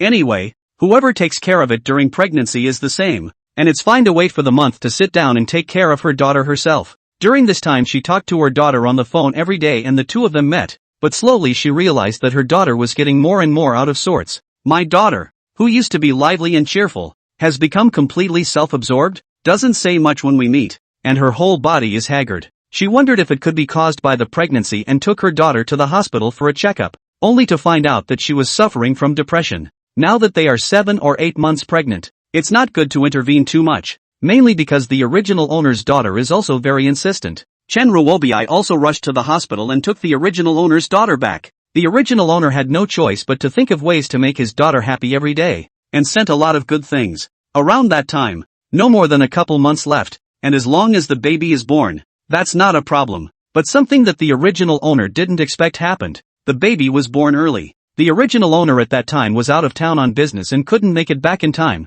and by the time she got back the baby was already born. It's just that the baby was born prematurely and is weak, so it's been inside an incubator. That old lady of Chen Ruobiai's immediately stomped on her nose, because once she saw that it was a daughter, she was particularly unhappy. Several people also argued inside the hospital, and finally it was Chen Ruobiai who personally came over to apologize, kneeling again and writing a guarantee. What about the original owner? They're both married. You can't just let them get divorced, can you? Now the kids are born. She didn't think divorce and all that mattered, but that's not what this daughter thought, and she had to go along with her daughter's wishes, during which time she repeatedly offered to bring her over here for the month. She wanted to take good care of it, but they were all rejected by Chen Ruobiai.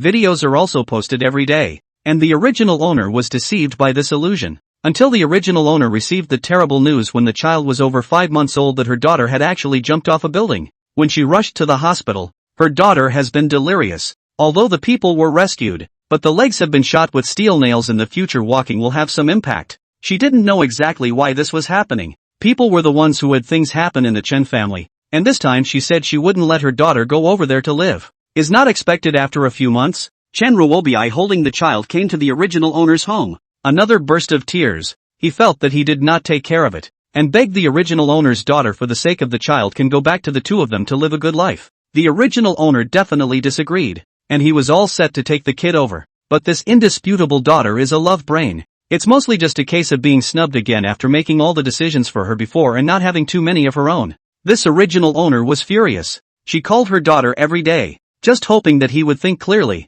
Divorced can take the child to live well. To find another person is not bad, but before the original owner could wait for her daughter's divorce, she received another piece of news that her daughter had actually committed suicide again. Unfortunately, this time the original owner only saw his daughter's cold corpse, and only from among the suicide note did the original owner realize the truth of the matter. It turned out that her daughter had been living a life of deep water, and she had wanted to run away many times, but when she thought of her child she couldn't bear it. Chen Ruobiai is a mommy's boy, and that sister of his isn't easy either, and this family lives to drive her daughter to death. In the end, the original owner is set to commit suicide, and Chen Ruobiai immediately undergoes a major transformation the moment he gets the results. Straight away, he took the original owner to court, and he now wants his children back, as well as the joint property belonging to the couple. When the original owner's daughter got married, she gave her 90% of the shares to her daughter, and that factory was practically owned by the couple. Now the original owner's daughter has just died and this son-in-law can't wait to kick her out. Unsurprisingly, the original owner lost the case and ended up dying alive at her daughter's grave, feeling that it was her own misreading that had caused her daughter's death. If she had made those decisions for her daughter earlier, none of this would have happened. Chapter 143, Mama's Boy Meets Mama's Girl 2. 9 specters finished receiving the plot. How much merit power was there this time? And what was her wish? The original owner did a lot of good deeds after opening the factory. Her power of merit is more than enough. This time she gave 500 of the power of merit directly. Her wish is to protect her daughter's well-being for the rest of her life, as well as giving Chen Ruobiai's family the retribution they deserve. Zhou Yue took the quest and began to recall the current plot node, which was now slightly tricky because the original owner's daughter, Li Lan, had already gotten married. The time period coming over will have an effect as the plot fluctuates, so it can happen at any point. Little Golden Dragon thought that since this was already married, why not just persuade Leland to get divorced, and then take her to live in style, and wouldn't the mission be accomplished? What do you know, you spirit pet? Isn't that Chen Ruobiai claimed to be a mama's boy? Then I can also choose to become the mom of a mambo girl. The little golden dragon was a little confused by her winding up, and Zhou Yue concisely stated that it was a case of doing unto others as they would have done unto them. Of course, these people are best dealt with in front of their own eyes. It was now the point where the two had just been married for a week, and Chen Ruobiai hadn't been exposed yet, and was now out on his honeymoon with Li Lan. On the other side, the two had just returned from the beach. Li Lan was resting in her room and Chen Ruobiai quietly came to the bathroom to make a phone call. Mom, don't worry, I'll pick you all up after a while. That's more like it. I'm telling you, don't get into that marry and forget operation. It's very hard for me to raise you like this. How is this possible? Don't worry, I'll talk to her when we get back and let her serve you well. Chen Ruobiai's job was all provided by the original owner. It was just that now they had only just gotten married, and it wasn't good for him to ask for more rights. He was now hoping that Leland would just stay home and raise her children,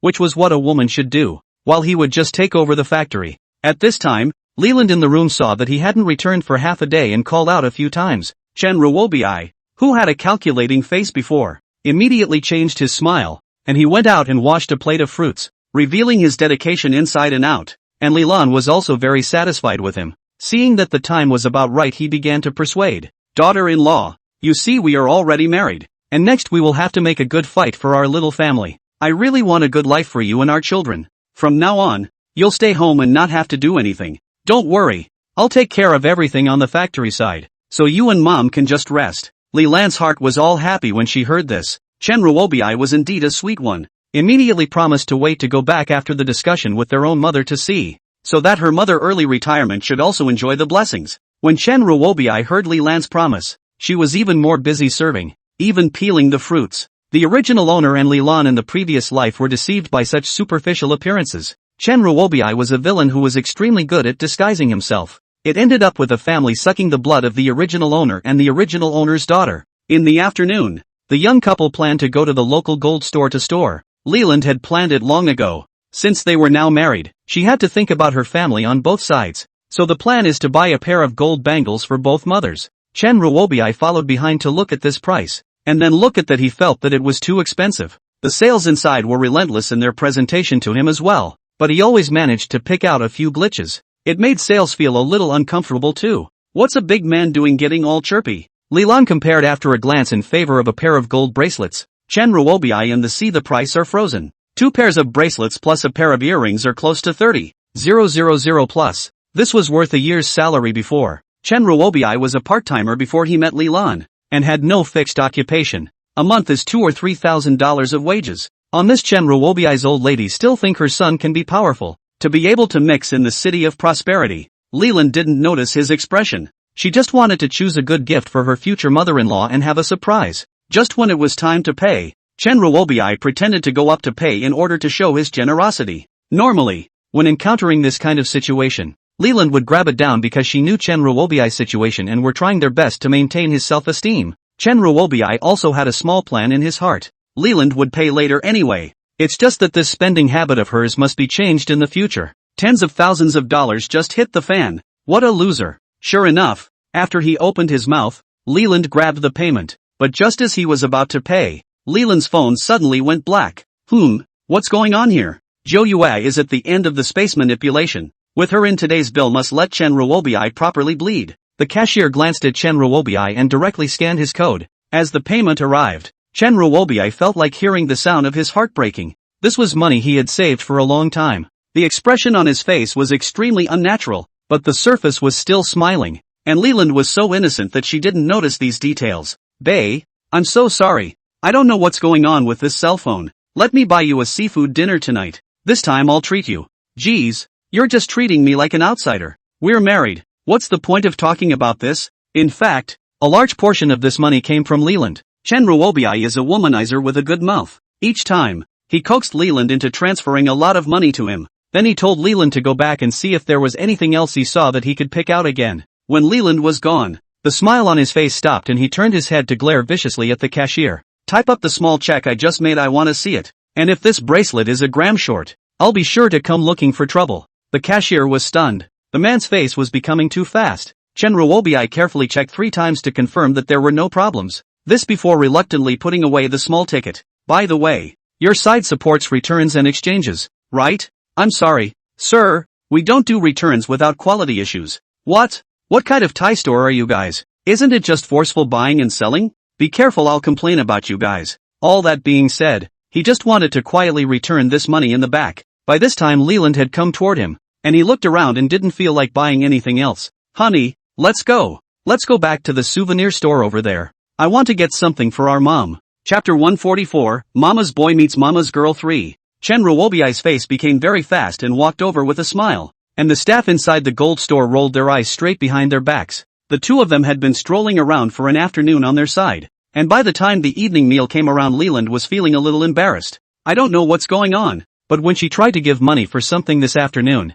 her phone would always go out, and then when it came out it became normal again. So this afternoon this pile of stuff was all paid for by Chen Ruobi. and on the surface he continued to say that there was no problem. Both were married and didn't have to be so calculating, but both had already done the math internally. The sum of waiting to go back, he must find a way to ask for it back. Leland grew up without a father, but the original owner gave her a lot of love and never treated her poorly financially. Plus the original owner is also very good at doing business, although it is only 2 factories, but the days are more favorable. So Leland didn't look at the prices at all, she just ordered what she wanted to eat. Then she handed the menu to Chan Ruobiai. Chan Ruobiai first glanced at Leland's cell phone, which was now in normal use, so there shouldn't be any more problems. Leland was not noticing this. She just felt that Chan Ruobiai was the one who was paying for everything today, and she was a little embarrassed. "Bae, you can just relax a bit. Make sure you let me pay for it later. Otherwise it's really a bit much." Chan Ruo was saying words of excuses on his lips,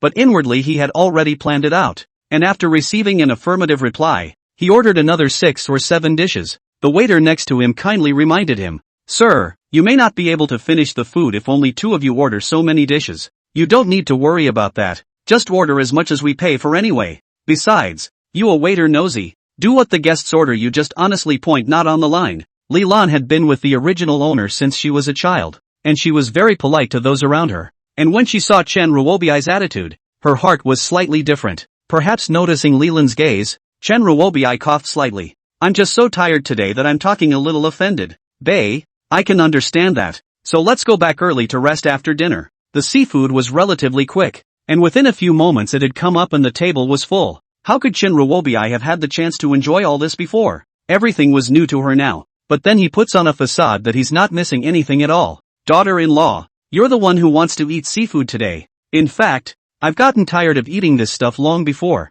Bae, you're simply too sweet to think of me and everything." Leland was now completely caught up in the sweet trap, and there was no way to do proper thinking. How could Zhou Yue miss this opportunity? Of course he wanted Chan Ruobiai to expose his true nature. Chan Ruobiai's eyes tightly stared at the prawns on the table. It was the first time he had seen these arm-thick prawns. "I've only watched it on TV before, so I guess it's my turn to enjoy it this time." He went straight for it with anticipation, yet when he just touched the prawn actually cursed directly at him. It gave him a fright. He thought at first it was whoever was around him that said it, but when he fixed his eyes on it, that boiled prawn actually did spit. "You are just a phoenix man, aren't you? Something that can't get on the stage. Is this shrimp worthy of a garbage man like you?" Holy! Chan Ruobiai couldn't tense up any longer and jumped up with a direct burst of foul language. He made quite a commotion, instantly attracting the attention of the rest of the restaurant. "Bae, are you okay? What's wrong?" Leland was very anxious and rushed forward to ask, thinking that he hadn't been stabbed by seafood.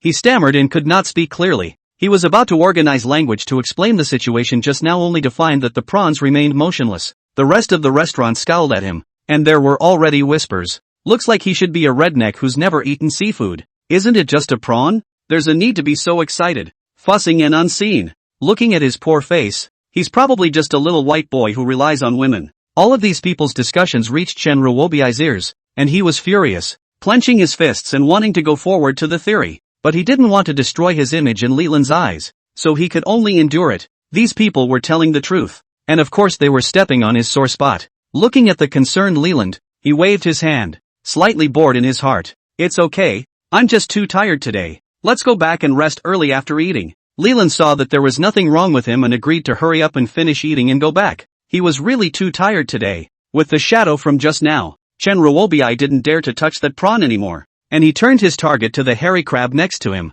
It's a local specialty breaded crab that comes in generous portions, and of course the price for one crab is beautiful. Just as he had just reached over, the crab unexpectedly spoke as well. "You dirtbag, do you deserve to eat me just because of you? Gigolo, get your filthy hands off me." "No, you're not even a little white boy, with that dark skin." The corner of Chan Ruobiai's mouth twitched slightly as he turned his head to look at the others, who were all eating normally. Leland, who was closest to him, was also eating with gusto. Was he the only one who heard it? "Look at your thieving eyes. I'll clean you up today." Before he could even react, the crab pincer clamped directly onto his hand, and he jumped straight up with a strange yelp. It was said that 10 fingers were linked together, and under 9 specters' manipulation, the force was a full one. Chan Ruobiai's expression really wasn't faked. He was in pain with cold sweat running down his face. The commotion this time was just too big, and the diners eating around them were very upset. "Does this man have some kind of mental problem?" Over and over again, he screamed strangely. A man in a suit next to him couldn't help himself. I don't know where the hicks from don't even know the rules of etiquette? This is an upscale seafood restaurant, not your family's food market. The surrounding people were covering their mouths and snickering when they heard it. Chen Ruobi was in so much pain that he couldn't even say anything to retort. At this time, the manager of the restaurant also rushed over to ask what had happened, and Chen Ruobi glared viciously at him, then pointed at the crab. What the hell is wrong with your restaurant? The seafood isn't cooked and it's just up here for the customers? You guys have to give me an explanation. I got my hand caught in that crab. What? The manager found this completely impossible. They're a 5-star seafood restaurant, and things like undercooked food don't happen. He looked at the crab that fell to the ground. There was no problem at all. The body was already translucent red. It couldn't be more cooked. Chapter 145, Mama's Boy Meets Mama's Girl 4. Chen Ruobi's emotions had completely collapsed at this moment. This had happened twice already. How could he be calm? Leland kept calming him down from the side, but it didn't do much good. Enough. I'm your husband. Don't you even trust me? That thing just isn't cooked. Look at my hand. When you're married you should listen to your old man properly. I'm your husband. Do you understand? Leland was instantly at a bit of a loss for words when he yelled at him like that. Something had begun to falter before. Chen Ruobi had never yelled at her before. He only wanted to care about him. Why was he so agitated? Everyone around felt that this man must be mentally ill. Not only was he yelling at his own wife, but those behaviors just now were bizarre. What happened tonight was a little too unbelievable, and Chen Ruobi couldn't care less about any other image right now. He now suspected that the seafood must have been undercooked, and how the seafood could spit was just too strange. He screamed louder, too, and the manager and the other dining guests looked toward his finger, which had no marks on it. He was filled with horror. It couldn't be. It clearly hurt so much just now. He thought it should have all bled out. He kept checking his fingers. Each one of them was intact, without any wounds. The manager all thought that he must have come to cause trouble on purpose. Listening to the discussion of the people around him, and the manager's contemptuous look, Chen Ruobi couldn't stand it and said on the spot that he could watch the surveillance. Strongly request to call the security camera to check. And if it is their restaurant's responsibility, they must apologize to themselves, and also need to pay for the damages. The manager only felt that he had really met an oddball today, so he also immediately pulled up the CCTV, just so he could prove their innocence. The moment the surveillance was called up, Chen Ruobi was completely dumbfounded. The only thing that happened throughout was his own strange screams to himself, and there was no incident of any seafood attacking him. It must be your surveillance that's being faked. Are you trying to avoid responsibility? I'm calling the police right now. You're a shady store. The manager had a serious look on his face and directly warned him. Sir, if you continue to be so unreasonable, let's just report it to the police as well. These behaviors of yours today have seriously affected the reputation of our restaurant. It was good that Leland kept apologizing from the side,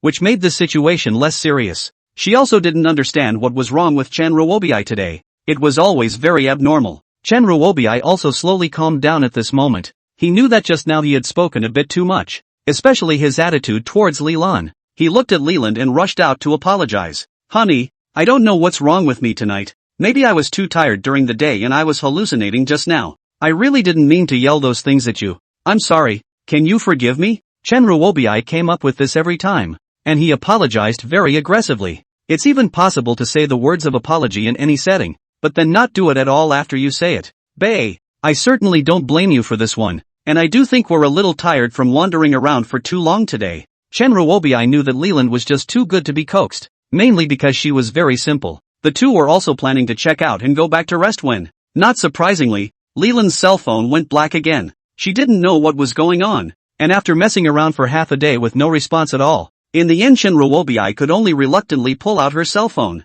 When he saw the amount, Chen Ruobi was completely taken aback. What? You guys are definitely a shady store. We didn't even eat anything and you want me to ask for 8,600. The manager was already impatient inside. He really met a strange man today, so he had to introduce the bills one by one to him. Every single thing was what they had ordered before, and a large portion of them were ordered by Chen Ruobi himself. The waiter had warned him about it at first, but he figured it was Leland's back paying for it, and he didn't care. Bae, I'm really sorry. How about I go see if there's a cell phone repair place nearby? He hurriedly pulled Leland. Now he didn't want to affect the relationship anymore, so he bit his teeth and gave the money directly. All this maneuvering was going to the bottom of the little kitty he had quietly saved. After a while Leland came back in a hurry, having left her bag inside the restaurant. At this point please stop her and kindly remind her of something. Girl, you also apologized to us very sincerely just now. and I know this matter has nothing to do with you, but that husband of yours, you need to be more on your guard.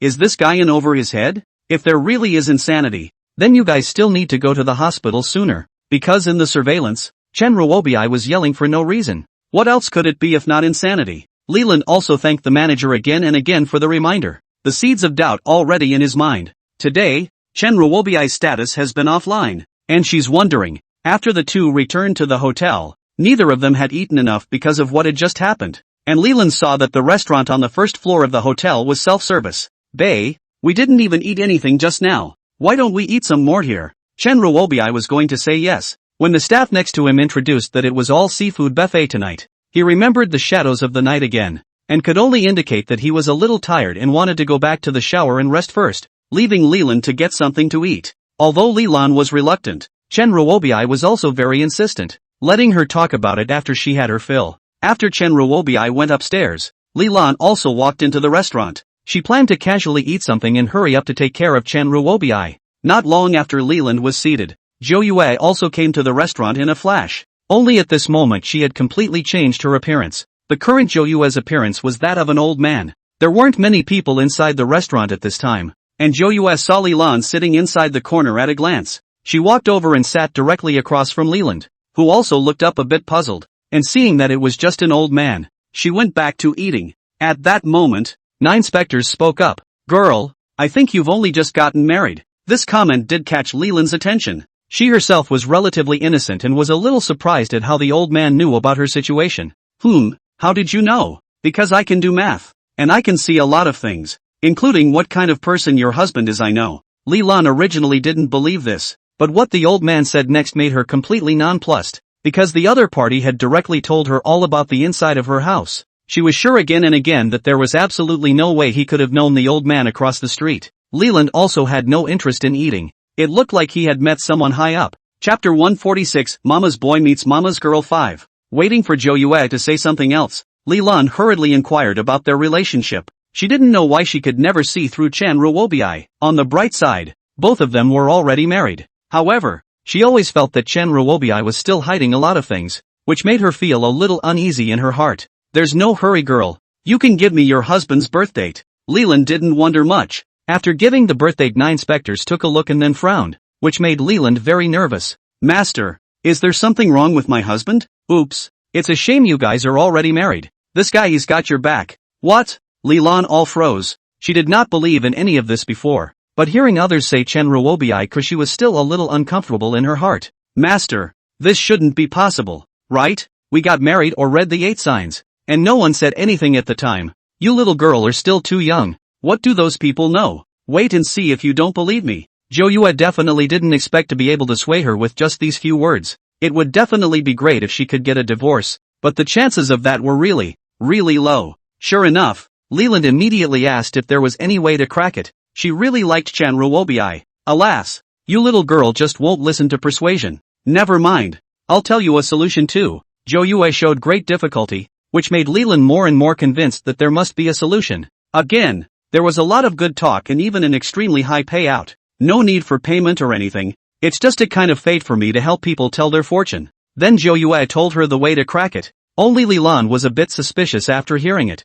Was this serious? Seeing that she didn't quite believe, Zhou Yue told her one more thing. "I was just talking about your family. Let's talk about your husband. Does he have a sister above him? And this sister of his is still divorced and should be living with your mother-in-law now." Leland's mouth opened wide in surprise. These were things she hadn't said to anyone. "I didn't realize that the master could tell everything just by virtue of a birth date. This is really awesome." Zhou Yue sees that she already believes and starts to continuously fool around again. He states that the reason why Chen Ruobi's sister got divorced was also because of this younger brother. Chen Ruobi's 8 characters are very special. Is a natural loner fate, Graham's relatives, Graham's children, Graham's wife. Leland hadn't thought about leaving, but the seeds of disconnection had been planted in his heart, especially when you hear that line about how it will Graham children. Does that mean that there will be something wrong with their future children? Then the words 9 specters once again hammered home the point. "That's why I told you to do what I just said and not to round up with him and have kids for a year. Otherwise this child is not going to wait to be born to be grilled to death by this own father." Before Leland was still skeptical, now is completely convinced. So many things are said to be accurate. Can it be a coincidence? Although this was a difficult matter, For the sake of the health of their future children, she decided that she would do as the guru said. Master, then after this year? Right, because you have a special destiny. There's nothing behind it, and you guys can reconsider having kids. Lilan was very happy in her heart. She really liked Chanruobi. As long as there was a solution, then it was okay. Now all Joyue had to make sure was that that child wasn't born in the first place. It would be better to not have genes like that kind of white-eyed wolf, rather than find a better one. Besides, it's also the child who has become Leland's biggest worry and has never been able to let go, which is kind of the last straw. After coming out of the restaurant, 9 specters arrived at the room that Chanruobi and the others were staying in with a flash. At this moment, Chanruobi was on the phone with his sister Chenlin. Sis, don't worry, when I'm done here, I'll put you and our relatives into the factory. I'm the future boss. It's all up to me from now on, so it's still up to our own family. As for Leland the outsider, you should know what to get. I've got it all planned. I'm going to grab a baby when we get back. Can she care that much when she's pregnant? Chanruobi had planned everything long ago, and he proudly flaunted his plan, casually picking up the cup on the table, not noticing in the slightest that Joyue had already added an elixir towards it. These were all the pills she had made earlier, and they were all little things, so they were used as an experiment on people like this. The little golden dragon was a bit curious. How come this medicine was red in appearance? It had never seen it before. You'll see what this stuff is for later. And white wolves like this shouldn't be wreaking havoc on other people. This elixir of 9 specters was completely cutting him off from some kind of function. Shortly after Chanruobi took the elixir on his side, a sudden sharp pain came from the location of his back waist. He could only hang up the phone in a hurry and hurry to the mirror to check what was going on in his backside, which was like pins and needles at that moment. But seeing his hindquarters intact in the mirror, without any injuries, made him feel a little strange. At this time, Leland also came back from dinner. He hurriedly organized his clothes and walked out with a smile. Bae, are you feeling better? I even packed something up for you. I took a break and I'm much better already. It's just that it's only been a while since I've seen you and I miss you so much. It cost him so much money today. He's definitely looking for a place to vent now. Also, he needs to get Leland pregnant as soon as possible so he can get a better hold of her. Usually Leland would be very submissive to him, but today Leland made an excuse to refuse. Again, he excused himself to go to the shower. And when he came out of the shower, he excused himself as not feeling too well and wanted to take an early rest. Chanruobi was anxious in her heart, but she was married anyway, and it wasn't that bad. But the next few days ultimately disappointed him. In these days Leland was looking for all sorts of excuses. He couldn't even figure out what was wrong with Leland this time. He never used to say no to what he said, let alone that kind of thing. He was a little depressed in his heart, but he couldn't show it. Now that the factory behind Leland hadn't been taken over yet, it wasn't the time to be in a hurry. The two had been out for another week or so before they were ready to go back. On the way back, Chanruobi was on the verge of blowing up. In addition to Leland not letting him touch it, there was also the fact that lately her cell phone had always been having frequent problems. All at the checkout. The money he had swindled from Leland had all been returned. And yesterday afternoon had all been utilized from his personal savings inside his petty cash vault. It was a good thing this trip was finally over. Otherwise he felt like his savings were about to be wiped out. Chapter 147, Mama's Boy Meets Mama's Girl 6. But all the things Leland bought were for his mom and his sister. But he never bought a penny of his own stuff. Plus all those red envelopes that Leland had sent him before. The transfers had been countless, and most of them had been squandered by him. Only a small portion was left behind, and now it hurt so much to spend a little money. Leland saw that his face didn't look particularly good all the way there, and wondered if he was too tired from all the fun. Bae, when we go back, let's rest for a few days. I'll talk to Mom about letting you go to the factory. Postpone it for a few days. Chanruobi was very emotional when he heard this. How could this be? He was going to hurry up and get a foothold in the factories of Joyue. He's been acquiescing that factory is his since he got married. Honey, this is where you're wrong. Mom's that old. I'd sure like to go help her as soon as possible. And I'd like to make the factory a little bigger as soon as possible. After all, we've only just gotten married and we'll have children later. Bae, it's me being too abrupt. Then we'll listen to Mom's arrangement when we get back. Leland heart happy. She felt that their vision can be really good. Selected to the man so motivated to come back in a hurry to go to work. So when she went back, Leland couldn't wait to bring up the matter of letting Chanruobi return to work at the factory first at the dinner table. It had been said several times before this, but the original owner hadn't said yes. On the one hand, the original owner wanted the two of them to spend more time alone together, and there was no end in sight when things got busy inside this factory. Of course she wanted this son-in-law to spend time with her daughter, who rarely met someone she liked so much. There is also the intention to take care of things inside the factory and leave the position completely in the hands of his son-in-law and daughter. Now, of course, the decision is made by the 9 ghosts. She also directly agreed. Not just want to enter the factory? It's too easy. When Chen Ruobiai came out with the last dish, he heard about Zhou Yue's promise to let him enter the factory and was already stealing joy in his heart. But Zhou Yue frowned slightly when she saw what he had cooked. It's not that mom is talking about you. You put too much oil in this cooking. Our family is rich, but that money doesn't come with the wind. And it's hard work inside the factory. Chen Ruobiai was slightly stunned. In the past, this mother-in-law had never said anything about him. Mom, I'll pay attention next time. Li Lan also chimed in. Mom, don't pick on Bei. He just came back from a trip and it's hard to cook. You this girl now just married to forget mom? Let's come with me. That said, married, you are also mom's daughter. Alright, let's hurry up and eat then. Zhou Yue deliberately didn't touch the 2 extremely oily dishes during the meal. Don't think she didn't know what Chen Ruobiai was playing at. Chen Ruobiai, in order to please the original owner, as well as Li Lan, had always been the one to cook before that mom of Chen Ruobiai's came up. He knew that the original owner liked extremely spicy dishes, so there were heavy oil and spicy dishes among the daily meals. The original owner's body was already in poor health, and under this heavy oil diet for a long time, his body slowly went out of whack. To the back of the factory thing, the double blow of the daughter thing, which led to the original owner completely dead. That is to say that Chen Ruobiai had already designed it from the beginning. Li Lan was a simple very good to pin down, so he was going to take care of this mother-in-law who was in the way. Chen Ruobiai had been staring at those 2 dishes with dead eyes. Why didn't Zhou Yue move her chopsticks today? The next second 9 specters was chucking dishes into his bowl. Bei, you're just too skinny. Eat more. Factory work can be hard. Chen Ruobiai just awkwardly coped with 2 sounds. And next Zhou Yue kept on giving him dishes. He couldn't even eat anymore. But he could only continue with his head. Eating so many spicy and oily dishes made him nauseous directly in his heart. Li Lan smilingly looked at the 2 people get along. The heart is very happy. Before their own mom on Chen Ruobiai is still slightly opinionated. But look at the 2 people get along. This is not very good. After eating, Leland was about to go wash the dishes when Zhou Yue gave him a hand. Have I ever asked you to wash dishes since you were a kid? There are some things you haven't done since you were a kid, and you won't need to do them in the future. These words were also a deliberate nod to Chen Ruobiai next to him, who immediately stood up to clean up the dishes. Lan, you accompany mom over there to watch TV. I'll clean up here. Li Lan had some heartache for Chen Ruobiai's. He had just cooked again, but Zhou Yue had been pulling her alongside. Then the 2 of them went to the living room, where Zhou Yue spoke bitterly to her about how hard it had been over the years. The previous original owner never said this to Leland because she felt that she owed it to her child. Zhou Yue talked about all those things inside and out from the beginning to the establishment of the factory, which made Li Ran's heart ache badly. It was really hard for her mom to hold up 2 factories as a woman running around doing all the men's stuff.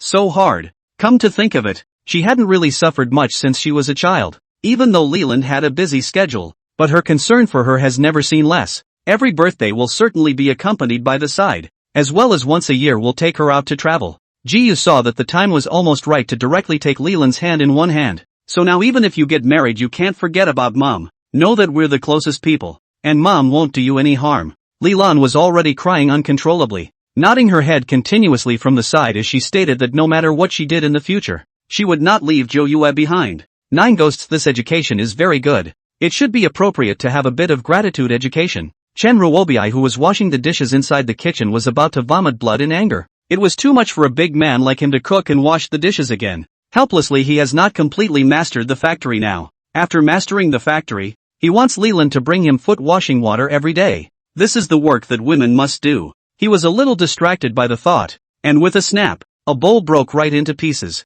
Zhou Yue rushed into the kitchen, pointing at the bowl on the floor with a broken heart. Aya, what's going on here? You said you didn't want to wash the dishes. Just say so. There's no need to mess up all this. Chen Ruobiai was stunned. Wasn't it just a bowl? Her reaction was as big as this. Looking at Li Lan also came in. He could only hurry to explain. Li Lan also felt that it was just a bowl. His mother was a little too fussed. Mom, Bei didn't mean it. Besides, it's just a bowl. Before she could even finish her sentence, Zhou Yue's eyes reddened, leaving her completely flustered. In all her life, she had never seen her mother in tears. A rare occurrence really. Chapter 148, Mama's Boy Meets Mama's Girl 7. Zhou Yue raised her head and tried to keep her tears back, a scene that made Li Lan's heartache even more. The little golden dragons were all silently applauding from the side. The acting was really high. Forget it, it's also that I can't let go of it even after all these years. It's just that this set of bowls does have a special significance. This set of bowls was left behind by Leland's father back in the day,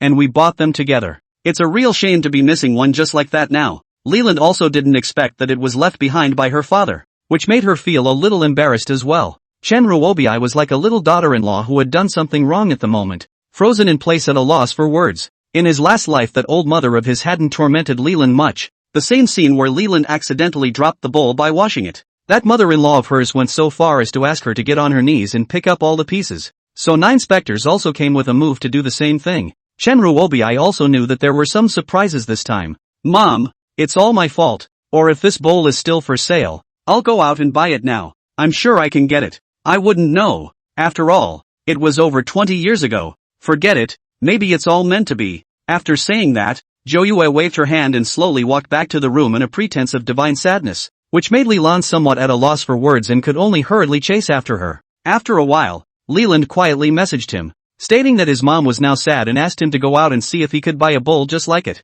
Chen Ruobi is also blocking a breath in his heart right now, but for the sake of the factory in the future, he can only take off his apron and walk out to buy a bowl. The bowls are indeed a set, but they're just random nonsense from 9 specters. The place where Zhou Yue and the others were living now was in the suburbs, mainly because it was closer to the factory. So Chen Ruobi realized a problem after he came out. He didn't have a car at all. He was driving Leland's car before. Can't go back again now, can he? It would be too humiliating. So with a clench of his teeth he could only walk out first and see if there might be a chance of getting a cab. This was in the suburbs, where there were so many cabs running this way. He had been walking for more than an hour. He was really tired. This big sun made him a bit unbearable. In the end, he could only stop the cars next to him, and when one finally stopped, he rushed up to it, panting. The little golden dragon had long since transformed into its human form and sat in the driver's seat, and it had been a long time since it had received a mission assigned to it by the main god, so it was already eager to try it out. Master, please a little way. I want to go to the city center. Of course there's no problem. Chen Ruobi was ecstatic. Finally he didn't need to walk anymore. It would take another 2 or 3 hours to walk to the city center from here, and his legs would have to be wasted. But just after he got up there, the driver in front of him spoke up. Give 300 to the city. What? Chen Ruobi almost cursed. Isn't this intentionally messing with him? How dare he ask for $300 from here to the city? This is definitely a black car. It can't be any more than that. A rant. And he can only offer 50 at the most anyway. The driver, on the other hand, held his hand in a love it or leave it attitude. But I'm talking to you first. You're already sitting in my car and getting it all dirty. How about 100 for the car wash? Chen Ruobi was on the verge of vomiting blood. What was going on today? Why don't you go grab it? And give you 100. Dream on. I won't sit down. However, he couldn't pull the car door open. The door had been locked by the driver. The driver turned his head at this time, and only then did Chen Ruobi notice his looks. He thumped in his heart. This driver looked so fierce. The right side of his face had a long scar, and he didn't look like a good person. Kid, I told you to stop pretending. This money has to be paid today. Otherwise, do you think you can go down? I just got out of it anyway, and I don't mind going back in for a few more years. The heart is even more panicked. He was already a bully. How dare he say anything now? Why don't we just go to the city first and talk about it? Otherwise this is the middle of nowhere to piss off this driver. When the time comes, there is no good fruit to eat. In this way, Chen Ruobi spent 500 oceans to the city, which can give him a bad heartache. He didn't dare to delay much when he arrived in the city and hurriedly found the place where the bowls were sold, but he ran all over the street. This style of bowl has long been gone. This is 20 years ago, the old style. How can you still buy? It ended up being a 2-hour or so detour to find the same type of bowl inside a small crappy store. This gave him a lot of joy. Only he was so excited that the boss thought he must have a great use for this bowl, so he asked for a high price straight away. You're sick, aren't you? How dare you sell a broken bowl for 500? It's true that this bowl isn't worth much, but it's worth a lot to you, and I'll be honest with you. There are no more bowls like this for sale in the entire city except for my house. This style has been discontinued even by the manufacturers, and it is only on his side of the world, which is more remote, that he still has the old style from before. Chen Ruobi was so angry that he jumped straight to his feet and cursed the boss for not having a conscience. But after cursing, he finally bargained and bought an extremely ordinary bowl at a price of 350. It had only been a day since he'd returned, and his money kept going out the door, secretly vowing that after he took the factory, he'd get a handle on the family's finances. In his heart, he was also cursing 9 specters. Damn old woman. Why don't you go to hell earlier? You had to spoil my good deed. That daughter of yours is also stupid and ugly. How dare she reject me 3 times? All of them. He was cursing hard. Did not pay attention to the foot. The road is under construction. Next to the warning signs have been pulled up. He ended up stepping into someone's freshly paved concrete path. A few workers in the front heard the commotion and rushed over. What the hell are you doing? Are you blind? It took us all afternoon to lay this out. And look how it's all spoiled. Chen Ruobi suffered a bellyful of anger from the black car driver. And now a few migrant workers also dare to yell at him? Oh, what are you guys? I haven't even said that your broken cement has soiled my shoes and clothes. Do you know what brand of clothes I have? You can't even afford to pay for it with a few months' salary. There was already a lot of commotion going on over here. And there were already a lot of onlookers taking pictures. Isn't this bullying migrant workers? Look at this arrogant look on his face. Everyone raised their cell phones. And Chen Ruobi became increasingly angry, pointing at the people around him and just cursing. What are you shooting for? Get the hell out of here. I think you owe it to yourself to destroy the fruits of other people's labor. And you still have the nerve to curse. What kind of people are these? Not only do they have no eyes, they have no quality.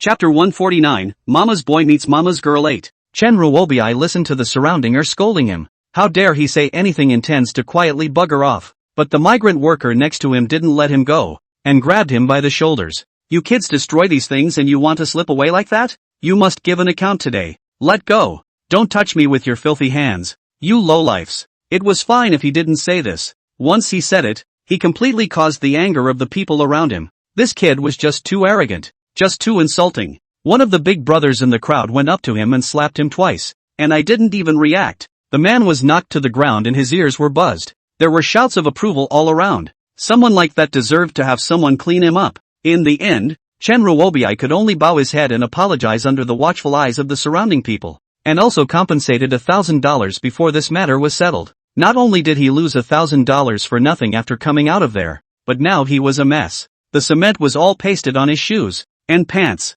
and he walked very strangely, and the people around him were pointing at him, and he really lost face today. Today is really too unlucky. If I had known, I would not have gone out, just because to buy this broken bowl. The heart of the 9 ghosts of the resentment is getting heavier and heavier. Is it necessary to get all sentimental about a bowl bought by someone who is long dead? It's really too hypocritical. Chen Ruobi is spitting suddenly remembered the bowl thing. So a touch of the bowl in his arms has long been lost. Must have just been beaten when lost. At this moment, he is completely crying and laughing, tossed around just to buy a bowl. But the bowl is still missing. This is not funny? He felt that God was torturing him and raised his head straight up and screamed. The woman from the store across the street threw a pot of water on his head. Young man, are you alright? What's that strange noise in the middle of the day? What's wrong with you, old woman? Why did you throw water all over me? You're such an illiterate lad. I thought you were possessed and hurriedly splashed water to clear your head. Chen Ruobi was furious. And he didn't even want to talk about today's encounter.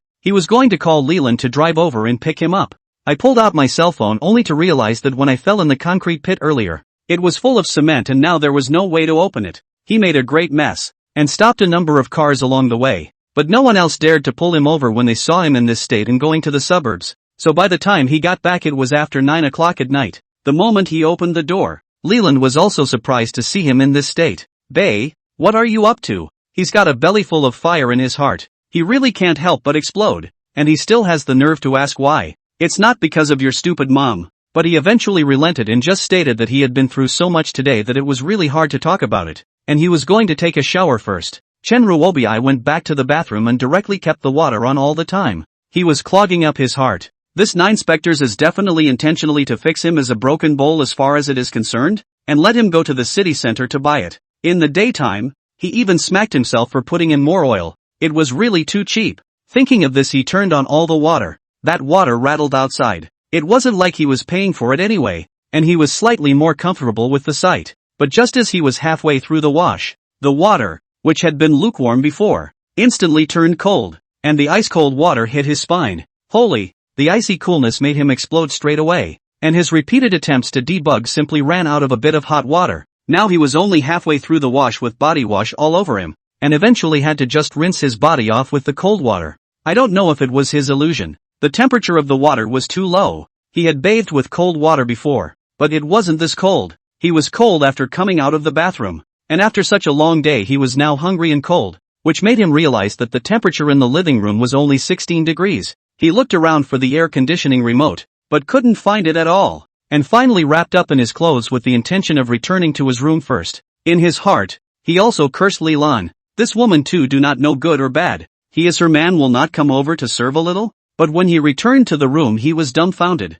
Leland wasn't even there. At this time, Leland quietly slipped over and hugged him. Ah, bae. I'm sorry, my mom is a bit sad today. I have to go over to accompany her. Chen Ruobi heart hate to death. So old and still needs someone to accompany. What the hell On the surface smiling. I know. Today is also my bad to drop the bowl. Otherwise mom will not. Ran. Where are you? Didn't you say you were going to the restroom? Come over quickly. Before Chen Ruobi could finish her words, Zhou Yue called out to her from her room downstairs, and Leland didn't have time to say much, so she could only wave her hand and hurriedly run downstairs. The moment Chen Ruobi closed the door, the smile on his face completely disappeared. He really hated to make Zhou Yue disappear quickly now. This dead old woman is just getting in his way, coming up with all this stuff at her age. And this Leland is also an unintelligent one. What's the point of following his mom around all day when he's already married? What he's going through now is only a fraction of what Leland went through in his last life. And the old him always used to hang on to my mom's say-so,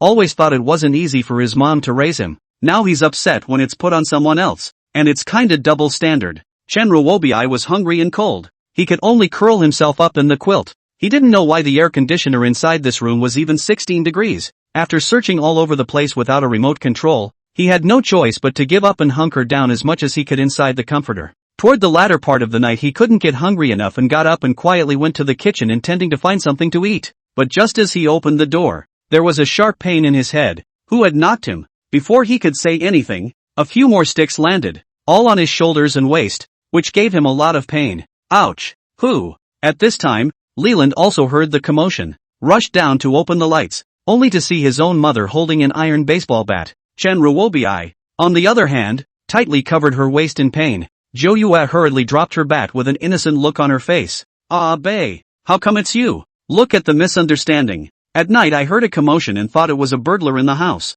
It's not that I'm talking about you either. Young people still need to have a moderation. Eat 3 meals on time. What are you doing this late at night? Chen Ruobi is now unable to speak because it is really too painful. It is not that he does not speak. Leland had wanted to go forward to check on Chen Ruobi's condition, but was pulled back by Zhou Yue. Good daughter. You quickly help mom to the room. Just now buy him this scare. This heart is really cannot stand. What? Leland didn't dare to delay much. Hurriedly helped his mom and walked up the stairs. Chapter 150, Mama's Boy Meets Mama's Girl 9. Chen Ruobi was inexplicably taught a lesson and beaten up, and was now angry and anxious. Why did it feel like everyone was against him today? And that dead old woman had the nerve to hit him. He wanted to lash out, but he was worried about making any kind of noise and arousing suspicion. So all he could do was keep a dead eye on the stairway. Where did this dead old woman look like someone with a heart problem? Her hands were so heavy that he felt as if his bones had been knocked out. Just then Leland suddenly tiptoed down from the stairway. Just as she came down she saw that evil look in Chen Ruobi's eyes. She was instantly startled. Ah, bae. You just... Chen Ruobi hurriedly lowered his head. He was still hurling curses in his heart, mainly because he had a breath that kept blocking him. He had really had enough for this day. Lan, now that we're both married, no matter what, you should take more care of my feelings as a husband. Listen to your mom on everything. Are you marrying me or that mom of yours? The little golden dragon was beside him and inexplicably felt how the words were so familiar. This line in the last life can be all the original owner's daughter has been saying, but unfortunately all of them cannot be replaced with any understanding, and it is the same now. What do you mean by that? My mom is only as strong as a couple of sticks to beat you. Do you have to talk about her like that? Leland was really quite angry now. It was the first time she had seen that kind of look just now. It felt like she wanted to kill them. My mom was worried about you and made me come down to see how you were doing. She's thinking about you even when she's that uncomfortable. But what about you? Leland was a little disappointed after she finished speaking and walked straight up the stairs. This was her first argument with Chen Ruobi. Only then did Chen Ruobi realize that he was in too much of a hurry and said the wrong thing, wanting to go forward to explain, but the pain in his waist prevented him from advancing even half a step. When Leland came back, she was very distressed when she saw Zhou Yue lying on the bed with a face full of weakness. Zhou Yue was able to fool Leland with just a little bit of makeup.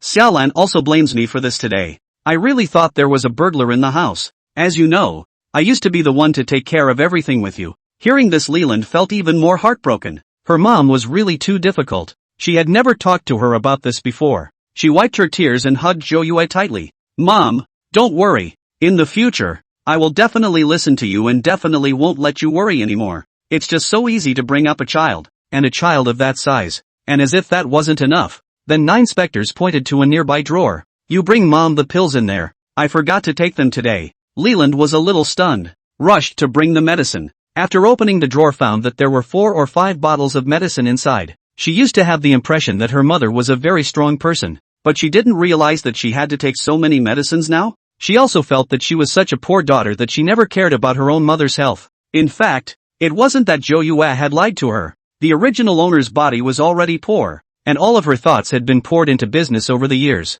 After all this, Lilan is feeling more and more guilty about Jo Yue and vows to treat her mother well. The next morning after Lilan went downstairs, she found that Chen Ruobi was still sleeping. I didn't just say a few words about him last night. What's a big man got to do with that? He's still angry with himself. A little helpless, she rolled up her sleeves and got ready to go make breakfast. When 9 specters came downstairs as well, as she had expected, Chen Ruobi would be damned if he could get up right now, because he was now running a high fever. Last night that cold water was also deliberately created by Jo Yue, and after so much tossing and turning during the day, it would be strange if he didn't get sick, and the air conditioning at night could have been kept at 16 degrees without breaking. Jiu Feng pulled Lilan. Let Abe sleep more. I'll take you to the factory first. There's an important meeting today. Leland hurriedly waved her hand. In the past, she knew nothing about business and all this, and never wanted to get in touch with it. It was really about worrying if she would screw up the business, and she knew her mother didn't have it easy. Geez, just relax. It's just dinner as a company for Mom, okay? Only then did Lilan agree. Originally she was planning to say hello to Chen Ruobi, but when she returned to the room and saw him sleeping like a dead pig, she was even more angry. This kind of person is really heartless, since he is willing to sleep. Let him sleep well. Chen Ruobi's side burned in a daze for the morning, and only woke up at noon. He called out muffled several times but no one answered him, which made him furious. It was just like his mom said, this woman must be well trained when she's married, and now she even dared to disobey him. It was surprisingly rare for him to walk downstairs and find that there was no one in the house, and he tried to contact Leland on his cell phone and found that it was all broken and there was no way to do anything about it. He ended up rummaging around the house and was surprised that there was nothing to eat, except for the extra half bowl of leftovers that he had cooked up yesterday. When a person is hungry and anxious, he can eat anything, so he could only eat that half bowl of rice will be eaten. He knew he had a fever, and in a daze, he found a pill and took it before going back upstairs to sleep. As for Jo Yue's side, she took Lilan to a beautiful breakfast, and then the two of them went around inside the factory again. In the past, Leland just lacked self-confidence, but now under Jo Yue's constant encouragement, the person was becoming more and more cheerful. Chen Ruobi is seizing this point, constantly striking Leland's self-confidence, making her feel that she can't do anything, that she's a waste, and that she can only be dependent on him. Jo Yue also personally took Leland to deal with the documents. Seeing that she was handy, Jo Yue constantly praised and encouraged her. Even the older employees around her praised Leland, which made her self-confidence burst. The two of them arrived at noon, and 9 specters took her to treat some of the factory's collaborators to dinner. After eating, Leland felt as if it wasn't that hard. Before she just thought these things were too scary. In fact, she really wasn't bad at all at doing anything, and 9 specters had thoughtfully packed a bit of leftovers to go back to. Only 2 boxes were asked for with the waiter, and Leland looked at the box and thought it was freshly fried. You kids are already married. Do you need Mom to remind you? Bei is still at home without dinner. Leland's heart was very grateful that her mom continued to think of her in this way, and really loved her. It was just that his opinion of Chen Ruobi was also getting bigger and bigger. Obviously he wasn't like this before, but I don't know what's been going on for the last 2 days, but I've always done those unthinkable things. Jo Yue noticed Leland's bare fingers and took her straight to the mall to get a manicure. Chapter 151, Mama's Boy Meets Mama's Girl 10. At first, Leland was still squirming, and it was only after Jo Yue's persuasion that she carefully chose a pattern. Bei, he doesn't really like getting his nails done. You silly boy. Do you listen to him or to Mom? I think women should look beautiful. It's not like we don't have the strength to do it, so let's just relax today. Lilan thought about how when she went out this morning, Chen Ruobi slept like a dead pig and didn't care about her mom's health yesterday. Who cares if he likes it or not? It's what you like that counts. That's a long time to get a manicure, and the two had planned to go back at noon. Jo Yue took her to the beauty parlor again for a good dashing in the back,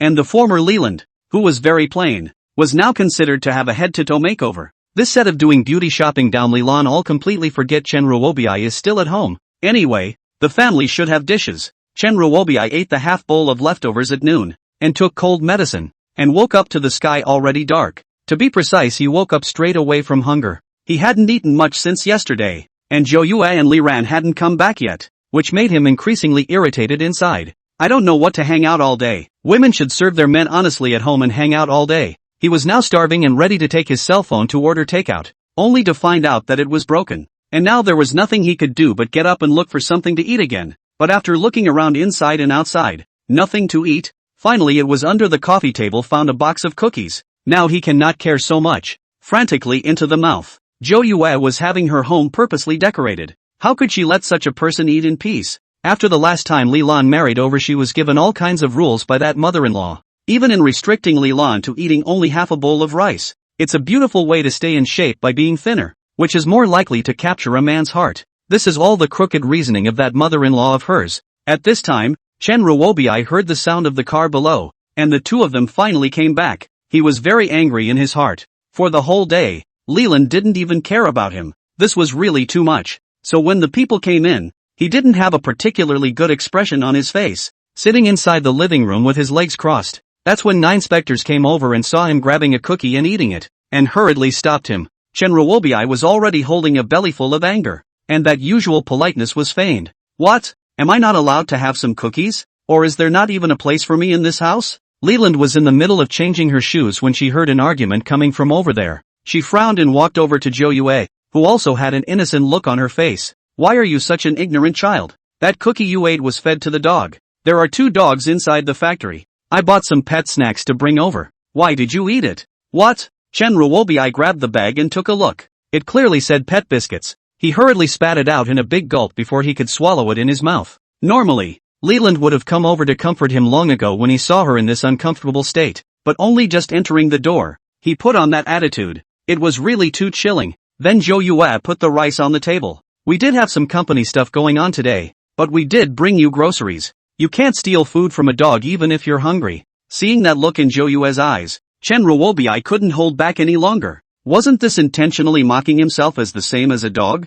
I wouldn't eat something like this if I wasn't so hungry. There's nothing in the house. Aren't you guys trying to screw me on purpose? Especially you. You've been picking on me in every way since we got married, and I'm really sick of it. To put it nicely, I'm your son-in-law. To put it less nicely, am I your family's nanny who lets me do everything? From yesterday to today, he had let out all his fire, and Leland stared at him incredulously. Chen Ruobiai's appearance felt like a lion that had risen up, ready to attack at any time. After letting it out, he looked at the 2 men who hadn't said a word and his heart stuttered. There had been so many different kinds of things going on in the past 2 days that his disguise just didn't fit anymore. 9 specters, on the other hand, looked at him with disappointment and shook her head. I can rest assured that I've given you my daughter, and I've already poured my heart out to you, even to the point of setting you up with a job. But I didn't think you'd think of me that way. I only have one daughter, Li Lan. Of course I have to think about her. Are you so impatient when I ask you to cook a few meals and wash the dishes a few times? Zhou Yue left directly in stride after finishing his speech, and Li Lan's heart changed as she looked at Chen Ruobiai. She didn't know why Chen Ruobiai had become so fast. Obviously he was such a gentle person before. Now he was completely incomprehensible. Even spoke to her mom in that tone just now. Chen Ruobiai was a bit flustered and went forward to try to grab Leland's arm, but she threw it away. That's when he noticed that Leland had changed. Not only had he put on makeup, but he had manicures on his hands. The fire that had only been suppressed a moment ago surged up once more. What are you doing? I've said before that women who get manicures are no good. Who the hell are you getting into this mess for? Leland couldn't bear it and directly slapped him in the face. It's true that mom was right. A woman should treat herself better. Before, she had listened to Chen Ruobiai for everything, and as a result, she listened to what he said and hurt herself over and over again. I really think you've become too much. Obviously you weren't like this before. Or have you always been in disguise before me? These words completely woke up Chen Ruobiai. He could only rush to apologize even after he reacted. But Leland was in a fit of anger and didn't accept it at all.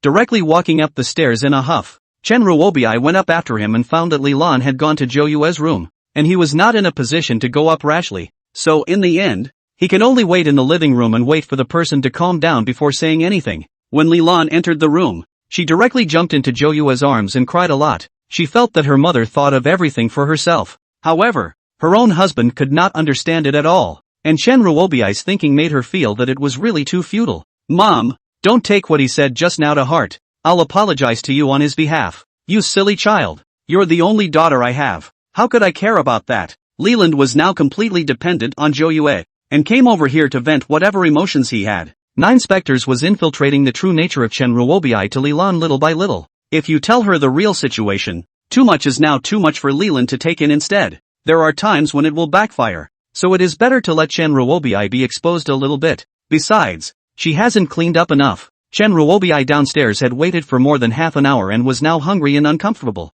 Chapter 152, Mama's Boy Meets Mama's Girl 11. Finally he saw the lunchbox sitting on the table, and although Nine Spectres saying those things about him made him feel humiliated like a dog, filling his stomach was important at the moment. People were also most likely to reveal their nature when they were hungry, which was part of Nine Spectres' plan. Chen Ruobiai just opened the lunchbox and saw that a thick layer of oil had solidified on it. He frowned straight away. What is all this stuff? Especially after having just thrown up just now, seeing this scene just felt really disgusting. It seemed like a lot of mess all mixed together, and that smell was really pungent. After agonizing over it, his stomach was growling with hunger, and he really had no choice but to reheat it. When it came out hot, he could sort of see that it was all scraps of food, only mixed together. There were some vegetables mixed in there, and a small amount of meat. Just the oil in this was just scary to look at. Now that he was hungry, he had no choice but to chow down. He still got a cold, and after this oily, spicy stuff went down, it kept him up all night, and he kept getting up to go to the bathroom.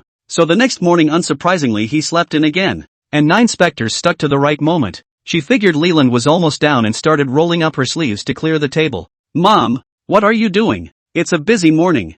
This kid doesn't know what's going on. He doesn't know to put it away after eating. It's easy to get cockroaches. Leland's opinion of Chen Ruobiai grew after hearing that he stayed at home all day and did nothing. It's really too lazy to bring food back to him and not even know how to clean up after eating. Mom, stop cleaning up. I'm going up there right now to see what he's up to. Forget it, I see he's still sleeping. Don't disturb him. There's a meeting at the company today too. I'll go over first. Leland looked at his mother's back and felt a pang of guilt in his heart. Having to take so many medicines every day to maintain herself, and now having to run around for the factory. This made her feel very bad in her heart, so she offered to take the initiative to drive Zhou Yue to the factory. Just so logically, Leland was again taken out by Zhou Yue, and when Chen Ruobiai got up with 2 dark circles under his eyes, he found that there was no one inside the house again. Zhou Yue, on the other hand, was taking Leland to eat xiaolong bao and drink soy milk. It was only after Leland had been here for 2 days that he realized things at the factory weren't really that complicated. There are just more things to worry about, especially in terms of stamping some documents, so she wasn't planning on going back at noon. She had to share some of her mom's burden as well and didn't want to tire her out too much. Just like this for a week straight, Leland and Chen Ruobiai had absolutely no chance to see the top. In the morning, when Chen Ruobiai was still sleeping, Zhou Yue took Leland out, and after she came back, Leland's heart was also clogged with a breath. Not wanting to take care of him at all, he went straight back to his room, leaving Chen Ruobiai with no chance at all. Chen Ruobiai really couldn't take it anymore. His entire body had been tortured this recent week. Although every day Zhou Yue brought something back for him to eat, it was all packed leftovers, and he couldn't figure out why they were so oily. If he didn't eat, he would have to starve, and if he did eat, his gut wouldn't be able to take it at all. Obviously, he'd had diarrhea all week, but he realized that not only had he not lost weight, he'd even gained 2 pounds. Even though he was having diarrhea, it would be weird not to gain weight with all that oil intake going in every day, just sleeping all day, and not getting a good night's rest. After 2 more days like this, Chen Ruobiai couldn't take it anymore. He purposely got up early and waited for Leland in the living room. Wasn't it just an apology? Anyway, he was thick-skinned enough to go over and apologize in person when Leland came down. Still following the same trick as before, a big man cried bitterly in front of Leland and was close to kneeling down and admitting his mistake. Honey, I know I had a bad attitude the other day. I shouldn't have done that to Mom. I've also reflected a lot in the past week or so, and I really do know that I was wrong. And I was too tired to say those things in those 2 days. Now that we're both married, I don't want to keep making a scene. For sure. Leland looked at Chen Ruobiai, also handed over the guarantee. The heart is still a little shaken. No matter how they are married, cannot because of these things on the divorce. So by the time Zhou Yue came down, the 2 couples had made up. It was just that Leland deliberately stayed away from Chen Ruobiai. She didn't know why Chen Ruobiai had bad breath now. She also didn't want to hurt Chen Ruobiai's pride, which had never happened before. In the past, Chen Ruobiai cared very much about his image. and he was relying on this face of his appearance. The two making up was long expected by Jo Yue, and after he walked down, Chen Ruobi also apologized again with a sincere face. This guy's acting skills are really too deep. His eyes are slightly red, that expression is more real than real gold, but his inner thoughts are very dark. Okay, you two are married as a couple, and I don't want to interfere with you too much. Now that we've made up, let's all have a good life from now on, and tomorrow you'll report to the factory. Chen Ruobi was all happy in his heart. These two women are really stupid. Just say a few words and coax it. After he went to the factory and got a hold of everything, he'd shut the old woman up once and for all, going so far as to bring leftovers for himself every day. In the evening, Chen Ruobi behaved well again and specially made a large table of dishes. It seemed like everything was back to the way it was before, and Leland was thinking about just getting on with his life. Chen Ruobi learned a lot smarter this time, and immediately took the initiative to brush the dishes after eating, without any reminder at all. He finished brushing the dishes and came out to see Jo Yue and Lilan watching TV in the living room, both of them amused by the content of the TV. Instead, he's like a babysitter, constantly cooking, scrubbing dishes and mopping the floor. At that moment, Jo Yue suddenly turned his head, and he couldn't even collect his expression in time, and was instantly taken aback. By the way, bae, the dirty clothes we've changed out of these past few days are upstairs, so you can wash them by the way. In the past, Leland would have been heartbroken for him, but after the events of the past few days, she also felt that she should let Chen Ruobi learn a good lesson, which would also be considered to have a good impression again with her own mother. Besides, there was a washing machine up there and it didn't require him to do anything more than a few loads of laundry. At this time, Jo Yue suddenly received a phone call. It turned out to be the factory side need to send the official seal over. It was dark. Leland was not comfortable with his mom going, so he also drove Jo Yue along to the factory. After the two had left, Chen Ruo was upstairs punching the washing machine again and again. How dare the two fool me like this? Isn't washing clothes what women are supposed to do? Chapter 153, Mama's Boy Meets Mama's Girl 12. He kept cursing upstairs and kicked over the laundry detergent. Chen Ruobi is an extremely macho man. In his opinion, these things shouldn't be done by men. It would be an insult to him. When he dropped the clothes and he realized there was a problem. The washer wasn't moving. No way. I can't be so unlucky. Just a few random punches and the washing machine went on strike? It did turn out to be as he thought. The washing machine wouldn't move anyway, no matter what. He was so angry that he casually felt his pockets, intending to have a cigarette first, when he remembered that he hadn't brought any cigarettes with him at all. In order to maintain his good image, what he told Leland was that he was a drop drinker and wouldn't smoke. In fact, he was addicted to alcohol and cigarettes, and would hit people after drinking. Just when he was incredibly annoyed, a message came from the cell phone inside his pocket, which was brought to him by Li Lanzai. Leland told him there was something going on over at the factory that they needed to take care of first, and told him to get his laundry done. Making a good impression on my own mom has really gone a little too far the last few days. Chen Ruobi was fuming again, looking at the pile of clothes in front of him and gritting his teeth. He could only squat next to it and hand wash it. He had never done this kind of thing before, and now in order to be able to take Leland down completely, he can only squat on the ground and wash his clothes. After a while, Chen Ruobi's sister called on the video phone. Hey, what are you doing these days? How come I can't reach you? You have no idea how anxious Mom and I are. Chen Lin had only just finished when she noticed that her brother seemed to be washing something. Chen Ruobi was already annoyed, and there were already enough things going on in the past few days, so he directly returned a sentence without a good mood. Come on, don't keep me from doing the laundry. They'll be back later. What? Before Chen Lin could speak, Zhang Suelian next to her grabbed the cell phone. You're a big man. How do you do their laundry? It's really too bad luck. This will affect your luck. You're going to do great things in the future. How can you wash women's clothes? What the hell is wrong with that dead girl Leland? Geez, you guys just stop talking. I'm already annoyed right now, and it'll be even worse to talk about it when they come back. You'll talk about it in a few days when I'm stabilized at the plant. Chen Ruobi directly hung up the phone. While the phone within the head Zhang Suelian but cannot help it. His own baby son how can go to do that kind of thing? Li Lan is a child with no education. Doesn't she know how to serve a man? Is this what a man should do? Zhang Suelian cursed half a day on the other end of the phone, while Chen Lin had an idea. Just now she heard her brother say that he would enter the factory in a few days. Wouldn't that be soon enough for them all to be able to get into town? There were so many relatives in the family, and as long as Chen Ruobi stood firm, then they would become city people completely. Mom, don't waste your breath cursing. Let's go up there in a few days and personally clean up that girl. Unschool thing, wait for me to go up there and teach her the rules. These two have already planned how to tell their new daughter-in-law to set the rules when they come back.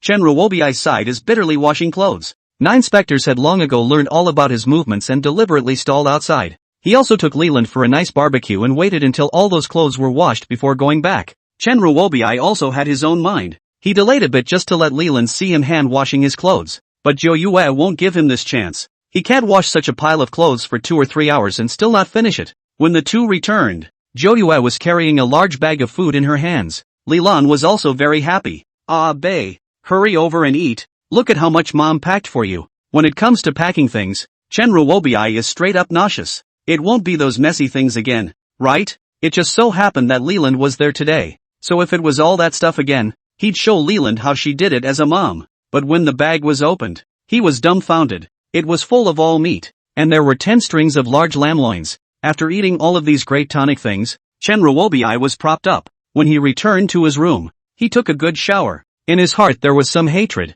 Leland dared to let him wash his clothes. He would clean her up later, together with eating those great tonic things. His heart was also a bit parched. Yet Leland excused himself and went directly to Zhou Yue's room to sleep. I know you should be able to understand, right? My mom hasn't been feeling too well lately. That's why I wanted to go over there and be with her. On one hand, Leland was really worried about Zhou Yue, and the other was that she thought of the old man she had met in the restaurant earlier. Chen Ruobiai were dumbfounded. That fire in his heart rose up. Before he could take offense, Leland turned around and left. Holy, you know how to hang on to mom every day. Why don't you marry her? The soundproofing of the room was relatively good, and he didn't dare to really curse out loud, so he could only spit out a sentence. His heart incredibly annoyed. This caused him to have another night without rest, and the next morning his eyes were black and blue as he came to the living room, where Zhou Yue and Leland had been waiting for him for half a day. Leland was all a bit dissatisfied with him, and she didn't know why she didn't feel as good about anything Chen Ruobiai did recently. Bae, today is your first day at the factory. All the more reason to be early. Honey, I'm sorry, I didn't sleep too well last night. So, Zhou Yue interrupted him directly from the side and told everyone to get going.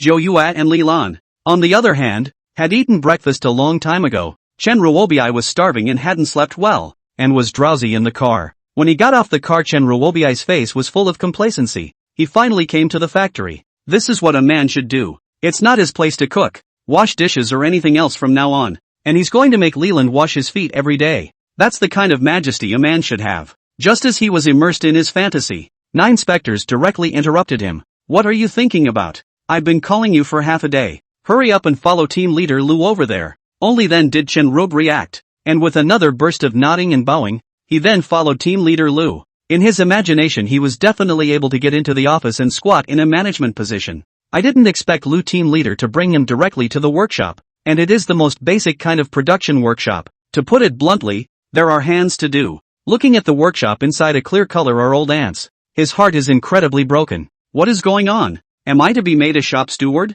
Team leader Lu shook his head, unable to understand what he was saying. Mr. Sun said for you to just be on the 3rd production line. It's all basic over here. You can keep up. Chapter 154, Mama's Boy Meets Mama's Girl 13. Chen Ruobiai couldn't believe his ears. How could this be possible? Letting him enter the factory as a most ordinary assembly line worker. No, have you got it wrong? I'm Mr. Sun's son-in-law. How can I come to do this kind of work? Shouldn't I be inside the office? Team leader Lu was already a little impatient, and that's how Mr. Sun explained it anyway. If you don't believe me, just ask Mr. Sun directly. That's the order I received anyway. Chen Ruobiai was furious. He knew that Zhou Yue was definitely deliberately screwing him over, and turned around and headed outside, wanting to go and demand a statement. At this point he stopped in his tracks and suddenly reacted. Could this be Zhou Yue's test for himself? There was so much that had happened this week that it might actually be a test, and if he went looking for it now, he'd anger 9 specters instead. So simply sit honestly in front of the production line,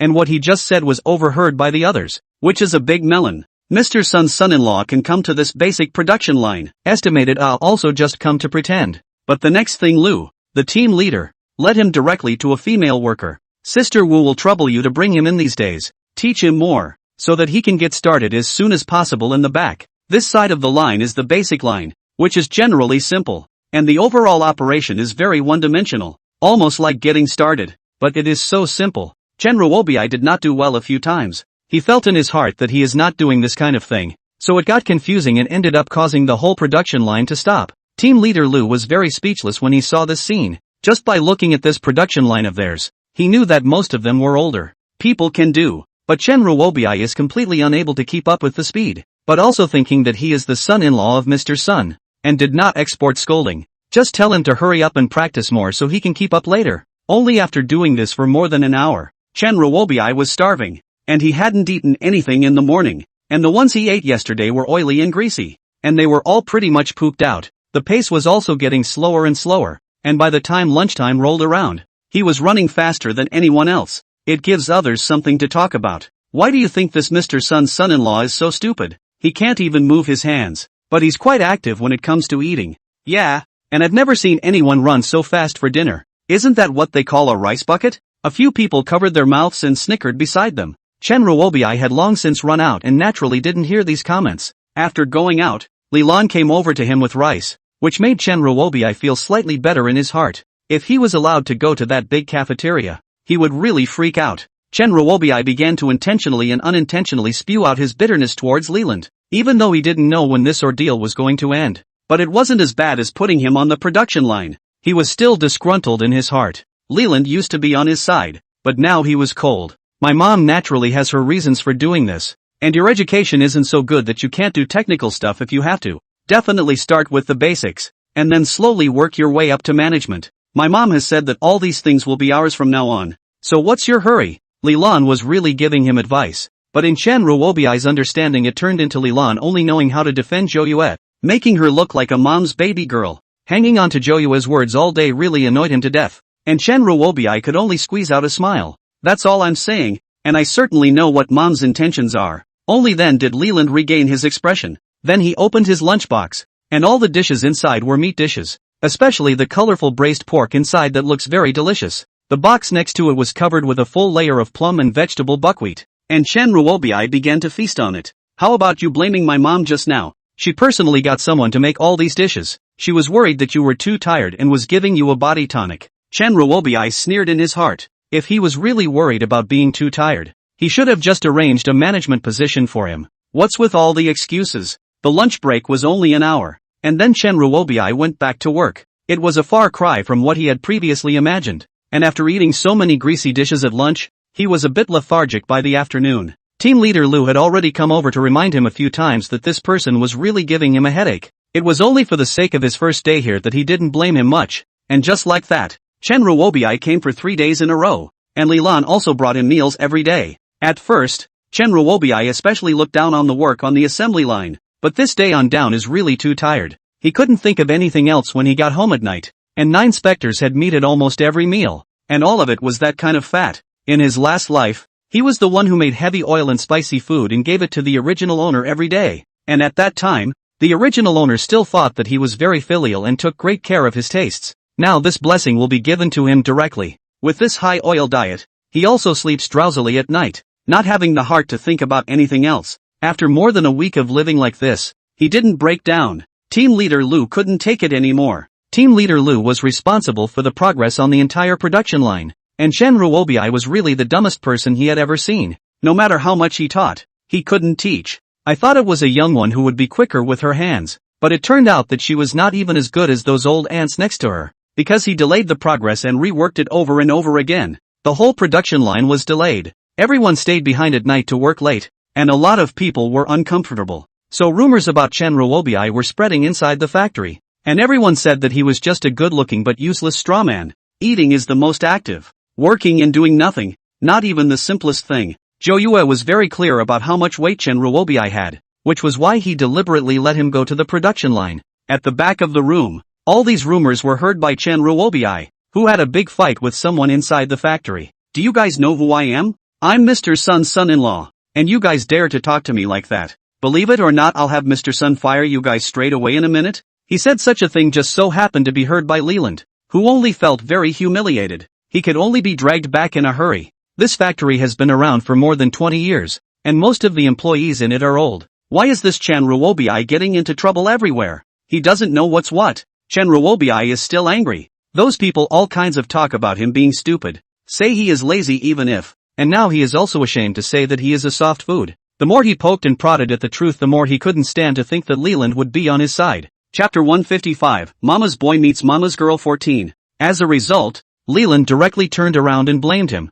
I used to think you were a very stable person. But how did you become like this now? Don't you hang on to those words so often? Wouldn't that make it easier to get people to discuss right and wrong? Chen Ruobiai's heart was clogged with anger. And he couldn't just get angry now. He had already caused Leland and the others pain before. In the end, he could only bow his head and say that he was too impulsive. And after saying a few good words, Leland then stopped talking about him. It's just that he figured it's been so long now that any more exercise would be about right. No matter what, he had to talk to Zhou Yue at night. He really didn't want to stay on that production line anymore. Those women only knew how to talk about his rights and wrongs all day long. When he went back in the evening, he saw another one of those greasy meals, and his heart turned slightly to his stomach. Zhou Yue of course could not take Leland to eat these things. The two ate well outside in advance, and every time they said they would pack it back for him. Although he liked eating meat before, this continuous eating for so long was really a bit unbearable. Forcing back the nausea in his heart, he sat down on the couch and looked at Nine Spectres before speaking.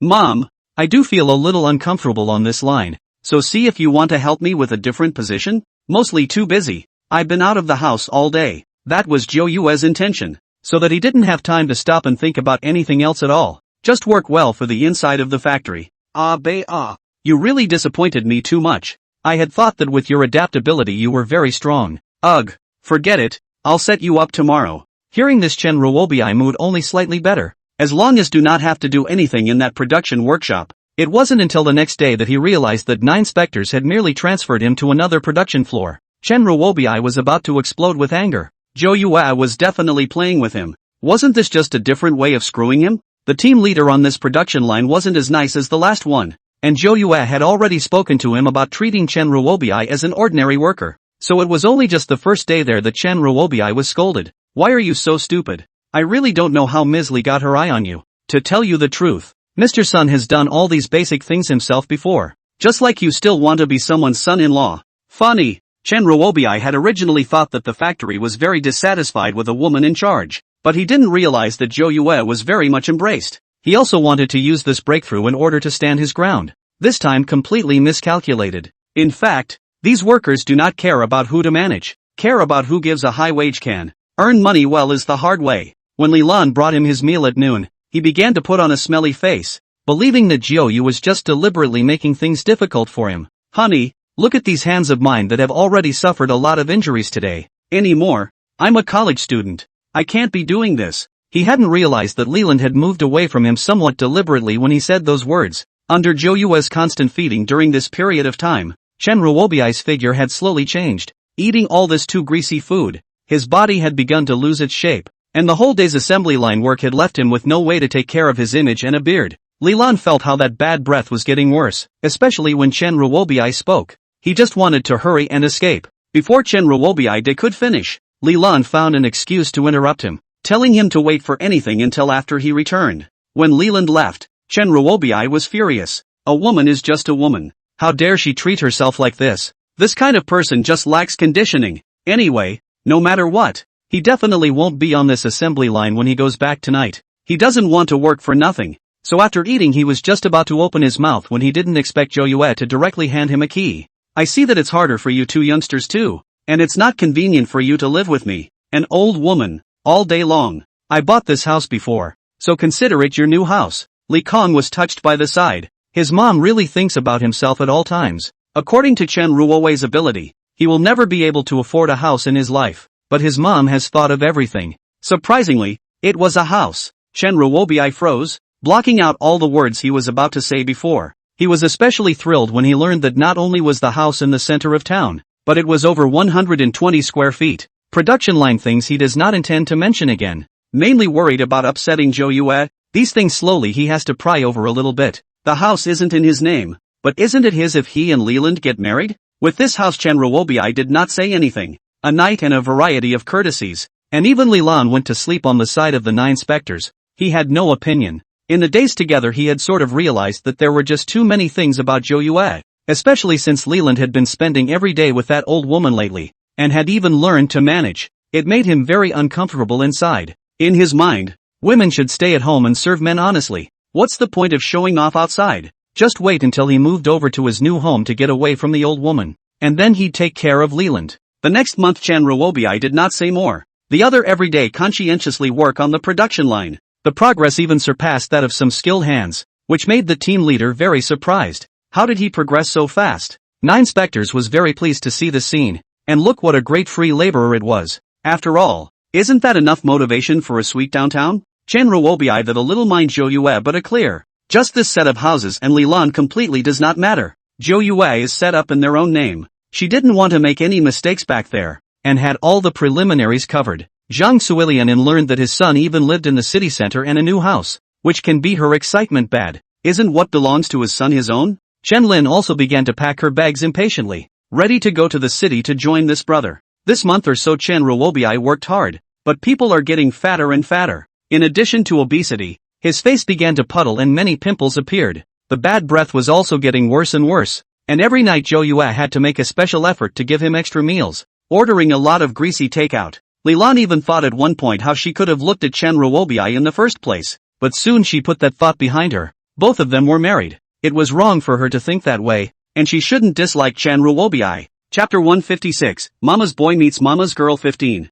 With this house Chen Ruobi is more and more motivated, but all day long and Zhou Yue live together. He is still a little bit of opinion, now is anxious to hurry to move to the new house. He had mentioned this matter many times, and in the old days Leland would have agreed, but now as she comes into contact with Zhou Yue, she realizes that her own mother also needs to take medication for a long period of time, and is not in particularly good health. More than anything, she wanted to stay around and take care of her for a while longer, and Chen Ruobi pushed her more and more, so in the end, she could only agree, planning to move over next Wednesday. During this time together, Leland has changed a lot. She used to be very unsure of herself, but now she is able to handle some contracts alone. Zhou Yue similarly drew her a big pie, only this one was encouraging, and Leland grew to believe in her own talents. Chen Ruobi side cannot wait to tell this news to Zhang Suilian. All have their own house. Zhang Suilian has long been ready. It was also decided that we would go to the new house together on Wednesday, just to help clean up. He was very happy to hear that his mother and sister were coming over.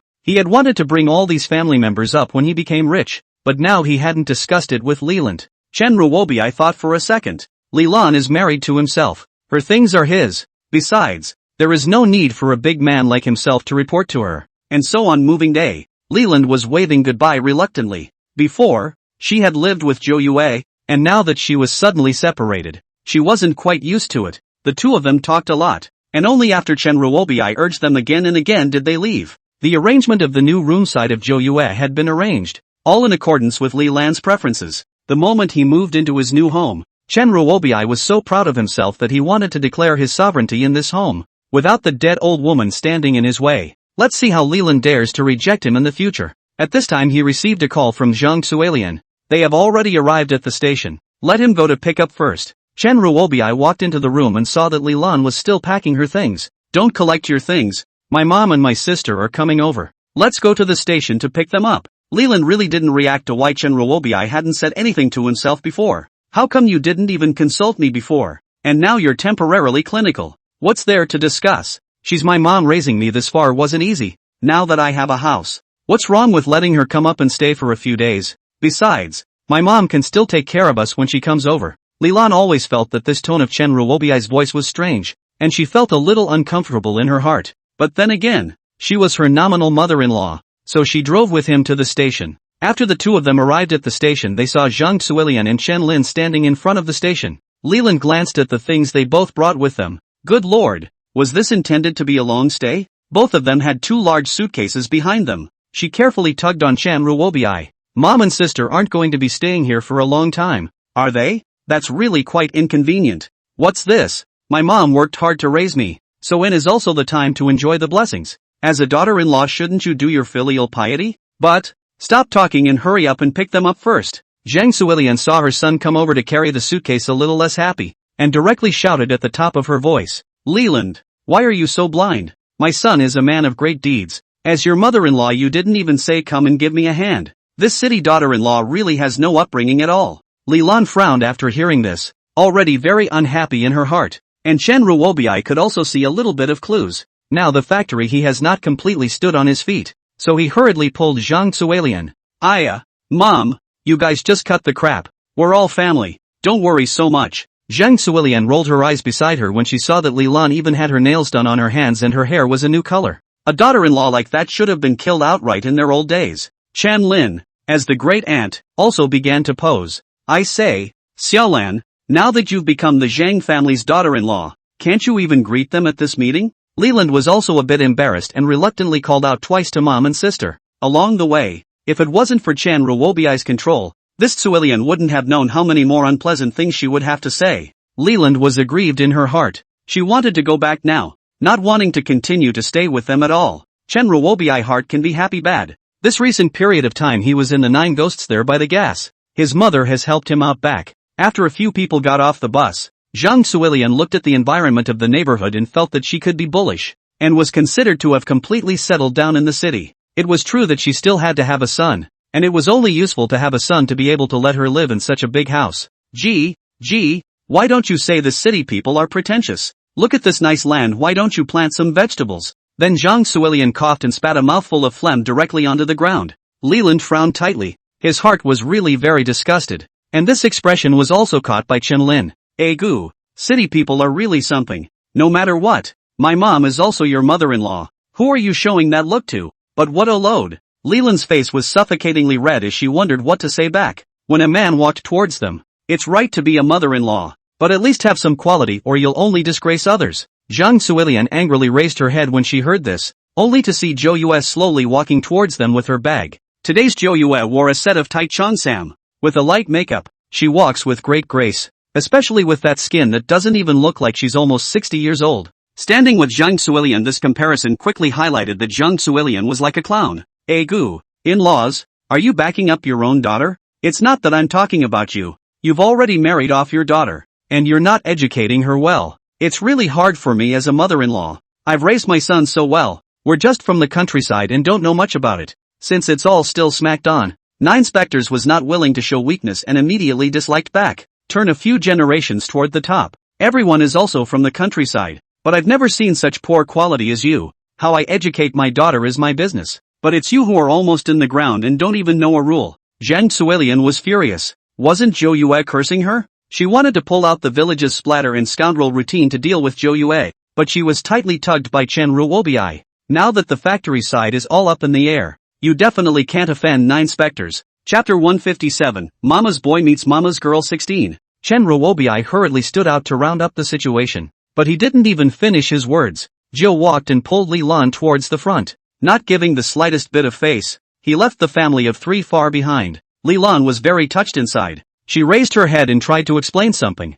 Zhou Yue turned her head and held her hand tightly. Don't worry. Mom came over this time to back you up. Leland was touched and nodded her head straight. She knew she had something to rely on behind her. At this time, Zhou Yue also felt something hot in her heart, which should be the original owner's soul was vibrating. The original owner's wish is to spend good time with her daughter, who has been busy with things on the factory before, and her daughter's emotional breakdown step by step. It was her dereliction of duty as a mother. And now Zhou Yue had sort of granted her wish. And Zhang Suilian at the back was so angry that she stomped her feet. What kind of attitude is this? Xiao Bei you still won't let me talk. Look at how angry your daughter-in-law and that mother-in-law of yours have made me. Yeah, our mom has never been wronged like this. Xiao Bei, why don't you defend us? Chen Ruobiai had 2 big heads. He didn't expect Zhou Yue to come over at this time. Just cut it out, guys. It's annoying enough as it is, and there's a lot of things I'm not grasping. After I've taken the factory for good, you can make as much trouble as you like. Zhang Suilian then glared viciously,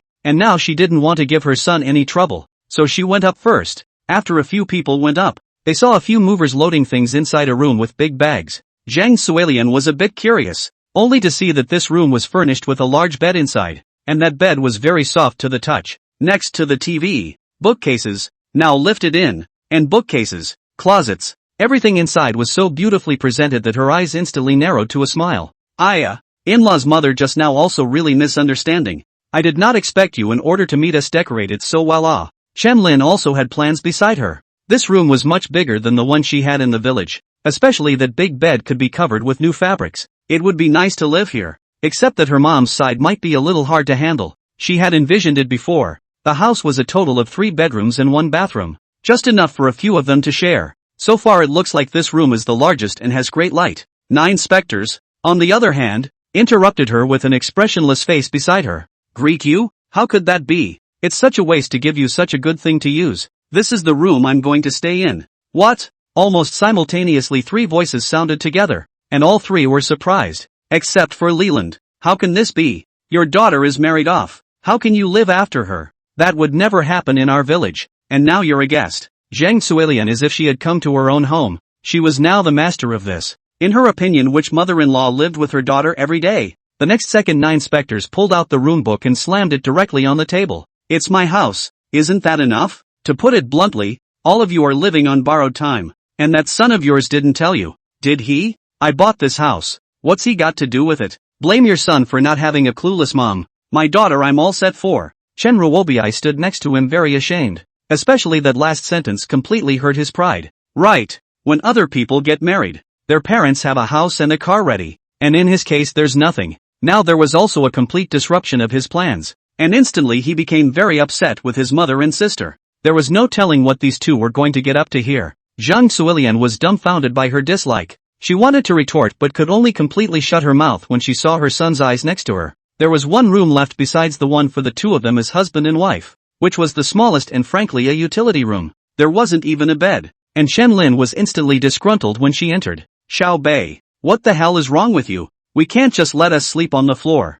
right? Didn't you say before that you could take charge at home? It doesn't look like it is. Will you guys stop adding to the confusion? Chen Ruobii is completely fuming. The same our mom. Jodua's mom will be able to give her 2 factories, house, car, what you want. And this mom of his has nothing to show for it. Not to mention that she only drags him down. In the end, Chen Ruobii found 2 quilts and made a simple floor bed for them to deal with for a while. Zhang Suilian was a little chilled. This is her good son. Originally thought to come here to enjoy the blessings. But in the end, let his old mother just sleep on the ground. After settling down, Chen Ruobii came to his room and saw Li Lan packing his clothes. Ran, you really went a little overboard this time. Why didn't you tell me when your mom came over? Oh, didn't you tell me that too? How can it be the same? After all what? You say it's not easy for your mom to raise you so big, then the same is true. It's still not easy for my mom to raise me so big. I have to honor her as well. Chen Ruobii frowned. The Leland in front of him was already completely different.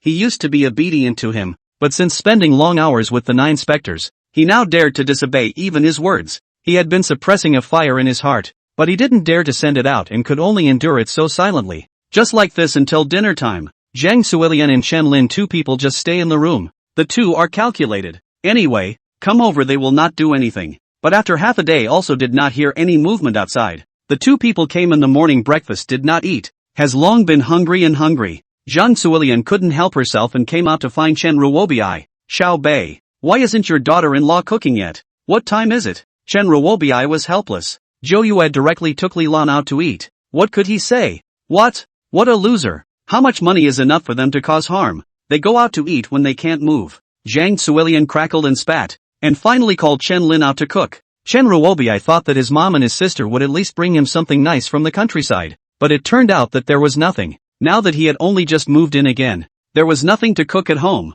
and he had to take the 2 of them downstairs to fix it first. At the noodle shop downstairs in the neighborhood, Zhang Suilian had another fight with someone, which started because she thought that $8 for a bowl of noodles was too expensive. They even questioned if the owner was deliberately screwing them over, which drew a crowd of people around them. Chen Ruobii didn't realize anything before, but now he really felt that it was too humiliating. How could he still mix in the future? Chapter 158, Mama's Boy Meets Mama's Girl 17. This could have been Leland dealing with all of this in his last life, and he thought his mom was good everywhere, and that's because there was no actual contact. Leland was on his ass all day to fix her, letting him, his own son, feel it now. Chen Ruobii could only tug Zhang Suilian to death. Mom, just stop fooling around. This is in the city. These kinds of prices are normal. You just can't get by. In the end, it's also that daughter-in-law of yours. What kind of daughter-in-law can't even cook? Causing us to come out to eat. If I had known, I shouldn't have agreed to this marriage. What's the point of marrying a daughter-in-law like this one? Zhang Suilian thought she was casually spouting off a few words about her daughter-in-law inside the village and someone came to agree with her. But in this upscale neighborhood, people didn't pay any attention to her. And when they heard this unorthodox remark of hers, someone immediately refuted it. You old woman, don't look at what time it is now. Why do you let your daughter-in-law cook? Can't your son do it if he's good? What, let my son do it? My son is a man who is going to do great things. How can he be in the kitchen? Is your son a big official or something? He can't even get out of the kitchen. I think it's bad luck for any daughter to marry into your family. Jung Suelian quit, since someone dared to talk about her son, crossed her arms and began to curse against people. Chen Ruobiai had only just apologized to the owner of the noodle shop, and now he was rushing to make peace, and it was only now that he felt like his head was going to explode. The people around him were also pointing at him, which made him feel very uncomfortable. As for Zhou Yue, she had long expected something like this, which was why she had brought Lilan away from it completely and let the family have a good time torturing each other. The two of them had a good meal, and she took Lilan to the mall to buy a round of clothes, and saw that Lilan's mood had recovered before she carried her things home. When she got back, Lilan realized that someone had come into her room and moved her things. All of her cosmetics had been touched, and 2 earrings were missing, which made her so angry that she confronted Chen Ruobiai on the spot. Geez, you're making too big a deal out of it. It's probably just my sister moving. She's only just arrived, so let her have her. Don't be so petty. At that moment 9 specters walked in holding his hands. Go, you can really talk. My daughter's set of cosmetics is 5 figures. That earring was something I gave her when we got engaged. If you're not cheap, get the money. Zhao Yue then spoke directly towards the place where Chen Ruobiai was in the most pain. The less money he had, the more he spoke toward that place. Let Chen Ruobiai's self-esteem is completely rubbed. How in the last life Lilan was completely tortured by them to go crazy. This time she wants to return it properly. Of course you should provide for your family, right? You can't satisfy your wife's cosmetics and you blame her for being cheap. This would really be laughed at if it got out. Chen Ruobiai didn't dare to refute. He could only keep nodding his head and finally went to his sister to get that pair of earrings back. Not only did Zhang Suelian not take any advantage of the day she stayed, she also tortured his son, and Zhou Yue constantly mentally pressurized him. He couldn't spend all day idling around the house now, either, or he was back at work at the factory, and things at home were enough to annoy him. When he returned to the factory, he felt even more exhausted by doing heavy work. The things that were made were also frequently wrong, and this group leader was specially selected by Zhou Yue. The speech was extremely vitriolic, directly striking Chen Ruobiai as useless. You've been here so long, why are you so useless? I made a better product with my feet than you did, and now it's non-stop rework and they're working overtime all because of you. A backdoor in point of no strength. I'm ashamed for you. That's true. Everyone had to work overtime, which led to the entire production line being very critical of him. Slowly they all began to isolate him, saying behind his back that he was just too stupid. Along with 9 specters continued greasy dietary additions during this time. Chen Ruobiai's face was becoming more and more puffy, not to mention that the person had gained a circle of weight, and his body was also emitting an unpleasant odor at all times. The number of people around him who disliked him was also increasing, which made Chen Ruobiai's self-confidence suffer a blow. He used to be the center of attention wherever he went with that mouth, but now when he opened his mouth, everyone was disgusted. He wasn't sure how the bad breath smell was getting worse. Even he went back at night to try to share a step with Leland, but they were all rejected outright. Leland used to consider what that old man said, but now she really resented it. On the contrary, Leland's side was getting better and better, following Zhou Yue's constant learning and doing very well in management. On this day, Lilan had just returned from a meeting when she realized that Zhou Yue was not at home, but rather Zhang Suelian and Chen Lin were both at home. She was high on melon shells and didn't know how to collect them, so she didn't say much and just walked into the room. Zhang Suelian was overjoyed to see that she was the only one back, and she had been holding back all this time. The main reason was that Zhou Yue's mouth was just too powerful, disliking her every single time. More to the point, her son wasn't even on her side, leaving her with absolutely no way to exert herself, and now she really did feel like a parasite. The two of them, she and Chen Lin, locked eyes and immediately had an idea, and Chen Lin directly knocked on the door of the room. Xiaolan, I think it's time for you as a daughter-in-law to do your filial duty. You can't just come back and be inside the room as soon as you're back. And mom can't bend over with her bad back, so you can help her cut her toenails. Leland opened the door to see Zhang Suelian proudly crossing her feet on the sofa. It's about time you came over to do your filial duty to me as a daughter-in-law. It wasn't easy for me to raise my son. The old Leland was easily fooled by this rhetoric of hers. Now that he had spent a lot of time with 9 specters, that mouth was also unforgiving. It wasn't easy for you to raise your son, and it wasn't easy for my mom to raise me. You shouldn't be telling me this. You should be talking to your son. After all, am I not an outsider to you? Seeing that Lilan unexpectedly did not listen to her, Zhang Chuanlian began to play a rogue, sitting on the ground and rolling around again. I really regret it so much. I should have known better than to marry a daughter-in-law like you. Do I still have to suffer from you when I come to my son's house? Chen Lin also tugged on Leland as soon as she could. Anyway, no matter what, they must give Leland a hard time today. However, just at the moment her hand touched Leland, she was suddenly ripped directly off by a mysterious force, and she knocked heavily on that marble coffee table. Zhang Zuelian, who was cursing on the ground in a barrage, also bit her tongue directly, and before she could react, she felt someone yanking on her hair. She thought it was Leland, but when she turned her eyes, Leland was standing extraordinarily far away from her in the bedroom doorway. Chapter 159, Mama's Boy Meets Mama's Girl 18. Chen Lin fell on the table. Tears came out of her eyes from the pain. She turned her head full of fear. In the end, what kind of person is it? Zhang Suilian also realized that something was wrong. That feeling just now was too clear. Someone was yanking her hair hard. Who? At this time, the picture frame in the living room suddenly smashed down, directly on Zhang Suilian's left leg. Zhang Suilian squealed in pain, but couldn't even see who the hell was messing with her. Leland, on the other hand, was scared at the back and didn't know what was going on. 9 specters, transformed into nothingness, was manipulating all of this? Seeing that the spirits of the two were on the verge of being strained, a hollow voice rang through the living room. But of course it was a voice only the two of them could hear. Making trouble in my house and trying to bully my daughter? Now is a little lesson for you. If it happens again, take both of you away. Zhang Suilian hurriedly turned her head to check the source of the sound, but no matter how much she looked she couldn't hear it clearly. The voice was far and near, and as if it was coming from her ears. At this point, Chen Lin's entire body was trembling. She pointed her finger to the room inside, only to see a dark figure standing there. Ah, ghost! Chen Lin was directly scared and rolled her eyes.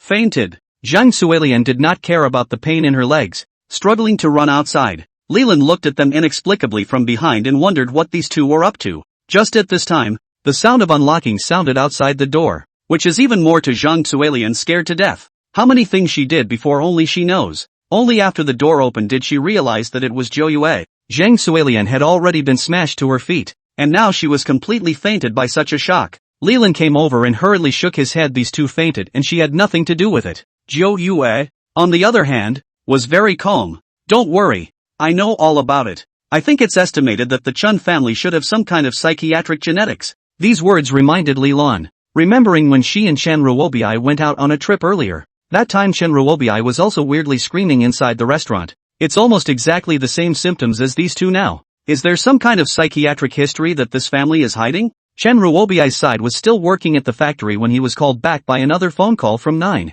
She didn't want to serve those two, but of course he was the good son back. When Chen Ruobiai arrived at the hospital, he was also confused, only to see that his mother and his sister were inside the rescue room, and the doctor urged him to hurry to pay the bill. He didn't even realize what was going on, so he had to rush to pay his bill first. The check had completely emptied him, and now he had a few dozen dollars left on his cell phone. It was good that both of them didn't have many problems. Only Zhang Suilian's thigh was smashed and cracked, and needed to recuperate for a period of time. Seeing that the two had finally woken up, Chen Ruobiai was also filled with exhaustion. What's the matter with you guys? Can't you get some peace and quiet at home? Chen Lin's face was filled with horror as she grabbed his arm. Xiao Bei Ah, you definitely have something dirty in that house that isn't clean. You have no idea what Mom and I encountered today. That thing was horrible. Zhang Suilian also hurriedly chimed in from the side. She heard that voice, listening to the two just say that set of words. He was annoyed. He didn't believe in all that nonsense, but what Zhang Suilian said next made him completely freeze.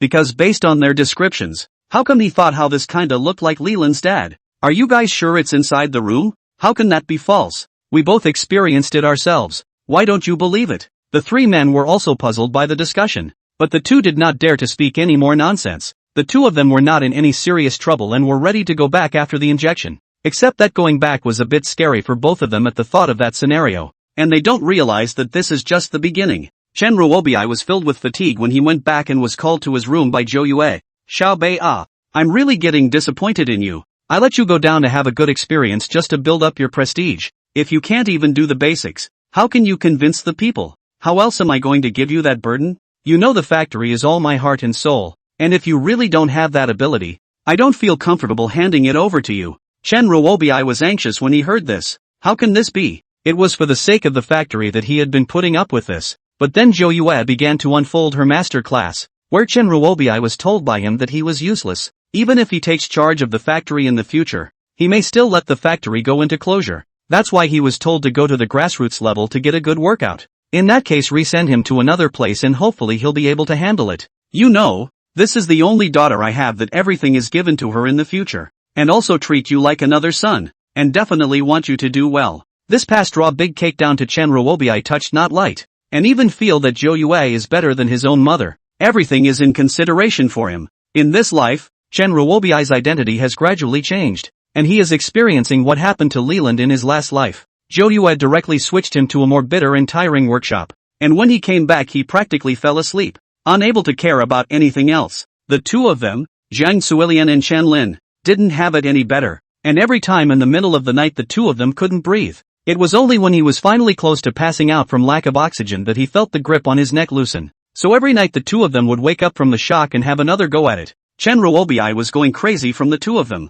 He was curious as to how Leland slept so well. With all the commotion his mom and his sister had made, Zhou Yue had of course set up a boundary for Leland, completely undisturbed. And Chen Ruobi became the only victim of this. So tossed a few days, Chen Ruobi really cannot stand. His work in the factory during the day is too tired. And the night is not a good rest. Frequent mistakes. That day after work, he went straight to Zhang Suilian. Mom, you and my sister have been here for so long. It's time to go back. What? Zhang Suilian immediately quit when she heard this. What can this be? She's put the word out inside the village. And there are quite a few relatives coming to join her when next month rolls around. What's the point of going back now? She'd already decided that she'd find a master to take a look tomorrow. And it wasn't right to make such a mess all day. They wouldn't have left anyway. No matter what. And being in the city was better than staying in the countryside. Chen Ruobi was furious. Leland was not listening to him at all now. They hadn't communicated for a long time. This Leland was becoming more and more strange to him. Now that his mom and his sister weren't listening to him, he really didn't have any say in this family. After all, he used to be the family's Yaozu and had to obey him in everything. Chapter 160, Mama's Boy Meets Mama's Girl 19. Zhang Suilian has to stay in the city no matter what. And Chen Ruobi is too lazy to care about her. There are too many things going on lately. And he is frequently wrong. He was now really wondering if he really was incapable. Soon it was time for a quarterly general meeting inside the factory, which was held every quarter to give the workers a special day off. Each department would send out someone to perform a program at this conference. And Chen Ruobi certainly wanted to perform well at the top of the conference. But he was rejected inside the group in the first round. He couldn't even finish his normal schedule. What kind of program was he going to perform? He used to be very positive about this kind of thing. And after much begging, the team leader had no choice but to oblige him. It was actually for Nine Spectre's sake, and also the fact that he was only performing for 3 minutes counted for nothing. Chen Ruobi knew there was little point in this kind of basic workshop.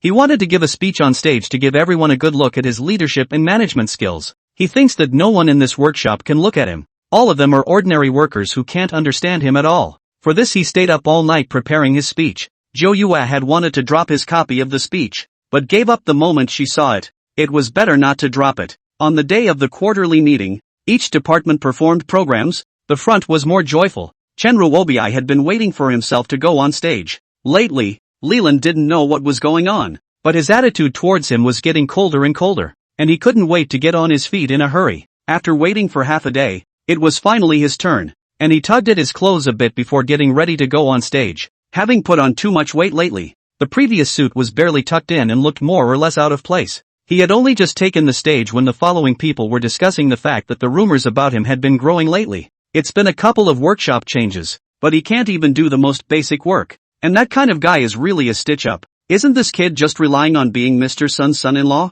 I've heard that he's also a scourge for causing people to work overtime no matter which workshop he goes to. It's not good looking either. What do you guys think Mr. Sun's daughter sees in him? The voices below were chattering. The last Sungjo being was a quick stand and brought in a lot of his relatives. This caused more and more people to support him. And this time 9 specters didn't give him that chance at all. He was now in a situation of complete isolation. When he opened his mouth to give those speeches, there was even more booing down there. Holy, what the hell is this kid talking about? Says he's going to make some kind of reform inside the plant. He hasn't even given the word to Mr. Sun. What is he? You can't say that. He's a soft eater after all. There was another burst of laughter from below, which made Chen Ruobi face a bit untenable. The entire convention was gibbering inside, and no one was listening to his speech at all. At this time, Zhou Yue moved his right hand, a talisman directly pasted on him. Then Zhou Yue stood up and signaled everyone to be quiet. Seeing that the old boss had spoken, everyone else shut up. This makes Chen Ruben's heart very pleased. It seems that Joe US still supports him. This position he is sitting for sure. Nine Spectres was merely keeping people quiet, and soon there would be a good show on stage. The next second Chen Ruobi opened her mouth, and surprisingly said what was really inside her heart. I've memorized all the people who just raised a ruckus. When I get on stage I'll make you all go back. What are you guys? Just the lowest rung of society, and I have the right to tell you to off at any time. What? Everyone stared dumbfounded at Chen Ruobi on the stage. What the hell was this guy up to? Chen Ruobi was also confused. What he wanted to say was obviously not this. How could he have said his inner thoughts? Nine Spectres directly stood up. You really let me down too much. Originally this time was to give you a chance to exercise. Oh, it's you dead old woman. If you hadn't been teaching that stupid woman, this factory would have been mine. I go. This is really too powerful. The workers did not expect to hear such a big melon, or about their old boss. Just this Chen Ruobi courage is also too big, so blatantly say such words. That behind the scenes is estimated to be even more. Make how much bad? Chen Ruobi tightly covered his mouth. What is going on today? This mouth is like uncontrollable. At this time at the stage a man also stood up. Leland stared at him with a face full of incredulity. I really didn't think you could say that about my mom, and it's true that I was really blind in the first place. What gives you a woman the right to own such a big factory? Now that you're my wife, those who are married should listen to me. Chen Ruobi directly slapped himself in the face. He was now completely flustered as the way Leland looked at him was getting angrier and angrier. At that moment, there was another military frenzy on the stage. As Nine Spectres seemed to have fainted, Leland couldn't care about anything else and rushed over to check on Zhou Yue's condition. Now her hatred for Chen Ruobi was getting stronger. It was this man who had made her mother pass out from anger and had been plotting against her family's fortune. Just a wolf with a heart of gold. Although she didn't know why Chen Ruobi had said those words, she had at least discovered his ambition. Leland has already made up her mind in her mind that she must draw a line with this man and divorce him completely. No one talked her into a divorce in this life. She figured it out entirely on her own. Nine Spectres had contributed a lot of power in this, changing Chen Ruobi directly from his appearance, making Chen Ruobi lose even his last capital. Let's see how he can still convince Leland. Now has also completely let Leland see the true face of Chen Ruobi. She made up her own mind. There will be no other entanglements in the future. Chen Ruobi was already about to be drowned by the crowd's spittle as he stood on the stage. I really didn't expect Mr. Sun to find a scum like you as his son-in-law. Ms. Lee, how did someone that nice happen to you? People like that deserve to go to hell. Get the hell out of here. Scum. I don't know what kind of power he used to compel Ms. Lee. He's a goon if he wants to be good-looking and capable. All kinds of language filled Chen Ruobi's ears, and under the constant onslaught, his self-esteem was completely shattered. He used to console himself with the fact that he couldn't look at all that basic work, but he'd changed departments so many times that whatever he did just didn't work. Now that he was being directly singled out by these people, rubbing salt from the wound, it made him completely unable to bear it. So when Zhang Suilian and Chen Lin found him, he shrank under the table and did not dare to see other people. The people around as a few circles are watching the fun. Chapter 161, Mama's Boy Meets Mama's Girl 20. His current symptoms were practically identical to the last time Leland was there, and that time Leland was driving him crazy, not daring to touch outsiders at all, becoming extremely self-conscious and sensitive. He's almost there now. Zhang Suilian was in a hurry. She turned her head and looked at the onlookers and cursed. None of you can run away. Who the hell hit my son? I'm not done with you guys. Someone snorted out a laugh. This old lady has to look at the place even if she's playing rough. There's surveillance everywhere. Besides, who could touch her son? Your son is a goon, or a scum, cheating our granddaughter, and doesn't know to take care of it properly. Take it back quickly and stop wreaking havoc. Yuck! Once this opening was opened, the people around them crackled again, and Chen Ruobi tightly covered her ears. He didn't want to hear any more of those words about being stupid and such, but they kept drilling into his ears. Finally he ran out with a strange cry like crazy, and Zhang Suilian couldn't be bothered to argue with the others, so she could only hurry to catch up. By the time the two men found Chen Ruobi, he was hiding in a garbage can full of grease, just trying to hide himself. Egu, my son, what have you done to yourself? Come here quickly. Then surprisingly, she turned her head towards Chen Lin. You dead girl. You don't hurry up to see how your brother is doing. Chen Lin covered her beaten arm and hated her heart. Every time she only cared about how Chen Ruobi was doing.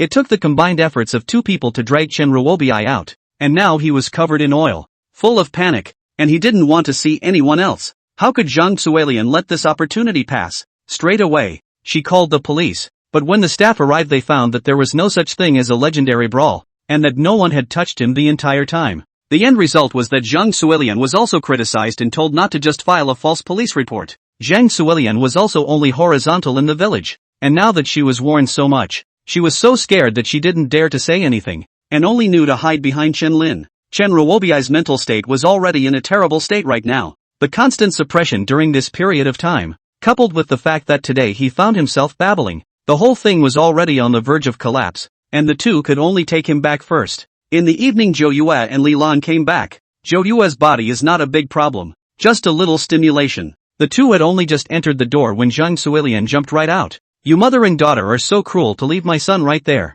What's the matter with you? A married woman, following your mom around every day? And don't mind your man. Leland snorted coldly. She was long gone from her previous cowardly appearance. I didn't realize how ambitious he was until today. Now you get the hell out of my house right now. Here are the divorce papers. What? Chen Lin stood by the side are confused. What divorce? Zhang Suilian is even more sneering. It's simply impossible for you to get a divorce. In this life you are my Chen family's daughter-in-law. As long as my son doesn't agree you want a divorce. Dream on. Now that she had torn her face off, she wasn't going to pretend anymore, even though she had suffered all these days. But the Nine Spectres property was just too tempting. No matter what, they must take it. Chen Lin also jumped on the side. Women like you run around outside all day long and don't know to care about your own man. Now even think of divorce. I see I must be hooked up with which white boy. Really shameless. Leland was really pissed off when he ran into this scoundrel, while Zhou Yue cleared her throat, and it was time for her to get ready to go on.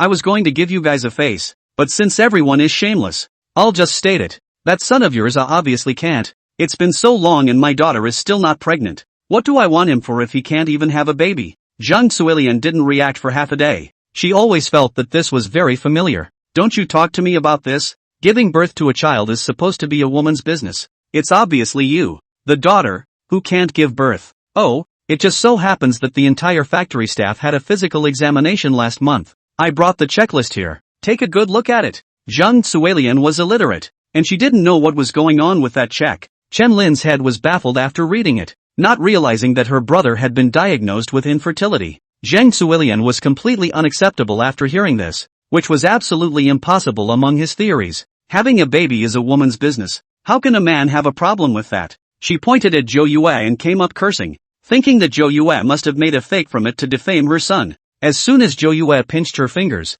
only a click was heard and Zhang Suilian let out a howl of pain. I hated when people point their fingers at me. And if having a baby is a woman's thing, then why did you marry your husband? You don't just have one yourself. Or is your family's bloodline just special enough that you don't even need a man to give birth on your own? You, Zhang Suilian stuttered for half a day and could not say anything, mainly because her fingers were too painful. Chen Lin saw that her own mom did not take advantage of the situation, picked up the broom next to her and rushed up. Zhou Yue yanked over Leland, then slapped Chen Lin in the face. To come and stir up other people's marriages even when your own marriage is not going well. People like you are also the most hateful. In her last life, almost all of the anger that Li Lan suffered in the middle of the month was given by this great aunt. Obviously the same woman should understand each other more. But Chen Lin puts double the suffering she has suffered on Li Lan. Chen Lin's entire body was dumbfounded. She was completely deafened by the slap to her left ear. Zhou Yue directly grabbed the broom towards the two body greetings. Li Lan are completely stunned. His own mother when the fighting force so strong?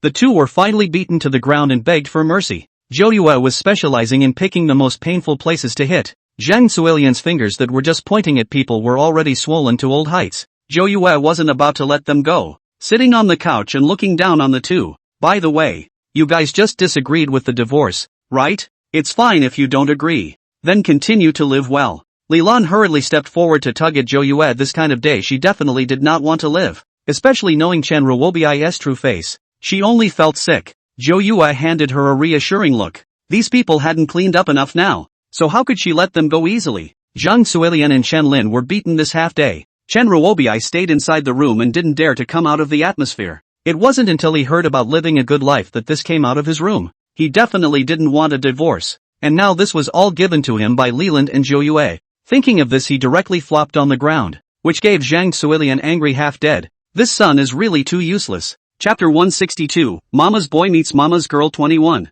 Mom, I didn't mean any of the things I said today, and I really was in way over my head to say those asshole-ish things. I will definitely live a good life with Leland in the future, and I will definitely not fail her. Zhang Suilian was dying of anger next to her. Why is this son so wimpy? Surprisingly, he knelt down to others. Zhou Yue directly sneered and threw the inspection report in front of him. What would my daughter want with a man who can't bear children? It's not like she's raising some gigolo. This can't be right. Chen Ruobiai felt that his body was very healthy and it was absolutely impossible for this to happen. He grabbed the checklist and carefully examined it. Seeing the results above, the entire man's back broke out in a cold sweat. And 9 specters was still constantly irritating him. I told you that you've been married for so long. Why don't you have any children yet? It turns out the problem is you. Wasn't this a eunuch in the old days? Zhang Suilian didn't want to see her son suffer such an insult. Who knows where you stole and cheated these checklists from? My son is awesome. It simply won't happen the way you say it will. Zhou Yue had long concluded that this would be the case. So of course it was only good to let them die completely. So he directly brought Chen Ruobiai to the hospital so that he could personally undergo another examination. Chen Ruobiai was incomparably nervous during the examination. And during this recent period of time he had indeed noticed a change in his body. I don't know if he was too busy or what, but he wouldn't think about that kind of thing for a long time. Leland would have been especially angry if he had rejected him in the past, but lately it seemed like it didn't matter to him. The one who was more anxious than him is Zhang Zuelian, who was praying non-stop. She can only have this one son. Don't let anything happen. But when the test results came out, Zhang Zuelian was completely dumbfounded. This time it was the doctor himself who told her that there was no hope at all for her son to have children. Doctor, could this be a mistake? My son is very strong. How could this happen? He would have been azoospermic, and there's no way he could have had a child in his life. That belief within Zhang Zuelian completely collapsed. Her son used to be her hope. She felt that she had continued the bloodline of the old Chen family, but she didn't expect it to be broken. After coming out, several people didn't have particularly good expressions on their faces, while Zhou Yue was smiling very brightly. A man is not capable and can't earn money, and now he can't even give birth to a child. Alas, I really don't know what to do. It's also my daughter's bad luck who made Leland married to you now. For such an invalid, our family can still afford to raise him. Speaking of Leland, Chen Ruobiai turned his head. Today's inspection Leland did not come over at all. At this moment, Leland was presiding over a meeting inside the factory. Most of the things Zhou Yue had now been handed over to her, and she was handling it with ease. Chen Ruobiai's mind constantly echoed the word invalid inside his head. There were no words along the way, and when a few people went home Zhou Yue sat on the sofa with her legs crossed. Ah, bae, now that you're a wreck as well, it's time to do something worthwhile to get the laundry done. By the way, I can't machine wash those clothes, only hand wash. Oh, Zhang Zuelian couldn't help herself. Who are you to let my son do the laundry? He's the one who does the big things. What a laugh. Now you eat my food, drink my water, even the place you live is mine. What right do you have to yell here? Believe it or not, I'm going to tell you to get the hell out of here right now. Zhang Zuelian is completely frightened. She does not want to go back to the countryside. Before with the neighbors have boasted, and now go back to be sure to be laughed at by others to death. Just had to do it the hard way, and they were not going to agree to a divorce anyway. No matter what, 9 specters couldn't wait for them to disagree, so that they could torture properly. Chen Lin and Zhang Zuelian were cooking inside the kitchen. All the household chores were now contracted to them. Leland was out at a meeting and didn't come back for lunch, and Zhou Yue frowned during dinner, directly pushing the bowl of soup with added special ingredients in front of him to Chen Ruobiai. Drink it. Your mom made it for you herself. Zhang Zuelian panicked. She had spit a lot of saliva in there. How on earth did Zhou Yue know? Chen Ruobiai was of course aware of this, and just as he was hesitating, Zhou Yue took out a large iron bar from somewhere and smashed it on his shoulder with a frame. Hiss! What are you doing? Drink when I tell you to. Why are you hesitating? Are you looking down on me? Zhang Zuelian tried to come up to help, but Zhou Yue directly hit her right hand with a stick. Did I tell you to move? There are no rules in this house anymore. Zhang Zuelian was so angry that she couldn't care less, endured the pain and went forward to grab the iron bar. You dead old woman! How dare you hit my son? I'll fight you. Zhou Yue moved his wrist frame and a few more iron bars. The clubs all hit the joints. Zhang Zuelian rolled on the ground in pain and did not dare to make any other movements. She looked up with difficulty and saw her pair of children looking at her with surprising indifference, with absolutely no intention of stepping in to help. What's the use of having you guys when you're that old and can't even cook a meal? It's really shameful for a family to freeload and not even understand a little housework. Zhou Yue crackled and cursed for more than half an hour. Chen Lin was cursed and did not dare to raise her head. This is too fierce. The next thing these three realized was what was the beginning of the nightmare. Zhou Yue assigned them all sorts of tasks, and the slightest bit of disobedience was a severe beating.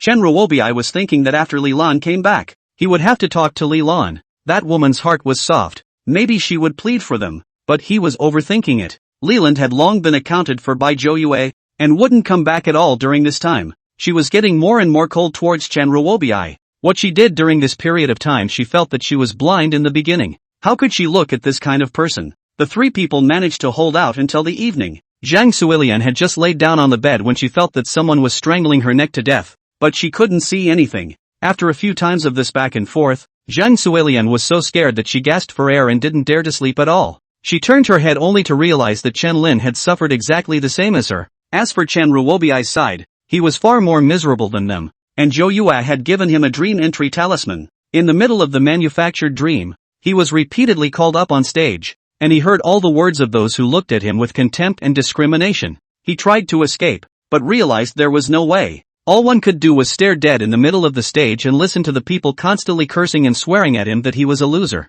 In addition to all this, there would be constant images of him in the middle of the dream where he was the only one who kept making mistakes in his workshop operations. Chapter 163, Mommy's Boy Meets Mommy's Girl 23, End. The team leader inside the workshop has become a nightmare for him, constantly abusing him and considering him a waste of space. Now at the mention of those two words, he thought of the scene inside the hospital during the day and was tormented by nightmares throughout the night. This family of three was completely sleepless, and before dawn, Zhou Yue directly woke up the three people with a megaphone. Zhang Suilian thought it was an earthquake in his sleep and was so scared that he opened his eyes to see Zhou Yue holding a loudspeaker in front of him and playing it on a loop. You can still sleep when you're half buried in the dirt. What time is it? Is my house a place for idlers? Zhang Suilian was dying of anger, but now she didn't dare to lash out at Zhou Yue, and the few people could only get up in silence. For breakfast today I'm going to have millet porridge, rice porridge, purple rice porridge, and 8 treasure porridge. Make me one of each. This big morning Zhang Suilian yawned repeatedly,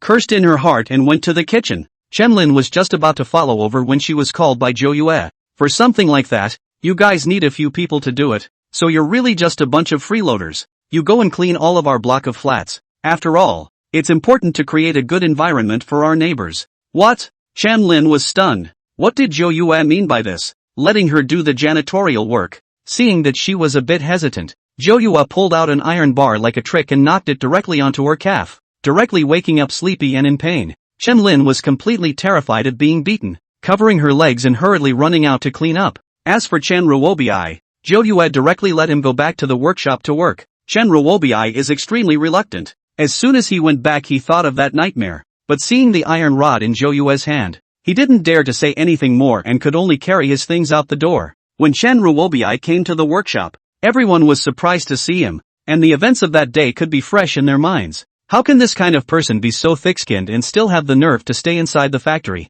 Everyone used to talk about him behind his back, now it's all straight up and above board. I've never seen such a brazen family, just relying on Mr. Sun's house, not even signing. It just seems like an odd family to me, and I've also heard that he's not a man if he can't do that. Look at it, isn't it a scourge on good people? Everyone is talking. Chen Ruobi is almost crazy by these remarks, and in the middle of the work is frequently wrong. Now he couldn't even figure out if he was in the middle of a dream or in reality. In just 3 days, the Chen family had been tortured, being instructed by 9 specters to do all kinds of work during the day, and having all kinds of nightmares at night. Zhang Suilian, which still has the arrogant flames of the beginning, now the whole person has lost a circle, and Chen Lin, in order to curry favor with Zhou Yue, went so far as to directly denounce Zhang Suilian and stood up during dinner. I caught her stealing food inside the kitchen today, and you said we were only allowed 1 bowl of rice each for dinner. Zhang Suilian glared viciously at Chen Lin. This dead girl dared to sue her. Zhou Yue nodded in satisfaction, then took a steamed bun and threw it to Chen Lin. This is a reward for you. Good job. From now on you guys will monitor each other. There is a reward for reporting. Chen Lin was also completely cornered and helpless. Zhou Yue didn't move and beat people, and every single one of them still only had so little rations at night. From here it's all downhill from there. And the 3 people who were previously in love with each other start to tell on each other. In the end, they didn't even need Zhou Yue to make a move. The 3 of them fought every day. Where there was still some semblance of relatives, the 3 are on guard against each other, all staring at each other's mistakes and immediately going to tattle to get a reward for being just a little bit wrong. And Chen Ruobi is also the first to be unable to support. In his last life, he various Pua make Li Lan suffered from depression. In this life he was so completely sick that he couldn't even tell reality from dreams anymore. The daily beatings at work and all the defenses when I get back are now completely insane. In the middle of the night when he was once again haunted by the nightmare, he could no longer distinguish reality and rushed to the kitchen to pick up a knife and slash towards Zhang Xuelian, because Zhang Xuelian was suing him every day.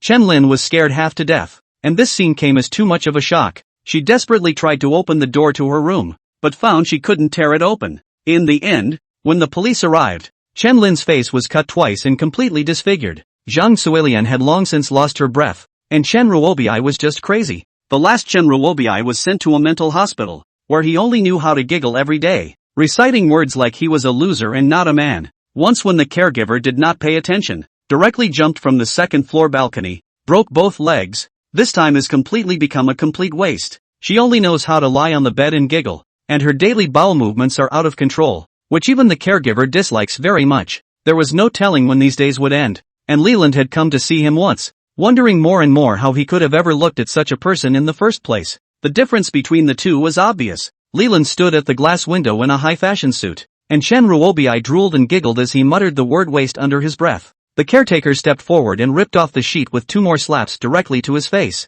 Horses. You wouldn't say if you had to go to the bathroom? The beaten Chen Ruobi also only knew to heave and giggle, and called the caretaker a loser. In the end, what she got in return was even more of a beating, and Leland shook his head and walked out of the sanatorium. It wasn't that she was hard-hearted, but Zhou Yue had used a dream entry charm to reflect what had really happened in her last life. This made her panic inside, which was why she came to see Chen Ruobi, because a lot of things were different. A lot of things had changed in this life, and she definitely wasn't going to repeat them. As for Chen Lin's completely disfigured appearance, Zhou Yue let Li Lanside unilaterally applied for a divorce, and the court had already ruled down. Chen Lin was also kicked out. Her face was horrible to the extreme, and she was looking for a job all over the place, so she could only pick up garbage on the side of the road for a living. Once she saw Leland drive by in his car with Zhou Yue in style, and in a trance she felt that this was not the way it was supposed to be in their lives. She looked in that direction and cried and laughed, and finally fell to her knees, as if to atone for her sins, as if she were completely mad. When the original owner returned, she was very satisfied that her daughter had lived the way she wanted and was able to stand on her own. That was the best revenge, and it also allowed her daughter to grow up as well, so she wouldn't have to be afraid in the future. No longer will she be mentally attacked by others. She has become extremely strong and has a very rich heart. As 9 Sephiroth detached, the power of merit and virtue all converged into 9 Sephiroth's poem. The little golden dragon appeared assiduously, and Zhou Yue told it to send the power of merit back. Right now she was not going to want to go back, or the old guys would just scream for her to hurry up and get to the top. Chapter 164, A Feudal Mountain Village Preferring Men to Women 1. After the little golden dragon finished transmitting its merits, it followed Zhou Yue to the next small world. This time Zhou Yue just opened her eyes and realized that there were especially many people around. There was an old woman on the side dressed in fancy clothes, as if she was dancing. She gibbered as she banged the drum, then took a mouthful of wine and was about to spray it towards 9 specters. 9 specters instantly made time pause and all was forbidden. It was then that she took stock of her surroundings. The location they were in was by the river and there were many villagers around. And what the original owner was wearing was surprisingly a set of wedding clothes. Only it was very rough, and the body was bound with ropes. The little golden dragon immediately transmitted the plot. This time the original owner's original name was called Zhou Zhaodi. It was later to take her to sacrifice. Only changed a name called Zhou Zhouyue. The original owner is a bitter person. Since childhood, father did not love, the mother did not love. Inside the family ranked the third. Above her are 2 sisters. Below is a pair of twin brothers. Zhoujia village is very traditional and feudal. The distance from the village to the local town is a 5 or 6 hour walk, surrounded by large mountains. The traditions kept within the village are very heavy and the original owner's family is very patriarchal. 2 girls have been lost beneath the original owner in order to have this last son. After the birth of the original owner was exchanged for more beatings because her grandmother felt that she was the one who took her brother's name. That's why the old Zhou family didn't have a son,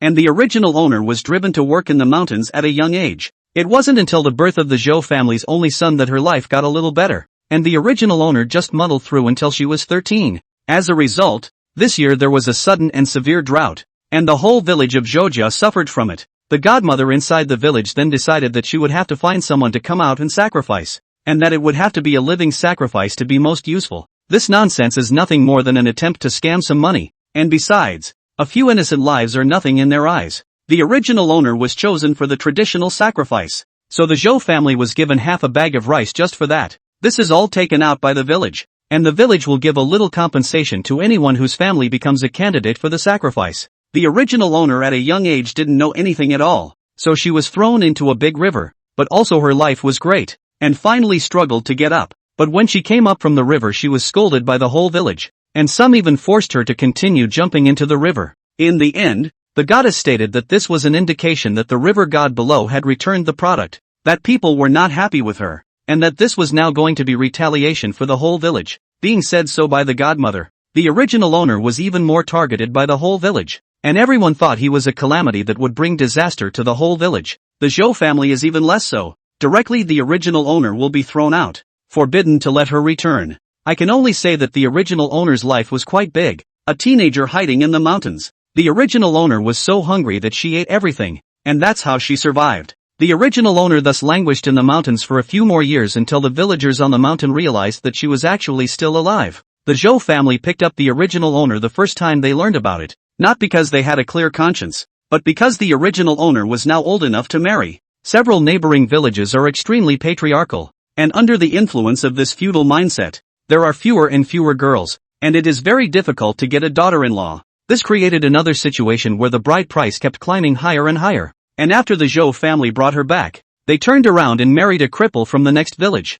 The original owner had also resisted, but it was simply impossible. That family of the Zhou family was wolfish and could do anything. In order to prevent the original owner from escaping, he even broke her right leg alive. The crippled man from the next village was addicted to alcohol and paid $60,000 to marry the original owner. In his mind this was the person he bought back, so he didn't know how to value it at all. And every time he moved, he was beaten and scolded. The original owner also tried to escape, but she simply couldn't run away, and the people inside this village were all echoing each other. And so it was that after 2 more years the cripple realized that she was still not pregnant and gave her another severe beating. The original owner was almost killed by him. The crippled man came back from marrying his daughter-in-law to continue the lineage, so he went to see one of the village's barefoot doctors, and eventually realized that the problem was actually with him. This was completely unacceptable to the cripple, and his beatings of the original owner got worse and worse, until he found a business opportunity later on. If you can't enjoy it yourself, you can take it to someone else. The original owner was thus locked up in the middle of that cramped woodshed, with a different man coming in every day. The cripple takes this money and goes back to trading it for booze until the original owner realizes she is pregnant, which the cripple thinks is a wild card and is here to humiliate herself. To the original master is even more intensified brutal beatings, and finally killed the original master alive in a snowy winter day. When the original owner died it was just a straw mat that was thrown to the back of the mountain, and no one even dug a hole for her. Instead, the Zhou family learned of their daughter's death and then found the cripple and blackmailed for another sum of money, before they completely stopped. Receiving the plot, Zhou Yue turned her head to survey the crowd around her. All of the original owner's family members were standing across the room, all just watching the show. It can be said that everyone inside this village is a murderer. The original owner's life is really too tragic. Zhou Yue didn't ask many questions, and directly took on this task. Even if there was no merit, she was willing to take on this task, so it was the earth that was the greatest hell. These people are 100 times more disgusting than those demons down there. Lord God, the power of merit this time is not much, only 50, but it's already all she has. Well, what was her wish? He wants everyone who caused this injustice to be retributed, as well as the girls here to be able to have a normal life. You can tell from amongst this wish that the original owner is a very kind one. Even with all the suffering she has endured, she also thought about rescuing others. Within this village he was probably just a microcosm of it. There were countless other girls like her. The little golden dragon shook his head. This task of the main god is a bit too big, and the merit value she gives isn't much. This god has already taken it, so why are you talking more nonsense? The little golden dragon just thought that this mission was also too hard, and that it was going to be a little too hard to make sure that all the other girls could have a normal life. At this moment, Zhou Yue was sitting cross-legged on the ground, her mouth gurgling incantations, and soon, a golden light flashed towards her. The little golden dragon immediately understood that the main god was about to unleash a big move, and it immediately stepped forward to play along, instantly transforming into its golden dragon form. With the conveyance of the dragon's whistle, all the fragments of golden light scattered over this great land. All of space began to shift rapidly, and whatever entered this space was affected. Chapter 165, a feudal mountain village preferring men to women too. After a few minutes had passed, the entire inside of the village had changed, and for the moment it appeared that there was nothing special to be found. Then Zhou Yue snapped her fingers. And the goddess who was singing and dancing suddenly pointed at Zhou Yue and yelled, "Who brought her up here? What the hell is going on in your old third Zhou's family?" Zhou Laosan, also known as the original owner's grandfather, walked over on his crutches at this moment and unexpectedly ran over crying and grabbing Zhou Yue. "What's going on? My great-grandson? How did you manage to get here? Where's the money loser? Hurry up and let him up." The Zhou family's old lady, on the other hand, came up aggressively and slapped Zhou Laosan on the head. "You dead old man will only scream. Be careful of scaring my precious granddaughter." Zhou Laosan wanted to hurriedly lower his head, while carefully looking at Zhou Laotai, fearing that he would be hit again. And at this moment, the money loser in Zhou Laosan's mouth was standing next to him gloating. He didn't know how his grandparents were so strange today, and his grandmother was so bold that she dared to beat up his grandfather. Zhou Laosan walked up and tugged on his ear. "Are you deaf? You money loser. How dare you let your sister stand there?" "What?" Zhou Yaozu was not going to do it and jumped straight up. "Grandpa, are you senile? That money loser is there. Why are you calling me daring? Is my family's precious granddaughter also something you can talk about? You money loser. Let's see if I don't beat you to death today." These two grandsons of the Zhou family are twins. One is named Guanzong and the other is Yaozu. Both of them were flabbergasted as far as being really weird, and the villagers around them started pointing. This old third Zhou's family is afraid to be confused. It's crazy to send a daughter up to be sacrificed. Even if there are 3 daughters in his family, that's not so bad, is it? These daughters are babies. Who knows? Look at that boy in his house. He's not manly at all, and he has the nerve to talk so loudly. The two brothers were completely confused listening to the arguments, but before they could react, Zhou Erju walked up and directly took the rope and tied up Yaozu. "Dad, what are you tying me up for?" "Shut up, you money loser. How dare you yell at your grandfather and your sister? I think you've really eaten your bear's heart in leopard's gall." Zhou Yaozu was furious. He was a little emperor at home. What kind of nerve was his father having today? "Don't you want me to retire in the future? I'm the son of the family." "Bah, you can shut up. I'm a man with a daughter. Why do I need you as a money loser?" A mouthful of a money loser. Zhou Yaozu's face only felt on fire. How come he hadn't found these 3 words so unpleasant before? The main reason was that these 3 words all appeared on the original owner, and he called them extraordinarily well. But now that they appeared on him, he found it unbelievable. He looked around at the looks in the eyes of the people around him and thought that everyone was crazy and really sick today. Directly struggled up, and also cursed, which makes the surrounding villagers are talking.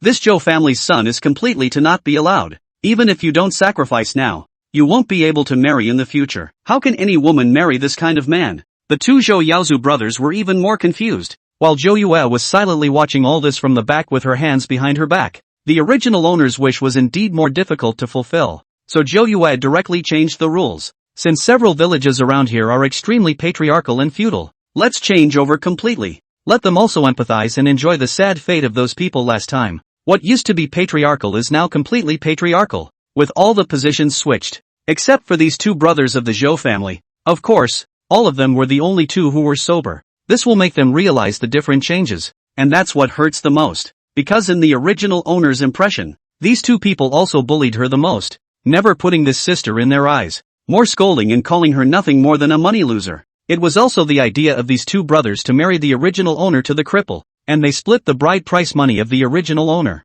The 2 stared around them with confused faces. They both thought these people were crazy. Zhou Yaozu's mouth didn't stop. "You guys are really crazy. To drag me to a sacrifice for a woman. Are you guys confused? And call me a money loser. I'm a belt." At this time, the village chief inside the village came out. Let Zhou Yaozu surprise the village chief as the previous village chief's daughter-in-law Lu'er sister-in-law. "How come we have people like you in the Zhou village? How dare a big man put those words on his lips? Totally shameless. Hurry up and throw him down. If you don't think of yourself, you have to think of your brother. Where else would a woman dare to marry him in the future?" Zhou Yaozu was about to vomit blood in anger, and Zhou Guangzong next to him was even more devastated. Obviously it wasn't like this in the morning. How come everyone has changed? Zhou Yaozu thought he must be dreaming, but the next moment he was kicked into the river by the goddess. The cold river water stimulated his every nerve, making him think that this wasn't a dream at all. Zhou Guangzong stood by the side and looked dumbfounded. How could his own brother be thrown down? Shouldn't it be the money loser?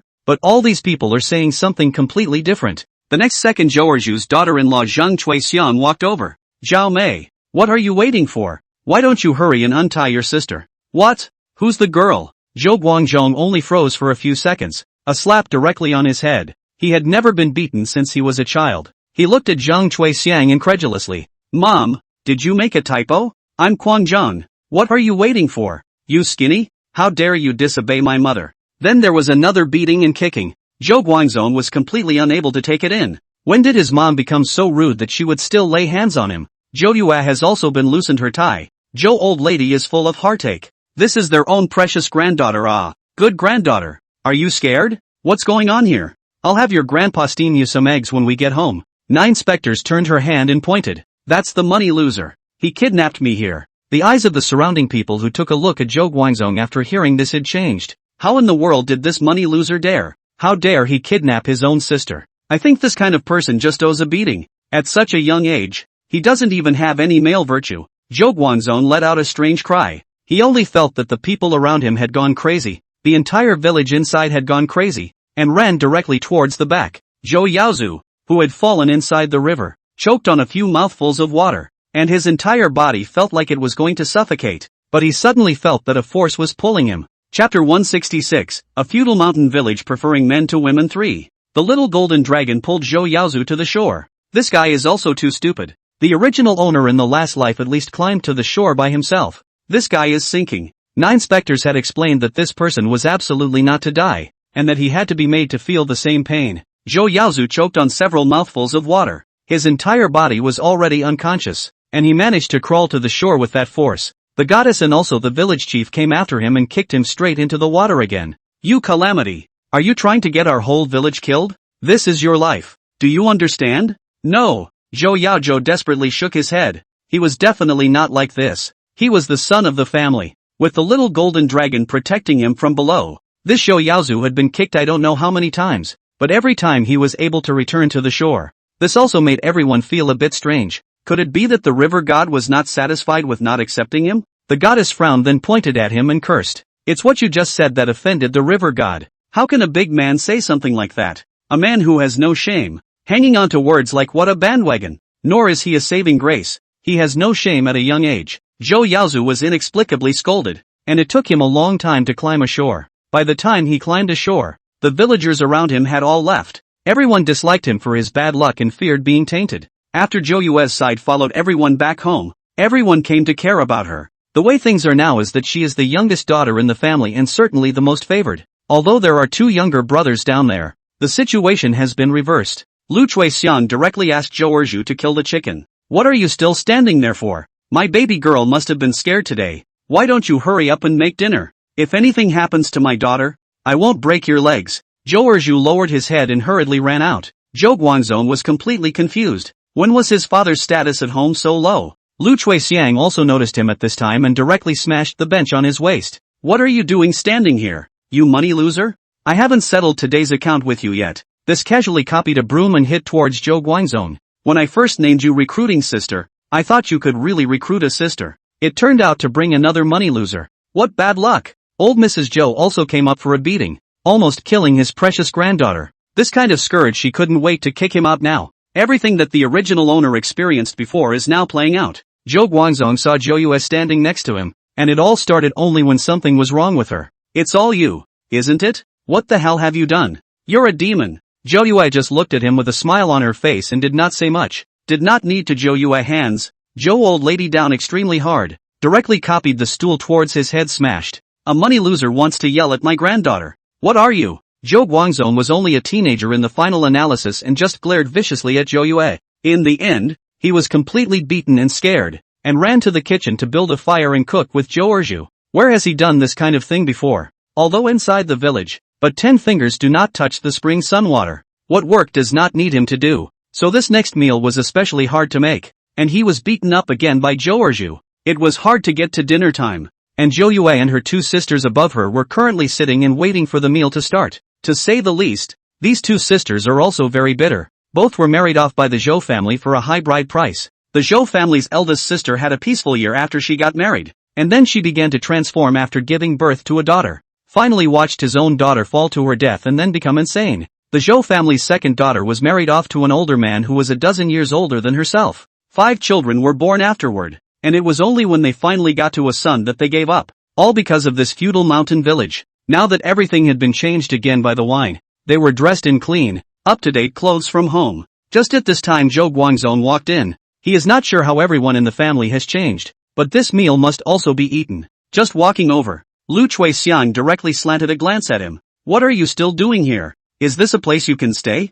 Get your ass in the kitchen and eat. That's when he realized that neither his grandfather nor his father were at the table, which had 2 large bowls of chicken sitting on top of it, oily and looking very inviting. He swallowed hard, and Zhou Erju came over to him as well and yanked him into the kitchen. Are you trying to get us killed, you money loser? You don't know the rules. What did I teach you? Zhou Erju casually gave him a slap on the face, as if scolding was a normal thing. And just like that, several people came to the kitchen. It's really too much effort to eat over that short table. There's not even a stool. You have to squat. It did have a bowl of chicken on it, but it was all chicken butts, heads, and such, and all the good meat was on the table inside. Zhou Guangzong usually took full advantage of the situation. This time he was completely dissatisfied. Straight away, he dropped his chopsticks. You've all gone crazy today. Not only did you beat me and curse me, but you served those things to the payoffs. Get it through your heads. I'm a son. As soon as his words fell, Zhou Laosan picked up the nearby walking stick and struck it towards his head,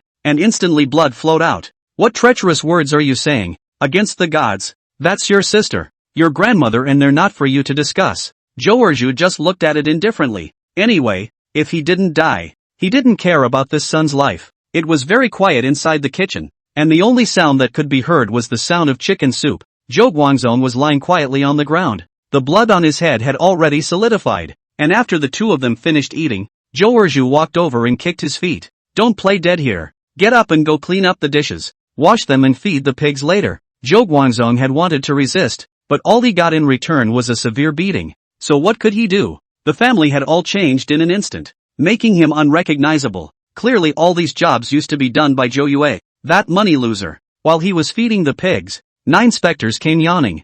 I want to eat wild fruits from the mountains. You go pick them for me now. What? Zhou Guangzong angrily threw the bucket towards the ground. It was fine for the others to beat and scold him. Who was this money loser to order him around? Reaching out, he was about to strike at 9 specters when in the next instant a walking stick appeared above his head, hitting the previous wound again, causing tears to come out of his eyes from the pain.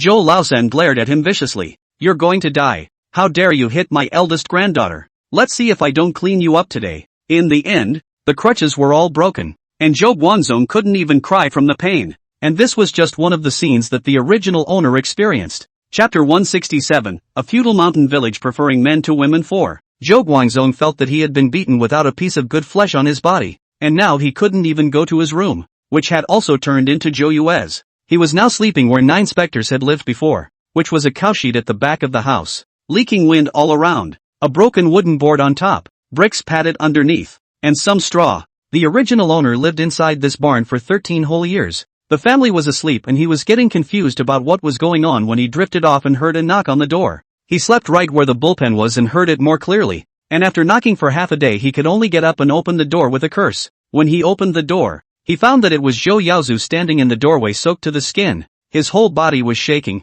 and he almost fainted after climbing up from inside the river. Yo Zhou. Zhou Guangzong hurriedly helped his brother in, and the 2 of them didn't know what was going on. The people inside the family and the village had changed. The more Zhou Yaozu thought about it, the more unbelievable he felt. Could it be that everyone had gone crazy? He huffed and puffed his way to the front door of the main room, thumping on it, and before he could speak, it was a slap on his head. You debt collector. What are you doing here dead again? Is this a place where you can come? Get out. You a bad luck thing even climbed up from the river. All can be returned by the river gods. You later let your several sisters still how to get married. Old Mrs. Zhou in the next house also heard it, and she climbed up and directly cursed. Where did the bad luck come from? Hurry up and get out. My Zhou family doesn't have a son like you. Grandma, Dad, why have you all changed? I'm Yo Zhou. Shut up. If you say those treacherous words again, believe it or not, I'll beat you to death today, lest you go out and ruin my family's reputation. You're a man who has absolutely no shame in saying such things. You're a disgrace. So get lost. Zhou Yaozu was severely beaten by Zhou Erju and was about to be kicked out when Zhou Yue yawned and walked out. Old Mrs. Zhou was heartbroken to see Zhou Yue and hurriedly ran forward. What happened to my good grandson? Was he woken up by this hoof? Don't worry. Grandma will kick him out now. Who's going to do the work in the house after you kick him out? He's a money loser anyway, so he might as well stay home and work for a few more years. Zhou Yaozu's eyes were red as he stared at 9 specters dead in the face. He used to be the one to say these words, but now that he had been knocked to the ground, how could he dare to say anything more? Old Mrs. Joe's eyes narrowed into slits. She was also the most calculating and immediately agreed. My good granddaughter is right. This kind of money loser should stay and work a few more years. In this way Zhou Yaozu was successfully kept in the Zhou family, but lived in a cowshed as well. After the Zhou family had gone to bed, the two brothers discussed it in the barn. They were not sure if they had changed or if everyone around them had changed. Zhou Yaozu had been through so much today that by the latter part of the night he had developed a high fever. I just can't hold out any longer. I'm going to sleep. No, tomorrow let's go to the two neighboring villages and see what's going on. It's so anticlimactic. Isn't it bull ****** that grandma, a woman, is in charge? After saying that he fell asleep in a daze, only the next morning before it was even light, the two were woken up by Zhou Erju. Two cheap skins are still sleeping at what time of the day? Is my Zhou family here to raise money losers like you? Hurry up and get up and cut wood for the fire. Later your grandmother and the others will be up. In the past, these jobs were all done by the women in the family. These two were spoiled into little emperors, which had done these things. Just seeing the stick that Zhou Erju was pinching in his hand, he could only get up and do it in the dark. Zhou Yaozu's fever had lasted all night, and now he was sitting by the fire in a daze and was dozing off. Suddenly a pot of cold water was poured directly on his head. You shameless one! Why don't you sleep through it and take the hot water to your sister's room? Zhou Yaozu was outraged and could only silently bring the hot water to the room. Zhou Yue yawned and just got up. Zhou Yaozu brought in the hot water and turned his head to go outside. Zhou Yue directly called out to him. You money loser! Why do you put on that face? Why don't you come over here and serve my mother to wash her face? You! I told you to cut the crap. What are you? 9 specters heckled and stood up and slapped him directly in the face. Get your status straight in this house. You're a returnee even for the river god. And you're totally out of your league. Zhou Yaozu froze. The person who used to have the lowest status in the family dared to hit him, which made him very angry. Just as he was about to return the favor, 9 specters tightly grabbed his wrist, rendering him completely immobile. He was a little confused as to why Zhou Yue's strength had become so great. Before, she was just a girl who was easily pushed down by him. Then it was back to kicking the tub of hot water directly at his feet. Zhou Yaozu was scalded to the point of squealing. And what the original owner had experienced before was 100 times more miserable than this. All thanks to them, this is just a small interest charge. Getting that hot water. Are you being deliberately bad? The rest of the Zhou family also heard the commotion, especially old Mrs. Zhou, who couldn't help it when she arrived. Picked up a broom and greeted towards Zhou Yaozu's body. Yesterday's injuries are not even healed yet. Today he was beaten up again. You upstart. How dare you hit my eldest granddaughter? Why don't you go to hell? Old me will directly skin you today. I'll see if you still dare to make a move. If you can't even serve your sister, how will you serve your future wife in the future? Zhou Yue was just watching indifferently from the side. And the 2 sisters of the Zhou family were also indifferent. This used to be a daily routine that they experienced. Now that the status has completely changed, the Zhou family has to pay for the education of their 3 daughters. And during the day Zhou Guangzong is still glad that he doesn't have to go to school. When he got to the mountain he found that all the men working on the mountain were boys, and the girls had all gone to school. He was getting the impression that everyone was crazy, so he quietly ran to the school, only to realize that it was filled with girls, except for a few don't want to pay for the boys to go to school. He was getting the impression that everyone was crazy, and holding his breath he ran straight to the next village. He wanted to see if it was the same elsewhere. When he went to the next village he saw an even more desperate scene. The embroiders at the door had turned into men, which was totally unacceptable to him. Several of the men looked disgusted as they saw him run over still dirty. Whose boy child is this? Such a big man doesn't know how to clean up. How can he get married in the future? Isn't it just plain to leave that shirt unbuttoned? It's so hurtful. Whose house is it anyway? Chapter 168, A Feudal Village Preferring Men to Women 5. Listening to these arguments Zhou Guangzong completely unacceptable, which has subverted the education he received before. A strange cry directly ran out. When Zhou Guangzong ran back, Zhou Yaozu directly scolded him for running away. All the work was done by him alone. He had never realized that there was so much work inside the house, before. All he had to do was to take care of the food and drink. Now, in addition to cutting hogweed and cow grass, he has to cut wood, build fires, cook, wash clothes, and do all kinds of household chores. After he learned the news and told Zhou Yaozu, the two also completely froze. Were they crazy or were the people around them crazy?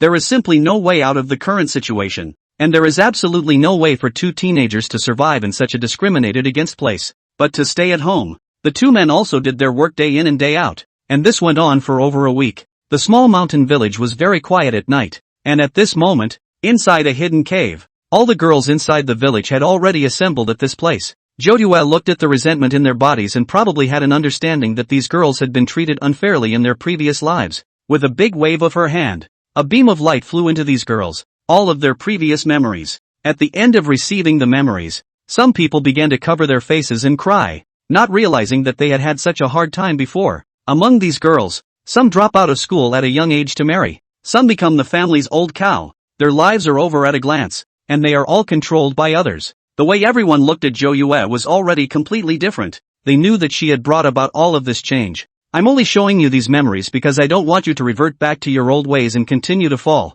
I want everyone to take the neighboring villages to a complete rise. Any kind of disparagement and also bias is not correct. Now our status has changed, but I want everyone to become more capable as well. Joyue was really hoping to change the fate of these girls. It wasn't as if she had come over to casually intervene with spells. That wouldn't help. At her call, all of them responded, and they made sure to work hard to improve all of their current situations, strive to lower the prejudice, or at least make the present situation better and better. Otherwise it will only create a vicious circle. This secret also became common for all the girls to keep. The reason why these villages on the side are so backward and prejudiced boils down to the fact that education hasn't been able to penetrate thoroughly. Children inside several villages have to go to the town after elementary school, which adds to the cost. It all boils down to being strong as soon as possible, then building up the roads and making transportation easier so that everyone can get out of the mountains and receive an orthodox education. When he went back in the evening, the little golden dragon farted out. What are you going to do, Lord God? Are you going to move the school here?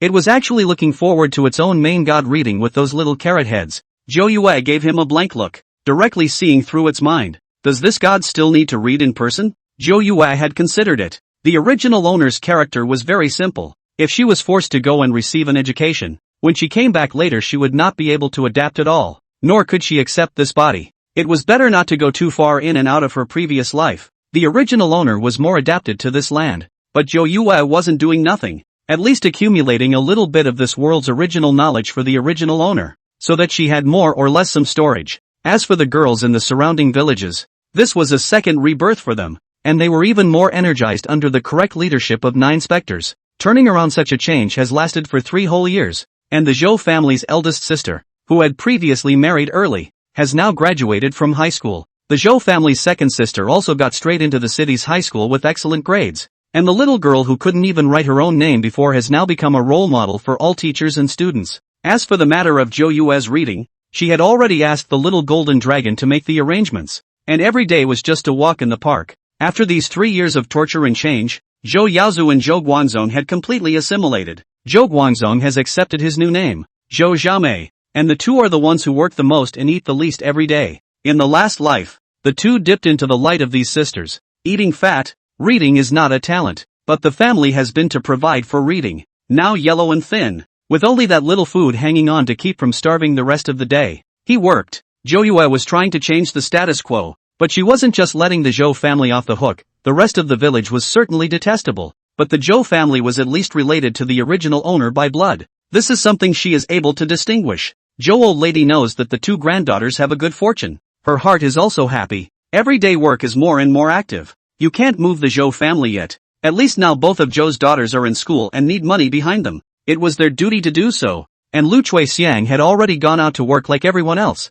After these 3 years of change, the inside of the village was completely famous, and several of their neighboring villages were notorious for valuing women over men. It's been completely reversed, with extreme value placed on daughters, and not a few girls have come out of the woodwork over the years. When Joyue finished high school, she reached out and asked for money directly from her family, and for Joyue's request, Mrs. Zhou was in complete agreement. This was also in line with the previous situation, where old Mrs. Zhou directly married off Zhou Guangzong. In order to get more money for his precious granddaughter's business, Zhou Guangzong ended up marrying an old woman selling pork, because this man pays a high dowry, but is notorious for beating up men, and her first 2 husbands were both run off by her. The second husband was blinded in his right eye, and Zhou Guangzong of course did not agree to marry that kind of man, but old lady Zhou didn't care whether he agreed or not, and tied him up with a hemp rope. Zhou Guangzong had finally experienced the kind of unwillingness and humiliation that the original owner had felt in his last life, and he was completely oppressed. He had accepted many things before, but now he really couldn't accept it in the face of this kind of oppression. Every day he thinks about escaping, and his only chance is when this woman goes to kill the pigs in the morning. It was hard to catch a chance. He quietly ran out.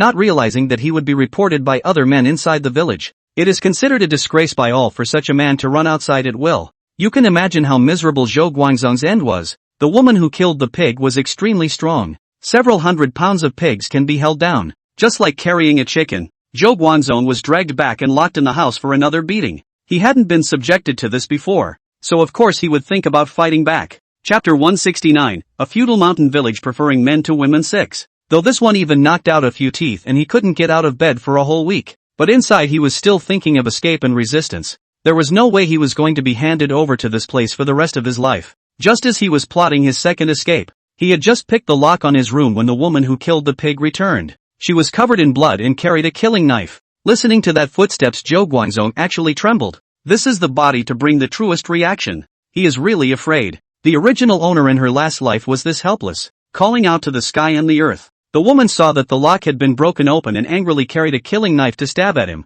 but on second thought, this was the one she had paid a high price to marry. It was a hard beating, followed by a rope that tied him up and threw him to the corner of the room. The woman drank while she was drinking, and when she finished, she smashed the beer bottle directly on Zhou Guangzong. You cheeky bastard, is it bad to think of running out every day to be around your old lady? Who are you trying to seduce in that state? It's been so long since you married me. And you're just a loser if you don't even have a child. The woman cursed indiscriminately while drinking wine, which caused Zhou Guangzong's self-esteem to take a great blow. The woman drank and then punched and kicked, and finally drifted off to sleep when she was tired of the beating. And Zhou Guangzong had already collapsed in a pool of blood. He didn't know when this kind of day would come to an end. Just then he heard a subtle ringing and turned his head to find 9 specters already standing behind him, as if he had grabbed a lifesaver. He dog-crawled to Zhou Yue's feet and grabbed her pant leg. You're here to save me, aren't you? You can get me out of here, please.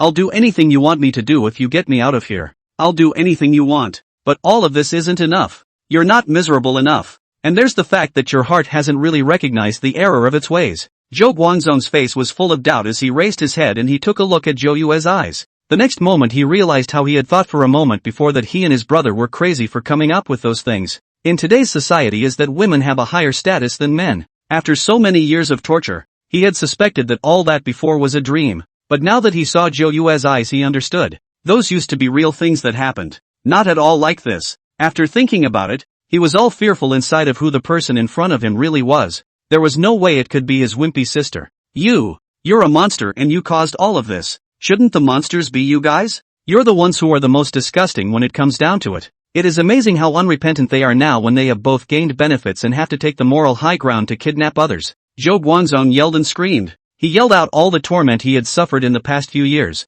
He knew it wasn't his problem.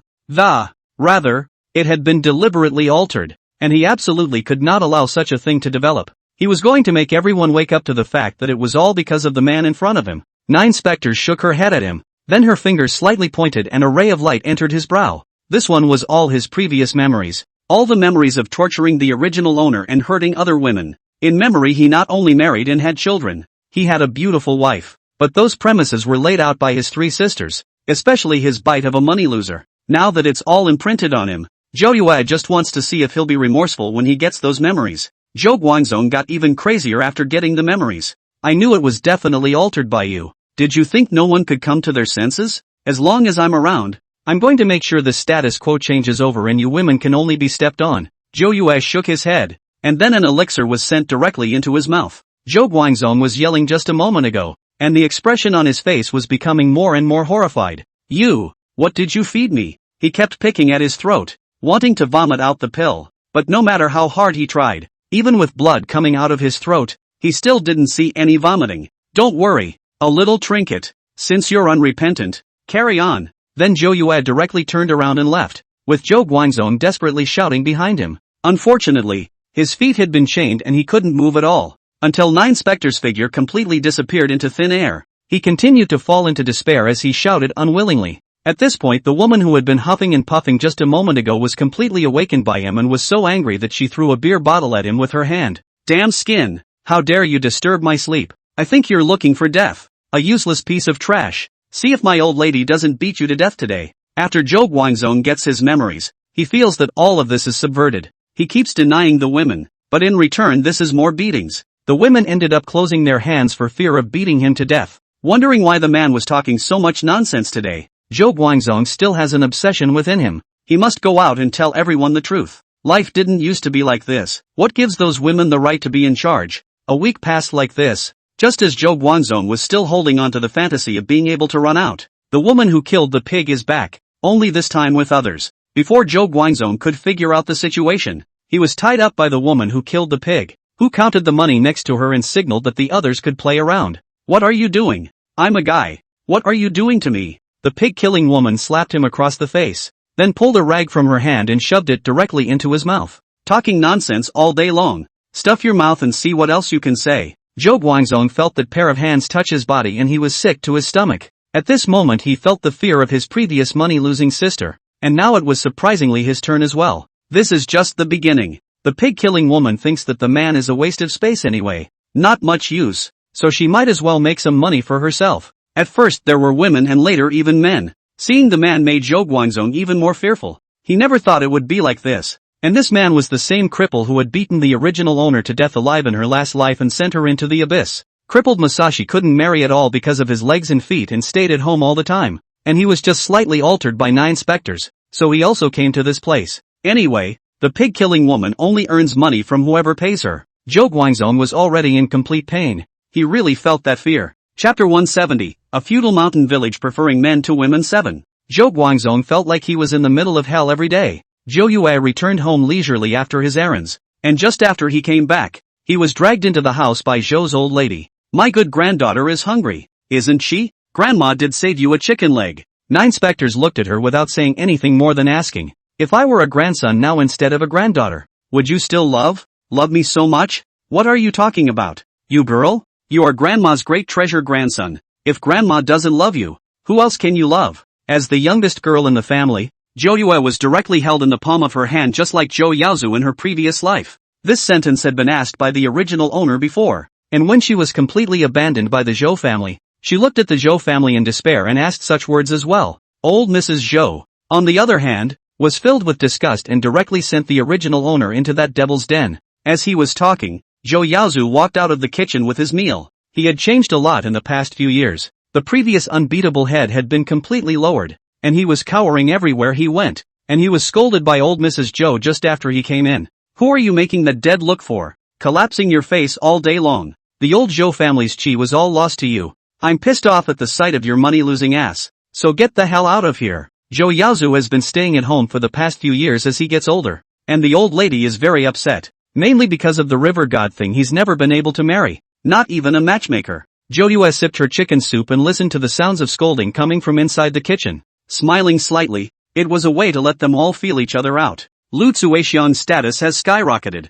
and now it's almost always up to her. Zhou Erju is like a little daughter-in-law, circling around the kitchen every day, and is now picking out the clothes to go wash by the river. Zhou Yaozu has actually guessed in his heart, since Zhou Guangzong married, he was very afraid in his heart of those things he had also heard of. His fate was now completely in the hands of the Zhou family. He worked even harder than before in the hope that he could stay in the Zhou family at least without having to marry out and be tortured. He would resist the first 2 years, and has been completely assimilated in the last few years. He even thought it would be an extreme luxury to sleep in the bullpen now. Under this kind of suppression, there was absolutely no chance for him to be able to fight back. So after a few more years, both of the Zhou family's eldest sisters were very powerful. Although Zhou Yue stayed in the village, she knew very well what kind of person the original owner was, and she planted all the back hills with fruit trees. With the support of others, the way was opened. Under Zhou Yue's leadership, these fruits were sold batch by batch, and several villages gradually became rich. Now everyone boasts that Zhou's youngest daughter is really great, even though she's only in high school. But people can link up all the neighboring villages, and plant fruit trees and develop greenhouses. The economy inside the village has begun to slowly develop. Especially Zhoujia village, which was previously known as a poverty-stricken village, has now all been lifted out of poverty. And Zhou Guangzong was not going to have the chance to see such a thing as Zhou Yue fed an elixir inside his body and left shortly after. Zhou Guangzong surprisingly came out with a shocking news. As a man he is pregnant. At first the pig-killing woman didn't believe it either, but as his belly got more and more bulbous, all the signs of pregnancy became more and more obvious. Zhou Guangzong is all freaked out. He's not sure what's going on. And the pig-killing woman thinks he's a freak. Every day he was even more viciously beaten and scolded. But no matter how much he was beaten, the child in his abdomen did not move at all. Even when Zhou Guangzong was all beaten to death, the boy remained steady. Things also spread out in this way. The more people spread, the more magical. All think Zhou Guangzong is not some kind of demon? What kind of man gets pregnant? And as time went on, and there were no signs of ripeness when it was time, his belly was getting bigger and bigger, and he was just hard and pregnant for 3 years. Zhou Guangzong experienced the hard work of pregnancy on a daily basis, with a sore back and a large stomach that completely affected his mobility. There were times when he was so mad that he jumped right off the edge of the ridge, and he just couldn't believe what kind of monster it was. However, after exhausting all means, the child in this womb was still fine, and there were times when he could even feel the heartbeat in this womb. The talk about him in the neighborhood was growing, and everyone who saw him was calling him a monster. When Zhou Guangzong saw Zhou Yue again, it was when he struggled to hold his stomach all the way to the back of the mountain to collect firewood. The moment he saw Zhou Yue, tears flowed down his face and he knelt down on the spot and kept kowtowing. I really know it's wrong. Third sister, really let me go back. I don't want to live like this anymore. And that's how it's going to be from now on. From now on it doesn't matter if it's a man's call or a woman's call. I'll only listen to you. I'll never say those things again. I really know I'm wrong. He cracked up. But 9 specters remained impassive. The original owner in the beginning didn't have anyone to give her a chance. So why should she give such a person a chance? Now just to give you a little taste. This is what you used to call a payoff. I've really experienced enough. I really know I'm wrong. Please. Zhou Guangzong kept kowtowing. His head already cracked, while Zhou Yue sought his heart with scrutiny. This kind of person knows no repentance at all, and he's crying in pain now because he's just scared that he doesn't want to live the life he's living now. It was true that this Zhou family was all oil and salt. No matter what changes were brought about, they remained unrepentant. After 9 again left, Zhou Guangzong became crazy. A man with a big belly running around inside the village every day. The pig-killing woman didn't bother with him. He no longer had any earning value. Zhou Guangzong ended up going the same way as the original owner, and was also forced to go up the mountain, and barely built a shack on the mountain. When you are hungry, you eat wild vegetables and roots, and when you are thirsty, you drink rainwater. Even so, his stomach didn't subside by half, and every day he was able to feel the constant torment. What's more, every 10 months he was able to feel the pain of labor, the pain that made him feel like all the bones in his body were broken. The little golden dragon was a little curious when he saw the scene. Could it be that Zhou Guangzong was really pregnant? It's just a flesh and blood without a soul. Let him feel the sins he owed before. The cripple who had tormented the original owner last time was now in a worse state. After going back from Zhou Guangzong's place, he realized that his stomach was actually slowly getting bigger as well. It made him even more afraid. Could this stuff be contagious? He had heard the village gossip and was even more afraid that he, too, would be treated as a monster. He hid in his room every day, not daring to go out at all. Chapter 171, a feudal mountain village preferring men to women 8. No one imprisoned him, but he drove himself completely insane. Even when he heard a child inside the village discussing the plot inside the TV and saying the word monster, he felt like he was talking about himself. To the back of that cripple is completely do not go out. Roadside a few villages in the Zhou Yue and the other girls have been gradually towards affluence under the leadership of. The cripple lived in fear all day long, and he had heard that monsters like this would be taken out for research and cut into 1,000 pieces, which scared him even more. Trapping myself in a tiny room every day. I'm afraid to light up at night. By the end of the day he was mentally out of it, and every day he said that a lot of people were beating him up. He was too frightened to eat or drink. He tried to starve the contents of his stomach, and his mental state became more and more abnormal. And finally he actually starved himself to death in the year of the harvest. The previously most feudalistic Chojia village has now changed, and after everything has developed, outside education has managed to pour in as well. But the Zhou family's situation is completely different, and Zhou's 2 sisters are very successful outside the family. But only Mrs. Zhou knows that they have given up 2 college students. But these 2 people have not taken a penny toward the family. After all, it was her favorite eldest granddaughter. So old Mrs. Zhou couldn't say anything. Then there was the most promising of the family, Zhou Yue, who had brought several surrounding villages to have become rich. But the old Zhou family still hadn't changed. The Zhou family's life is still the same as before. Lu Chuixiang is almost tired and bent. The other 3 people in the family do not pay, can only force Zhou Yaozu to go out to do work. The Zhou family village is completely different now, but the thoughts of the Zhou family are still placed before. What Zhou Yue had to do was to try to change perceptions and be able to make it better for the original owner to stay in the Zhou family when she came back. But this kind of good is not the same as the kind the original owner wanted. All the orders of the 9 specters were screwed up in reverse, and once she left, there was no one to maintain the phenomenon. It will completely change back again. But the others have changed and they feel that the girls are equally capable of earning money and bringing wealth to the table. The Zhou family is still holding on to the traditional thinking of the past,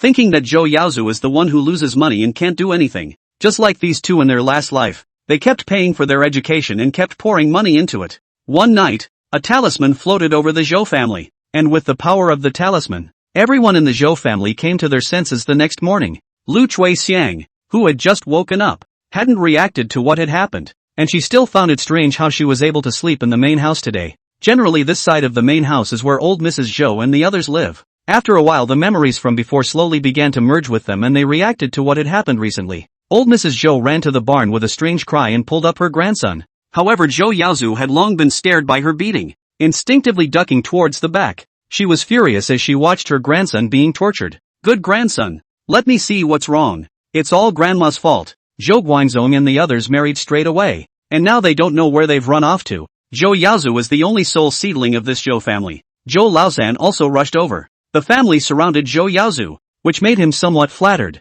What was going on? After speaking for half a day he reacted. Zhou Yaozu's eyes were very excited. Grandma, you finally changed back. Do you know how I've lived all these years?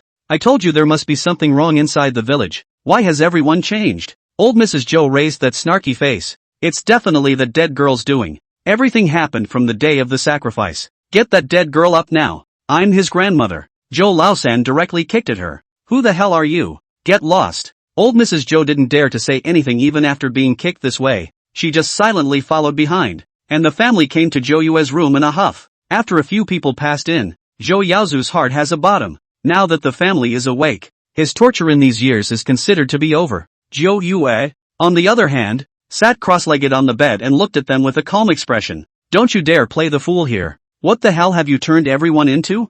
You girl, hurry up and change everyone back. Why are you so vicious? Those are your two younger brothers who are the future flavor of the Zhou family. Oh, don't you guys see it clearly? These two are simply unreliable. I was wondering if you guys got it or not. Zhou Yue had already brought forward their previous memories last night using the dream entry talisman. They clearly saw how much these two sons had tormented them in their last life, and how they had been devoted to them almost all their lives. Zhou Laosan was furious and jumped straight to his feet. Why doesn't Laozi understand? This is my eldest grandson. Only a male can inherit the fragrance. What are you, a girl child? Hurry up and change these things. But isn't everyone's life great now? Zhou Laosan was infuriated. Anyway, no matter how he said it, he felt that this was wrong, and would never allow such a thing to happen. Zhou Yue didn't bother with him. She just told them to go out and take a look, and as long as someone agreed to be able to change back, she wouldn't hesitate to make the change right away. Because of what happened before and they didn't dare to make any other moves against Zhou Yue, they could only go out and combine the other villagers first.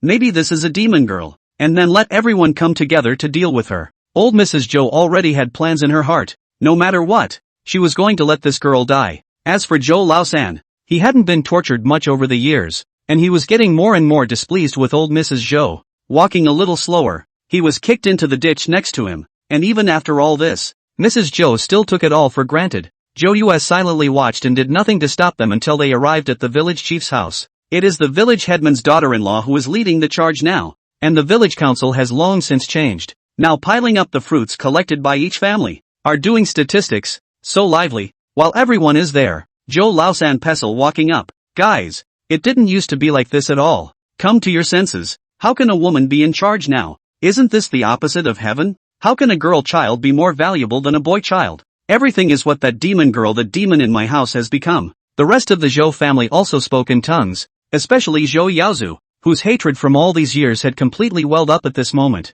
In their opinion, a woman should never have such a high status. It should be as it was before. However, after the Zhou family members finished speaking, the entire room was very quiet. Chapter 172, A Feudal Mountain Village Preferring Men to Women 9. Zhou Yaozu thought it was because they didn't understand and restated it again, and it paints a picture of all the life before, where the man was the one in charge. Someone in the crowd had already begun to oppose him, and it was the man who spoke. So what? What are you guys doing here talking about this? It's a good change inside the village now. In the past, our villages were poor and we were barely able to eat a full meal. Now your daughter is really something. Our family is out of poverty. Yeah, what do we care about that for? As long as we have the ability to do so. What? Zhou Yaozu was in complete disbelief, and he shouted hysterically just to wake them up. He thinks it must be 9 specters messing with him, but everyone around him thinks he's crazy. At the end of the day, it all feels like these guys are just here to purposely mess things up.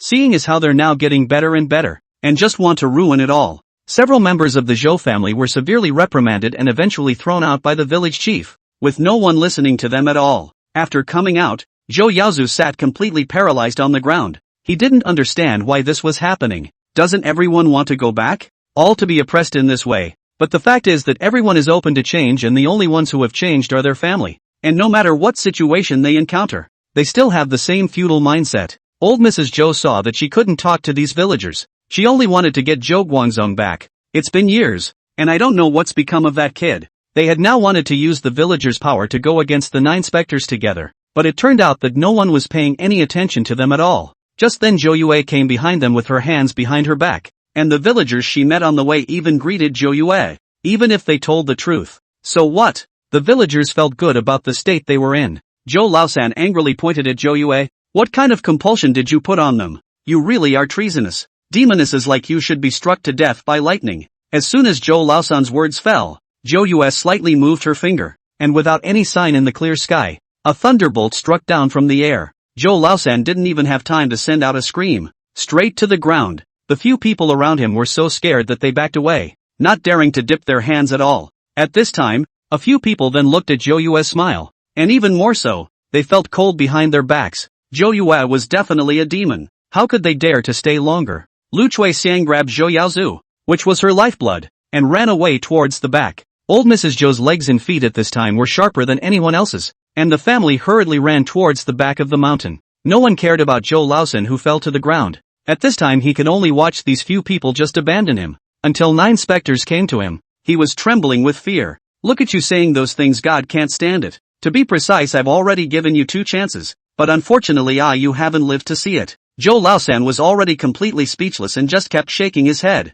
On the other side, a few people from the Zhou family ran to the mountain and unexpectedly met Zhou Guangzong by mistake. Looking at that bulging belly, old Mrs. Zhou felt her heart ache. Everything had changed, and Zhou Guangzong's spirit was already a little less normal. Looking at them, only knowing to hem and haw and giggle. Lu Cuixian was crying next to her, and Zhou Erju slapped her on the head. Why are you crying? Do you still want to lure that demon here? Lu Cuixian covered her mouth and did not dare to cry again. The family said so, and did not dare to move freely at all on the mountain. Until the night the Zhou family heard some movement outside. I also dare not go out. Hard to dawn to go out only to find that it is actually Zhou Laosan was sent back. Zhou Laosan has been frozen all night inside this mountain. His face is a little pale, and after being struck by lightning, the lower half of his body is completely immobile. But seeing his son and grandson, this old man actually smiled. As long as his son and grandson were there, there was hope. However, Zhou Erju came out and first looked around vigilantly, then poked Zhou Laosan with a wooden stick. Several people then dragged him inside, this only to know that Zhou Laosan was paralyzed by the thunder directly, completely unable to move. After the Zhou family members calmed down and discussed, since this side had been changed by 9 specters, it would be better for them to run to other places. They weren't going to stay here anyway, no matter what. Zhou Yaozu viciously clenched his fists. It was just a pity that he couldn't take revenge now. Let's go out first. I'll come back to settle the score with that demoness when I've made a good living outside. Let's go outside and invite the great immortal. These words had moved the other Zhou family members. Before it was Zhou Laosan who used to get the idea, but now it had become Zhou Erju. After making the decision, they were ready to go, only to face another problem when they set off. That is, the already paralyzed Zhou Laosan. The shack was not big to begin with. It was a thatched makeshift structure. The family looked at Zhou Laosan, who was lying on the opposite side of the room. With disgust, Zhou Yaozu glanced at him. Dad, I don't think we should bring Grandpa. Otherwise this is just a drag. I'm going to make my way inside the big city.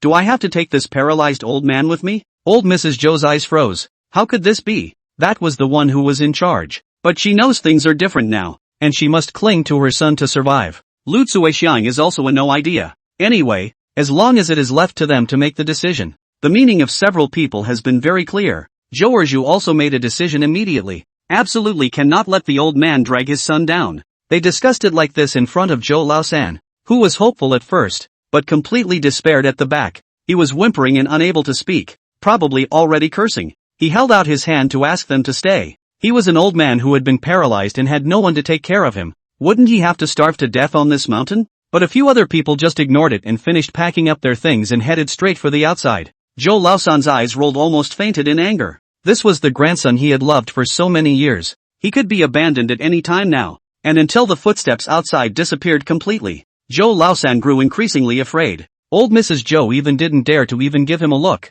for fear that she would be equally abandoned. But when it was almost dark, Zhou Laosan heard footsteps coming from outside. He got excited again and whimpered after he saw who was coming. A few people walked in with their heads hanging down, while Zhou Laosan still felt sure that they had come to pick themselves up with a clear conscience. But the next words threw him into utter despair. It's definitely that demon that's messing with us now that we can't get out. We're completely trapped on the big mountain. What's that supposed to mean? Chapter 173, A Feudal Mountain Village Preferring Men to Women 10. Zhou Laosan thought it was their conscience coming to take him back, but he didn't realize that he couldn't get out. No one cares about him. Whimpering something, a few people face panic. Zhou Yaozu is not to believe. He went crazy and rushed out again. These years had tormented him so much that he could hardly grasp a straw to save his life. How could he give it up? Zhou Erju originally did not want to go out, but looking at this family old, crazy, only Zhou Yaozu is still reliable. If this sun really ran out, then what should they do? So they also hurriedly chased after him.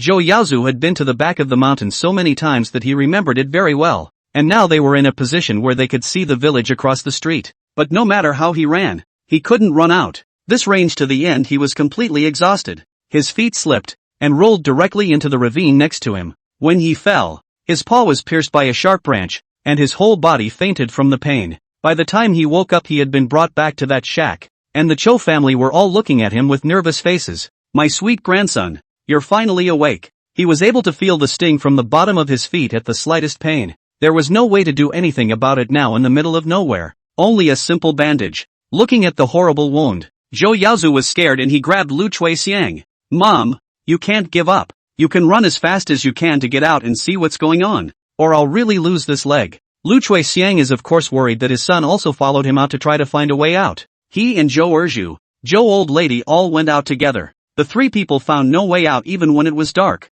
And the weirder point was that villagers would often come over to collect firewood in this back mountain. But they didn't meet anyone for the whole day. In this way the Zhou family stayed in the back of the mountain for a whole week, and finally gave up. No matter what way they used they couldn't meet anyone and couldn't walk out. Zhou Yaozu's right foot completely hair-capacitated necrosis. The entire foot has been blackened. Lying on the ground cannot move. Zhou Guangzong, who was lucid at times and crazy at others, found some herbs from somewhere this day. Zhou Yaozu felt ashamed when he saw this big belly of his brother. What kind of man is still pregnant and for such a long time? Monster, get lost, or I'll beat you up? Old Mrs. Zhou cowered and didn't dare to say anything. Both were grandchildren, but the other one was crazy. She could only pretend not to see it. And Zhou Guangzong hemmed and hawed and giggled as he smeared the herb on his feet. Before Zhou Yaozu could resist, he directly fainted from the pain. And when he woke up the next morning, the highly swollen feet had all gone down. The little golden dragon saw this scene somewhat not quite able to understand why the main god gave them the herb.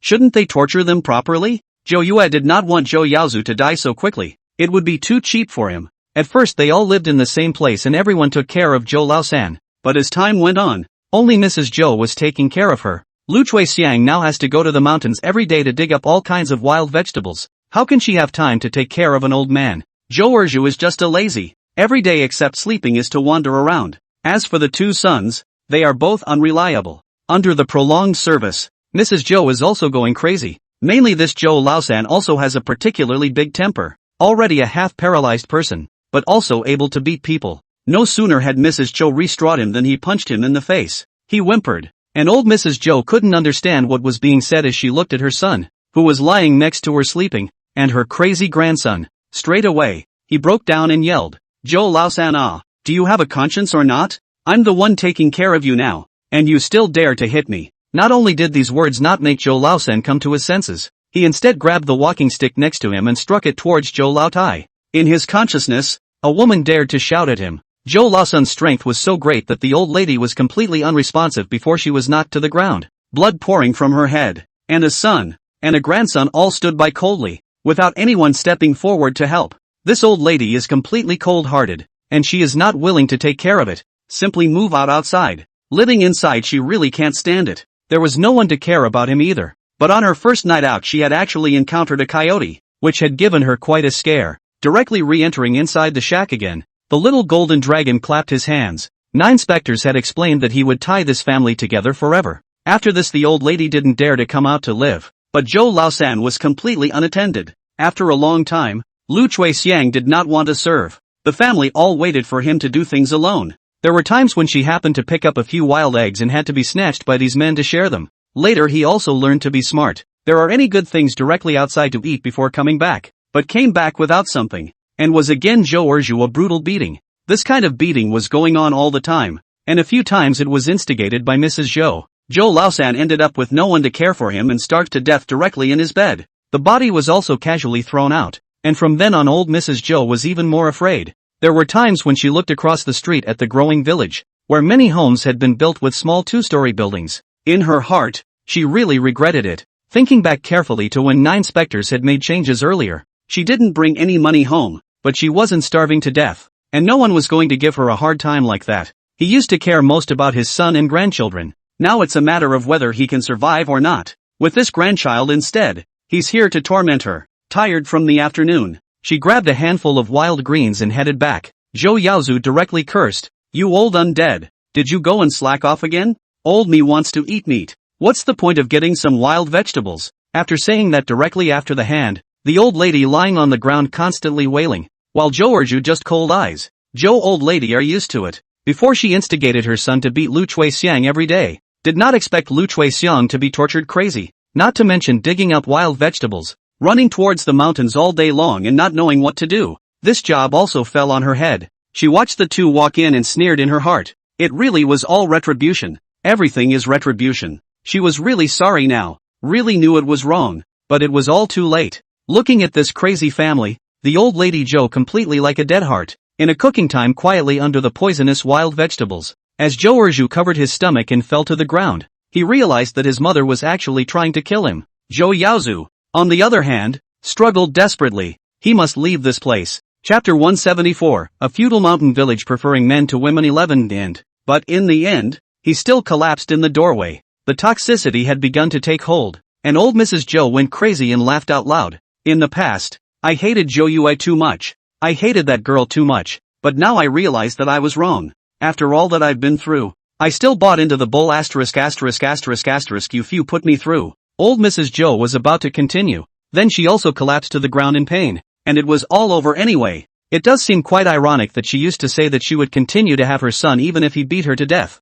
all to have grandchildren, and now they've killed their son with their own hands. It was also mainly because these two people tormented old Mrs. Zhou nonstop, and she was going crazy every day. Just when old Mrs. Zhou thought it was all over, she leisurely opened her eyes. I didn't realize they were still in the mountains. She was wondering what was going on. Zhou Erju had already gotten up and rushed up to the old lady with a burst of punches and kicks. "You old bastard! How dare you poison us? Why are you so vicious? I'm your son!" Old Mrs. Zhou ouched and screamed. But Zhou Erju was also furious. Even the stick had been broken. That's when Zhou Yaozu stood up and told his dad to stop fighting. "You're still trying to plead for mercy for this old undead. She was going to kill us just now. No, if you kill her, who's going to work for us to find things in the future? If you kill her, then you go to the mountains afterward." Zhou Erju's eyes widened. He had always thought that his son was on his side, but he was suspecting that he would have to follow old Mrs. Zhou's old path in the future. This incident Lu Chuixiang and Zhou Guangzong have also become sober. Just Zhou Guangzong that bulging belly is no way to go down.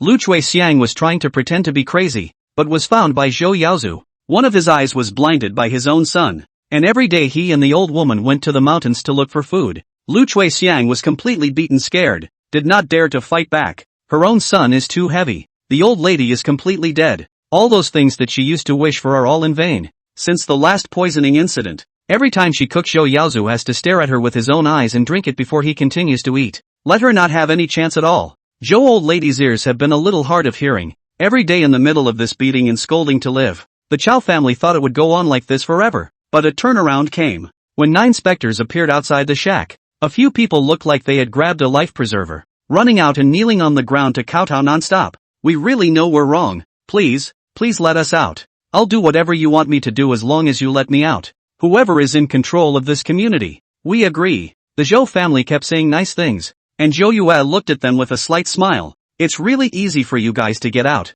It's just that there are too many people and I can only let one person out at most." "What?" There was only one person, and the Zhou family started sizing each other up. Without waiting for the others to speak, Zhou Yaozu directly stepped forward. "You can send me out and they won't have a problem with it." 9 specters, on the other hand, looked at him calmly. "As long as the others agree, I can send them out now." Zhou Yaozu's clenched fists turned his head to look at the remaining people. Grandma, didn't you say I was the only oldest grandchild in the family? And I'm the one who's going to inherit the incense for the family. So I don't suppose you're going to keep me from going out? Did you guys expect that monster to get out? Zhou Guangzong clenched his fists after hearing this and directly wrestled with him. After experiencing what happened before, the Zhou family has long changed. What son and grandson is completely unimportant. They just want to hurry out. Lu Chuixiang crawled over like a dog. She grabbed Zhou Yue's leg. Good daughter, they all say you're a demon. But you're mother's daughter. You let me out, okay? I'll listen to you well when I get out. Lu Zuishan still wanted to pray,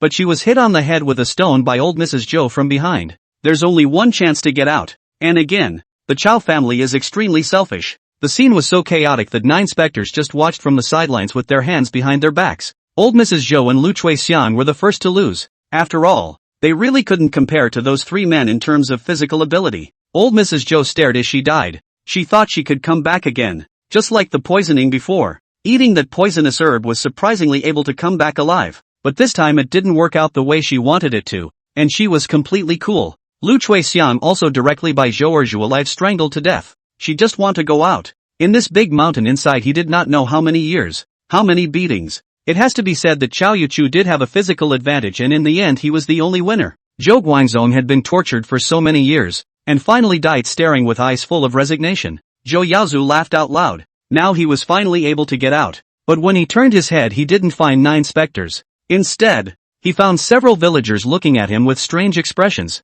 while in front of him were the corpses of the Zhou family. Isn't this that kid from the Zhou family before? Surprisingly, he killed someone. Go to the police. He actually killed his own father and mother. Geez, it's totally impersonal. As the surrounding chatter rose, Zhou Yaozu's mind went blank as he searched the crowd for Zhou Yue's figure. He didn't get to see 9 specters until he was taken away by the police, and he yelled that 9 specters had instructed him to do it. But the others look at him like he's nuts. The fact that so many people had watched him kill his own family had been the nail in the coffin. Zhou Yaozu understood everything. Zhou Yue didn't intend to spare them at all, only to let them kill each other, which was the most cruel. In the end he died under the law. As for Zhou Yue who had already made the factory bigger and bigger, he didn't want to go anywhere else and stayed inside the small village. The surrounding villagers respect her very much and she is the one who led the development. There's no need to worry about the original owner coming back. The big problems have been taken care of. Moreover, there was also a wisp of 9 specters' breath left within this body, which she was definitely able to grasp. The original owner didn't hate the general environment. What she hated was why the Zhou family, who were obviously related by blood, were so cruel to her. The original owner was very satisfied after Zhou Yue left. Only when the power of merit was counted, the little golden dragon was very surprised. Previously, the original owner only had 50 merit power, but now there was a steady stream of more than 1,000 merit power. This is because 9 specters has changed the fate of others, especially saving back countless families. It was only when these merits were counted together that they were given to her. It was just that most of the villagers here were also ordinary people, so there wasn't a lot of merit. But Zhou Yue was satisfied. This little world is shorter. Chapter 175, Hand-Tearing Modern Scum and Green Tea 1. Having collected the power of merit, 9 specters then entered another world.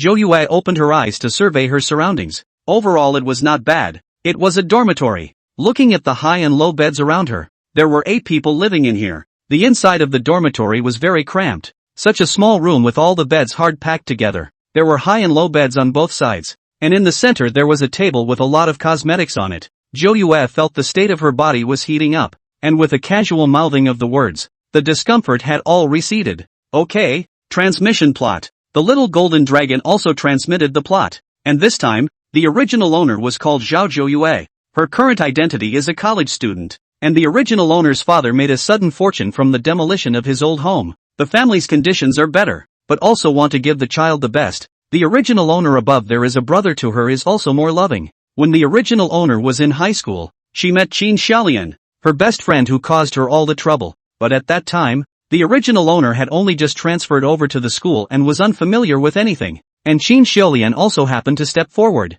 For 3 years in high school he treated Qin Xiaolian as his only friend, his BFF, and talked to her about everything. Originally, with Qin Xiaolian's grades was not able to get into the university at all. It was she who hugged the original master's golden thigh. The original owner's father is absolutely no ambiguity about the child's education. Specially invited a private tutor to come back to train. Qin Xiaolian also followed along to dabble in the class. In the end, with the help of the original owner's father, the two were admitted to the same university, which made the original owner happy, and she felt that at least there were familiar people around her. After stepping into the university, the original owner met her first love, the man who harmed the original owner, Yu Qingming. Yu Qingming's family's condition is extremely bad. He is relying on loans to go to college. Later, with the help of Qin Xiaolian, he met the original owner, and he immediately went after her, and the original owner, who hadn't experienced anything, agreed in a confused manner. During the time they were in a relationship, all the spending was covered by the original owner, and he even bought him expensive clothes and shoes, and gave him a cell phone. All of this cannot be separated from the help of Qin Xiaolian, who actually likes Yu Qingming. These two had been having an affair for a long time, only to pit the original owner, the great enemy of the seed. The two of them sang and played the original master. The original master for the first time to fall in love, completely trapped, extremely humble, and did a lot of things that people cannot understand. Every time it was to please Yu Qingming, she went out of her way to spend a lot of money, and the red envelopes were countless. Her family had originally arranged a 4-person dormitory with even fewer people for her, but she had gone so far as to save the money and take it all to Yu Qingming, quietly moving into an 8-person dormitory just to save that money. The original owner was thus deceived by them for 4 whole years. Soon after graduation, the original owner was coaxed by Yu Qingming for a while and became pregnant in a confused manner. The original owner's parents were furious, but there was nothing they could do with this daughter, and now that she was pregnant, she didn't want to abort the child, so they could only let the two of them have a wedding. The original owner was pregnant and could only stay at home to wait for the birth, while Yu Qingming took the money that the Zhao family had funded him and started a business outside. He also quietly drugged the original owner when she was pregnant, and she ended up giving birth to a defective child. The boy could not speak until he was 3 years old, and had to be taken care of every day, and the original owner was tortured like an old mother. He borrowed the Zhao family's power to climb up the ladder step by step, and finally bit back and annexed the Zhao family completely. He used the original owner to utilize the Zhao family and completely gained a foothold in Tianhai City, and by the time the original owner found out, it was already too late. The Zhao family at this time had been completely defeated, and the original owner had thought that Yu Qingming would come together to help the Zhao family rise again. At this critical moment, he directly proposes to divorce the original owner, and in order to succeed in the divorce, he does whatever it takes to frame the original owner for colluding with other men, completely netting the original owner, even the 2 properties that the original owner's father gave him at the end, all for himself. The original owner was thus cast out, and she held the defective child in her arms as she agonized in the rain. Because the medication that the child is taking is so expensive, the medication for this treatment is simply unaffordable. Yu Qingming, on the other hand, married Qin Xiaolian and even released a message to the public that the defective child was not his seed at all. This has caused the original owner to take a lot of scorn, just because the original owner brings her child downstairs in his company every day and begs for her life. The original owner's father was also completely sick at this time, and the backbone of the family was gone.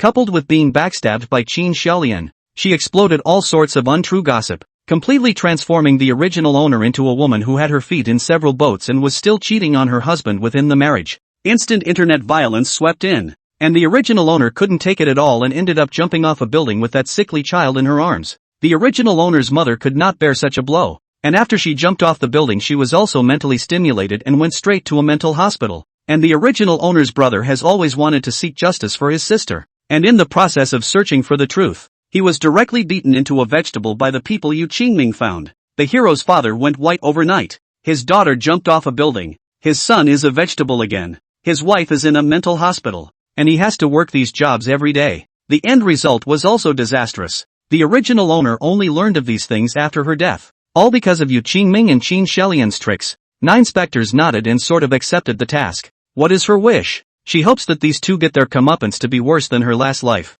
and that they guard the Zhao family from harm. The Lord God also has 300 merits for this one. After understanding the generalities, 9 specters was ready to begin. The Nodin had come to the 4th year of college. The original owner had hit him with most of his living expenses in order to make things better for Yu Qingming. Yesterday was their anniversary, and the original owner waited for more than 3 hours underneath especially Ming's dormitory building with a cake. This is the cold directly fever. Today completely sick. And that time Yu Qingming and Qin Xiaolian have long gone out to fool around. At that moment the door to the dormitory was pushed open, and several girls came in chattering. A girl with a high ponytail walked over. Zhou Yue, are you feeling better? I've gone to the infirmary to get you medicine. That's when the man next to her pressed a hand against her. You get people medicine and they might not even appreciate it. After all, they can fall out with us for a man. I hate relationship brains, especially stupid and ungrateful ones like her. Jo Yue recalls that the previous episodes were indeed very unpleasant with these housemates over Yu Qingming, because everyone was able to see that Yu Qingming was just lying to her, and these housemates were nicer and advised her many times, but the original owner confirmed that it was they who were deliberately stirring up the relationship between the two. Chapter 176, Hand-Tearing Modern Scum and Green Tea 2. The girl with the high ponytail named Lu Ji shook her head. She's all sick, so you guys should just cut the crap. It would have been hard to have a fever. The girl who spoke then rolled her eyes, but went to the side to get a thermos and pour hot water over. Another housemate also took out 2 loaves of bread and put them on the bed. You shouldn't be able to eat those meals in the cafeteria even with your fever. So I brought you 2 loaves of bread. Here you can see that these housemates of the original owner are really better. 9 specters got up and thanked them. I'm sorry to bother you guys with my business. I'm much better now. We've said these things many times, so listen if you can, or forget it if you can't. Aren't you just cheapening yourself? And look who's missing from our dorm. Lu Ji hurriedly pulled the girl to tell her to stop talking. I know. I was so blinded by lard in the past that I didn't even realize there was an affair between these two. Her words shocked a few others,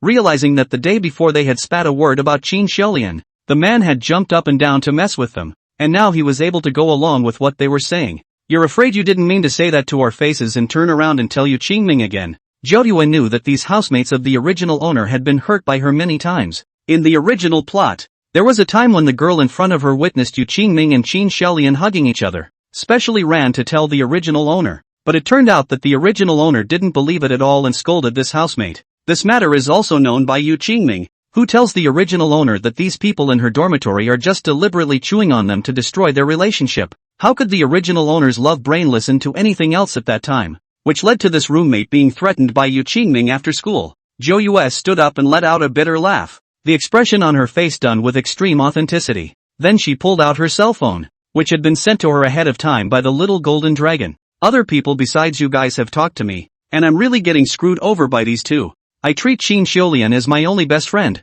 I didn't expect her to be like this. When she finished speaking, she covered her face and cried bitterly, and other housemates also came forward to comfort her. Just then there was a knock on the dormitory door and a fellow student came over to inform her to go to the student union radio station. The original owner joined the student union's broadcasting station also because of Yu Qingming, and that scumbag's attitude towards the original owner was just not warm and fuzzy. Every day, they find all kinds of excuses to avoid the original owner, except when they want money from the original owner. Yu Qingming was so annoyed by the original owner that he simply let her join the student council, trying to stall the original owner with things over there, which did create a lot of timing for him and Qin Xiulian.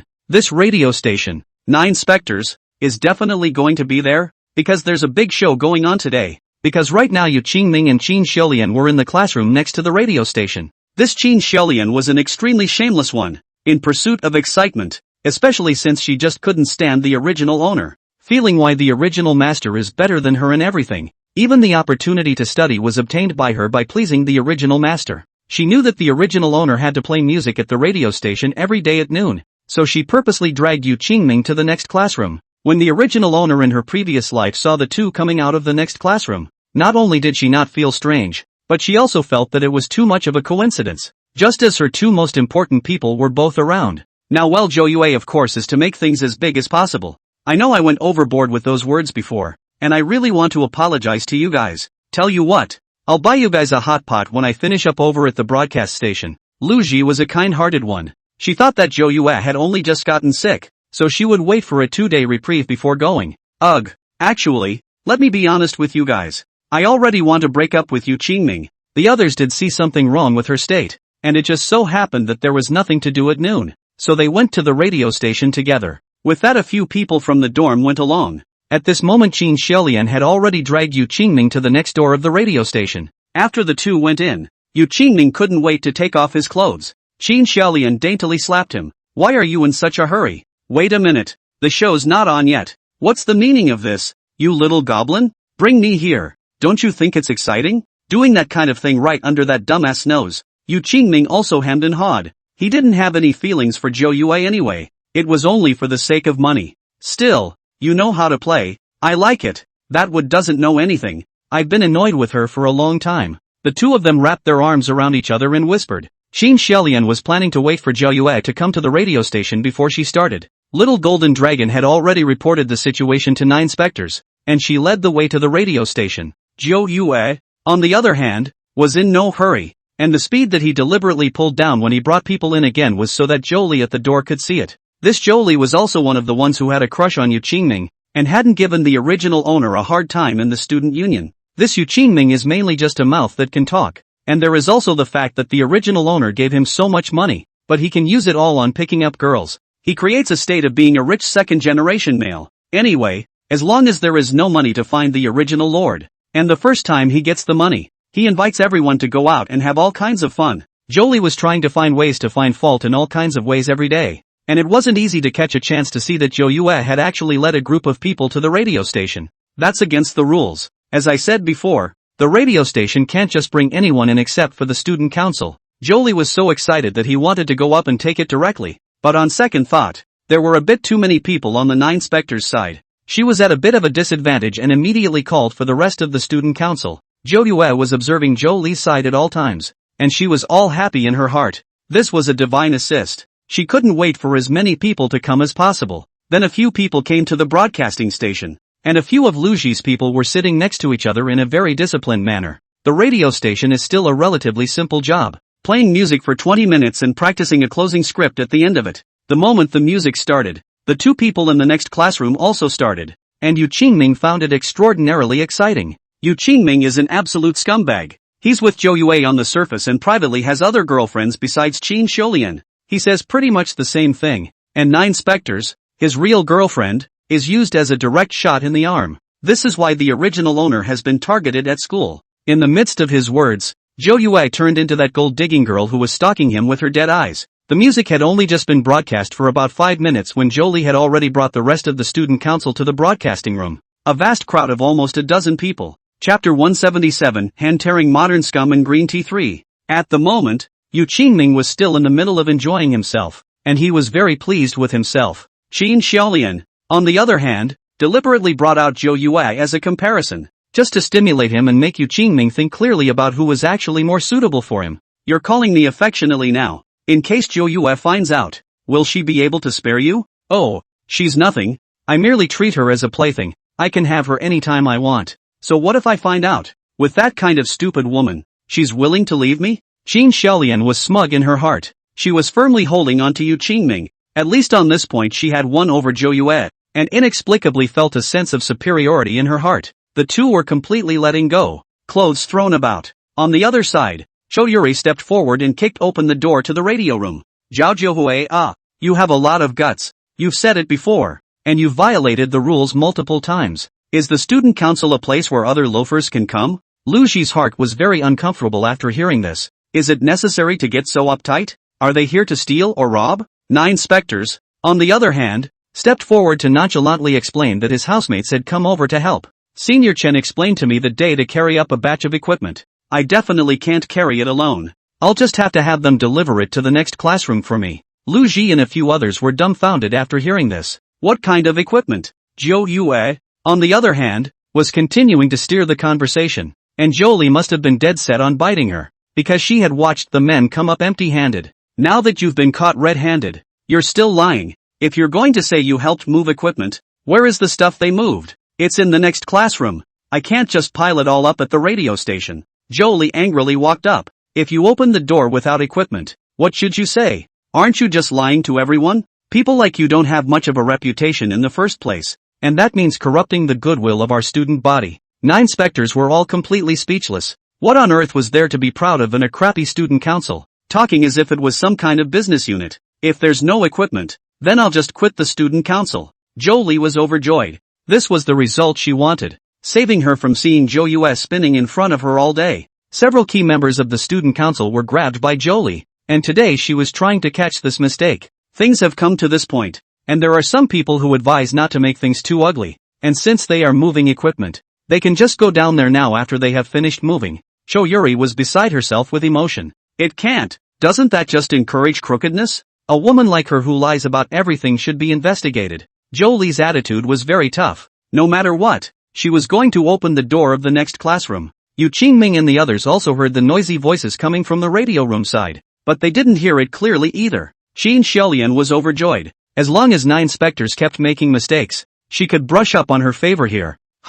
What's wrong with Zhou Yue? Did she do something wrong again? As her BFF, I also think she's really quite stupid. Yu Qingming, on the other hand, was filled with disgust. It was just that he had to rely on Zhou Yue now. Otherwise he would feel ashamed to take this kind of girlfriend out. Zhou Yue's other housemates were all nervous. But looking at Zhou Yue's confident demeanor, could it be that she had put the equipment in there ahead of time? Just like that, Jolie took the lead and found the key to open the door of the next classroom directly. But there seemed to be something against the back of the door. Yu Qingming was startled when he heard the commotion.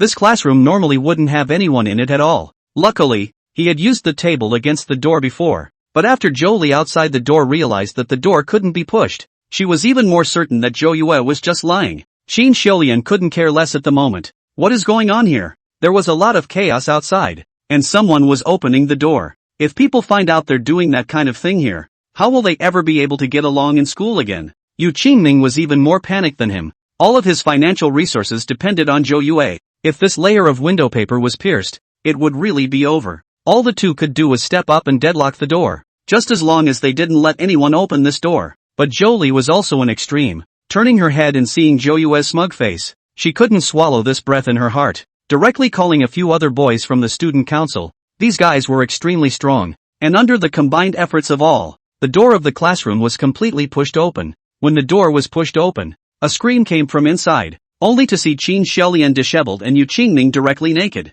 Jolie completely froze. The other party was the person she had been crushing on for so many years, and she recognized him at a glance. How could the rest of the student body not understand this when they saw it? Good lord, it's unashamed to do this next door to the radio room. And if they remembered correctly, Zhou Yue was Yu Qingming's girlfriend. Next to her, Qin Xiaolian was also Zhou Yue's best friend, and it was quite a show. Jolie glared viciously at Qin Xiaolian and directly cursed. You little, how can you be so shameless? Still coming to seduce senior Yu? Look at that look on your face. You really are a vixen. Ugh, you're even more shameless when you know 3. The two had already panicked at this point. Qin Xiaolian panicked, all pulling on her clothes and trying to cover her face again. But everything was already too late. I didn't realize there were so many people with such a big change of heart. A number of people in the student body had already raised their cell phones and were snapping away at them. Yu Qingming all but yelled at them, but no one even cared about him. Don't shoot! Get out of here! All of you! Get out! And it was Zhou Yue's turn to step in.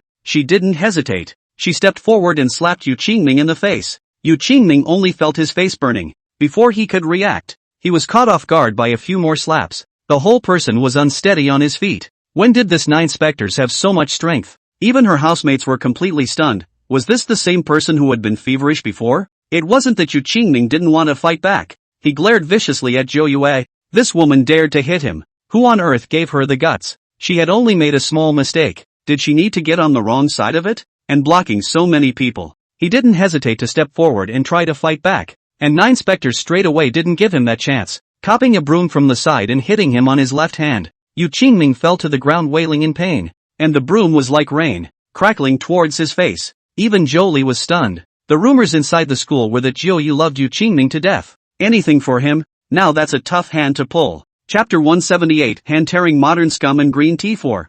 Zhou Yue didn't stop at all until the people next to her couldn't look away. Because Yu Qingming had already been beaten to a pig's head. Don't let anything happen if you keep fighting. Qin Xiaolian couldn't care less about Yu Qingming. Now that there are so many people, she pulled her clothes tightly to bury her head into her arms. 9 specters didn't wait for Yu Qingming to make an explanation and directly roared loudly. You really are a scumbag. I'm really fed up with it. I'm breaking up with you today. I'll make it very clear. And pay me back all the money you owed me before after we broke up. What? It's really one melon after another. And this kind of gossip spreads very fast inside the university. The rest of the student council also perked up their ears to listen. While the two Yu Qingming still didn't know that Zhou Yue had quietly turned on the loudspeaker in the broadcasting room. Not particularly far away. The sound was absolutely able to clearly reach every corner of the school. At this time the students who were eating and walking also heard a shocking big melon broadcasting room. What happened there? Why does it seem to be catching adultery? Soon people ate melon to understand. Because someone has already sent out all the diagrams. This is the whole scene is sensational. Yu Qingming had set up the persona of a big warm man inside the school. And many female students were quite fond of him. Under his constant persona, Zhou Yue turned into that vicious and gold-digging woman who only knew how to pester him. Now things even came to a reversal. Just everyone eating melon to eat half have been scolding Qin Xiaolian is a shameless. Thinking that it was all because Qin Xiaolian went to seduce Yu Qingming that this happened. The two of them were also extremely bold. Yu Qingming was completely dumbfounded. He hadn't reacted until now. Was it really 9 specters who had just struck out? The girl who couldn't even unscrew a bottle cap before is now hitting people so hard even though, and to say all those things in public. He stood up and tried to stop it, but 9 specters pulled out a megaphone right from behind him like a trick. Of course she was afraid that other people couldn't understand by eating melon. This kind of thing she had to carry forward and make it clear properly. Are you incapable of understanding human language? Since freshman year, you've been asking me to transfer money to you for all sorts of reasons. You still have the nerve to create a rich kid persona. What are you? That's all my family building money. Forget about eating soft food. Now you're doing this disgusting thing. Hurry up and pay back the money. Zhou Yue crackled and spat everything out, recounting many of the various reasons Yu Qingming used to find him for money. A few people from the student council were eating it up at first, but now they were also very angry. This was too much. That's more than a top-notch scumbag. It's a heartless one, eating soft food and screwing someone's best friend. These two are a perfect match with one scumbag in one. Just then a teacher had already come over to put a stop to the farce, and 9 specters, feeling bored, put the horn away. She was still thinking about being able to play a little longer, but the point that needed to be made had been made. The teacher drove everyone else out. What are you guys up to? What a bad influence this is inside the school, especially if you guys are also the student council messing with it. In this nonsense, watch out, I'll give you all in disciplinary action. 9 specters, on the other hand, clasped her hands and glanced at the teacher. But the fault isn't ours. It's them who are shameless enough to do this kind of thing directly inside the classroom. People who don't know think our university is some primitive society. Anytime, anywhere. The people around them were covering their mouths and snickering. How come they hadn't realized that Zhou Yue's mouth was so powerful before? That teacher's face was red with anger from her dislike. But in the end, he could only let them leave first, and the teacher would handle things on this side. After everyone came out, Lu Ji and a few others gave thumbs up to Zhou Yu, who used to look at her soft and weak and was often drawn all kinds of big cakes by Yu Qingming.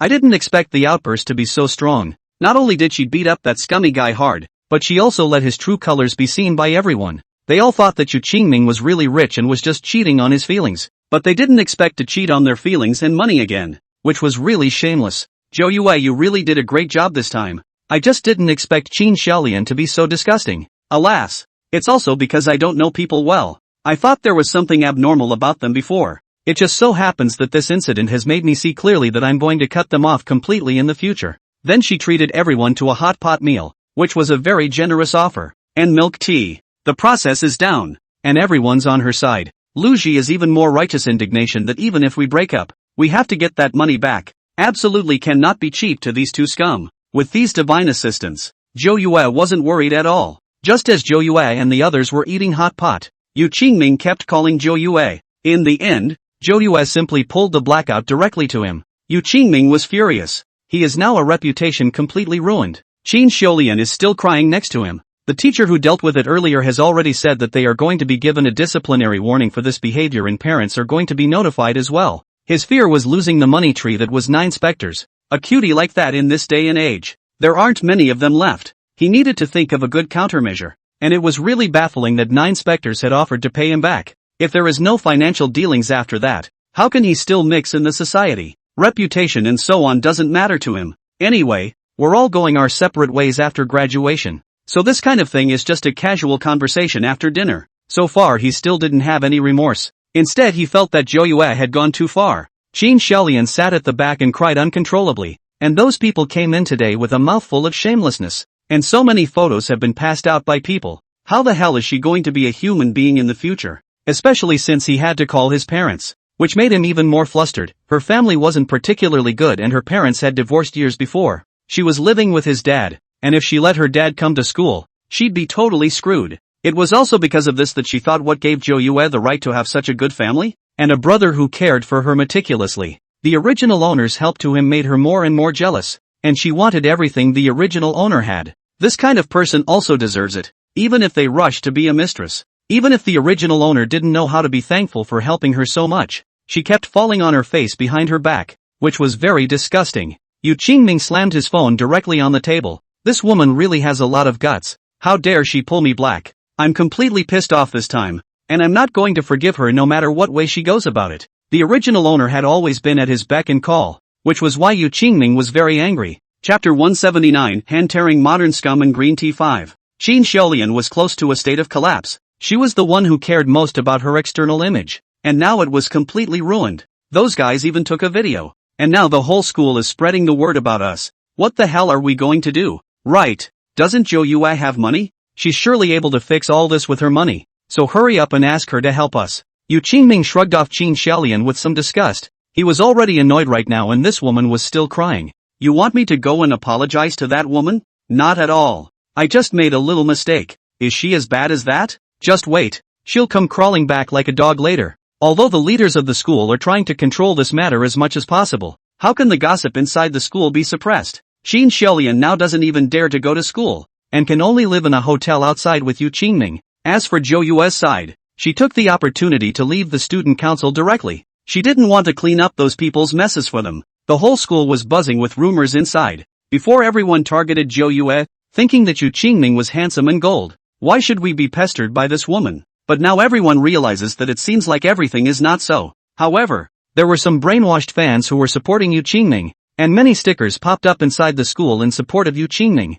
That woman just said a few words and you guys reversed it. I don't think Senior Yu is like that at all. There really are people who would be this stupid. And don't you guys realize that it's all this woman who is stalking Yu Qingming to death? There's definitely a reversal in this matter. And isn't Qin Xiaolian her best friend? She was at the scene of the adultery, so you can see how deep her heart is. Just to tarnish people's reputation. Zhou Yue saw these posts when she opened the school's forum and just smiled disdainfully. This is victim guilt theory. She was the victim in the whole incident. But now some people are hitting her back. The original owner of the previous life had endured more than this, and had been tormented for so many years in the midst of all sorts of daily gossip. At that time, Yu Qingming transformed into a big warm-hearted man and stood by the original owner's side every day, letting her mistakenly believe that Yu Qingming was totally trying to look out for her, not realizing that he caused all of this. Mainly now the school had been in a protective state towards these two. Neither wanted to make too much of a fuss in case something happened. So up until now, there has not been an accurate explanation of the story,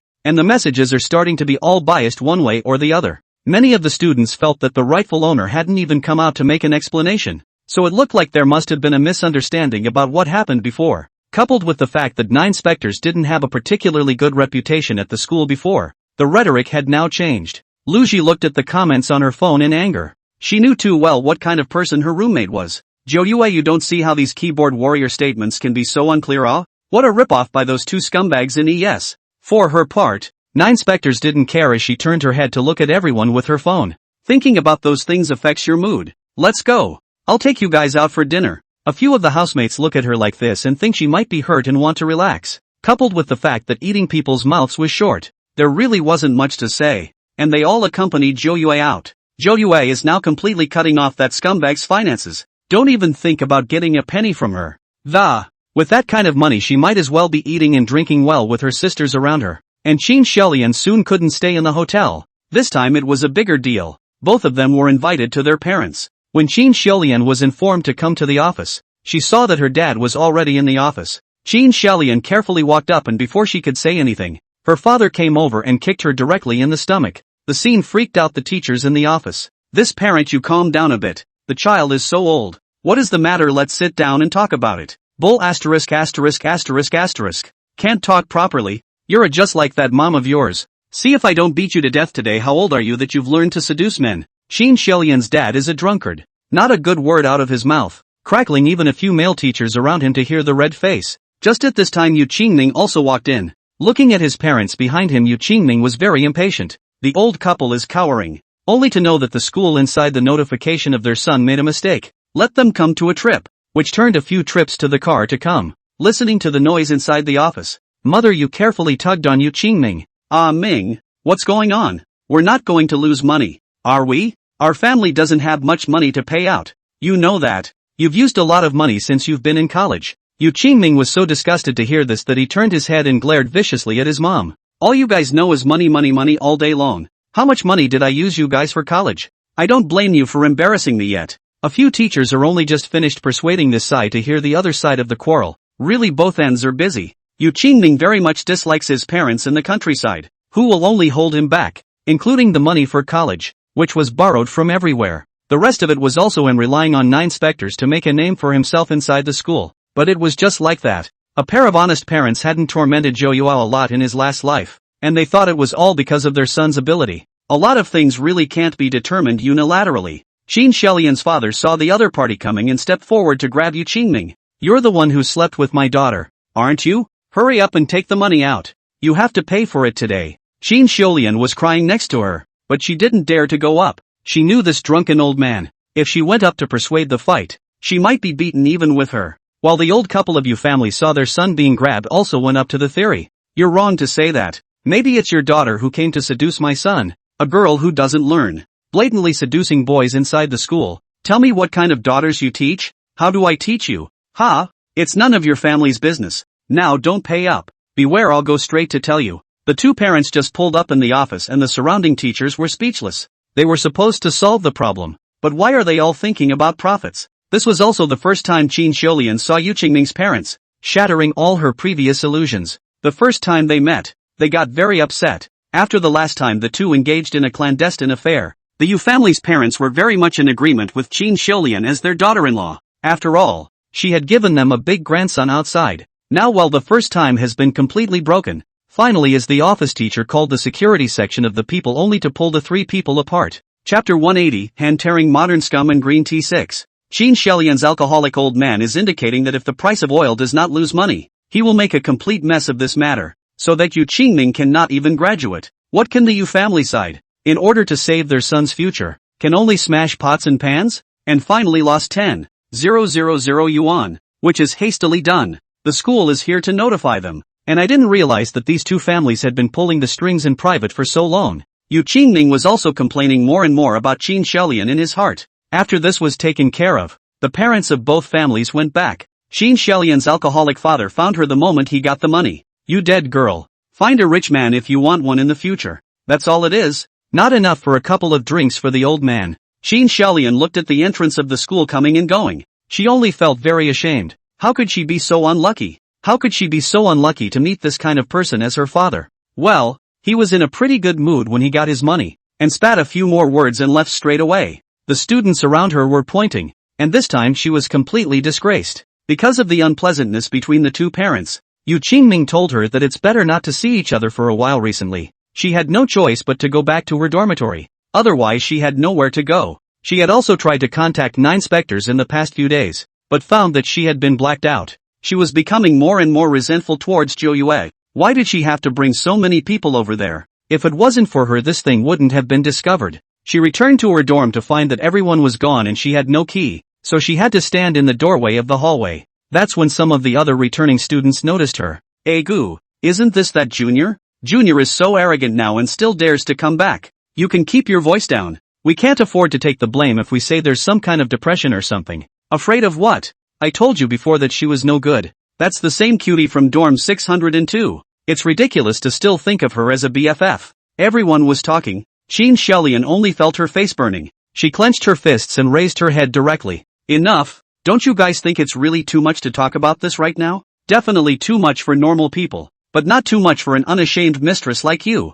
I really didn't realize you had such a big heart and pretended to be so deep. Who knows how many times you both have screwed. It's so cheap." Qin Shelian was on the verge of exploding with anger, and directly stepped forward to tug at the girl who had spoken. None of the people around her helped her. Everyone was screaming from the sidelines. "A junior doesn't know where she got the nerve to be so arrogant." The people around the mouth a little. 3. Qin Shelian are close to being scolded by them to autism. Fight but cannot fight. Say but cannot say. The whole corridor is a noise. Luckily, the dormitory manager downstairs heard the commotion and came up to stop the farce, but he didn't give her any good looks either. And everyone had heard the recent rumors inside the school. Looking at the slap marks on her face, the hostess ignored them all and just took the key and opened the door for her. Qin Shelian was ashamed and angry, and when she went in, she directly took out a rag doll from under her dormitory bed and began to pierce it. She gibbered a curse as she zapped it, a method she had learned from the internet to curse the 9 specters. "Why don't you go to hell for getting all the good ones? Hurry up and die. Women like you are only worthy of standing at the soles of my feet." Her expression was fierce and she muttered under her breath. When the rest of the dormitory came back and just pushed the door open to see this scene, startled, she hurriedly threw the rag doll towards the inside of the bed, but it was still seen by the person in front of her. These few people were now completely on good terms with 9 specters, and without further ado, they directly stepped forward and grabbed that rag doll. My god, you're too vicious to think of such a trick. Not only did she steal someone's boyfriend and become a mistress, but she also engaged in these tricks, which is really disgusting. And 9 specters came in and looked at her condescendingly, kicking her directly in the chest. I don't want to fight you because I'm afraid of dirtying my hands by beating someone like you. Qin Xiaolian's eyes instantly reddened and tears brushed down her face. In the past, this tactic worked best on Zhou Yue. Unexpectedly, Zhou Yue didn't eat this at all and directly pinched her chin. Take your clothes off. Qin Xiaolian was startled. The aura on Zhou Yue was too strong. Was this the same soft and weak person from before? A lot of thought went through her mind, and then she thought of her quietly snitching and stirring up trouble in high school. Let the scene of Zhou Yue being blocked and bullied inside the toilet by a few school bullies. She was a little weak. Had Zhou Yue found out something, she wouldn't be able to afford to use those on herself. And the thought of it scared her more and more as she gripped her clothes tightly. What she was thinking in her heart, Zhou Yue knew exactly, and just sneered. And I don't know what you're thinking. I bought this dress for you. Take it off. Now you don't deserve to wear it. Qin Xiaolian was relieved, and she couldn't help but look at Zhou Yue with more confidence. At least we've been friends for so many years. You're just so aggressive. Oh, friend? But what a hypocrite. Why didn't you say you were my friend when you rolled in bed with Yu Qingming? I feel sick and dirty when I see you now. Qin Xiaolian bit her lips tightly. She wanted to retort,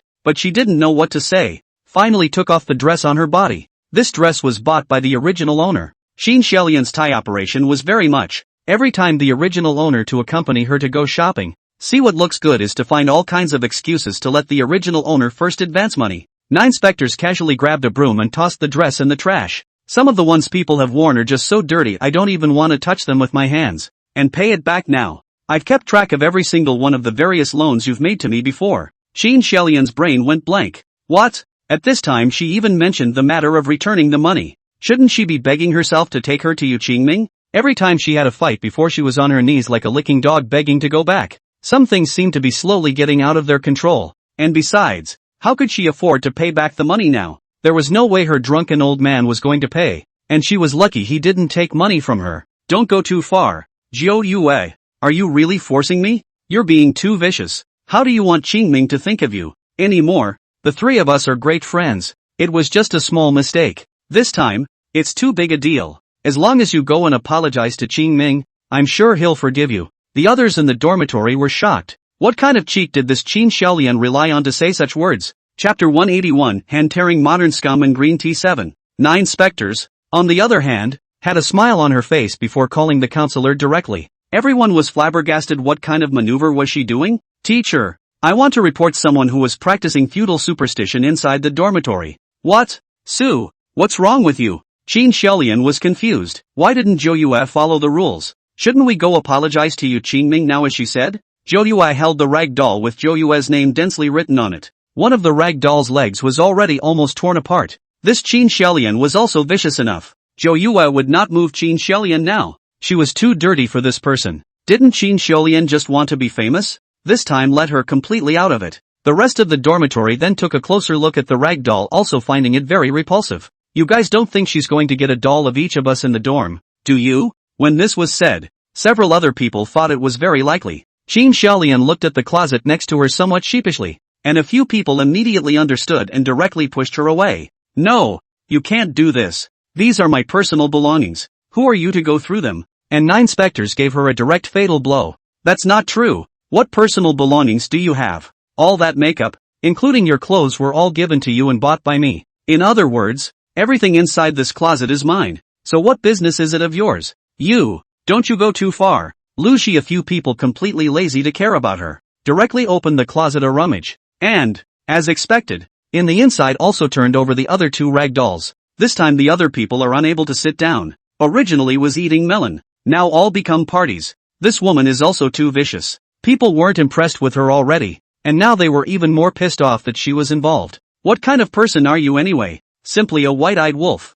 We don't usually mess with you. It's really vicious. Qin Xiaolian didn't bother arguing with them. She was just very flustered in her heart right now. In the past she was all kinds of trying to get people to isolate Zhou Yue. Now these people actually started to help Zhou Yue. After a while the counselor came. A few other guys from the dorm talked about what happened and took the rag doll right up. Although the counselor said that it was all feudal superstition, She also found it very repulsive to look at the dense words on there. Nine Spectres was squeezing out a few tears, completely different from the aura of hitting someone just now. Sensei, you are also aware of these recent events, but I didn't think she'd take it so personally. Ugh, I think I'll just change dorms. I'll move out. Luigi. A few people heard this and hurriedly stood out to stop them.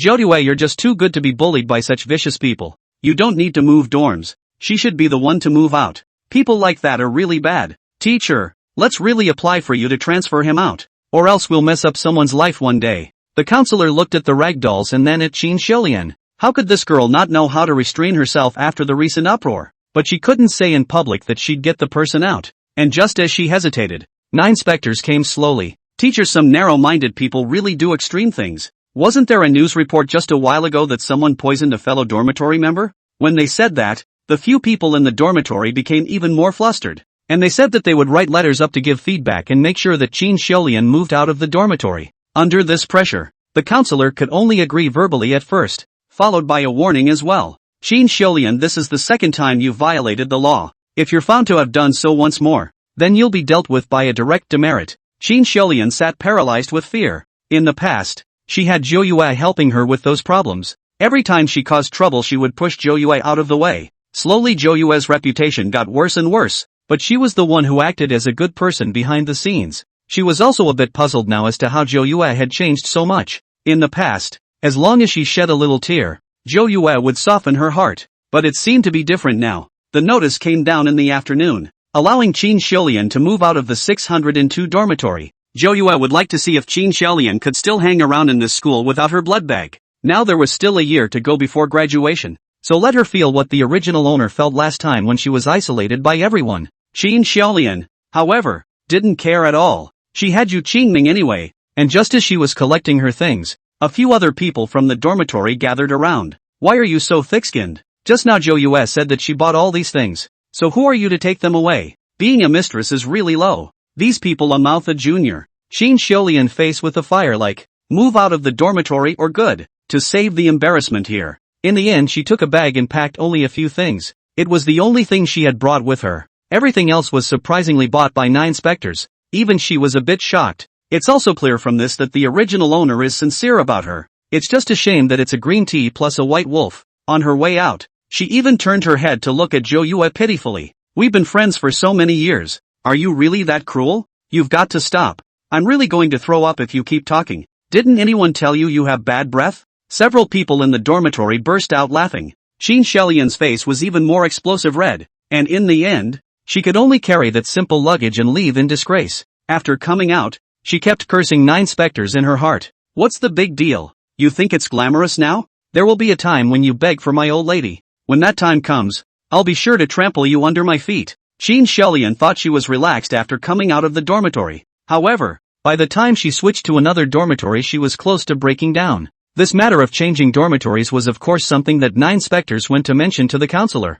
And under her persuasion, the counselor felt it made perfect sense. Directly switched Qin Xiulian to a special dormitory. The girls in this dormitory were not to be messed with, and almost all of them were switched out by other people's applications. Qin Xiulian carried her things and only just entered when she smelled a strange odor. The girl who entered the door had trash piled up next to her bed, clothes and shoes thrown everywhere. There was another empty bed near the toilet, but it was full of clutter. A few of the men watching her come in were also doing their own thing, completely ignoring her. Qin Xiulian was cracking up at the trash on that bedpan and pinched her nose as she started cleaning. Just as she was cleaning, the girl who had gotten out of bed suddenly stood up and gave her a vicious glare. Don't you have eyes? I'm sleeping. What are you cleaning? Don't look at Qin Xiulian's usual springtime. In fact, it's just in front of the original owner. It's just a bully. Chapter 182, Hand-Tearing Modern Scum and Green Tea 8. Looking at the girl across the street who was tall, how could she dare to say anything, but could only carefully collect her things. She was careful, but her opponent wasn't about to let her go. Goo, I knew it was so familiar. So it's the most famous mistress in the school forum 2 days ago. Bah, you're a shameless one. What I hate most in this life is a mistress. What bad luck. How could you sleep on top of me? Qin Xiulian could only take out her usual demeanor as tears fell directly from her eyes. We're all girls. I thought you'd be able to understand me. The forum thing hurt me a lot. There really is a misunderstanding in it. After she said that she let out a cry. And it was a pitiful look, but she was not spoiled by the few people present, all of whom were difficult characters from the other dorms.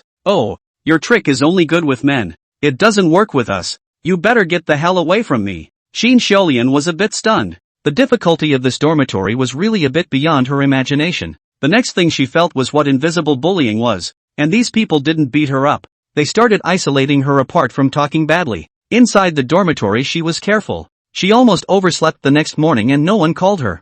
Qin Xiaolian didn't even wash her face, and could only rush to the classroom, subconsciously taking out her cell phone to try to get Jiufeng to answer for her. It was only then that she remembered she had been blackballed by 9 specters a long time ago. Qin Xiaolian looked at the time should still be in time. Just as she was passing the boys' dormitory, she ghosted and fell on the door of the dormitory. The next thing she heard was a stabbing sound. She was barely wearing a dress today. It was all the cheap stuff she had bought earlier and it just ripped. Even if she fell down, she still couldn't get up for half a day. And the little golden dragon, the culprit, was dead on top of her. Could she get up? With more and more students in the surrounding area, everyone is just watching the fun. Qin Xiaolian is going crazy. How can she be so unlucky? She didn't know what was going on. It felt like a huge mountain was pressing down on her, and she could hardly breathe. That's when she saw a boy in front of her walking toward him, and she hurriedly held out her hand. Handsome guy, can you give me a hand? I really can't get up. The boy was just about to play the gentleman when a girl next to him called out to him. How dare you go near such a mistress? Who knows how many men she has slept with? Hurry up and leave. Don't rely on you then. This routine of flat floor wrestling is only good for fooling you boys, can't you see? After the girl reminded the surrounding people a sudden realization. Right. I've never seen anyone fall on such flat ground. The boy immediately withdrew his hand, looked at her like she felt like something dirty, and just turned his head away. Qin Xiaolian was on the verge of vomiting blood, but she turned her head only to realize that the girl who had just spoken had disappeared. That girl was of course disguised by Zhou Yue, an enthusiastic member of the public. After all, people like Qin Xiaolian were still less likely to get into trouble. Everyone had to be busy with their morning classes as well, so they didn't have time to pay attention to her. And with a crash everyone had already left. And a few minutes later, another post appeared on the school's forum. The mistress of the house is touching the boys' dormitory. How much of a man shortage is this? This post is getting more discussion heat than the previous junior post. Earlier, some people were still questioning the authenticity of this matter, but now they saw that Qin Xiaolian had actually come to a flat fall, and was still unable to get up for half a day. That look she gave the boys in particular was really over the top, and a lot of the girls were cursing underneath. Shock me a million years. The families really didn't think we had such a shameless one in our school. I think the enrollment behind our school is probably going to be ruined by her. Looks like she's not just doing that kind of thing with Yu Qingming either. I guess it's all very familiar. Look at that seductive look. These words may seem excessive now, but the original owner had experienced them for real, and it was caused by being framed by both Yu Qingming and Qin Xiaolian. At this moment, Yu Qingming also swiped to this post. He was so angry that he squeezed his phone tightly. He was just extremely macho as a person. Even though Qin Xiaolian wasn't that important to him, it had only been a few days since he'd stopped, and then he'd gone and hooked up with another boy. Several students sitting in the front row turned their heads to survey him. I don't know what you're picturing. Zhou Yue at least has a face. You're messing with someone like that. TSK. Man, that really pulls down the standard. Yu Qingming was furious and planned to confront Qin Xiaolian at noon, as well as Zhou Yue, who surprisingly hadn't taken care of him for 3 whole days. He was more angry inside now. How the hell did that woman dare? How dare she leave him hanging for so long? On Qin Xiaolian's side, the teacher had finished taking names before she ran to the classroom with a gray head. The following students are again talking. This Qin Xiaolian is also really exaggerated. Are a celebrity. Do not know to lay low. Qin Xiaolian could only find a corner to sit down first. She looked at her broken palm and then at Zhou Yue sitting in front of her, her heart growing resentful. She took out paper and kept writing curse words. A silly white girl. What are you going to fight me with? Isn't it just that I let you buy a few clothes? There's a need to be so petty. Asterisk. It's all. It was just at this time that Zhou Yue stood up to answer the question, and her evil eyes kept staring at Zhou Yue. Why don't you fall down there, little? Let the whole class see you make a fool of yourself. Hurry up and fall down and make a public spectacle of this. Zhou Yue answered the question while distractedly observing the situation on her side. Curse, huh? A direct rebound then. She put a charm on herself so that if someone cursed her that would bounce back exponentially. Qin Xiaolian was completely unaware of it and was still immersed in her curse. However, the next second only a crackling sound could be heard from the back row. Everyone turned their heads to realize that Qin Xiaolian had fallen again, this time even more exaggeratedly, knocking over a row of tables in the back row. The teacher on the stage was also very impatient. This Qin Xiulian was late even if he was late. Now he made such a big commotion. Was he provoking him? Qin Xiulian realized that she was surprisingly in the same state as she was in the morning. The table itself didn't weigh much, but she just couldn't get up. The teacher had no choice but to walk down and help her move the table away.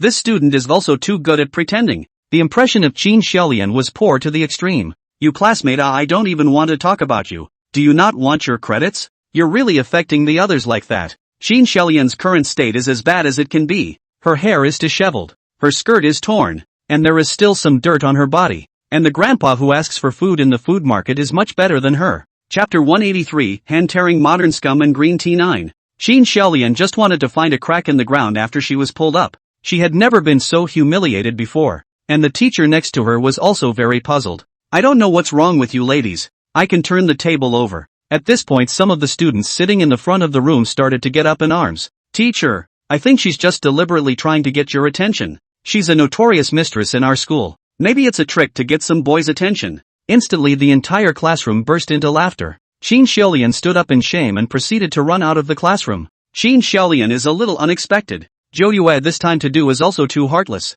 To send things back even if. Now that she was in trouble. She didn't even look at her. Which was really too much. And it was true that all that kindness to her before was just a disguise. The idea of someone like Qin Xiulian, who was sensitive and had no conscience, was indeed quite novel. Up to this point, Qin Xiulian's reputation was considered to be completely stigmatized. The morning classes ended and at noon Zhou Yue went to the cafeteria with a few people from the dormitory to eat. At the entrance of the cafeteria, he saw Yu Qingming looking around impatiently, and the moment he saw Zhou Yue, he took a big step forward. What the hell are you up to? Aren't you ashamed enough now that things have gotten so out of hand? I'm really so disappointed in you. Xiao Lian is at least your best friend. Do you just ignore it all? Do you know how many people are talking about me? If you don't explain yourself, then we'll just break up. Yu Qingming deliberately said such things at this time of the day when there were the most people. He knew that Zhou Yue had a good family upbringing and would never be able to poke him in public, just so he could change some of his reputation for him. What he didn't care about was what happened with Qin Xiulian,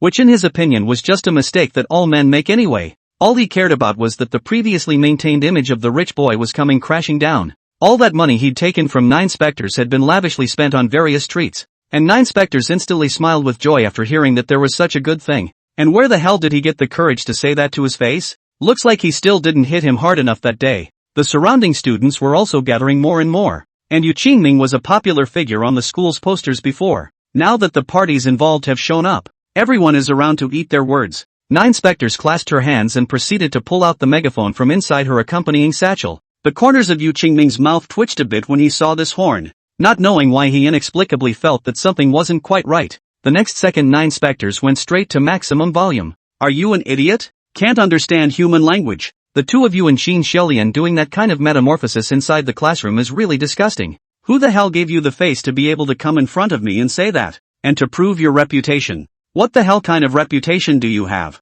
Now I'm also officially informing you to hurry up and pay back the money. Where had Yu Qingming seen such a tough side of Zhou Yue? Looking around at the people who were discussing it, he felt a bit ashamed. Enough, let's not talk about it here. I can still forgive you if you apologize to me. You'd think someone like you would want you to recognize reality from anyone but me. He tried to keep his voice as low as possible, trying to pull 9 specters elsewhere. At least not here. Don't touch me with your dirty hands. I really feel sick. Zhou Yue took the opportunity to directly grab his shoulders at the entrance of the cafeteria and did an over-the-shoulder fall on the spot. Everyone looked dumbfounded. This sister is also too handsome. Zhou Yue still felt a bit uninspired, and directly took off her shoes and punched towards his face. I'm going to see today whether it's you who has thick skin or the soles of my shoes. Yu Qingming was struggling for half a day. He didn't know when Zhou Yue's strength had become so great. He was completely unable to move the slightest bit. At first he tried to fight back, but eventually he was hit so hard that he was protecting his head. But the shoe flung down and hit him so hard that he was dizzy. The surrounding students were shouting their approval, but there were also some girls who had previously defended Yu Qingming who couldn't stand to watch. Hey, why are you so rude? This is too much. Hitting someone in public inside the school. Can't two people discuss anything properly? Maybe this thing is all Qin Xiulian's doing, and Senior Yu is just a victim. Besides, how much money can there be? Do you have to be so catty about it? These girls had been taken out by Yu Qingming before, so they were considered to be the shortest of eaters and the shortest of hands. Yu Qingming is a smooth talker, and many girls have been deceived by him without any knowledge. Zhou Yue dropped her shoes, And Yu Qingming on the ground was startled and shivered straight away. Oh, I'm a party to this world. Are you going to know better than me? Since you guys have to go out on this limb for him, let's pay him back what he owes me. What? At first people thought it was just a figure of speech. I didn't expect Zhou Yue to come true only to see her crackling from the inside of the bag to pull out many photocopies, which can be every transfer of money borrowing records. The one with the yellow hair. Yeah, that's you. Are you planning to pay him back a few tens of thousands? Once these copies were taken out, the people around were not calm. Good guy. People have real evidence. Originally thought not much money. The results of a little look in front of all the large red envelopes. And Yu Qingming, this person is also extremely face. He is not directly to just say first borrow. The girl with yellow hair was called Luo Qingqing, and she also had an extremely ambiguous relationship with Yu Qingming. Seeing those transfers were completely confused. When did this Zhou Yue become so rich? Wasn't she a gold-digging woman in Yu Qingming's words? That's when 9 specters noticed the satchel she was carrying. By the way, I need to remind you that that satchel of yours is mine. Yu Qingming gave it to you. Right, Zhen Yuan. My brother gave it to me for my birthday at the time. Over $20,000. Luo Qingqing originally just wanted to persuade from the side, but she didn't expect that she would be involved. And the people around her were staring at her, which made her blush. What makes you say this is yours? These bags all look the same. Besides, couldn't I have bought it myself? Zhou Yue walked straight up with panache and snatched her satchel, because inside the compartment of this bag is embroidered my birthday, which my brother specially had customized. The surrounding melon eaters were not calm. They turned their heads to look at Luo Qingqing, not realizing that she was also a junior. Also, this Yu Qingming is too disgusting. Bringing a birthday gift from someone's own brother and giving it to another woman. How could Luo Qingqing care about that now? Her face reddened as she ripped the bag off and slammed it directly on Yu Qingming.